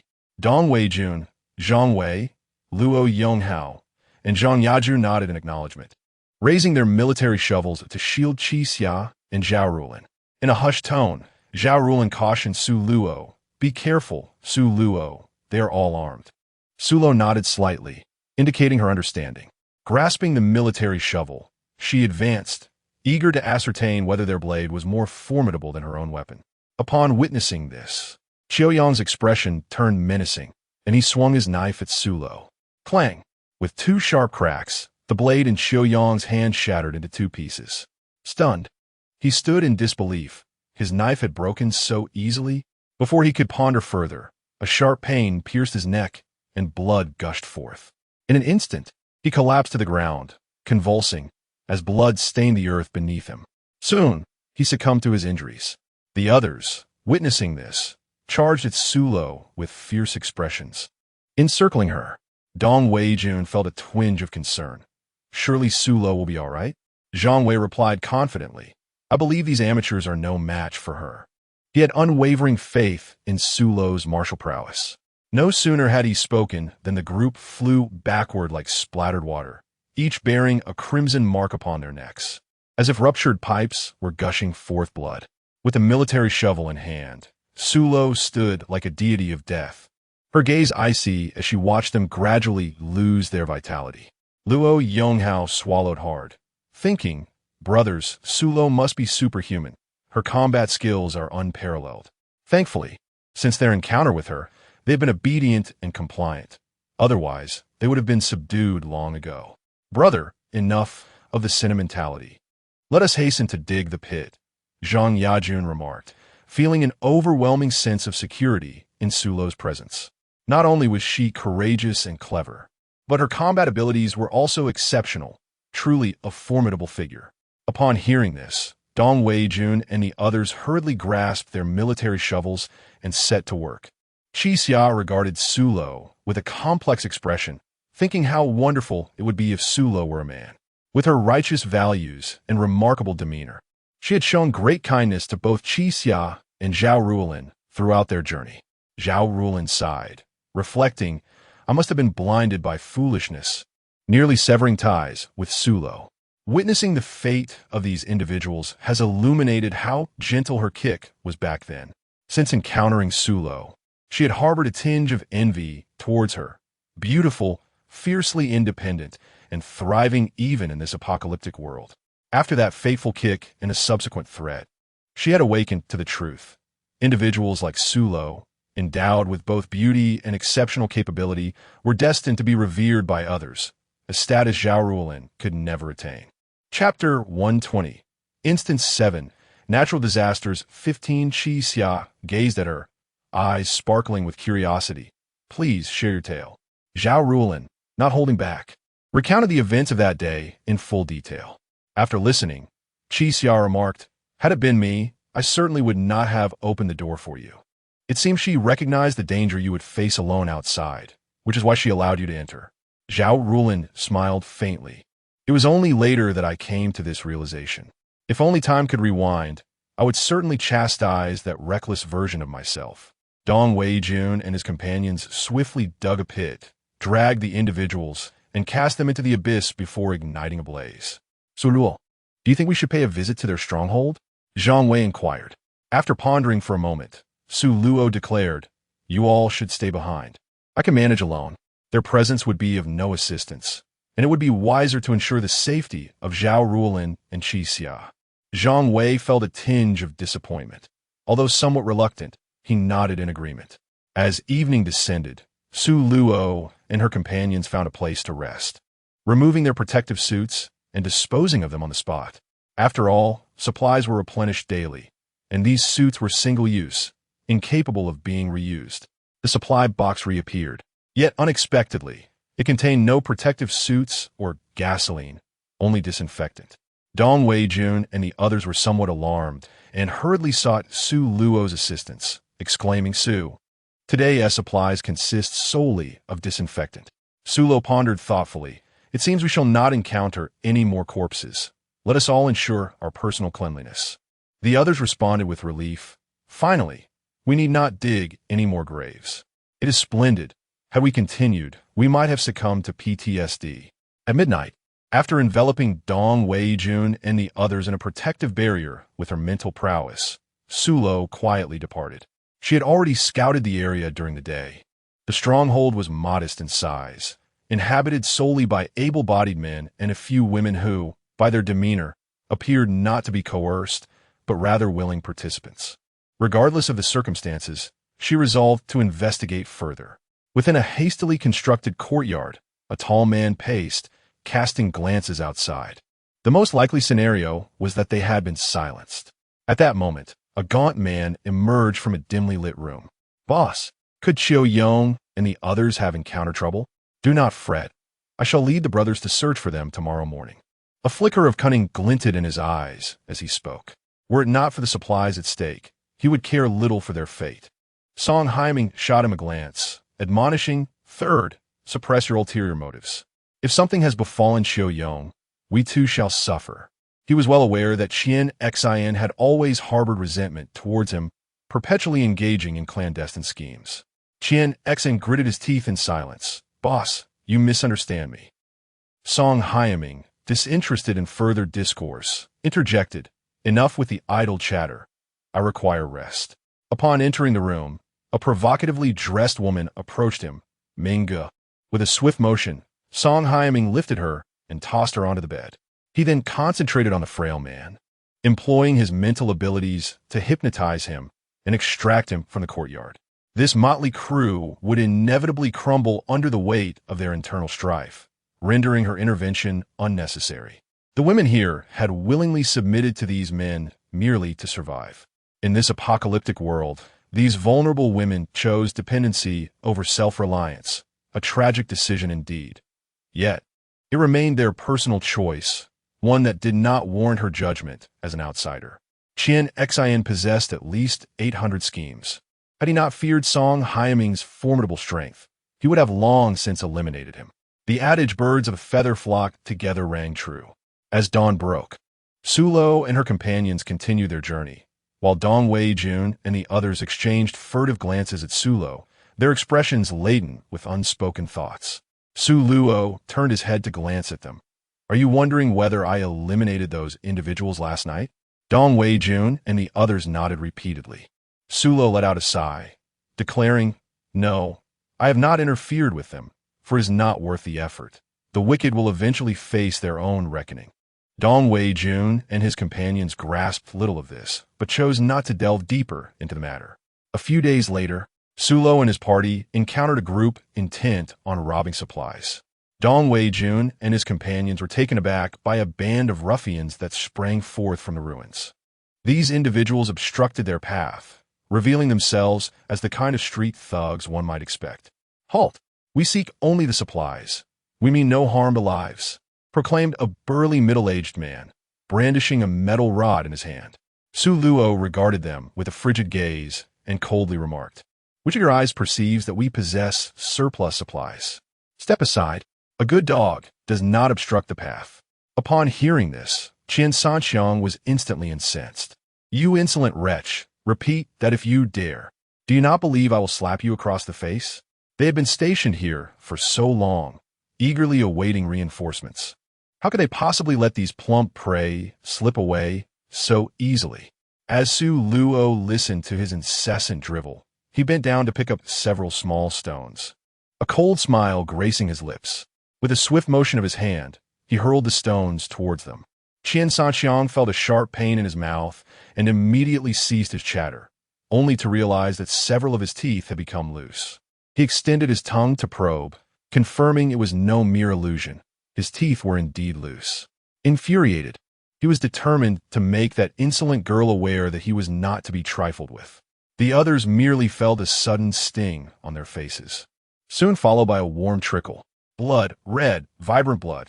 One individual, upon touching the warmth and realizing it was blood, rolled his eyes back and fainted instantly. Seeing this, Dong Wei-jun and the others exchanged knowing glances and chuckled, quickly suppressing their laughter. Qian Sanxiang and his companions, their faces smeared with blood, appeared particularly fearsome as they gripped their weapons tightly. "Boss, enough with the idle talk. Let us seize them directly." Their backpacks looked bulging, surely filled with ample supplies. Qian Sanxiang's eyes gleamed with menace as he gritted his teeth, declaring, "Insolent girl, you choose to drink the bitter wine instead of the sweet. Brothers, charge. We shall not relent." Suro secretly lamented the coarse skin of the individual. Despite exerting considerable force, he had failed to dislodge a single tooth. As the situation escalated, Dong Wei-jun and several others, possessing no combat prowess, hastily retreated to a safe distance to avoid becoming a liability. Qian Sanxiang and his companions brandished their clubs and charged forward. Leading the charge, Qian Sanxiang swung his iron rod menacingly towards Suro's head. Su Luo sidestepped gracefully, wielding her weapon with a flourish as she struck.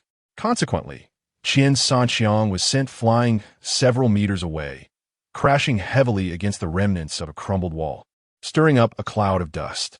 Those accompanying Qian Sanxiang were momentarily stunned, their grips on their weapons faltering as they faced a dilemma.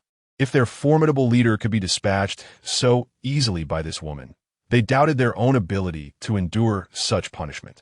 Chapter 121. Instance 8.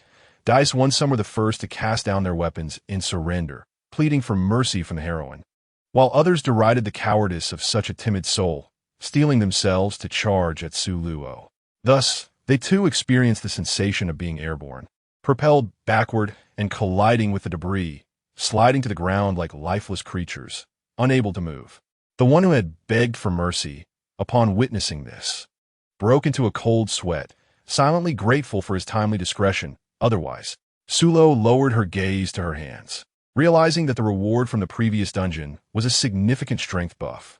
After dealing with the obstacles in their path, Sulo and her companions continued their journey. Along the way, they encountered no further individuals. Upon entering the capital city, the system's voice echoed once more, the final calamity, an asteroid colliding with Earth. The last image to linger in Sulo's mind was that of an immense fireball descending from the heavens. She merely perceived a blinding inferno before losing consciousness. She picked up her phone to check the time. Another day and night had passed. Her stomach rumbled incessantly, prompting her to rise and head to the kitchen to prepare a meal. At 6:30 in the morning, Sulo awoke promptly, lingering in bed for a moment before getting up to freshen up. After her morning routine, she donned her sports attire and set out for exercise. Upon returning home, she quickly prepared a simple breakfast, then reclined on the sofa with her tablet, effortlessly accessing the survival game forum. Anticipating a bustling environment within, she was instead met with silence. The forum was devoid of new posts. It seemed the players were still trapped in the game. How weak they were. She had successfully navigated through the 7th dungeon, while they likely remained ensnared in the earlier one. She felt a fleeting pang of sympathy for them. After exiting the forum, she began to play the game. By noon, her motivation to cook had waned, leading her to order takeout via her phone. Over half an hour later, the delivery arrived. Considering how many individuals had been chosen by those cards, if they had all entered the game, the outside world should have descended into chaos. Yet, it remained as orderly as ever, as if the earlier scene had been merely a figment of imagination. Reflecting on the words of Sikong Rue and Lu Jie, she ventured a bold hypothesis. What if, aside from the officials excluded from the survival game, ordinary citizens had not been spared? Was the current state of the world, so meticulously organized, genuinely real, or merely an illusion crafted by an advanced civilization? She firmly believed that one day, she would uncover the truth behind it all. Half a month slipped by in the blink of an eye. On this day, the pattern on the back of Sulo's hand shifted colors once more, the green designs now totaling 7. That evening, shortly after finishing dinner, the familiar sensation of dizziness washed over her again. Upon opening her eyes, Sulo found herself in a sealed room, a colossal die suspended above her. The floor was marked with a series of squares, each inscribed with numbers or words. The square she occupied bore the term starting point, and beside her stood 4 unfamiliar individuals, 3 men and 1 woman. Welcome, esteemed survivors, to the 8th dungeon, the die. You find yourselves in a confined chamber, unable to step beyond the boundaries of your square. Any violations of this rule will result in immediate eradication. Now, for the game rules. The number rolled on the die dictates the number of squares you shall advance. Each square can accommodate only 5 individuals. Exceeding this limit will lead to the 6th participant's demise. Main objective: strive to reach the endpoint and claim your rewards. The dice shall roll in 10 minutes.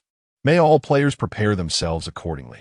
Su Luo glanced at the 4 individuals beside him and remarked, "Since we are all in this together, let us begin with introductions." Yamsuruo. Upon hearing this, the 4 companions nearly let out a shriek of astonishment. They felt as though they had been graced by the fortune of celestial being, for they had unexpectedly become allies with the esteemed Su. Su, the esteemed beauty, possesses an enchanting appearance, exuding both elegance and charm, unmistakably embodying the archetype of a sophisticated and captivating woman. Once they conquer the game, they shall undoubtedly share this experience on the forums, inciting envy and admiration among fellow players. The 4 of them suppressed their inner excitement, striving to maintain a calm demeanor as they spoke.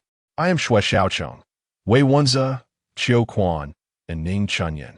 Sulo inquired of them, "Do you often indulge in games? What types do you typically play? Puzzle games, match 3 games, mobile games, or tower defense?" Shui Xiaocheng replied, "I predominantly engage in casual puzzle games. I have never played mobile games." Wei Wenze stated, "I usually partake in competitive mobile games." Xiuquan added, "I play the same. My preference also leans towards competitive mobile games." Sulo remarked, "I have dabbled in various games, and I have but one request of you all. Each individual must partake, rather than relying solely on others." The implication was clear. Once the game commenced, they should not expect her to shoulder all the burdens alone. Shui Xiaocheng and the others nodded in agreement, acknowledging their understanding. "Of course, we will strive not to hinder your progress." Suro displayed a look of satisfaction, affirming that indeed, one person's wisdom is limited, while 2 can achieve greater heights. Moments later, the countdown for the game commenced. 5, 4, 3, 2, 1. As the final number echoed, the die above began to spin.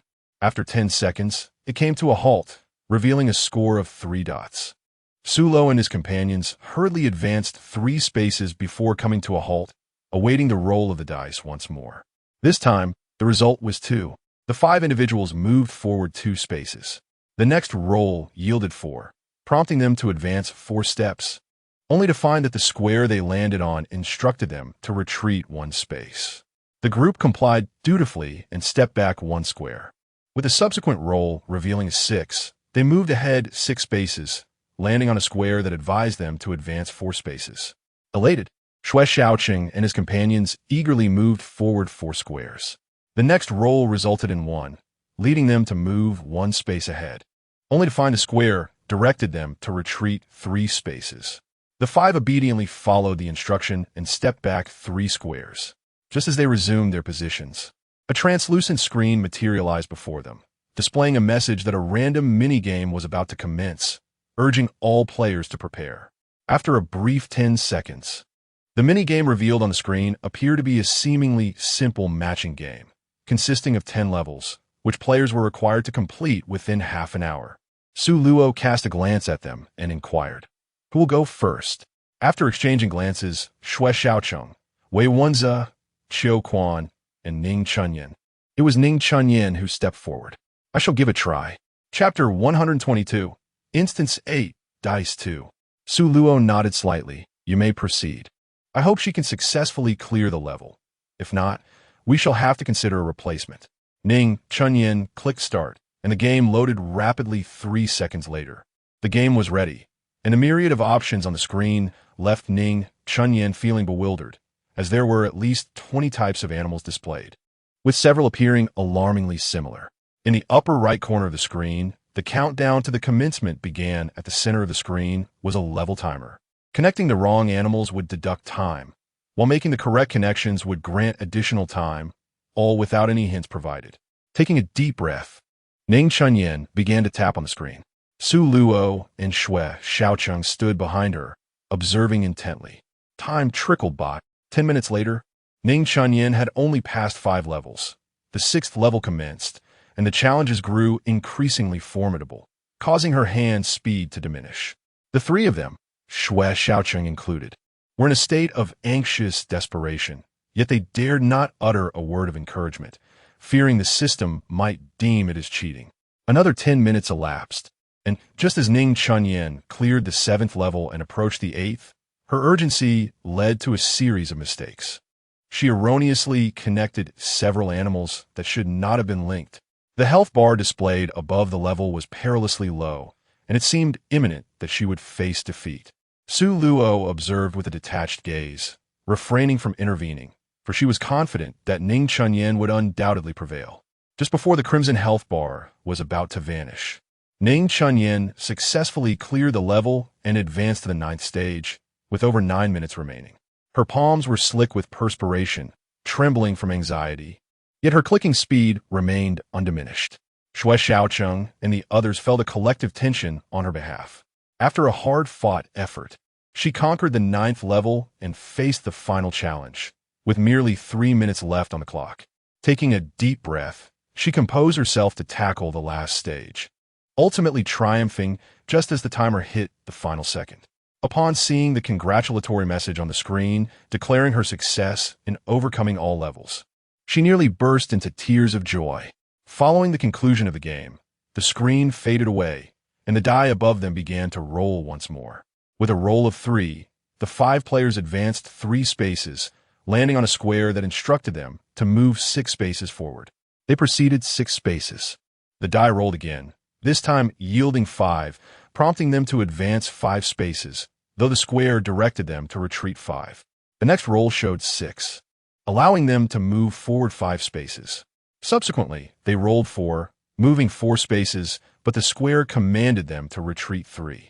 A roll of 1 advanced them 1 space, with the square indicating to advance 6, leading them to move 6 spaces forward. As soon as they settled, the screen reappeared before them. Loading random minigame. Please click start. Game is loading. The pop-up displayed a rope-cutting game, with the instruction indicating players must clear 10 levels within 30 minutes. This time, Shui Xiaoqing stepped forward, declaring, "Let me give it a try." He raised his hand and clicked confirm. The game commenced. Time passed by steadily, and, standing before the screen, Shui Xiaoqing demonstrated remarkable proficiency, swiftly clearing 5 levels. Upon reaching the 6th level, the difficulty escalated. He refrained from hasty clicks, instead contemplating various strategies in his mind before proceeding. He navigated the 6th level with success, then advanced through the 7th, 8th, and 9th levels. By the time he reached the 10th level, he completed it a minute ahead of schedule. The die began to roll again. With a roll of 2, the 5 players advanced 2 spaces, landing on a square that instructed them to move 1 space forward. They proceeded 1 more space. A roll of 1 advanced them 1 space, with the square indicating to move 3 spaces forward, prompting them to advance 3 more. Another roll of 1 advanced them 1 space, but the square commanded them to retreat 5, causing them to move back 5 spaces. A roll of 3 allowed them to advance 3 spaces, though the square instructed them to retreat 6. They had no choice but to move back 6 spaces. With a roll of 4, they advanced 4 spaces, landing on a square that indicated to move forward 6 spaces. The 5 players advanced 6 spaces. The transparent screen for the random minigame reappeared once more. Xiao Quan clicked to start, and the game began loading.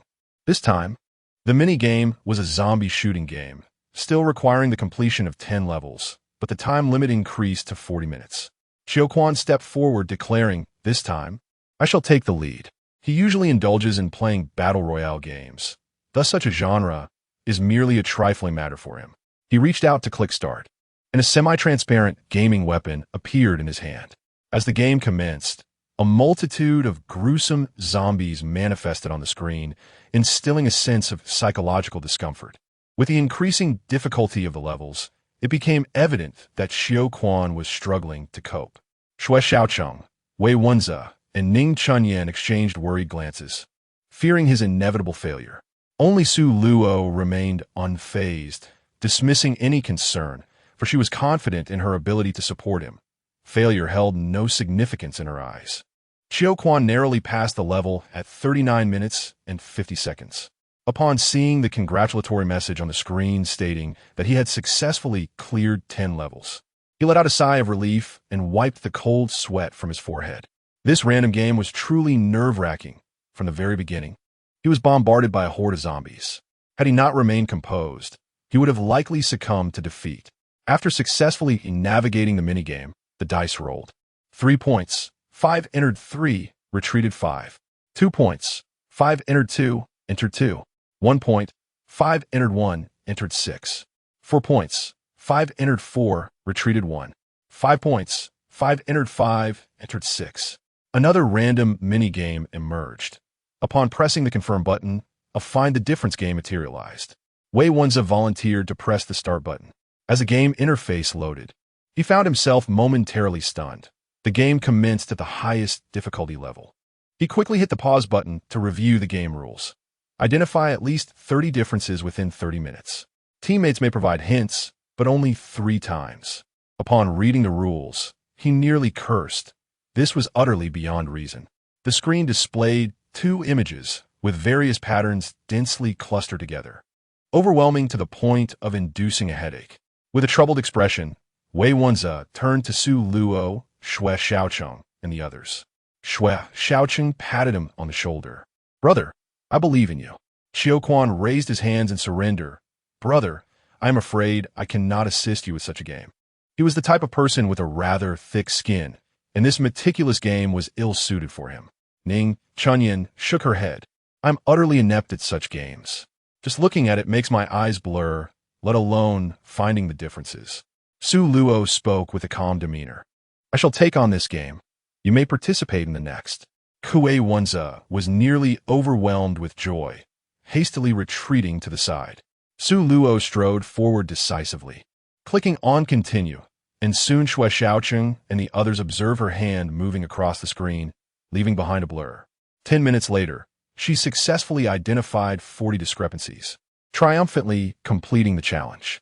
The admiration that Shui Xiaocheng, Wei Wenze, Xiao Quan, and Ning Chunyan felt for Su Luo was boundless, akin to the relentless flow of a mighty river.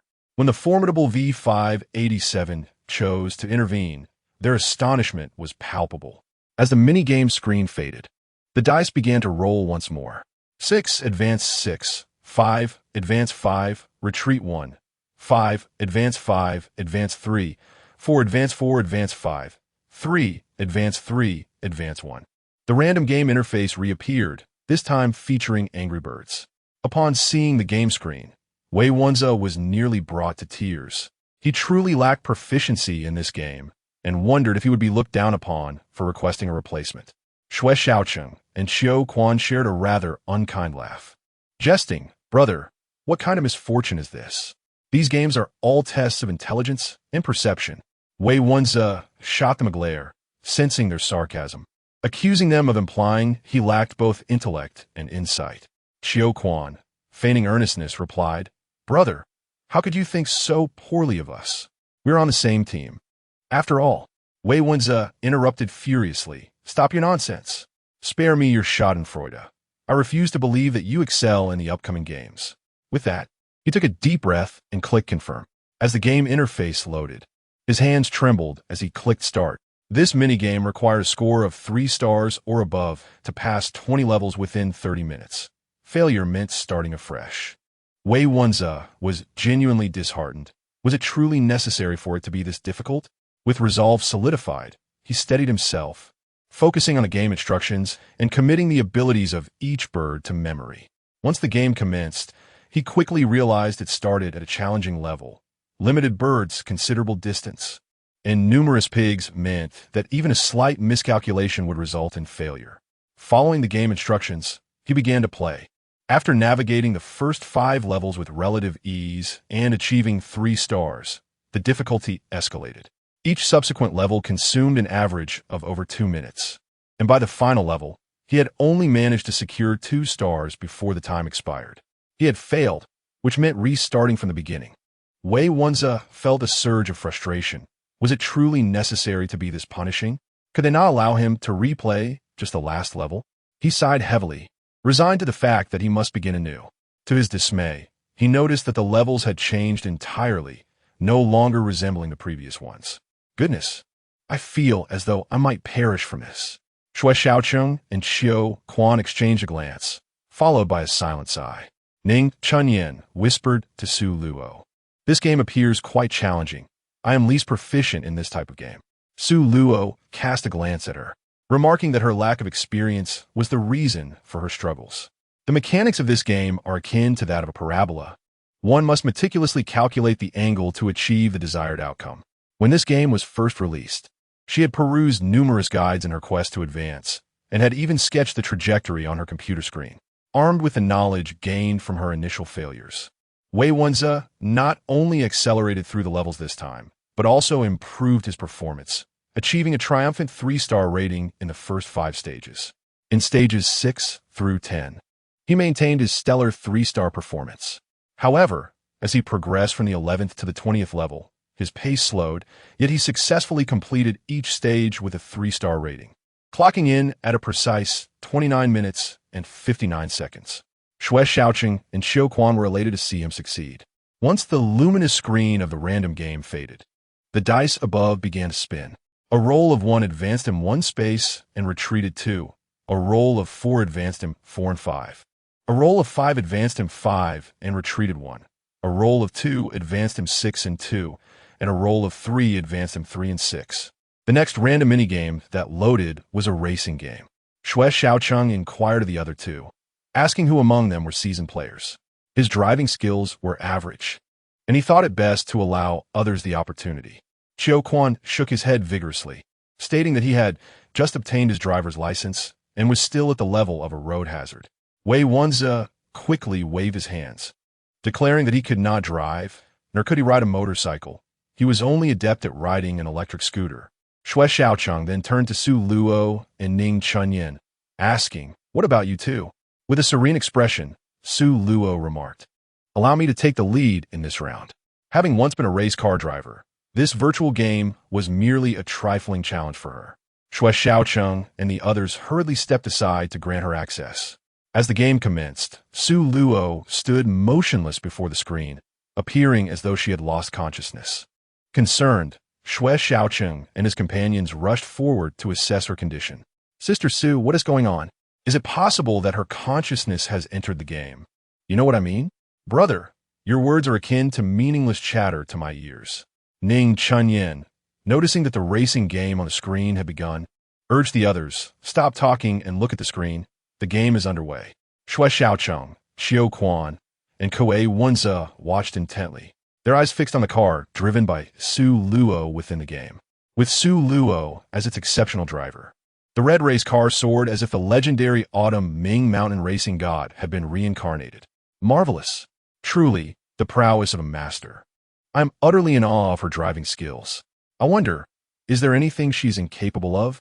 Surely, she isn't a retired race car driver disguised as a man. Perhaps you've indulged too much in novels. Someone as capable as Sister Su would effortlessly silence her detractors without such convolutions. Sighing, one lamented, why is it that Su Luo excels so remarkably, while I feel like a mere afterthought? Brother, this illustrates the disparity. One cannot help but admire such a being as her, akin to a deity among scholars. Ning Chunyan had always held a deep admiration for formidable, beautiful, independent women like Su Luo. For her, Su Luo epitomized the ideal of an accomplished woman, living authentically rather than revolving around her husband and children. At that moment, the racing game on the screen was approaching its conclusion. Su Luo achieved first place with outstanding excellence. A golden trophy glittered on the screen, accompanied by a cascade of colorful fireworks. Once these dazzling displays faded, Su Luo regained consciousness, before Shui Xiaocheng and the others could express their admiration. The dice above them began to spin once more. A roll of 6, advancing 6, retreating 5. A roll of 5, advancing 5, advancing 6. A roll of 3, advancing 3, retreating 1. A roll of 5, advancing 5, advancing 3. A roll of 4, advancing 4, advancing 5. This time, a random minigame emerged. Chess. Shui Xiaocheng, Wei Wenze, Qiu Quan, and Ning Chunyan were left utterly flabbergasted. Their understanding of chess was merely superficial. None had ever engaged with the game. In a moment of resignation, Su Luo had no choice but to take matters into her own hands, selecting the black pieces. The time limit for the game remained half an hour, and with half the moves already played, it meant that Su Luo had to checkmate her opponent's king within this time frame, leaving them unable to escape the state of check. As the game commenced, Su Luo made her move, contemplating 3 steps ahead. Her speed of play was astonishing, often responding before the white pieces had even settled. With her exceptional skill, the black side, which had previously been at a disadvantage, remarkably turned the tide within 20 minutes, ultimately checkmating her opponent's king. Shui Xiaocheng and his companions were utterly astounded, once again grateful to have teamed up with such a formidable player. Otherwise, the outcome would have been dire. Following the conclusion of the random minigame, the dice continued to roll. 1, move 5, 2, move 3, 4, move 1, 6, move 6, retreat 1, 6, move 4. Chapter 124, Instance 8, Dice 4. Shui Xiaocheng, quick-witted and agile, promptly hit the pause button. Wei Wenze stepped forward, declaring, "Let me take over." He was familiar with this game, well-versed in the fundamental rules, and understood how to defend the rear. The 4 members of the Su Luo team stepped aside, allowing him to proceed to the next level. The rules of this game dictated that he must successfully navigate through an endless wave of zombies within a time limit of 20 minutes. In essence, if he could endure for the entirety of this duration, he would emerge victorious. Shui Xiaocheng, Qiu Quan, and Ning Chunyan stood behind him, their eyes fixed intently on the luminous screen. Su Luo directly sat down on the ground, seizing the moment to rest. Wei Wenze, upon taking his turn, soon realized his earlier folly. Truly, this was the infernal mode, exceedingly challenging. Had he not previously engaged in such a mode, he likely would have succumbed at the very outset. During his gaming session, Ning Chunyan turned to see Su Luo seated on the floor, propping his head with his hand, eyes closed in repose. Imitating him, she too settled down to rest. 20 minutes later, Wei Wenze successfully completed the level. The dice above continued to roll. 2 points, advancing 2, advancing 4, 5 points, advancing 5, retreating 1, 6 points, advancing 6, retreating 3, 4 points, advancing 4, advancing 5, 3 points, advancing 2, retreating 1. Shui Xiaocheng and the other three cast imploring glances at Sulo, for this was indeed a realm they were only familiar with in theory, but had never encountered in practice. Sister Sulo, this one requires your expertise. We are utterly at a loss. Su Luo remarked, as a citizen of the land of flowers. I would expect that you all would at least be familiar with the game of Go. Is this not a reflection of cultural erosion? Furthermore, how many modern individuals actually know how to play Go? It seems that not knowing has become a norm. Suro ceased to speak, stepping before the luminous screen to click confirm.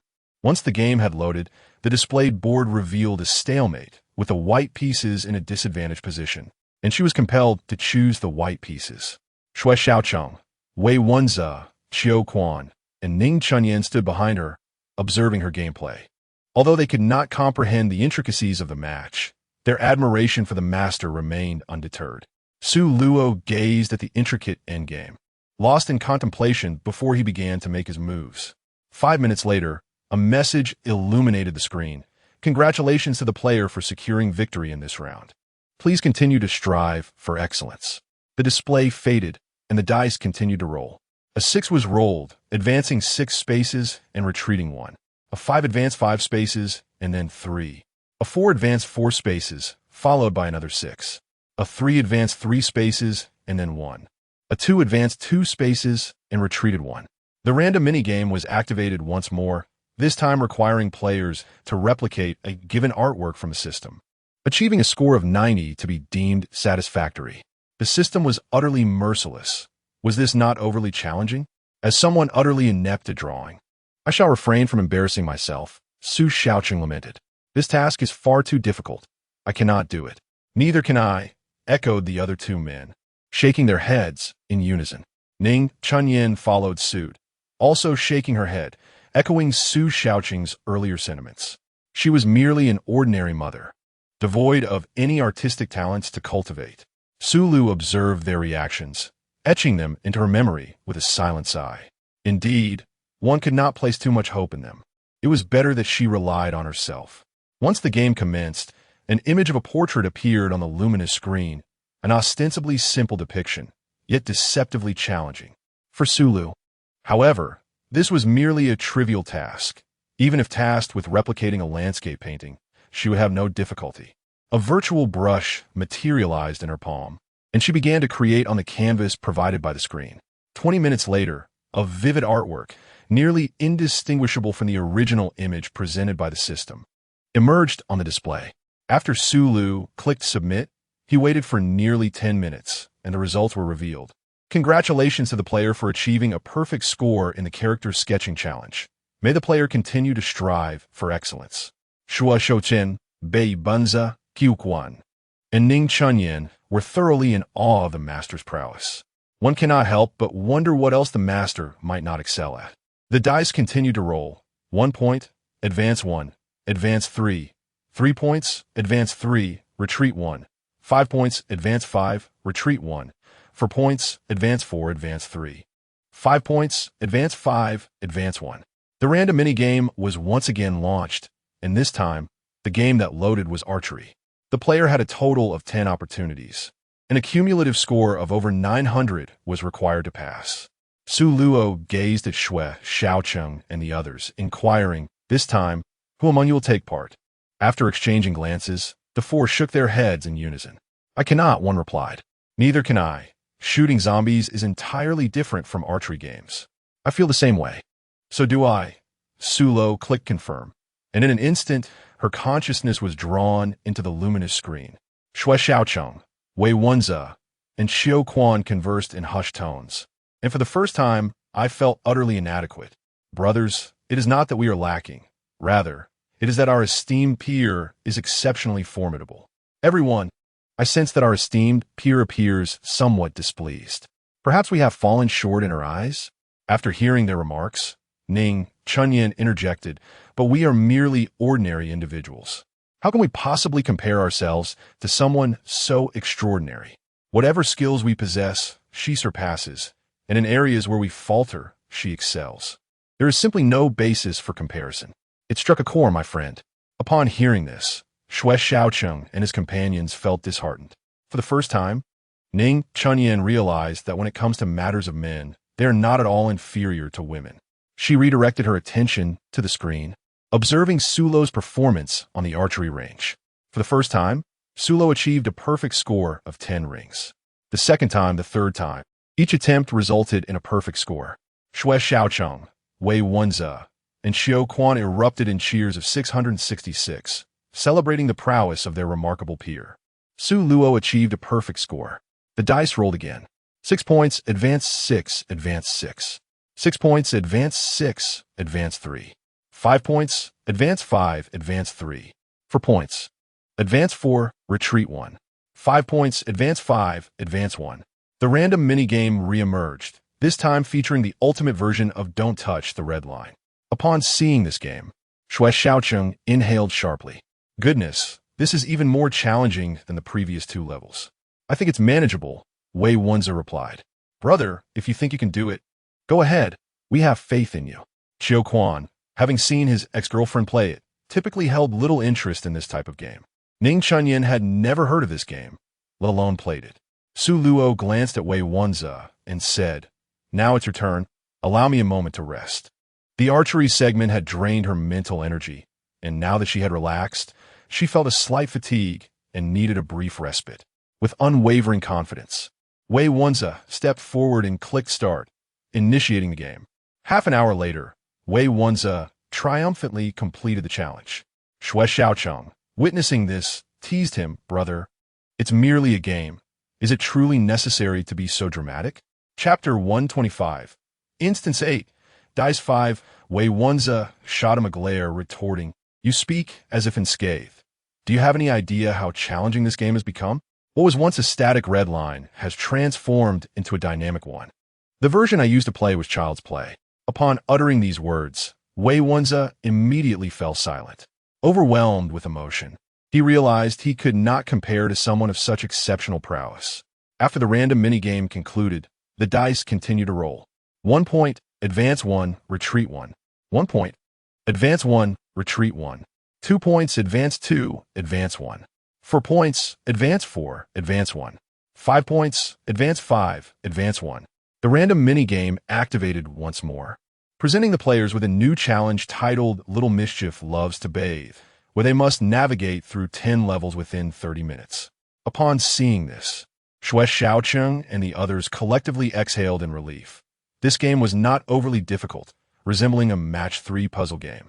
Ning Chunyan, eager to participate, exclaimed, Let me try this time. I played this game before. Su Luo and Xue Xiaocheng, along with 2 others, reached a consensus without any dissent. Ning Chunyan stepped forward to engage in the game. However, to her dismay, the initial level was set at 70. As she gazed at the loading screen, tears welled up in her eyes. She had anticipated starting at level 20, but the game defied her expectations and launched directly into a formidable challenge.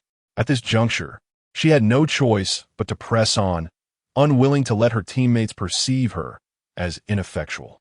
Yet, while imagination flourishes, reality often proves harsh, and she found herself ensnared at level 72, unable to advance. As the game time elapsed, the ominous words game over flickered across the screen. Xue Xiaocheng, Wei Wenze, and Xiao Quan exchanged glances, contemplating their next move. Xue Xiaocheng turned to Wei Wenze and Xiao Quan, suggesting, Shall we consider substituting Ning? He felt uncertain about his own abilities, and with only 2 attempts remaining, time was of the essence. Wei Wenze pondered for a moment and then decided, Very well, I shall take over. He approached Ning Chunyan and said, Ning, allow me to take the reins. You should take a break. Ning Chunyan's face flushed crimson as she hurriedly made way for him. It was utterly embarrassing. What she had presumed would be a guaranteed victory had turned out to be far from satisfactory. Sulo sat on the ground in silence, pondering the progress of other teams. If the NPC emerged victorious, it would spell doom for everyone. Wei Wenze took over from Ning Chunyan to continue the challenge, possessing a greater prowess than her. The daunting level 72 that had confounded Ning Chunyan was effortlessly conquered by him. As time slipped away, he successfully navigated through 10 levels in just 29 minutes. Once the random minigame screen faded, the dice began to roll anew. 1, advance 1, advance 2. 2, advance 2, advance 1. 4, advance 4, advance 1. 6, advance 6. Retreat 1. 3, advance 3, advance 3. The mini-game screen reappeared, revealing a game of Chinese chess.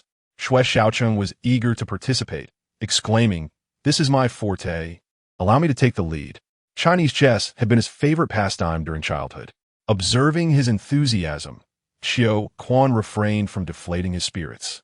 Knowing that the system often deviated from expectations, he hoped that Xue would still be able to smile upon encountering the game board. Drawing from previous deductions made during chess and Go openings, he was prepared. However, once the game loaded, Xue Xiaocheng was taken aback by the in-game position displayed on the screen. This was no ordinary challenge. It was akin to a setup by a street hustler, an unsolvable puzzle designed to deceive for profit. Internally distressed, he cast a pleading glance towards Sulo, silently imploring, "Sister Sulo, I require assistance. This position is far too complex for my intellect to unravel." Su Luo cast her gaze over the chessboard displayed on the screen and remarked nonchalantly, "First sacrifice the rook to protect the king, then advance the knight and pawn." Upon hearing her words, Xue Xiaocheng's eyes brightened, and he hurriedly followed her advice. After 3 moves, the endgame was revitalized, allowing him to successfully complete the level. Upon seeing the words "level cleared," he nearly leapt 3 feet into the air. Fortunately, a senior was present. Otherwise, the die above them began to spin once more. During its rotation, Qiu Quan remarked, "I wonder how the other teams are faring." Wei Wenze glanced at him and replied, "Brother, we can barely manage our own affairs. How can we concern ourselves with others?" Ning Chunyan interjected, "Don't you find it peculiar? Each square accommodates 5 individuals, with no 6th person in sight. Why then does the system state that the 6th individual will be erased? The system does not speak without reason. There must be an unknown challenge awaiting them ahead." Sulo cast her an appreciative glance, indicating that she was not lacking in intelligence. Xue Xiaocheng and the others fell into an unspoken silence. 2 points, advance to 2, add 1. They gazed at the words, "add 1" in the grid beneath their feet, puzzled. Just as they were contemplating, a figure inexplicably materialized among them. Before they could discern the person's features, a voice declared, "Violation detected, 6th individual, immediate elimination." As the words echoed, the 6th individual was eradicated like a stain by the system. Witnessing this, Xue Xiaocheng and his companions felt a chill run down their spines. "Gentlemen, I harbor a foreboding suspicion. Might that sudden appearance of the 6th individual be a consequence of another team's failure in the random minigame thrice, resulting in a forced dissolution, thereby replacing a member of their original team?" Wei Wenze methodically shared his insights with the group. Su Luo spoke, expressing her belief that this suddenly emerged 6th individual must be someone who has contravened certain rules. As for the specifics, she could only speculate at this moment, lacking any concrete evidence. Just as Xue Xiaocheng was about to speak, he noticed the dice above him had come to a halt. 3 points, advance 3, advance 1. 5 points, advance 5, advance 2. 4 points, advance 4, advance 1. 6 points, advance 6, retreat 1. The random minigame was once again activated, this time loading a tower defense game, the latest version of Defend the Carrot. The rules of the game were simple. Within 30 minutes, conquer 10 levels. Without any dissent, Su Luo and the others allowed him to play. The game commenced with 50 levels, and Xiao Quan found himself in dire straits. Having boasted so boldly, he felt compelled to proceed. A true man must never retreat. As delightful as his imagination was, reality proved to be equally harsh. He became stuck on level 58, unable to progress, and time ran out, game over. Before starting anew, he turned to Wei Wenze and Xue Xiaocheng, saying, "Brothers, lend me your wisdom and strategize for me." He was immensely grateful for the option to seek external assistance. Xue Xiaocheng, puzzled, remarked, "Why not ask Sume? Qiu Quan explain that. Why employ a sledgehammer to crack a nut? There's no need to trouble Sume over such trivial matters. Wouldn't you agree?" Wei Wenze rolled his eyes at him, saying, "Brother, it seems you care more about your pride than your well-being." Qiu Quan defiantly retorted, "Who says that? I'm merely being considerate of Sume, so she doesn't tire herself out." This fellow was left with little more than stubbornness. Chapter 126, Instance 8, Dice 6. Xue Xiaoqing chose not to expose him. Instead, stepping forward, saying, "All right, just get started. We will provide you with strategies." Ning Chunyan felt that these three men epitomized the saying, "A man remains a boy until death." Su Luo sat on the ground, as still as a venerable monk in deep meditation. Ning Chunyan, witnessing her demeanor, found herself hesitant to initiate conversation, fearing she might disturb her tranquility. The adage, "Three cobblers with their wits combined can rival Zhuge Liang," holds a kernel of truth. With the assistance of Xue Xiaoqing and Wei Wenze, two rather unremarkable individuals, Qiu Quan narrowly secured victory at the 29-minute and 50-second mark. The dice continued to roll. Su Luo rose to his feet, awaiting the cessation of the dice's roll. 3 points, advance 3, move 1. 4 points, advance 4, retreat 1. 1 point, advance 1, advance 2. 2 points, advance 2, move 1. 3 points, advance 3, move 1. The reappearance of the phrase, add 1, caused Xue Xiaoqing and his companions to exhale in relief, albeit momentarily. However, this fleeting sense of luck was soon to be shattered. The current random minigame was Cat Mario, an action-adventure game often regarded as the most infuriating adaptation of Super Mario in history, with a difficulty level that could drive one to madness. Upon encountering the familiar scene on the screen, Xue Xiaoqing and his companions found themselves in utter disarray. How on earth were they to navigate this?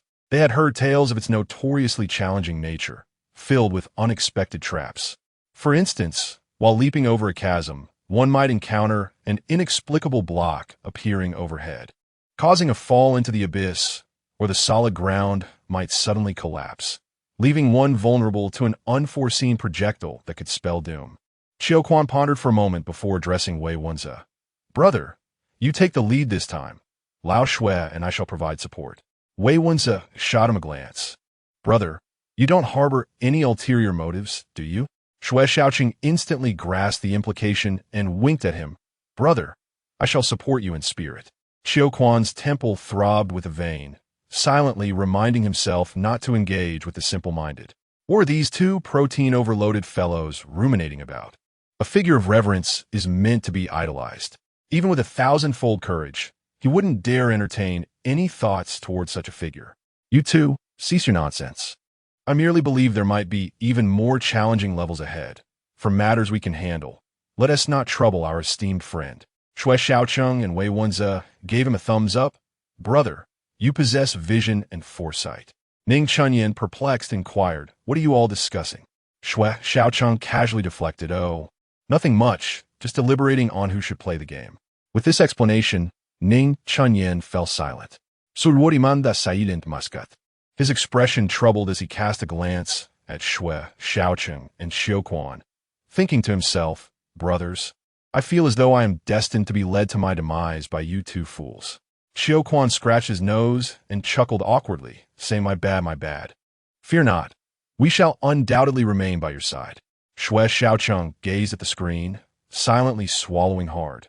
Good heavens, this was nothing short of an insurmountable challenge, and they were surely doomed. With the arrow knocked, there was no turning back. Wei Wenze steeled himself and clicked start. This time, even with the support of two allies, they met their demise in the first round, crushed by falling rocks. Before the second round commenced, Wei Wenze mentally prepared himself repeatedly to continue. Yet, they faced failure once more, becoming trapped like a filling in a sandwich, with bricks above and a deep pit below. With only one opportunity remaining, none of the trio dared to act recklessly. Another failure would lead to their obliteration. Xue Xiaoqing had no choice but to beseech Su Luo. "Sister Su, help us. We simply cannot conquer this game." Su Luo rose to her feet and approached the luminous screen, unhesitatingly clicking start. As the game commenced, Xue Xiaoqing and his companions erupted into exclamations. "Wow, it could be done this way too. I learned something new." Su Mei's reflexes were exceptionally sharp, truly remarkable. Meanwhile, Ning Chunyan, who was observing, felt her heart leap to her throat, fearing a potential failure in the game. As expected, Su Luo successfully cleared the level. Xue Xiaoqing wiped the cold sweat from his forehead, relieved that they had made it through. Sume, you're truly formidable. You can't possibly be an inexperienced player, can you? After all, she had once been a programmer, having developed numerous games and was well acquainted with the intricacies of such games. The presence of a seasoned player like her was undoubtedly a blow to their egos. Following a random game, the dice above began to spin once more. Sume, do you think we will lose?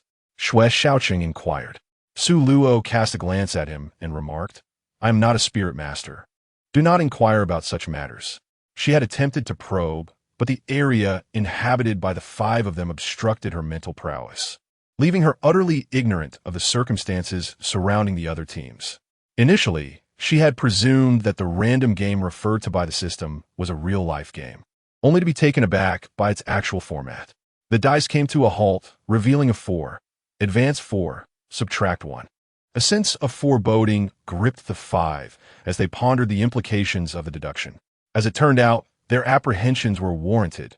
Ning Chunyan vanished before their very eyes. Only 4 remained within the grid. As the dice rolled once more, landing on 3, advance 3, add 1. Upon entering this new square, they were greeted by the presence of an adorable girl. However, her demeanor resembled that of a lifeless puppet, her expression vacant. She greeted them in a monotone voice. Hello, my name is Tian Tian. It is a pleasure to meet you all. At that moment, their bewilderment rendered them speechless. Initially, they had feared the arrival of another player to share in their bounty, but instead, they encountered a robot. The dice rolled again. 2, advance 2, advance 1. 3, advance 3, retreat 1. 4, advance 4, advance 2. The random minigame manifested as a virtual chamber reminiscent of an ancient classroom. Just as Shui Xiaocheng and the others were left in a state of confusion, an announcement echoed. Esteemed players, please prepare yourselves. A lesson on the Guqin will commence shortly. Your task is to learn a piece through the instructor's teaching and perform it. The assessment score is out of 100, with a passing mark of 90. Players scoring below 90 will be returned to the starting point. No sooner had the announcement concluded than Su Luo and her companions found their consciousness transported into this virtual ancient classroom. Within the room were only Su Luo, Shui Xiaoqing, Wei Wenze, and Xiao Quan. Each of them was seated at a narrow table, upon which lay a Guqin, accompanied by a stack of sheet music in the upper right corner. Noticing the absence of the instructor, Shui Xiaoqing lowered his voice and said to Wei Wenze and the others, Brothers, I fear we are about to bid farewell to our esteemed companion. Xiao Quan glanced at him and replied, Be more confident. Eliminate the word fear. Wei Wenze wore a glum expression, stating, Brothers, I am certain this is the end. This truly is an unexpected calamity. I am utterly inept with musical instruments, unable to distinguish between the guzheng and the guqin.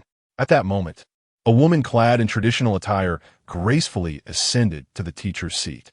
Upon seeing her, Shui Xiaoqing and the others erupted in laughter, realizing that Tian Tian was not a player but rather an NPC, and one with multiple identities at that. Dressed in a light lotus-colored skirt, she appeared even more charming. Greetings, students. Welcome to Tian Tian's lecture. Today, I will primarily discuss the history of the Guqin, as well as the techniques for playing it. Finally, I shall teach you a piece, so please engage earnestly in your studies. The Guqin, a revered instrument, traces its origins back to ancient times in the land of flowers. Historical texts recount that its creation is intertwined with a legendary Emperor Wu of the early Flower Kingdom civilization.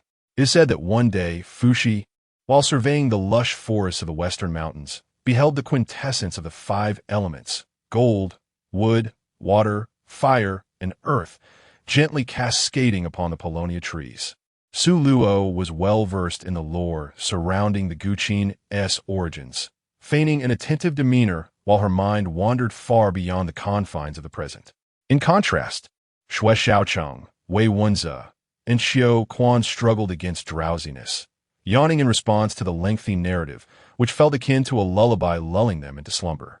Upon completing her account of the Guqin's origins, Tian Tian proceeded to elucidate the instrument's playing techniques. There are a total of 54 distinct fingerings, and she began with the most fundamental. The primary techniques involve the use of the middle finger for go, the index finger for remo, and the thumb for t. As she explained the fingerings, Shui, Xiaocheng, Wei Wenze, and Qiu Quan appeared utterly bewildered, akin to ducks hearing thunder, hearing but not comprehending. They were acutely aware of their own limitations. Had it not been for Su Luo, they would have been utterly vanquished long ago. After detailing the fingerings, Tian endeavored to reinforce their memory by demonstrating each technique with patience, meticulously correcting their postures one by one. Su Luo is already proficient in playing the guqin, and thus learns much more swiftly than Shui Xiaocheng and the other two, who have never encountered it before. It must be said that Tian is an exceedingly dedicated teacher, instructing each student individually until Shui Xiaocheng and the others master the finger techniques. Su Luo was fortunate to once again experience the ethereal beauty of the guqin's 3 resonances.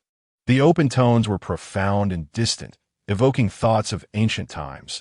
The harmonics resembled celestial music, imparting a sense of serene transcendence, while the pressed tones were exceptionally rich, with lingering echoes under her fingers that were subtle and elongated, sometimes resembling human speech, capable of dialogue, and at other times reflecting the ever-changing emotions of the heart. The harmonics represented the heavens, the pressed tones embodied humanity, and the open tones resonated with the earth, collectively known as the 3 resonances of heaven, earth, and humanity. The piece played by Tian captivated Shui Xiaocheng and the other 2 novices, leaving them entranced. Now, I invite all students to take up the sheet music on your desks, as I shall elucidate the symbols found within the guqin score. Shui Xiaocheng and his companions listened with particular attentiveness, eager to remain in Su Luo's group. Once Tian completed her explanation, Shui Xiaocheng and the others each posed their questions, to which Tian patiently provided answers.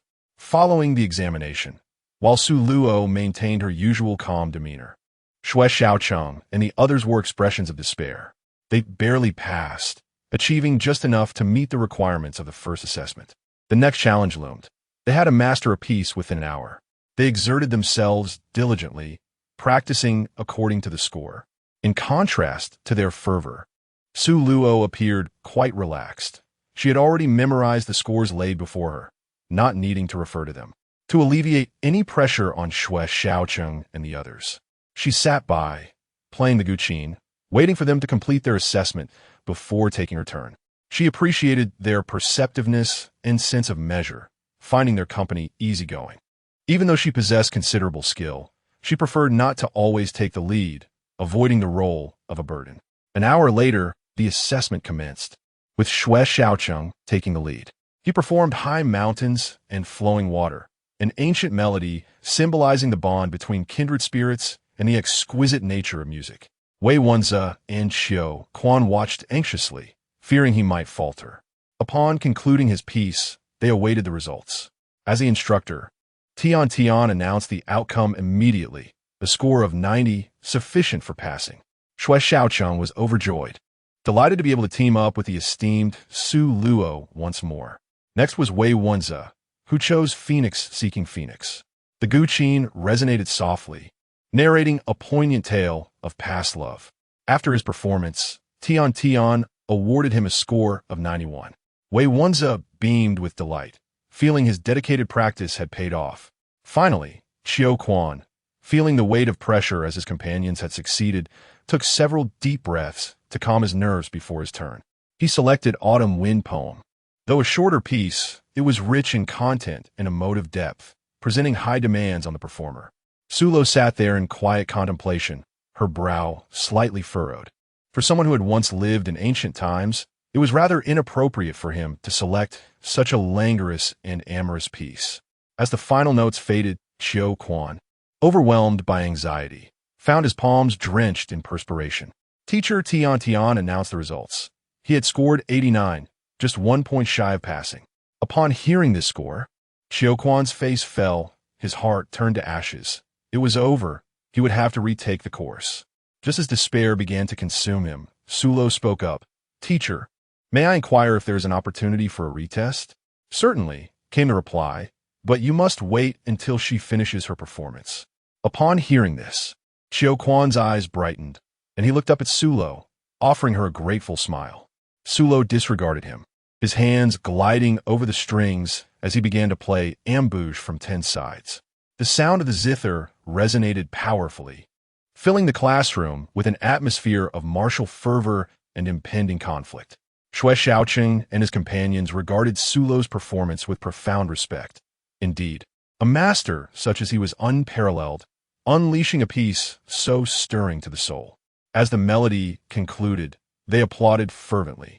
Teacher Tian Tian also smiled, awarding Sulo a perfect score.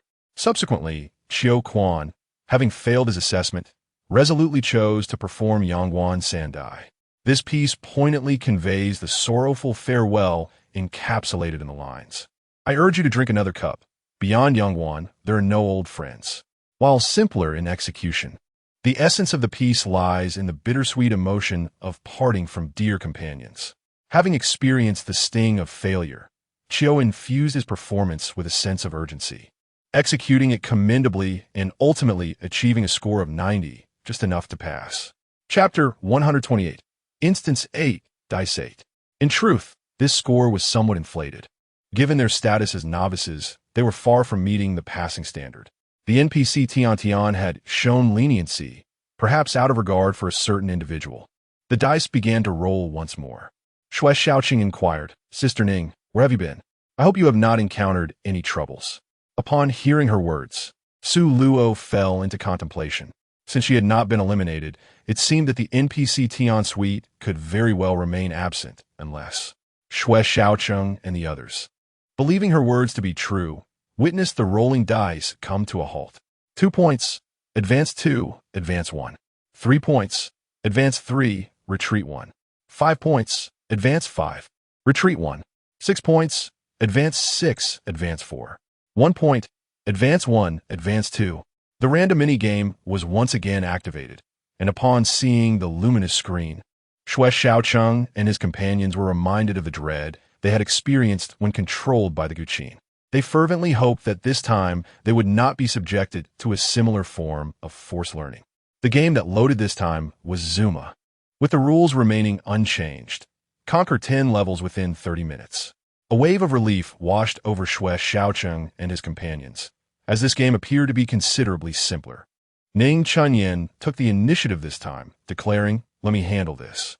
Just as she was about to step forward, Su Luo firmly grasped her shoulder, saying, "No need. This trivial matter can be managed by the 3 of us." Xue Xiaoqing and the others exchanged glances, and after a brief moment, Xue Xiaoqing stepped forward to play the game. Ning Chunyan tilted her head to look at her, her expression innocent. "Sister Su, what's wrong? We are all teammates here." Sulo, with an icy demeanor, inquired, "Then tell me, who was the first to take the stage in the initial minigame?" Upon hearing this, Wei Wenze and Qiu Quan finally realized that the figure before them, Ning Chunyan, was not the genuine Ning Chunyan. Sulo, disinterested in further conversation, swiftly rendered her unconscious and discarded her beyond the confines of the grid. The moment she exited the grid, she vanished into thin air. Wei Wenze turned to Sulo and inquired, "Sister Sulo, where has Ning Chunyan gone?" She deduced that the system would not permit any players to infiltrate a team undetected. Once identified, they would be eliminated. In their small team, Ning Chunyan had contributed the least, thus it was only natural for her to be expelled. This implied that new teammates would soon materialize, a notion that Wei Wenze and Qiu Quan vehemently rejected, feeling it unjust to allow another individual to partake in their hard-won achievements. At a glance, Su Luo discerned the subtle intentions of the 2 individuals. It seemed improbable. The system merely stated that each grid could accommodate 5 individuals, and that the 6th would be obliterated, yet did not specify the consequences of having fewer than 5. The system was not so naive as to allow underperforming players to infiltrate the ranks of the more adept. Xue Xiaoqing remained unaware of the events transpiring behind him, his entire focus fixated on the luminous screen, diligently eliminating the Zuma balls to prevent them from plunging into the abyss. At 29 minutes, Xue Xiaoqing successfully cleared the level. The game commenced with 3 holes appearing before him, and the Zuma balls were perilously close to falling in. Had it not been for his swift reflexes, he would have failed at the very first hurdle. Once the screen vanished, he noticed that Ning Chunyin had disappeared. "Sister Ning, where have you gone?" Kuei Wenza and Xiao Quan recounted the recent events to him. Upon hearing their account, Xue Xiaoqing's emotions became a tumultuous blend. Had it not been for Su Luo's perceptiveness, they would have undoubtedly fallen victim to the impostor posing as Ning Chunyin. The dice ceased their rotation. 2 points, advance 2. 3 points, advance 3, retreat 1, 4 points. Advance 4, advance 1. 6 points, advance 6, retreat 1. 5 points, advance 5, advance 6. The random minigame re-emerged, and the latest iteration sent a shiver down the spines of Xue Xiaocheng and his companions. Players are requested to enter the system classroom to learn embroidery. One participant may be nominated, or all may partake. Those participating must submit a designated embroidered piece within the time limit. The maximum score is 100, with a passing grade of 80. Participants, please step forward and click confirm. The countdown begins in 10 seconds. Su Luo cast a glance at the three of them. When it came to learning the Guqin, they had already performed exceptionally well, especially with the leniency shown by Tian. Otherwise, they would not be standing here now. "You need not worry. I shall handle this. You three should take the opportunity to rest," he advised. The upcoming series of random mini-games would only grow increasingly challenging. Xue Xiaocheng, Wei Wenza, and Xiao Quan expressed their heartfelt gratitude for Su Luo's willingness to step forward. Such delicate tasks were truly beyond their capabilities. Su Luo stepped forward and clicked confirm. Immediately, her consciousness entered the classroom. This time, Sweet was once again standing at the podium. "Ah, my dear classmate, we meet again, and I'm about to enlighten you on the art of Su embroidery." Su Luo sat there, listening, contemplating that if it weren't for her solid foundation, she would likely be at a loss this time. Indeed, an abundance of skills never weighs one down. It has proven to be of great use now. Su embroidery is renowned for its exquisite beauty, with the most striking aspect being the double-sided embroidery. At the conclusion of today's lesson, students are requested to submit a handkerchief embroidered with the image of a lotus emerging after the rain. Upon hearing this, Su Luo felt a wave of relief. This task was not particularly challenging for her. In her previous quick-wear missions, she had played the role of an esteemed lady from ancient times, and needlework was certainly within her purview. At that time, she had learned the art of xiang embroidery. The techniques of embroidery, though varied, shared many similarities, so she was confident in her abilities. Outside the system classroom, Xue Xiaocheng, Wei Wenza, and Xiao Quan were seated on the ground, leaning against one another, dozing off. They were quite obedient. When the big boss instructed them to rest, they complied without hesitation. Once Tian completed her explanation and demonstration, Su Luo committed all the needlework techniques she observed to memory. 2 hours later, Su Luo finished the embroidered handkerchief. The depiction of the freshly blossomed lotus after rain was vividly lifelike, with glistening dewdrops adorning the petals and leaves, creating an illusion of reality from afar. Tian, gazing at Su Luo's handiwork, beamed with satisfaction. "Classmate, you possess remarkable talent. I award you full marks for this creation." Su Luo was not the least bit surprised by this outcome. She had always strived to excel in whatever she pursued. With a slight smirk, she lightly nudged their legs with her toes, urging them to wake. However, the trio remained unresponsive, lost in their blissful dreams. Above them, the dice had already begun to roll. Observing this, Su Luo delivered a swift slap to each of their backs. Chapter 129. Instance 8. Dice 9. Xue Xiaocheng and the others stirred from their slumber, blinking awake in confusion. "Who hit me?" they murmured. Gradually, they realized what had transpired. "Su, have you cleared the level? Stop the chit-chat. The dice are about to settle." Upon hearing this, the trio snapped into action, quickly rising to their feet. 6 o'clock, advance 6, advance 1. 5 o'clock, advance 5, retreat 1. 4 o'clock, advance 4, advance 2. 3 o'clock, advance 3, advance 1. 2 o'clock, advance 2, advance 3. The random minigame was once again activated, this time launching the latest version of Don't Step on the White Tiles, indicating a significantly heightened level of difficulty. The three exchanged glances, and it was decided that Xiao Quan would take the lead. After clicking confirm, the game rules appeared, revealing that the time limit had been reduced from 30 minutes to 20, and the number of levels had increased to 15. This meant that players must conquer a level within 2 minutes. Qiuquan turned to Xue Xiaocheng and Wei Wenze. You two are setting me up again. Xue Xiaocheng replied. This isn't my fault. The system changed the rules. Wei Wenze added, Bro, I believe in you, accompanied by a heart gesture. Qiuquan was disgusted by this display and turned away, focusing intently on the game. Time ticked away. Qiuquan's fingers danced rapidly across the touchscreen. In the end, he managed to clear all 15 levels just as the timer hit 19 minutes and 59 seconds. After the game concluded, he wiped the sweat from his palms, exclaiming, That was close. I nearly ran out of time. The dice began to roll once more. Pray tell, how vast is this labyrinth? It has been quite some time, yet we have yet to reach the end. At this point, I can only hope that the NPCs progress more slowly than we players. Otherwise, my friends, have you not noticed that since the inception of this game, we have been akin to an eternal motion machine, perpetually advancing and partaking in the game? Ad infinitum? Is there truly no moment for respite? My brother, have you not considered that should we pause while other teams continue to advance, what awaits us is rather self-evident. No sooner had I uttered these words than the dice came to a halt. 1 point, advance 1. 2 points, advance 2. 3 points, advance 3, retreat 1. 4 points, advance 4, retreat 1. 5 points, advance 5, advance 5. 3 points, advance 3, advance 1. The whimsical minigame is once again upon us, as the game is loading.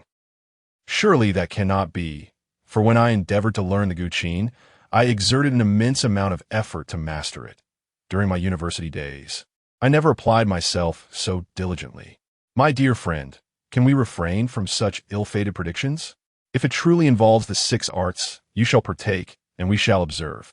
As the words left my lips, the game loaded, revealing a vast arena before our eyes, with a target for archery standing not far off. Xue Xiaocheng fanned his mouth, chiding, There you have it, ill-fated predictions. Wait a moment, this seems amiss. Did not Sister Su already conquer this archery game? Why has it reappeared? Sister Su, do you reckon this is a genuine contest or merely a shooting competition? It should be a shooting contest. No sooner had I finished speaking than the system chimed in, welcoming all players to the shooting game arena. Each team is to designate 1 participant to enter the competition. The top 3 players in their respective teams shall receive rewards of advancing 30, 20, and 10 spaces. Sister Su, you must take the lead in this round. The 3 of us will merely serve as fodder for the others. Su Luo nodded slightly, acknowledging the sentiment. I am aware that the 3 of you are incapable of handling this trivial matter. Allow me to take care of it. It appears we are nearing the finish line. Xue Xiaocheng and the others mused. A true master regards such a significant task as mere trifles. Indeed, this level of understanding is beyond the reach of ordinary individuals like us. Su Lu clicked confirm, and in an instant, her consciousness was drawn into the arena. Upon her arrival, she discovered that she was the first player to enter the competition, marked by a conspicuous number 2 at her location. She glanced at the firearm positioned before her, then turned her gaze towards the distant target, standing with her hands in her pockets, waiting for the other players to join. It wasn't long before one by one, the players entered the arena. To her left stood a robust and towering man, while to her right was a slender beauty with an elegant visage. A quick count revealed that there were not many participants in this game, only 10, including 2 NPCs. This indicated that their progress was fairly synchronized, and the reward for advancing 30 spaces was quite enticing. Thus, she was resolute in her pursuit of victory in this competition. The firearm contained a total of 20 bullets, with the target positioned 10 meters away, allowing a maximum interval of 40 seconds between shots. The target consisted of 10 rings, summing up to a maximum of 200 rings, with victories determined by the score based on the rings hit. Each player was granted a 5-minute warm-up period, and the countdown has now commenced. Sulo first donned the glasses and earmuffs resting on the table, then grasped the air gun and commenced his examination. Upon discovering no issues, he proceeded to load the first round. 5 minutes slipped away in an instant. The competition is set to commence in 3 seconds. All players are advised to prepare themselves. Sulo, with unparalleled composure, unleashed her first bullet striking the bullseye with a perfect score of 10. Subsequently, a new target was presented. She raised her hand, aimed, and fired again, hitting the bullseye once more, achieving another 10.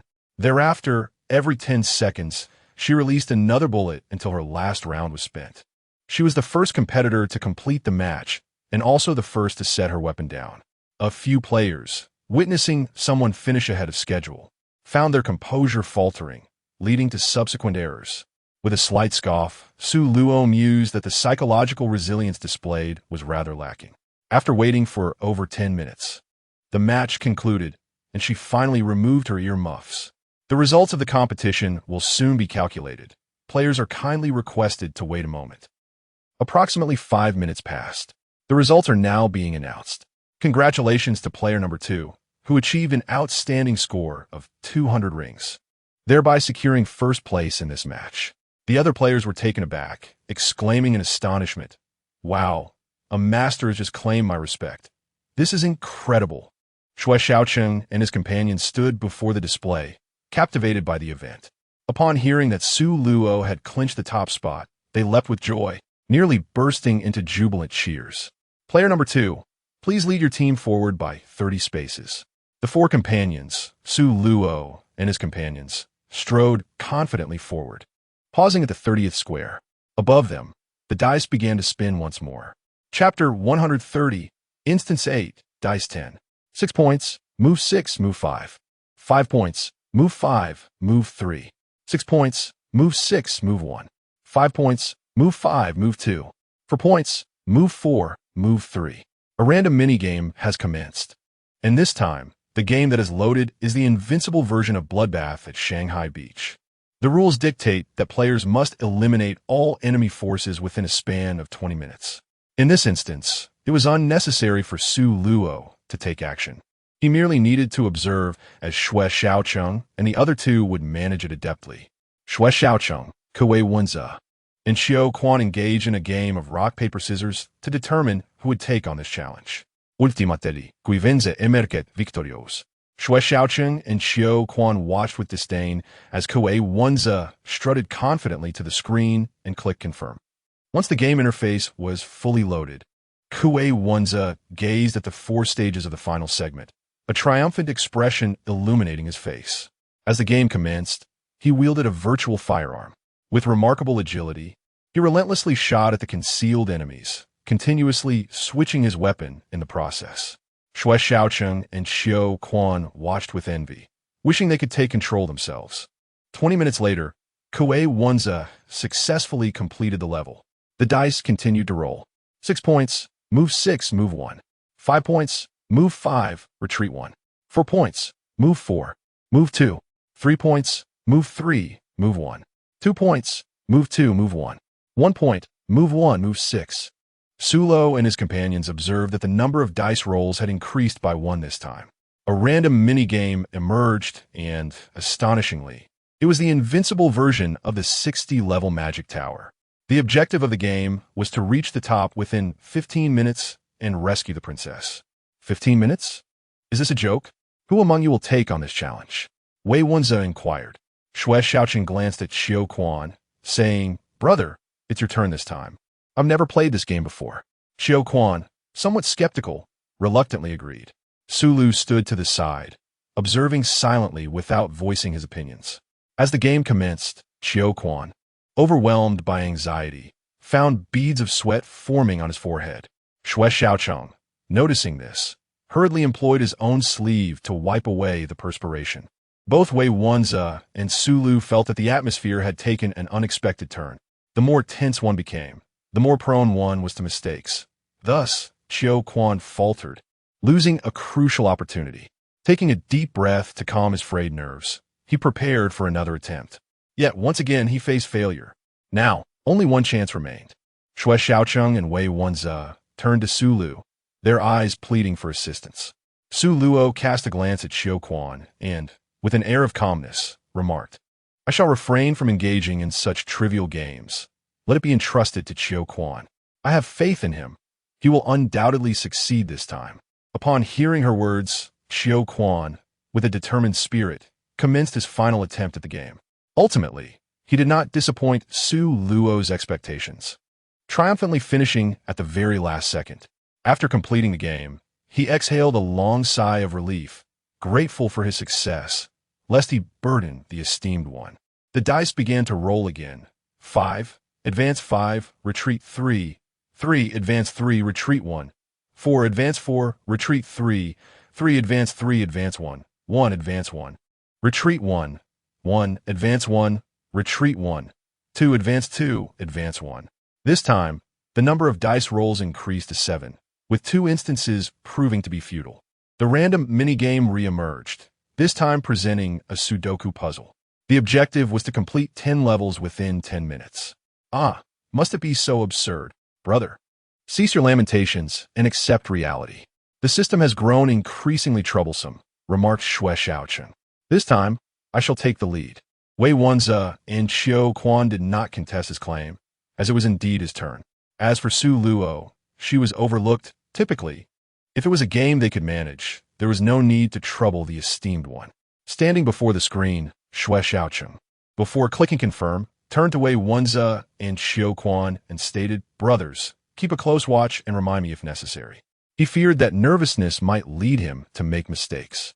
The two obliged, positioning themselves on either side of him. Su Luo once again assumed the role of the mascot. 10 minutes later, Xue Xiaocheng faced defeat, ensnared at the final challenge. A minute later, he resumed the battle, and fortunately, this time he successfully cleared the level. The dice began to roll once more. 1 point, advance 1, advance 2. 2 points, advance 2, retreat 1. 2 points, advance 2, advance 1. 1 point, advance 1, advance 3. 1 point, advance 1, advance 1. 1 point, advance 1, retreat 1. 2 points, advance 2, advance 1. 3 points, advance 3, retreat 1. The number of dice rolls increased once again. Does this indicate that we are nearing the finish line? Wei Wenze speculated. I concur. The numbers are diminishing, and the progress seems increasingly arduous. I hope that after this random minigame concludes, we can swiftly reach our destination. Su Luo merely smiled, choosing to remain silent.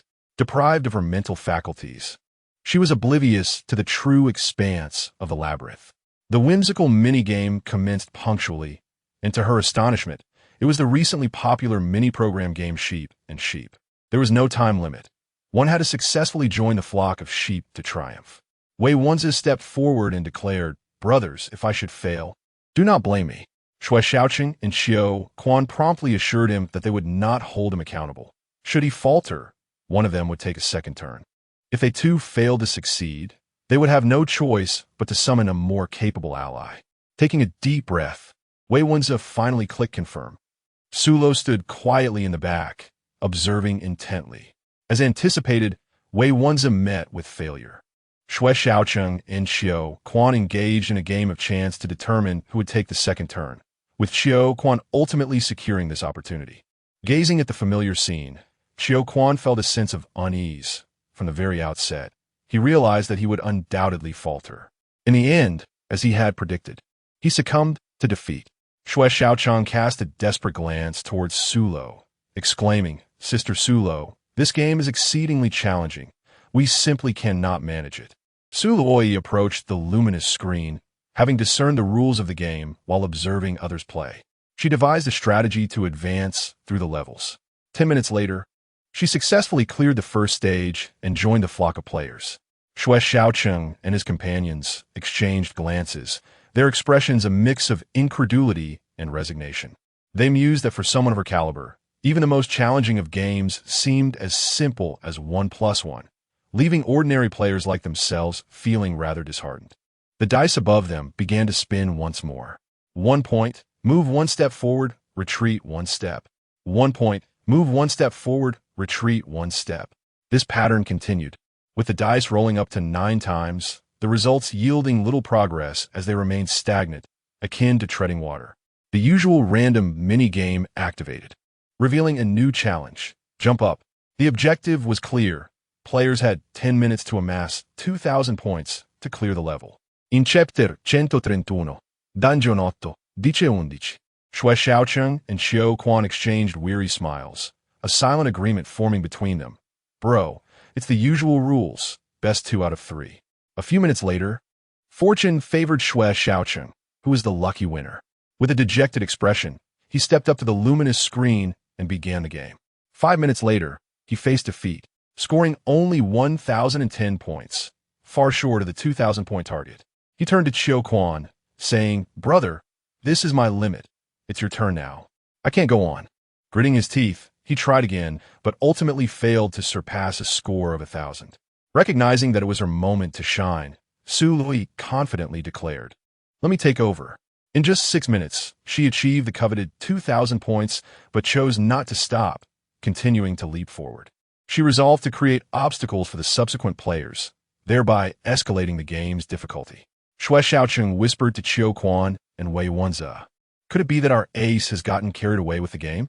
Wei Wenze rolled his eyes, responding, "Brother, you're overthinking it. Such a scenario would never occur with someone of her self-control." Suddenly, Qiu Quan had a realization. "I suspect our ace is intentionally raising the difficulty, allowing the following players to experience the frustration of competition."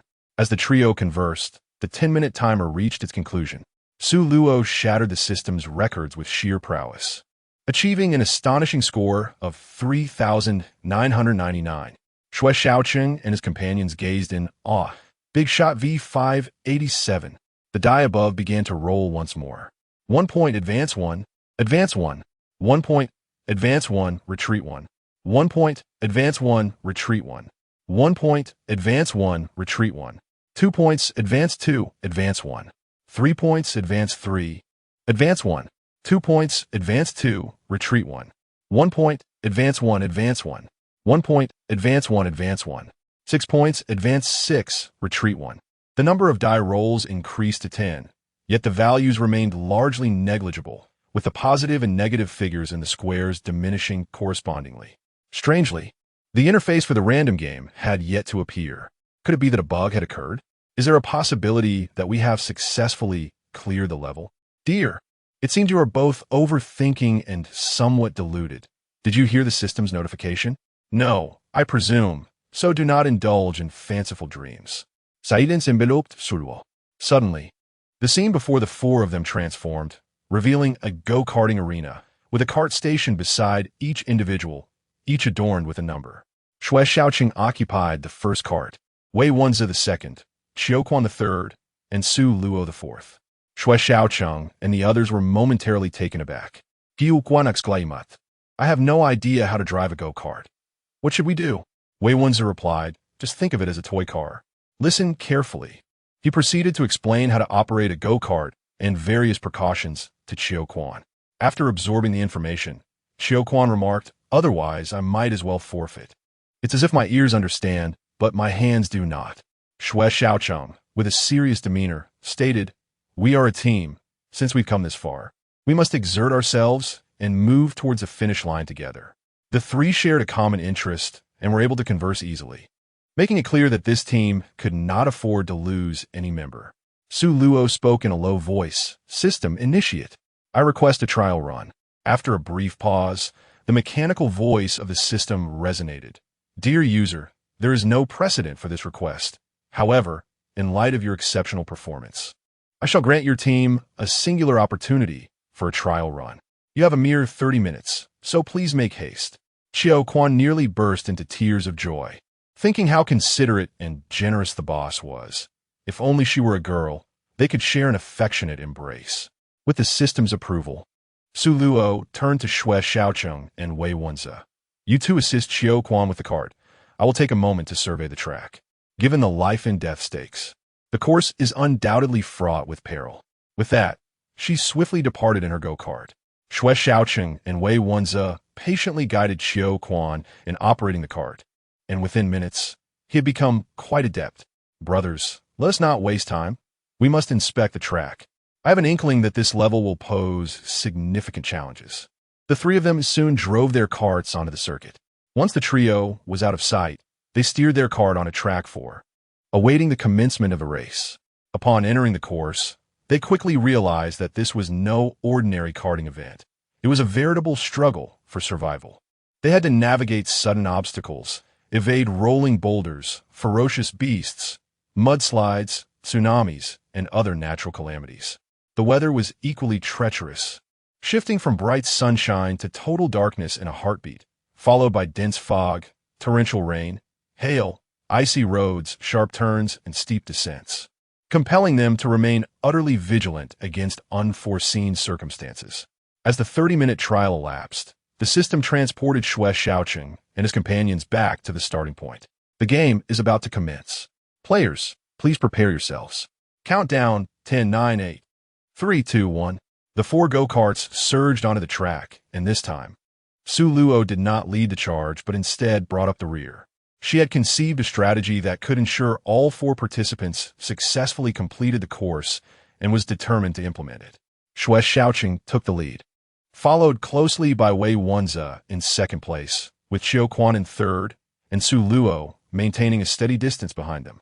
After navigating various unforeseen challenges, the finish line loomed ahead, and the rankings of the carts had shifted.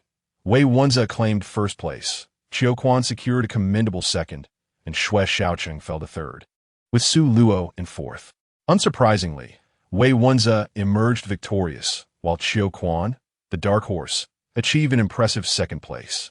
As they crossed the finish line, both hurriedly exited their carts and awaited Xue Xiaoqing and Su Luo. Wei Wenze, noticing Su Luo trailing in last place, inquired with confusion, "Boss, what happened? Was there an issue with her cart?" Qiu Quan stroked his chin, pondering the possibility that their leader had intentionally held back, perhaps to ensure that all of them could succeed. Upon hearing this, Wei Wenze experienced a sudden epiphany. It was evident that old Xue must have harbored similar thoughts, which explained his deliberate lag. Qiu Quan gazed at the 2 cars on the racetrack, his heart a tumult of emotions, words insufficient to convey his sentiments. "They have arrived. They are here." As Wei Wenze observed them approaching in unison, his heart raced with trepidation, fearful that one among them might face elimination. As the 2 go-karts drew ever closer to the finish line, Su Luo and Xue Xiaoqing raced side by side towards their destination, crossing the finish line in perfect synchrony. Chapter 132. Instance 8. Dice 12. Qiu Quan enveloped Xue Xiaoqing in a warm embrace, exclaiming, "Brother, thank you." Su Luo nodded slightly, accepting his gratitude. The dice began to roll. 1 point, advance 1, retreat 1. 1 point, advance 1, retreat 1. 1 point, advance 1, retreat 1. 1 point, advance 1, retreat 1. 2 points, advance 2, retreat 1. 3 points, advance 3, advance 1. 4 points, advance 4, retreat 1. 1 point, advance 1, retreat 1. 2 points, advance 2, advance 1. 2 points, advance 2, advance 1. 2 points, advance 2, advance 1. This time, the number of dice rolls increased to 11, with the points diminishing increasingly. The most exasperating sequence was 5 consecutive rolls, all resulting in 1 point, advancing 1 and retreating 1, leaving them stationary. It appeared their conjecture was correct. The finish line was indeed approaching. This time, the random game arrived at a leisurely pace, and Xue Xiaoqing and his companions clutched their hearts, fearing they might be whisked away to another competition site. Fortunately, this was not the case. A transparent screen emerged, revealing a 2-player escape room puzzle game. As the name suggests, it required the simultaneous participation of 2 players. The game rules stipulated that within half an hour, they must solve 30 small puzzles. After a brief discussion, Xue Xiaoqing and Wei Wenze decided to take the stage, while Qiu Quan observed, with Su Luo acting as a mascot. Once the game commenced, Xue Xiaoqing and Wei Wenze began to solve the puzzles in cooperation, with Qiu Quan occasionally offering hints. Su Luo remained a silent observer throughout. After half an hour, the 2 successfully cleared the game. Xue Xiaoqing remarked, "I have never felt such tension while playing puzzle games before. It felt as though my CPU was about to overheat." Wei Wenze followed suit, saying, "Fortunately, we had half an hour to clear it. Otherwise, it would have been quite a comedy." Qiu Quan, in full agreement, added, "Who would disagree? This must be the silver lining amidst our misfortunes." As the 3 conversed, the dice above them began to roll again. 6 points, advance 6, retreat 1. 5 points, advance 5, advance 6. 5 points, advance 5, advance 1. 5 points, advance 5, advance 3. 6 points, advance 6, advance 6. 6 points, advance 6. and reached the finish line. Upon seeing the words finish line within the grid, Xue Xiaocheng and his companions joyfully embraced, whispering cheers of triumph. Congratulations to the 4 players for successfully reaching the finish line. We are now pleased to award the 4 players. As the words fell, 4 lucky charms materialized before them. Please accept these lucky charms. Those who possess them will see a significant enhancement in their success rate and luck in future instances, the extent of which will vary depending on the difficulty of the mission. Xue Xiaocheng, Wei Wenze, and Xiao Quan reached out for the lucky charms, and as their fingertips made contact, the charms transformed into a beam of white light, merging into their bodies. Su Luo cast a disdainful glance at the talisman before her, reluctantly accepting it. To be frank, the concept of luck is utterly ethereal. Without corresponding strength, all is mere talk. She was well aware that, according to the system's usual tendencies, the rewards offered were typically of little value. In light of the remarkable performance of the sole female player among the 4, the system would retain all her data within this instance to motivate future players. Wei Wenze speculated, could it be that other players are nearing the finish line as well, prompting the system to transport us all at once? Xiao Quan pragmatically replied, I doubt it. Let's not forget that our team is at least 30 squares ahead of the others. Su Luo interjected, correcting it should be 10 grids. She had not forgotten that the difference in rewards among the top 3 in that shooting game was merely 10 grids. Xue Xiaocheng and the others finally realized their miscalculation. They had only maintained a lead of 10 grids over the second-place team and 20 grids over the third. As for the other teams, their standings were uncertain.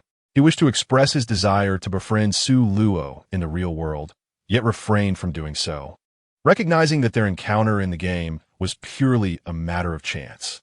Furthermore, he recalled that this was a gaming instance, and it would be inappropriate to conflate it with real life. Merely meeting her in the game was already a stroke of extraordinary luck. He promptly picked up his phone to check the time and date, noting that a full day and night had elapsed. The 5 Zong Temple, having endured a day and night without a drop of water, voiced its discontent. Entering the kitchen, he prepared himself a bowl of noodles, added a piece of green vegetable, and cracked an egg into the pot. He slept soundly until the following dawn.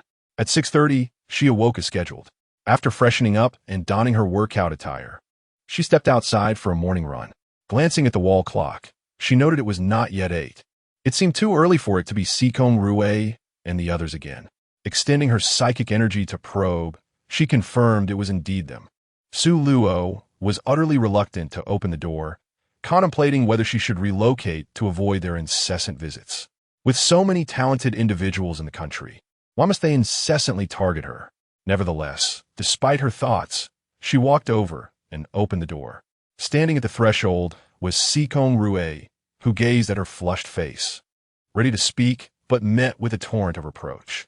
As soon as the door swung open, she unleashed her frustration at Sikong Rue, her tone decidedly impolite. Sikong Hui, are you not tired of this? Can you not come to me every time there is an issue? I have no obligation to assist you, nor the energy for it. If you continue to bother me, I will promptly move away. Sikong Rue's expression darkened considerably. He harbored ulterior motives, merely wishing to see her. It was evident that he was far from welcome. I apologize for my thoughtlessness. I assure you, this is the last time. I shall never intrude upon your life again.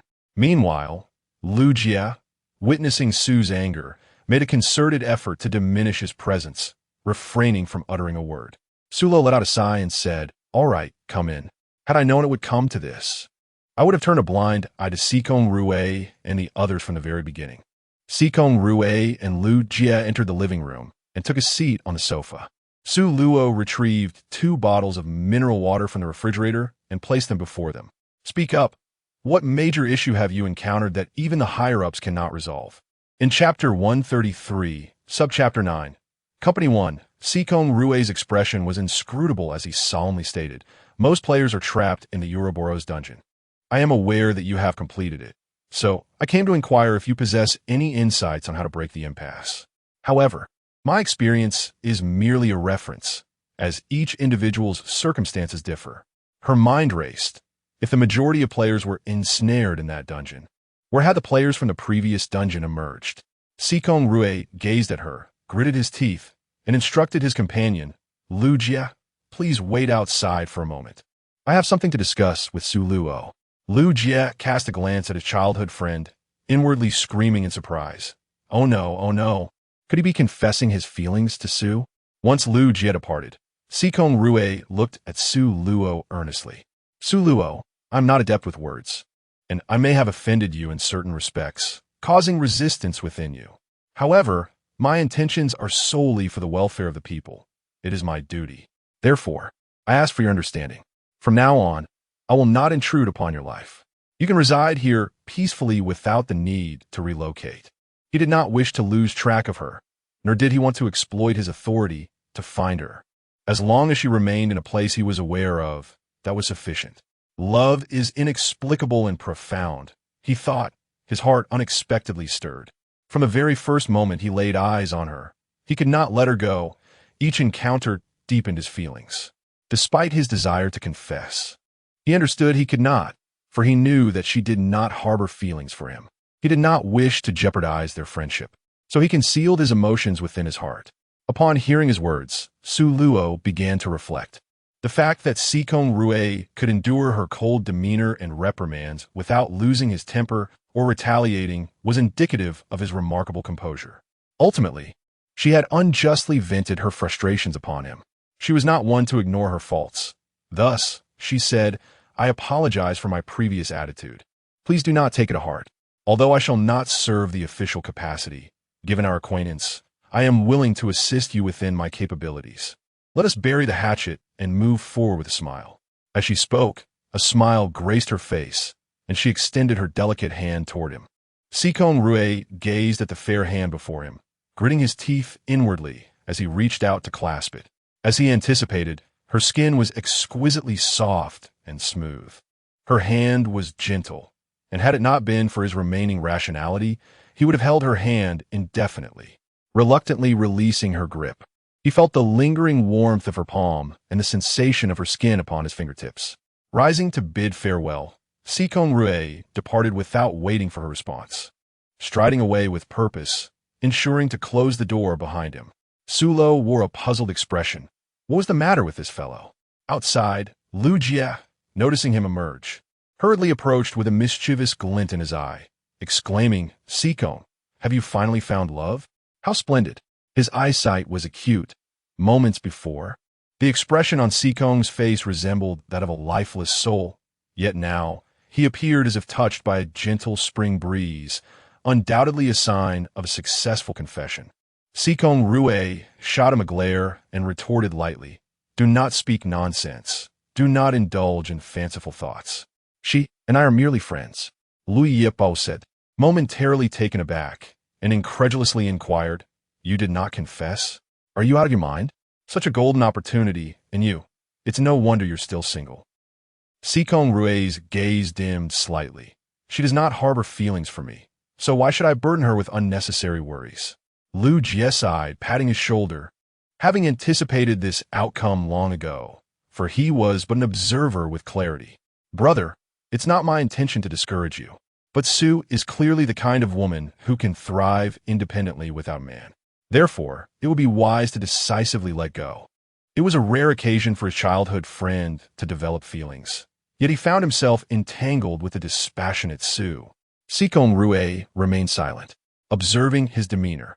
Lu Jie felt it best to refrain from further commentary. Excessive words might lead to unintended consequences, and that would be his fault. Sulo picked up the tablet and entered the forum, only to find it shrouded in silence, devoid of any posts. It seemed that Sikong Rue's words were not unfounded. Now, she could not ascertain whether the players from the previous instance were genuine players or mere NPCs. What Su Luo remained unaware of was that in the previous instances, including the one before that, the individuals she encountered were all players, ensnared within a time loop, reliving the same day ad infinitum. Yet there existed exceptions, players who, upon encountering Su Luo, managed to break free from this cyclical confinement. However, they were promptly transported into the next instance, only to be ensnared once more by the relentless time loop. The system determined that their escape was not achieved through their own prowess, thus casting them back into the cycle. In other words, apart from the school instance, The players Su Luo met in the Calamity and Dice instances were indeed genuine players. Upon her departure, these individuals fell back into the time loop, and this time, fortune would not favor them. There would be no Su Luo to assist them in their escape. After a fortnight of leisurely days, Su Luo noticed one afternoon that the patterns on her hand had changed color once more, with the green designs now numbering 8. She realized that the 9th instance was about to commence. A few days later, that evening, after finishing her dinner and while washing the dishes, she suddenly lost consciousness. Upon regaining her senses, she found herself standing beneath an office building, surrounded by hurried office workers. Glancing down at her attire, she recognized her unmistakable office attire, a black professional suit, complemented by a white blouse and black high heels. Welcome, players, to Instance 9 Corporation. In this scenario, you are but ordinary corporate drones, working under the relentless 996 schedule. You have been granted an opportunity to interview at a prestigious enterprise. Please successfully navigate the interview process. Those who fail will face annihilation. After numerous eliminations, you have successfully secured a position as an intern. You must convert to full-time status within 7 days. Failure will result in obliteration. There are 2 main tasks. The first is to pass the interview successfully, and the second is to achieve full-time status within a week. We wish all players good fortune in completing these primary objectives. The system's voice fell into silence. The Sulo black line. So, this is a struggle against the corporate drones, is it? Always attempting to make her one of them, utterly exasperating. With head held high, she strode into the office building and approached the reception desk. Sulo smiled the receptionist and said, "Hello, I am here for an interview. Could you please tell me which floor the interview is on?" After departing from the front desk, she followed the receptionist's directions to the elevator, pressed the button for the upward journey, and awaited its arrival.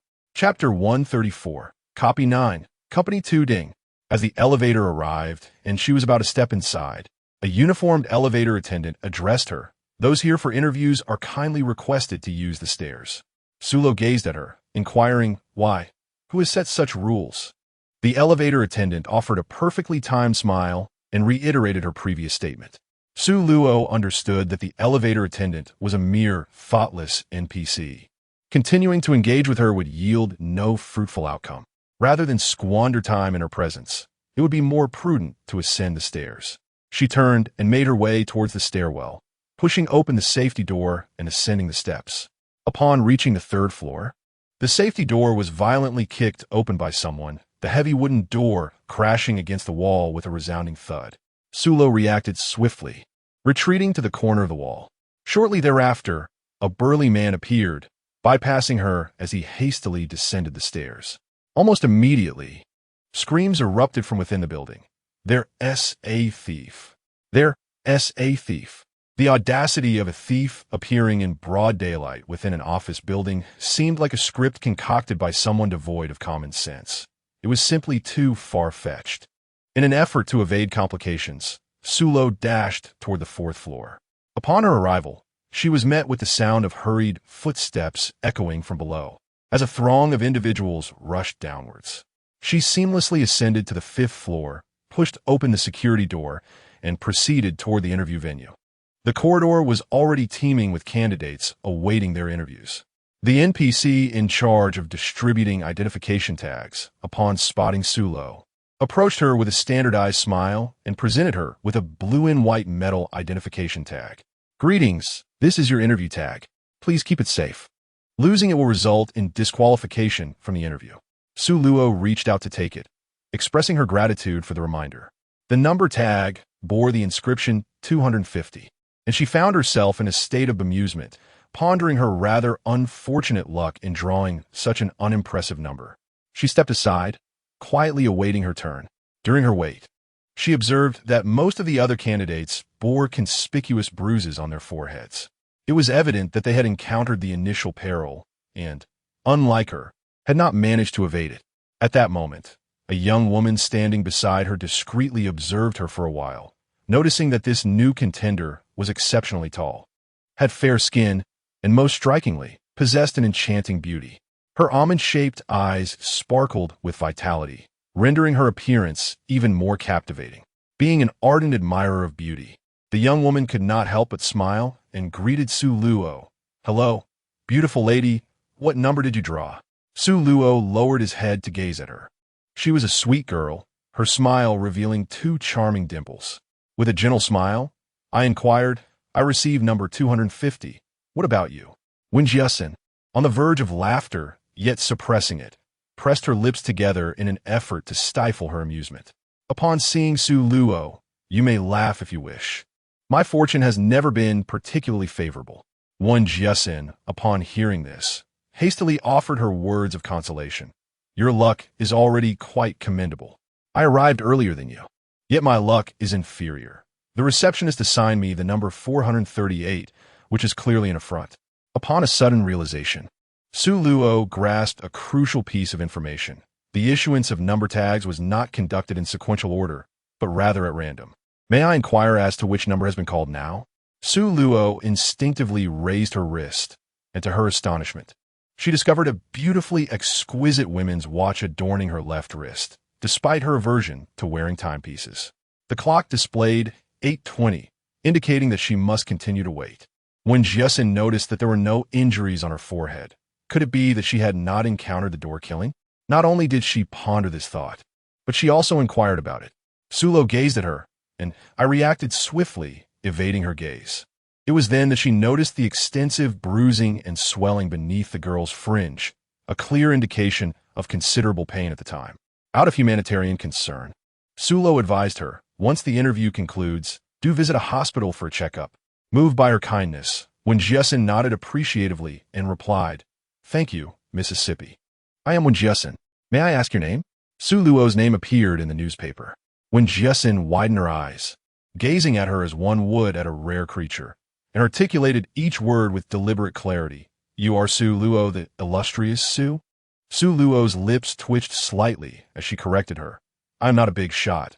That is merely a misconception propagated by others."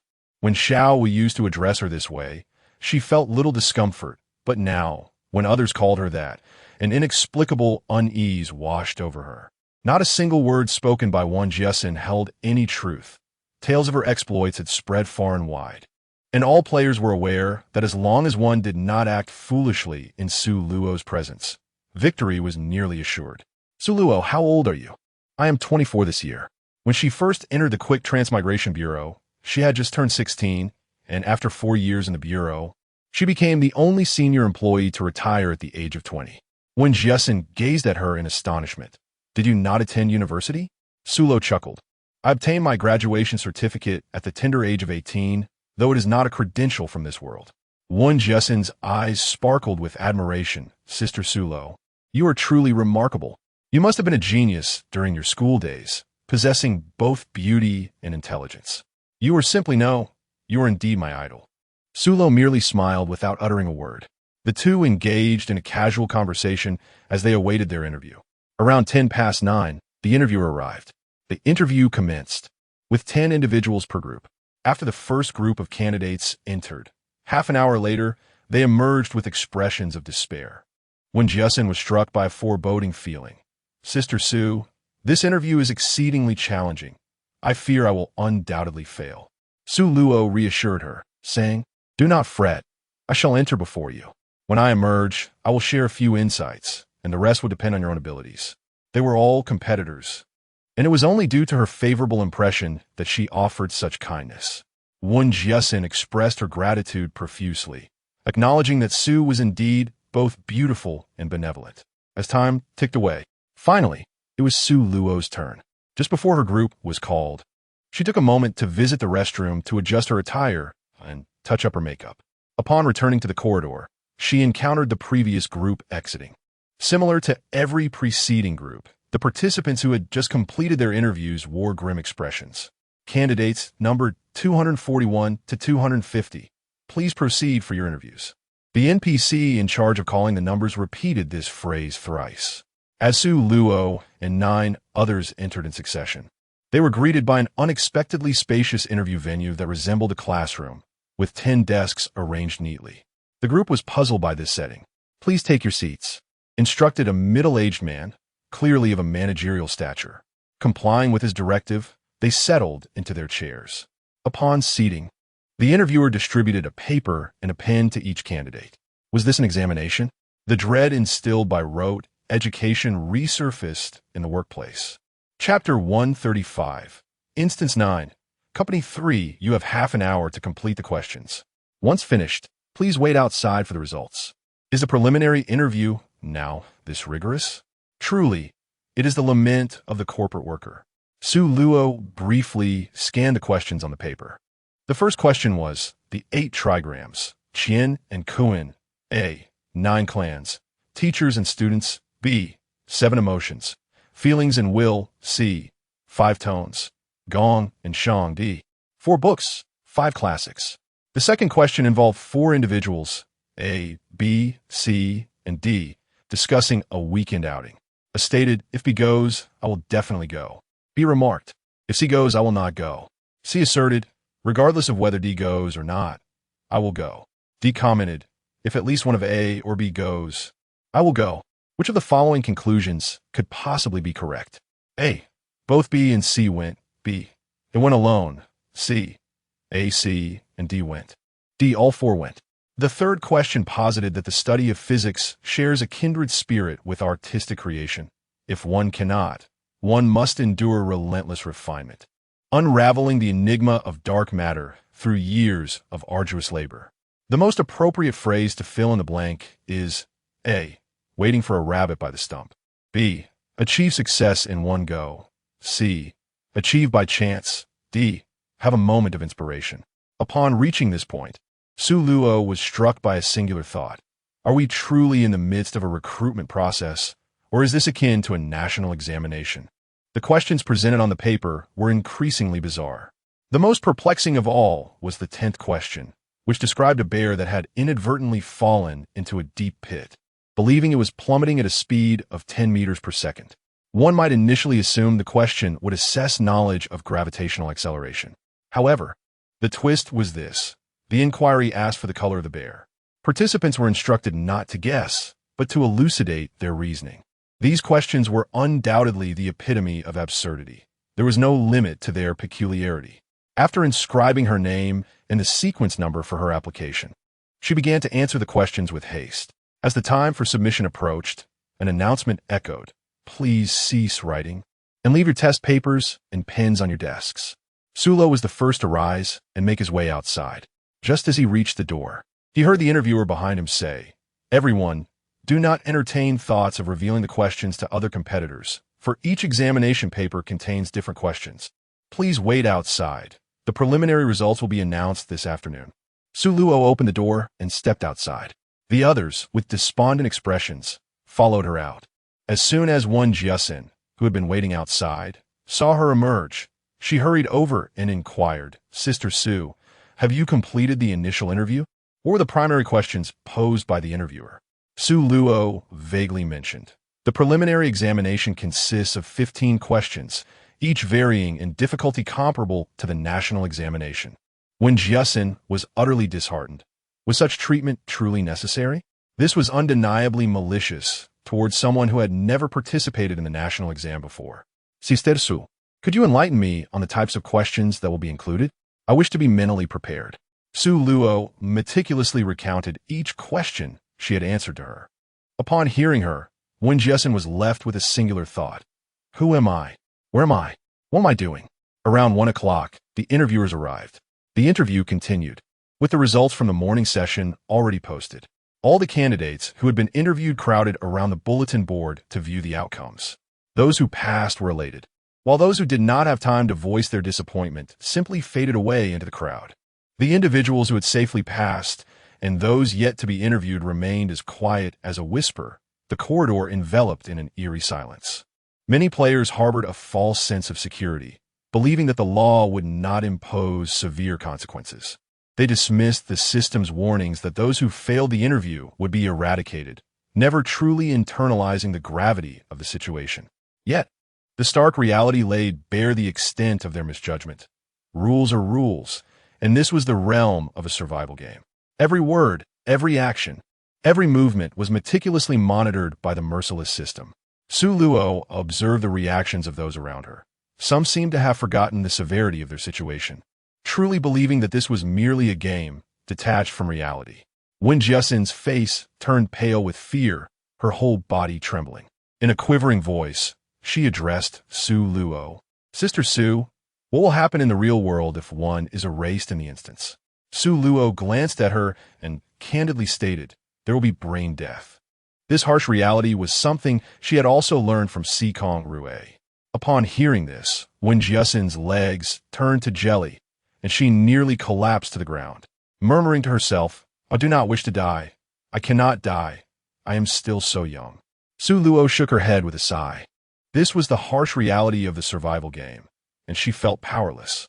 Those who passed the initial test were requested to come for the re-examination interview tomorrow morning at 9 o'clock. Upon the announcement of this news, the number of people in the corridor dwindled by more than half. Su Luo gently patted Wen Jiaxin's shoulder before turning to leave. It was now her turn for the interview. Wen Jiaxin steeled herself, following in the wake of others as they entered the room. Meanwhile, Su Luo continued her descent down the staircase. As she stepped out of the lobby on the first floor, the scene outside seemed to fast-forward instantaneously, plunging into darkness. The transition from day to night was completed in the blink of an eye. Initially facing away from the office building, she found herself compelled to turn around. Now, facing the entrance, checking her watch, she noted that the hour hand pointed precisely at 20 minutes past 8. There remained over 40 minutes until the start of the second round of interviews. After standing still for a moment, she lifted her leg and re-entered the office building. This time, she did not approach the front desk, but instead confidently pushed open the security door and began her ascent up the stairs. On this occasion, she encountered no unforeseen circumstances. Upon reaching the 5th floor, she found several individuals already waiting in the corridor. Su Luo received a new number from the NPC responsible for issuing them. This time, it bore the number 50, one less than her initial test. She made her way to a nearby bench and took a seat. Casting a glance at the other players who had passed the preliminary test, she noticed they were all unfamiliar faces. Suddenly, she thought of Wen Jiaxin and wondered if she had succeeded in the interview. During the wait, she closed her eyes to gather her thoughts. The person beside her, initially intending to strike up a conversation, abandoned the idea upon seeing her eyes shut. At around 9:10, the interviewers arrived. By 9:20, the formal interviews commenced, this time in groups of 5. 20 minutes later, the first group emerged. Their expressions far from pleasant, resembling defeated roosters, devoid of any vigor. Each subsequent group followed suit, with their interviews lasting approximately 20 minutes. Soon, it was Su Luo's turn. Rising from her seat and adjusting her attire, she confidently entered the interview room. Upon entering, her spirits plummeted. Where there had once been a rectangular table, now stood a large glass box containing a gecko, a green snake, a toad, a scorpion, and a centipede. Had the interview transformed into a trial of poisonous creatures? Chapter 136, Dungeon 9, Company 4. Participants of the re-examination, please select one animal from the glass box at random, and then describe its physiological characteristics, living habits, and distribution areas. Solo harbored doubts that his company was in search of zoologists rather than clerical staff. Each participant was allotted 30 seconds to select an animal to present, with the stipulation that no two individuals could choose the same species. The presentation time was limited to 3 minutes. Aside from Solo, who remained composed, the expressions of the other 4 were rather grim. Su Luo was the first to speak. "Allow me to begin. I have chosen the centipede as my subject for discussion." For the next 3 minutes, she spoke eloquently and confidently. The interviewers displayed expressions of satisfaction. "I have finished. Thank you all," she concluded, bowing respectfully to the panel before stepping aside. "Who shall go next?" inquired the interviewer. Among the remaining 4, a young man of unremarkable appearance stepped forward, selecting the wolf spider as his topic. Perhaps due to nerves, he stumbled over his words as he described the creature's characteristics. Su Luo discreetly shook his head, recognizing this as a significant faux pas during the interview. After he spoke, the 3 other candidates took their turns on stage. Their performances paled in comparison to that of the previous gentleman, and more critically, they stumbled over the behavioral traits of the species they were meant to discuss, often mumbling incoherently. Not only did Sulo furrow his brow in discontent, but the expressions of the interviewers were equally bleak. Once the preliminary round concluded, Sulo was the first to exit the venue, moving aside to await the results.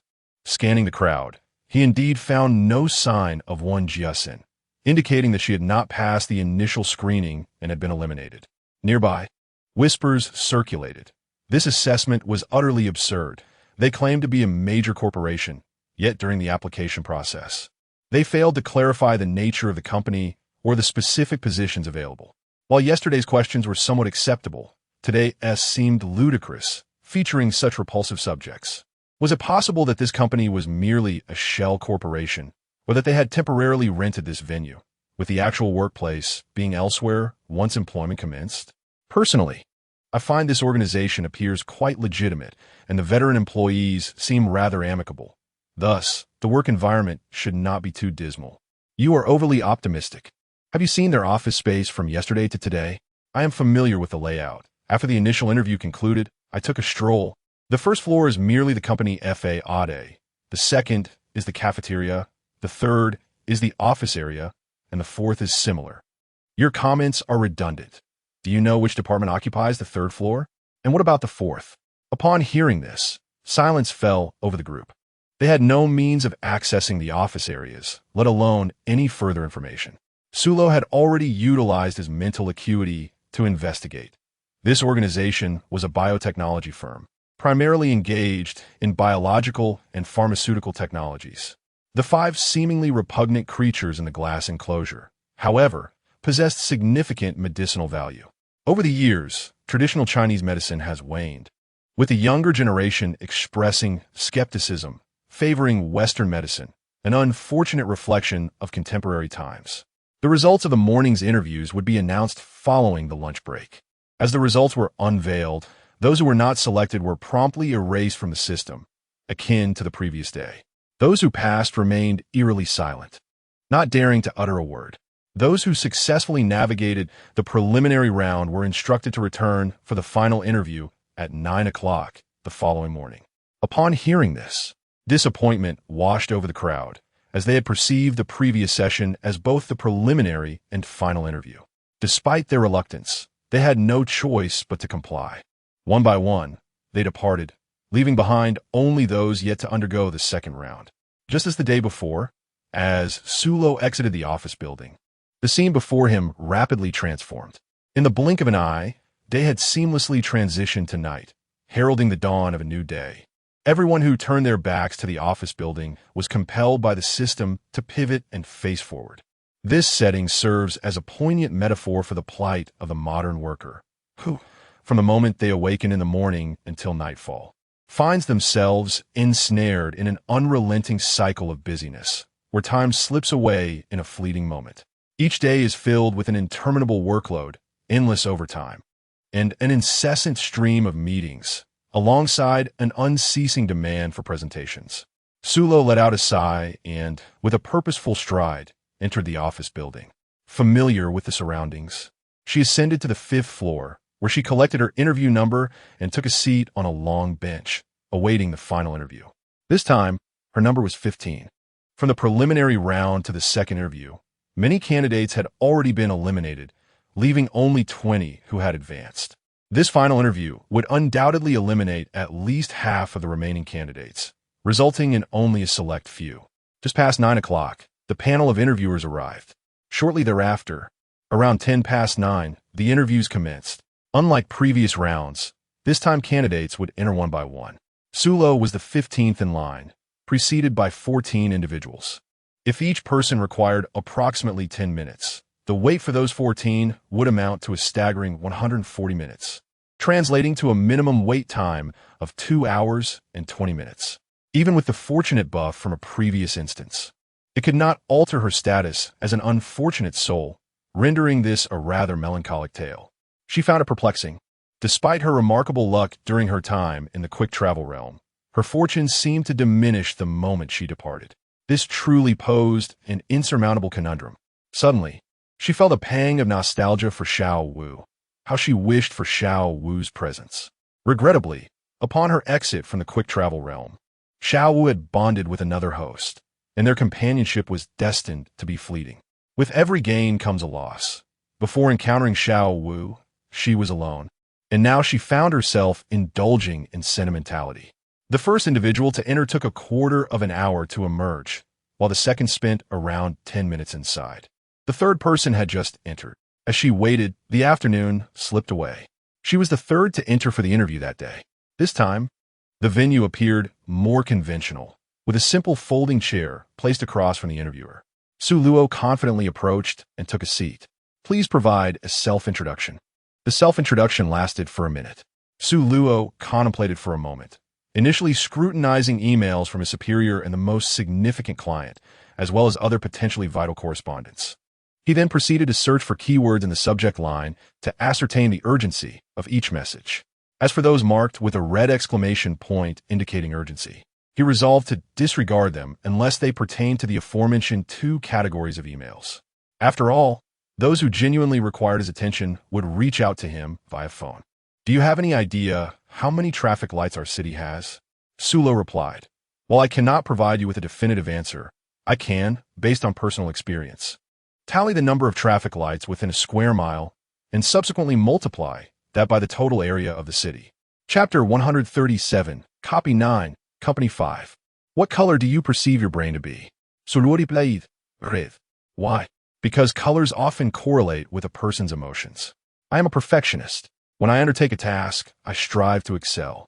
Could you share with us your greatest weakness? My sole weakness is my fear of solitude. My parents passed away when I was young, and as an only child, their departure made me realize that no one can accompany another for a lifetime. The individuals who come into my life can only accompany me for a brief moment.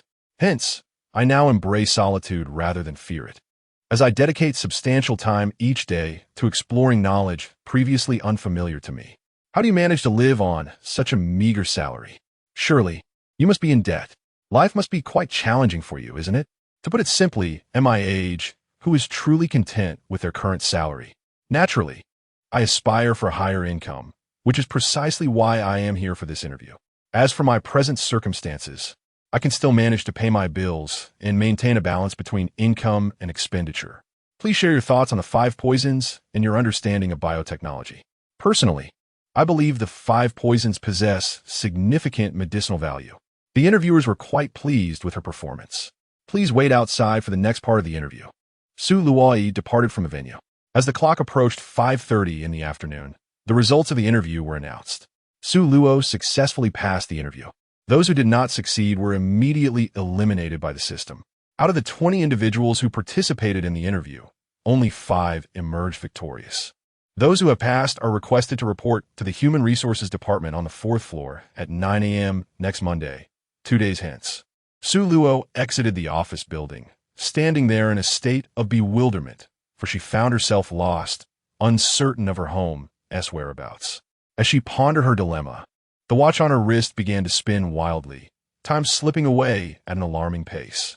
In the blink of an eye, day turned to night, and night gave way to day, 2 full cycles passing in an instant. When the swiftly rotating hour hand finally came to a halt, it pointed precisely at 8:30. In the next moment, Su Luo observed a transformation in her professional attire, shifting from deep black to a rich navy blue. Additionally, a bag appeared at her side, containing a smartphone and a deflated wallet with a few crumpled bills, not to mention a charger. Was this some sort of dress-up game? It left her utterly speechless. Did the harried worker not deserve a semblance of a holiday? She had ample reason to suspect that she would never again have the luxury of resting in bed. For the moment she clocked out, she was destined to clock back in. The creator of this scenario truly understood the plight of the overworked. With her backpack slung over her shoulder, Su Luo arrived at the elevator lobby, only to find an unusually large number of people waiting. Every lift was at capacity. Reluctantly, she opted to ascend the stairs. Upon reaching the 4th floor, she pushed against the safety door, but it refused to budge. She attempted once more, yet the door remained obstinately immobile. It appeared she would have to take the elevator after all. She faced 2 choices: ascend to the 5th floor and ride the descending elevator, or descend to the 1st floor and compete with the throngs for a lift. She decisively chose the former and made her way to the 5th floor, relieved to discover that the safety door to the stairwell was unlocked. Otherwise, it would have been a rather comical predicament. Upon entering the 5th floor, she was met with an eerie silence, devoid of light and shrouded in darkness. This was peculiar, for just days earlier during her interview, there had been an office area here. Had she misremembered?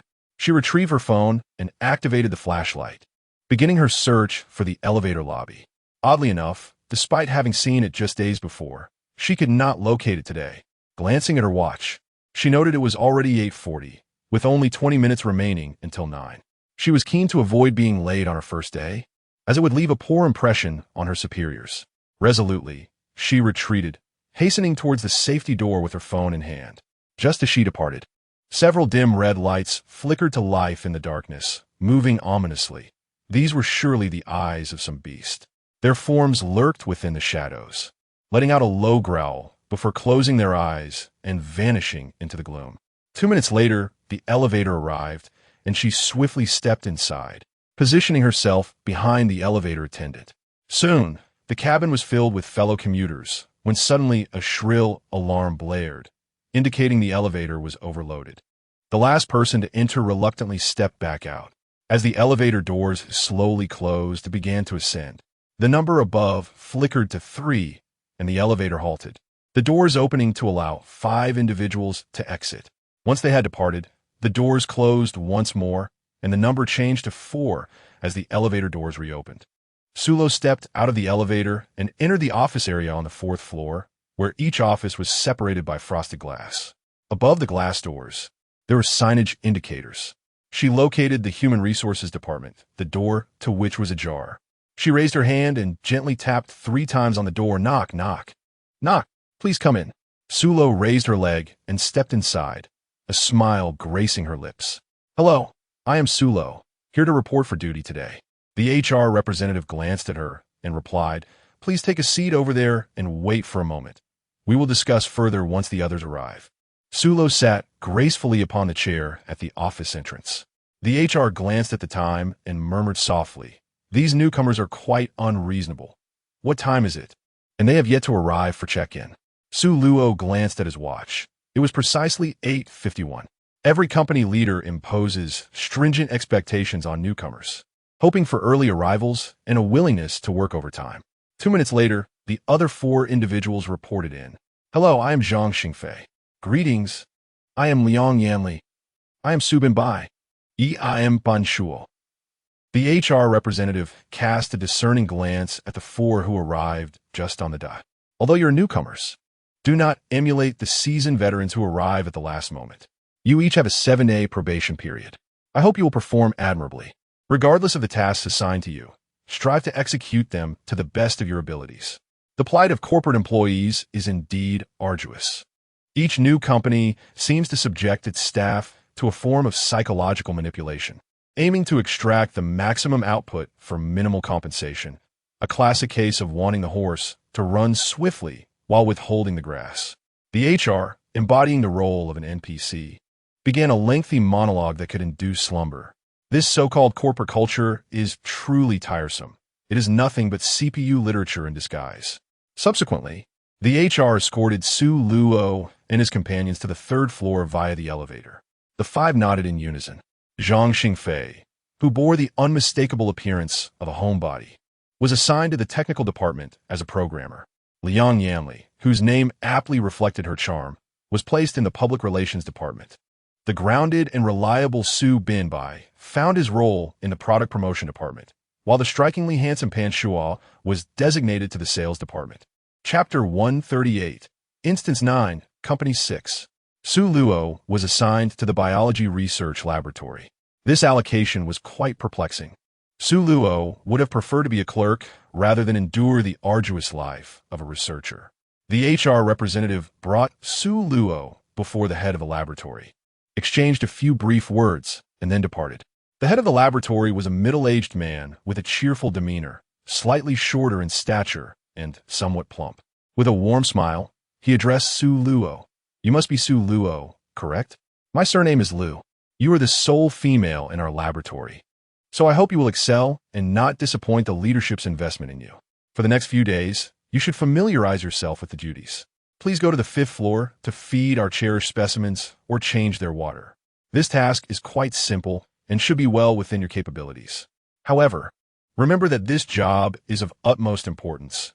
It directly impacts the livelihoods of our biology research team members. Upon hearing his words, Su Luo felt an ominous premonition arise within her. During this probationary period, she hoped she would not have to interact with those venomous creatures, although she harbored no fear. The thought of dealing with them was quite repulsive. Deep down, she recoiled at the idea. However, being employed meant fulfilling her duties, feeding them, changing their water, and cleaning their cages, which was not insurmountable.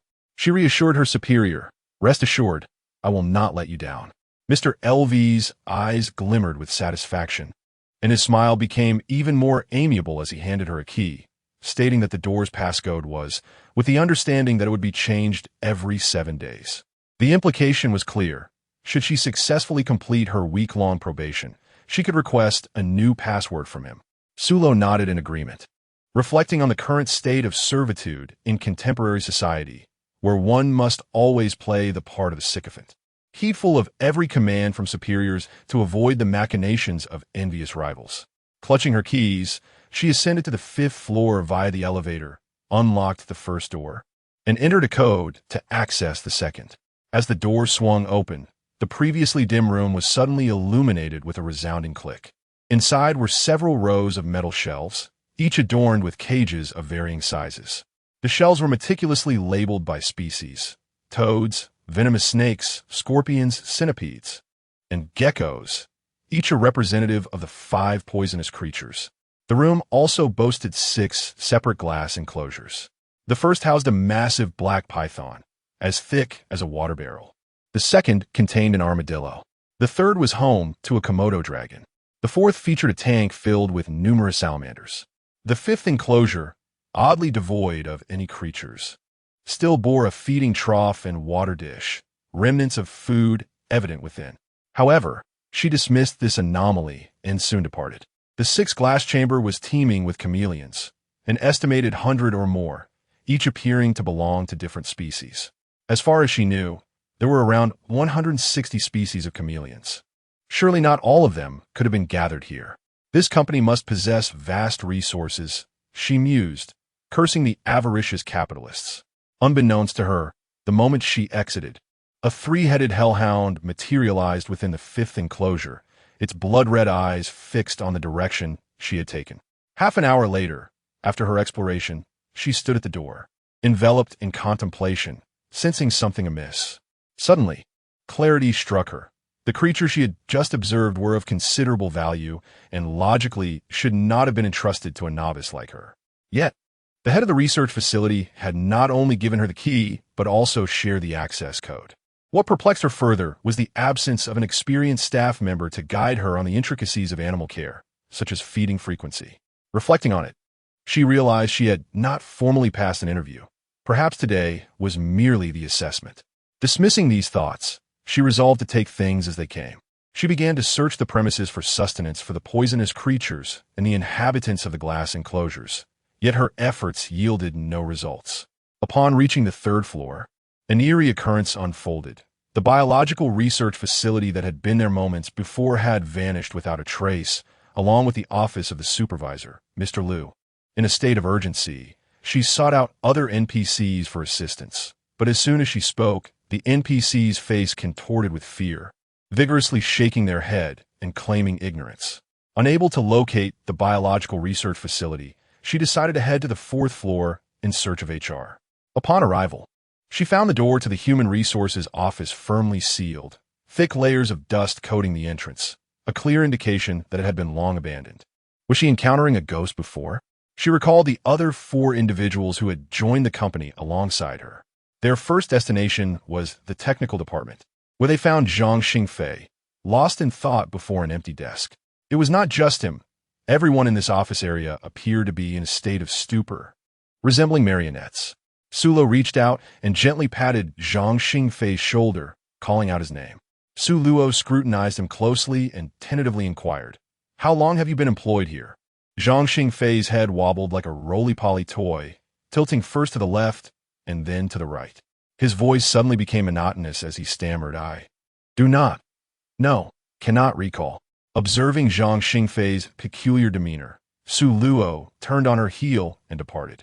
After her exit, the other members of the technical department rose from their seats, wearing enigmatic smiles as they approached him, patting his shoulder and proclaiming, "Welcome to our world." Upon leaving the technical department, Su Luo proceeded to the public relations department. Her gaze immediately fell upon Liang Yanli, who was touching up her makeup at her workstation. Just as she was about to approach her, her peripheral vision caught sight of a familiar face, Wen Jiasin. Unlike their first meeting, when she appeared sweet and demure, she now sported striking, bold makeup, having transformed from a cute girl into a sophisticated woman. "Hello, do you remember me?" Su Luo asked her. Liang Yanli halted her actions, slowly turned her head, and offered a perfectly timed smile. "How may I assist you?" However, her eyes were filled with terror and a plea for help. After speaking, she swiftly turned and walked away. Liang Yanli stood there, watching her depart, yet unable to utter a single word. At that moment, employees from other workstations began to rise, surrounding her. "Yanli, your makeup lacks vibrancy. Allow me to apply a stunning lipstick for you. Let me help you with your foundation. I can style your hair. Your locks are exquisite. Would you allow me to have some of your hair?" Despite the flicker of awareness within her, Liang Yanli's heart screamed in refusal, yet she found herself unable to voice her dissent. She could only watch helplessly as these terrifying NPCs smeared her face with makeup.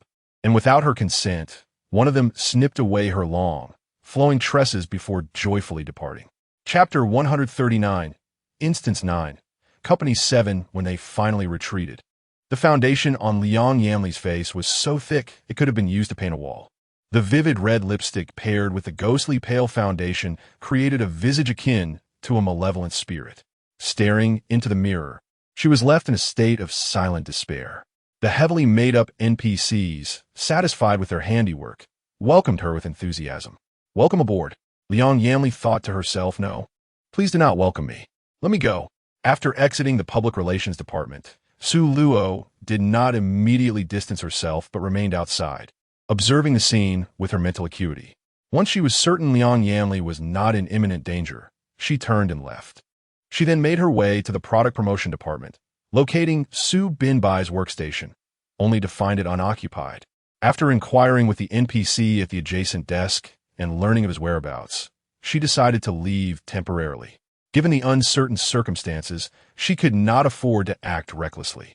She entered the sales department, and as soon as she stepped into the office area, her gaze fell upon Pan Shaw, who stood atop a desk, his expression one of sheer terror.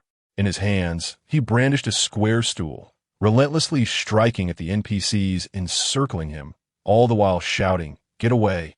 Go away!"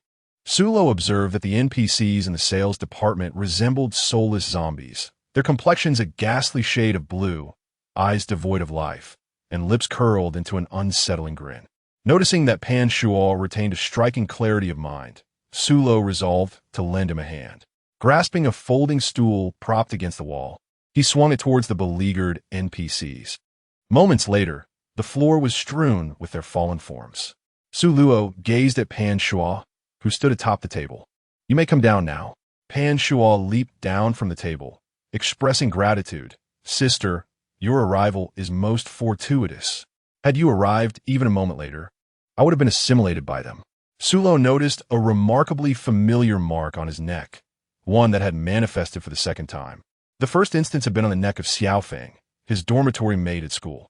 She observed him with an air of nonchalance, as if to say it was nothing, merely a trivial effort.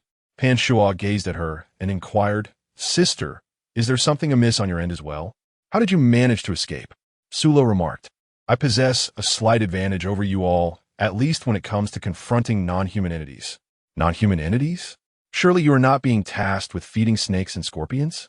Upon hearing this, Pan Shuo involuntarily shuddered. Those creatures were his greatest fear. Su Luo cast a glance at the NPC sprawled on the ground. What transpired? Typically, NPCs do not succumb to madness without reason. Pan Shuo shrugged. "I cannot say for certain. I arrived here not long ago, and they warmly insisted I consume some pills. I refused, and one by one, they transformed into this state. Sensing the situation was amiss, I leapt onto the table. Come, let's seek out Su Binbai. I hope he has not been assimilated like Zhang Xingfei. Pan Shua's eyes twinkled as he offered a solicitous smile. My dear, do you happen to need a leg accessory? Sulo cast a sidelong glance at him and said, I apologize, but I prefer solitude over sharing victory. Upon hearing this response, Pan Shua was not particularly surprised. At that moment, he was engrossed in his meal, devouring his food with an insatiable fervor, as if possessed by a starving ghost. Observing this, Pan Shua quietly remarked to Sulo, Sister, do you think this fellow is beyond redemption? Su Luo paid him no heed and strode confidently to Su Binbai's side. Gently rapping on his table, Su Binbai, who was in the midst of eating, raised his head to glance at her, his face smeared with remnants of food. In a monotone voice, he inquired, May I assist you with something? His gaze appeared vacant, and a mechanical smile lingered on his lips. Sulo couldn't help but feel a twinge of disappointment. Apart from Pan Shua, the other three individuals, with the exception of Liang Yanli, who retained a flicker of consciousness, had succumbed to assimilation in a mere hour. She turned to Pan Shua and instructed him to find Liang Yanli. After uttering her command, she pivoted and departed. Su Binbai continued to consume his meal, and before long, he began to swell like an inflated balloon, visibly expanding at an alarming rate. In the blink of an eye, he transformed into a corpulent figure, and his girth continued to increase. Those nearby appeared utterly indifferent to his predicament. Soon, the chair beneath him could no longer bear his weight and shattered under the pressure. Yet he persisted in his inflation until reaching a critical point, at which moment, with a resounding bang, his entire form erupted. Strangely, the flesh did not scatter chaotically, but instead fell to the ground in an orderly fashion. In a short while, the meat on the ground began to writhe, swiftly moving towards the epicenter of the explosion. All the flesh gradually coalesced, growing larger until it ultimately formed a brand new Su Binbai. The other employees, witnessing his transformation, rose to their feet with smiles, welcoming him into their world. Upon entering the public relations department and finding Liang Yanli, Sulo gazed at her face, adorned with an indescribable makeup, suddenly at a loss for words.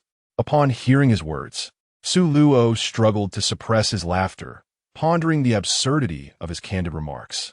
Liang Yanli cast him a murderous glance, her heart brimming with resentment. Wretched man, foul man. Cannot you see that I am utterly at the mercy of my own impulses? Why do you continue to prattle on, when you should be hastening to extricate me from this torment? Meanwhile, Pan Shua persisted in his incessant chatter. With every sarcastic comment he uttered, the alluring NPCs in the office began to regard him with increasingly disapproving eyes. Su Luo, with her keen senses, immediately detected something amiss. Without hesitation, she swiftly covered Pan Shua's mouth. Pan Shua, who was passionately speaking, wore a look of bewilderment and instinctively raised his hand to grasp her wrist, attempting to break free. Alas, his efforts were in vain, for his mouth remained firmly covered by Su Luo. Sulo gazed at him and said in a low voice, from this moment on, Be silent, do you understand? Pan Shua hurriedly nodded. Upon seeing his nod, Su Luo immediately released her hold and grasped Liang Yanli's wrist. Addressing the NPCs from the Public Relations Department, she declared, Ladies, I require a moment of her time. Without waiting for their response, she forcefully pulled Liang Yanli along. Unable to resist, resembled a mere rag doll as Su Luo dragged her out of the office. Fortunately, Liang Yanli was clad in long trousers and the floor was carpeted. Otherwise, her legs would surely bear the marks of her unwanted journey. Pan Shua remarked, That girl is quite fierce. They arrived at the restroom, where Su Luo firmly pressed Liang Yanli against the sink, turning on the faucet to douse her heavily made-up face with cold water. After 5 minutes, Liang Yanli felt her limbs regain mobility and, propping herself on the sink, weakly uttered, You may now release me. I can handle the rest. It was surprising how such a stunning girl could act with such ferocity. Chapter 140. Instance 9. Company 8 without uttering a word. Su Luo released her grip and stepped aside, urging her to proceed swiftly. Pan Shua had been waiting outside, listening to the incessant sound of rushing water from within. After approximately 10 minutes, Su Luo and Liang Yanli emerged in succession. Pan Shuo approached them, first casting a glance at Liang Yanli, who had removed her heavy makeup, before turning his attention to Su Luo. "Sister, what shall we do now?" he inquired. Su Luo did not answer, but instead posed a question. "You inquire of me. But who shall I inquire?" She was equally perplexed, for what had commenced as a seemingly normal script had unexpectedly veered off course, leaving her feeling quite helpless. Pan Shuo stood there in stunned silence, at a loss for words. Liang Yanli shot Pan Shuo a fierce glare, not having forgotten his earlier jibe at her expense. Pan Shuo, looking bewildered, wondered why she was glaring at him. Liang Yanli, filled with exasperation, found it beneath her to converse with someone so obstinately straightforward. With a huff, she turned her head away, ignoring him completely. Pan Shuo muttered under his breath, "I wasn't wrong. It clearly looked like that ghastly apparition, and yet I'm not allowed to comment." Meanwhile, Su Luo had no time to entertain their personal squabbles. The only destination ahead was the 5th floor, and the mere thought of what resided there gave her a headache. "Liang Yanli, are you afraid of creatures like scorpions?" she asked, "since you have passed the retest." "It indicates that you possess considerable courage," Su Luo added with a smile. Liang Yanli felt an ominous premonition. "What are you planning for me?" she inquired. "Let us address tomorrow's matters when tomorrow arrives," Su Luo replied. Pan Shuo's eyes sparkled with curiosity as he asked, "Sister, which department have you been assigned to?" "It sounds quite impressive.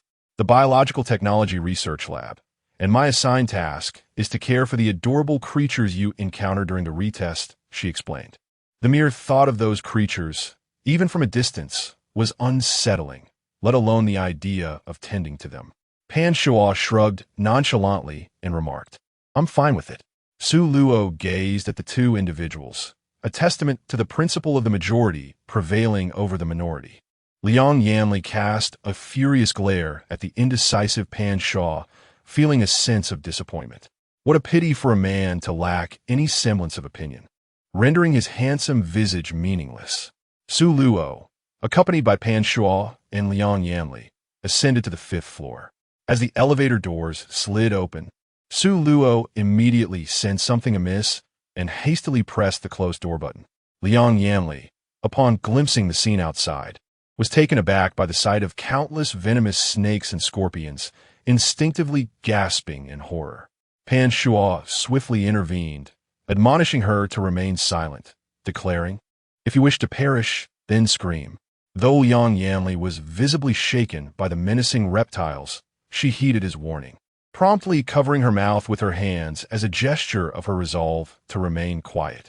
Just as the elevator doors were about to shut, a silver-ringed snake lunged towards the interior. Liang Yanli, terrified, instinctively recoiled. The snake was caught at its midsection by the closing doors, meeting its demise. Observing this, Su Luo exhaled a sigh of relief. The elevator then descended, halting at the 4th floor as the doors gradually opened. A sense of unease gripped Su Luo's heart, prompting her to urge the two others, "Let us discuss this outside." Liang Yanli and Pan Shuo complied without hesitation. As the three stepped out of the elevator, the doors had scarcely closed when a thunderous sound reverberated through the elevator shaft, followed by the ominous appearance of E1 on the control panel. Liang Yanli's face paled in terror as she stammered, "What is happening? Are we trapped here?" Pan Shuo, with unwavering certainty, replied, "The entities on the 5th floor have been unleashed." Su Luo cast an appreciative glance at him, contemplating the dire consequences had they not exited the elevator moments ago. The design of this office building is exceedingly ill-conceived, with a sole elevator at its disposal, and the stairwell's safety door is inexplicably sealed. Now that the elevator has malfunctioned, they are rendered incapable of using the stairs, as the HR department had expressly warned them about this matter. In other words, should they breach the safety door, they would undoubtedly face termination. Just as Pan Shuo was about to speak, a deafening scream pierced the air. Upon hearing that sound, Liang Yanli felt a surge of dread, thankful that her sister had taken her away. Su Luo glanced around and said to the two, "Let us enter first. The items from the 5th floor will soon arrive here." Pan Shuo, perplexed, inquired, Is there no one working on the fourth floor? Why is there not a single sound? With so many offices here, are they merely for display? Su Luo cast him a meaningful glance and remarked, "Congratulations, you are correct." She had noticed upon her arrival that, apart from the sudden emergence of the Human Resources Office, which temporarily opened its doors to the four of them, everything else had returned to its original state once they were dismissed. Pan Shuo sighed, "I am weedy. Let all come to an end." Liang Yanli gazed at the chain locks adorning each office door, her brow furrowing with concern. All these doors are secured with locks, and we cannot resort to forceful entry. Otherwise, should those entities arrive, we would truly be serving them on a platter.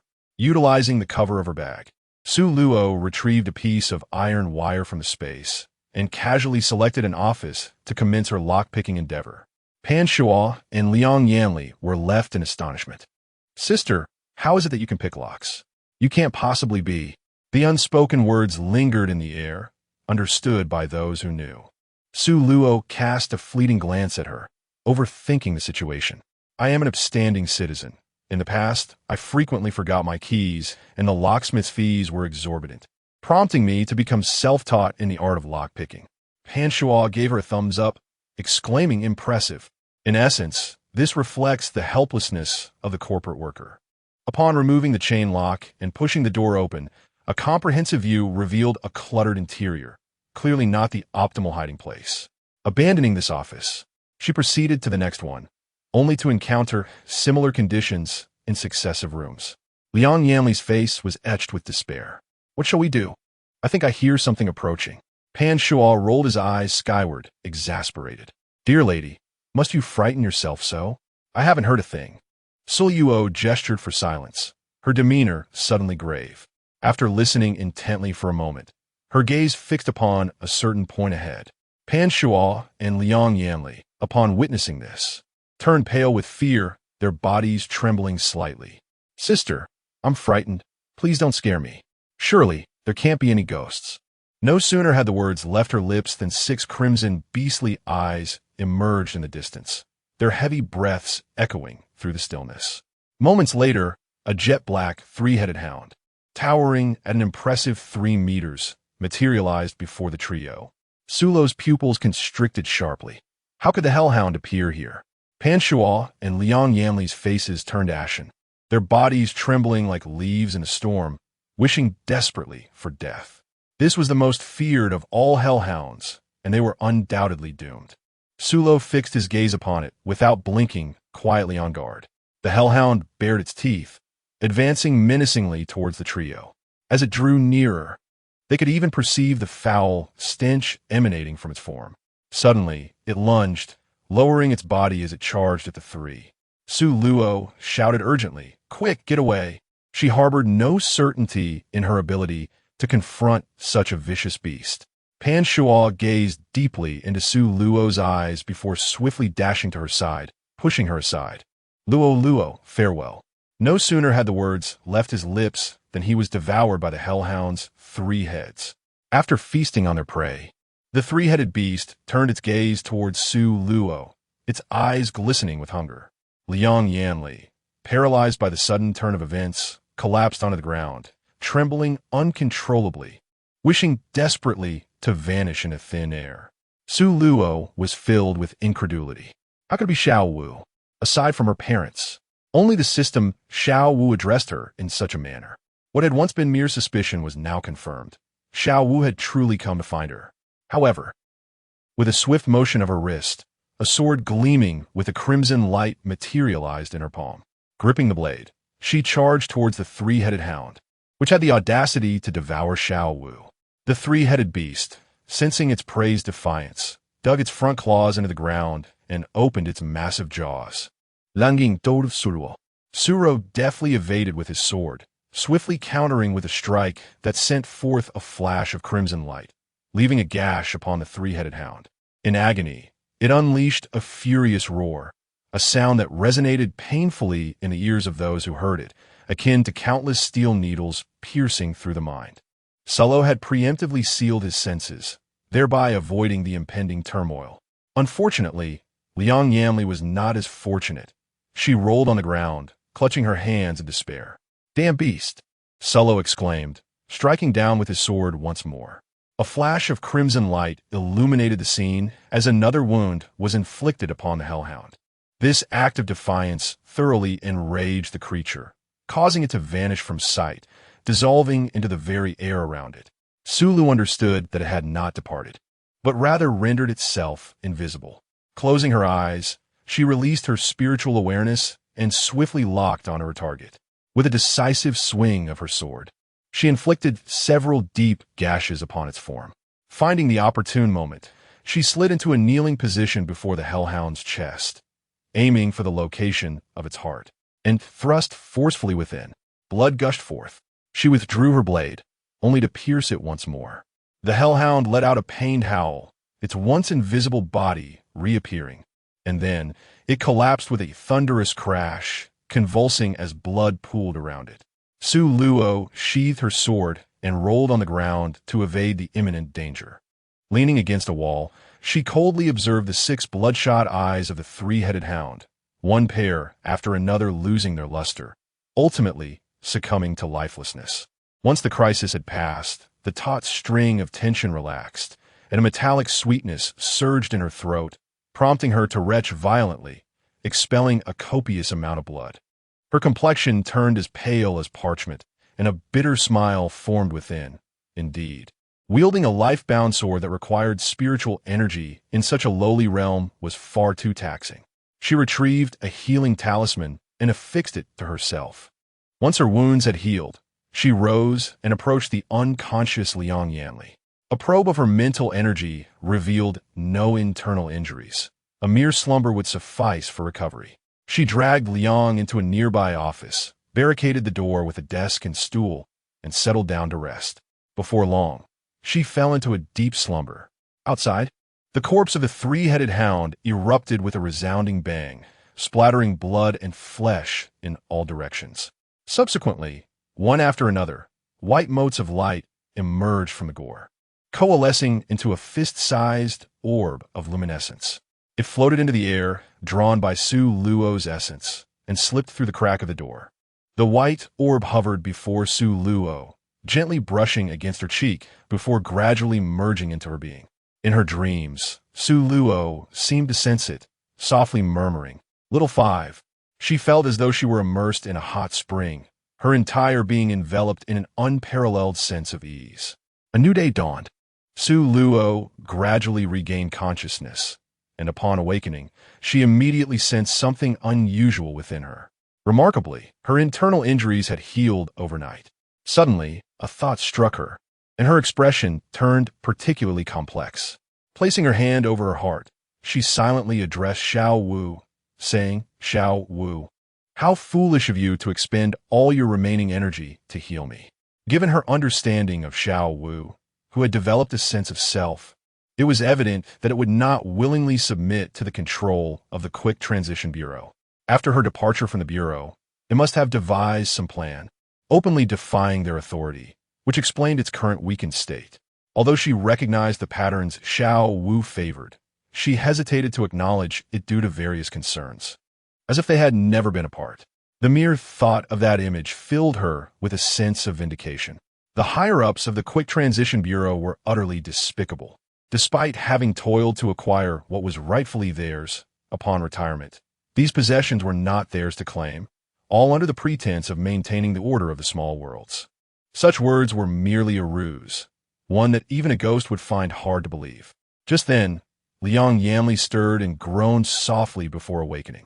Her first instinct upon opening her eyes was to assess her own state. Am I dead, or am I still alive? Su Luo's lips twitched slightly as she spoke. You are alive and thriving. Liang Yanli stared intently at her. Sister Su, you saved me, didn't you? From this day forth, I shall be your devoted follower. You say east, I shall never venture west. You say. Su Luo quickly interjected. Liang Yanli, you are undermining your own image. You clearly held a disdain for me previously.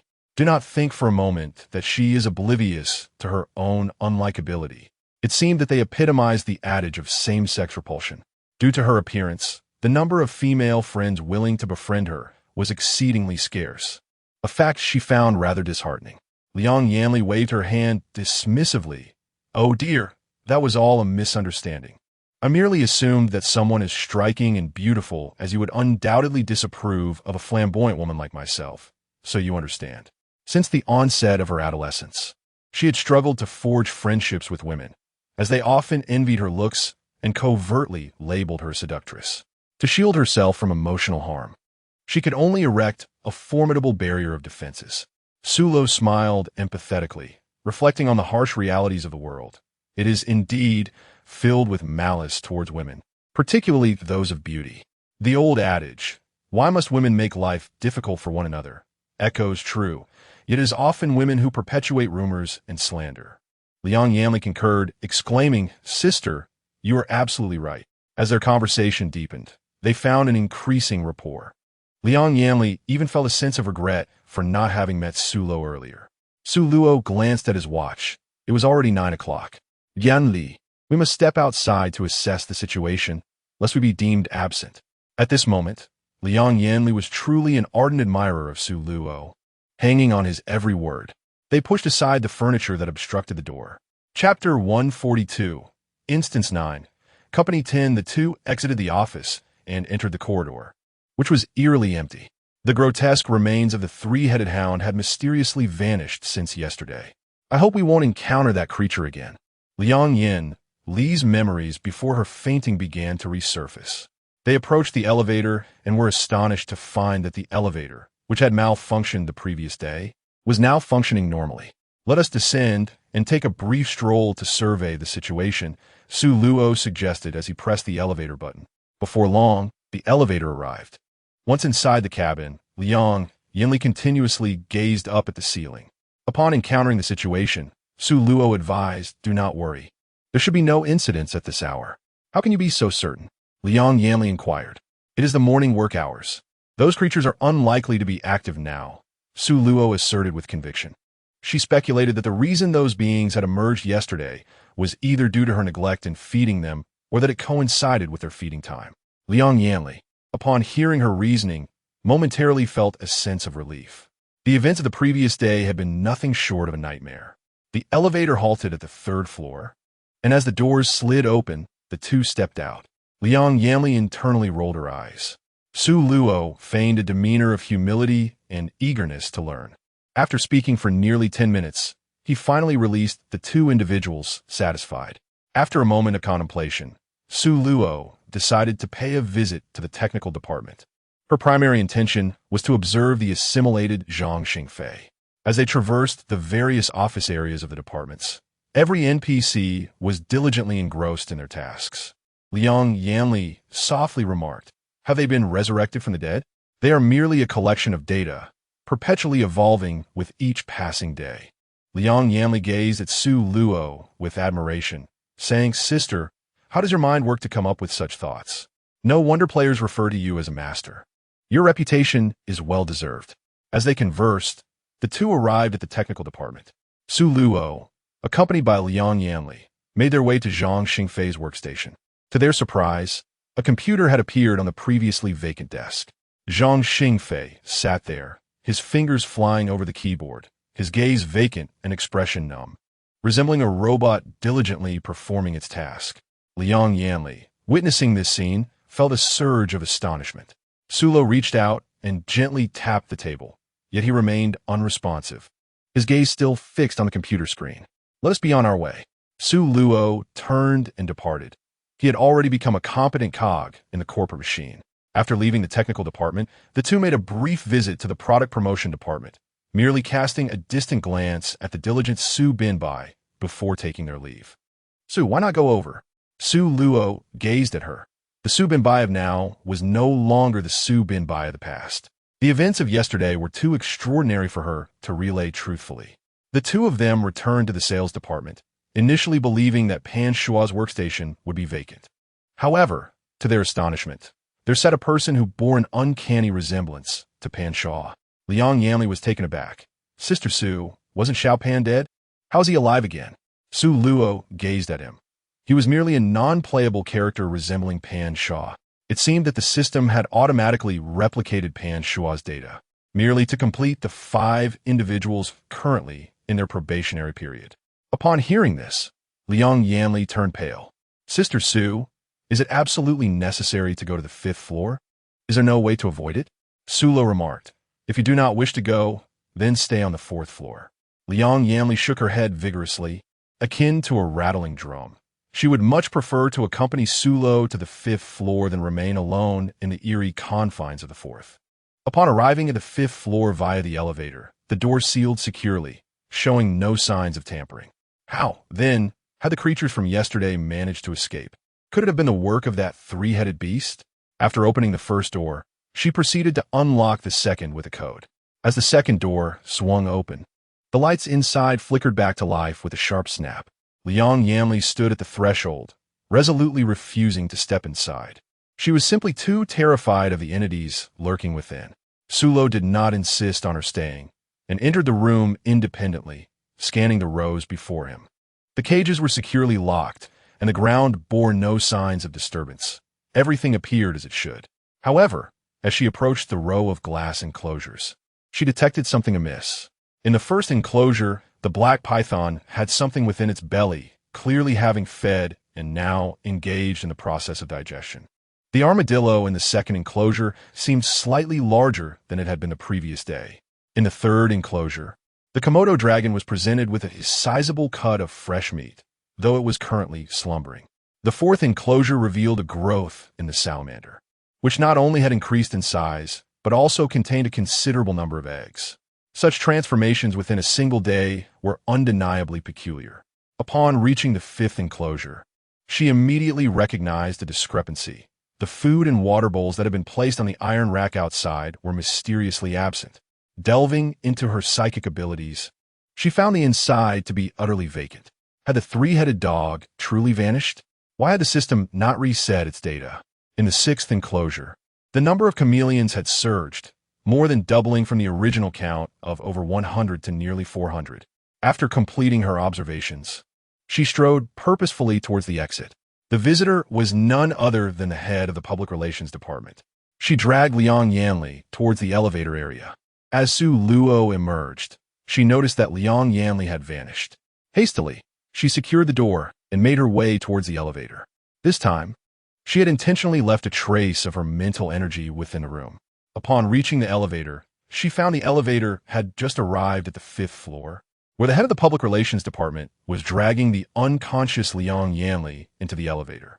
Sulo swiftly stepped forward to intervene, pausing to inquire, "Where are you taking her?"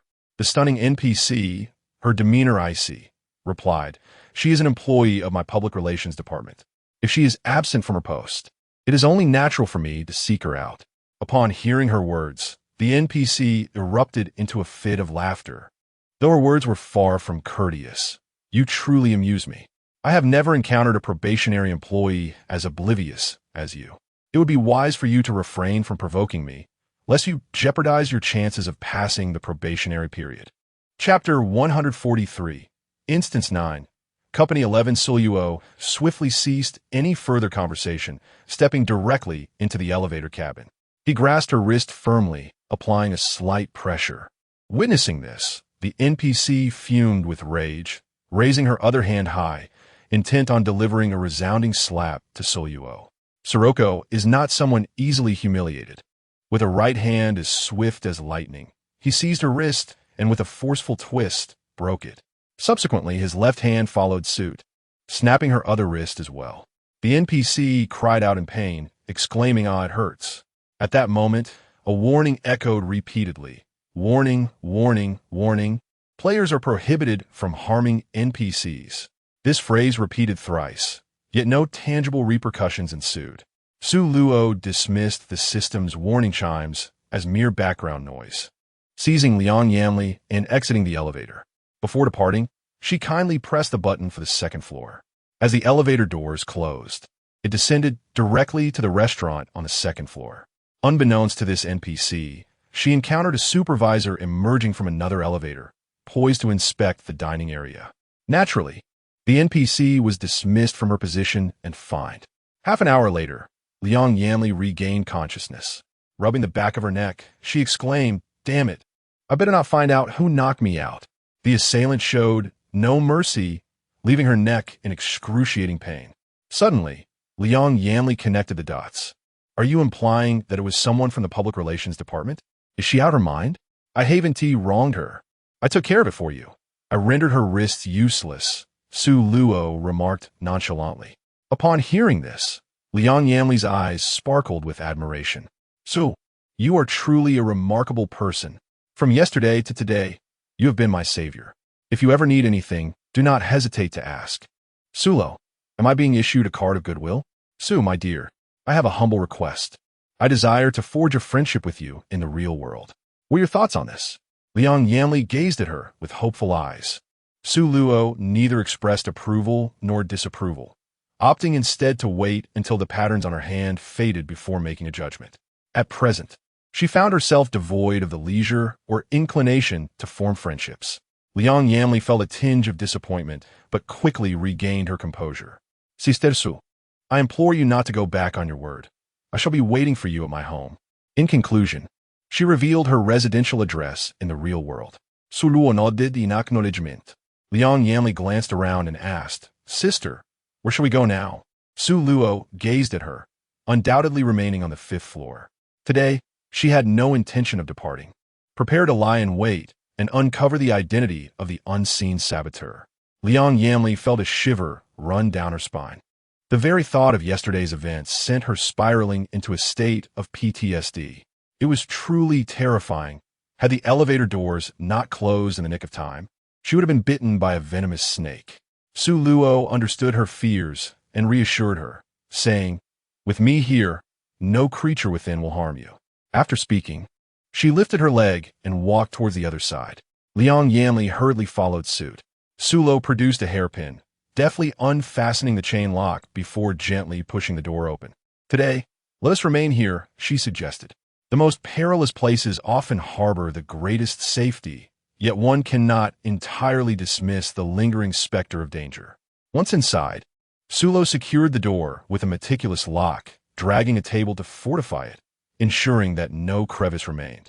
She conducted a thorough inspection of the ceiling, confirming the absence of any ventilation openings to prevent the unwelcome descent of those diminutive creatures. Subsequently, she proceeded to close and lock all the half-open windows. Liang Yanli followed closely in her footsteps, mirroring her every action. After 5 minutes, the two settled cross-legged upon the carpet. Su Luo glanced at the watch on her wrist. It was approximately 11 in the morning. Those individuals had dashed out of the room around noon yesterday. Sister Su, are you hungry? Only when the tension eased did she recall that she had not eaten from yesterday until today. Su Luo hinted, venturing out at this moment is akin to delivering provisions to those adorable little creatures. Are you truly certain you wish to dine? A 3-headed dog had appeared yesterday, and whatever emerged today would undoubtedly be even more formidable than that monstrous beast. She needed to conserve her energy and sharpen her wits to avoid further injury, especially since she no longer had Xiao Wu to assist her. As the clock struck 12, Su Luo entered a state of heightened vigilance. Liang Yanli, feeling restless and anxious, scanned her surroundings, fearful that the 5 poisonous entities from the previous day might reappear. They waited until 1 o'clock, yet the room containing the malevolent 5 remained eerily silent. Liang Yanli lowered her voice and inquired, Sister Su Luo, do you believe the crisis has been averted? She was now exceedingly hungry, her stomach painfully empty, pressing against her back. After Su Luo released her mental energy to probe the surroundings, she rose and said, Let's go and dine. She could not shake the feeling that the crisis was far from over. Together, they moved the tables and chairs that were barricading the door and opened it to head towards the elevator. The elevator arrived promptly, and as the doors parted, it revealed an empty interior. The two stepped inside and ascended to the 2nd floor. Upon exiting the elevator, they were greeted by a transparent glass door, adorned with the bold inscription Staff Canteen on either side. Liang Yanli, unable to contain her eagerness, pushed the door open. The dining hall within the canteen was devoid of patrons, yet the service window remained open. Liang Yanli eagerly pulled Su Luo towards the window, her eyes widening at the sight of the delectable dishes artfully displayed within. Unable to resist, she swallowed hard, certain that merely observing the food promised a delightful culinary experience. Upon noticing a table laden with an array of delectable dishes, Su Luo observed a tall man seated behind it, his head lowered and hands resting on the platter, seemingly dozing off. "Master, master," Liang Yanli called out to him, yet he remained unresponsive. With a hint of dismay, Liang Yanli lamented, "Su Meizi, the master is asleep, and no one is here to serve us our meal. The delicacies are so close, yet we cannot partake. Perhaps we should help ourselves, and once the master awakens, we can settle the bill," she proposed eagerly. Su Luo, however, remained non-committal to her suggestion. Undeterred, Liang Yanli swiftly picked up an empty plate from the windowsill, leaning forward to retrieve a ladle from the dish containing the food, and began to serve herself. Just as she scooped a spoonful of food, Su Luo noticed the man at the table stirring, slowly lifting his head. To her astonishment, she discovered that the man possessed no facial features, rendering him particularly unsettling. Like a mouse that had found its way into a granary, Liang Yanli, unable to contain her excitement, continued to select items for her plate.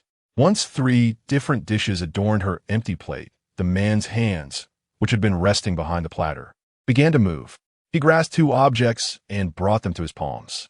Subsequently, he raised his hands, palms facing outward. In each palm lay a single eyeball, which slowly shifted, locking onto Liang Yanli as she continued to choose her food.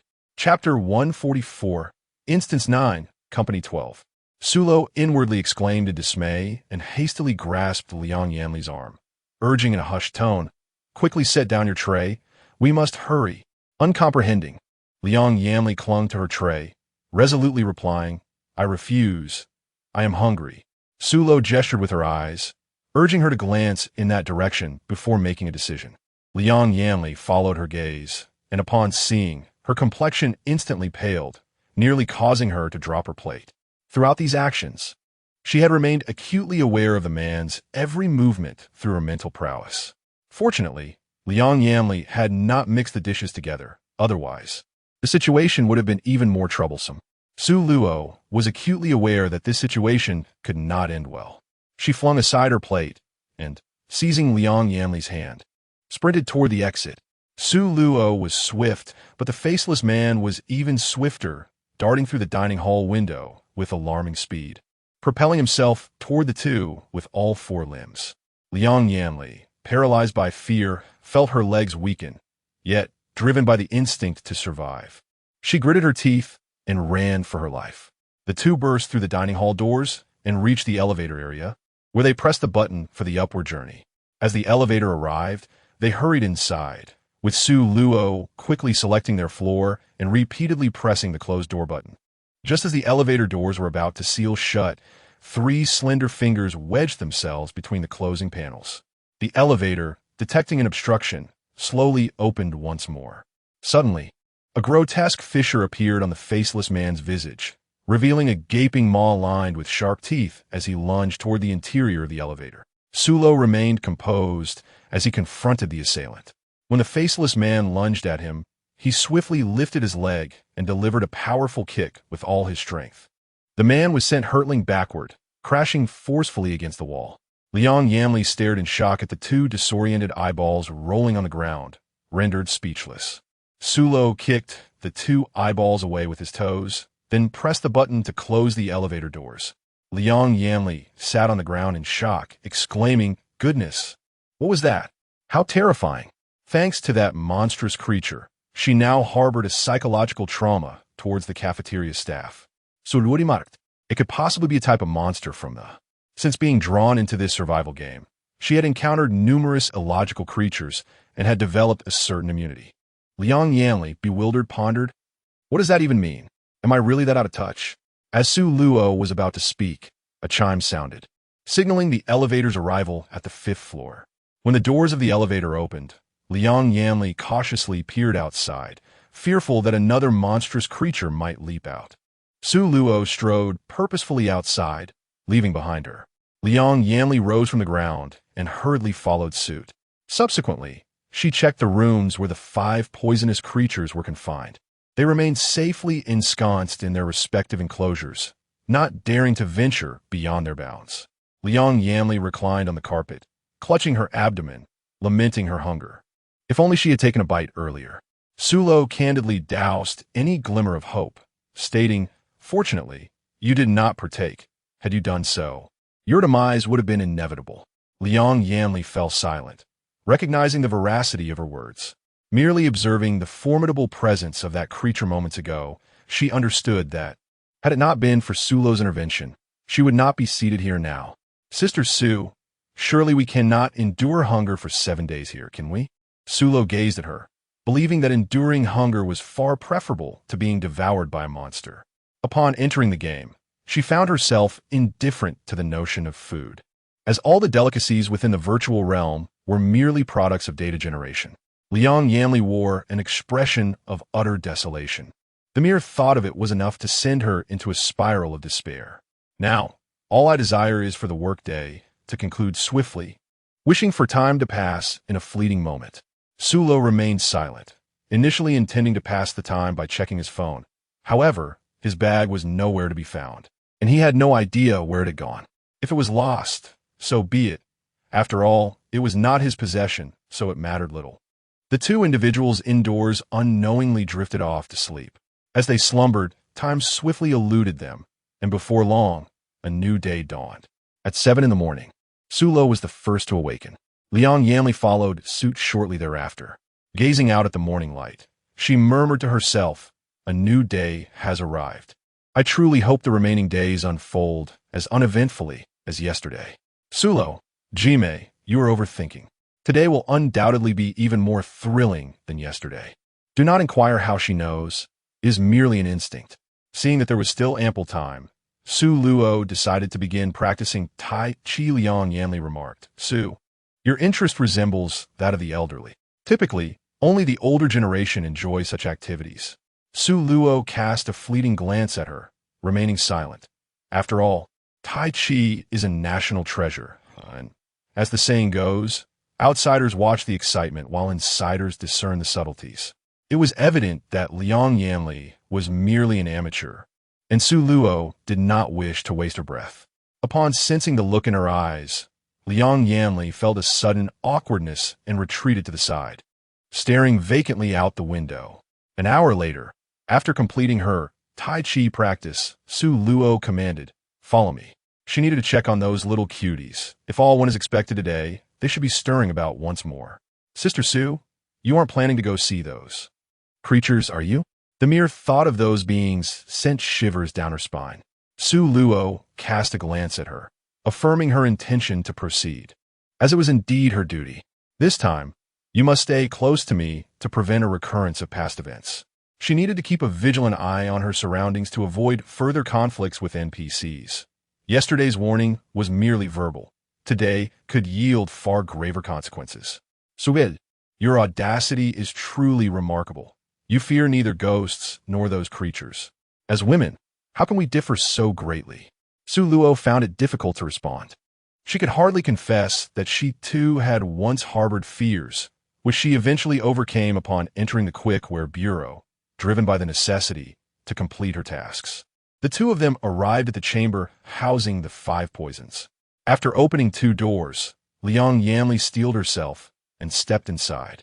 Half an hour later, they emerged, one after the other. As usual, they barricaded the door with furniture before settling on the ground, engaging in a desultory conversation. Around 11:30 a.m., Su Luo's gaze flickered as the mental energy left in that room was stirred. In the 6th glass chamber, the chameleons suddenly began to move, clustering together, gradually increasing in size. After another half hour, the chameleons had merged into a singular entity, transforming into an amorphous monster, possessing the body of a chameleon yet covered in an array of spider-like eyes, evoking a sense of trypophobia in those who beheld it. Suddenly, this creature vanished from sight. Subsequently, the previously locked cages began to open one after another due to an unseen force, clearly the work of the composite monster. The 5 poisons scrambled out of their enclosures, treating the 2 doors as if they were non-existent, streaming through like an army of ants, dispersing in all directions. Chapter 145, Instance 9, Company 13. Sulo remained on high alert, for she had observed the composite monster advancing towards them. She hoped this creature would be more manageable than the three-headed hound. Casting a glance at Liang Yanli beside her, she wrestled with the dilemma of whether to render her unconscious. She wished to conceal her own advantages from her companion. Human nature is fickle, and she was reluctant to test its bounds. Noticing Sulo's unease, Liang Yanli whispered, "Sister Sulo, has a new monster emerged once more?"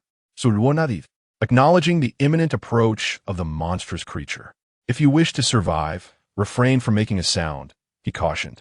Liang Yanli fervently nodded, without uttering a single word, swiftly covering her mouth and nose with her hands as she hurriedly nestled behind the table, seeking refuge. Her mind was consumed by a singular realization. As a mere novice in battle, she could not afford to hinder the formidable figure nor allow any distraction to divert their focus. The ethereal strand of spiritual energy that Su Luo had dispatched continued to observe the movements of the composite monster. Its pace was languid, reminiscent of a tortoise. Closer, ever closer, it approached the venue. It came to a halt before the door, its nostrils flaring as if it had caught a scent, and then it began to ram against the door with great force. Bang! Bang! The resounding thuds of the creature's assaults echoed, while Liang Yanli fervently prayed within her heart that the monster would not breach the threshold, that it would not enter. Yet the more one fears, the more that fear materializes. The crashing grew increasingly thunderous, and the furniture barricading the door gradually shifted backward, the gap widening until the creature's head was partially visible. Peering through the opening, the monster continued to strike, and with a final, resounding crash, the door was flung open. It stepped inside, advancing slowly while scenting the air. Knowing escape was futile, Su Luo, who had been hiding behind the desk, chose to confront her fate. She dashed forth, brandishing a cleaver summoned from her spatial realm, and swung it toward the monster. Upon sensing an attack, the creature raised its tail and swung it towards her. Sulo deftly evaded the attack, swiftly countering with a strike that severed the creature's tail. The monster, in agony, altered its approach, opening its maw to unleash a torrent of venom towards Sulo. As Su Luo's pupils constricted, she swiftly sidestepped, raising her blade to strike at the creature's neck. However, a numbing sensation surged through her hand, nearly causing her to lose grip on the weapon. Upon inspection, she noticed that the edge of the knife had become slightly bent. This beast, with its tough hide and thick flesh, seemed impervious to conventional blades, inflicting no harm whatsoever. Realizing this, she decided to employ a talisman instead. With a flick of her wrist, she hurled a sky fire talisman towards the creature. Immediately after casting the talisman, she sealed her senses. Suddenly, the talisman ignited spontaneously, and the creature emitted agonizing cries as it was engulfed in flames. In a matter of moments, it could no longer maintain its original form and dispersed rapidly, retreating like a tide to the outside. One of the creatures burst through a door and plunged into the pool within the fourth glass chamber, attempting to extinguish the flames with water. Yet, the sky fire was no ordinary flame. The water only served to exacerbate the blaze. Within a mere 10 minutes, they were reduced to ashes. With the danger averted, Su Luo confidently strode to the window and opened it for ventilation. The air inside was thick with the acrid scent of charred flesh, mingled with an unsettling odor that was almost intoxicating. Liang Yanli, unable to endure the stench any longer, crawled out from behind the table, using all fours to emerge, and thrust her head out of the window, gasping for fresh air. After more than 10 minutes, the noxious smell, akin to that of a biochemical weapon, finally dissipated. She turned to Su Luo, who appeared unperturbed. "Sister Su, how is it that you seem unfazed? With such an overwhelming stench, have you not noticed it?" Su Luo, as steady as an old dog, earnestly misled her, stating that her sense of smell had encountered a slight malfunction, rendering her unable to detect any scents. Upon hearing this, Liang Yanli's eyes expressed sympathy, as if to say that it was understandable. She astutely refrained from inquiring further about the cause of her olfactory loss. After more than 10 minutes, Su Luo finally released the sensory blockade. The unpleasant odor had long since dissipated completely. The two women righted the chairs and tables that had been knocked over at the entrance and moved them behind the door. This time, Su Luo picked up the chain lock that had been discarded to the side, wrapping it around the doorknob several times before securing it. Subsequently, they continued to brace the door with the furniture. Once all was accomplished, Liang Yanli looked at her, her voice tinged with hope, and asked, "Has today's crisis been averted?" She had felt her heart leap into her throat when she witnessed the fearless charge of the formidable Su Luo. Indeed, Su Daolao proved to be, as the other players had remarked, she is reliable and truly engages when necessary. Upon hearing her words, Liang Yanli felt an overwhelming sense of dread. The thought of encountering a monster once more that afternoon nearly sent her into panic. The hours of the afternoon swiftly elapsed, and as the clock struck 6, both Su Luo and Liang Yanli succumbed once more to slumber. Time raced by, with day and night seamlessly exchanging places in the blink of an eye. A new day dawned once again. Around 7 in the morning, Su Luo and Liang Yanli awoke in succession. Liang Yanli stretched languidly, stifled a yawn, and in a state of perplexity remarked, "How strange. I cannot recall at all how I fell asleep. Is it merely my imagination? Or did I truly feel as though I had only slept for a brief moment before the light returned?"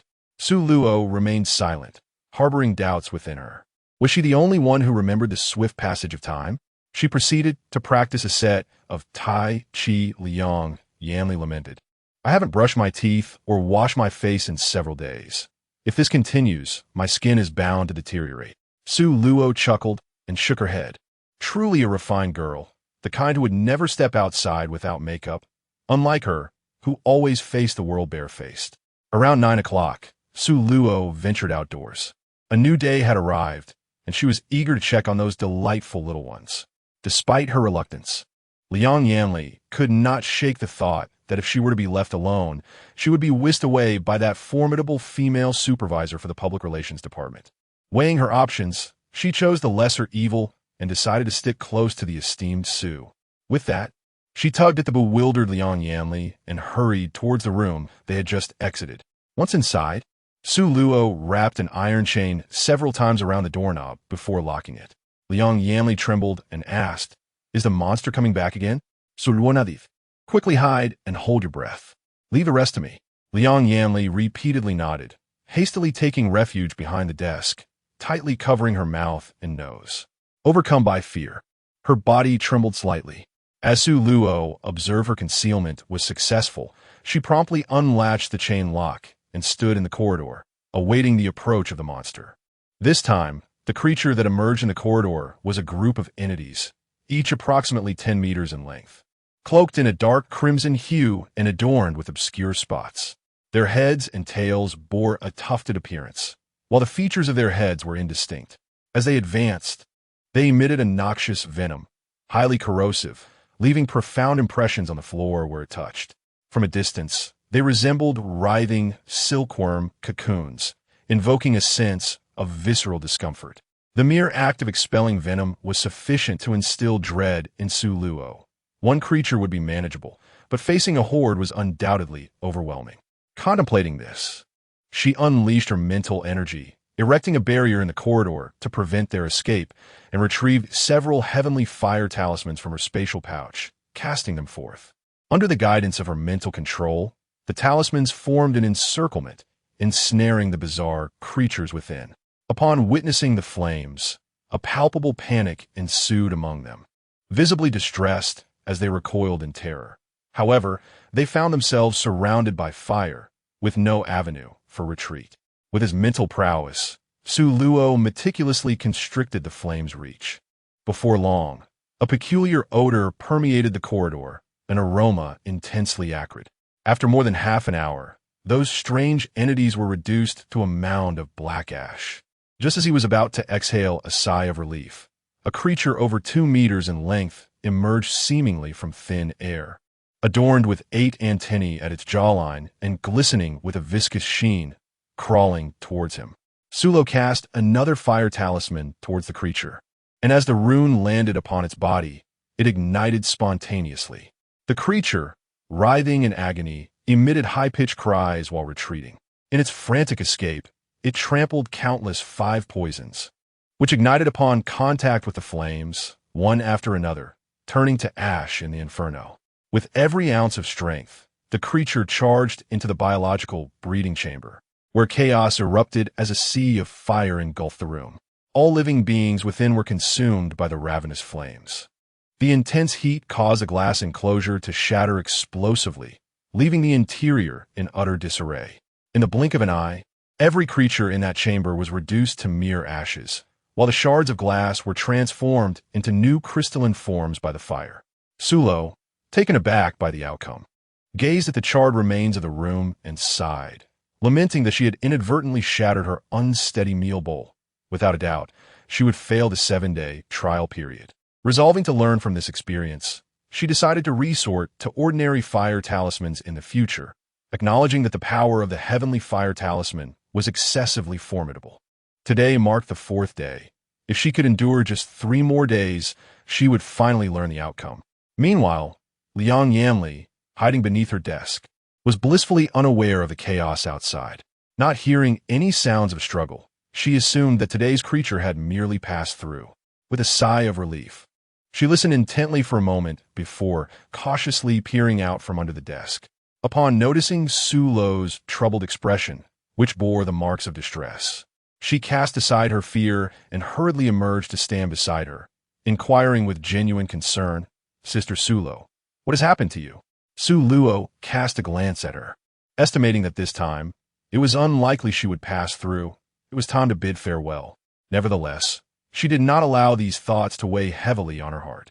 Where there is a will, there is a way. She believed she would devise a solution eventually. Liang Yanli was taken aback. "Don't scare me. Isn't there still a few days left? How could you possibly know the outcome so soon?" The 5 poisons breeding chamber caught fire just now, and all the creatures inside have perished, Su Luo replied succinctly, her words carrying a shocking gravity. Upon hearing this, she turned her gaze towards the end of the corridor, where an overwhelming scent of charred remains filled the air. What? A fire? It couldn't have been caused by outdated wiring, could it? She remained entirely unaware of the extraordinary abilities possessed by the person before her. Su Luo could not divulge the truth to her, so he merely acquiesced, saying, "Perhaps." Liang Yanli, seemingly struck by a sudden thought, her eyes brightening with excitement, exclaimed, "Sister Su, all the creatures inside are dead, aren't they?" Sulo nodded. "Sister Su, consider this. They are all dead, which means that for the next few days, no monsters will emerge, and we need not live in constant fear. This is indeed a fortunate turn of events." Liang Yanli's mind was filled with the relief of the crisis being averted. No longer would she have to worry for her own life. She felt an overwhelming urge to throw her head back and laugh 3 times to express her inner exhilaration. Sulu cast a deep gaze upon her. She truly embodied the fearless ignorance of the unknowing. Though the monster was vanquished, she harbored an unsettling feeling that this matter was far from resolved, certain that there were further repercussions to come.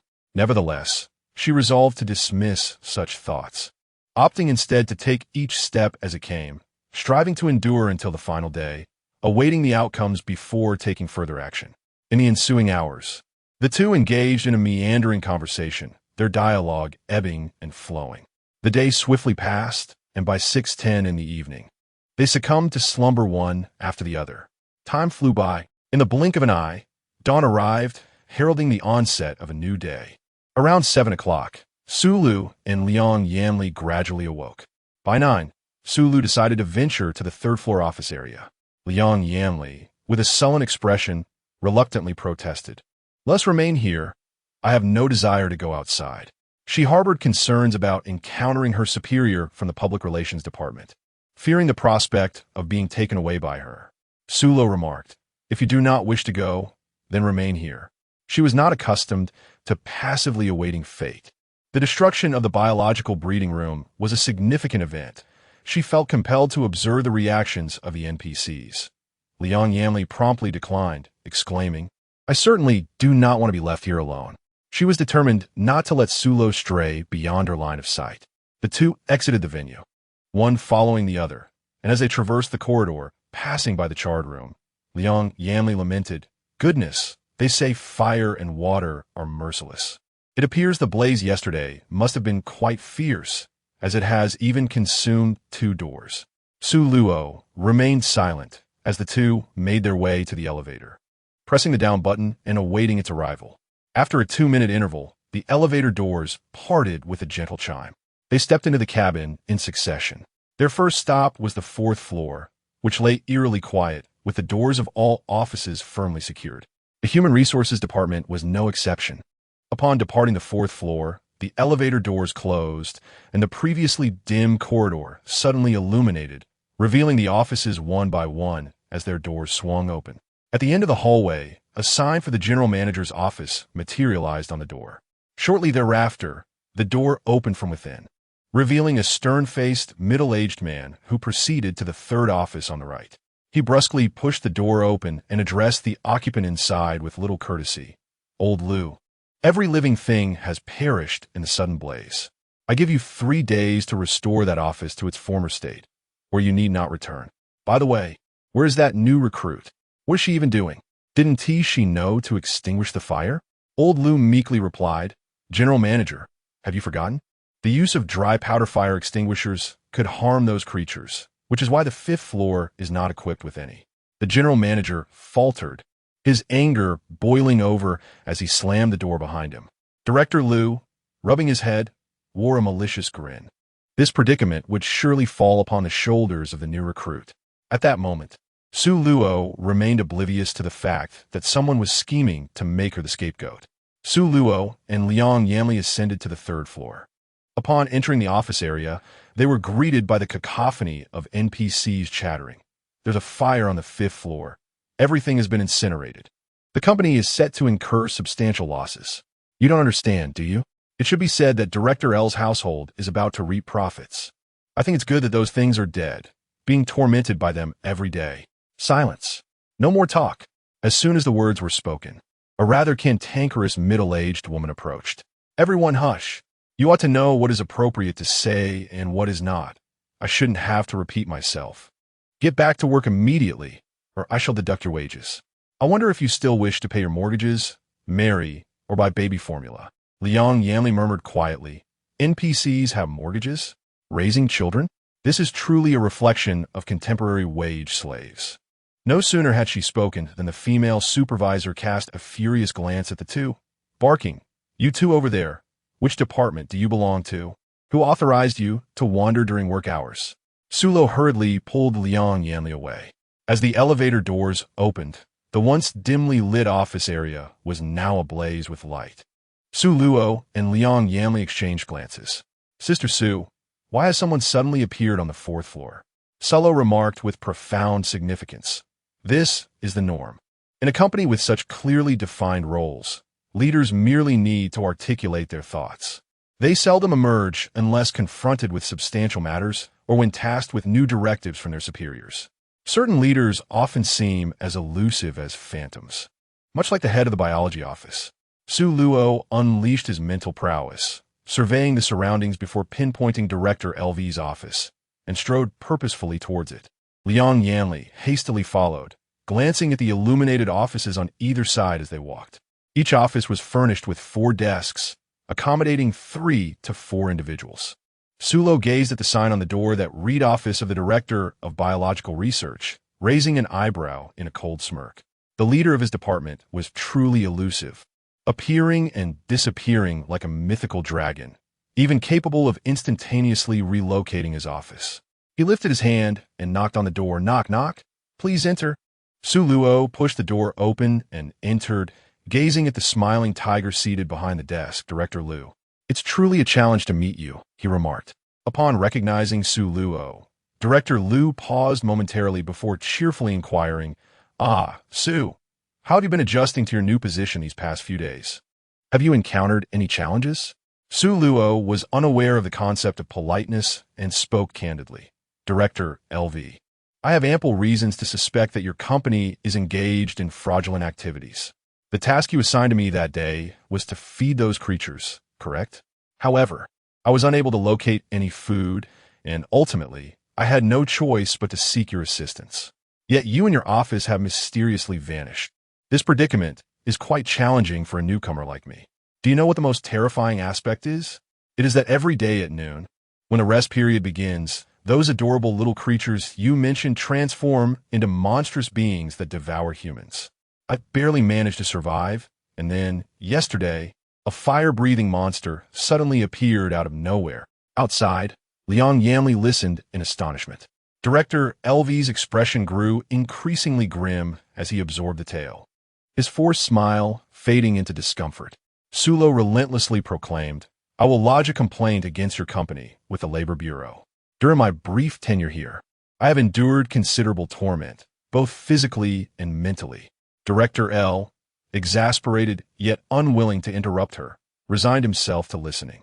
Directoela, I strongly insist that your company terminate my probationary period prematurely.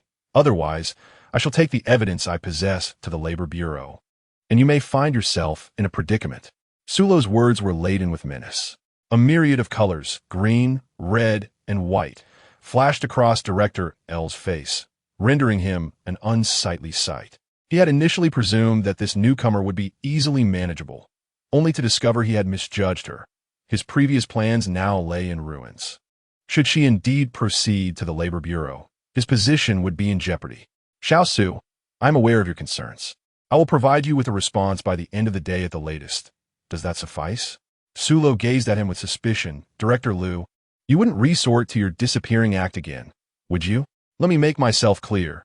If you do not provide me with a response before the end of your shift, do not blame me for lacking consideration for the company.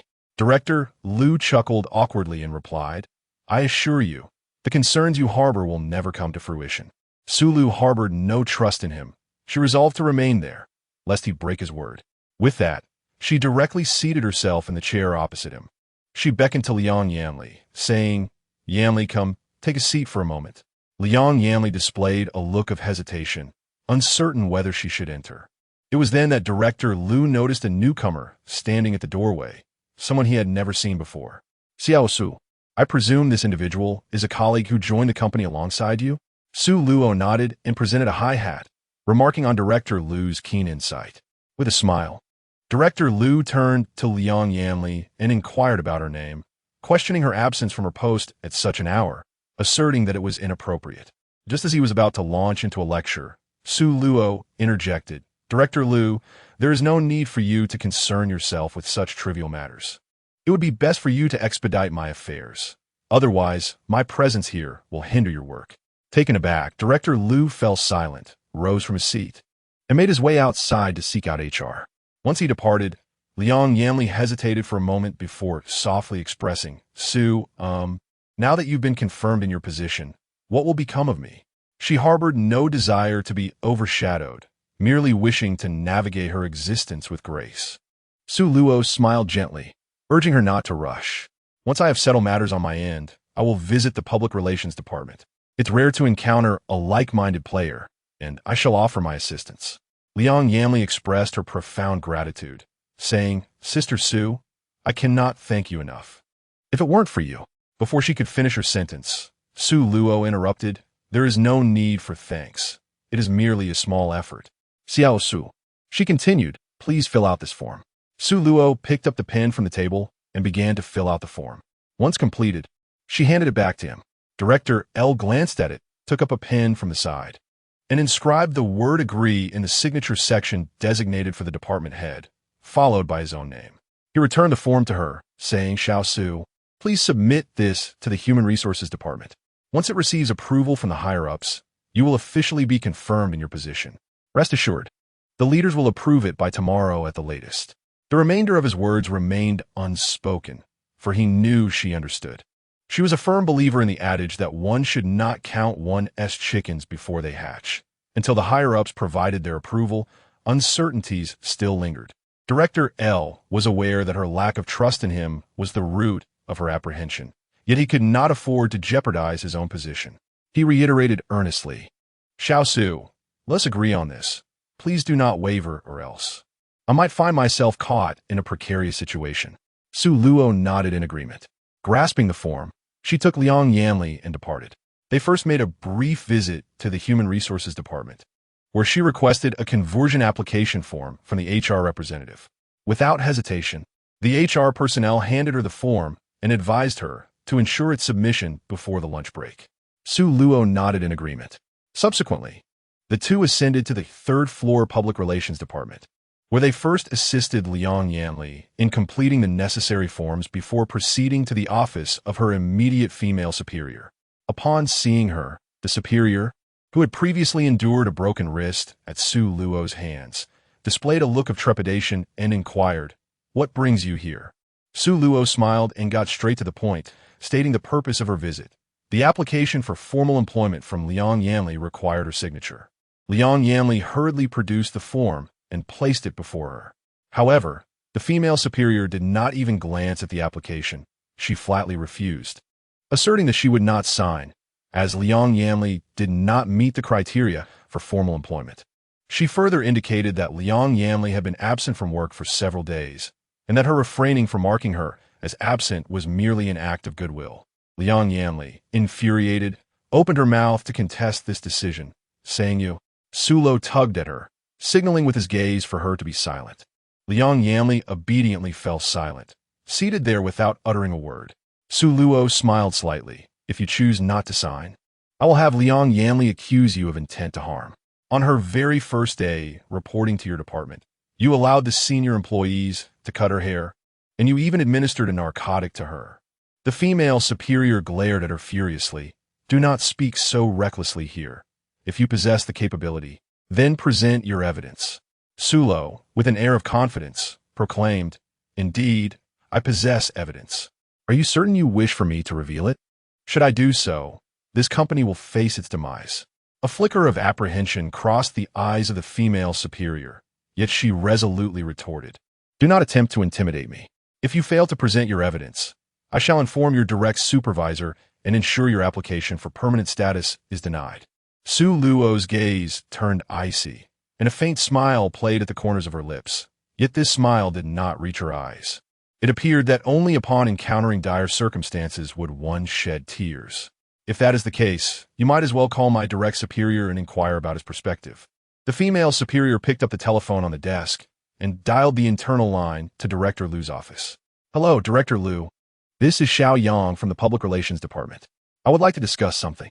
As Su Luo observed the increasingly displeased expression on her female superior's face, she felt a sense of foreboding. "Thank you for the reminder, Director LV. I understand," the superior said, abruptly ending the call. With a piercing glance at Su Luo, she indignantly picked up a pen nearby and inscribed her agreement along with her name. Once finished, she returned the document to Su Luo, stating, "I have signed. You may take your leave. Furthermore, I shall inform the higher-ups to transfer Liang Yanli from our Public Relations Department." Su Luo cast a glance at Liang Yanli, silently inquiring her opinion. "That is perfectly acceptable. You may assign Liang Yanli to my department." The female supervisor reluctantly acquiesced. Liang Yanli expressed her apprehension. "Sister Su, do you think the higher-ups will agree? I can't shake the feeling that they won't be as accommodating as our department head." Su Luo cast a fleeting glance at her, reassuring herself that she would undoubtedly succeed. They were apprehensive, fearing that she might disclose the matters the company desperately sought to conceal. Liang Yanli lowered her voice and inquired, "Sister Su, do you truly possess evidence?" With a mysterious smile, Su Luo uttered, "The Buddha says it cannot be spoken." The day slipped away in the blink of an eye. As the clock struck 6:10 in the afternoon, Su Luo and Liang Yanli once again succumbed to slumber. Time raced by. A new day dawned. Around 7 o'clock, Su Luo and Liang Yanli awakened in succession. Su Luo remained silent. As they waited, the clock approached 10 o'clock, drawing near noon. Liang Yanli had long since grown anxious, pacing restlessly within the confines of the room, muttering to herself as she walked. Su Luo sat there with an air of calmness, unperturbed by the possibility of failure, knowing that there were still 2 days remaining.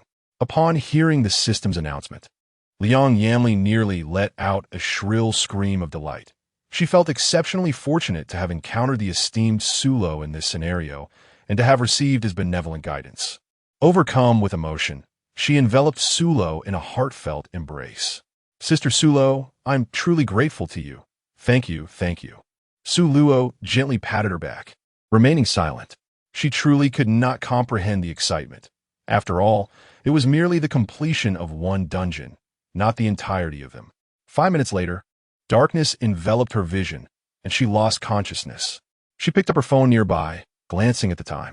The 9th dungeon had consumed relatively little time, merely a night, and it was now precisely 7 o'clock in the morning. Rising, she made her way to the kitchen to prepare breakfast for herself. She cooked a bowl of congee with century egg and lean pork, adding a handful of greens just before it was done. Carrying the congee to the living room, she sought out a television drama to watch while she ate. Half an hour later, her bowl was empty, and the episode concluded. After washing the dishes, an unexpected wave of fatigue swept over her. She succumbed to slumber for a full day and night. Awakening once more, it was already the following morning. As the clock struck 6:30, she roused herself punctually. Soon, she discerned the cause of her exhaustion. In the previous dungeon, she had traversed time on multiple occasions, an endeavor that undoubtedly took a toll on her. Even with her formidable mental fortitude, it was overwhelming. After her morning routine, she donned her workout attire and ventured out for a jog. Upon returning home, she rested for over an hour before embarking on her second round of exercise. Following her workout, she took a shower, emerging from the bathroom clad in a bathrobe and a hair-drying cap. Reclining on her bed, she picked up her tablet and browsed the forum, only to find it eerily quiet, with no discussions taking place. Were the other players still unable to complete the dungeon? Trapped in the tail end of it, she had to admit her method of clearing it was not applicable to the average player. There were even some players with poor psychological resilience who were nearly driven to madness by the daily creative deaths. The experts in Huagua were at a loss regarding this phenomenon. The once vibrant forum had fallen into silence, forgotten by all. Chapter 149, Dungeon 10. Conclusion. On a day more than half a month later, Su Luo noticed the patterns on the back of her hand had shifted color, with green markings increasing to 9. A few days later, that evening, as she prepared to cook in the kitchen, she suddenly fainted. Upon regaining consciousness, she found herself on an uncharted island, surrounded by countless players. Welcome, players, to the conclusion of Dungeon 10. You find yourselves on a solitary island not marked on any map. The reason for your presence here is due to the displeasure of the creator who resides in the sea. Your task is to appease them. For humans who disregard the creator's wishes are deemed defective products. If the creator is pleased, the game Dangerous Heights will be discontinued, should you provoke their ire. Another round of a deadly survival game will commence. Now the question arises, as players, will you choose to placate the creator, or will you eliminate them to reclaim humanity's freedom, taking control of your own destiny? This instance of the game lacks a main storyline, so players are urged to choose wisely, as their decision cannot be altered once made. A friendly reminder, the possibility of concluding this game rests entirely in the hands of the players. Wishing everyone good fortune.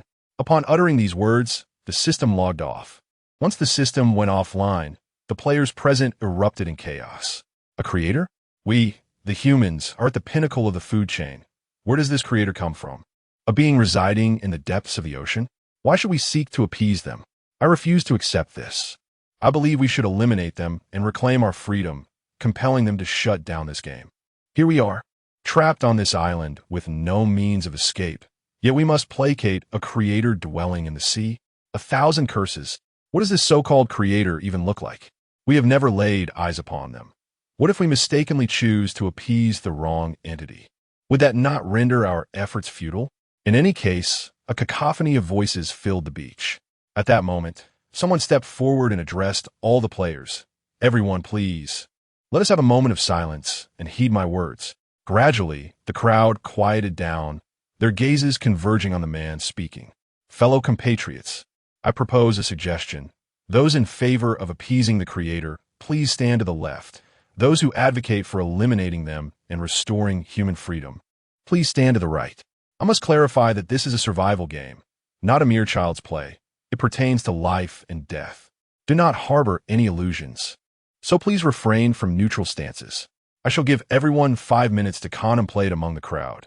A rebellious voice rose in protest. Why should I listen to you? Who do you think you are? Jiang Chunhua, maintaining a calm demeanor, chuckled lightly, My friend, there is no need for such anger. We are all in the same predicament here. I am only considering what is best for everyone. The dissenter scoffed heavily, falling silent thereafter. His silence was tantamount to acquiescence. The crowd began to murmur among themselves, deliberating which option seemed more viable. The individual standing next to Su Luo inquired, "Miss, which option do you favor? The former or the latter?" The questioner was a young man with a round face and a slightly plump physique, appearing to be in his 30s. Sulu did not respond directly, but instead posed a question. "So, which option do you intend to choose? The former or the latter?" Wang Zhili scratched his head and admitted, "To be honest, I am uncertain. I would like to attempt both approaches. If one proves to be pleasing, that would be ideal. However, if neither succeeds, then we shall be left with no choice but to resort to elimination." Upon hearing his words, Su Luo gently shook her head. "Your thoughts are commendable. However, each individual is permitted to select only one option.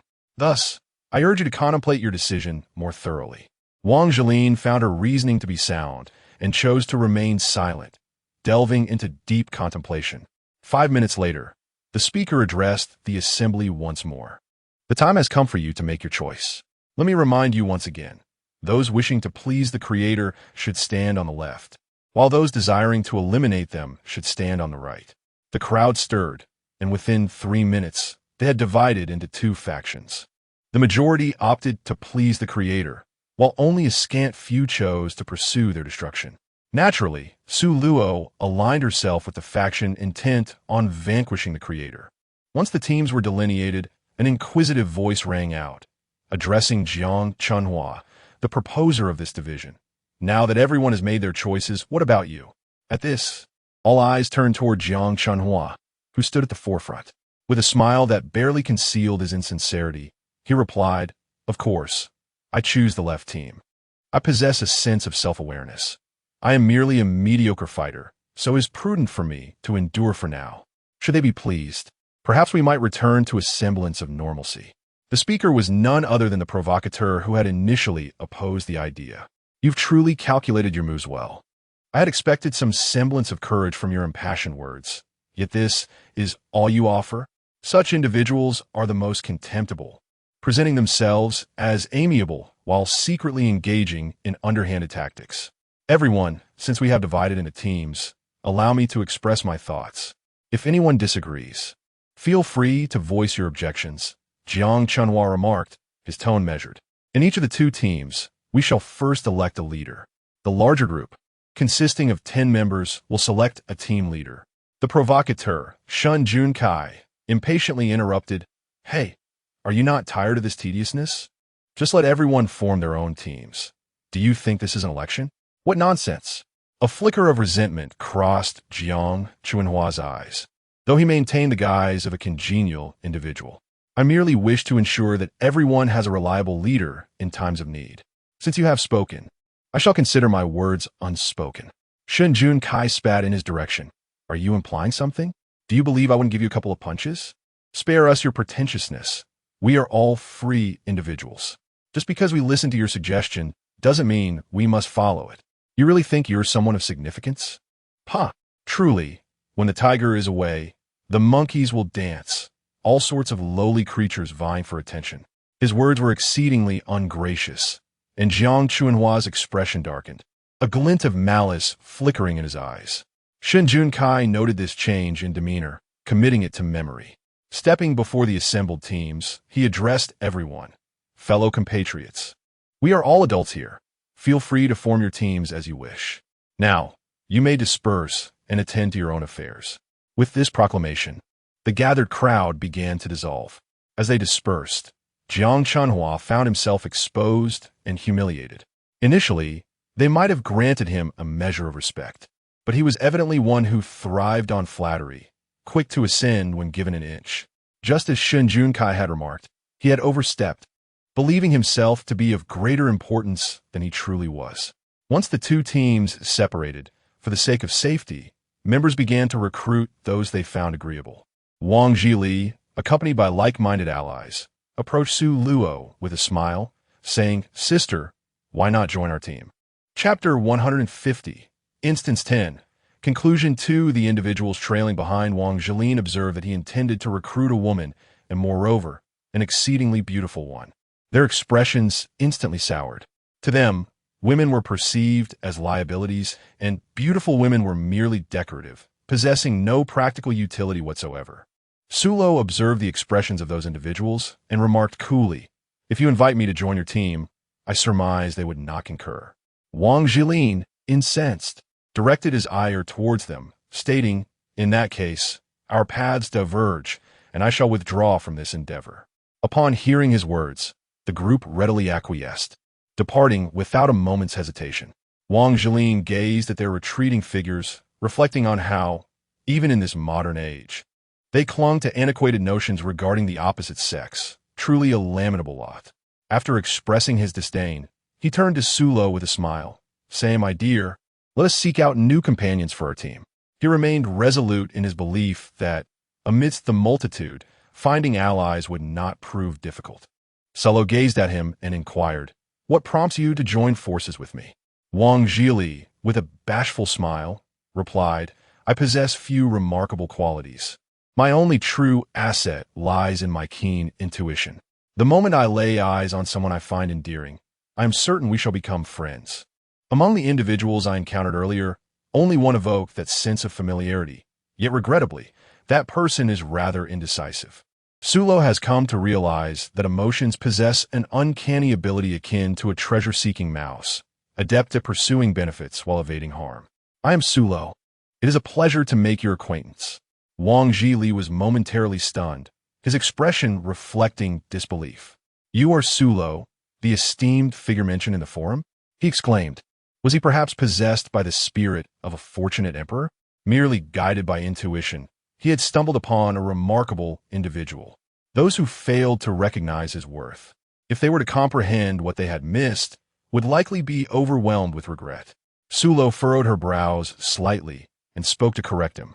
"I'm not a big shot. That is merely the nonsense of others." Wang Jili nodded in understanding. "Ah, I see. You prefer to remain low-key."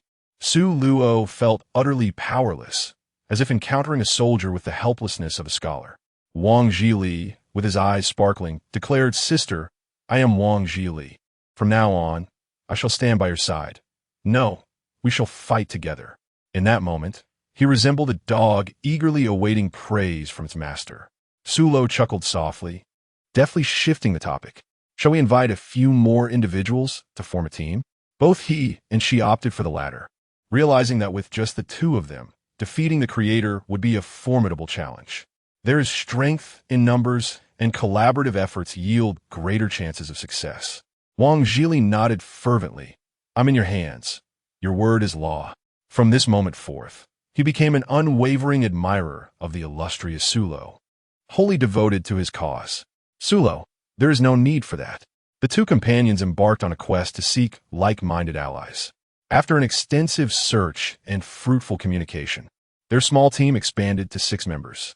The newcomers included the rebellious and seemingly affluent young master, Shun Junkai, the muscular and formidable Du Lin, the intimidating and fierce Cold Cloud Sky, and finally, Lu Ran, a good brother of Cold Cloud Sky, exuding a robust masculinity with his closely cropped hair. Sulo often perceived a striking resemblance between Lu Ran and Lu Jie.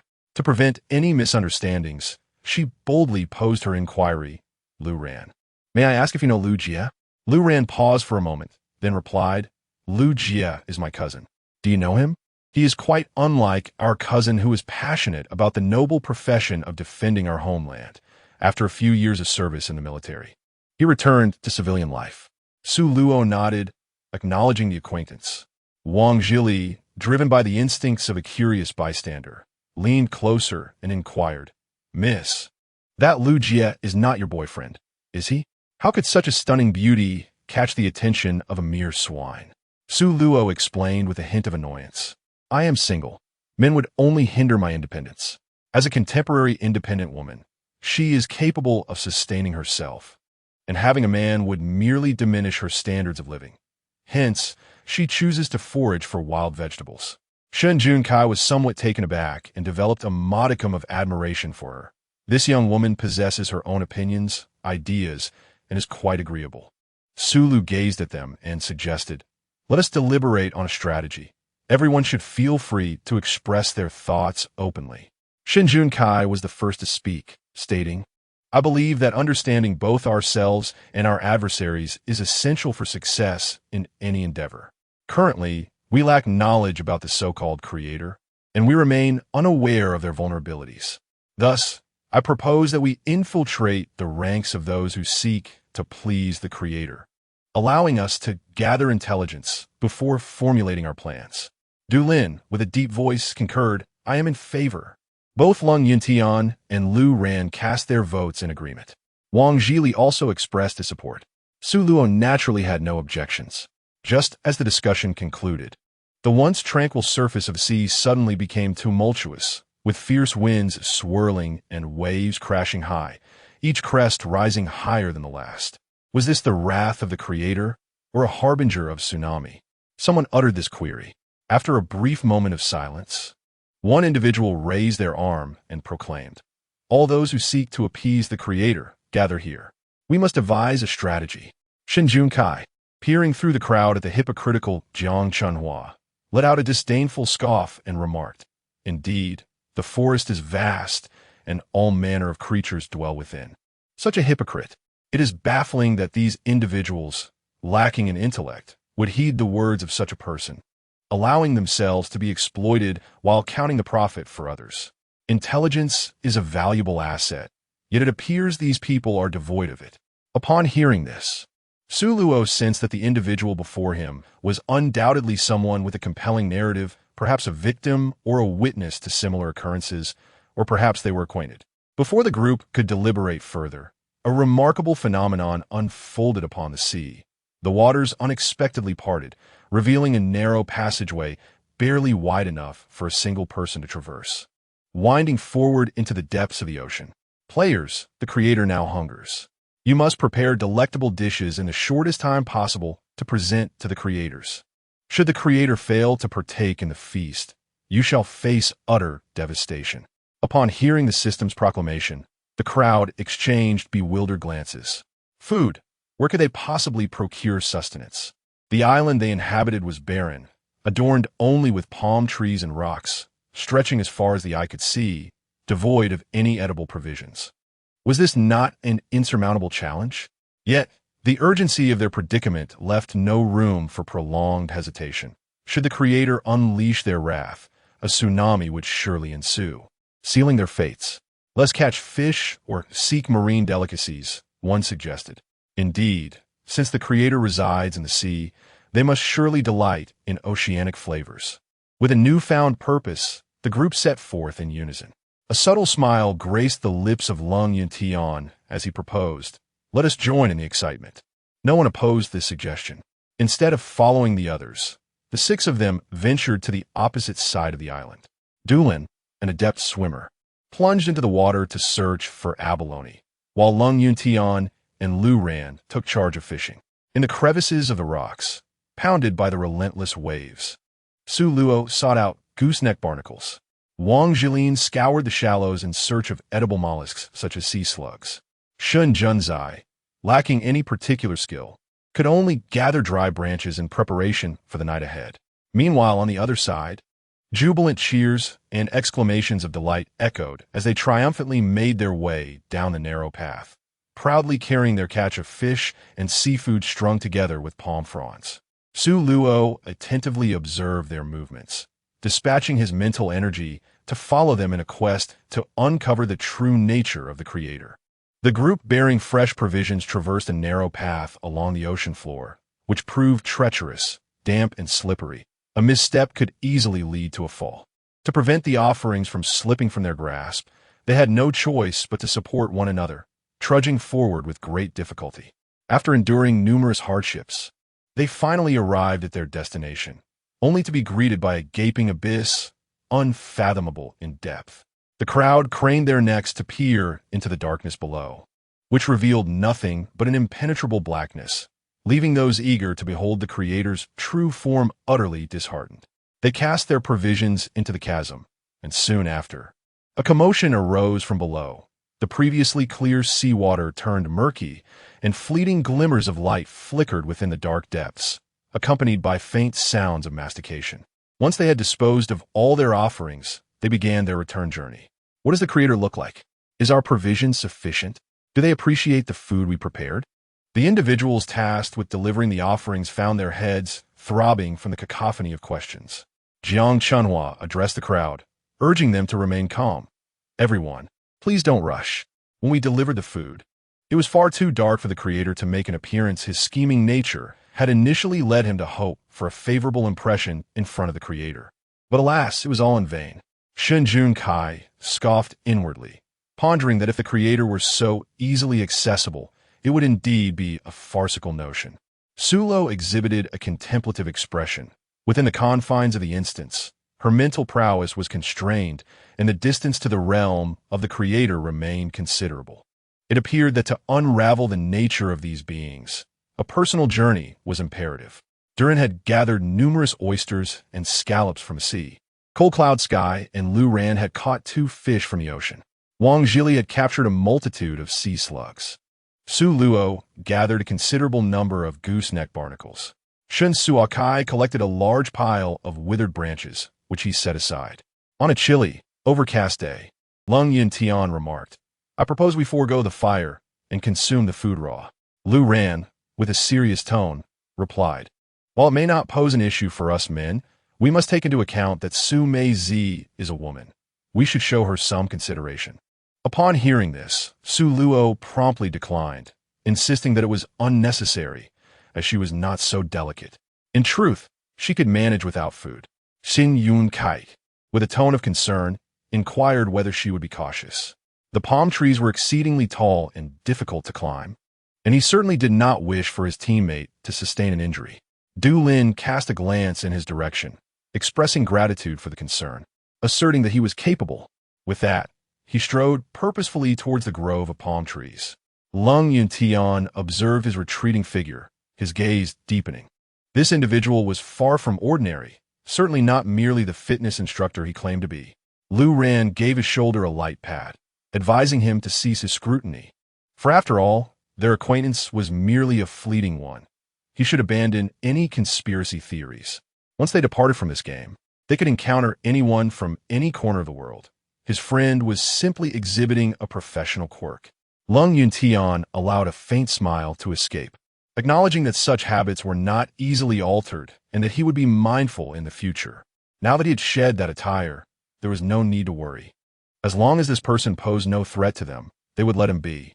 Wang Zhili quietly asked Su Luo if she understood what they were saying. After all, he was merely a reclusive individual, unaware of such intricate matters. Sulo cast a fleeting glance at Lung Yuntian and the other individual, casually remarking that she had heard but not comprehended. Her curiosity, often deemed a perilous trait, was a lesson she had long adhered to. No sooner had she spoken than a deafening roar erupted. In unison, Lung Yuntian and Sulo exclaimed, "Let us depart swiftly from this place." Rising promptly, they dashed toward the palm grove. Wang Zhili and Shun Junki were left in bewilderment, exchanging glances, perplexed by the sudden urgency of their companions. Lu Ran coldly admonished, "Why are you still lingering? Do you both wish to court danger?" With that, he strode toward them, grasping both by their collars and propelling them forward. Shun Junki, struggling to catch his breath, implored, "Kind sir, please release me. I can manage on my own." Wang Zhili weakly added, "Brother, if you tighten your grip further, I shall suffocate." Complying with their pleas, Lu Ran relinquished his hold and bellowed, "Run!" Swiftly, fearing another tug at their collars, Shun Junki and Wang Zhili hastened to comply. Meanwhile, those left behind were engulfed in confusion, questioning the nature of the ominous sound. "What is that noise? Surely it cannot signal a tsunami? Are you foolish?" Tsunamis are triggered by underwater volcanic eruptions. Jiang Chunhua, noticing Shun Junki and his companions racing toward the palm grove and beginning to ascend the trees, felt an unsettling premonition. "Everyone, cease your chatter. We must also head to the palm grove." Her words were met with immediate dissent. "Why should I heed you? You are far too presumptuous." Infuriated, Jiang Chunhua chose to disregard them and sprinted toward the palm grove. Before she could finish her sentence, the ground began to tremble violently. Someone noticed a creature slithering along a narrow path, evading the ocean waters. "What is that?"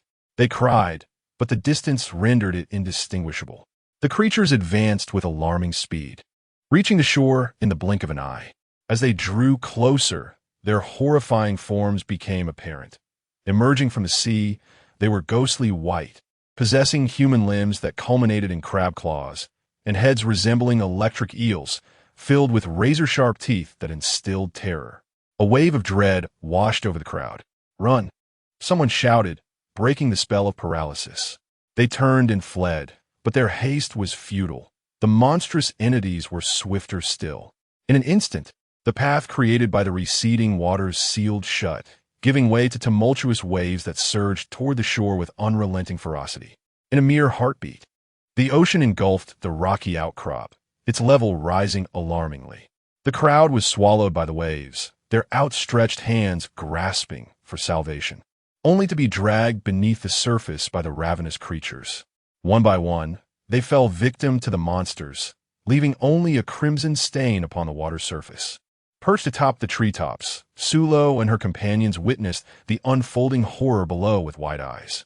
Jiang Chunhua exerted himself to ascend, yet his years spent in an office rendered him inept at climbing trees, making him slip back 2 feet for every foot he gained. Fortunately, the creatures soon became satiated and, before departing, dragged away their chosen prey. After their departure, the sea gradually receded, revealing the rocks below.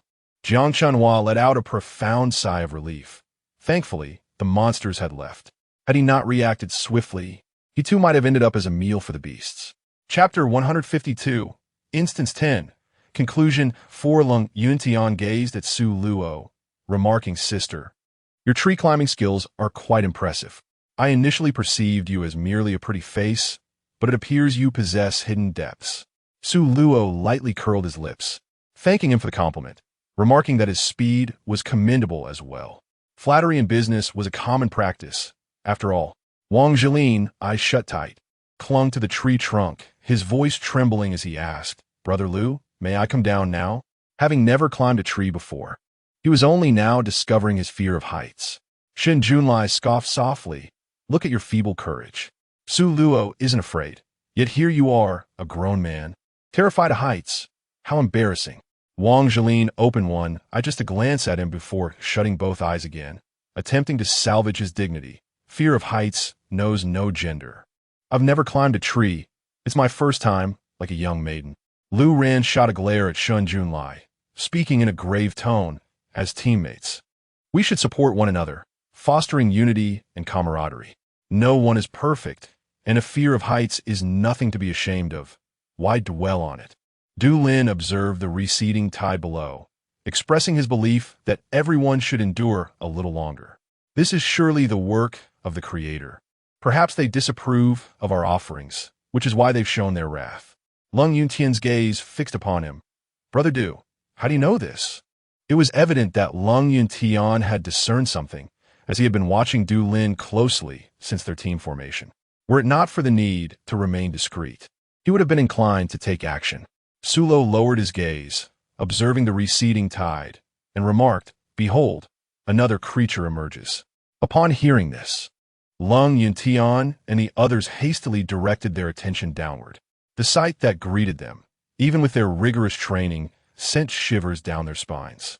The sea surged forth, unleashing an even greater number of monstrous beings that clamored eagerly towards the shore. The players who had narrowly escaped moments ago, upon witnessing this, took flight. Yet, their 2 legs could not match the speed of the 4-legged beasts.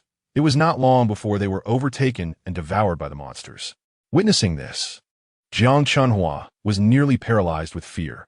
Driven by the instinct for survival, he began to scramble up a tree, though such an endeavor requires a certain aptitude, an aptitude he lacked. After the monsters had feasted on all the humans left upon the rocks, they set their sights on Jiang Chunhua, who was clambering up the trunk like a helpless insect. Thus, he tragically met the same fate as the other players, becoming a meal for the creatures. Once the monsters had consumed all the humans on the ground, their hunger remained insatiable. They dispersed in search of any remaining prey. Upon witnessing the scene, Su Luo and the others held their breath, motionless as they clung to the tree trunk. Shun Jun Kai turned to his companions, noting that only the 6 of them remained. What do you all intend to do next? The wrath of the Creator is truly terrifying. In the blink of an eye, dozens of players perished before their eyes. Lung Yuntian directed the question towards Su Luo and Du Lin. Sister, Brother Du, what are your thoughts? Du Lin replied with a knowing look. The decision rests with you. Su Luo's temper was far from mild. He retorted sharply, cold. Do you suffer from some grave affliction? What have I and Brother Du done to offend you? Who are you casting shadows upon here? I care not for your past profession, but remember, in this moment, you stand among us as an ordinary citizen. Do not attempt to impose your former ways upon us. Enough. Just because the tiger refrains from asserting its dominance. Do not mistake me for a mere Hello Kitty. Lu Ran observed. This brother is beyond redemption. Has he been possessed by another spirit? His behavior is most unusual. Wang Zhili slumped to the ground, feebly addressing Cold Yintian. While I remain unaware of the grandeur of your former career, here, I stand united with Sister Su. Spare us your conjectures. It would be best for us to part ways amicably. Even a clay figurine retains some semblance of its earthy nature. He is simply a mindless sycophant of Suda Lao.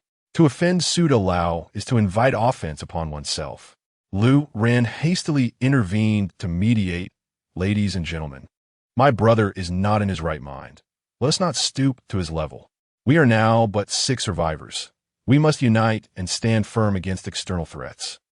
Su Luo Ling remarked, I apologize, but I cannot associate with individuals who are mentally unstable. Brother Wang, let us depart. She resolutely stepped forward, assisting Wang Zhili, and strode away. Du Lin observed, Sister, take me with you. Shun Jun Kai cast a disdainful glance at Lung Yintian before turning to leave. Sister Su, I am coming too. Thus, the 6-member team disbanded entirely, splitting into 2 factions. Lu Ran scrutinized his friend, Yin Tian. I suspect I have never truly seen you for who you are. Everyone harbors secrets, and do you still believe you are the leader? You have been spoiled. Lung Yintian felt no sense of wrongdoing, replying, Lu Ran, this is merely caution. Do you not understand? I cannot allow 2 unknown individuals to accompany us. With that, he turned and departed. Lung Yuntian gazed at the retreating figure of his friend, stubbornly convinced of his own righteousness, believing that in this survival game, exercising caution was indeed prudent. Meanwhile, on the opposite side of the island, Su Luo and her companions were present. Shun Jun Kai lamented, this is truly unfair. I painstakingly gathered those dry branches, intending to use them for the night, and now they are all gone. Wang Zhili patted his shoulder, my friend. Is it possible that it simply will not get dark here? Du Lin looked at him with curiosity, asking, how do you know? Wang Zhili confidently replied, isn't it obvious? This is not the real world. It is dictated by the Creator. If they do not wish for night to fall, then it shall not. Isu Lu Xin Yun Kai and Du Lin were rendered speechless. Brother, who bestowed upon you such confidence, was it the gentle caress of the wind? Soon, Wang Zhili found himself abruptly confronted with reality as darkness descended. The onset of night signified the advent of unforeseen perils, accompanied by a sharp drop in temperature. Su Luo suggested, I believe it would be prudent for us to spend the night in the palm trees, to avoid those creatures emerging from the sea once more. Wang Zhili was tempted to decline, but upon reflection, he recognized the wisdom in Su's advice. After all, in the dead of night, even a fear of heights would obscure the ground below. Shen Jun and Du Lin concurred with this plan. The 4 of them approached the palm grove, selecting 4 adjacent trees to ascend. This time, they climbed to the very tops, ensuring they had a place to lean against should they doze off during the night. Lung Yuntian and Lu Ran followed suit, joining them in their ascent. The 6 stood atop the trees, awaiting the arrival of dawn. The first half of the night passed in silence, but as the latter half progressed, the tide began to rise. The seawater creeping over the rocky outcrops until it reached a third of the way up the palm trees, where it halted its advance. Wang Zhili gazed down at the glimmering sea below, feeling immensely grateful for heeding the elders' counsel. As the tide surged, the temperature began to drop, transitioning from autumn to early winter. The 6 survivors unanimously sensed the chill, as if abruptly thrust from the peak of summer into the depths of winter. The 2 with the least stamina, Shun Jun and Wang Zhili, shivered uncontrollably.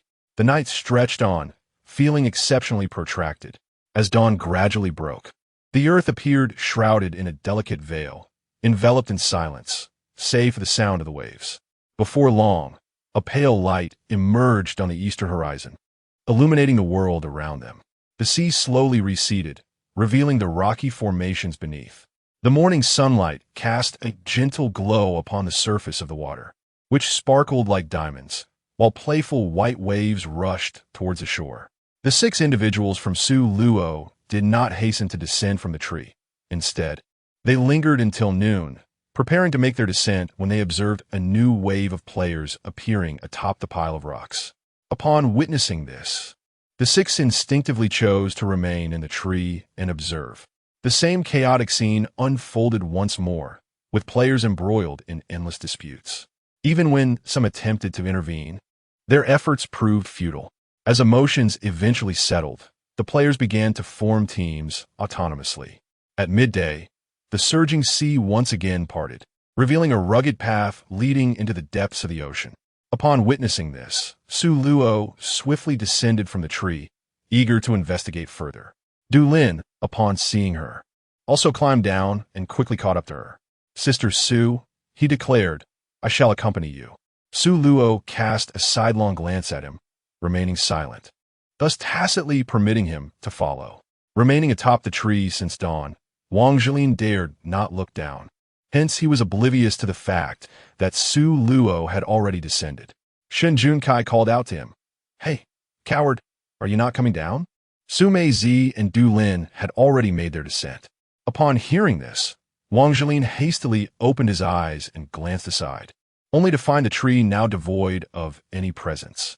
Clinging to the trunk, he shook his head vehemently, exclaiming, "I am afraid. I cannot do it." He had not climbed so high the day before. Shun Junkai inwardly cursed him for his lack of courage, and just as he was about to descend, he suddenly recalled the events of the previous day, promptly abandoning the thought of coming down. Lung Yuntian and Lu Ran descended the tree in succession, quietly blending into the throng of newly arrived players. Someone noticed Su Luo and Du Lin, calling out to them loudly, "Hey, you 2 compatriots from the sea, wait." Su Luo and Durin paid no heed to the words of the 2 individuals, foraging along the seabed for shellfish and discovering numerous fish stranded by the retreating tide. They utilized their surroundings, wrapping their offerings in kelp, and continued onward. After approximately half an hour, they reached a point where the path ahead vanished, halting above a seemingly bottomless trench in the ocean. Su Luo unleashed her mental prowess to investigate the depths of the trench. To her astonishment, she was unable to discern anything. Could it be that these so-called creators possessed the ability to shield themselves from her psychic inquiry? They bore the semblance of humans, yet their exposed skin was adorned with hard, deep blue scales, fins protruded from their backs, and webbing graced the spaces between their fingers and toes, while gills nestled behind their ears. They moved with astonishing speed, swifter than sharks, effortlessly gliding 100 meters in the blink of an eye. Might these purported creators be the last remnants of the lost civilization of Atlantis? Su Luo's heart was shaken, yet her exterior remained composed as she pondered how to uncover their vulnerabilities. She believed that even if they were to appease the creator, this game could never truly cease. For an ending signifies the dawn of a new beginning. The previous day, those players had delivered fresh, uncooked seafood to them, which ultimately incited their wrath, resulting in everyone logging off. Reflecting on this, she began to lower her head in search of shellfish that could serve as a substitute for a pot. Seeing this, Du Lin inquired, "Sister Su Luo, what are you searching for?"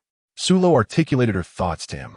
Upon hearing her, Du Lin's eyes sparkled with excitement. "Sister Su Luo, leave this matter to me." The mollusks of the deep sea were abundant, and Du Lin swiftly selected a clam weighing approximately 10 pounds. With his trusty military knife, he pried it open. "Sister, what do you think of this one?" Su Luo nodded. "Very well, Brother Du, I would appreciate your assistance in prying open its shell." lacking appropriate tools at hand. She found herself constrained by the presence of others, unwilling to reveal her secrets. Du-Lin complied, effortlessly prying open the tightly shut clam shell. Observing this, Su Luo discreetly categorized Du-Lin as a figure of potential danger. The fact that he carried self-defense weapons indicated he was either an assassin or an agent, with the former being the more likely option in her estimation. Sister Su, we are in the deep sea, where fire cannot be kindled, Du-Lin subtly reminded her. Su Luo gazed at him with a solemn demeanor, attempting to mislead him. To speak candidly, Brother Du, I am a practitioner of the arcane arts with modest accomplishments. Such trivial matters as igniting a fire are well within my capabilities. Her intention was deliberate, aiming to instill a sense of trepidation in him, cautioning him against harboring ill thoughts, for she was perceptive enough to discern them. Upon hearing this, Du-Lin's eyes flickered with a hint of apprehension, and he forced a stiff smile. Sister Su, you truly possess the rare ability to conceal your true self. He had initially contemplated silencing her should she probe too deeply, but the outcome was unexpected. Su Luo smiled modestly and replied, No, I simply have a keen interest in arcane arts. With that, she reached into her garment pocket, discreetly retrieving a fire talisman from her spatial storage. Upon noticing the talisman in her hand, Du-Lin was momentarily taken aback, exclaiming, Sister, you truly are well prepared for any eventuality. Su Luo chuckled and said, I have grown accustomed to it. I trouble you, Brother Du, to gut these offerings. Du-Lin complied and took the items aside. His movements were swift, efficiently handling each fish in approximately 3 minutes. Once he had finished with several fish, he proceeded to pry open each of the shellfish meticulously. As Su Luo attentively observed the movements of the marine creatures in the abyss, he kept a watchful eye on Du-Lin. In mere moments, the beings from the depths would arrive. Du-Lin, deft and swift, meticulously prepared all the offerings, casually discarding the entrails into the adjacent sea. The discarded remains lured a multitude of deep-sea fish, which began to voraciously compete for the feast. Sister, I have taken care of everything, he said, placing the prepared fish and shellfish beside her. Su Luo discovered a concave rock formation, upon which she placed a clam shell. Affixed to the base of the shell was a fire talisman, which ignited in a swift blaze. Within the shell, she had preemptively poured a portion of seawater, and before long, it reached a boil as she commenced the blanching of fish and meat. The tantalizing aroma of the food wafted through the air, drawing the attention of creatures lurking in the shadows, observing them intently. Miss, how long can this talisman burn? Du-Lin inquired, his curiosity piqued. Formerly a staunch materialist, he found his beliefs upended by the spectacle before him. Du-Lin suppressed a whistle, recognizing that this talisman was indeed an essential item for both home and travel. He was tempted to request a few from her. The talismans she employed were not of ordinary quality, and she was cautious not to overuse them, lest she provoke chaos in this small world. Should the cross-dimensional bureau be alerted, her aspirations for a tranquil retirement would be dashed. Once the fish and meat were properly blanched, she instructed Du-Lin to remove them and place them on the other half of the clamshell to cool. Following this, she began to blanch the shellfish. In order to preserve their unique flavor, she only immersed them for 3 minutes before retrieving them. Brother Du-Lin, these offerings may be insufficient. Could you please catch a few more? Du-Lin expressed his concern, saying, Miss Su, please be careful on your own. If you encounter any danger, just call for me. He now regarded Su Luo as a person of remarkable ability. Thus his sincerity had deepened. Su Luo smiled and reassured, Don't worry, Brother Du, I will be just fine. After he departed, she glanced towards a certain spot and said, You may come out to eat now. It is no longer hot. As she spoke, she nudged the shell containing fish and shellfish slightly forward. Soon, a hand emerged and swiftly seized the shell. Once you have finished, please return the shell to me, as I shall need it again. She was confident that they could comprehend her words. Su Luo smiled. Were they beginning to order? Su Luo, fearing that they might get scalded, quickly cautioned, Be careful, wait until it cools down before eating. No sooner had she spoken than a creature from the trench hurled another lobster towards them. Then, as if a switch had been flipped, A veritable deluge of seafood began to cascade before her, an impressive mound of both familiar and unfamiliar delicacies emerging in abundance. The corners of Su Luo's mouth twitched slightly. To appease these individuals, she reluctantly began to attend to the seafood. Du Lin quickly noticed the pile of seafood beside Su Luo and approached with curiosity. "Sister Su, did you catch all of this?" The moment the others laid eyes on Su Luo, they were struck by her beauty, exchanging whispers and furtive glances. A few minutes later, one of them stepped forward, cradling a handful of offerings, and addressed Su Luo. "Greetings, we are here to deliver food to them. Would you kindly assist us by cooking these as well?" Su Luo cast a glance at them and nodded, indicating her willingness, but insisted they first handle their matters. It was then that the newcomers noticed, to their astonishment, that she was somehow igniting a fire in the depths of the ocean. "Excuse me, but how did you manage to start a fire down here?" one of them inquired, bewildered, for the depths were both damp and humid, devoid of dry twigs or leaves, rendering the phenomenon utterly miraculous. Du Lin, overhearing their conversation, replied in a low voice, "There's no need for such astonishment.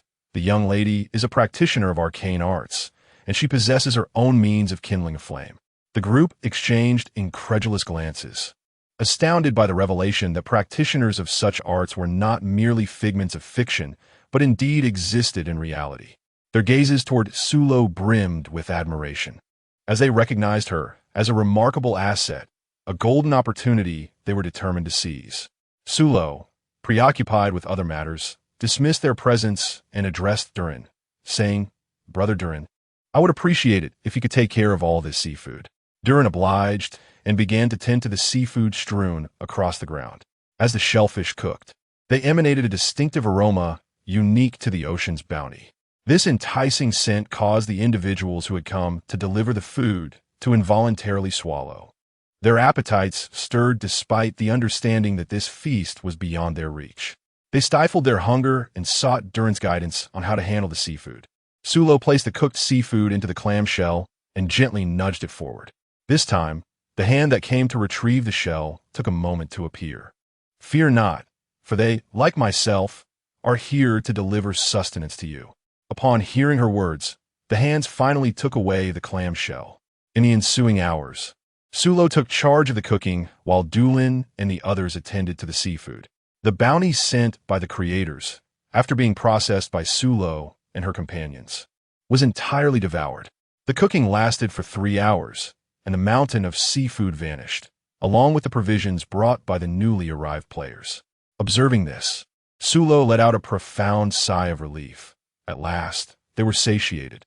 She picked up the clamshell and discovered a delicate pink pearl nestled beneath it. "Thank you. I truly cherish this." Upon hearing her, Du Lin and the others eagerly turned to leave. Except for Du Lin, the rest unanimously resolved that they would not return the next day, leaving it to whomever desired to come. They had no desire to handle seafood again, as the experience of being able to see yet not partake was exceedingly disheartening. Since they had been drenched by the rain, they decided to tear apart the umbrellas of others. Some impatient individuals rushed forward, and as soon as they reached the shore, they eagerly inquired, "Have you encountered the creators? Do they enjoy the food we sent? What do they look like? Are they akin to aliens, or do they resemble us? Are they easy to converse with? Can they comprehend our words?" Their incessant chatter was as bothersome as a cacophony of ducks, causing a headache for those around. As Su Luo and Du Lin met, they seized the opportunity to slip away unnoticed. As they ventured further, their voices echoed back, inquiring, "Why have you been gone for so long? Have you been conversing with the Creator?" The group hastily called for silence, urging, "Everyone, please heed my words." He recounted the entire sequence of events. They too wished to curry favor with the Creator, which merely entailed igniting a fire. Although they were not practitioners of arcane arts, they could gather twigs and leaves to create a flame. A few individuals began to plot against Su Luo, seeking to ingratiate themselves with her and request several protective talismans.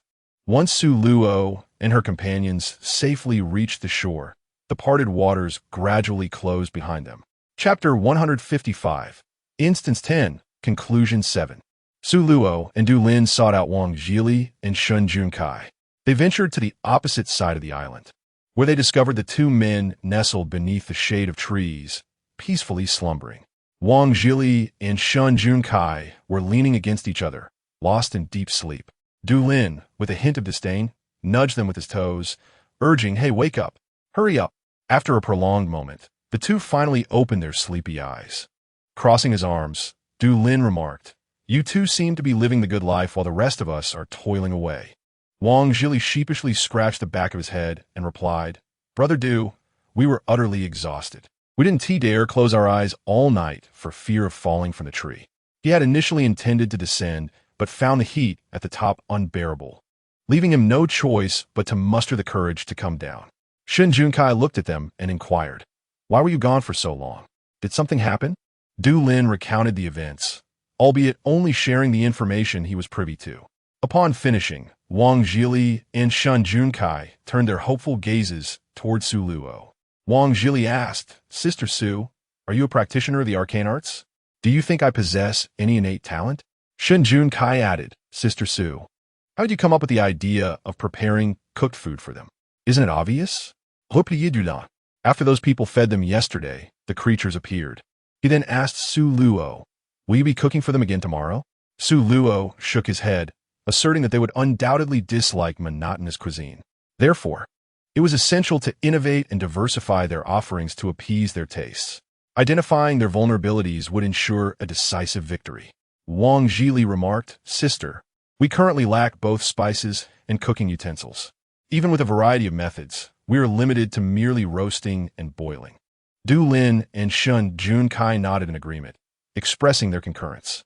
Su Luo cast a glance at the three individuals and remarked, "Have you forgotten that I am a mystic endowed with storage talismans? I possess spices, and as for cooking utensils, we can improvise with what we find here. Rest assured, with the title of a mystic, retrieving items from the spatial realm would raise no suspicions." "Storage talismans? Miss, does the talisman you speak of serve the same purpose as the storage bags and rings depicted in novels?" Shin Yunkai inquired, astonished. "You are indeed correct.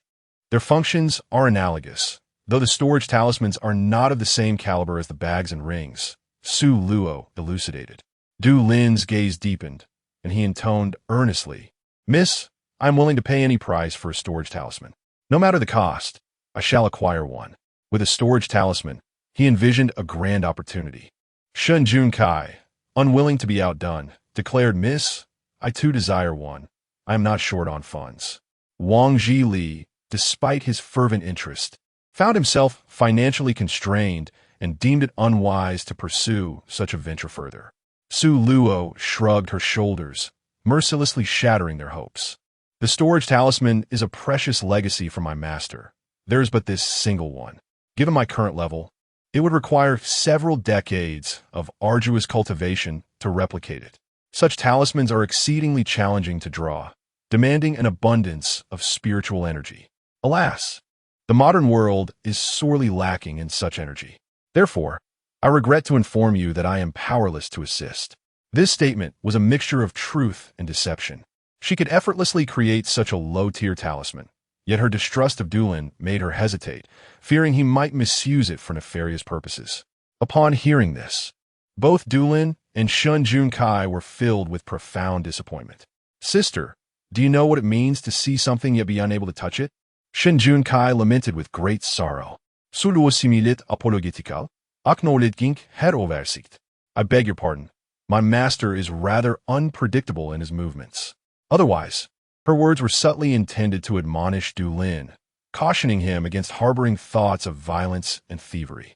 Should he truly fall into her grasp, he would come to understand the reason behind the flower's crimson hue. Upon hearing this, Du Lin cast her a cryptic glance, remaining silent. Wang Jili felt a surge of satisfaction within, as a sense of equilibrium was finally restored. That which he could not possess, others were equally denied. Subtly shifting the topic, Su Luo inquired, "Are you all hungry?" "I am famished to the point where my stomach is pressing against my back." Wang Jili replied, "In comparison to food, I yearn for water. I am exceedingly thirsty. What about you all?" Shun Junkai chimed in, "I too feel parched, but on this so-called island, there are no banana leaves to procure fresh water." Du Lin cast a glance at the palm grove and solemnly stated, Wait here, I shall gather some leaves. With that, he turned and departed. Wang Zhili observed his retreating figure and remarked, could it be that Brother Du intends to fashion a container from the palm fronds? Surely, that is rather apparent. Su Luo remained silent, her gaze subtly deepening as she looked into the distance. The Creator? Were those creatures in the abyss truly the work of the Creator? She harbored doubts about the system's intentions. Wang Zhili approached, saying, Brother Du, you have accomplished so much. Du Lin replied casually, I am preparing to weave a few fish baskets. Wang Zhili and Shun Junkai also began to learn the art of basket weaving. Su Luo picked up the leaves meticulously prepared by Du Lin, her fingers deftly weaving a fish basket. In no time, a semi-finished product emerged beneath her skilled hands. Wang Zhilin and Shun Junwei both remarked, we can observe, yet our hands fail to replicate. Their performance vividly illustrated the adage, one may see and comprehend, but to execute is another matter entirely. After a little over 10 minutes, Wang Zhilin gazed at the disarray of leaves in his hands, despairing. Why is this so difficult? Du Lin glanced at his half-finished creation, visibly unimpressed, and retorted, perhaps you should sit aside and refrain from causing further chaos. Otherwise, we may run short of materials. Meanwhile, Shun Junwei watched Su Luo's nimble fingers weaving the basket, filled with admiration. Sister Su, your manual dexterity is truly unparalleled, rivaling even that of brother. Du Sulo merely smiled and remained silent. Subsequently, no one else spoke. Sulo and Du Lin each crafted a fish basket, adorned with long straps for slinging across the body. Aesthetically, Sulo's creation appeared more intricate, while Du Lin's leaned towards practicality. Wang Zhili took the initiative and seized Sulo's basket. Shun Junzai, lacking in dexterity, did not have such high demands and opted for Du Lin's basket instead. Equipped with vessels for storing seafood, the quartet ventured into the sea, embarking on their search for marine delicacies. They divided their tasks and began to busy themselves. Shun Junzai and Wang Zhili were tasked with gathering driftwood and leaves, while Du Lin focused on handling the seafood. Sulo was responsible for the cleansing and subsequent cooking.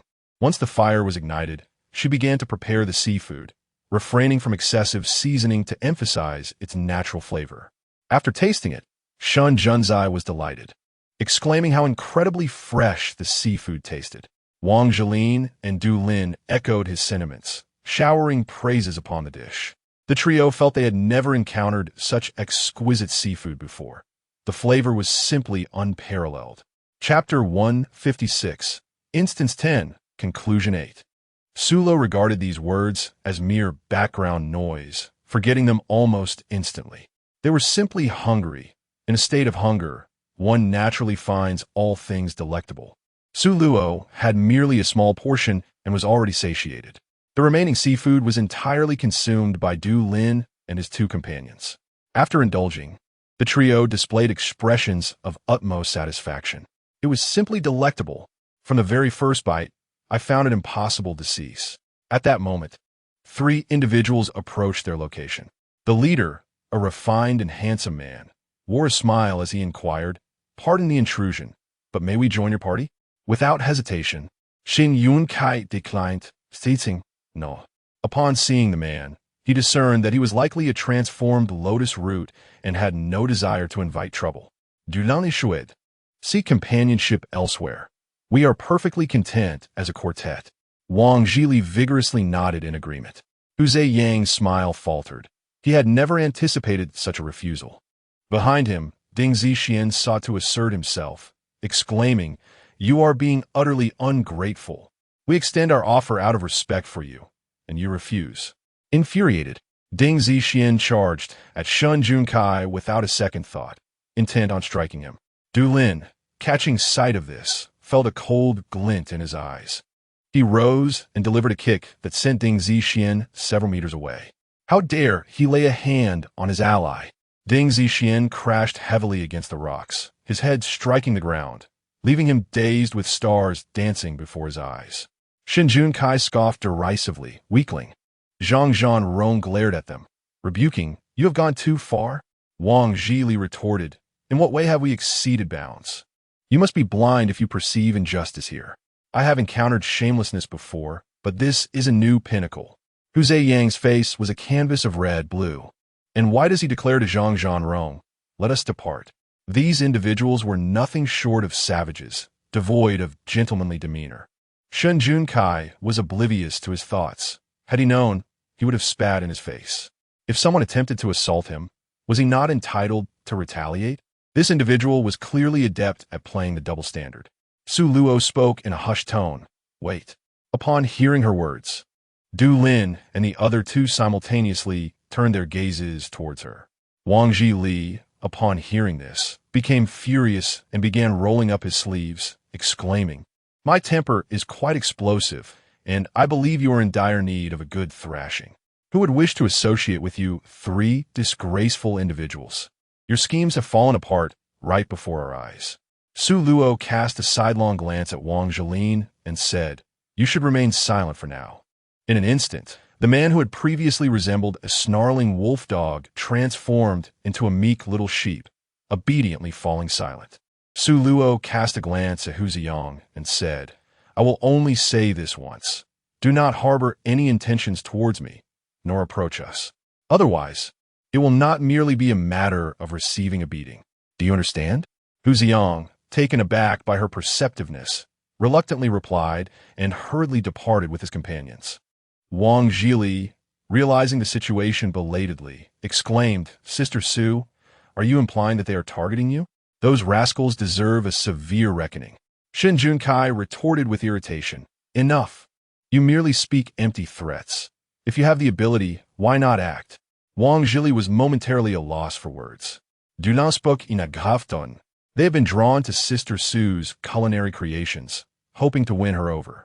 They are deluding themselves with grand aspirations. How audacious they must be. Truly, they are shameless and invincible in their arrogance. Wang Zhili huffed indignantly. Su Luo spoke with a calm demeanor, stating, "They are merely here to take the lead." She had an inkling that, in an attempt to gain favor in the eyes of the Creator, they would undoubtedly resort to various schemes. As she had anticipated, several more groups soon arrived, attempting to ingratiate themselves with Su Luo, all of whom were swiftly dismissed by Du Lin and his companions. Su Luo watched the spectacle with amusement. Should they continue their incessant chatter, Du Lin would not hesitate to take action. After a few encounters, those individuals would no longer dare to prance about in their presence, speaking to them with the utmost politeness. Wang Zhi's sharp remark cut through the air, suggesting that these people were as stubborn as walnuts, deserving of a good thrashing. As evening approached, Du Lin sought the opinions of the three companions. Shall we spend the night on land or ascend into the trees? To be honest, unless absolutely necessary, he truly preferred not to climb. The thought of resting aloft filled him with dread, fearing he might tumble down. Su Luo cast a glance at the tumultuous sea, saying with profound significance, "Some things have been hungry for a day and a night." Her mental prowess detected that by afternoon, the man-eating monsters had been lurking in the shallows, waiting to come ashore. Du Lin and his companions understood the underlying meaning of her words and promptly set off towards the palm grove, unwilling to become fodder for the beasts. Meanwhile, Lu Ran noticed the encroaching darkness and, drawing from years of vigilance, advised his new companions, "It is getting dark. For the sake of safety, it would be wise for us to spend the night in the trees." However, Lung Yintian, who was devoid of compassion, remained a cold-hearted and self-serving individual. He paid little heed to these temporary allies, thinking that should they perish, it would simply be a matter of replacing them. The others, dismissive of Lu Ran's counsel, insisted, "We won't go. We are fine staying on the shore. Why expend the energy?" Lu Ran pleaded for a considerable time, yet their stubbornness prevailed, and they resolutely refused to budge. "A kind word is often wasted on the doomed," he lamented, ultimately resigned to abandon the matter. As night fell completely, countless monsters crawled from the sea onto the shore at midnight. The coastline descended into chaos, with some individuals leading the charge towards the palm grove. Seeing this, others followed suit. However, two legs could never outrun four limbs of the monsters. Soon, the shore transformed into a hellish nightmare, drenched in blood. The agile among them managed to climb into the trees, narrowly escaping disaster. The harrowing night stretched on interminably. As dawn reluctantly approached, the horizon began to lighten, and the tide gradually receded, revealing the rocky outcrops below. Today dawned bright and sunny, and it was only after the sun had risen that Su Luo and her companions descended from the trees. After waiting a while longer, they ventured into the sea to fish and gather seafood. They began to work in unison, and as noon approached, they prepared to feed once more. Just as they completed their task, the surface of the sea split open, revealing a submerged path beneath.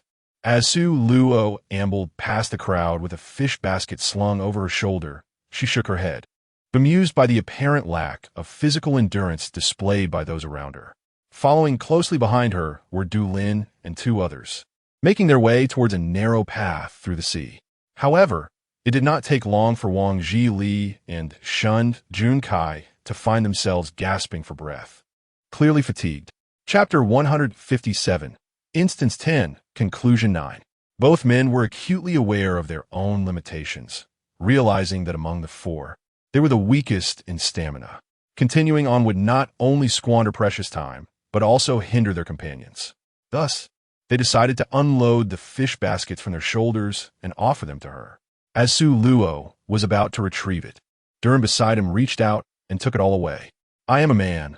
I can bear this burden alone. Selo did not engage in a dispute with him.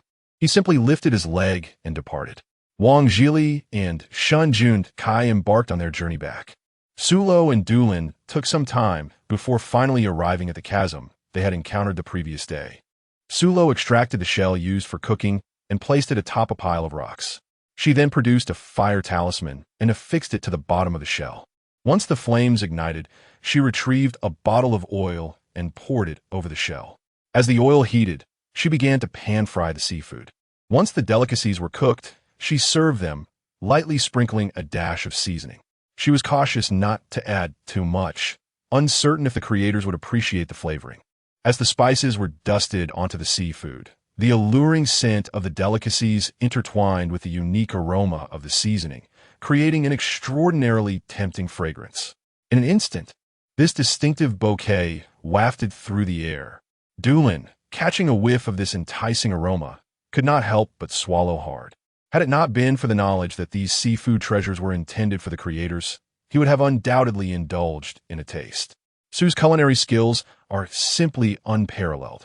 She has captivated his heart through her exquisite cooking.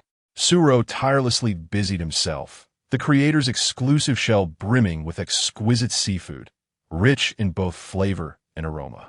Soon, all the seafood brought by the two was expertly prepared. Next, they awaited their arrival. It wasn't too long before dozens of dark silhouettes emerged from the depths of the trench, swiftly ascending towards the surface.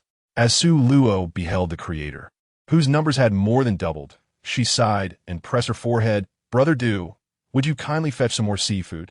The provisions we prepared are insufficient. Du Lin cast a deep glance at her before departing with an empty fish basket. Just yesterday, he harbored thoughts of murder and plunder, yet since the afternoon, his perspective had shifted dramatically. The abilities she displayed instilled a profound sense of caution within him. He suspected she had already discerned his intentions, prompting her actions. The creators moved with astonishing swiftness, swimming to the depths of the trench at a pace twice as fast as the day before. From the abyss emerged a pair of hands adorned with deep blue scales, reaching toward the spot where the clam shells had been placed the previous day.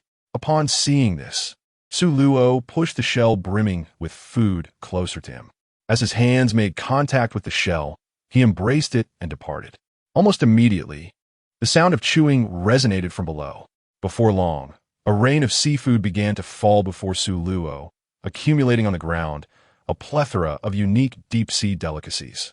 With a slight smile and a shake of her head, she realized she had forgotten that once these creators consumed the provision she had prepared, they would bestow upon her even more sustenance. Starting tomorrow, she would no longer allow Dulin to seek seafood. Thus began a new round of her bustling activity. Having laid the groundwork yesterday, no matter how many peculiarities today presented, he would no longer be taken aback. Dulin set the fish basket aside and stepped forward to assist her, helping to place the cooked seafood into the adjacent shell. In no time, The shell was filled to the brim with the delectable offerings. She placed a shell on the ground, declaring it ready to eat, cautioning him about the heat. The hands that emerged this time bore golden scales upon their arms. Golden? Could it be that her creations had attracted something extraordinary? Dulin's expression mirrored her astonishment. As his thoughts aligned closely with Su Luo's, he instinctively turned to her, about to speak, but was halted by her gesture. Su Luo carefully placed the freshly cooked delicacies into the vessel, forming a small mountain before sliding the clam shell towards them. It is ready to be savored, but do exercise caution, for it is hot. The heap of seafood on the ground was swiftly devoured, prompting Dulin to promptly attend to the bounty within the fish basket. She had anticipated this, knowing that with such a large gathering today, this modest amount of food would surely be insufficient. You must wait a moment before you can eat. I shall prepare more for you shortly. Just as she spoke, Dulin presented the cleaned seafood to her. Su Luo extended his hand to receive it and placed it within the clamshell to fry. The corners of Su Luo's mouth twitched slightly. The sheer volume of seafood required a considerable effort for preparation. Perhaps she would employ some sort of external aid. With this thought in mind, she swiftly cast a spell. What transpired next was a remarkable spectacle that defied scientific explanation, as the heap of seafood levitated into the air and began to disintegrate at a visible pace. The shells effortlessly peeled away, leaving only the flesh behind, while scales and gills detached themselves from the fish as needed, and those requiring evisceration were automatically opened. Dulin was profoundly astonished, silently grateful that he had refrained from acting rashly, for had he done so, his life would surely have been in jeopardy. Once the seafood was meticulously prepared, Su Luo commenced the frying process. By the time all the seafood was thoroughly cooked, over 2 hours had elapsed. At last, she felt satiated. Since her arrival, she had not paused, and the exertion had left her somewhat fatigued, prompting her desire for a brief respite. As she picked up a clam shell, she discovered 4 pearl-sized orbs nestled beneath it, all radiating a golden hue. Upon closer inspection, these 4 pearls possessed a delicate pink undertone, appearing exceptionally beautiful. "Thank you for your gift. I truly cherish it," she exclaimed. The being adorned with shimmering golden scales below grinned widely before swiftly swimming downstream, with the others hurriedly following suit. Their figures soon vanished into the depths of the ocean trench.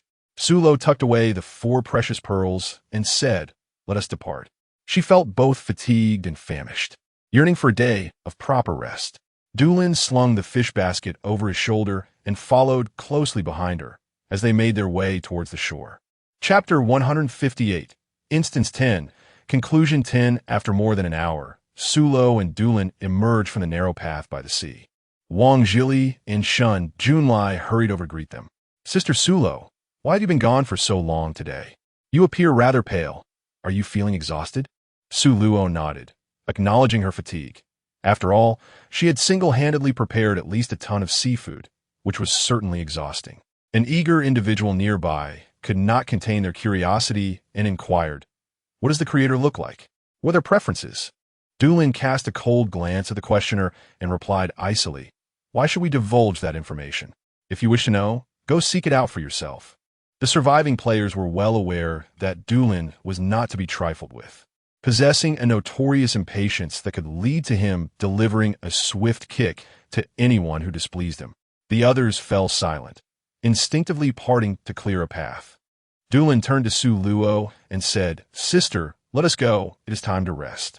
Su Luo lifted her leg and walked away. Wang Zhilin and Shun Junzai hurriedly followed. Dulin warned, "Do not disturb us, or you shall face the consequences." After uttering this, he cast a disdainful glance at the foolish onlookers, Lung Yuntian and Lu Ran, who lingered at the back of the crowd, sneering at their complacency. Upon meeting his gaze, Lu Ran discerned the meaning behind it and felt a wave of shame wash over him. "Yuntian, let us investigate the matter tomorrow," he suggested, unwilling to let things continue as they were. Lung Yuntian glanced at him and asked, "Can you cook? Is your cooking truly delightful?" His words struck home, leaving Lu Ran speechless. His culinary skills were limited to merely cooking food to the point of being edible, and its taste could hardly be deemed enjoyable. He was not foolish. After all, He had observed that since Su Luo had delivered food yesterday, the monsters had not appeared during the day, but only at night, and their emergence did not coincide with the rising tide. It was likely to be the same today. Although he had contemplated approaching to investigate further, he had fallen out with Su Luo and her companions. If he were to shamelessly follow them, he feared that those two might conspire against him. It must be said that his retreat stemmed entirely from his own actions. He consistently assumed the worst of others. A person who does not trust their companions is destined to remain an outsider. Upon reaching the other side of the shore, Su Luo leaned against a palm tree, stating, "I'm a bit fatigued. Brother Du has seafood. You may prepare it for yourselves." With that, she handed them a shell for cooking and some seasoning. Dulin glanced at her and replied, "You should rest. We will take care of things." Su Luo closed her eyes, enveloping herself in a protective shield of mental energy before drifting into slumber. Wang Zhili, filled with concern, lowered his voice to inquire of Dulin, "Brother Du, what is wrong with the girl? Surely she hasn't clashed with the creators, has she?" Dulin nearly rolled his eyes at him, thinking he was overreacting. "Sister Su is merely exhausted today," he explained, recounting the sequence of events that had transpired. Upon finishing his narration, Wang Zhili gasped in astonishment, his mouth forming an Ah shape as he stammered, "Did I hear you correctly? You mean those creators not only consumed the food prepared by Sister Su, but also brought their own ingredients? And they even gifted her something in return?" It was yet another day of reverence for the esteemed Su. Truly remarkable. Shen Junkai was particularly intrigued by the 5 pearls. His family was in the jewelry business, and he wished to procure those exquisite pearls from Sister Su at any cost. Dulin set down the fishing basket he had been carrying, declaring, "I am famished. Let us prepare a meal." Since Su Luo was asleep, the trio dared not venture far, commencing the preparation of seafood just a meter away. Shen Junkai took charge of gathering branches while Wang Zhili and Du Lin attended to the seafood. Once they had thoroughly cleaned the catch, Du Lin kindled a fire, and Wang Zhili placed the seafood in a boiling water. They thoughtfully reserved some for Su Luo, knowing she had worked tirelessly for several hours. As dusk approached, Du Lin noticed that Su Luo had yet to awaken and called out gently, "Sister Su, awaken, quickly. The night is nearly upon us." Su Luo gradually regained consciousness and glanced at the sky. Indeed, it was getting late. Du Lin regarded her with a complex mix of emotions, uncertain whether his feelings leaned more towards affection or calculation. The one thing he could ascertain was that he had completely abandoned any thoughts of scheming against Su Luo. One must cultivate amicable relations with practitioners of mystical arts, for enmity is ill-advised. Su Luo retracted her psychic shield, extending her mental energy to probe the depths of the sea. After a brief moment, she addressed Du Lin and the others. "The monsters will not come tonight. I will keep watch during the latter half of the night. Awaken me when the time comes." With that, she lay down and fell asleep. Du Lin believed her words wholeheartedly. However, Wang Zhili and Shen Junzai felt somewhat uneasy, suspecting that Su Luo might not be fully awake and had misjudged the situation. "How about this? Shen Junzai and I will keep watch during the first half of the night, while Wang Zhili, you'll guard with Su Luo during the latter half." Du Lin quickly arranged. Both Wang Zhili and Shen Junzai had no objections.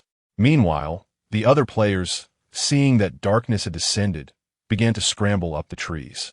Lu ran, noticing that the 4 of them remained on the ground, felt a surge of anxiety and swiftly descended from the tree, striding over. "Why are you still on the ground? Hurry up. The monsters are coming." His voice was laced with urgency. Du Lin glanced at him calmly and replied, "Su Luo said the monsters will not come tonight." Lu Ran was taken aback and then reprimanded the 3. "You are treating your own lives as a joke." Furious, he added, "Do as you please. You will regret this." With that, he turned and left. Shen Junzai remarked, "Finally, that fool has left. Such a person is not only irritating but also bothersome." He mused that one would have to be foolish to believe the words of someone without a stance. Wang Zhili chuckled, "Brother, your words are quite cutting." Du Lin coldly responded, "Well said, Brother Shen. Such a person, who lacks conviction and sways with the wind, is indeed quite bothersome." Although he had once held a slight fondness for Lu Ran, That sentiment had vanished after Lu Ran aligned himself with Lung Yuntian, whose behavior was more akin to that of a sycophant despite his self-righteous rhetoric. As the first half of the night unfolded, it indeed transpired as Su Luo had predicted. Not only did the monsters fail to appear, but the sea also showed no signs of rising. It was a night devoid of any incidents. After a restful slumber, Su Luo and his companions awoke feeling rejuvenated. In contrast, the others on the island had spent the night in restless anxiety. During the first half of the night, they refrained from descending, fearing both the encroaching tide and the possibility of the creature emerging during high water. The entire night was spent in a state of indecision. As the sun ascended to its zenith, Su Luo and her companions ventured into the sea to gather seafood. In no time, all 4 baskets brimmed with their catch. Dulin inquired, "Sister Su, will you be cooking for them today? If so, what delights do you plan to prepare?" Sulo pondered for a moment, deciding to serve them grilled seafood today. She would employ her limited ingredients to create a variety of dishes through grilling, frying, stewing, and braising, preparing for the time when they would be willing to show themselves. Chapter 159, Dungeon 10, Conclusion 11. Shinjun Kai spoke up, "Sister, in my opinion, you should take a break today and let those individuals handle it." Su Luo cast a glance at him, expressing her reluctance to entrust her life into another's hands. Upon hearing this, Shun Junshun ceased his persuasion. Wang Zhili, filled with concern, remarked, "Sister, it was your lack of nourishment yesterday that caused you to collapse. Today, please at least consume something before you go. Otherwise, your body may not withstand it." Sulo smiled gently, assuring, "I am perfectly fine. I merely overexerted myself with my magical arts yesterday, which left me fatigued." She had entirely forgotten that the elixirs taken by the Quick-Transmigration Bureau had been returned to her by Xiao Wu. Should she find herself unable to endure today, she could simply consume one of those pills. Wang Zhili remained unconvinced and insisted that she and Du Lin partake in some nourishment. At noon, the sea parted once more, revealing the hidden pathway beneath. Sulo and Du Lin each carried 2 fish baskets as they made their way toward the sea. Shortly after their entrance, 3 additional individuals followed suit. Wang Zhili, observing this, wondered if these newcomers intended to plot against Sister Su and brother Du Shan Junzai, revealed a mischievous grin, assuring him not to worry, for those 3 weaklings would undoubtedly be no match for Brother Du's formidable golden legs. The inhabitants of the island now revered Dulin's martial prowess. Unless those 3 were as foolish as lighting a lantern in a restroom, they would not dare to confront him. The 2 factions arrived at their destination in succession. The trio, noticing Sulo and Dulin preparing for their tasks, engaged in hushed conversation, conspiring about something. A cold glimmer flashed in Dulin's eyes. He found these treacherous rats particularly detestable. Su Luo cast a glance at him, indifferent to their presence, allowing them to be as they wish, provided they do not obstruct her. Du Lin comprehended the implication of her words.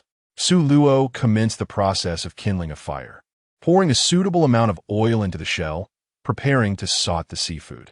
The 3 observers, witnessing this, scoffed to themselves, believing her efforts to be nothing more than a futile attempt to please the Creator. They eagerly awaited to see what the Creator truly resembled. Once Su Luo expertly stir-fried the seafood within the shell and transferred it to the other half, she began to prepare the remaining seafood. The quantity they had brought was limited, sufficient for only 2 servings, and they hoped that the number of attendees today would not be excessive. Suddenly, dozens of dark shadows flickered in the trench, rapidly swimming upwards, each carrying something on their backs.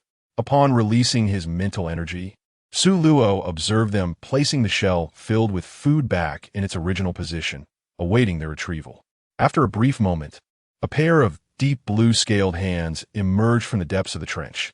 Swiftly, he seized the shell brimming with sustenance and replaced it with a shell containing an abundance of fresh seafood, significantly larger than the one Su Luo had offered. Su Luo gazed at the clam, her lips twitching slightly. It seemed she was destined to provide sustenance for the entire clan today. Du Lin was equally taken aback, secretly speculating whether the Creator deemed their previous offerings insufficient. thus opting for such a colossal shell. As Su Luo dragged the shell towards herself, she observed closely and discovered that the seafood had already been prepared, requiring only to be cooked. A sigh of relief escaped her lips as she turned to Du Lin and said, "Brother Du, could you kindly place this seafood into the fish basket?" The seafood within the shell was on the verge of being fully cooked, and she needed to find a vessel to transfer them. Du Lin complied with her request without hesitation. Sulo carefully ladled the freshly sought-ed seafood into a clam shell, then poured in a new drizzle of oil. Commencing the preparation of the next batch, she dedicated a full half-hour to completing the culinary task assigned to her. Meanwhile, the marine creatures waiting below reached out to retrieve the clam shell brimming with food. Subsequently, those azure arms procured a fresh clam shell, placing it back in its original position. The creature that had received the prepared delicacy conjured a shimmering blue protective shield around the shell, filled with food, cradling it as it swam away along the path it had come. After each batch, Sulo found the same hands taking away the dishes, encasing them in a protective barrier before departing on the same route. One by one, she continued to sort, feeling her arms grow weary, until she had successfully dispatched all the offerings. When the final creature departed with its meal, the being responsible for exchanging the clam shells left behind a shell the size of an adult man's palm before it too vanished. Sulo picked up the shell he had left behind and, upon opening it, discovered a perfectly round pearl of a deep blue-black hue. The lustrous sheen of the pearl indicated that it had been meticulously cared for. Du Lin, with a look of envy in her eyes, whispered to her, "Sister, quickly put it away." With a deft flick of his wrist, Su Luo concealed the exceedingly precious pearl. Those who had been lurking in the shadows, hindered by their distance and the obstruction posed by Juling, were unable to witness the unfolding events. As they observed the two individuals beginning to tidy their belongings, they retreated in haste. Sulo and Dusan moved swiftly, quickly catching up to them, and then strode past the three individuals, making their way towards the shore. This is rather redundant, is it not? It is quite evident that with only one girl present, fatigue is inevitable. "My dear, how about this? Starting tomorrow, let old Du take over."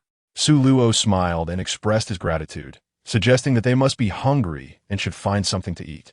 Observing the clumsy antics of the two from the shore, Du Lin sighed and decided to take matters into his own hands. While the four on one side enjoyed a cheerful camaraderie, a group on the other gathered to strategize. "Is there a chef among us? Or someone skilled in cooking?" Upon this inquiry, two hands were raised from the crowd. One belonged to a burly middle-aged man, while the other was a slightly overweight young man. "I run my own restaurant, and I can take charge of the cooking," declared the former. "I work as a second chef at XX restaurant," stated the latter. "If that's the case, preparing seafood should be a piece of cake for you two. Just be prepared to join us tomorrow at noon to cook for the creator," was the response. However, the stocky Yu Jiang hesitated, saying, "But I have no cooking utensils at hand, nor any seasonings." Although he possessed culinary skills, it was indeed a challenge without the necessary supplies. He could not conjure pots and spices out of thin air. He was no magical being with a bag of wonders. The plump Gao Yang added, "Moreover, I don't smoke and don't have a lighter with me. Besides, it's so damp underwater. How will we start a fire?" At this, the proposer, Lu Feng, was momentarily speechless, and the group fell into a contemplative silence. Eventually, someone broke the quiet, suggesting, "I have an idea. We could gather some dry branches and leaves. But how would we ignite a fire?" "I doubt anyone has brought a lighter," came the retort. "I have trained in wilderness survival. I can help you start a fire," spoke Lu Ran. "As for the seafood, I believe it is best enjoyed in its natural flavor, perhaps complemented by sea urchin and kelp as ingredients," chimed in a culinary enthusiast. With each person contributing, they quickly reached a consensus. The power of collaboration was evident as, under Lu Feng's guidance, they each began preparing for the tribute meal the following noon. Du Lin keenly observed their every move and remarked suggestively, "Tomorrow, the sea will surely be bustling." After a moment of contemplation, Su Luo decided that she would refrain from joining the fray tomorrow. If others were willing to amuse the creators, she would gladly relish the respite. Xin Yun Kai Remorques. I believe it prudent for us to prepare for both favorable and unfavorable outcomes, for circumstances may take unforeseen turns. Wang Zhili expressed his agreement. Thus, the four reached a consensus. Sulo presented the pearls she had acquired over the past few days before the trio, stating, "These 6 pearls are the reward for my culinary endeavors during this time. Please divide them among yourselves." Though these pearls were rare and of exceptional quality, she was acutely aware of the adage that wealth stirs the human heart. She understood that they were merely temporary companions and that it was unnecessary to allow these material possessions to sow discord among them. Du-Lin, taken aback, gently declined, saying, "You have invested the most effort in these past few days. It is best you keep them for yourself. No need to share with us." Wang Zhili, his eyes wide with astonishment, scrutinized the 6 pearls before him, recognizing their considerable value. Although he was not well-versed in the market for pearls, he had heard that the more spherical a pearl, the greater its worth. Sulo declined, stating that she did not want it, suggesting that they should divide it among themselves. Wang Zhili, noticing her resolute refusal, pointed to a pink pearl and expressed, "I desire this pink pearl. I wish to gift it to my mother for her birthday." Du-Lin took charge, allocating him 1 pink pearl and 1 golden pearl. He then addressed Shun Junkai, saying, "We are left with 4 pearls. I shall take these 2 golden ones, and you may have the black pearl." Shin Junkai quickly waved his hands, insisting, No, I haven't contributed anything. I only wish for these 2 pink pearls. I cannot accept the black pearl." Though he had an affinity for jewels, he remained discerning, understanding that he should not take what was not rightfully his. Du-Lin, uninterested in further debate, promptly placed the 2 pink pearls into his pocket. "The rest is yours. As a man, do not be overly finicky." After the 4 had their fill, Du-Lin inquired of Su Luo, "Sister, shall we remain above ground tonight, or?"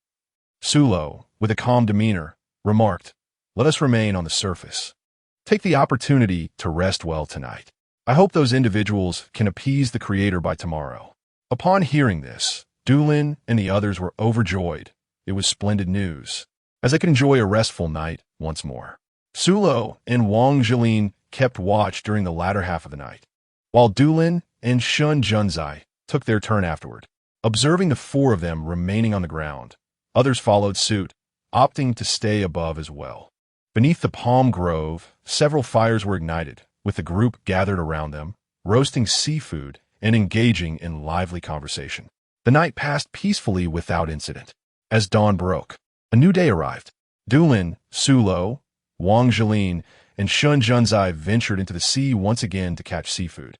As they were relieved from the duty of delivering food to the Creator that day, the 4 of them wore expressions of ease. After successfully gathering an ample supply of seafood, they convened around the fire, enjoying roasted seafood for breakfast.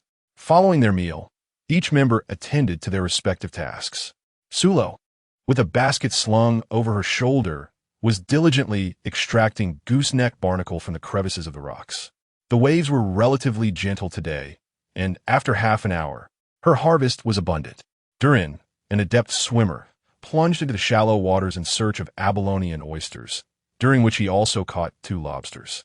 Wang Zhili remained behind, while Shun Junzai ventured to collect dead branches. Unbeknownst to them, noon arrived, signaling the time for their daily tribute. On the other side of the island, those waiting eagerly noticed the water receding and hastily waded in. 6 individuals set out, including 2 chefs, each carrying bundles of twigs and leaves.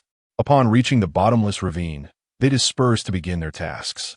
After much effort, a fire was finally kindled, and Yu Jiang, responsible for cooking, placed the clean shells over the flames to boil water, allowing Gao Yang to prepare the ingredients.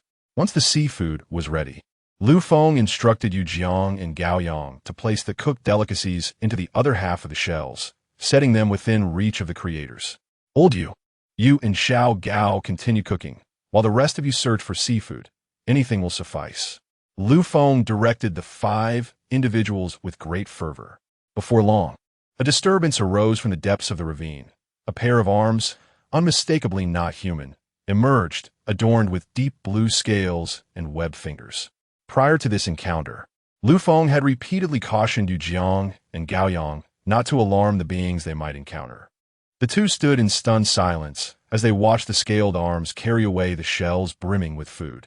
Observing this, Lu Feng spoke with a conciliatory tone. Esteemed creators, our usual cook has fallen ill, and today we have employed new chefs whose fare is assuredly not inferior.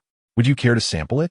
The creature responsible for retrieving the food was acutely aware that the king would be displeased if he did not receive the human-made dishes, and such wrath would spell trouble for them. After exchanging hurried murmurs in their native tongue, one of the beings, burdened with an abundance of food, hesitated before beginning its journey back. The remaining individuals displayed expressions of unease in recent days.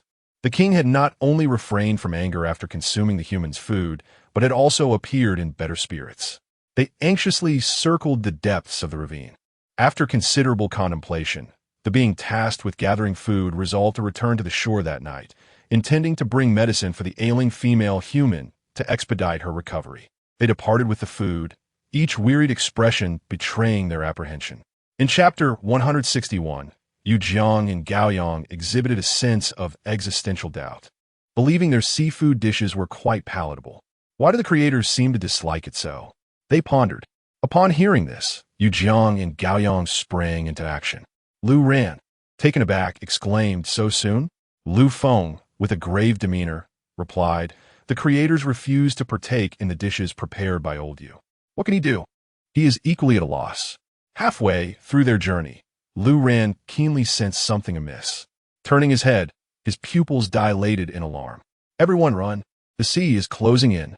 Upon hearing this, Lu Feng and the others were paralyzed with fear, driven by the primal instinct for survival. They swiftly discarded their belongings and summoned every ounce of strength to flee forward.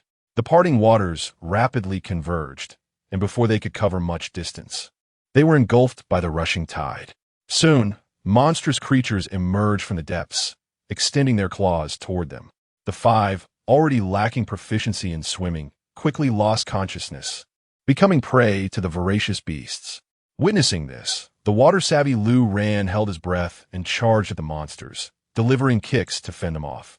However, the relentless onslaught of creatures and the immense resistance of the water soon left him utterly exhausted, and he reached the limits of his breath. With his final reserves of strength, he spotted a gap and surged toward the surface. Just as he neared the water's edge, his legs were suddenly ensnared. Pain shot through him as he looked down to see that two monstrous claws had clamped onto his legs, the scent of blood inciting the surrounding creatures into a frenzy. Helpless and defenseless, he quickly became an appetizer for the ravenous beasts. Meanwhile, those waiting on the shore, realizing the sea had closed prematurely, hastened toward the palm grove behind them in a desperate bid for safety. Sulo concealed the anomaly within her gaze, urging them to ascend the tree swiftly, for the monsters would soon arrive. Dulin and the others took her words to heart without a shred of doubt. The four of them each selected a palm tree and began to climb. Wang Jilin ascended the slowest, keenly aware that the sea was rising ominously while he had barely reached the halfway point. Sulo bellowed at him, "Wang Jili, hurry up.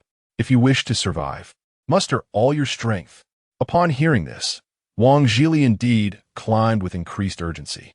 Before long, the surging sea engulfed the island, the creatures lurking beneath the water, invigorated with a frenzied energy, launched a relentless assault on the players scrambling up the trees, voraciously gnawing at the palm trees that concealed their prey. One by one, the palm trees toppled into the sea, and the players who fell into the water barely had time to surface before being devoured by the monsters. Wang Jili and Shun Junkai were utterly terrified, exclaiming in disbelief at the monstrous brutality. Du Lin's gaze darkened as he fixated on the tumultuous waters below. Sulo silently steeled herself. When faced with imminent danger, she would no longer concern herself with the exposure of her surroundings, for she had no desire to perish in such a suffocating manner. The once lush palm grove had been drastically diminished in the blink of an eye, and those players who had sought refuge in the trees had become mere prey within the bellies of the monsters. Wang Jili fervently prayed, hoping that the creatures had sated their hunger and would overlook their presence. After the monsters vanished, the suddenly surging sea retreated just as rapidly. Su Luo unleashed her mental energy, and after a thorough examination, she discovered that the monsters had vanished. She addressed Durin and the other two, saying, "The monsters will not return tonight. I intend to spend the night on the surface. What about you?" Durin replied, "I will accompany you." Wang Zhili almost wept. It was too much for him, having just climbed the tree only to descend again. Shun Junzai swiftly descended the tree and informed the trio, "I will go over there to see if there are any survivors." Wang Junli squirmed on the trunk like a worm. Durin coldly remarked, "Wang Zhili, could you refrain from fooling around and come down quickly?" From above, Wang Zhili's trembling voice responded, "Brother Du, I assure you I do not wish to delay, but I truly cannot conquer my acrophobia." Su Luo shook his head, deciding not to press further.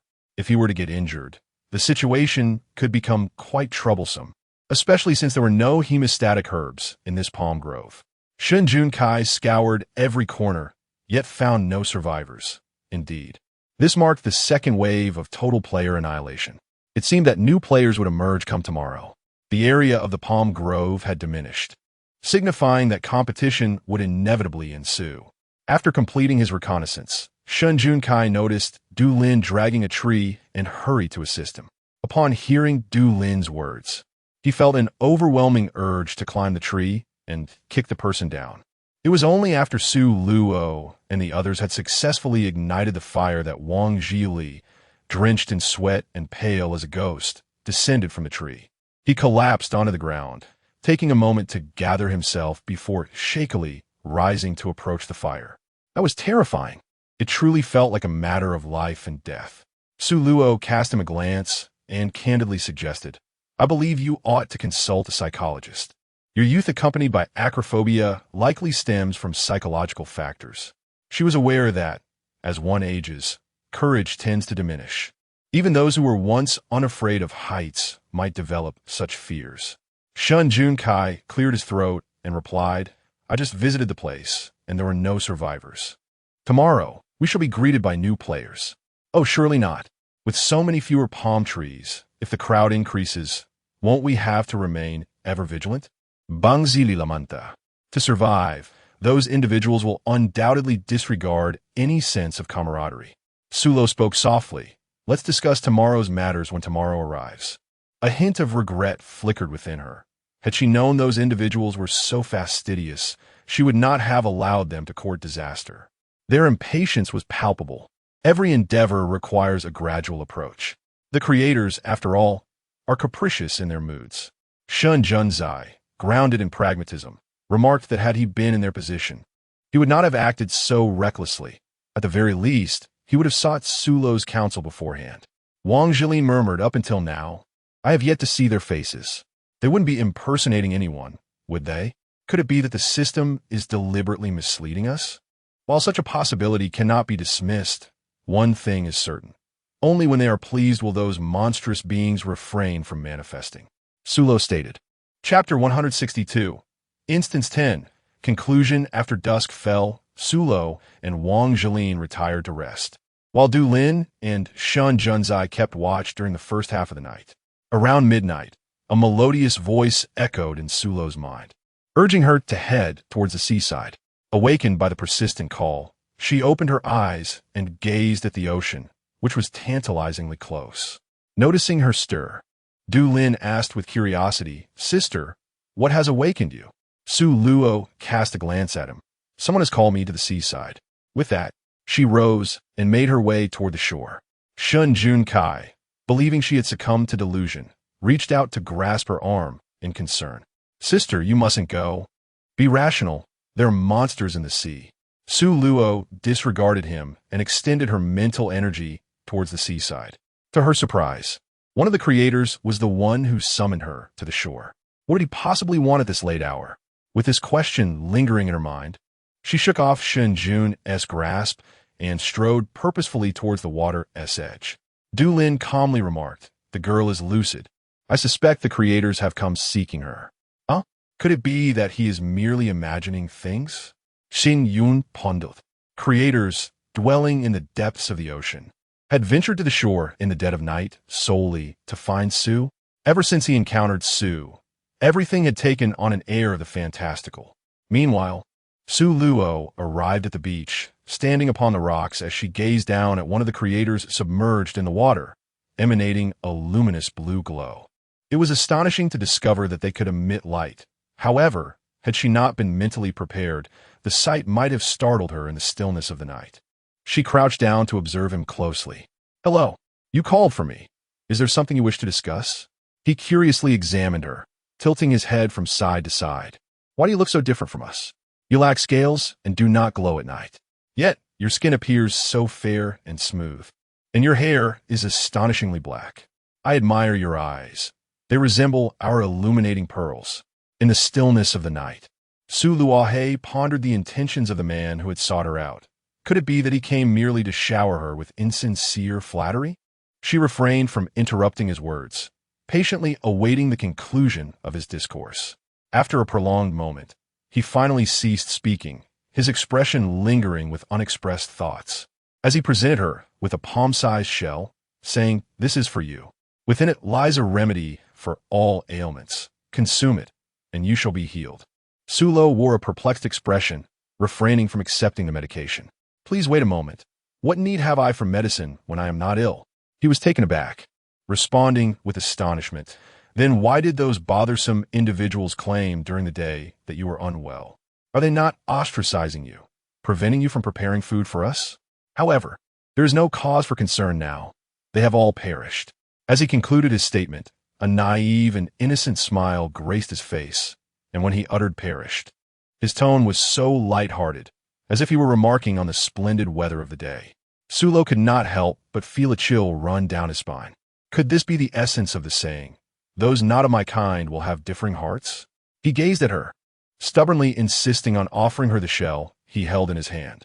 Regardless of whether she was ill, since he had brought it, she should accept it. Such a remedy I possess in abundance. A cure-all? They are indeed prosperous. If others were to learn of such a miraculous elixir, they would undoubtedly resort to every conceivable means to procure it. Although they reside at the pinnacle of the food chain in this world, they remain blissfully unaware of the need for vigilance against others. Observing him, she was reminded of the naive Xiao Wu, and a smile graced her lips as she reached out to tousle his hair. This remedy must not be disclosed to any other humans, lest it invite the calamity of extinction upon your kind. The malevolence of humanity is beyond their imagination. He blissfully closed his eyes, a smile radiating from his cheeks. Sulo gazed at him, who appeared as innocent as a child, and his heart melted into a puddle. He gently tousled the damp strands of his hair and softly inquired, "Are you hungry? Would you like something to eat?" As he opened his eyes, a glimmer of light sparkled in his blue slit-like pupils. "Are you going to prepare a meal for me? But I cannot indulge in solitary feasting. Otherwise, if the king finds out, he will be displeased." As he spoke the last words, a look of inner conflict crossed his face. He found himself wavering between the desire to eat and the need to refrain. Su Luo smiled, indicating that it was not a convenient time of the moment. She suggested he return later, promising to roast something delectable for him to enjoy. And once he was satisfied, she would bring some to Wang. After all, the night shift was rather monotonous, and it would be a perfect opportunity to occupy herself and extract some valuable information from him. He cheerfully agreed, leaving her with the remark that he was off to catch some seafood. With that, he disappeared into the depths of the sea, not forgetting to place a pouch of miraculous remedies at her feet. She refrained from opening the shell and simply stored away in her space. Ever since she acquired 2 exceptionally fine pearls, Shun Junkai had begun to regard her as a divine fortune bringer. Du Lin observed her and mused, "Is it possible that the Creator has chosen you?" It truly was disheartening to compare oneself to others. He lamented his own lack of such fortuitous favor from the Creator. Su Luo nodded. Those individuals who had presented tributes during the day claimed that she was unwell, which prompted the one responsible for collecting the offerings to approach her. Shen Junkai's eyes brightened as he said, "Sister, why not cultivate a rapport with him? Our fate hinges entirely on you." Upon hearing this, Du Lin also turned his gaze towards her, clearly sharing the same sentiment. "I shall do my utmost," Su Luo replied, neither overpromising nor guaranteeing success, for all was but a concept yet to materialize into reality. After more than half an hour, it was Su Luo's turn to keep watch. She instructed both Du Lin and Shun Junkai to retire for the night, deliberately refraining from awakening Wang Zhili. To prevent the three of them from disturbing the otherworldly being, she cast a slumber spell upon them. Subsequently, she engaged in communication with the entity using her mental prowess, inquiring if it could come ashore. Sulo conveyed her approximate location to him, instructing him to simply bring the seafood. He assented to her request without hesitation. After approximately 10 minutes, a rustling sound emerged from the shore. In the darkness, a shadow approached, burdened by something on its back. Illuminated by the firelight, Sulo discerned that he was exceptionally tall, standing between 2 to 3 meters. His face was still adorned with scales. The blue vertical pupils reflected a flicker of fear as they gazed at the fire. "What is this?" It appeared quite perilous. "This is fire. I have been using it to cook meals for you these past few days. If you are afraid, you may stand back to avoid injury." He obediently nodded, removed the object from his back, placed it on the ground, and pushed it towards Sulo. Upon observing the enormous shell brimming with various seafood before her, Sulo's lips twitched into a smile as she inquired, "Can you find shell the same size?" He contemplated for a moment, then nodded earnestly, indicating that he could, and requested her to wait a moment. With that, he turned and vanished into the darkness. After his departure, Sulo busied herself by retrieving a large iron wire grill from her space. She then gathered the seafood, arranging it meticulously on the grill, placing the quicker-cooking seafood on the edges and the slower-cooking ones in the center. Once arranged, she brought the two sides together and fashioned 2 wooden forks from nearby materials, inserting them into the sand. As she grilled and turned the seafood, she awaited the moment when the dripping juices transformed into a delightful aroma. When the seafood began to change color, she sprinkled it with seasoning, releasing a tantalizing scent that wafted through the air, reaching the noses of the 3 slumbering companions, who instinctively swallowed and smacked their lips, as if dreaming of culinary delights. He stared intently at the cooked seafood on the grill. Once ready, Sulo removed the grill and poured the delectable seafood into one of the shells. "It is ready to eat, but be cautious, it is hot," she advised. She then proceeded to grill another batch of seafood. He nodded vigorously and, once the seafood cooled to a palatable temperature, eagerly grabbed it with his hands and devoured it. Before long, the freshly grilled seafood had entirely disappeared into his belly. A look of satisfaction spread across his face as he patted his stomach, exclaiming, "It is exquisite. I have never tasted anything so delicious." Sulo gazed at him and said, "If you wish, you may visit me every evening. I shall prepare roasted delicacies for you."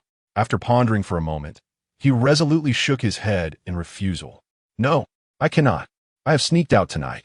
The tribespeople would permit him only a single transgression. Should there be a second, he would face expulsion from a clan and transform into one of those monsters. "Do you have a name?" "I'm called Sulo." With that, Sulo deftly shifted the conversation. "Our names differ significantly from those of humans, and I am uncertain how to articulate it." She was the first human capable of communicating with him. Sulo had no choice but to shift the conversation, directly inquiring, "Are you creators?" "Creators?" He appeared utterly bewildered. Sulo, at a loss for words, decided to change the subject once more, asking, "Do those man-eating monsters have any connection to you? In other words, do those creatures still act under their influence in their subconscious state?" Sulo was intrigued by the nature of the tribal rules that could transform beings akin to mere folk into such ghastly forms. This evening, would his stealthy escape incur any punishment? In other words, with these seafood treasures, he could evade a single reprimand, yet there would be no second chance. Sulo felt a twinge of regret. She had hoped to spend more time with him to extract some valuable information. She had considered stealthily venturing into their ancestral domain. But the pressure of the deep sea was no trifling matter. The deeper one goes, the greater the pressure becomes, and it was likely that she would be crushed before she could even approach. Suddenly, a thought struck her. Didn't you dwell in the depths of the ocean? How could you come ashore without any repercussions on your body? He pondered for a moment, then replied, "Our ancestors were once human before they adapted to life in the abyss." Beyond that, he was unwilling to divulge more, clearly a matter governed by clan regulations. Upon hearing his words, Sulo was left in astonishment. It was utterly absurd that this scenario had incorporated the lost civilization of Atlantis. Following this revelation, the two lapsed into silence. Suro devoted himself to grilling seafood, and soon, the freshly cooked delicacies were placed into empty clam shells. He consumed a portion, and due to the shrinkage of the seafood, the quantity appeared rather modest. "Is this enough for your king?" he inquired, for she bore a striking resemblance to Xiao Wu in certain aspects, and she wished to avoid the punishment he might face. He nodded, affirming that it was indeed sufficient, entirely adequate. Previously, the multitude of dishes he had requested was because the entire clan needed to partake. Subsequently, he presented her with a pearl, the size of an infant's fist, shimmering in a delicate rose hue. "This is your reward for assisting me with the seafood," he declared. With that, he cradled the clam shell in his left hand and gestured above it with his right, conjuring a shimmering blue protective shield that enveloped the shell. After bidding her farewell while bearing the clam shell, he strode away with purpose. Sulu observed that the protective shell served a definite purpose, even when the clam was upright. The food within remained undisturbed. He approached the shore, diving into the sea, transforming into a streak of azure luminescence, vanishing into the shallow waters as he journeyed towards the depths. She collected the 2 empty clam shells and the pearl he left behind into her spatial compartment, carefully placing them into a wooden box. Alone by the fire, she listened to the rhythmic sound of the waves, gazing into the flames while contemplating her thoughts. Tonight, she had gleaned only a morsel of useful information, which felt rather trivial as she had already surmised it. The unexpected revelation was that they were indeed the descendants of a lost civilization. In other words, the apparent clan rules likely concealed some restrictions outside their territory, or perhaps within their very beings, which, if breached, could lead to mutations transforming them into man-eating monstrosities. 2 possibilities emerged. They could be the creators, given that their king commanded those monsters to feast upon humans. If not, then what was the purpose of the system compelling players to feed them daily? Or was her earlier conjecture correct, that the system had been misleading them all along? Where then was the true creator? What exactly was it? At dawn, Wang Zhili, Du Lin, and Shun Jun Kai awakened in succession. Upon waking, Wang Zhili, noticing Sulu, suddenly realized it had been his turn for the night watch. Yet he had slept soundly as a log, completely oblivious to their calls. He offered a sheepish smile, his demeanor sincere as he apologized. "Sister, I am truly sorry. I was in such a deep slumber that I did not hear them summon me. I sincerely apologize." Suluo spoke. "There is no need for your apologies. I deliberately refrained from calling upon you, as we had visitors last night, and your presence would have been inconvenient." Wang Zhili was left in a state of confusion, pondering, visitors? What guest could possibly arrive on this remote island? Shun Jun Kai, with eyes brimming with anticipation, inquired, "Sister, did you manage to glean any valuable information last night?" Du Lin gazed intently at her, eager to hear what she would reveal. Su Luo concealed the matter of the pearl and spoke of all that could be said. The 3 individuals reacted differently after listening. Chapter 164. Instance 10. Conclusion 16. Durant's gaze flickered slightly, indicating that it was highly probable they were not the creators. Shun Jun's rebuttal came swiftly. "You cannot deny that they were of the same lineage as those monsters." Wang Zhili, realizing the situation belatedly, remarked, "Sister, did a non-human entity come to seek you last night? Did you prepare a feast for them and engage in a bit of conversation?" Sulo nodded noncommittally. "So, shall we proceed with the tribute today?" Shinjun Kai asked hesitantly. Du Lin and Wang Zhili simultaneously turned their gazes towards Sulo, awaiting her decision. "There will likely be new players arriving today, so let them take the lead," she declared. She regarded her culinary skills as mediocre, attributing any perceived deliciousness to the spices. Now, it was time for everyone to showcase their talents, allowing the newcomers to shine. The 3 of them spoke not a word as they made their way to the sea, preparing to gather some seafood for breakfast. Not long after they had finished their meal, dozens of new players appeared on the other side. They quickly sprang into action, forming teams, venturing into the water to catch seafood, and subsequently deciding who would deliver the tribute. I proposed that the person tasked with delivering the tribute should be someone skilled in cooking, preferably capable of preparing cooked dishes.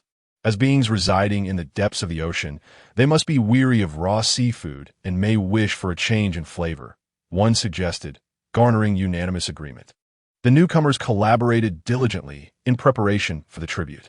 Shun Junkai observed their fervor and mused, "Do you think they will succeed?" The events of the previous day lingered in his mind, and he feared that if these newcomers provoked the wrong individuals, their lives could be in jeopardy. "They should," came the reply, and, just as the words left his lips, the newcomers noticed the four of them, with a few approaching. The leading man smiled and addressed them, "Greetings. Would you like to join us?" His gaze subtly scrutinized the four, mentally labeling them. He categorized Du Lin as someone to be avoided, while defining Wang Ji Li and Shin Junkai as superficial pretty boys. His gaze finally settled on Su Lo, a fleeting look of astonishment crossing his features before he dismissively categorized her as a mindless trophy dependent on men. Du Lin firmly declined, "No, thank you." The newcomer, unfazed, smiled and inquired, "May I borrow a flame from you?" The pretense of forming a team was merely a guise. Borrowing fire was their true intent. Du Lin extracted a burning branch from a fire and handed it over. The newcomer, along with his companions, departed swiftly and amicably. Shin Yun Kai Smyugel. Noting that this individual appeared slightly more astute than the previous two groups, albeit just marginally, he recognized the way the man had looked at Su Lo, a gaze all too familiar, one that assumed all beautiful women were mere ornaments. Wang Jili expressed his indignation. "That person is insufferable. How dare he look down on Su Lo? He clearly has a problem with his vision. There is no need to stoop to the level of someone so close to demise," Su Lo remarked pointedly. "Let's hope they survive today." "Indeed," Shan Junkai replied, "besides the four of us, those individuals have already cycled through 3 groups." Strangely, at noon, the sea, which typically splits open on its own, remained utterly still today. Upon witnessing this, the 3 of them exchanged bewildered glances. Su Meizi possesses an aura of mystique about her. The admiration that Shun Jun and Wang Jili hold for her has escalated dramatically, while Du Lin's apprehension toward her has similarly intensified. In light of the current situation, Su Luo was not particularly surprised. It appears that the aforementioned Wang has had his fill. The individuals waiting on the shore were left in a state of bewilderment, exchanging glances, uncertain of how to proceed. Since there was no need for tributes, let us share the bounty of seafood. The crowd was elated. They had been famished, and his words resonated perfectly with their desires. They devoured the seafood until little remained, and once satiated, they slumped onto the beach, succumbing to drowsiness. Before long, the majority had drifted into slumber. The mental prowess of Su Luo extended outward, revealing that monstrous beings were surging forth from the depths of the ocean. "The creatures are approaching." Everyone climbed the trees. Upon hearing this, Du Lin and his companions hastily rushed toward the nearby palm trees. Du Lin spoke in a low voice. "They are numerous, and to prevent them from competing with us, let us take refuge in pairs on separate trees. I shall team with Wang Jili, while Shun Jun and you shall form a group with Su Meizi." Wang Jili and Shun Jun had no objections to his arrangement. Su Lo naturally had no objections. Given the current situation of an abundance of monks but a scarcity of porridge, one could only make do to pass through. Su Lo inquired of Shun Junkai, "Will you ascend first, or shall I?" "Ladies first," he replied. "I shall bring up the rear." As a gentleman, he felt compelled to look after the precious gem of their quartet, especially since she had generously shared all 6 pearls they had acquired with the group. Su Lo nimbly ascended the tree, making his way towards the summit, closely followed by Shun Jun. Meanwhile, Du Lin, with a sense of responsibility, allowed Wang Jilin to climb ahead, but soon grew impatient with his slow pace. In a swift motion, he overtook him, grasping the collar of his shirt and pulling him upward. "Brother Du, let go. I promise to climb faster and will not hinder your progress," Wang exclaimed, his face flushed from the constriction. If this continued, he would surely meet his ancestors. Du Lin inwardly scoffed at his weakness. Being mindful of Wang's acrophobia, he kept an eye on him as they ascended, fearful of his potential fall. In stark contrast to their anxious urgency, a large group on the opposite coast lay obliviously sprawled, devoid of any sense of impending danger. It was only when the sea surged towards them that they began to react, with shouts urging everyone to flee to the palm groves and climb the trees. However, it was already too late. The monsters had emerged from the depths of the ocean, advancing like a relentless army of ants, leaving no survivors in their wake.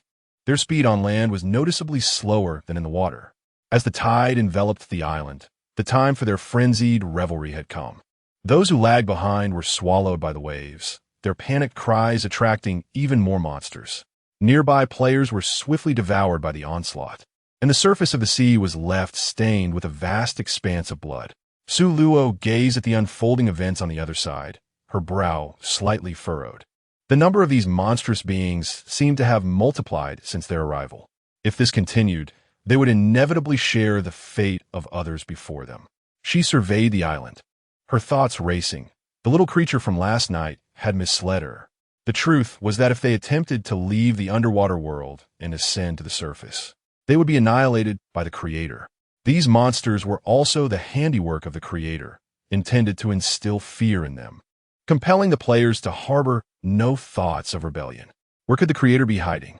Given his apparent omniscience regarding the situation here, he surely could not be far away.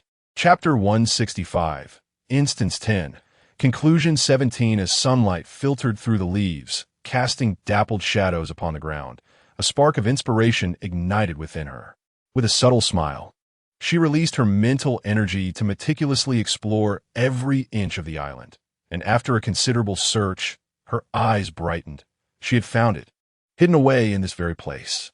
She concentrated her external mental energy into a sharp needle and thrust it forcefully toward a specific location. Suddenly, a transformation occurred. The ravenous monsters, as if confronted by a fearsome adversary, retreated while emitting piercing cries, summoning their comrades to flee. In the blink of an eye, the creatures vanished entirely. Shortly thereafter, the entire island began to tremble violently.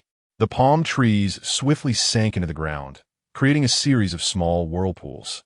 Seeing this, Su Luo shouted to the 3 members of her team, "Quick, get down from the trees." Heeding her call, the trio paid no mind to anything else and leapt from the trees, plunging into the ocean. Just as they did so, the palm grove entirely disappeared. Sulo's psychic perception revealed the circumstances beneath the surface of the sea, prompting her to urgently warn the 3 companions, "Quick, take cover." Unfortunately, the roar of the waves crescendoed, drowning out her voice. The trio remained oblivious to her warning, and just as they were becoming perplexed, the water suddenly began to boil. In an instant, several tentacles adorned with suckers emerged from the depths, striking with lightning speed toward the floundering humans, lifting them effortlessly into the air. Soon after, a colossal head, entirely dark red and etched with intricate grooves, surfaced from the waters. It bore 8 eyes, each the size of a football, seemingly affixed to its visage, protruding ominously and exuding an unsettling aura. Calmly, Su Luo retrieved a water-repellent pearl from her spatial pouch and tucked it into the pocket of her garment. Instantly, a translucent membrane enveloped her, creating a barrier between herself and the ocean's depths. Among the monstrous creatures emerging from the sea, 2 pairs of eyes fixated upon Su Luo. As several tentacles lunged toward her, Sulo wielded a watermelon knife in each hand, launching an immediate assault. Wherever the blades traversed, tentacles were severed one by one, cascading into the sea, while the freshly cut ends gushed forth a foul, dark crimson ichor. In agony, the creature emitted a furious cry, thrashing its empty appendages as it lunged toward her with overwhelming ferocity. Sulo wielded her twin daggers with unparalleled agility, severing the monstrous tendrils with each precise strike. As the creature realized its diminishing appendages, it abandoned its captured prey without a second thought, furiously brandishing the remaining tentacles towards her.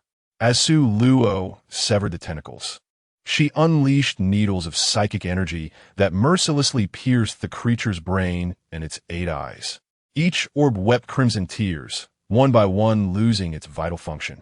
Meanwhile, the adept swimmer Dulin rescued Wang Zhili and Shun Junzai from the depths of the sea, guiding them away from the chaos.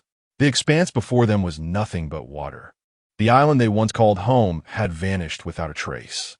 "Doolin, from where did this monster emerge?"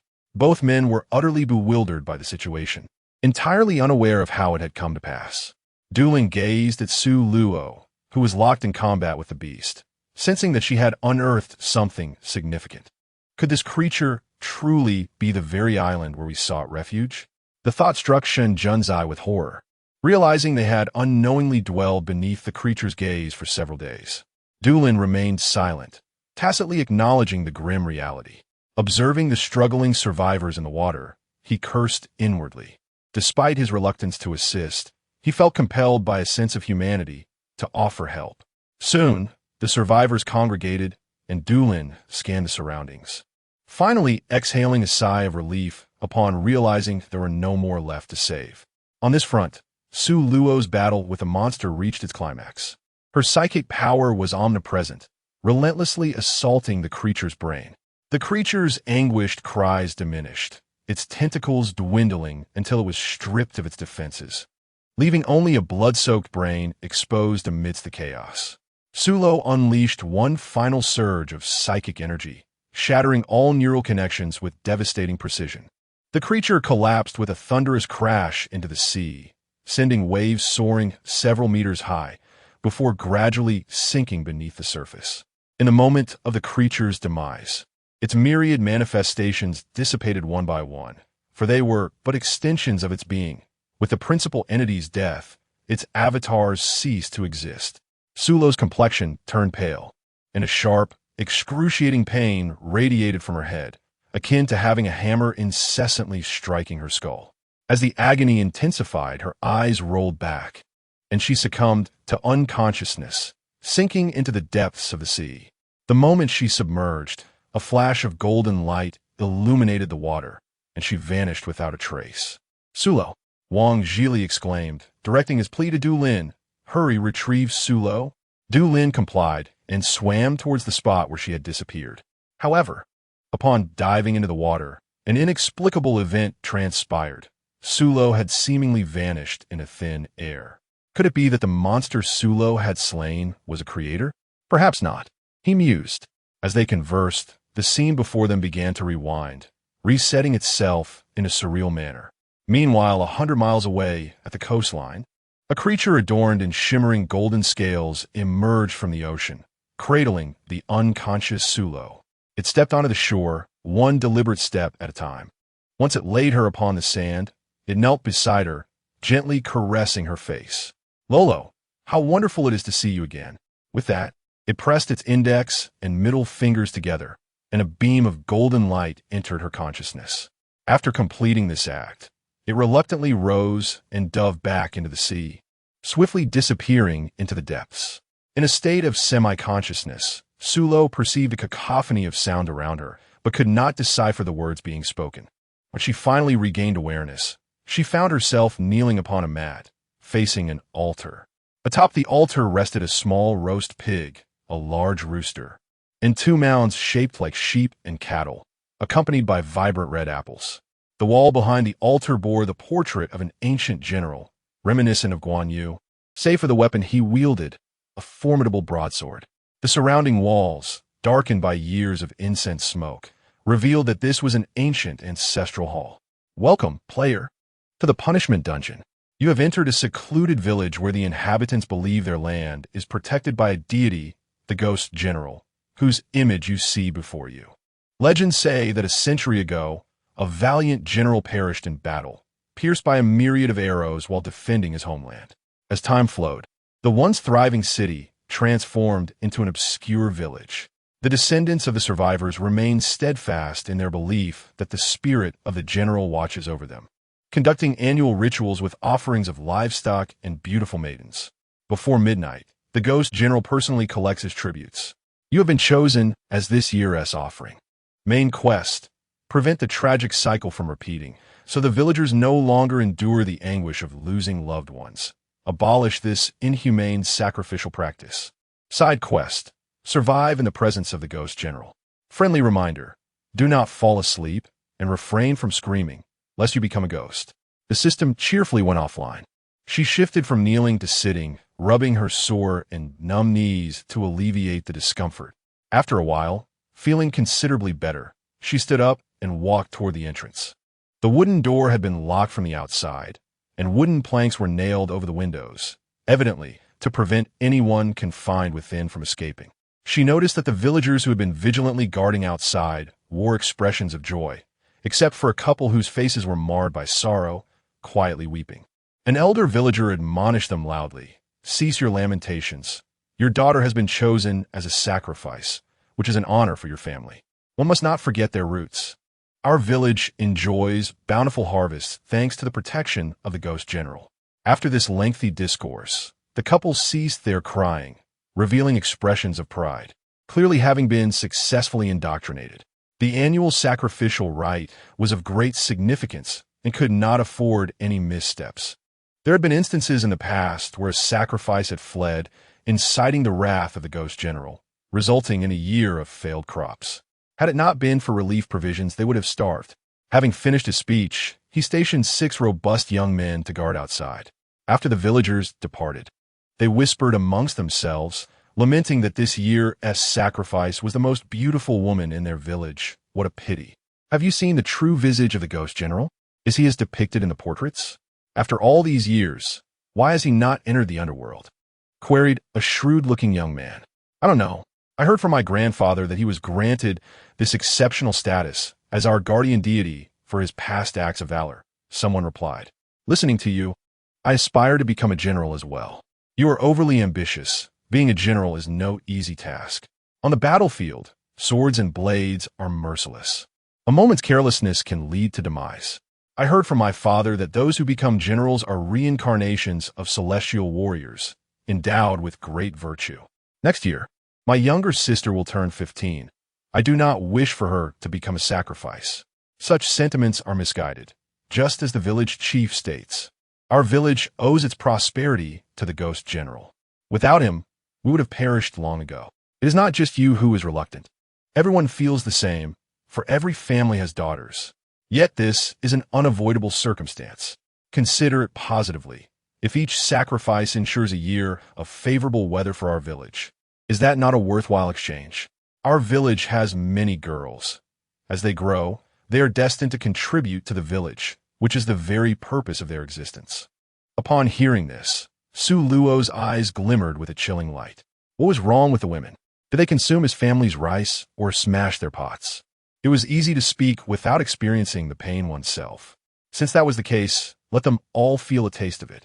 With this thought, she brought her fingers together, and 6 beams of crimson light shot forth from her fingertips, slipping through the door's crack and embedding themselves within the bodies of the 6 individuals. The 6 of them shivered in unison, wondering why it had suddenly grown so cold. They must be hungry. They should wait a little longer, and soon someone would come to relieve them for a meal. That made sense.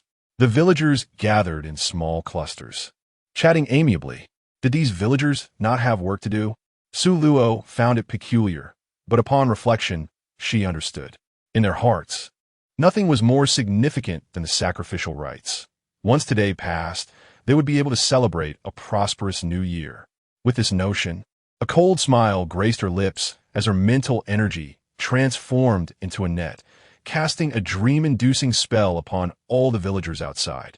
From this night forth, as soon as they fell asleep, they would be haunted by the tragic fates of the young maidens they had sacrificed. They saw her, obediently kneeling on the mat through the gap in the door, which put their minds at ease. As darkness enveloped the sky, 2 villagers opened the tightly locked door and lit candles on the altar. Once everything was set, they exited, securing the door from the outside. Upon their exit, the village chief inquired, "Did that girl from the Su family cause any trouble?" The 2 shook their heads. "No, she said nothing and ignored us entirely." The village chief felt a lingering unease. What if she had taken her own life? Have you confirmed her condition? Does she still breathe? With an apologetic smile, the chief admitted, "I've been foolish. You 2 should remain vigilant." They nodded in agreement, taking their positions outside the door. Chapter 167, Subchapter 10 concluded. Approximately 15 minutes before midnight, the village chief deemed the time appropriate and instructed the 2 guards outside to unlock the door, allowing the ghost general to take the offerings. Once the door was unlatched, the chief and his party stepped back 10 meters, watching the ancestral hall from a distance. Suddenly, a fierce wind howled outside, causing the hall's door to bang loudly, while the gust that slipped through the window frames produced a sound reminiscent of a wailing infant. At such an hour, any timid soul hearing that sound would surely be terrified to death. Su Luo sat calmly on the mat, awaiting the appearance of the ghostly general. As the clock struck midnight, a fierce wind swept into the shrine, carrying Su Luo away from the sacred place. The tempest bore her swiftly into the depths of a secluded mountain cave. Upon entering the cavern, the wind cast Su Luo to the ground deep within, then dissipated. Having anticipated this occurrence, Su Luo astutely sensed the wind's intent and prepared herself for the descent. Nevertheless, the force of inertia caused her to stumble momentarily upon landing, nearly resulting in an unceremonious encounter with the earth. Once she regained her footing, she retrieved a luminous pearl from her spatial pouch to illuminate her surroundings. The air within the cave was far from pleasant, tainted by a potent emlang of the metallic scent of blood and the stench of decay, a foul combination that assaulted her senses. The cave was modest in size, its floors strewn with ominous white bones, some of which had begun to calcify due to the passage of time. Beside the skeletal remains lay severed limbs, and most unsettling of all, a remarkably fresh head, its flesh just beginning to rot. Judging by the size of the skull, it belonged to a female, having met her demise no more than 6 months prior. Holding the luminous pearl, she exited the cave and ventured forth, intending to explore the lair of the ghostly general. After leaving the cave, she ascended a slope and navigated through an exceedingly narrow opening, emerging into a spacious burial passage. The surrounding area was paved with rectangular blue bricks, and this corridor branched out in multiple directions, presenting 3 distinct forks, each leading to its own sepulchral path. Su Luo chose the central corridor, holding the luminous pearl aloft, and strode forward with purpose. As she advanced, she extended her mental energy to probe the surroundings of the tomb. To her left, she beheld a burial chamber that led directly to a coffin adorned in gilded black, surrounded by more than a dozen wooden boxes. Some of these boxes had decayed, revealing their contents. Within 5 of them lay exquisite gold and silver jewelry. 2 contained paintings and books, while the remaining boxes held silks and splendid garments. This chamber must have belonged to the general's beloved wife. On her right, the corridor opened into another burial chamber, which housed 3 smaller coffins, each accompanied by 3 boxes filled with toys, clothing, and books. Had the entire family perished in the afterlife? The promise of safeguarding the nation had instead led to them becoming victims of imperial strife. Indeed, rumors often proved unreliable.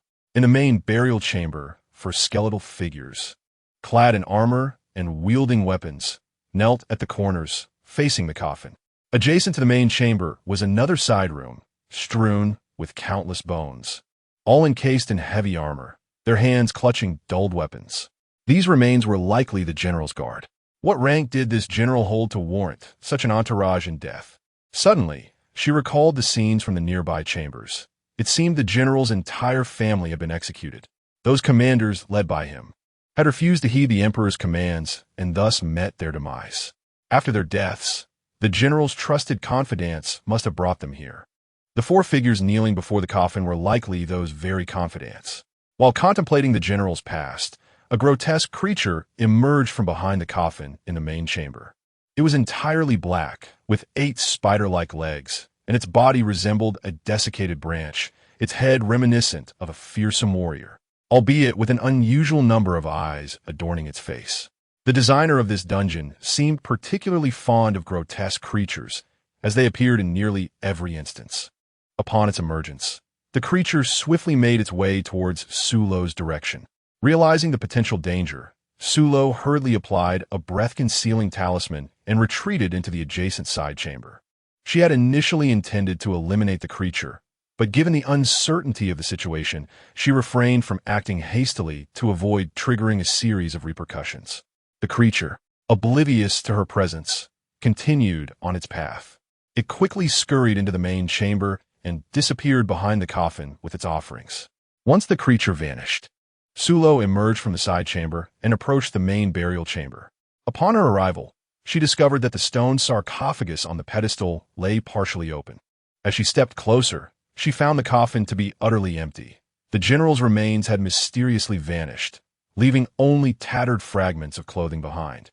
Behind the sarcophagus, a seemingly bottomless pit yawned, and the ground bore the unmistakable marks of the creature's passage. She employed her mental prowess to probe the depths of the cavern, which extended a considerable 10 meters below. Deep within the abyss, several of the peculiar creatures she had previously encountered lingered, each advancing to offer sustenance to a shadowy entity that resided in the center of the cave. After consuming the offerings, she observed that the creature's form seemed to swell perceptibly. Once all the tributes had been presented, one of the monsters began to chatter excitedly at its companions. Upon hearing this, the creature swiftly turned and ascended towards the mouth of the cave, undoubtedly intent on retrieving its offering to present to their master. After gazing into the abyss for an extended period, Su Luo could discern nothing of substance within the cavernous hole.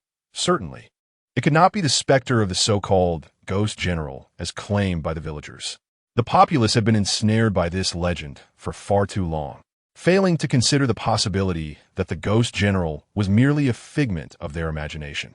The offerings they submitted annually had been devoured by a lurking creature, which first feasted upon the general's remains and subsequently coaxed the villagers into providing tributes, particularly young maidens, thereby growing ever more powerful.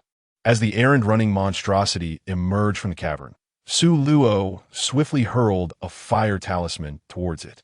In an instant, the creature transformed into a blazing orb of flame, writhing in agony as it tumbled downward, colliding with its companions and igniting them in turn.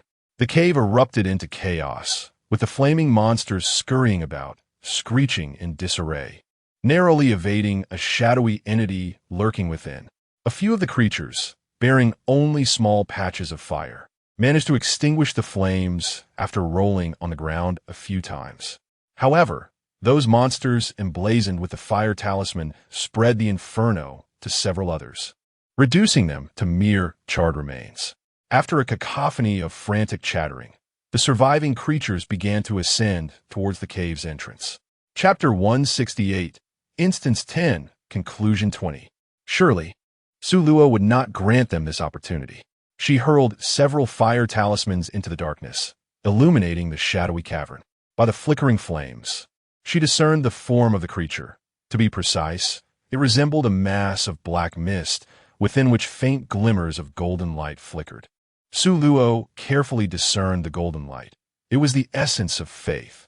No wonder this creature had grown increasingly formidable. It had devoured the faith belonging to the ghost general, along with the souls and flesh of the offerings. Regarding the creature's unusual movements, it stirred slightly, but then remained still. Clearly, this monster had not fully awakened. Otherwise, upon the death of its minion at her hands, it would undoubtedly have gone berserk. Standing above the cavern, she contemplated her strategy to eliminate this beast. A thought struck her. Since the villagers held an unwavering belief in the ghost general, she would allow them to witness the true visage of the entity they had revered for so many years. This revelation would hold far more persuasive power than her own words as a sacrifice. Should they realize that the ghost general was not deceased, they would surely cast all blame upon her. Only by witnessing the monster's true form would those ignorant villagers awaken to the reality of what they had unwittingly nourished with their own flesh over the years, thus ensuring that such a tragedy would not befall them again.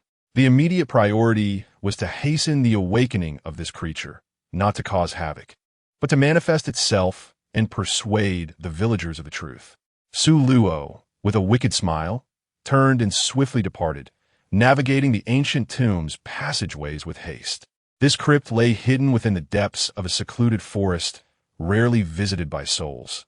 The villagers possessed only a vague notion of its location, yet none had ever ventured near. Before dawn broke, cloaked by the veil of night, Su Luo adorned himself with a teleportation talisman and materialized in the village. He stealthily pilfered the poultry and livestock from each household, ensuring that by the time morning arrived, the villagers would awaken to the alarming absence of their beloved animals, igniting a flurry of commotion throughout the community. Meanwhile, that entity instinctively commenced its consumption, causing the chickens and pigs to visibly wither before one's eyes. Su Luo cast 2 sheep into the abyss once more, and they swiftly transformed into jerky. Subsequently, she continued to feed the creature, observing as it grew increasingly colossal, its writhing frequency escalating. Once she had sacrificed all her livestock to the beast, it finally stirred. Recognizing the imminent danger, Su Luo prudently retreated to avoid being indiscriminately attacked by the creature. Thereafter, she concealed herself in the shadows, content to witness the unfolding spectacle. For in the eyes of the villagers, she was presumed dead. Having perished, there was no conceivable way for her to return to life. She climbed a towering tree on a hillside near the village, seeking the optimal vantage point from which to observe the drama that was about to unfold. She harbored no sympathy for the villagers who had thrust themselves forth as offerings. As dawn broke, early risers among the villagers discovered their cherished livestock had vanished, promptly raising a cacophony of cries, followed by a torrent of curses. Neighbors, awakened by the commotion, soon realized their own animals were also missing and joined the chorus of denunciation. Gradually, the air was thick with their grievances. Among the more level-headed villagers, someone proposed seeking out the elder of the village for guidance. The elder, equally troubled, found that his own livestock had likewise disappeared. One villager suggested, "Elder, shall we report this to the authorities and have them apprehend the thief?" This prompted another to recall, "Elder, could it be that the ghost general found our offerings insufficient yesterday?" The elder pondered, "That seems unlikely. Our offerings have remained consistent each year. If the ghost general were dissatisfied, he would have surely communicated that to me in a dream. Then, Elder, to whom shall we turn for restitution regarding our lost livestock?" The villagers, reliant on their hens for eggs to sell at the market to supplement their household income, were dismayed at the prospect of not having pork during the upcoming festivities. They encircled the elder, demanding accountability. The elder, exasperated, bellowed at the crowd, "I too have lost my livestock. If you seek recompense from me, to whom should I appeal? If you're unwilling to bear this loss, go to the authorities. However, I must make it clear, if the officials arrive, none of you may divulge the matter of the ghost general, or I shall expel you from the village." The villagers, taken aback, recoiled, unable to swallow their indignation, determined not to suffer this loss in silence. Then, a voice emerged from the crowd, suggesting, "Are there not wild chickens, wild boars, and wild rabbits in the mountains? Let us send someone to capture their young and raise them, so we need not worry about meat during the new year." This proposal garnered unanimous support from the villagers. Yet, the elder opposed vehemently, declaring, "Absolutely not. No one is permitted to ascend the mountain. The ghost general's tomb lies there, and none shall disturb him." The villagers, now singularly focused on the forthcoming new year, resolved that they could not endure a season of vegetarianism. The village chief, "You are quite mistaken. This cannot be allowed, nor can that. So how are we to survive? Did you not proclaim that the ghostly general is our village's guardian deity? When the villagers are in distress, ascending the mountain for sustenance should be met with his approval, unless he wishes to witness our starvation. Chief, I cannot concern myself with the intricacies. Our livestock has been stolen, leaving us without meat, which is intolerable. My household consists of the elderly and children. Surely, you cannot expect us to subsist solely on vegetables for the remainder of the year. If you refuse to permit our ascent, we shall have no choice but to come to your home for sustenance. As the village leader, you cannot allow us to perish from hunger, can you? If all else fails, a loan of silver would suffice." Upon hearing the villagers' pleas, the old chief was incensed, feeling as if he had transcended to another realm. Through this incident, he discerned the villagers' true nature. They were all driven by self-interest, eager to seize any benefits available, yet quick to flee when trouble arose. With a weary expression, he waved his hand dismissively, indicating their freedom to proceed, but warned them not to seek him out in case of calamity. With that, he turned and departed. The villagers disregarded his words, for since his assumption of leadership, he had imposed numerous restrictions upon them, prohibiting this and that. Had they not feared offending him and provoking his ire, they would have long since severed ties. The village's able-bodied men formed a hunting party, armed and ready, and set forth towards the mountains. Upon entering the woods, they noticed an unusual silence. Even the birdsong had ceased, which was decidedly abnormal. A timid individual suggested, "Perhaps we should descend the mountain." However, another rebuffed him, asserting, "Do not frighten yourselves. The ghostly general protects us, and we shall be fine." Yet, recalling past excursions for firewood where they had been serenaded by the calls of birds and the howls of wolves, the stillness felt ominous. "Let us return another day," he urged. After receiving a reprimand from the leader, he hesitated to retreat, fearing mockery for his cowardice, and thus he pressed on, following the others. As they ventured deeper, the leader's demeanor shifted from relaxed to grave. The forest felt increasingly peculiar. The silence was eerie, and the temperature plummeted. Suddenly, a voice pierced the stillness. "Look, what is that?"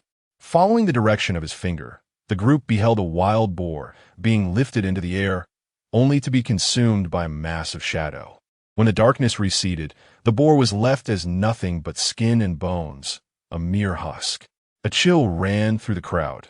The leader urgently commanded, "Run." They turned and fled along the path they had come. Their commotion roused the shadowy entity, which swiftly pursued them. The slowest among them was engulfed, and when the shadow retreated, only a desiccated corpse remained. The remaining individuals, upon witnessing the horrific scene, swiftly unleashed their utmost speed, racing down the mountain. The shadow, akin to a cat stalking its prey, pounced upon the unfortunate soul who lagged behind. That man, too, followed in the footsteps of his companions, becoming but a lifeless husk. Of the 10 members of the hunting party, only one made it to the base of the mountain. This man, his face etched with terror, stumbled and crawled towards the village, shouting in desperation, "There's a monster! A monster on the mountain!" Upon hearing this, the villagers hurriedly emerged from their homes. When they beheld that only Lin Sanwa had survived, the anxious parents immediately questioned, "Sanwa, where's my heir go? Where's my Juzi? Where's my Erwa? Where's my Dawa? Where is the surviving Sanwa?" Overwhelmed with despair, replied that they were all consumed by that monster. Upon receiving this dreadful news, the parents of the lost children reacted differently. The fathers managed to hold their composure, while the mothers, overcome with anguish, fainted. Their husbands rushed to support them, faces filled with sorrow, lamenting their fate, an elder burying the young. Someone notified the elder village chief, who arrived hastily, parting the crowd. "Lin Sanwa, recount to me what transpired on the mountain," he commanded. Trembling and disoriented, Lin Sanwa recounted the harrowing events. As the villagers listened, they collectively gasped in shock. The village chief, recognizing the gravity of the situation, spoke gravely, "While it is still early, let Lin Sanwa guide us. We must investigate the scene." At this, the villagers hesitated, reluctant to court death. The chief surveyed them. "You need not accompany us, but do not forget that you, too, are fathers. If it were your sons in peril today, would you still speak so lightly?" This sobering realization ignited a sense of urgency among them, truly echoing the adage, "Only the one who feels the blade knows its sting." Upon witnessing the gruesome fates of the young men, their faces drained of color, trembling in fear. They wondered what manner of beast could inflict such horror. Was it not said that the ghostly general protected them? Why then did death still claim lives? The fathers' expressions shifted, tears streaming down their faces. "Chief, did you not assure us that the ghostly general would safeguard our village? Why then has my son perished? Could it be that yesterday's ritual went awry?" One inquired. The chief shook his head. "I cannot say. Yesterday proceeded like any other year. Should we not report this to the authorities? Perhaps the officials can summon skilled individuals to aid us." The villagers gazed at the chief with hopeful eyes, awaiting his affirmation. Slowly, he nodded. "Yes, we shall report this. A loss of life is beyond the capacity of a mere village chief to manage." The villagers elected Lin Sanwa, the eyewitness, to go forth and notify the authorities. Lin Sanwa nodded decisively. The deceased were his dear companions, and out of respect for their past bond, he felt compelled to avenge them. That very night, a shadow descended from the mountain, infiltrating the homes of several families at the foot of the hill. From the elderly to the young, none were spared, all becoming sustenance for the monster. The following morning, as dawn broke, early rising villagers discovered the doors of these homes ajar. Yet the courtyards were eerily deserted. One villager, sensing something amiss, stood at the entrance and called out loudly, "Brotherly, sisterly." The kitchen was cold and uninviting, and as he pushed the door open to peer inside, terror gripped him, prompting him to flee in a panic. "This is bad. The monster has come down," he shouted as he ran. Upon hearing his cries, the villagers emerged from their homes and intercepted him. "Lisi, what are you shouting about?" they inquired, trembling. Lisi responded, "The entirely family has turned into mummies. The monster has descended." The crowd's expressions shifted dramatically upon hearing this. Someone hurried to inform the village chief. When the chief arrived, he dispatched individuals to investigate the open-door households. In total, 6 families were affected, each comprising 10 members. From the elderly to the young, not a single soul survived, all perished in the span of night. "We must report this to the authorities," he urged, fearing that delay could lead to further calamity. The loss of so many lives in one night was a grave matter. If the monster were not captured, their village would inevitably face dire consequences. Upon learning of this news, County Magistrate Zhang rushed to the scene with his officials. The sight of the deceased left them weak in the knees. Had it not been for the constraints of their official attire, they might have collapsed to the ground. After a considerable moment, Magistrate Zhang steadied himself and inquired about the situation from the village chief. Lin Sanhua, upon encountering the magistrate, felt his complexion pale. It was not due to cowardice, but rather the innate fear that common folk harbor towards those in power. With trepidation, he recounted the events of the previous day. After listening intently, Magistrate Zhang turned to the village chief. "Old chief, tell me the truth. Have you done something? Surely, it cannot be that the monster appeared without reason." He suspected that the villagers must have engaged in some wrongdoing. Observing their reluctance to speak, Su Luo, who had been quietly watching, cast a truth spell.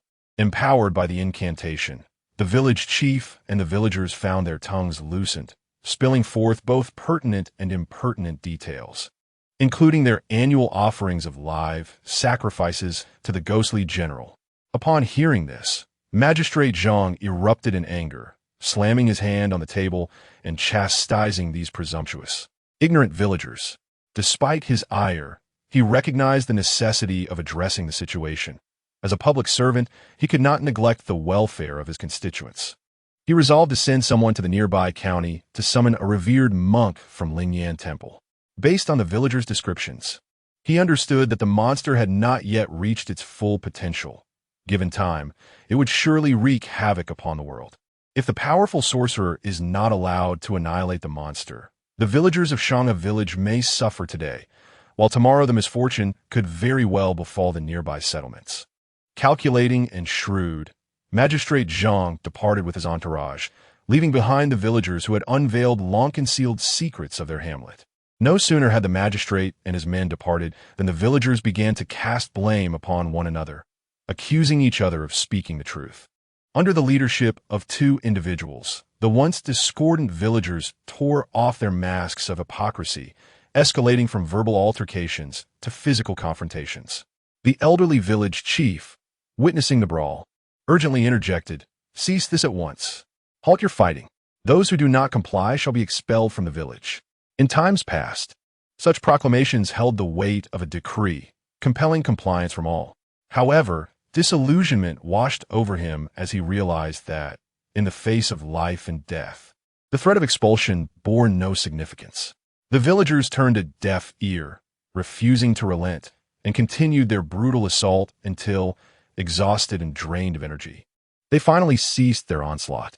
The ground was littered with villagers, each bearing bruises and bloodied lips. Enraged, the village chief muttered, "I can no longer manage your affairs.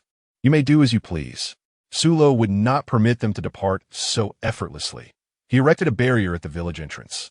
When the villagers arrived at the threshold and realized they could not step beyond their own hamlet, some timid souls were so frightened that they lost control of their bladders. Others sank to the ground, murmuring, "Retribution. This is all retribution." Regret gnawed at them. They lamented their past complicity. The village chief, aware of the situation, hurried to the scene. Initially, he was skeptical that such an occurrence could transpire in broad daylight. Yet the evidence before him compelled him to accept the reality. The villagers, unable to leave the village, became increasingly anxious. "Chief, what shall we do now? The expert summoned by the county magistrate has yet to arrive, and if we cannot find him, our lives may well be forfeit." The chief exhaled heavily, resigning himself to fate. He resolved to visit the ancestral hall to beseech the ghostly general for assistance, hoping that the general would consider their years of sincere offerings and intervene to save the villagers. At that moment, he remained oblivious to the truth. The ghostly general had never existed. They had been venerating a malevolent creature for nearly a millennium. The creature's essence clung to the general's portrait, drawing power from the villagers' faith. As darkness descended, the villagers dared not sleep, fearing the creature would descend from the mountain.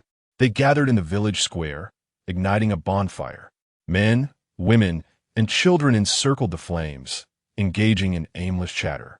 At the stroke of midnight, a dark shadow emerged from the earth, drifting towards the village. It stealthily infiltrated the homes of the villagers, only to find them empty. Shortly thereafter, more shadows emerged from the ground, returning to the village to conduct a thorough search. Unbeknownst to the gathered villagers, the creature's essence was poised to claim their lives. The shadows swiftly pinpointed the villagers' location and eagerly made their way to the square. Sensing a sudden drop in temperature, the villagers hurriedly tossed a few logs into the fire. The flames roared to life, yet warmth eluded them. One quivering voice ventured, "Could it be that the creature has returned?" No sooner had the words left his lips than he spotted a shadow looming behind another villager. He screamed, "Li Laojian, get away!" Instinctively, Li Laojian sidastapat. The adjacent individual, pale as death and frozen in fear, wished to flee, yet his feet betrayed him. The shadow shifted its focus and lunged towards him. Someone brandished a flaming branch, summoning the courage to confront the creature, shouting, "Monster, perish!" He swung the fiery branch at the shadow, but the flames inflicted no harm. Instead, they incited the creature's wrath. It expanded rapidly, devouring the attacking human with lightning speed. The man withered away in an instant, and after the shadow had gorged itself, it discarded him upon the ground, setting its sights on the next target. The villagers gazed at the ominous shadow, filled with trepidation, as they huddled together back to back, each clutching a flaming branch. The shadow advanced steadily towards them. Observing the scene with a cold detachment, Su Luo intervened, enhancing the flames in the villagers' hands with a subtle yet potent addition. Unaware of the change, the villagers remained oblivious, while the shadow instinctively sensed the impending danger and cautiously floated closer. As it approached, the flames suddenly erupted, as if imbued with a consciousness of their own, lunging toward the shadow. Alarmed, the shadow fled in haste. The villagers, bewildered, were utterly perplexed by the turn of events, questioning how the creature, once unafraid of fire, had suddenly become terrified. Upon witnessing that the crisis had been averted, Su Luo turned and departed. She made her way to the entrance of the village and ascended the great tree that stood there, waiting for the county magistrate to bring a skilled individual. If all the villagers were to perish, it would serve no purpose. She intended for them to live in perpetual fear, experiencing the anguish of the sacrifices. The monster's doppelganger vanished for a day and a night, only to return once more. The villagers mistakenly believed that the creature was averse to fire, so they dug a trench along the path down the mountain and ignited it, hoping to drive the beast away. They were sorely mistaken. The shadowy figure disregarded the flames and effortlessly soared over the bonfire. In light of this, the villagers were gripped by panic and hastened towards the village entrance. They sprinted ahead, with the shadow pursuing them closely. The slowest among them would inevitably become the creature's prey. Once again, the villagers witnessed their fellow townsfolk being devoured by the monster, their spirits shattered and fully aware that their turn would soon come. As death loomed, they harbored resentment towards the ghostly general, who had accepted their offerings for many years, yet in their moment of dire need, failed to appear and protect them. As Su Luo assessed the situation, he cast the heavenly fire talisman towards a shadow. The villagers, rendered motionless on the ground, bore expressions of relief at having survived the ordeal. One individual, the first to react, earnestly expressed gratitude towards the direction from which the heavenly fire talisman had emerged, proclaiming, "I, a humble villager, thank the Ghost General for saving my life." With that, he knelt in reverence. Upon hearing this, the other villagers followed suit, bowing in homage. Having narrowly escaped death, they felt a profound sense of guilt. They should not harbor resentment towards their guardian, the Ghost General. Flecks of golden faith coalesced. Drifting towards a certain point within the mountains, Sulo let out a silent sigh, lamenting the villagers' hopelessness. With their newfound faith, the monster stirred even more rapidly, and she could only hope they would withstand the shattering of their beautiful illusions. After gaining this power of belief, the creature no longer dispatched avatars to devour the living. For several days, tranquility reigned, and the villagers, convinced that the ghostly general had vanquished the beast, unwittingly lowered their guard. Little did they know, the monster was on the brink of awakening. The county magistrate, in a state of frantic agitation, realized that without the arrival of a high monk to suppress the creature, his official cap would be at stake. Once she had completed her tasks, she established a rudimentary demon-slaying formation centered around the village. Its efficacy remained uncertain to her. In the past, she had utilized spiritual energy to set such formations, but now, as an ordinary person, everything was shrouded in ambiguity. After completing the formation, Sulo finally felt a sense of relief. Her intentions were not born from a maternal instinct to protect these heartless villagers, but rather a desire for them to awaken to the truth that the ghostly general had never truly existed, and to spend the remainder of their lives seeking atonement and repentance. On the night of the full moon several days later, Sulo sensed the creature below beginning to absorb the essence of the sun and moon. It seemed that its awakening was imminent. As Su Luo observed the creature, which persistently refrained from revealing its true form, she resolved to disregard it for the time being, patiently awaiting its emergence from the subterranean lair. She surmised that the recently awakened beast would undoubtedly require a substantial amount of sustenance. True to her expectations, after stretching its limbs, the creature swiftly darted out of the cave. Upon exiting the tomb, it lingered for a moment in the forest, inhaling the scents around it, before setting off towards a specific destination. Its chosen path led directly to Shangha village. For the inhabitants there represented the most exquisite nourishment. Imbued as they were with the power of faith, Sulo unleashed a dream curse upon the villagers, plunging them into a realm of nightmares where they each experienced the harrowing sensation of perishing within the jaws of a monstrous creature. Awakened in terror, they soon realized they were no longer in the comfort of their homes, but rather ensnared by a dark mist, suspended in midair. It dawned upon them that the monster had infiltrated their village, and they had been whisked away by a manifestation of its essence. Panic ensued as some began to scream, frantically struggling to escape the clutches of the inky smoke. Yet their efforts proved futile as the dark tendrils held them fast, propelling them towards a clearing in the village. Upon reaching this desolate expanse, they were unceremoniously cast to the ground, while the shadowy figures coalesced like ethereal serpents, converging towards an unseen destination. In that moment, a pair of blood-red, slit-like eyes emerged from the depths of darkness, instilling dread within the hearts of the villagers, who instinctively assumed defensive postures. The elderly village chief, trembling, inquired, "Who are you? Why do you seek to bring us harm?" After emitting a series of eerie, guttural sounds, the creature extended a tendril formed of shadow, lifting the old chief into the air. Desperation filled his voice as he cried out, "Ghost General! Ghost General! Please manifest and save us." Sulo, it truly evokes a sense of urgency regarding their intellect. They are indeed blind to the truth until faced with the inevitable. She altered her tone to a somber pitch and declared, "He is none other than the ghostly general you have revered for many years. Now that he has returned, you fail to recognize him?" The old village chief, overcome with terror, retorted, "You speak nonsense.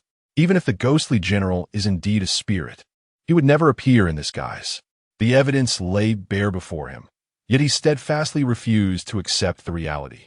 Sulu fell silent, poised to speak when the creature's voice pierced the air, raspy and grating, akin to a spatula scraping the bottom of a pan, sending shivers down one's spine. I am the Ghost General. The Ghost General is I. Had I not consumed his flesh and soul, I would not possess consciousness. As it slowly narrated, the villagers began to comprehend that the Ghost General had long ceased to exist. Misled by rumors, for millennia, they had venerated what they believed to be the Ghost General, only to discover it was a monster that had usurped his name, feasting upon offerings and the power of their faith, leading them to their current plight, a consequence of their own making. Soft sobs emerged from the crowd, and soon the mournful sound multiplied, echoing through the air. They wept for the daughters they had cruelly sacrificed. The creature, irritated by the cacophony, barked, "Silence! Whoever dares to cry again shall be the first to meet their end." The villagers, gripped by fear, immediately stifled their sobs, covering their mouths with trembling hands. Eyes wide with terror, they did not wish to perish. Driven by the primal instinct for survival, one among them took the lead, crawling in desperation towards the village's exit. Witnessing this, the others followed suit, rising to flee. Enraged, the creature unleashed its tendrils of black mist upon those attempting to escape, mercilessly crushing their bones, reducing them to mere ash scattered upon the ground. Should anyone dare to flee again, this shall be your fate. The villagers, horrified, hastily vowed, "We shall not run. We absolutely will not flee." In their hearts, they fervently prayed for divine intervention to rescue them. Yet, no matter how fervently they implored, salvation would not come. The creature regarded them from its elevated position, proclaiming, "Listen well. If you wish to survive, continue your offerings, at least one person daily." Chapter 172, Instance 10, Conclusion 24. Upon hearing this decree, the villagers felt that death might be preferable. Life had become a torment far worse than dying. One person daily, alongside the need to procure cattle and sheep, they faced not only the specter of death, but also the financial burden of purchasing livestock for the creature. With their own bellies unfilled, it was as if the monster spoke from a place of privilege.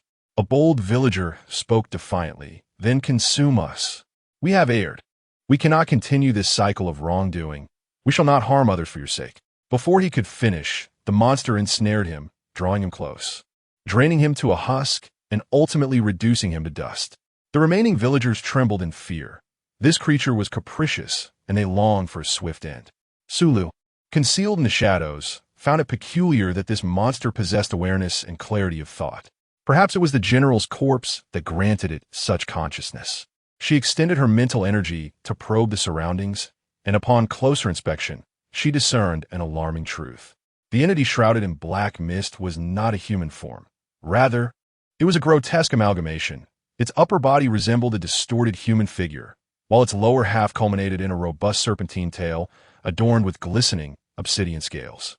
Furthermore, it bore 8 spindly legs reminiscent of a spider upon its back. What a repugnant creature! No wonder it shunned revealing its true visage. Having observed sufficiently, it was time for her to take action.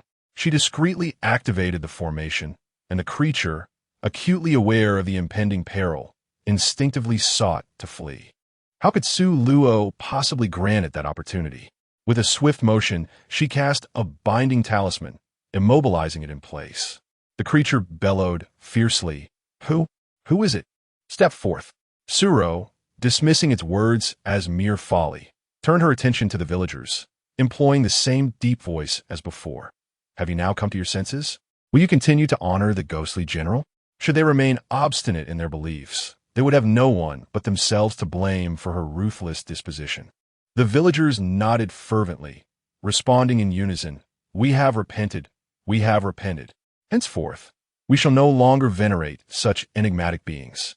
If you save us, Master, we shall surely establish a lasting memorial in your honor." Sulo interjected, "No need for that. My intention is not solely to protect you. Rather, I seek to prevent this monstrosity from wreaking havoc upon the world." As he spoke, the demon-suppressing formation began to unleash its power. The creature, bound by the spell, experienced excruciating agony, howling in a piercing voice It hurts so much. I beg you, spare me." Su Luo let out a cold snort and remarked, "You asked me to spare you. Yet have you ever shown mercy to the innocent?" As her anger intensified, she hurled a thunder fire talisman with fervor. Upon its release, a resounding roar echoed from the heavens, and shortly thereafter, purple lightning descended with a formidable force, striking the monstrous creature. The villagers watched in awe, their expressions frozen in disbelief. Who was this enigmatic figure, capable of summoning celestial thunder? Could it be that they were a sage of great attainment? Each bolt of thunder grew in potency, and soon, even the millennium-old monster could not withstand the dual onslaught of the nine heavens thunder and the demon suppression array.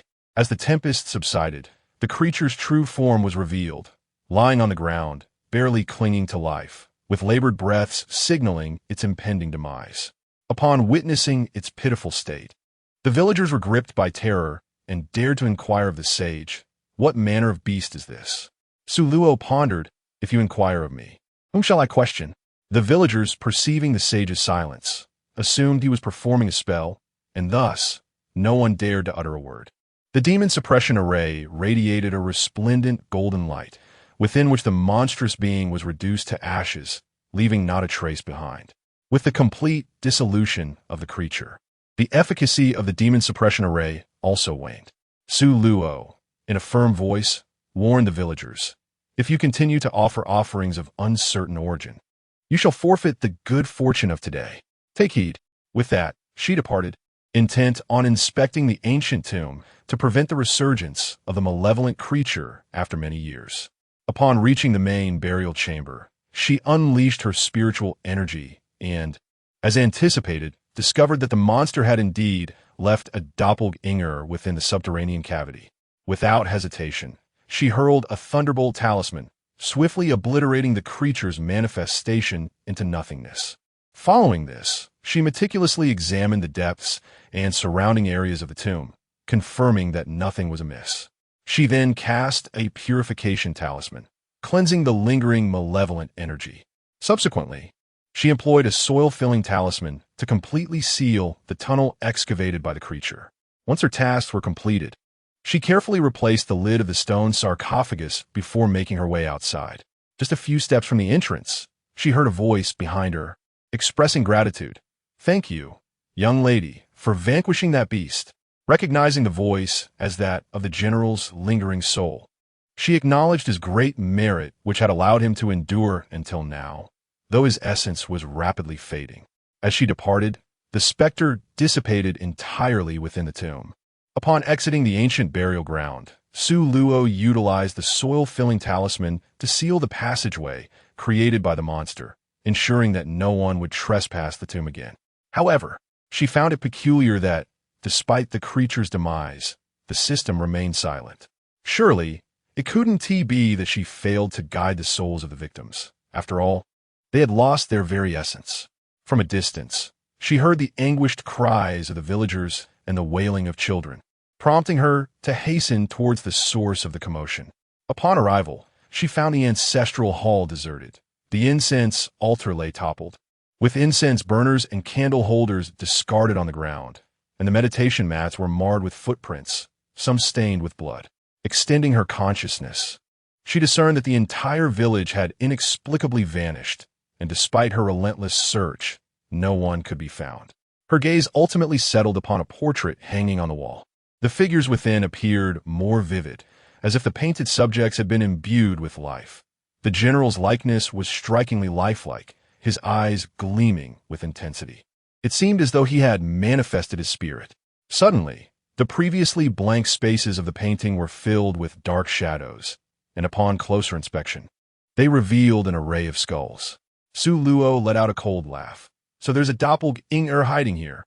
As soon as the words left her lips, several black tendrils emerged from the painting, ensnaring her and pulling her into the canvas with lightning speed. Before Su Luo could gather her thoughts, the scene before her transformed, revealing a winding path leading into a secluded, exquisitely beautiful garden, reminiscent of the private grounds of an affluent family. As she pondered this unexpected change, a robust man with thick brows and large eyes, his physique reminiscent of a fierce tiger, strode into view from the entrance of the garden. Clad in a dark robe, his smile was unsettling, and he approached her with confident strides, his gaze brazenly assessing her from head to toe. "You are even more beautiful than the village girls I have encountered," he remarked. "My dear, if you were to submit to me, I assure you a life filled with indulgence and luxury akin to that of a celestial being." Despite his extravagant promises, Su Luo remained unfazed. She regarded him with icy detachment. "You truly exert great effort. You may deceive others, but not me. The general has long since met his demise. Do not attempt to mimic the foolish." The man smirked. "And what of it?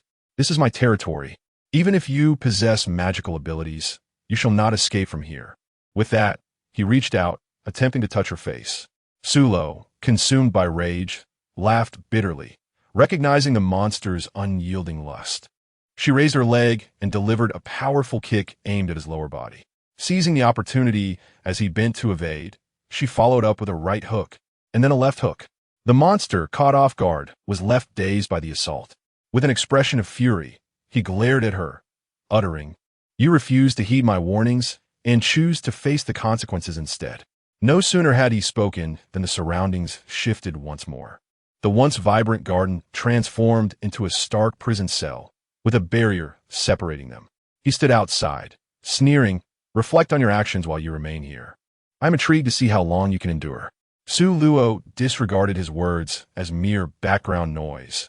This creature was lost in its own thoughts, and submission was an impossibility. Upon entering, she quickly discerned that the world within the painting was rich in spiritual energy. Even if she could not manipulate the space, she would not be constrained by others. This incident was a result of her carelessness. She ought to have destroyed the painting first. The fate of those villagers was likely dire. Otherwise, this monster would not have become so formidable in such a short span of time. Conjuring a dwelling from the general's memories at will, she attempted to harness the surrounding spiritual energy, yet responded not at all. Suddenly, the creature's voice resonated sharply, urging her to cease her futile efforts. "I have long stated that this is my realm. Here, you shall not employ any of your sorcery." With that, the creature's voice fell silent. Sulo furrowed her brows, her gaze dark and heavy as night. She needed to devise a strategy. She could not passively await her fate. The creature captured her expression with a glimmer of disdain, scoffing, "What a profoundly foolish woman. Why would I expose my true form?"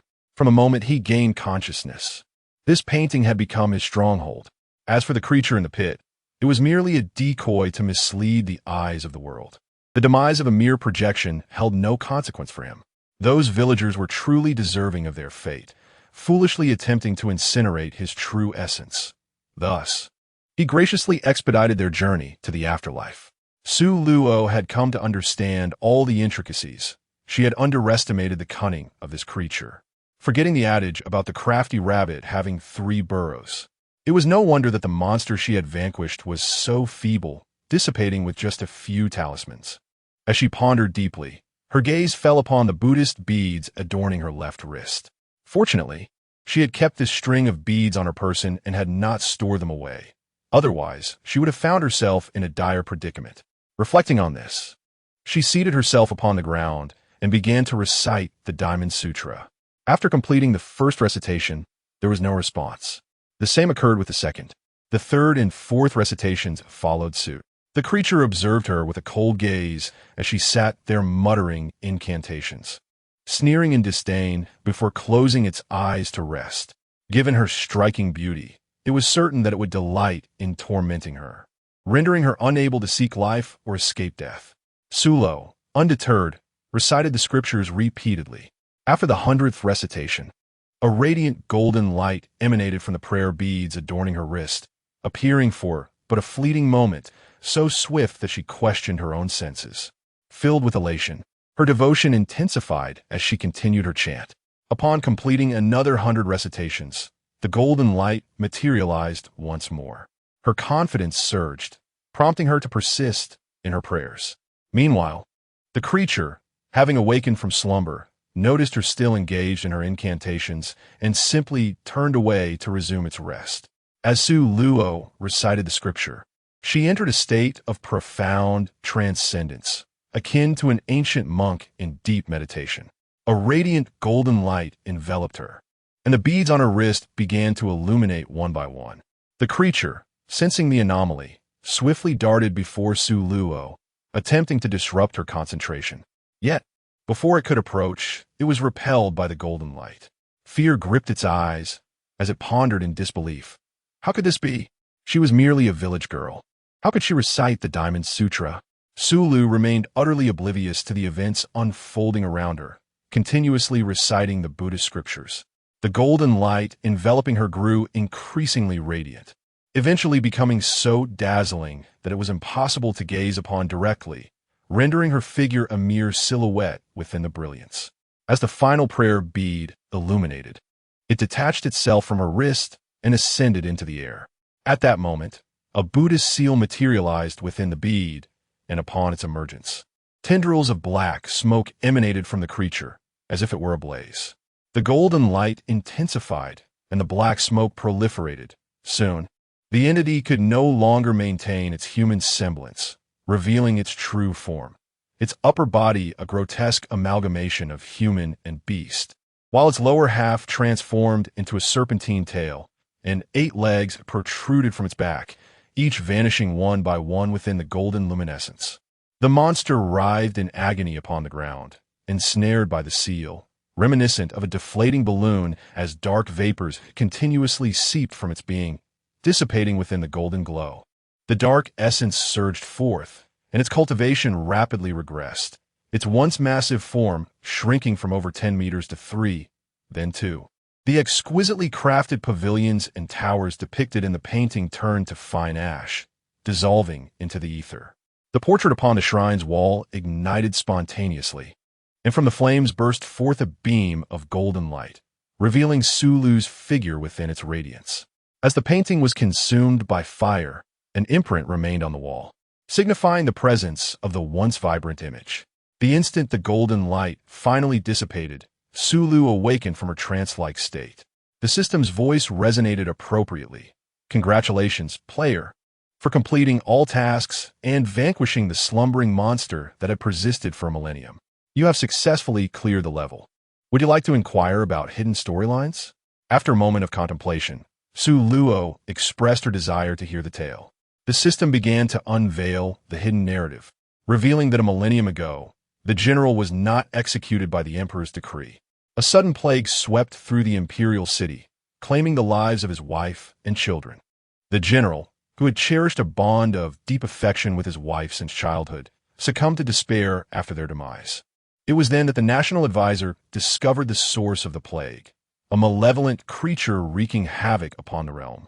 The advisor advised the emperor that only a person of immense virtue could suppress this malevolence to ensure the dynasty's prosperity for a millennium.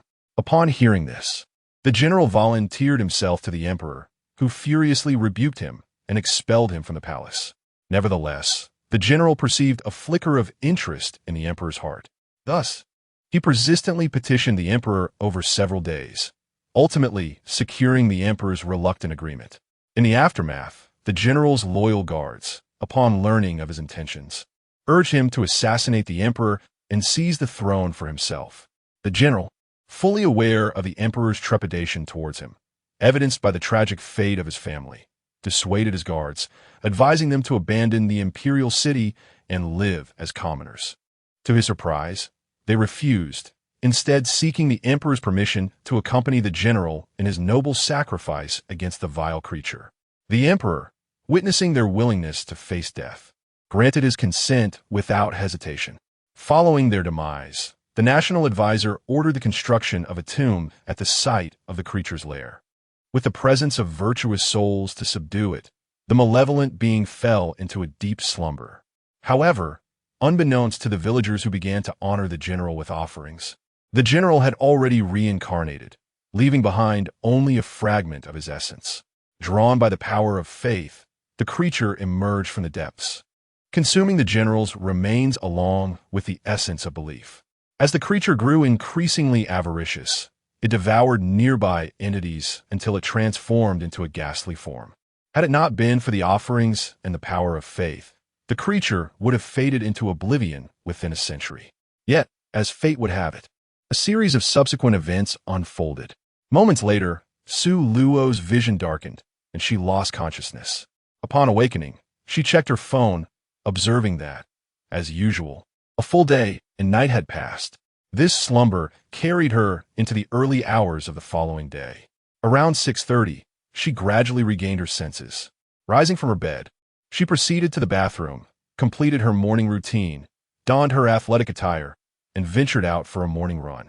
After an hour, she paused to rest momentarily, allowing her perspiration to settle before heading for a shower. Once refreshed, she donned a bathrobe and made her way to the kitchen to prepare a simple lunch of ham and vegetable fried rice. Following her meal, she reclined on the sofa, opened her tablet, and checked the forum as per her usual practice, finding no changes. It appeared that the players remained ensnared within the confines of the quest. After exiting the forum, she immersed herself in her game. For the ensuing fortnight, her days unfolded in this manner, apart from her morning runs. She spent the remainder of her time at home.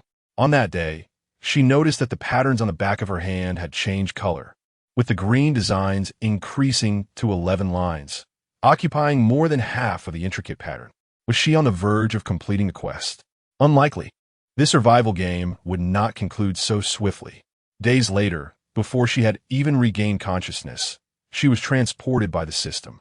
Upon opening her eyes, she found herself in an unfamiliar setting. This bedroom was half the size of her original one. Rising from her bed and slipping into a set of sportswear, she suddenly heard the voice of the system. Welcome, player, to the 12th instance of hell. You reside in an 18-story apartment building, where each floor has a different administrator. Today, the administrator on your floor has been murdered. Please identify the culprit and survive. With that, the system fell silent. Simultaneously, a scream echoed from outside her door. Ah, there's a dead person. Sulu swiftly donned his athletic attire and opened the door, proceeding towards the source of the sound. Outside, a thick mist enveloped the surroundings, hovering closely to the building as if within arm's reach. Sulo approached and gently tapped the resident standing at the outer edge. Hello, may I inquire what has transpired? Upon realizing that the one he had touched was a striking young woman, a flicker of astonishment crossed his eyes, and he smiled bashfully. You must be the new resident. Am I right? It appears that the administrator of our floor has been murdered. Surwuriman silent, merely listening. At that moment, a male voice resonated from within the room. Dear residents, the administrator is deceased. I have conducted a thorough search with the occupant of room 102, and we have found nothing. If anyone wishes to enter to seek clues, please ensure that the scene remains undisturbed. The residents gathered at the door instinctively parted to allow the two individuals inside. The two who entered in search of clues were remarkably handsome. The occupant of room 102 possessed elongated, phoenix-like eyes that sparkled with sharpness. His thin lips were pressed together, and his chiseled features combined with a tall, slender frame gave him an air akin to an eagle in the night. Proud, solitary, and imposing, exuding an undeniable aura of dominance. The other resident, appearing to be around 30 years of age, sported a neat, short hairstyle, dressed in a white shirt with a slightly open collar and rolled-up sleeves. His tanned skin complementing his deep, expressive eyes, prominent nose, and alluring lips, presenting a handsome visage that retained a masculine vigor. One after the other, they emerged from the room, nodding slightly to the other residents before standing aside, evidently waiting for others to enter and search for clues. After exchanging glances, none of the residents outside dared to step inside. Noticing this, Suluo boldly stepped past the crowd and into the room. Before entering, she donned a pair of shoe covers, then pulled on a pair of white gloves, and finally remembered to put on a mask and a hat. The occupants of rooms 101 and 102 exchanged a glance. This young woman appeared quite professional. Inside, the room was meticulously arranged, showing no signs of having been rummaged through. The deceased middle-aged male administrator lay sprawled on the bed, his mouth agape, his tongue mysteriously absent, and his face was drenched in blood, which had yet to fully coagulate. His eyes were tightly shut, his expression tranquil, devoid of any signs of struggle. His body still radiated warmth, indicating that he had died within the past half hour. suggesting that the murderer was likely the first to discover the crime scene. There were no needle marks or obvious external injuries on the administrator's body. The severing of the tongue implied that the victim must have experienced pain, leaving only one possibility. He had ingested psychoactive substances or a significant amount of anesthetics prior to death. The bedroom showed no signs of disturbance, and the body of the deceased had not been moved, confirming that this was indeed the original crime scene. After assessing the condition of the victim, she proceeded to inspect the bathroom and kitchen before making her way back outside. Upon exiting, the young boy who had previously spoken asked her, "Miss, did you uncover any clues?" Sulo's gaze swept across the crowd, and with an enigmatic tone, he remarked, "The time of death for the deceased should not exceed an hour, and the murderer is among you." Before he could finish his statement, he was interrupted by a young woman of medium stature, with long, flowing hair and a pair of slanted, triangular eyes. Her slender, oval face was complemented by her fair complexion. As if that needed to be stated. "I expected you to be a professional, yet it seems you are merely a sensationalist." Su Luo cast a fleeting glance at her and remarked, "Since you're the expert, please proceed. I shall await your apprehension of the perpetrator." As she spoke, she stepped aside, gesturing with her eyes for her to enter. The female resident, upon hearing this, displayed a face full of resistance and declared, "I have no intention of stepping inside. I do not wish to invite misfortune upon myself." "Then I implore you to hold your tongue, for such utterances only reveal your profound ignorance," Su Luo retorted without a hint of mercy. The female resident, incensed, pointed an accusatory finger at Su Luo and exclaimed. Noticing the sincerity in her expression, the woman shot her a resentful glare and fell silent. The resident from room 101 intervened to defuse the tension, saying, "Ladies and gentlemen, the administrator has met his demise. Let us adjourn to the nearby lounge for a brief respite. We need to ascertain what each of you was engaged in at the time of the administrator's death." The group obediently made their way to the resting area at the end of the corridor. Su Luo observed that there were a total of 13 individuals present, herself included, while this floor housed 12 households, indicating that one unit was occupied by 2 residents. After the group settled in, the occupant of Unit 101 surveyed the assembly and introduced himself, saying, "Hello everyone, I'm the resident of 101, my name is Gong Jahan." The resident of Unit 102 followed suit, declaring, "I'm the resident of 102, my name is Fu Weibao." With this initial exchange, each individual began to introduce themselves in turn. Unit 103, "I am He Haifeng," he announced, his prominent brows and bright eyes giving him an energetic appearance. Unit 104, "I am Guosong Lin, and this is my fiancé, Wang Dan." Guosong Lin had a refined demeanor, with a pair of captivating eyes that hinted at his adventurous spirit. His fiancée, Yi, who had previously spoken sharply, appeared to be quite calculating. It was curious how these two had come together. Unit 105, "I am Zheng Tianze." The young boy who spoke with Su Luo chimed in, looking quite youthful. Unit 106, "I am Chai Cheng'en," he stated, his appearance rather ordinary, the type that would easily blend into a crowd. Unit 107, "I am Yang Zichen." He introduced himself, exuding a cool demeanor with an aloof expression. Unit 108, "I am Xia Changqing," he said, his round face breaking into a smile that resembled a cunning grin. Unit 109, "I am Du Kai." He introduced himself, slender and possessing a melancholic air. Unit 110, "I am Zhong Liang." He appeared vibrant and sunny, yet his smile seemed somewhat superficial. Unit 111, "I am Sun Yaxing." He presented himself as wholesome and genuine, radiating a sense of warmth. Unit 112, "I am Su Luo," she concluded. Upon hearing her name, the crowd was struck with disbelief. "You are Su Luo," they internally mused, astonished by her beauty and poise, exuding an air of determination that instilled trust. They felt as though they had been graced by fortune to encounter her in this scenario and to have her as their neighbor. Su Luo replied with indifference, "Absolutely." Among the 12 individuals, only she and Wang Dan were women. In this survival game, female players who successfully navigate through are exceedingly rare. Gong Jahan smiled, and now that everyone was acquainted, he suggested, "Let us discuss what each of you was engaged in between 8 and 9 o'clock this morning. Su Luo was the first to speak. I just moved in today, and then I heard the screams. I changed my clothes and came out. And the whole process took no more than 5 minutes. I'll go first, he continued. Around 8 o'clock this morning, I was chatting with Jahan in room 101. Fu Weibao interjected, so he has an alibi. He Haifeng, a resident of room 103, stated, between 8 and 9 this morning, I was watching the morning news. I have playback records on my phone.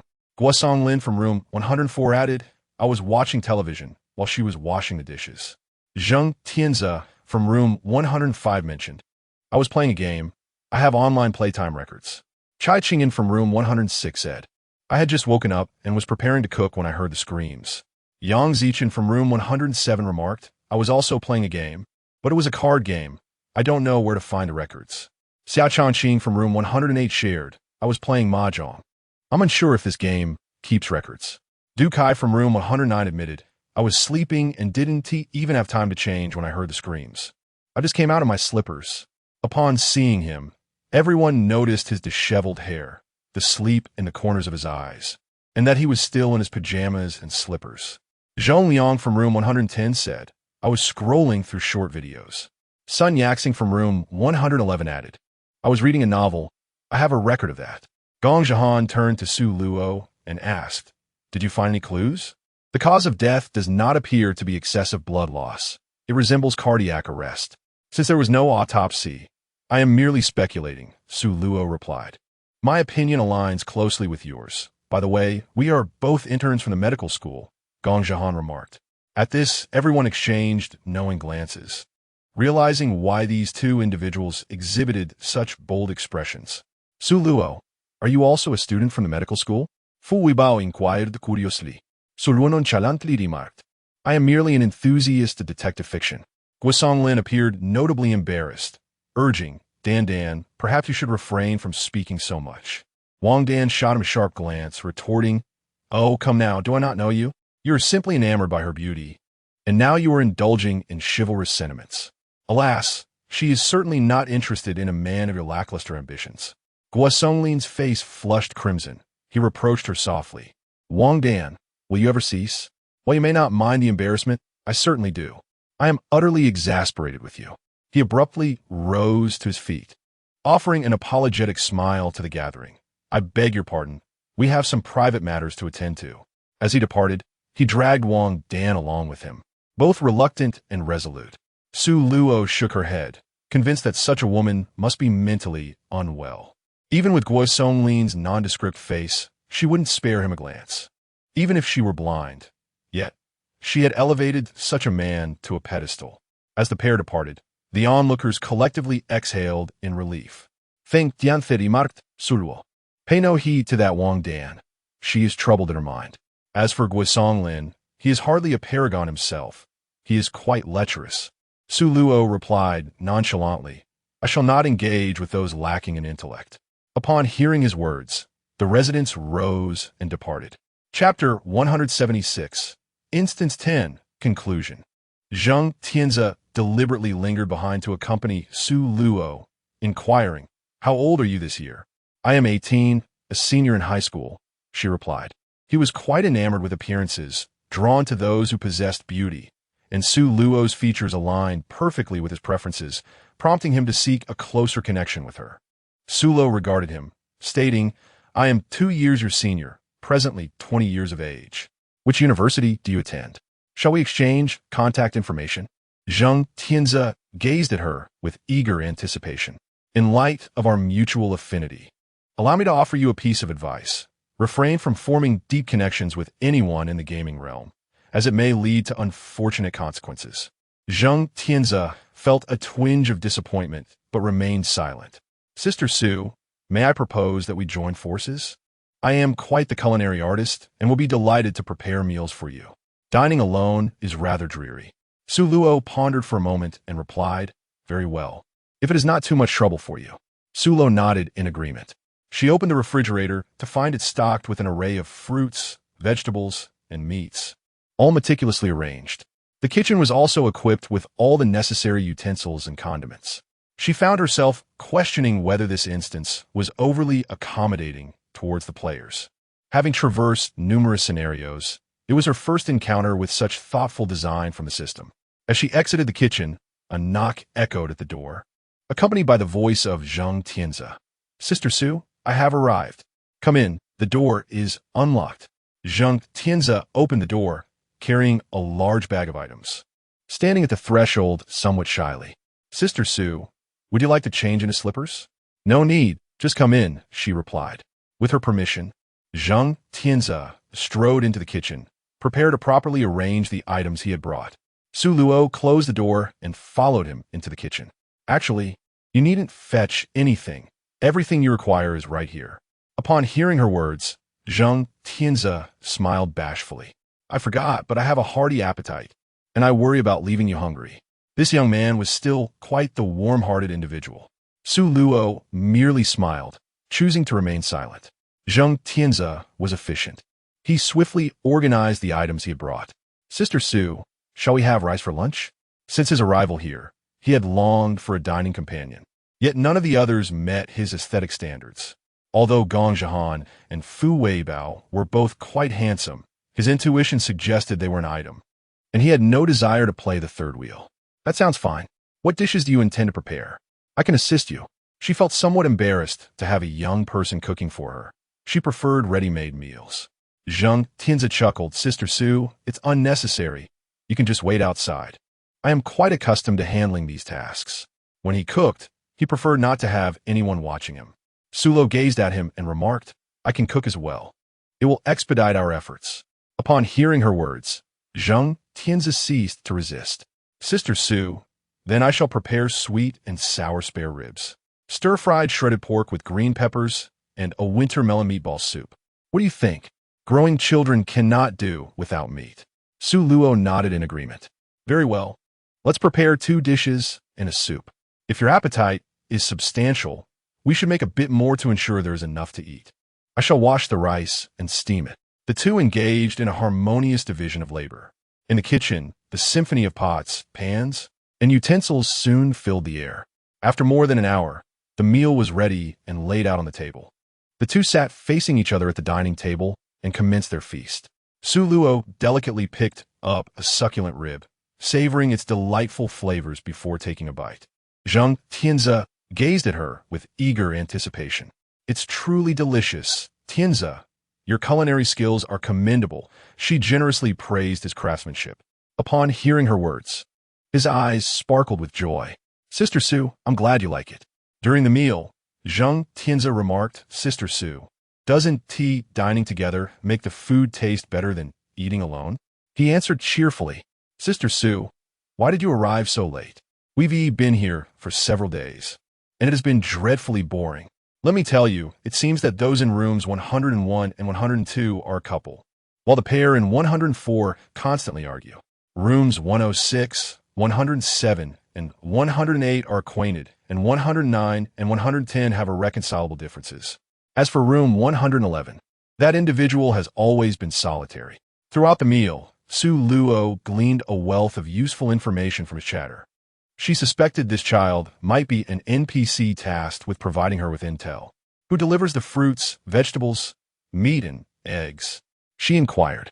Zheng Tianze looked at her with curiosity. "Of course, it's the administrator who brings them every 3 days. But now that he is dead, who will deliver supplies? Will we starve here?" It was only then that he recalled the administrator's demise. "I doubt it. As long as we identify the culprit who harmed that gentleman, the system should dispatch a new administrator," Su Luo replied with uncertainty. "Have you ever been to the 2nd floor?" Zheng Tianze shook his head. "No, I haven't left the 1st floor since I arrived." After hearing his response, she resolved to explore the 2nd floor later. Su Luo agreed, finding a favorable impression of the child. Hence, she was willing to be his dining companion. After he departed, she stepped outside, making her way toward the end of the corridor.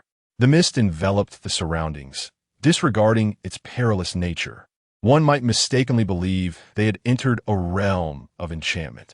She attempted to extend her psychic energy, only to swiftly realize that its use was constrained within this domain, limited to a mere 2 meters. After wandering for a while, she could not locate the staircase leading to the 2nd floor. It seemed that to escape the ground level, She must first identify the perpetrator. However, as a newcomer, she required time to acclimate. As evening descended, Zheng Tianze arrived. The two prepared dinner together, engaging in light conversation as they dined. Once they finished, Zheng Tianze tidied the kitchen and departed. The night passed without incident. At dawn on the following day, cries echoed from outside, "Help! Someone has died." Upon hearing the news, Su Luo immediately rose from her bed, donned a coat, and slipped into her slippers before stepping outside. As she emerged, she discovered all the residents gathered outside the door of apartment 104. She hurried over, and Zheng Tianze, noticing her arrival, whispered, "Sister Su, all the occupants of 104 are dead." Who was the first to discover this? Zheng Tianze pointed to He Haifeng from apartment 103 and replied. It was he who made the initial discovery. Su Luo cast a glance at the visibly shaken He Haifeng, suppressing her questions for the moment. Were the residents of units 101 and 102 inside, observing the scene?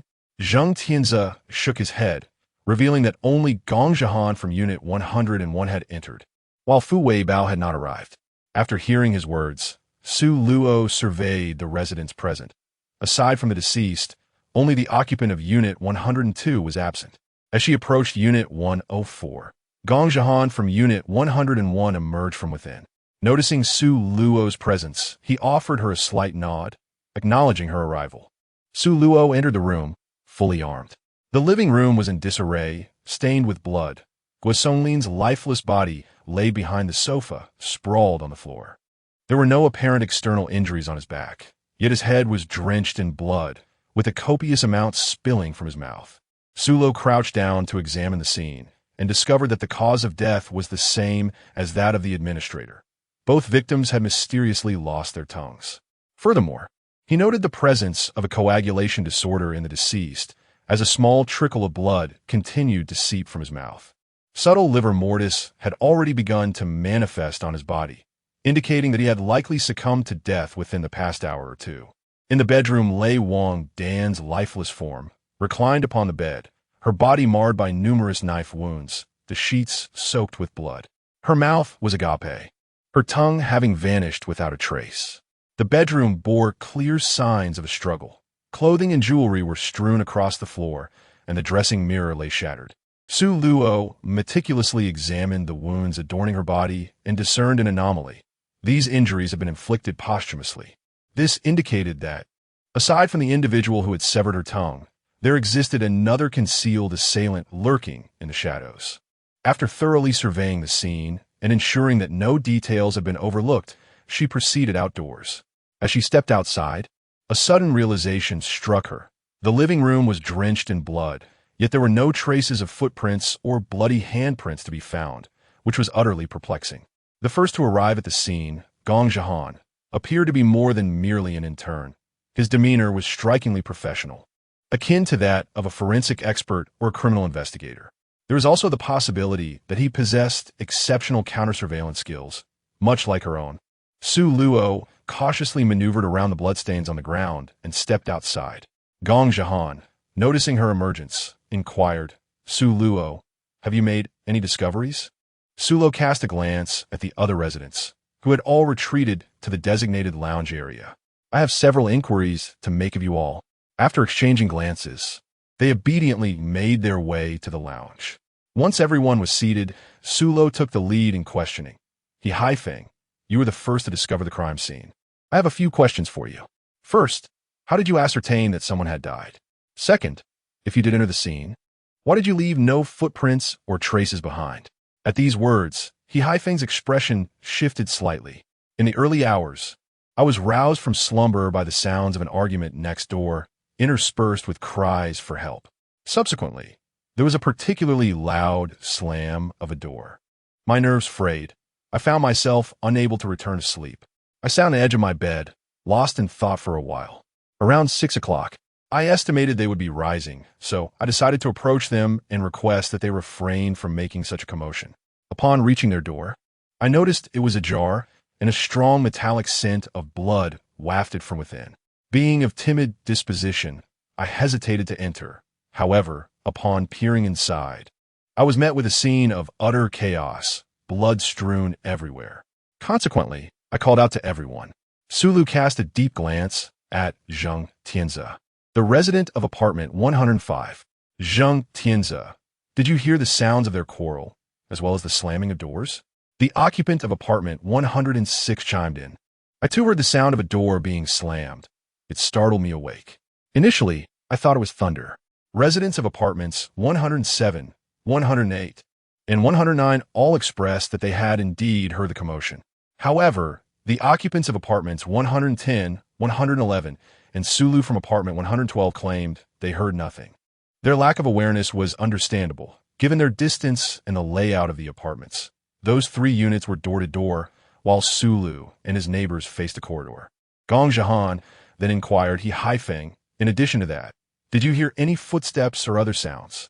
He Haifeng shook his head, indicating he had not. The incident occurred in the early hours, when residents were asleep, thus casting suspicion upon everyone involved. Su Luo inquired of Gong Zhihan, have you discovered the murder weapon or any other items? From the homicide yesterday to the one today, she had yet to see any weapon or blood-stained clothing that could be deemed as tools of the crime. Either the perpetrator had concealed them or disposed of them in a location where they would undoubtedly remain undiscovered. Her statement was deliberately crafted to stir unease among them. Upon hearing her words, the crowd exchanged glances, and Zheng Tianze was the first to cast his vote in favor. I support this. After all, a clear conscience fears no accusation. Subsequently, all residents from 106 to 111 cast their votes in favor. Gong Zhihan, representing 101, voted in favor on behalf of Fu Weibobo from 102. Only He Haifeng from 103 voted against it. The crowd turned their scrutinizing gazes toward him, their eyes filled with suspicion. Then I shall grant you 5 minutes. Gong Zhihan consented without hesitation. Sulwuriman silent. After he departed, he rose from the lounge and made his way to the corridor, meticulously scrutinizing the area between the thick fog and the buildings. 5 minutes later, He Haifeng knocked on the door, announcing that he was ready, and they could proceed with the inspection. The group deliberated briefly, deciding that residents of units 110, 111, and 112 would examine rooms 101 to 106, while those from units 101, 102, and 105 would inspect rooms 107 to 112. The others would remain in the lounge. There were no objections from anyone. The 11 individuals divided into 2 teams, entering each room one by one to conduct their checks.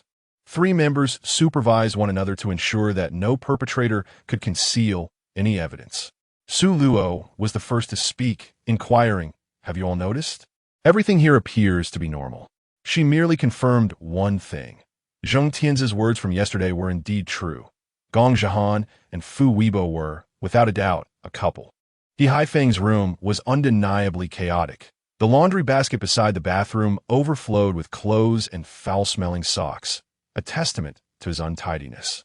In stark contrast, Zheng Tianze's room was meticulously tidy, with several pairs of earplugs and a Bluetooth headset neatly arranged on his bedside table. Chai Qing'an's room was also orderly, save for a slight disarray in the bedroom. Furthermore, she made a point to inspect their kitchen, discovering that none of the knives were missing. Gong Zhihan shook his head. Having found nothing amiss, there were no missing knives, nor any tools of the crime. This left him perplexed. If every household's knives remained intact, how had the perpetrator committed the act? What had severed the victim's tongue? Chapter 178, Copy 10, End 30. Zheng Tianze called out to her, Sister Su, I shall come over to cook lunch. Gong Zhihan and Fu Weibo exchanged a glance, sharing a knowing smile. The other residents took note of the interaction, some dismissing it entirely, while a few displayed visible disdain, resolutely deciding to keep their distance from the pair, whom they found utterly distasteful. Sensing this, Fu Weibo's expression dimmed. After all, they had harmed no one, so why should they face discrimination? Gong Zhihan, observing this, offered a tender smile, finding the situation quite endearing. Before long, she had drifted into slumber. Knock, knock. Sister Su. Came the sound of a knock at the door, accompanied by Zheng Tianze's voice. Su Luo was awakened by the noise, propping herself up from the sofa as she called out, Please wait a moment. She slipped on her slippers and made her way to the door, opening it wide. Zheng Tianze gazed at her with concern. Sister Su, did you not sleep well last night? He thoughtfully suggested. After lunch, you should take a short nap, but not for too long, lest you suffer from insomnia tonight. This boy was truly a warm-hearted young man. Su Luo found his demeanor quite endearing. Unable to resist, she reached out and ruffled his hair, saying, I understand. Little brother Tianze. He reminded her of Xiao Wu. No, she mustn't dwell on Xiao Wu, for he was no longer a part of her life. She needed to learn to adapt to a life without him, refraining from comparing every straightforward and charming youth to Xiao Wu. As she tousled his hair, Zheng Tianze's eyes sparkled, his cheeks slightly flushed. Sister Su, I really like you.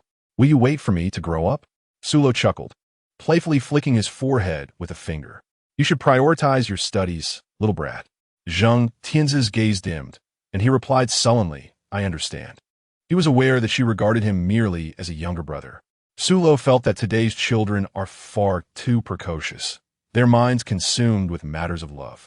Unlike her own youth when her thoughts were solely focused on academic pursuits, striving for admission into a prestigious university and ultimately securing a lucrative career. Zheng Tianze's emotions were fleeting, arising swiftly and dissipating just as quickly, and soon he had forgotten the events that had just transpired. After finishing his meal, Zheng Tianze washed the dishes and tidied the kitchen before departing. Once he had left, Sulo picked up her phone and began to play games, becoming so engrossed that her device eventually ran out of battery. To pass the time, she resorted to turning on the television, randomly selecting a channel to watch an old drama series. Around 5 in the evening, Zheng Tianze returned. After they shared dinner together, as Zheng Tianze was clearing the dishes, a commotion erupted outside. Come quick, there has been another death. Upon hearing this, Zheng Tianze hurriedly dashed out of the kitchen, not even pausing to remove his apron. Su Luo opened the door, and the two of them rushed out in quick succession. The latest incident involved He Haifeng from room 103. His demise bore an eerie resemblance to that of the previous victim. His tongue was likewise absent, his eyes wide open in terror, and the room bore signs of a struggle. Yet his fingernails were impeccably clean, devoid of any trace. Gong Zhihan's expression darkened, deducing that the time of death was within the last half hour. Zheng Tianze displayed a look of fear, whispering to Su Luo, Sister Su, may I stay with you tonight? I am frightened. First, something happened in room 104, and now in room 103. It was enough to instill fear in anyone. Of course, you may come over, she replied.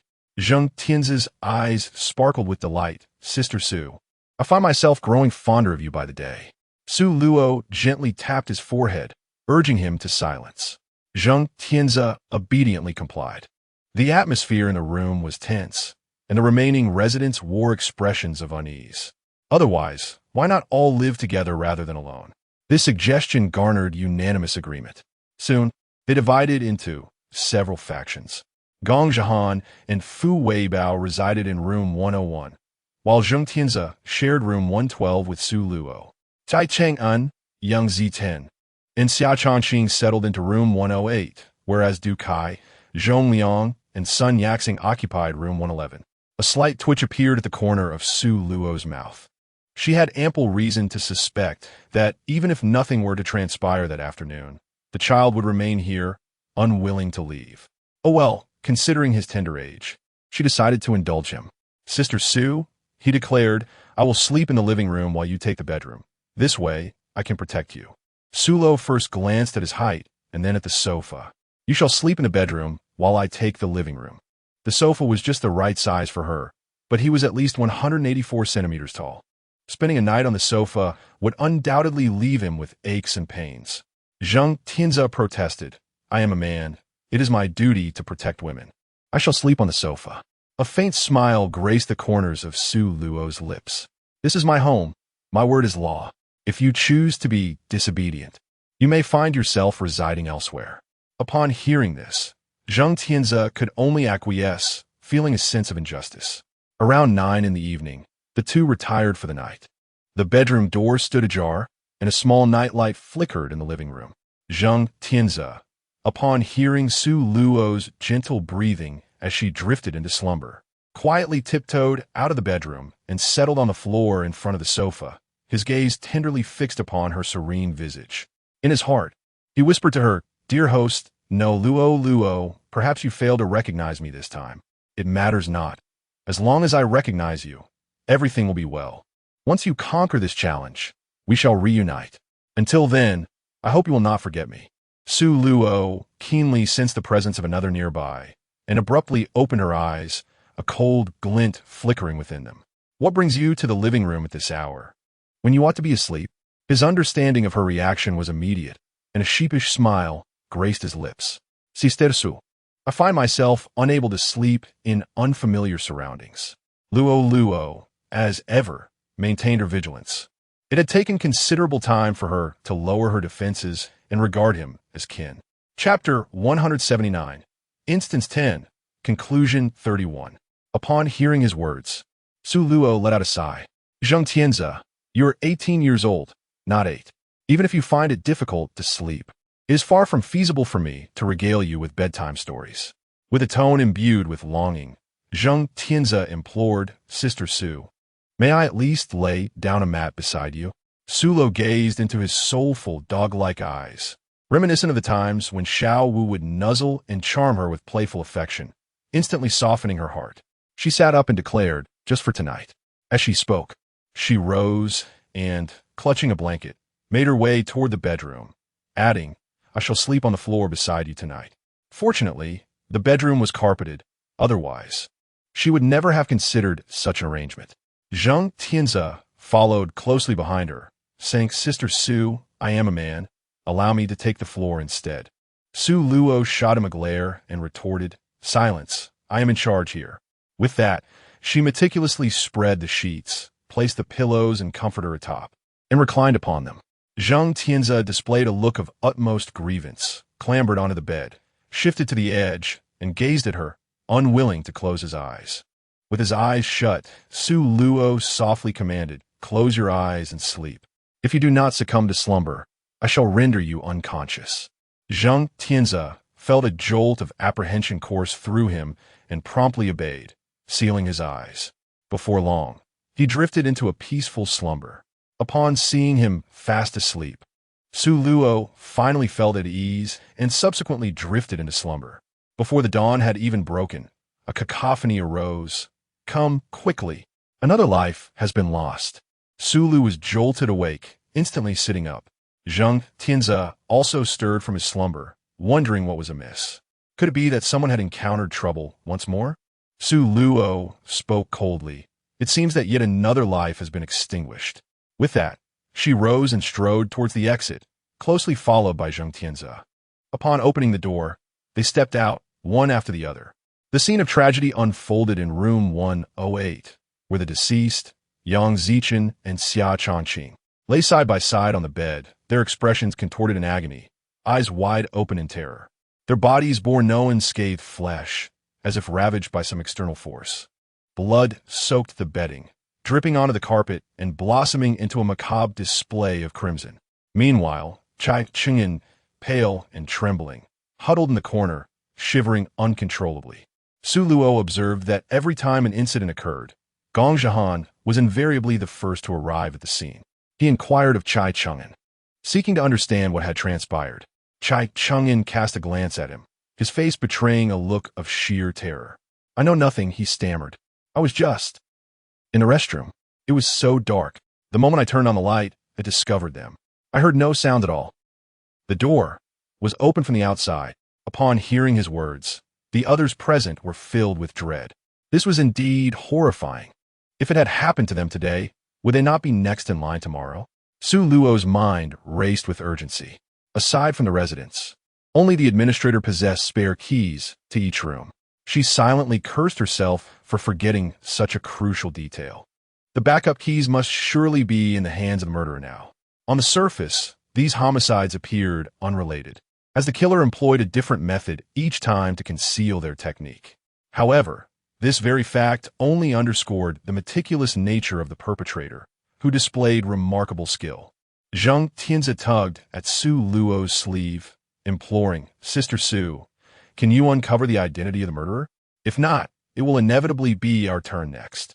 Su Luo cast a glance at him, remaining silent. She had already surmised the identity of the perpetrator, yet lacked concrete evidence.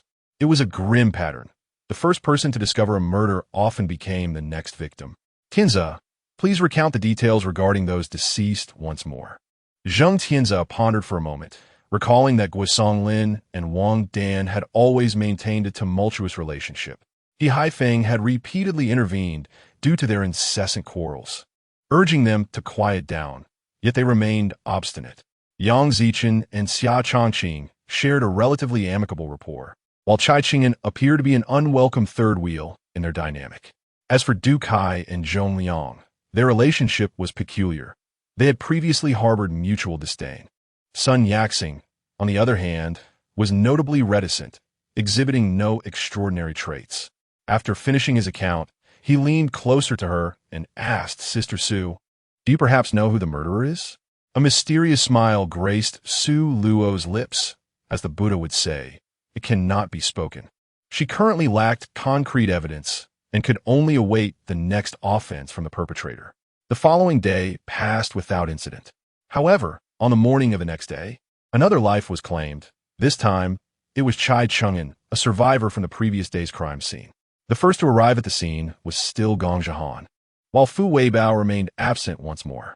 Du Kai and Zhong Liang wore expressions of palpable anxiety.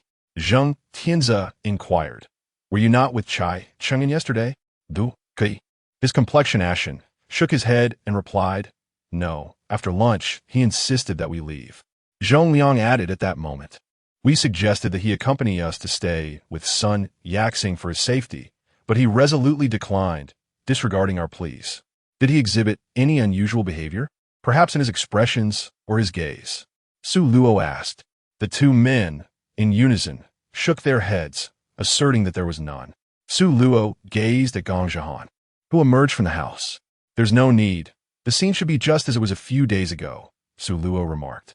She had already utilized her mental acuity to assess the situation, finding it strikingly similar to before, rendering any further inspection unnecessary. Zheng Tianze inquired curiously, "Why haven't we seen Fu Weibao?" Upon hearing this, a fleeting shadow of darkness crossed Gong Zhihan's eyes, though his demeanor remained composed as he smiled and replied, "He is unwell and still asleep." At this revelation, Su Luo and the others exchanged knowing smiles, indicating their understanding. It was indeed surprising that the individual who discovered Chai Chung'an's demise was none other than Gong Zhihan. Upon returning home, Zheng Tianze speculated, "Could it be that Gong Zhihan is next?" "It's hard to say," Su Luo reflected, realizing her previous deductions might be flawed. If the perpetrator was not among them, it suggested that the assailant had been lurking in the shadows, watching them unbeknownst to their awareness of his whereabouts. Subsequently, nothing of note transpired. As dawn broke, silence reigned until midday when a knock resonated at Su Luo's door. "Knock, knock." "Su Luo." "Zheng Tianze." Zheng Tianze opened the door to reveal none other than Gong Zhihan, his expression fraught with alarm as he exclaimed, "Du Kai, Zhong Liang, and Sun Yaxing are all dead." "What?" Zheng Tianze responded in astonishment. Su Luo too was taken aback by this revelation. "Let us go. I'll accompany you to see." Zheng Tianze, feeling uneasy, insisted on following. Upon arriving at the scene, there were no signs of struggle within the room. Sun Yaxing lay on the bed, his face serene, mouth agape, with his tongue absent. The cause of death attributed to excessive blood loss, with all hemorrhagic points located within the oral cavity. Du Kai and Zhong Liang were found on the carpet beside the bed, their deaths similarly caused. After meticulously examining the area, Su Luo and Gong Zhihan made their way out. Fu Weibao still had not made an appearance. In the 180th chapter, the 10th substory reached its conclusion. Zheng Tianze queried, "Is Fu Weibao still asleep? After such a significant event, he can still find rest. That takes a tremendous amount of composure." A flicker of shadow passed through Gong Zhihan's eyes as he swiftly redirected the conversation. "Su Luo, only the four of us remain. You both must exercise utmost caution." Su Luo nodded slightly, expressing gratitude. "Thank you for your concern. Do take care of yourselves as well." Upon entering the house, Zhang Tianze confidently asserted. The perpetrator must undoubtedly be one of either Gong Zhihan or Fu Weibao. Su Luo pondered and replied, not necessarily. If her intuition proves accurate, the answer will reveal itself tomorrow. Zhang Tianze, with eyes sparkling, leaned closer to her and pleaded, Sister Su, please tell me who the culprit is, will you? I beg you, just let me know, otherwise I surely won't be able to sleep. Su Luo gently tapped his forehead with his index finger, resolutely refusing to divulge any spoilers. The situation grew increasingly enigmatic, yet the truth drew ever closer. Zhang Tianze, upon hearing this, let out a displeased hum and retreated to the kitchen to prepare a meal, muttering to himself as he cooked. Sister Su is rather wicked. Fully aware, yet unwilling to satiate my curiosity. Nothing of note transpired that day. The following morning, after dawn broke, there remained a temporary stillness. After finishing their breakfast, Su Luo and Zhang Tianze stepped out, one after the other, heading towards room 101. Just as Su Luo was about to knock on the door, he noticed it was slightly ajar, instilling a sense of foreboding within him. Hastily, he donned his gloves and pushed the door open. As he entered, he instructed Zhang Tianze, Tianze, stay behind me and do not disturb the scene. Zhang Tianze nodded in acknowledgement. The room was enveloped in an eerie silence, shrouded in darkness, with the curtains tightly drawn. Su Luo approached the bedroom, where the door stood wide open. Inside, Gong Zhihan and Fu Weibo were completely unclothed, entwined in a passionate embrace that left little to the imagination regarding their prior activities. The sight was quite shocking, revealing their undeniable ardor. A long knife was embedded in Gong Zhihan's back, piercing through both of their bodies and hearts. It was only then that Zhang Tianze, belatedly realizing the scene, instinctively raised his hand to shield Su Luo's eyes, exclaiming, Sister Su, do not look. Su Luo could not contain his laughter as he swatted his hand away. Having already witnessed the scene, Zhang Tianze was rendered speechless, offering no words as he firmly grasped Su Luo and began to lead her outside. Wait a moment. At least allow me to verify whether it is indeed the person in question, she protested. However, Zhang Tianze offered her no opportunity, resolutely pulling her along without hesitation. Su Luo, feeling helpless, decided to acquiesce to him. This child possesses quite a temper. After all, they are merely two deceased individuals. What significance could it possibly hold? If it becomes too burdensome, she could always wait until he takes his afternoon nap to come and investigate. The suddenness of their deaths was truly alarming, and she couldn't shake the feeling that something was amiss. Upon returning home, Zhang Tianze donned a serious expression and solemnly declared, Sister Su, let us not sleep tonight. The perpetrator is certain to appear. Su Luo gently patted his shoulder, fully aware of the situation. She and he were the sole survivors on this level, as well as the ultimate targets of the lurking assailant. After finishing lunch, Su Luo anticipated that Zhang Tianze would retire for an afternoon nap. However, to her surprise, he not only remained awake, but also positioned himself at the doorway, preventing her from leaving. Su Luo pressed her forehead, pondering how this child had become increasingly unlovable and overbearing. Unable to venture outside, she had no choice but to abandon her thoughts and remain at home, awaiting the arrival of night. As darkness enveloped the world, Zhang Tianze nestled beside Su Luo, his body taut, his gaze fixated on the door. The first half of the night passed in silence, but as the latter half unfolded, faint footsteps echoed in the corridor, accompanied by the sound of keys clinking together. Su Luo gently tapped Zhang Tianze, urging him to awaken. Tianze, wake up. They have arrived. Zhang Tianze, in disbelief, echoed, they? You mean? Before he could finish his sentence, Su Luo swiftly covered his mouth. Shortly thereafter, sounds emanated from the entrance. A key was inserted into the lock, and moments later, the door was unlocked from the outside. Unbeknownst to those within, the locking mechanism had lost its efficacy. Turning freely before the door swung open. Standing at the threshold were two remarkably handsome men, none other than Gong Zhihan and Fu Weibo, who had met their untimely demise earlier that very morning. With an iron rod in hand, Su Luo stood resolutely alongside Zhang Tianze, who wielded a kitchen knife. They exchanged a knowing smile in the living room, addressing their adversaries, Gong Jihan and Fu Weibao, with a hint of defiance. Gong Jihan, his gaze fierce and menacing, sneered. It seems you were already aware of the identity of the perpetrator. Had we known, we should have eliminated you both beforehand. At that moment, the facade of gentility faded from him, revealing his true nature akin to a venomous serpent bearing its deadly fangs. Fu Weibao interjected, "There's no need for further dialogue. We should simply eliminate them." As he spoke, his strikingly handsome visage was marred by a sinister and bloodthirsty expression, transforming his entire demeanor into one of malevolence. Zhang Tianze positioned himself protectively in front of Su Luo, declaring, "You shall not harm Sister Su." Su Luo gazed at his trembling form, grasping the collar of his shirt and guiding him to stand behind her. "Enough," she admonished. "Do not be reckless. You are no match for these two." The pair were well-versed in medicine and possessed an intimate understanding of human anatomy. When they struck, it was with lethal intent. No sooner had she spoken than they charged forward. Gong Jihan wielded a long-handled knife, while Fu Weibao brandished a wooden club, flanking her in a coordinated assault. Observing this, Su Luo pushed Zhang Tianze aside, brandishing an iron rod toward Fu Weibao, then swiftly delivered a kick aimed at Gong Jihan's wrist. Zhang Tianze, undeterred, swung the kitchen knife at Fu Weibao. Half an hour later, Gong Jihan and Fu Weibao lay on the ground, bruised and battered, their wrists broken by Su Luo's decisive strikes, having anticipated their desperate counterattacks. Zhang Tianze's kitchen knife had long lost its edge, and he bore some minor injuries. Su Luo merely broke a light sweat, her hair slightly disheveled, yet she bore no injuries. Holding a metal rod in her hand, she prodded Gong Jihan's arm and admonished, "Do not feign death. Speak up. Why did you seek to kill them?"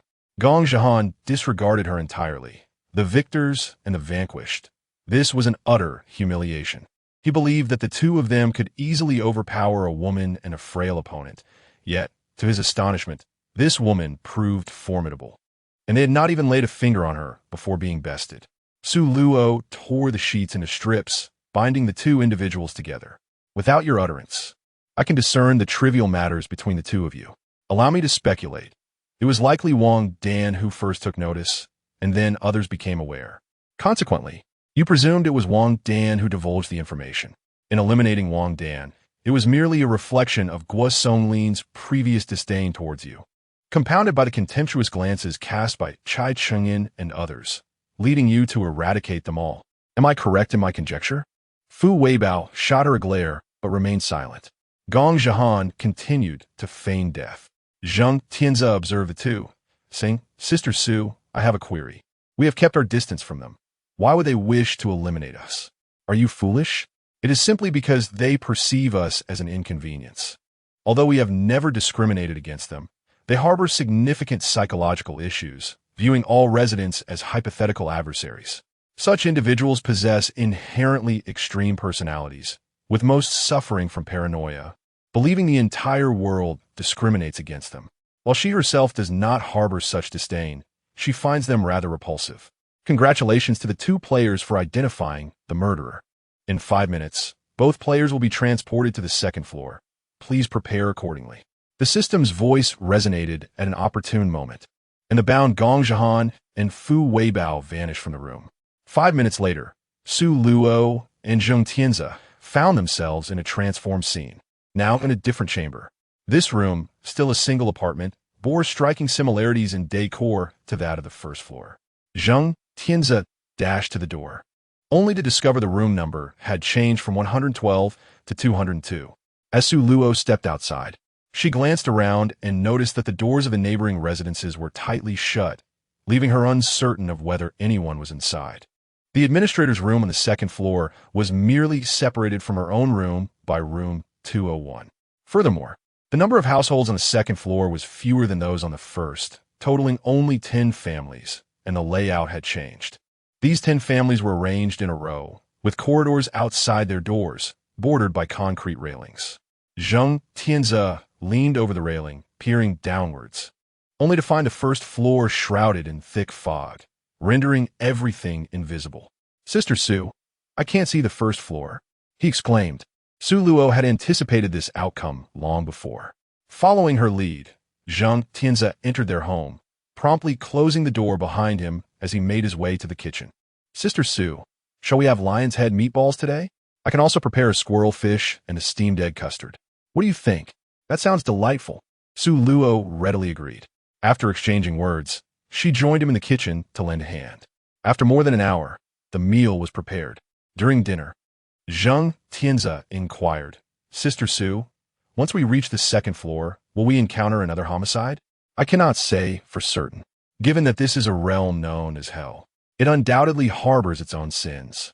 The individuals on the first floor committed verbal transgressions, which is why they suffered such fates. After finishing their meal, the two of them washed the dishes together and tidied the kitchen. Sister Sue, are you tired? I'm feeling a bit sleepy and would like to rest for a while.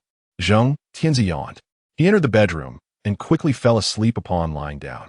Sulo also succumbed to slumber. Upon awakening, he found that the sky had already deepened into darkness. Upon awakening, Su Luo noticed that Zhang Tianze was still asleep. She chose not to rouse him and proceeded to the kitchen, intending to prepare a nourishing bowl of vegetable and shredded meat congee. As the congee neared completion, the enticing aroma wafted through the air, stirring Zhang Tianze from his slumber. Slipping into his slippers, he ambled into the kitchen and exclaimed, Sister, why didn't you call me to join you?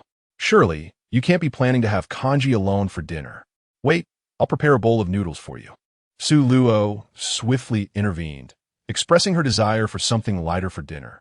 Upon hearing her reasoning, Zhang Tianze found it quite sensible, acknowledging that after a meat-heavy lunch, it was indeed time for something more vegetarian. I shall have some porridge as well, he declared. Once they finished their meal, they engaged in casual conversation for a while before retiring to their respective quarters. The following morning, around 8 o'clock, a commotion erupted outside, followed by the sound of hurried footsteps. Does anyone have medicine? Who has a hemostatic agent? Where is the administrator? Where has he gone? My hand hurts terribly. Su Luo was awakened by a noise outside her door. Sitting up, she extended her mental energy. The source of the commotion was a gaunt, middle-aged man with beady eyes. His fingers severed, blood gushing profusely and pooling on the ground.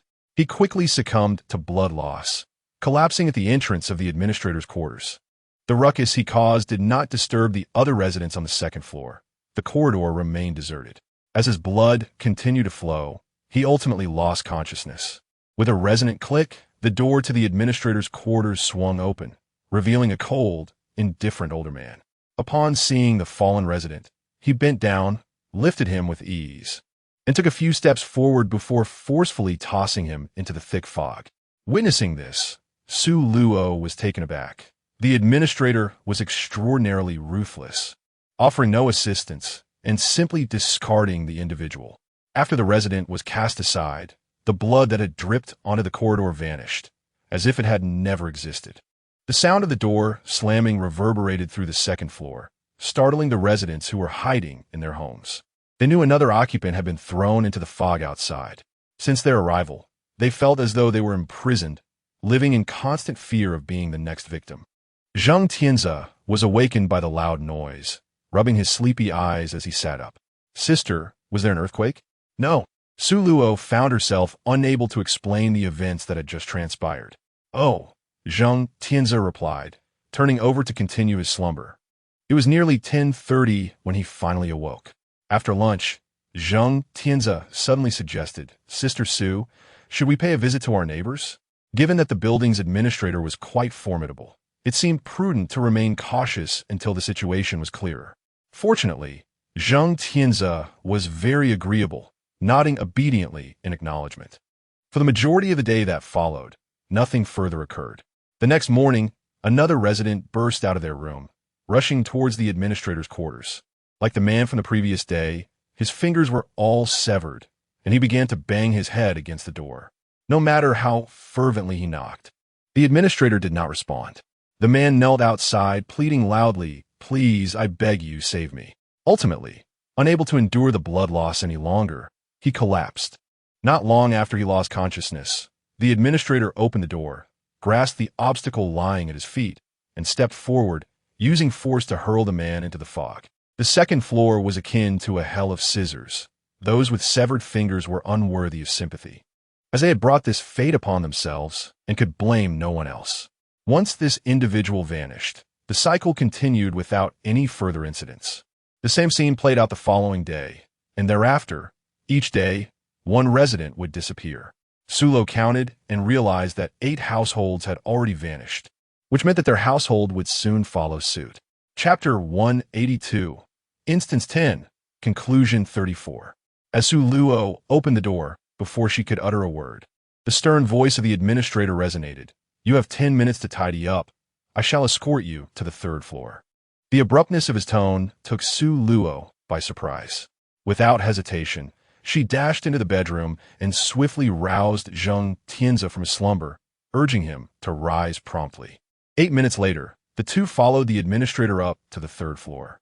Upon reaching their destination, he handed them over to the floor's caretaker and turned on his heel to depart.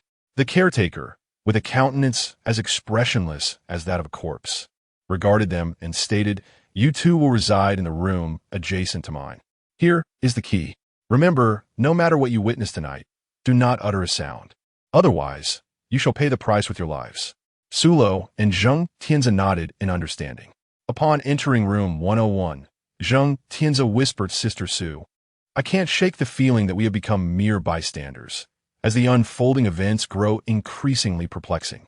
Luo approached the sofa and seated herself, pondering the notion that a life devoid of wrongdoing leads one to fear not even the specter of a midnight knock. Zheng Tianze found profound wisdom in her words.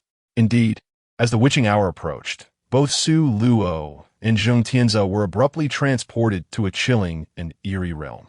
Before them stood a tree, distinct from any ordinary tree, for its trunk and branches were adorned with sharp blades that glistened menacingly. The very sight of it sent shivers down one's spine. Towering high above, its summit obscured from view, beneath its shadow a line of individuals awaited, flanked by several ominous figures enforcing order, each wielding a whip. Those who dared to dissent were met with swift punishment. Under the duress of the whips, the unfortunate souls clambered up the tree, their limbs moving frantically, transforming into mere apparitions of blood as they cried out in agony. Yet, no matter how they pleaded, there was no dissent to be had. Fearing that a sound might escape him, Zheng Tianze swiftly covered his mouth and nose with his hands. Suro had long since held his breath, standing quietly at a short distance, observing with a cold gaze. The blood of those individuals wound its way down the tree trunk, dripping into the small creek at the roots, which soon became saturated with crimson. The unfortunate souls, suspended in the tree, grew increasingly weak from the loss of blood. A few fell from the branches, plunging into the creek, causing the once tranquil river of blood to boil violently, bubbling forth with crimson froth. The individual, burned and mangled, cried out in agony. This torment persisted throughout the night, and as dawn broke, everything before them vanished like ephemeral bubbles. Zheng Tianze, still shaken, remarked, "How terrifying. If I continue to watch, I'm certain I shall be haunted by nightmares." Silently, Luo reclined on the sofa, declaring her intent to catch up on some sleep, bidding the other to feel free. Once uttered, she closed her eyes, and it wasn't long before slumber overtook her. For several consecutive days, the two would visit the tree each night, assuming the role of spectators, observing those who were grievously wounded by the sharp blades, witnessing their transformation into figures drenched in blood, and ultimately, as they succumbed to exhaustion, they would plunge into the river of blood, becoming its nourishment. Both Luo and Zheng Tianze have altered their routines, choosing to rest during the day and become spectators by night. Sulo observed that the residents on the 3rd floor had never made an appearance, and the elderly caretaker seemed to have vanished, leaving the entire floor enveloped in an eerie silence. After several days, the caretaker finally knocked on Sulo's door to inform them that they could ascend to the 4th floor. Without taking any belongings, the two followed him to their new abode. The caretaker on the 4th floor remained expressionless as he handed them a key, stating that their room was adjacent, in room 101. He cautioned them not to disturb any of the room's decor, warning that any alterations would be at their own peril. After Luo took the key, She and Zhang Tianze opened the door and entered the room. The space was shrouded in oppressive black fabric, casting a heavy atmosphere that weighed down upon them. Recalling the words of the caretaker, neither of them dared to touch the dark drapes that enveloped the room. No sooner had they closed the door than they were startled by a piercing scream from the next room. "Ah, it hurts. My eyes. Please, help me." Zhang Tianze jumped at the sudden outburst. "What is happening? Sister Su, should we go and check?" Su Luo gestured for him to be silent, urging him not to speak. As he released his mental energy, he observed the administrator, an older gentleman, approach the neighboring room with a spare key in hand. The door creaked open, and thereafter, silence enveloped the space. Before long, the administrator emerged, dragging a bloodied figure, whom he unceremoniously tossed into the thick fog that shrouded the area before the building. Zhang Tianze nodded repeatedly, resolute in his decision to avoid confrontation. He had no intention of logging off. The rare opportunity to remain by her side was too precious to squander. As dusk fell, an anguished scream erupted from an unknown household, a harbinger of peril. The administrator, waiting patiently until the residents' cries faded into silence, finally reappeared, jingling a set of keys that clashed melodiously, their sound resonating throughout the third floor. Zhang Tianze, restless and anxious, nestled closer to Su Luo, pleading, "Sister Su, I am frightened. May I lay down beside you tonight?" Su Luo cast a glance at him. "Zhang Tianze, do you understand the concept of the distinction between genders? Please bear in mind that you're 18 years old, not 8. As long as you refrain from lifting those black curtains, you will remain unharmed." Zhang Tianze, looking quite aggrieved, replied, "Sister Su, I beg you, I am truly frightened. I cannot sleep alone." As he spoke, he began to act adorably. Ultimately, Su Luo conceded, "Very well, I shall lay out a mat in the bedroom to keep you company." Zhang Tianze was elated and enveloped her in a warm embrace, exclaiming, "Sister Su, I adore you so much. My affection for you grows daily." Su Luo paid little heed to his words, aware that children of his age often experience fleeting affections. If one takes their sentiments too seriously, they are bound to be disappointed. Since encountering Zhang Tianze, she found herself increasingly pliable, perhaps because he bore such a striking resemblance to Xiao Wu, prompting her to lower her standards and indulge him. In the days that followed, there were always individuals who dared to test their luck, only to be cast into the thick fog by the stern administrator. On this particular day, the administrator knocked on Su Luo's door to inform them that they were to relocate to the 5th floor. Su Luo had long anticipated this moment. Accompanied by Zhang Tianze, he followed the stern administrator to the 5th floor. The administrator, with his unsmiling demeanor, exuded an air of aloofness that discouraged any approach. "You two will be residing in room 101. The temperature has already been adjusted.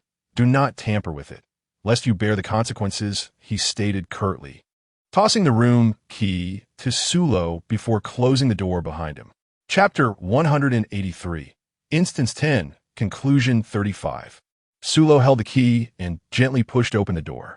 As it swung wide, a wave of heat rushed forth, making it nearly unbearable to stand at the threshold. Zhang Tianze whispered, "Sister Su Luo, why is it so hot? Can we not go inside?" Su Luo cast a sidelong glance at him, pondering whether the boy was truly foolish or merely pretending. This room was akin to a steamer. It would be a surprise if it were not sweltering. Aside from drinking more water, there was no other remedy. "Come in, unless you prefer to sleep in the corridor," she said. Upon hearing her words, Zhang Tianze could only muster the courage to step inside, closing the door behind him.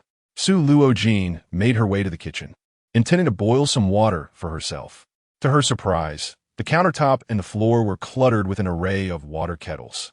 She picked up one of the kettles and proceeded to the living room, where she grabbed a cup from the coffee table and poured 2 glasses of warm water. "Let us hydrate. We must replenish our fluids to avoid dehydration," she remarked, gesturing with her eyes for Zhang Tianze to join her. He approached, took the glass, and tilted his head back to consume the water in one go. Subsequently, he poured himself several more glasses and drank them eagerly. Su Luo removed his outer coat and sat opposite him in a sports tank top. Zhang Tianze followed suit, shedding his own coat. After the two of them consumed several pots of water, they finally began to feel less overheated. "Sister Sue," I remarked, "I feel akin to a certain character, as the water in my belly sways back and forth." Sulo merely smiled, remaining silent. At midday, a sudden cry of distress pierced the air. "Ah, it's hot. So hot." Upon hearing the sound, Su Luo and Zheng Tianze exchanged glances, hesitant to venture outside to investigate. The noise gradually faded, and the administrator, a middle-aged man clutching a ring of keys, approached the source of the disturbance.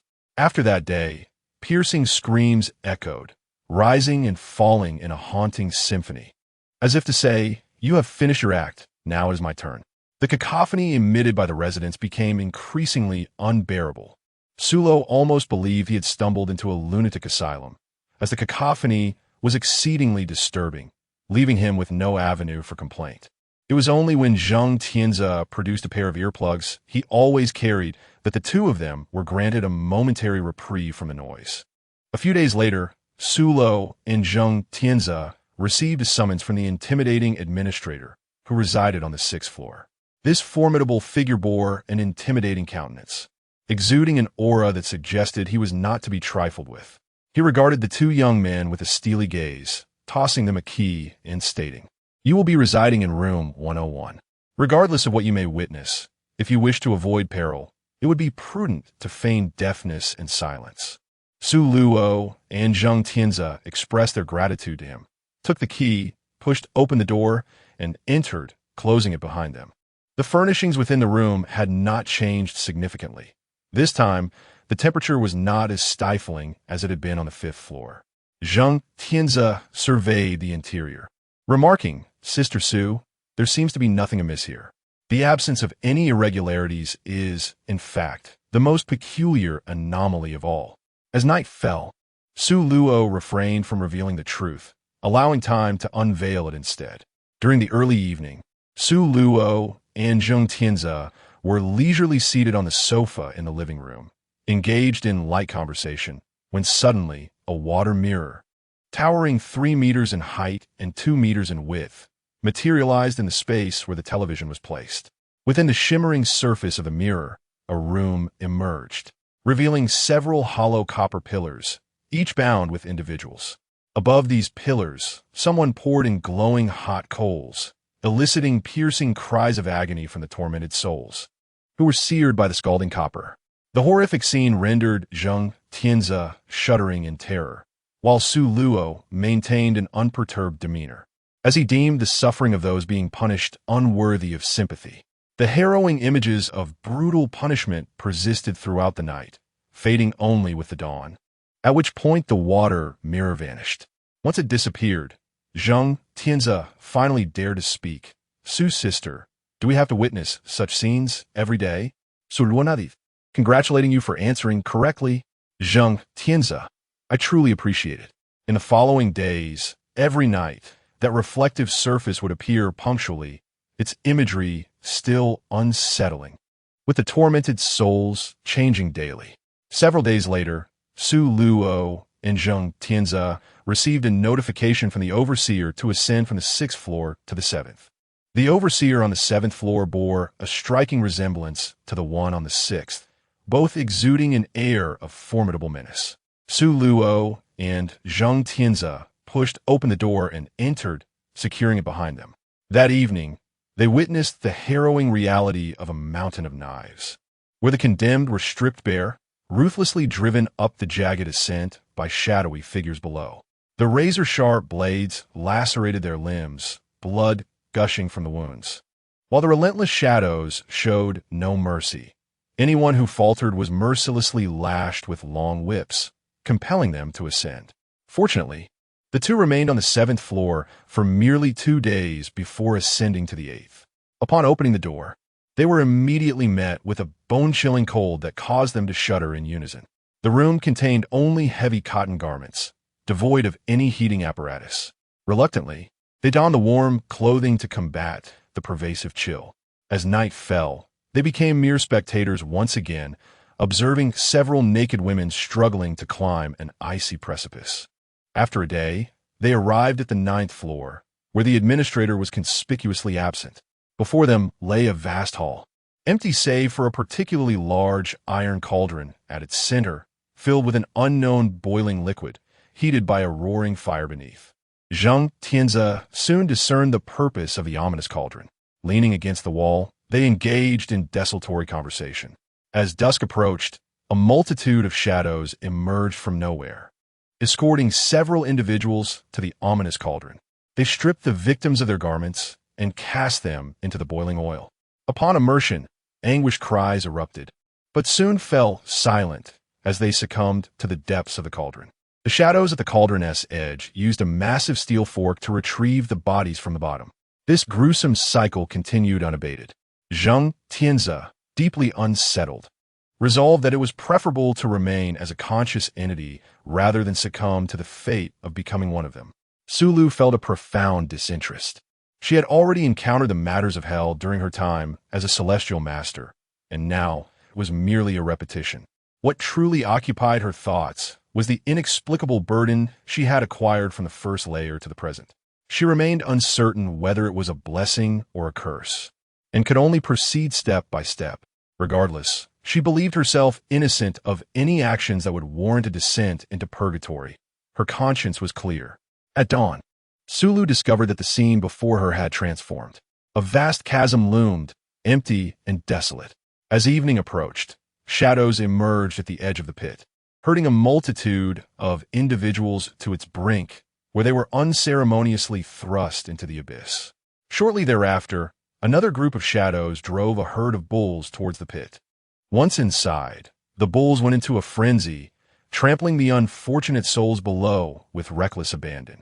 The individuals were swiftly reduced to mere slurry. Chapter 184. The grand finale. Upon witnessing the gruesome transformation, the shadows herded the bulls back out, while another group recovered the remnants of the flesh from the pit. In no time, the flesh began to regenerate at an astonishing rate. The second round of punishment commenced. Subsequently, Sulu and Zhang Tianze bore witness to various torturous scenes. The crushing stone, the mortar and pestle, the blood pool, wrongful executions, dismemberment, volcanic agony, the grinding stone, and the saw. Zhang Tianze reaffirmed his resolve, determined to resist the fate of becoming a mere human. Unbeknownst to Su Luo, after this ordeal, the once fervent desire of Xiao Wu to transform into a human had shifted. Once all the punishments had been concluded, Su Luo and Zhang Tianze encountered the overseer of the 18th floor, a being resembling a bull-headed man, cloaked in darkness. Upon seeing him, a flicker of shadow crossed Zhang Tianze's eyes, and he gazed at Su Luo with a profound sense of reluctance. For once Luo completed the trial, he would depart from this realm. The bull-headed overseer, upon laying eyes on Su Luo, grumbled in a low voice, "Which of you two shall come forth to receive your punishment first?" Su Luo was momentarily taken aback, believing she had misheard, and retorted, "Why must we be punished?" She was convinced she had committed no transgressions warranting such punishment. The Minotaur, displaying palpable impatience, replied, "You bear the weight of 18 sins. Only through punishment can these transgressions be cleansed from your being." Zhang Tianze inhaled deeply, stepping forward to address him. "Brother, allow me to go first." A sense of unease enveloped Su Luo as she grasped him firmly. "Tianze, allow me." Zhang Tianze revealed a faint smile, silently uttering 2 words. Upon witnessing the scene, Su Luo's eyes involuntarily glistened with tears. "Xiao Wu, is it truly you?" she murmured, overwhelmed by a sense of realization. It dawned on her why she had always perceived traces of Xiao Wu in Zhang Tianze. It was not merely her imagination, but rather the undeniable presence of Xiao Wu by her side. "Xiao Wu, could you possibly refrain from leaving?" Her voice trembled slightly, laden with emotion. Xiao Wu had become her sole attachment in this mortal realm. Zhang Tianze gently caressed her face, uttering no words, and then withdrew his hand, striding purposefully towards the Minotaur. The creature commanded him to stand upon the stone platform. Suddenly, the sky erupted with numerous bolts of divine lightning, all converging upon Zhang Tianze. His figure vanished amidst the relentless tempest of thunder, leaving no trace behind. She placed her faith in Xiao Wu. All that remained was to patiently await the outcome. The Minotaur, witnessing Zheng Tianzi's disappearance, exhibited no surprise. He turned his gaze towards Su Luo, stating, "It is now your turn." Su Luo strode confidently to the stone platform, closed her eyes, and awaited the descent of the heavenly thunder. As anticipated, the thunder struck, yet she felt no pain whatsoever. Upon opening her eyes, she glanced at the Minotaur beside her, who smiled gently and silently mouthed a few words. Once the final bolt of lightning had fallen, the system's voice resonated appropriately, congratulating the player on successfully clearing the level. In light of the player's previous outstanding performance, the game has activated easy mode for this instance. The player will be transported away in 3 minutes. Please prepare accordingly. As the 3 minutes elapsed, Su Luo's figure vanished from the stone platform. After her disappearance, the Minotaur sighed in relief, grateful that she was unharmed. Otherwise, old Fan would have surely flayed him alive. In the quick transition chamber, a young woman with exquisite features and flawless skin lay supine within a transparent glass pod, her eyes tightly shut. Her hands were crossed over her abdomen, her chest gently rising and falling, while her eyeballs moved restlessly beneath her eyelids. Yet she remained unable to open her eyes. "Master, why hasn't Luo awakened yet? Is her mental strength impaired?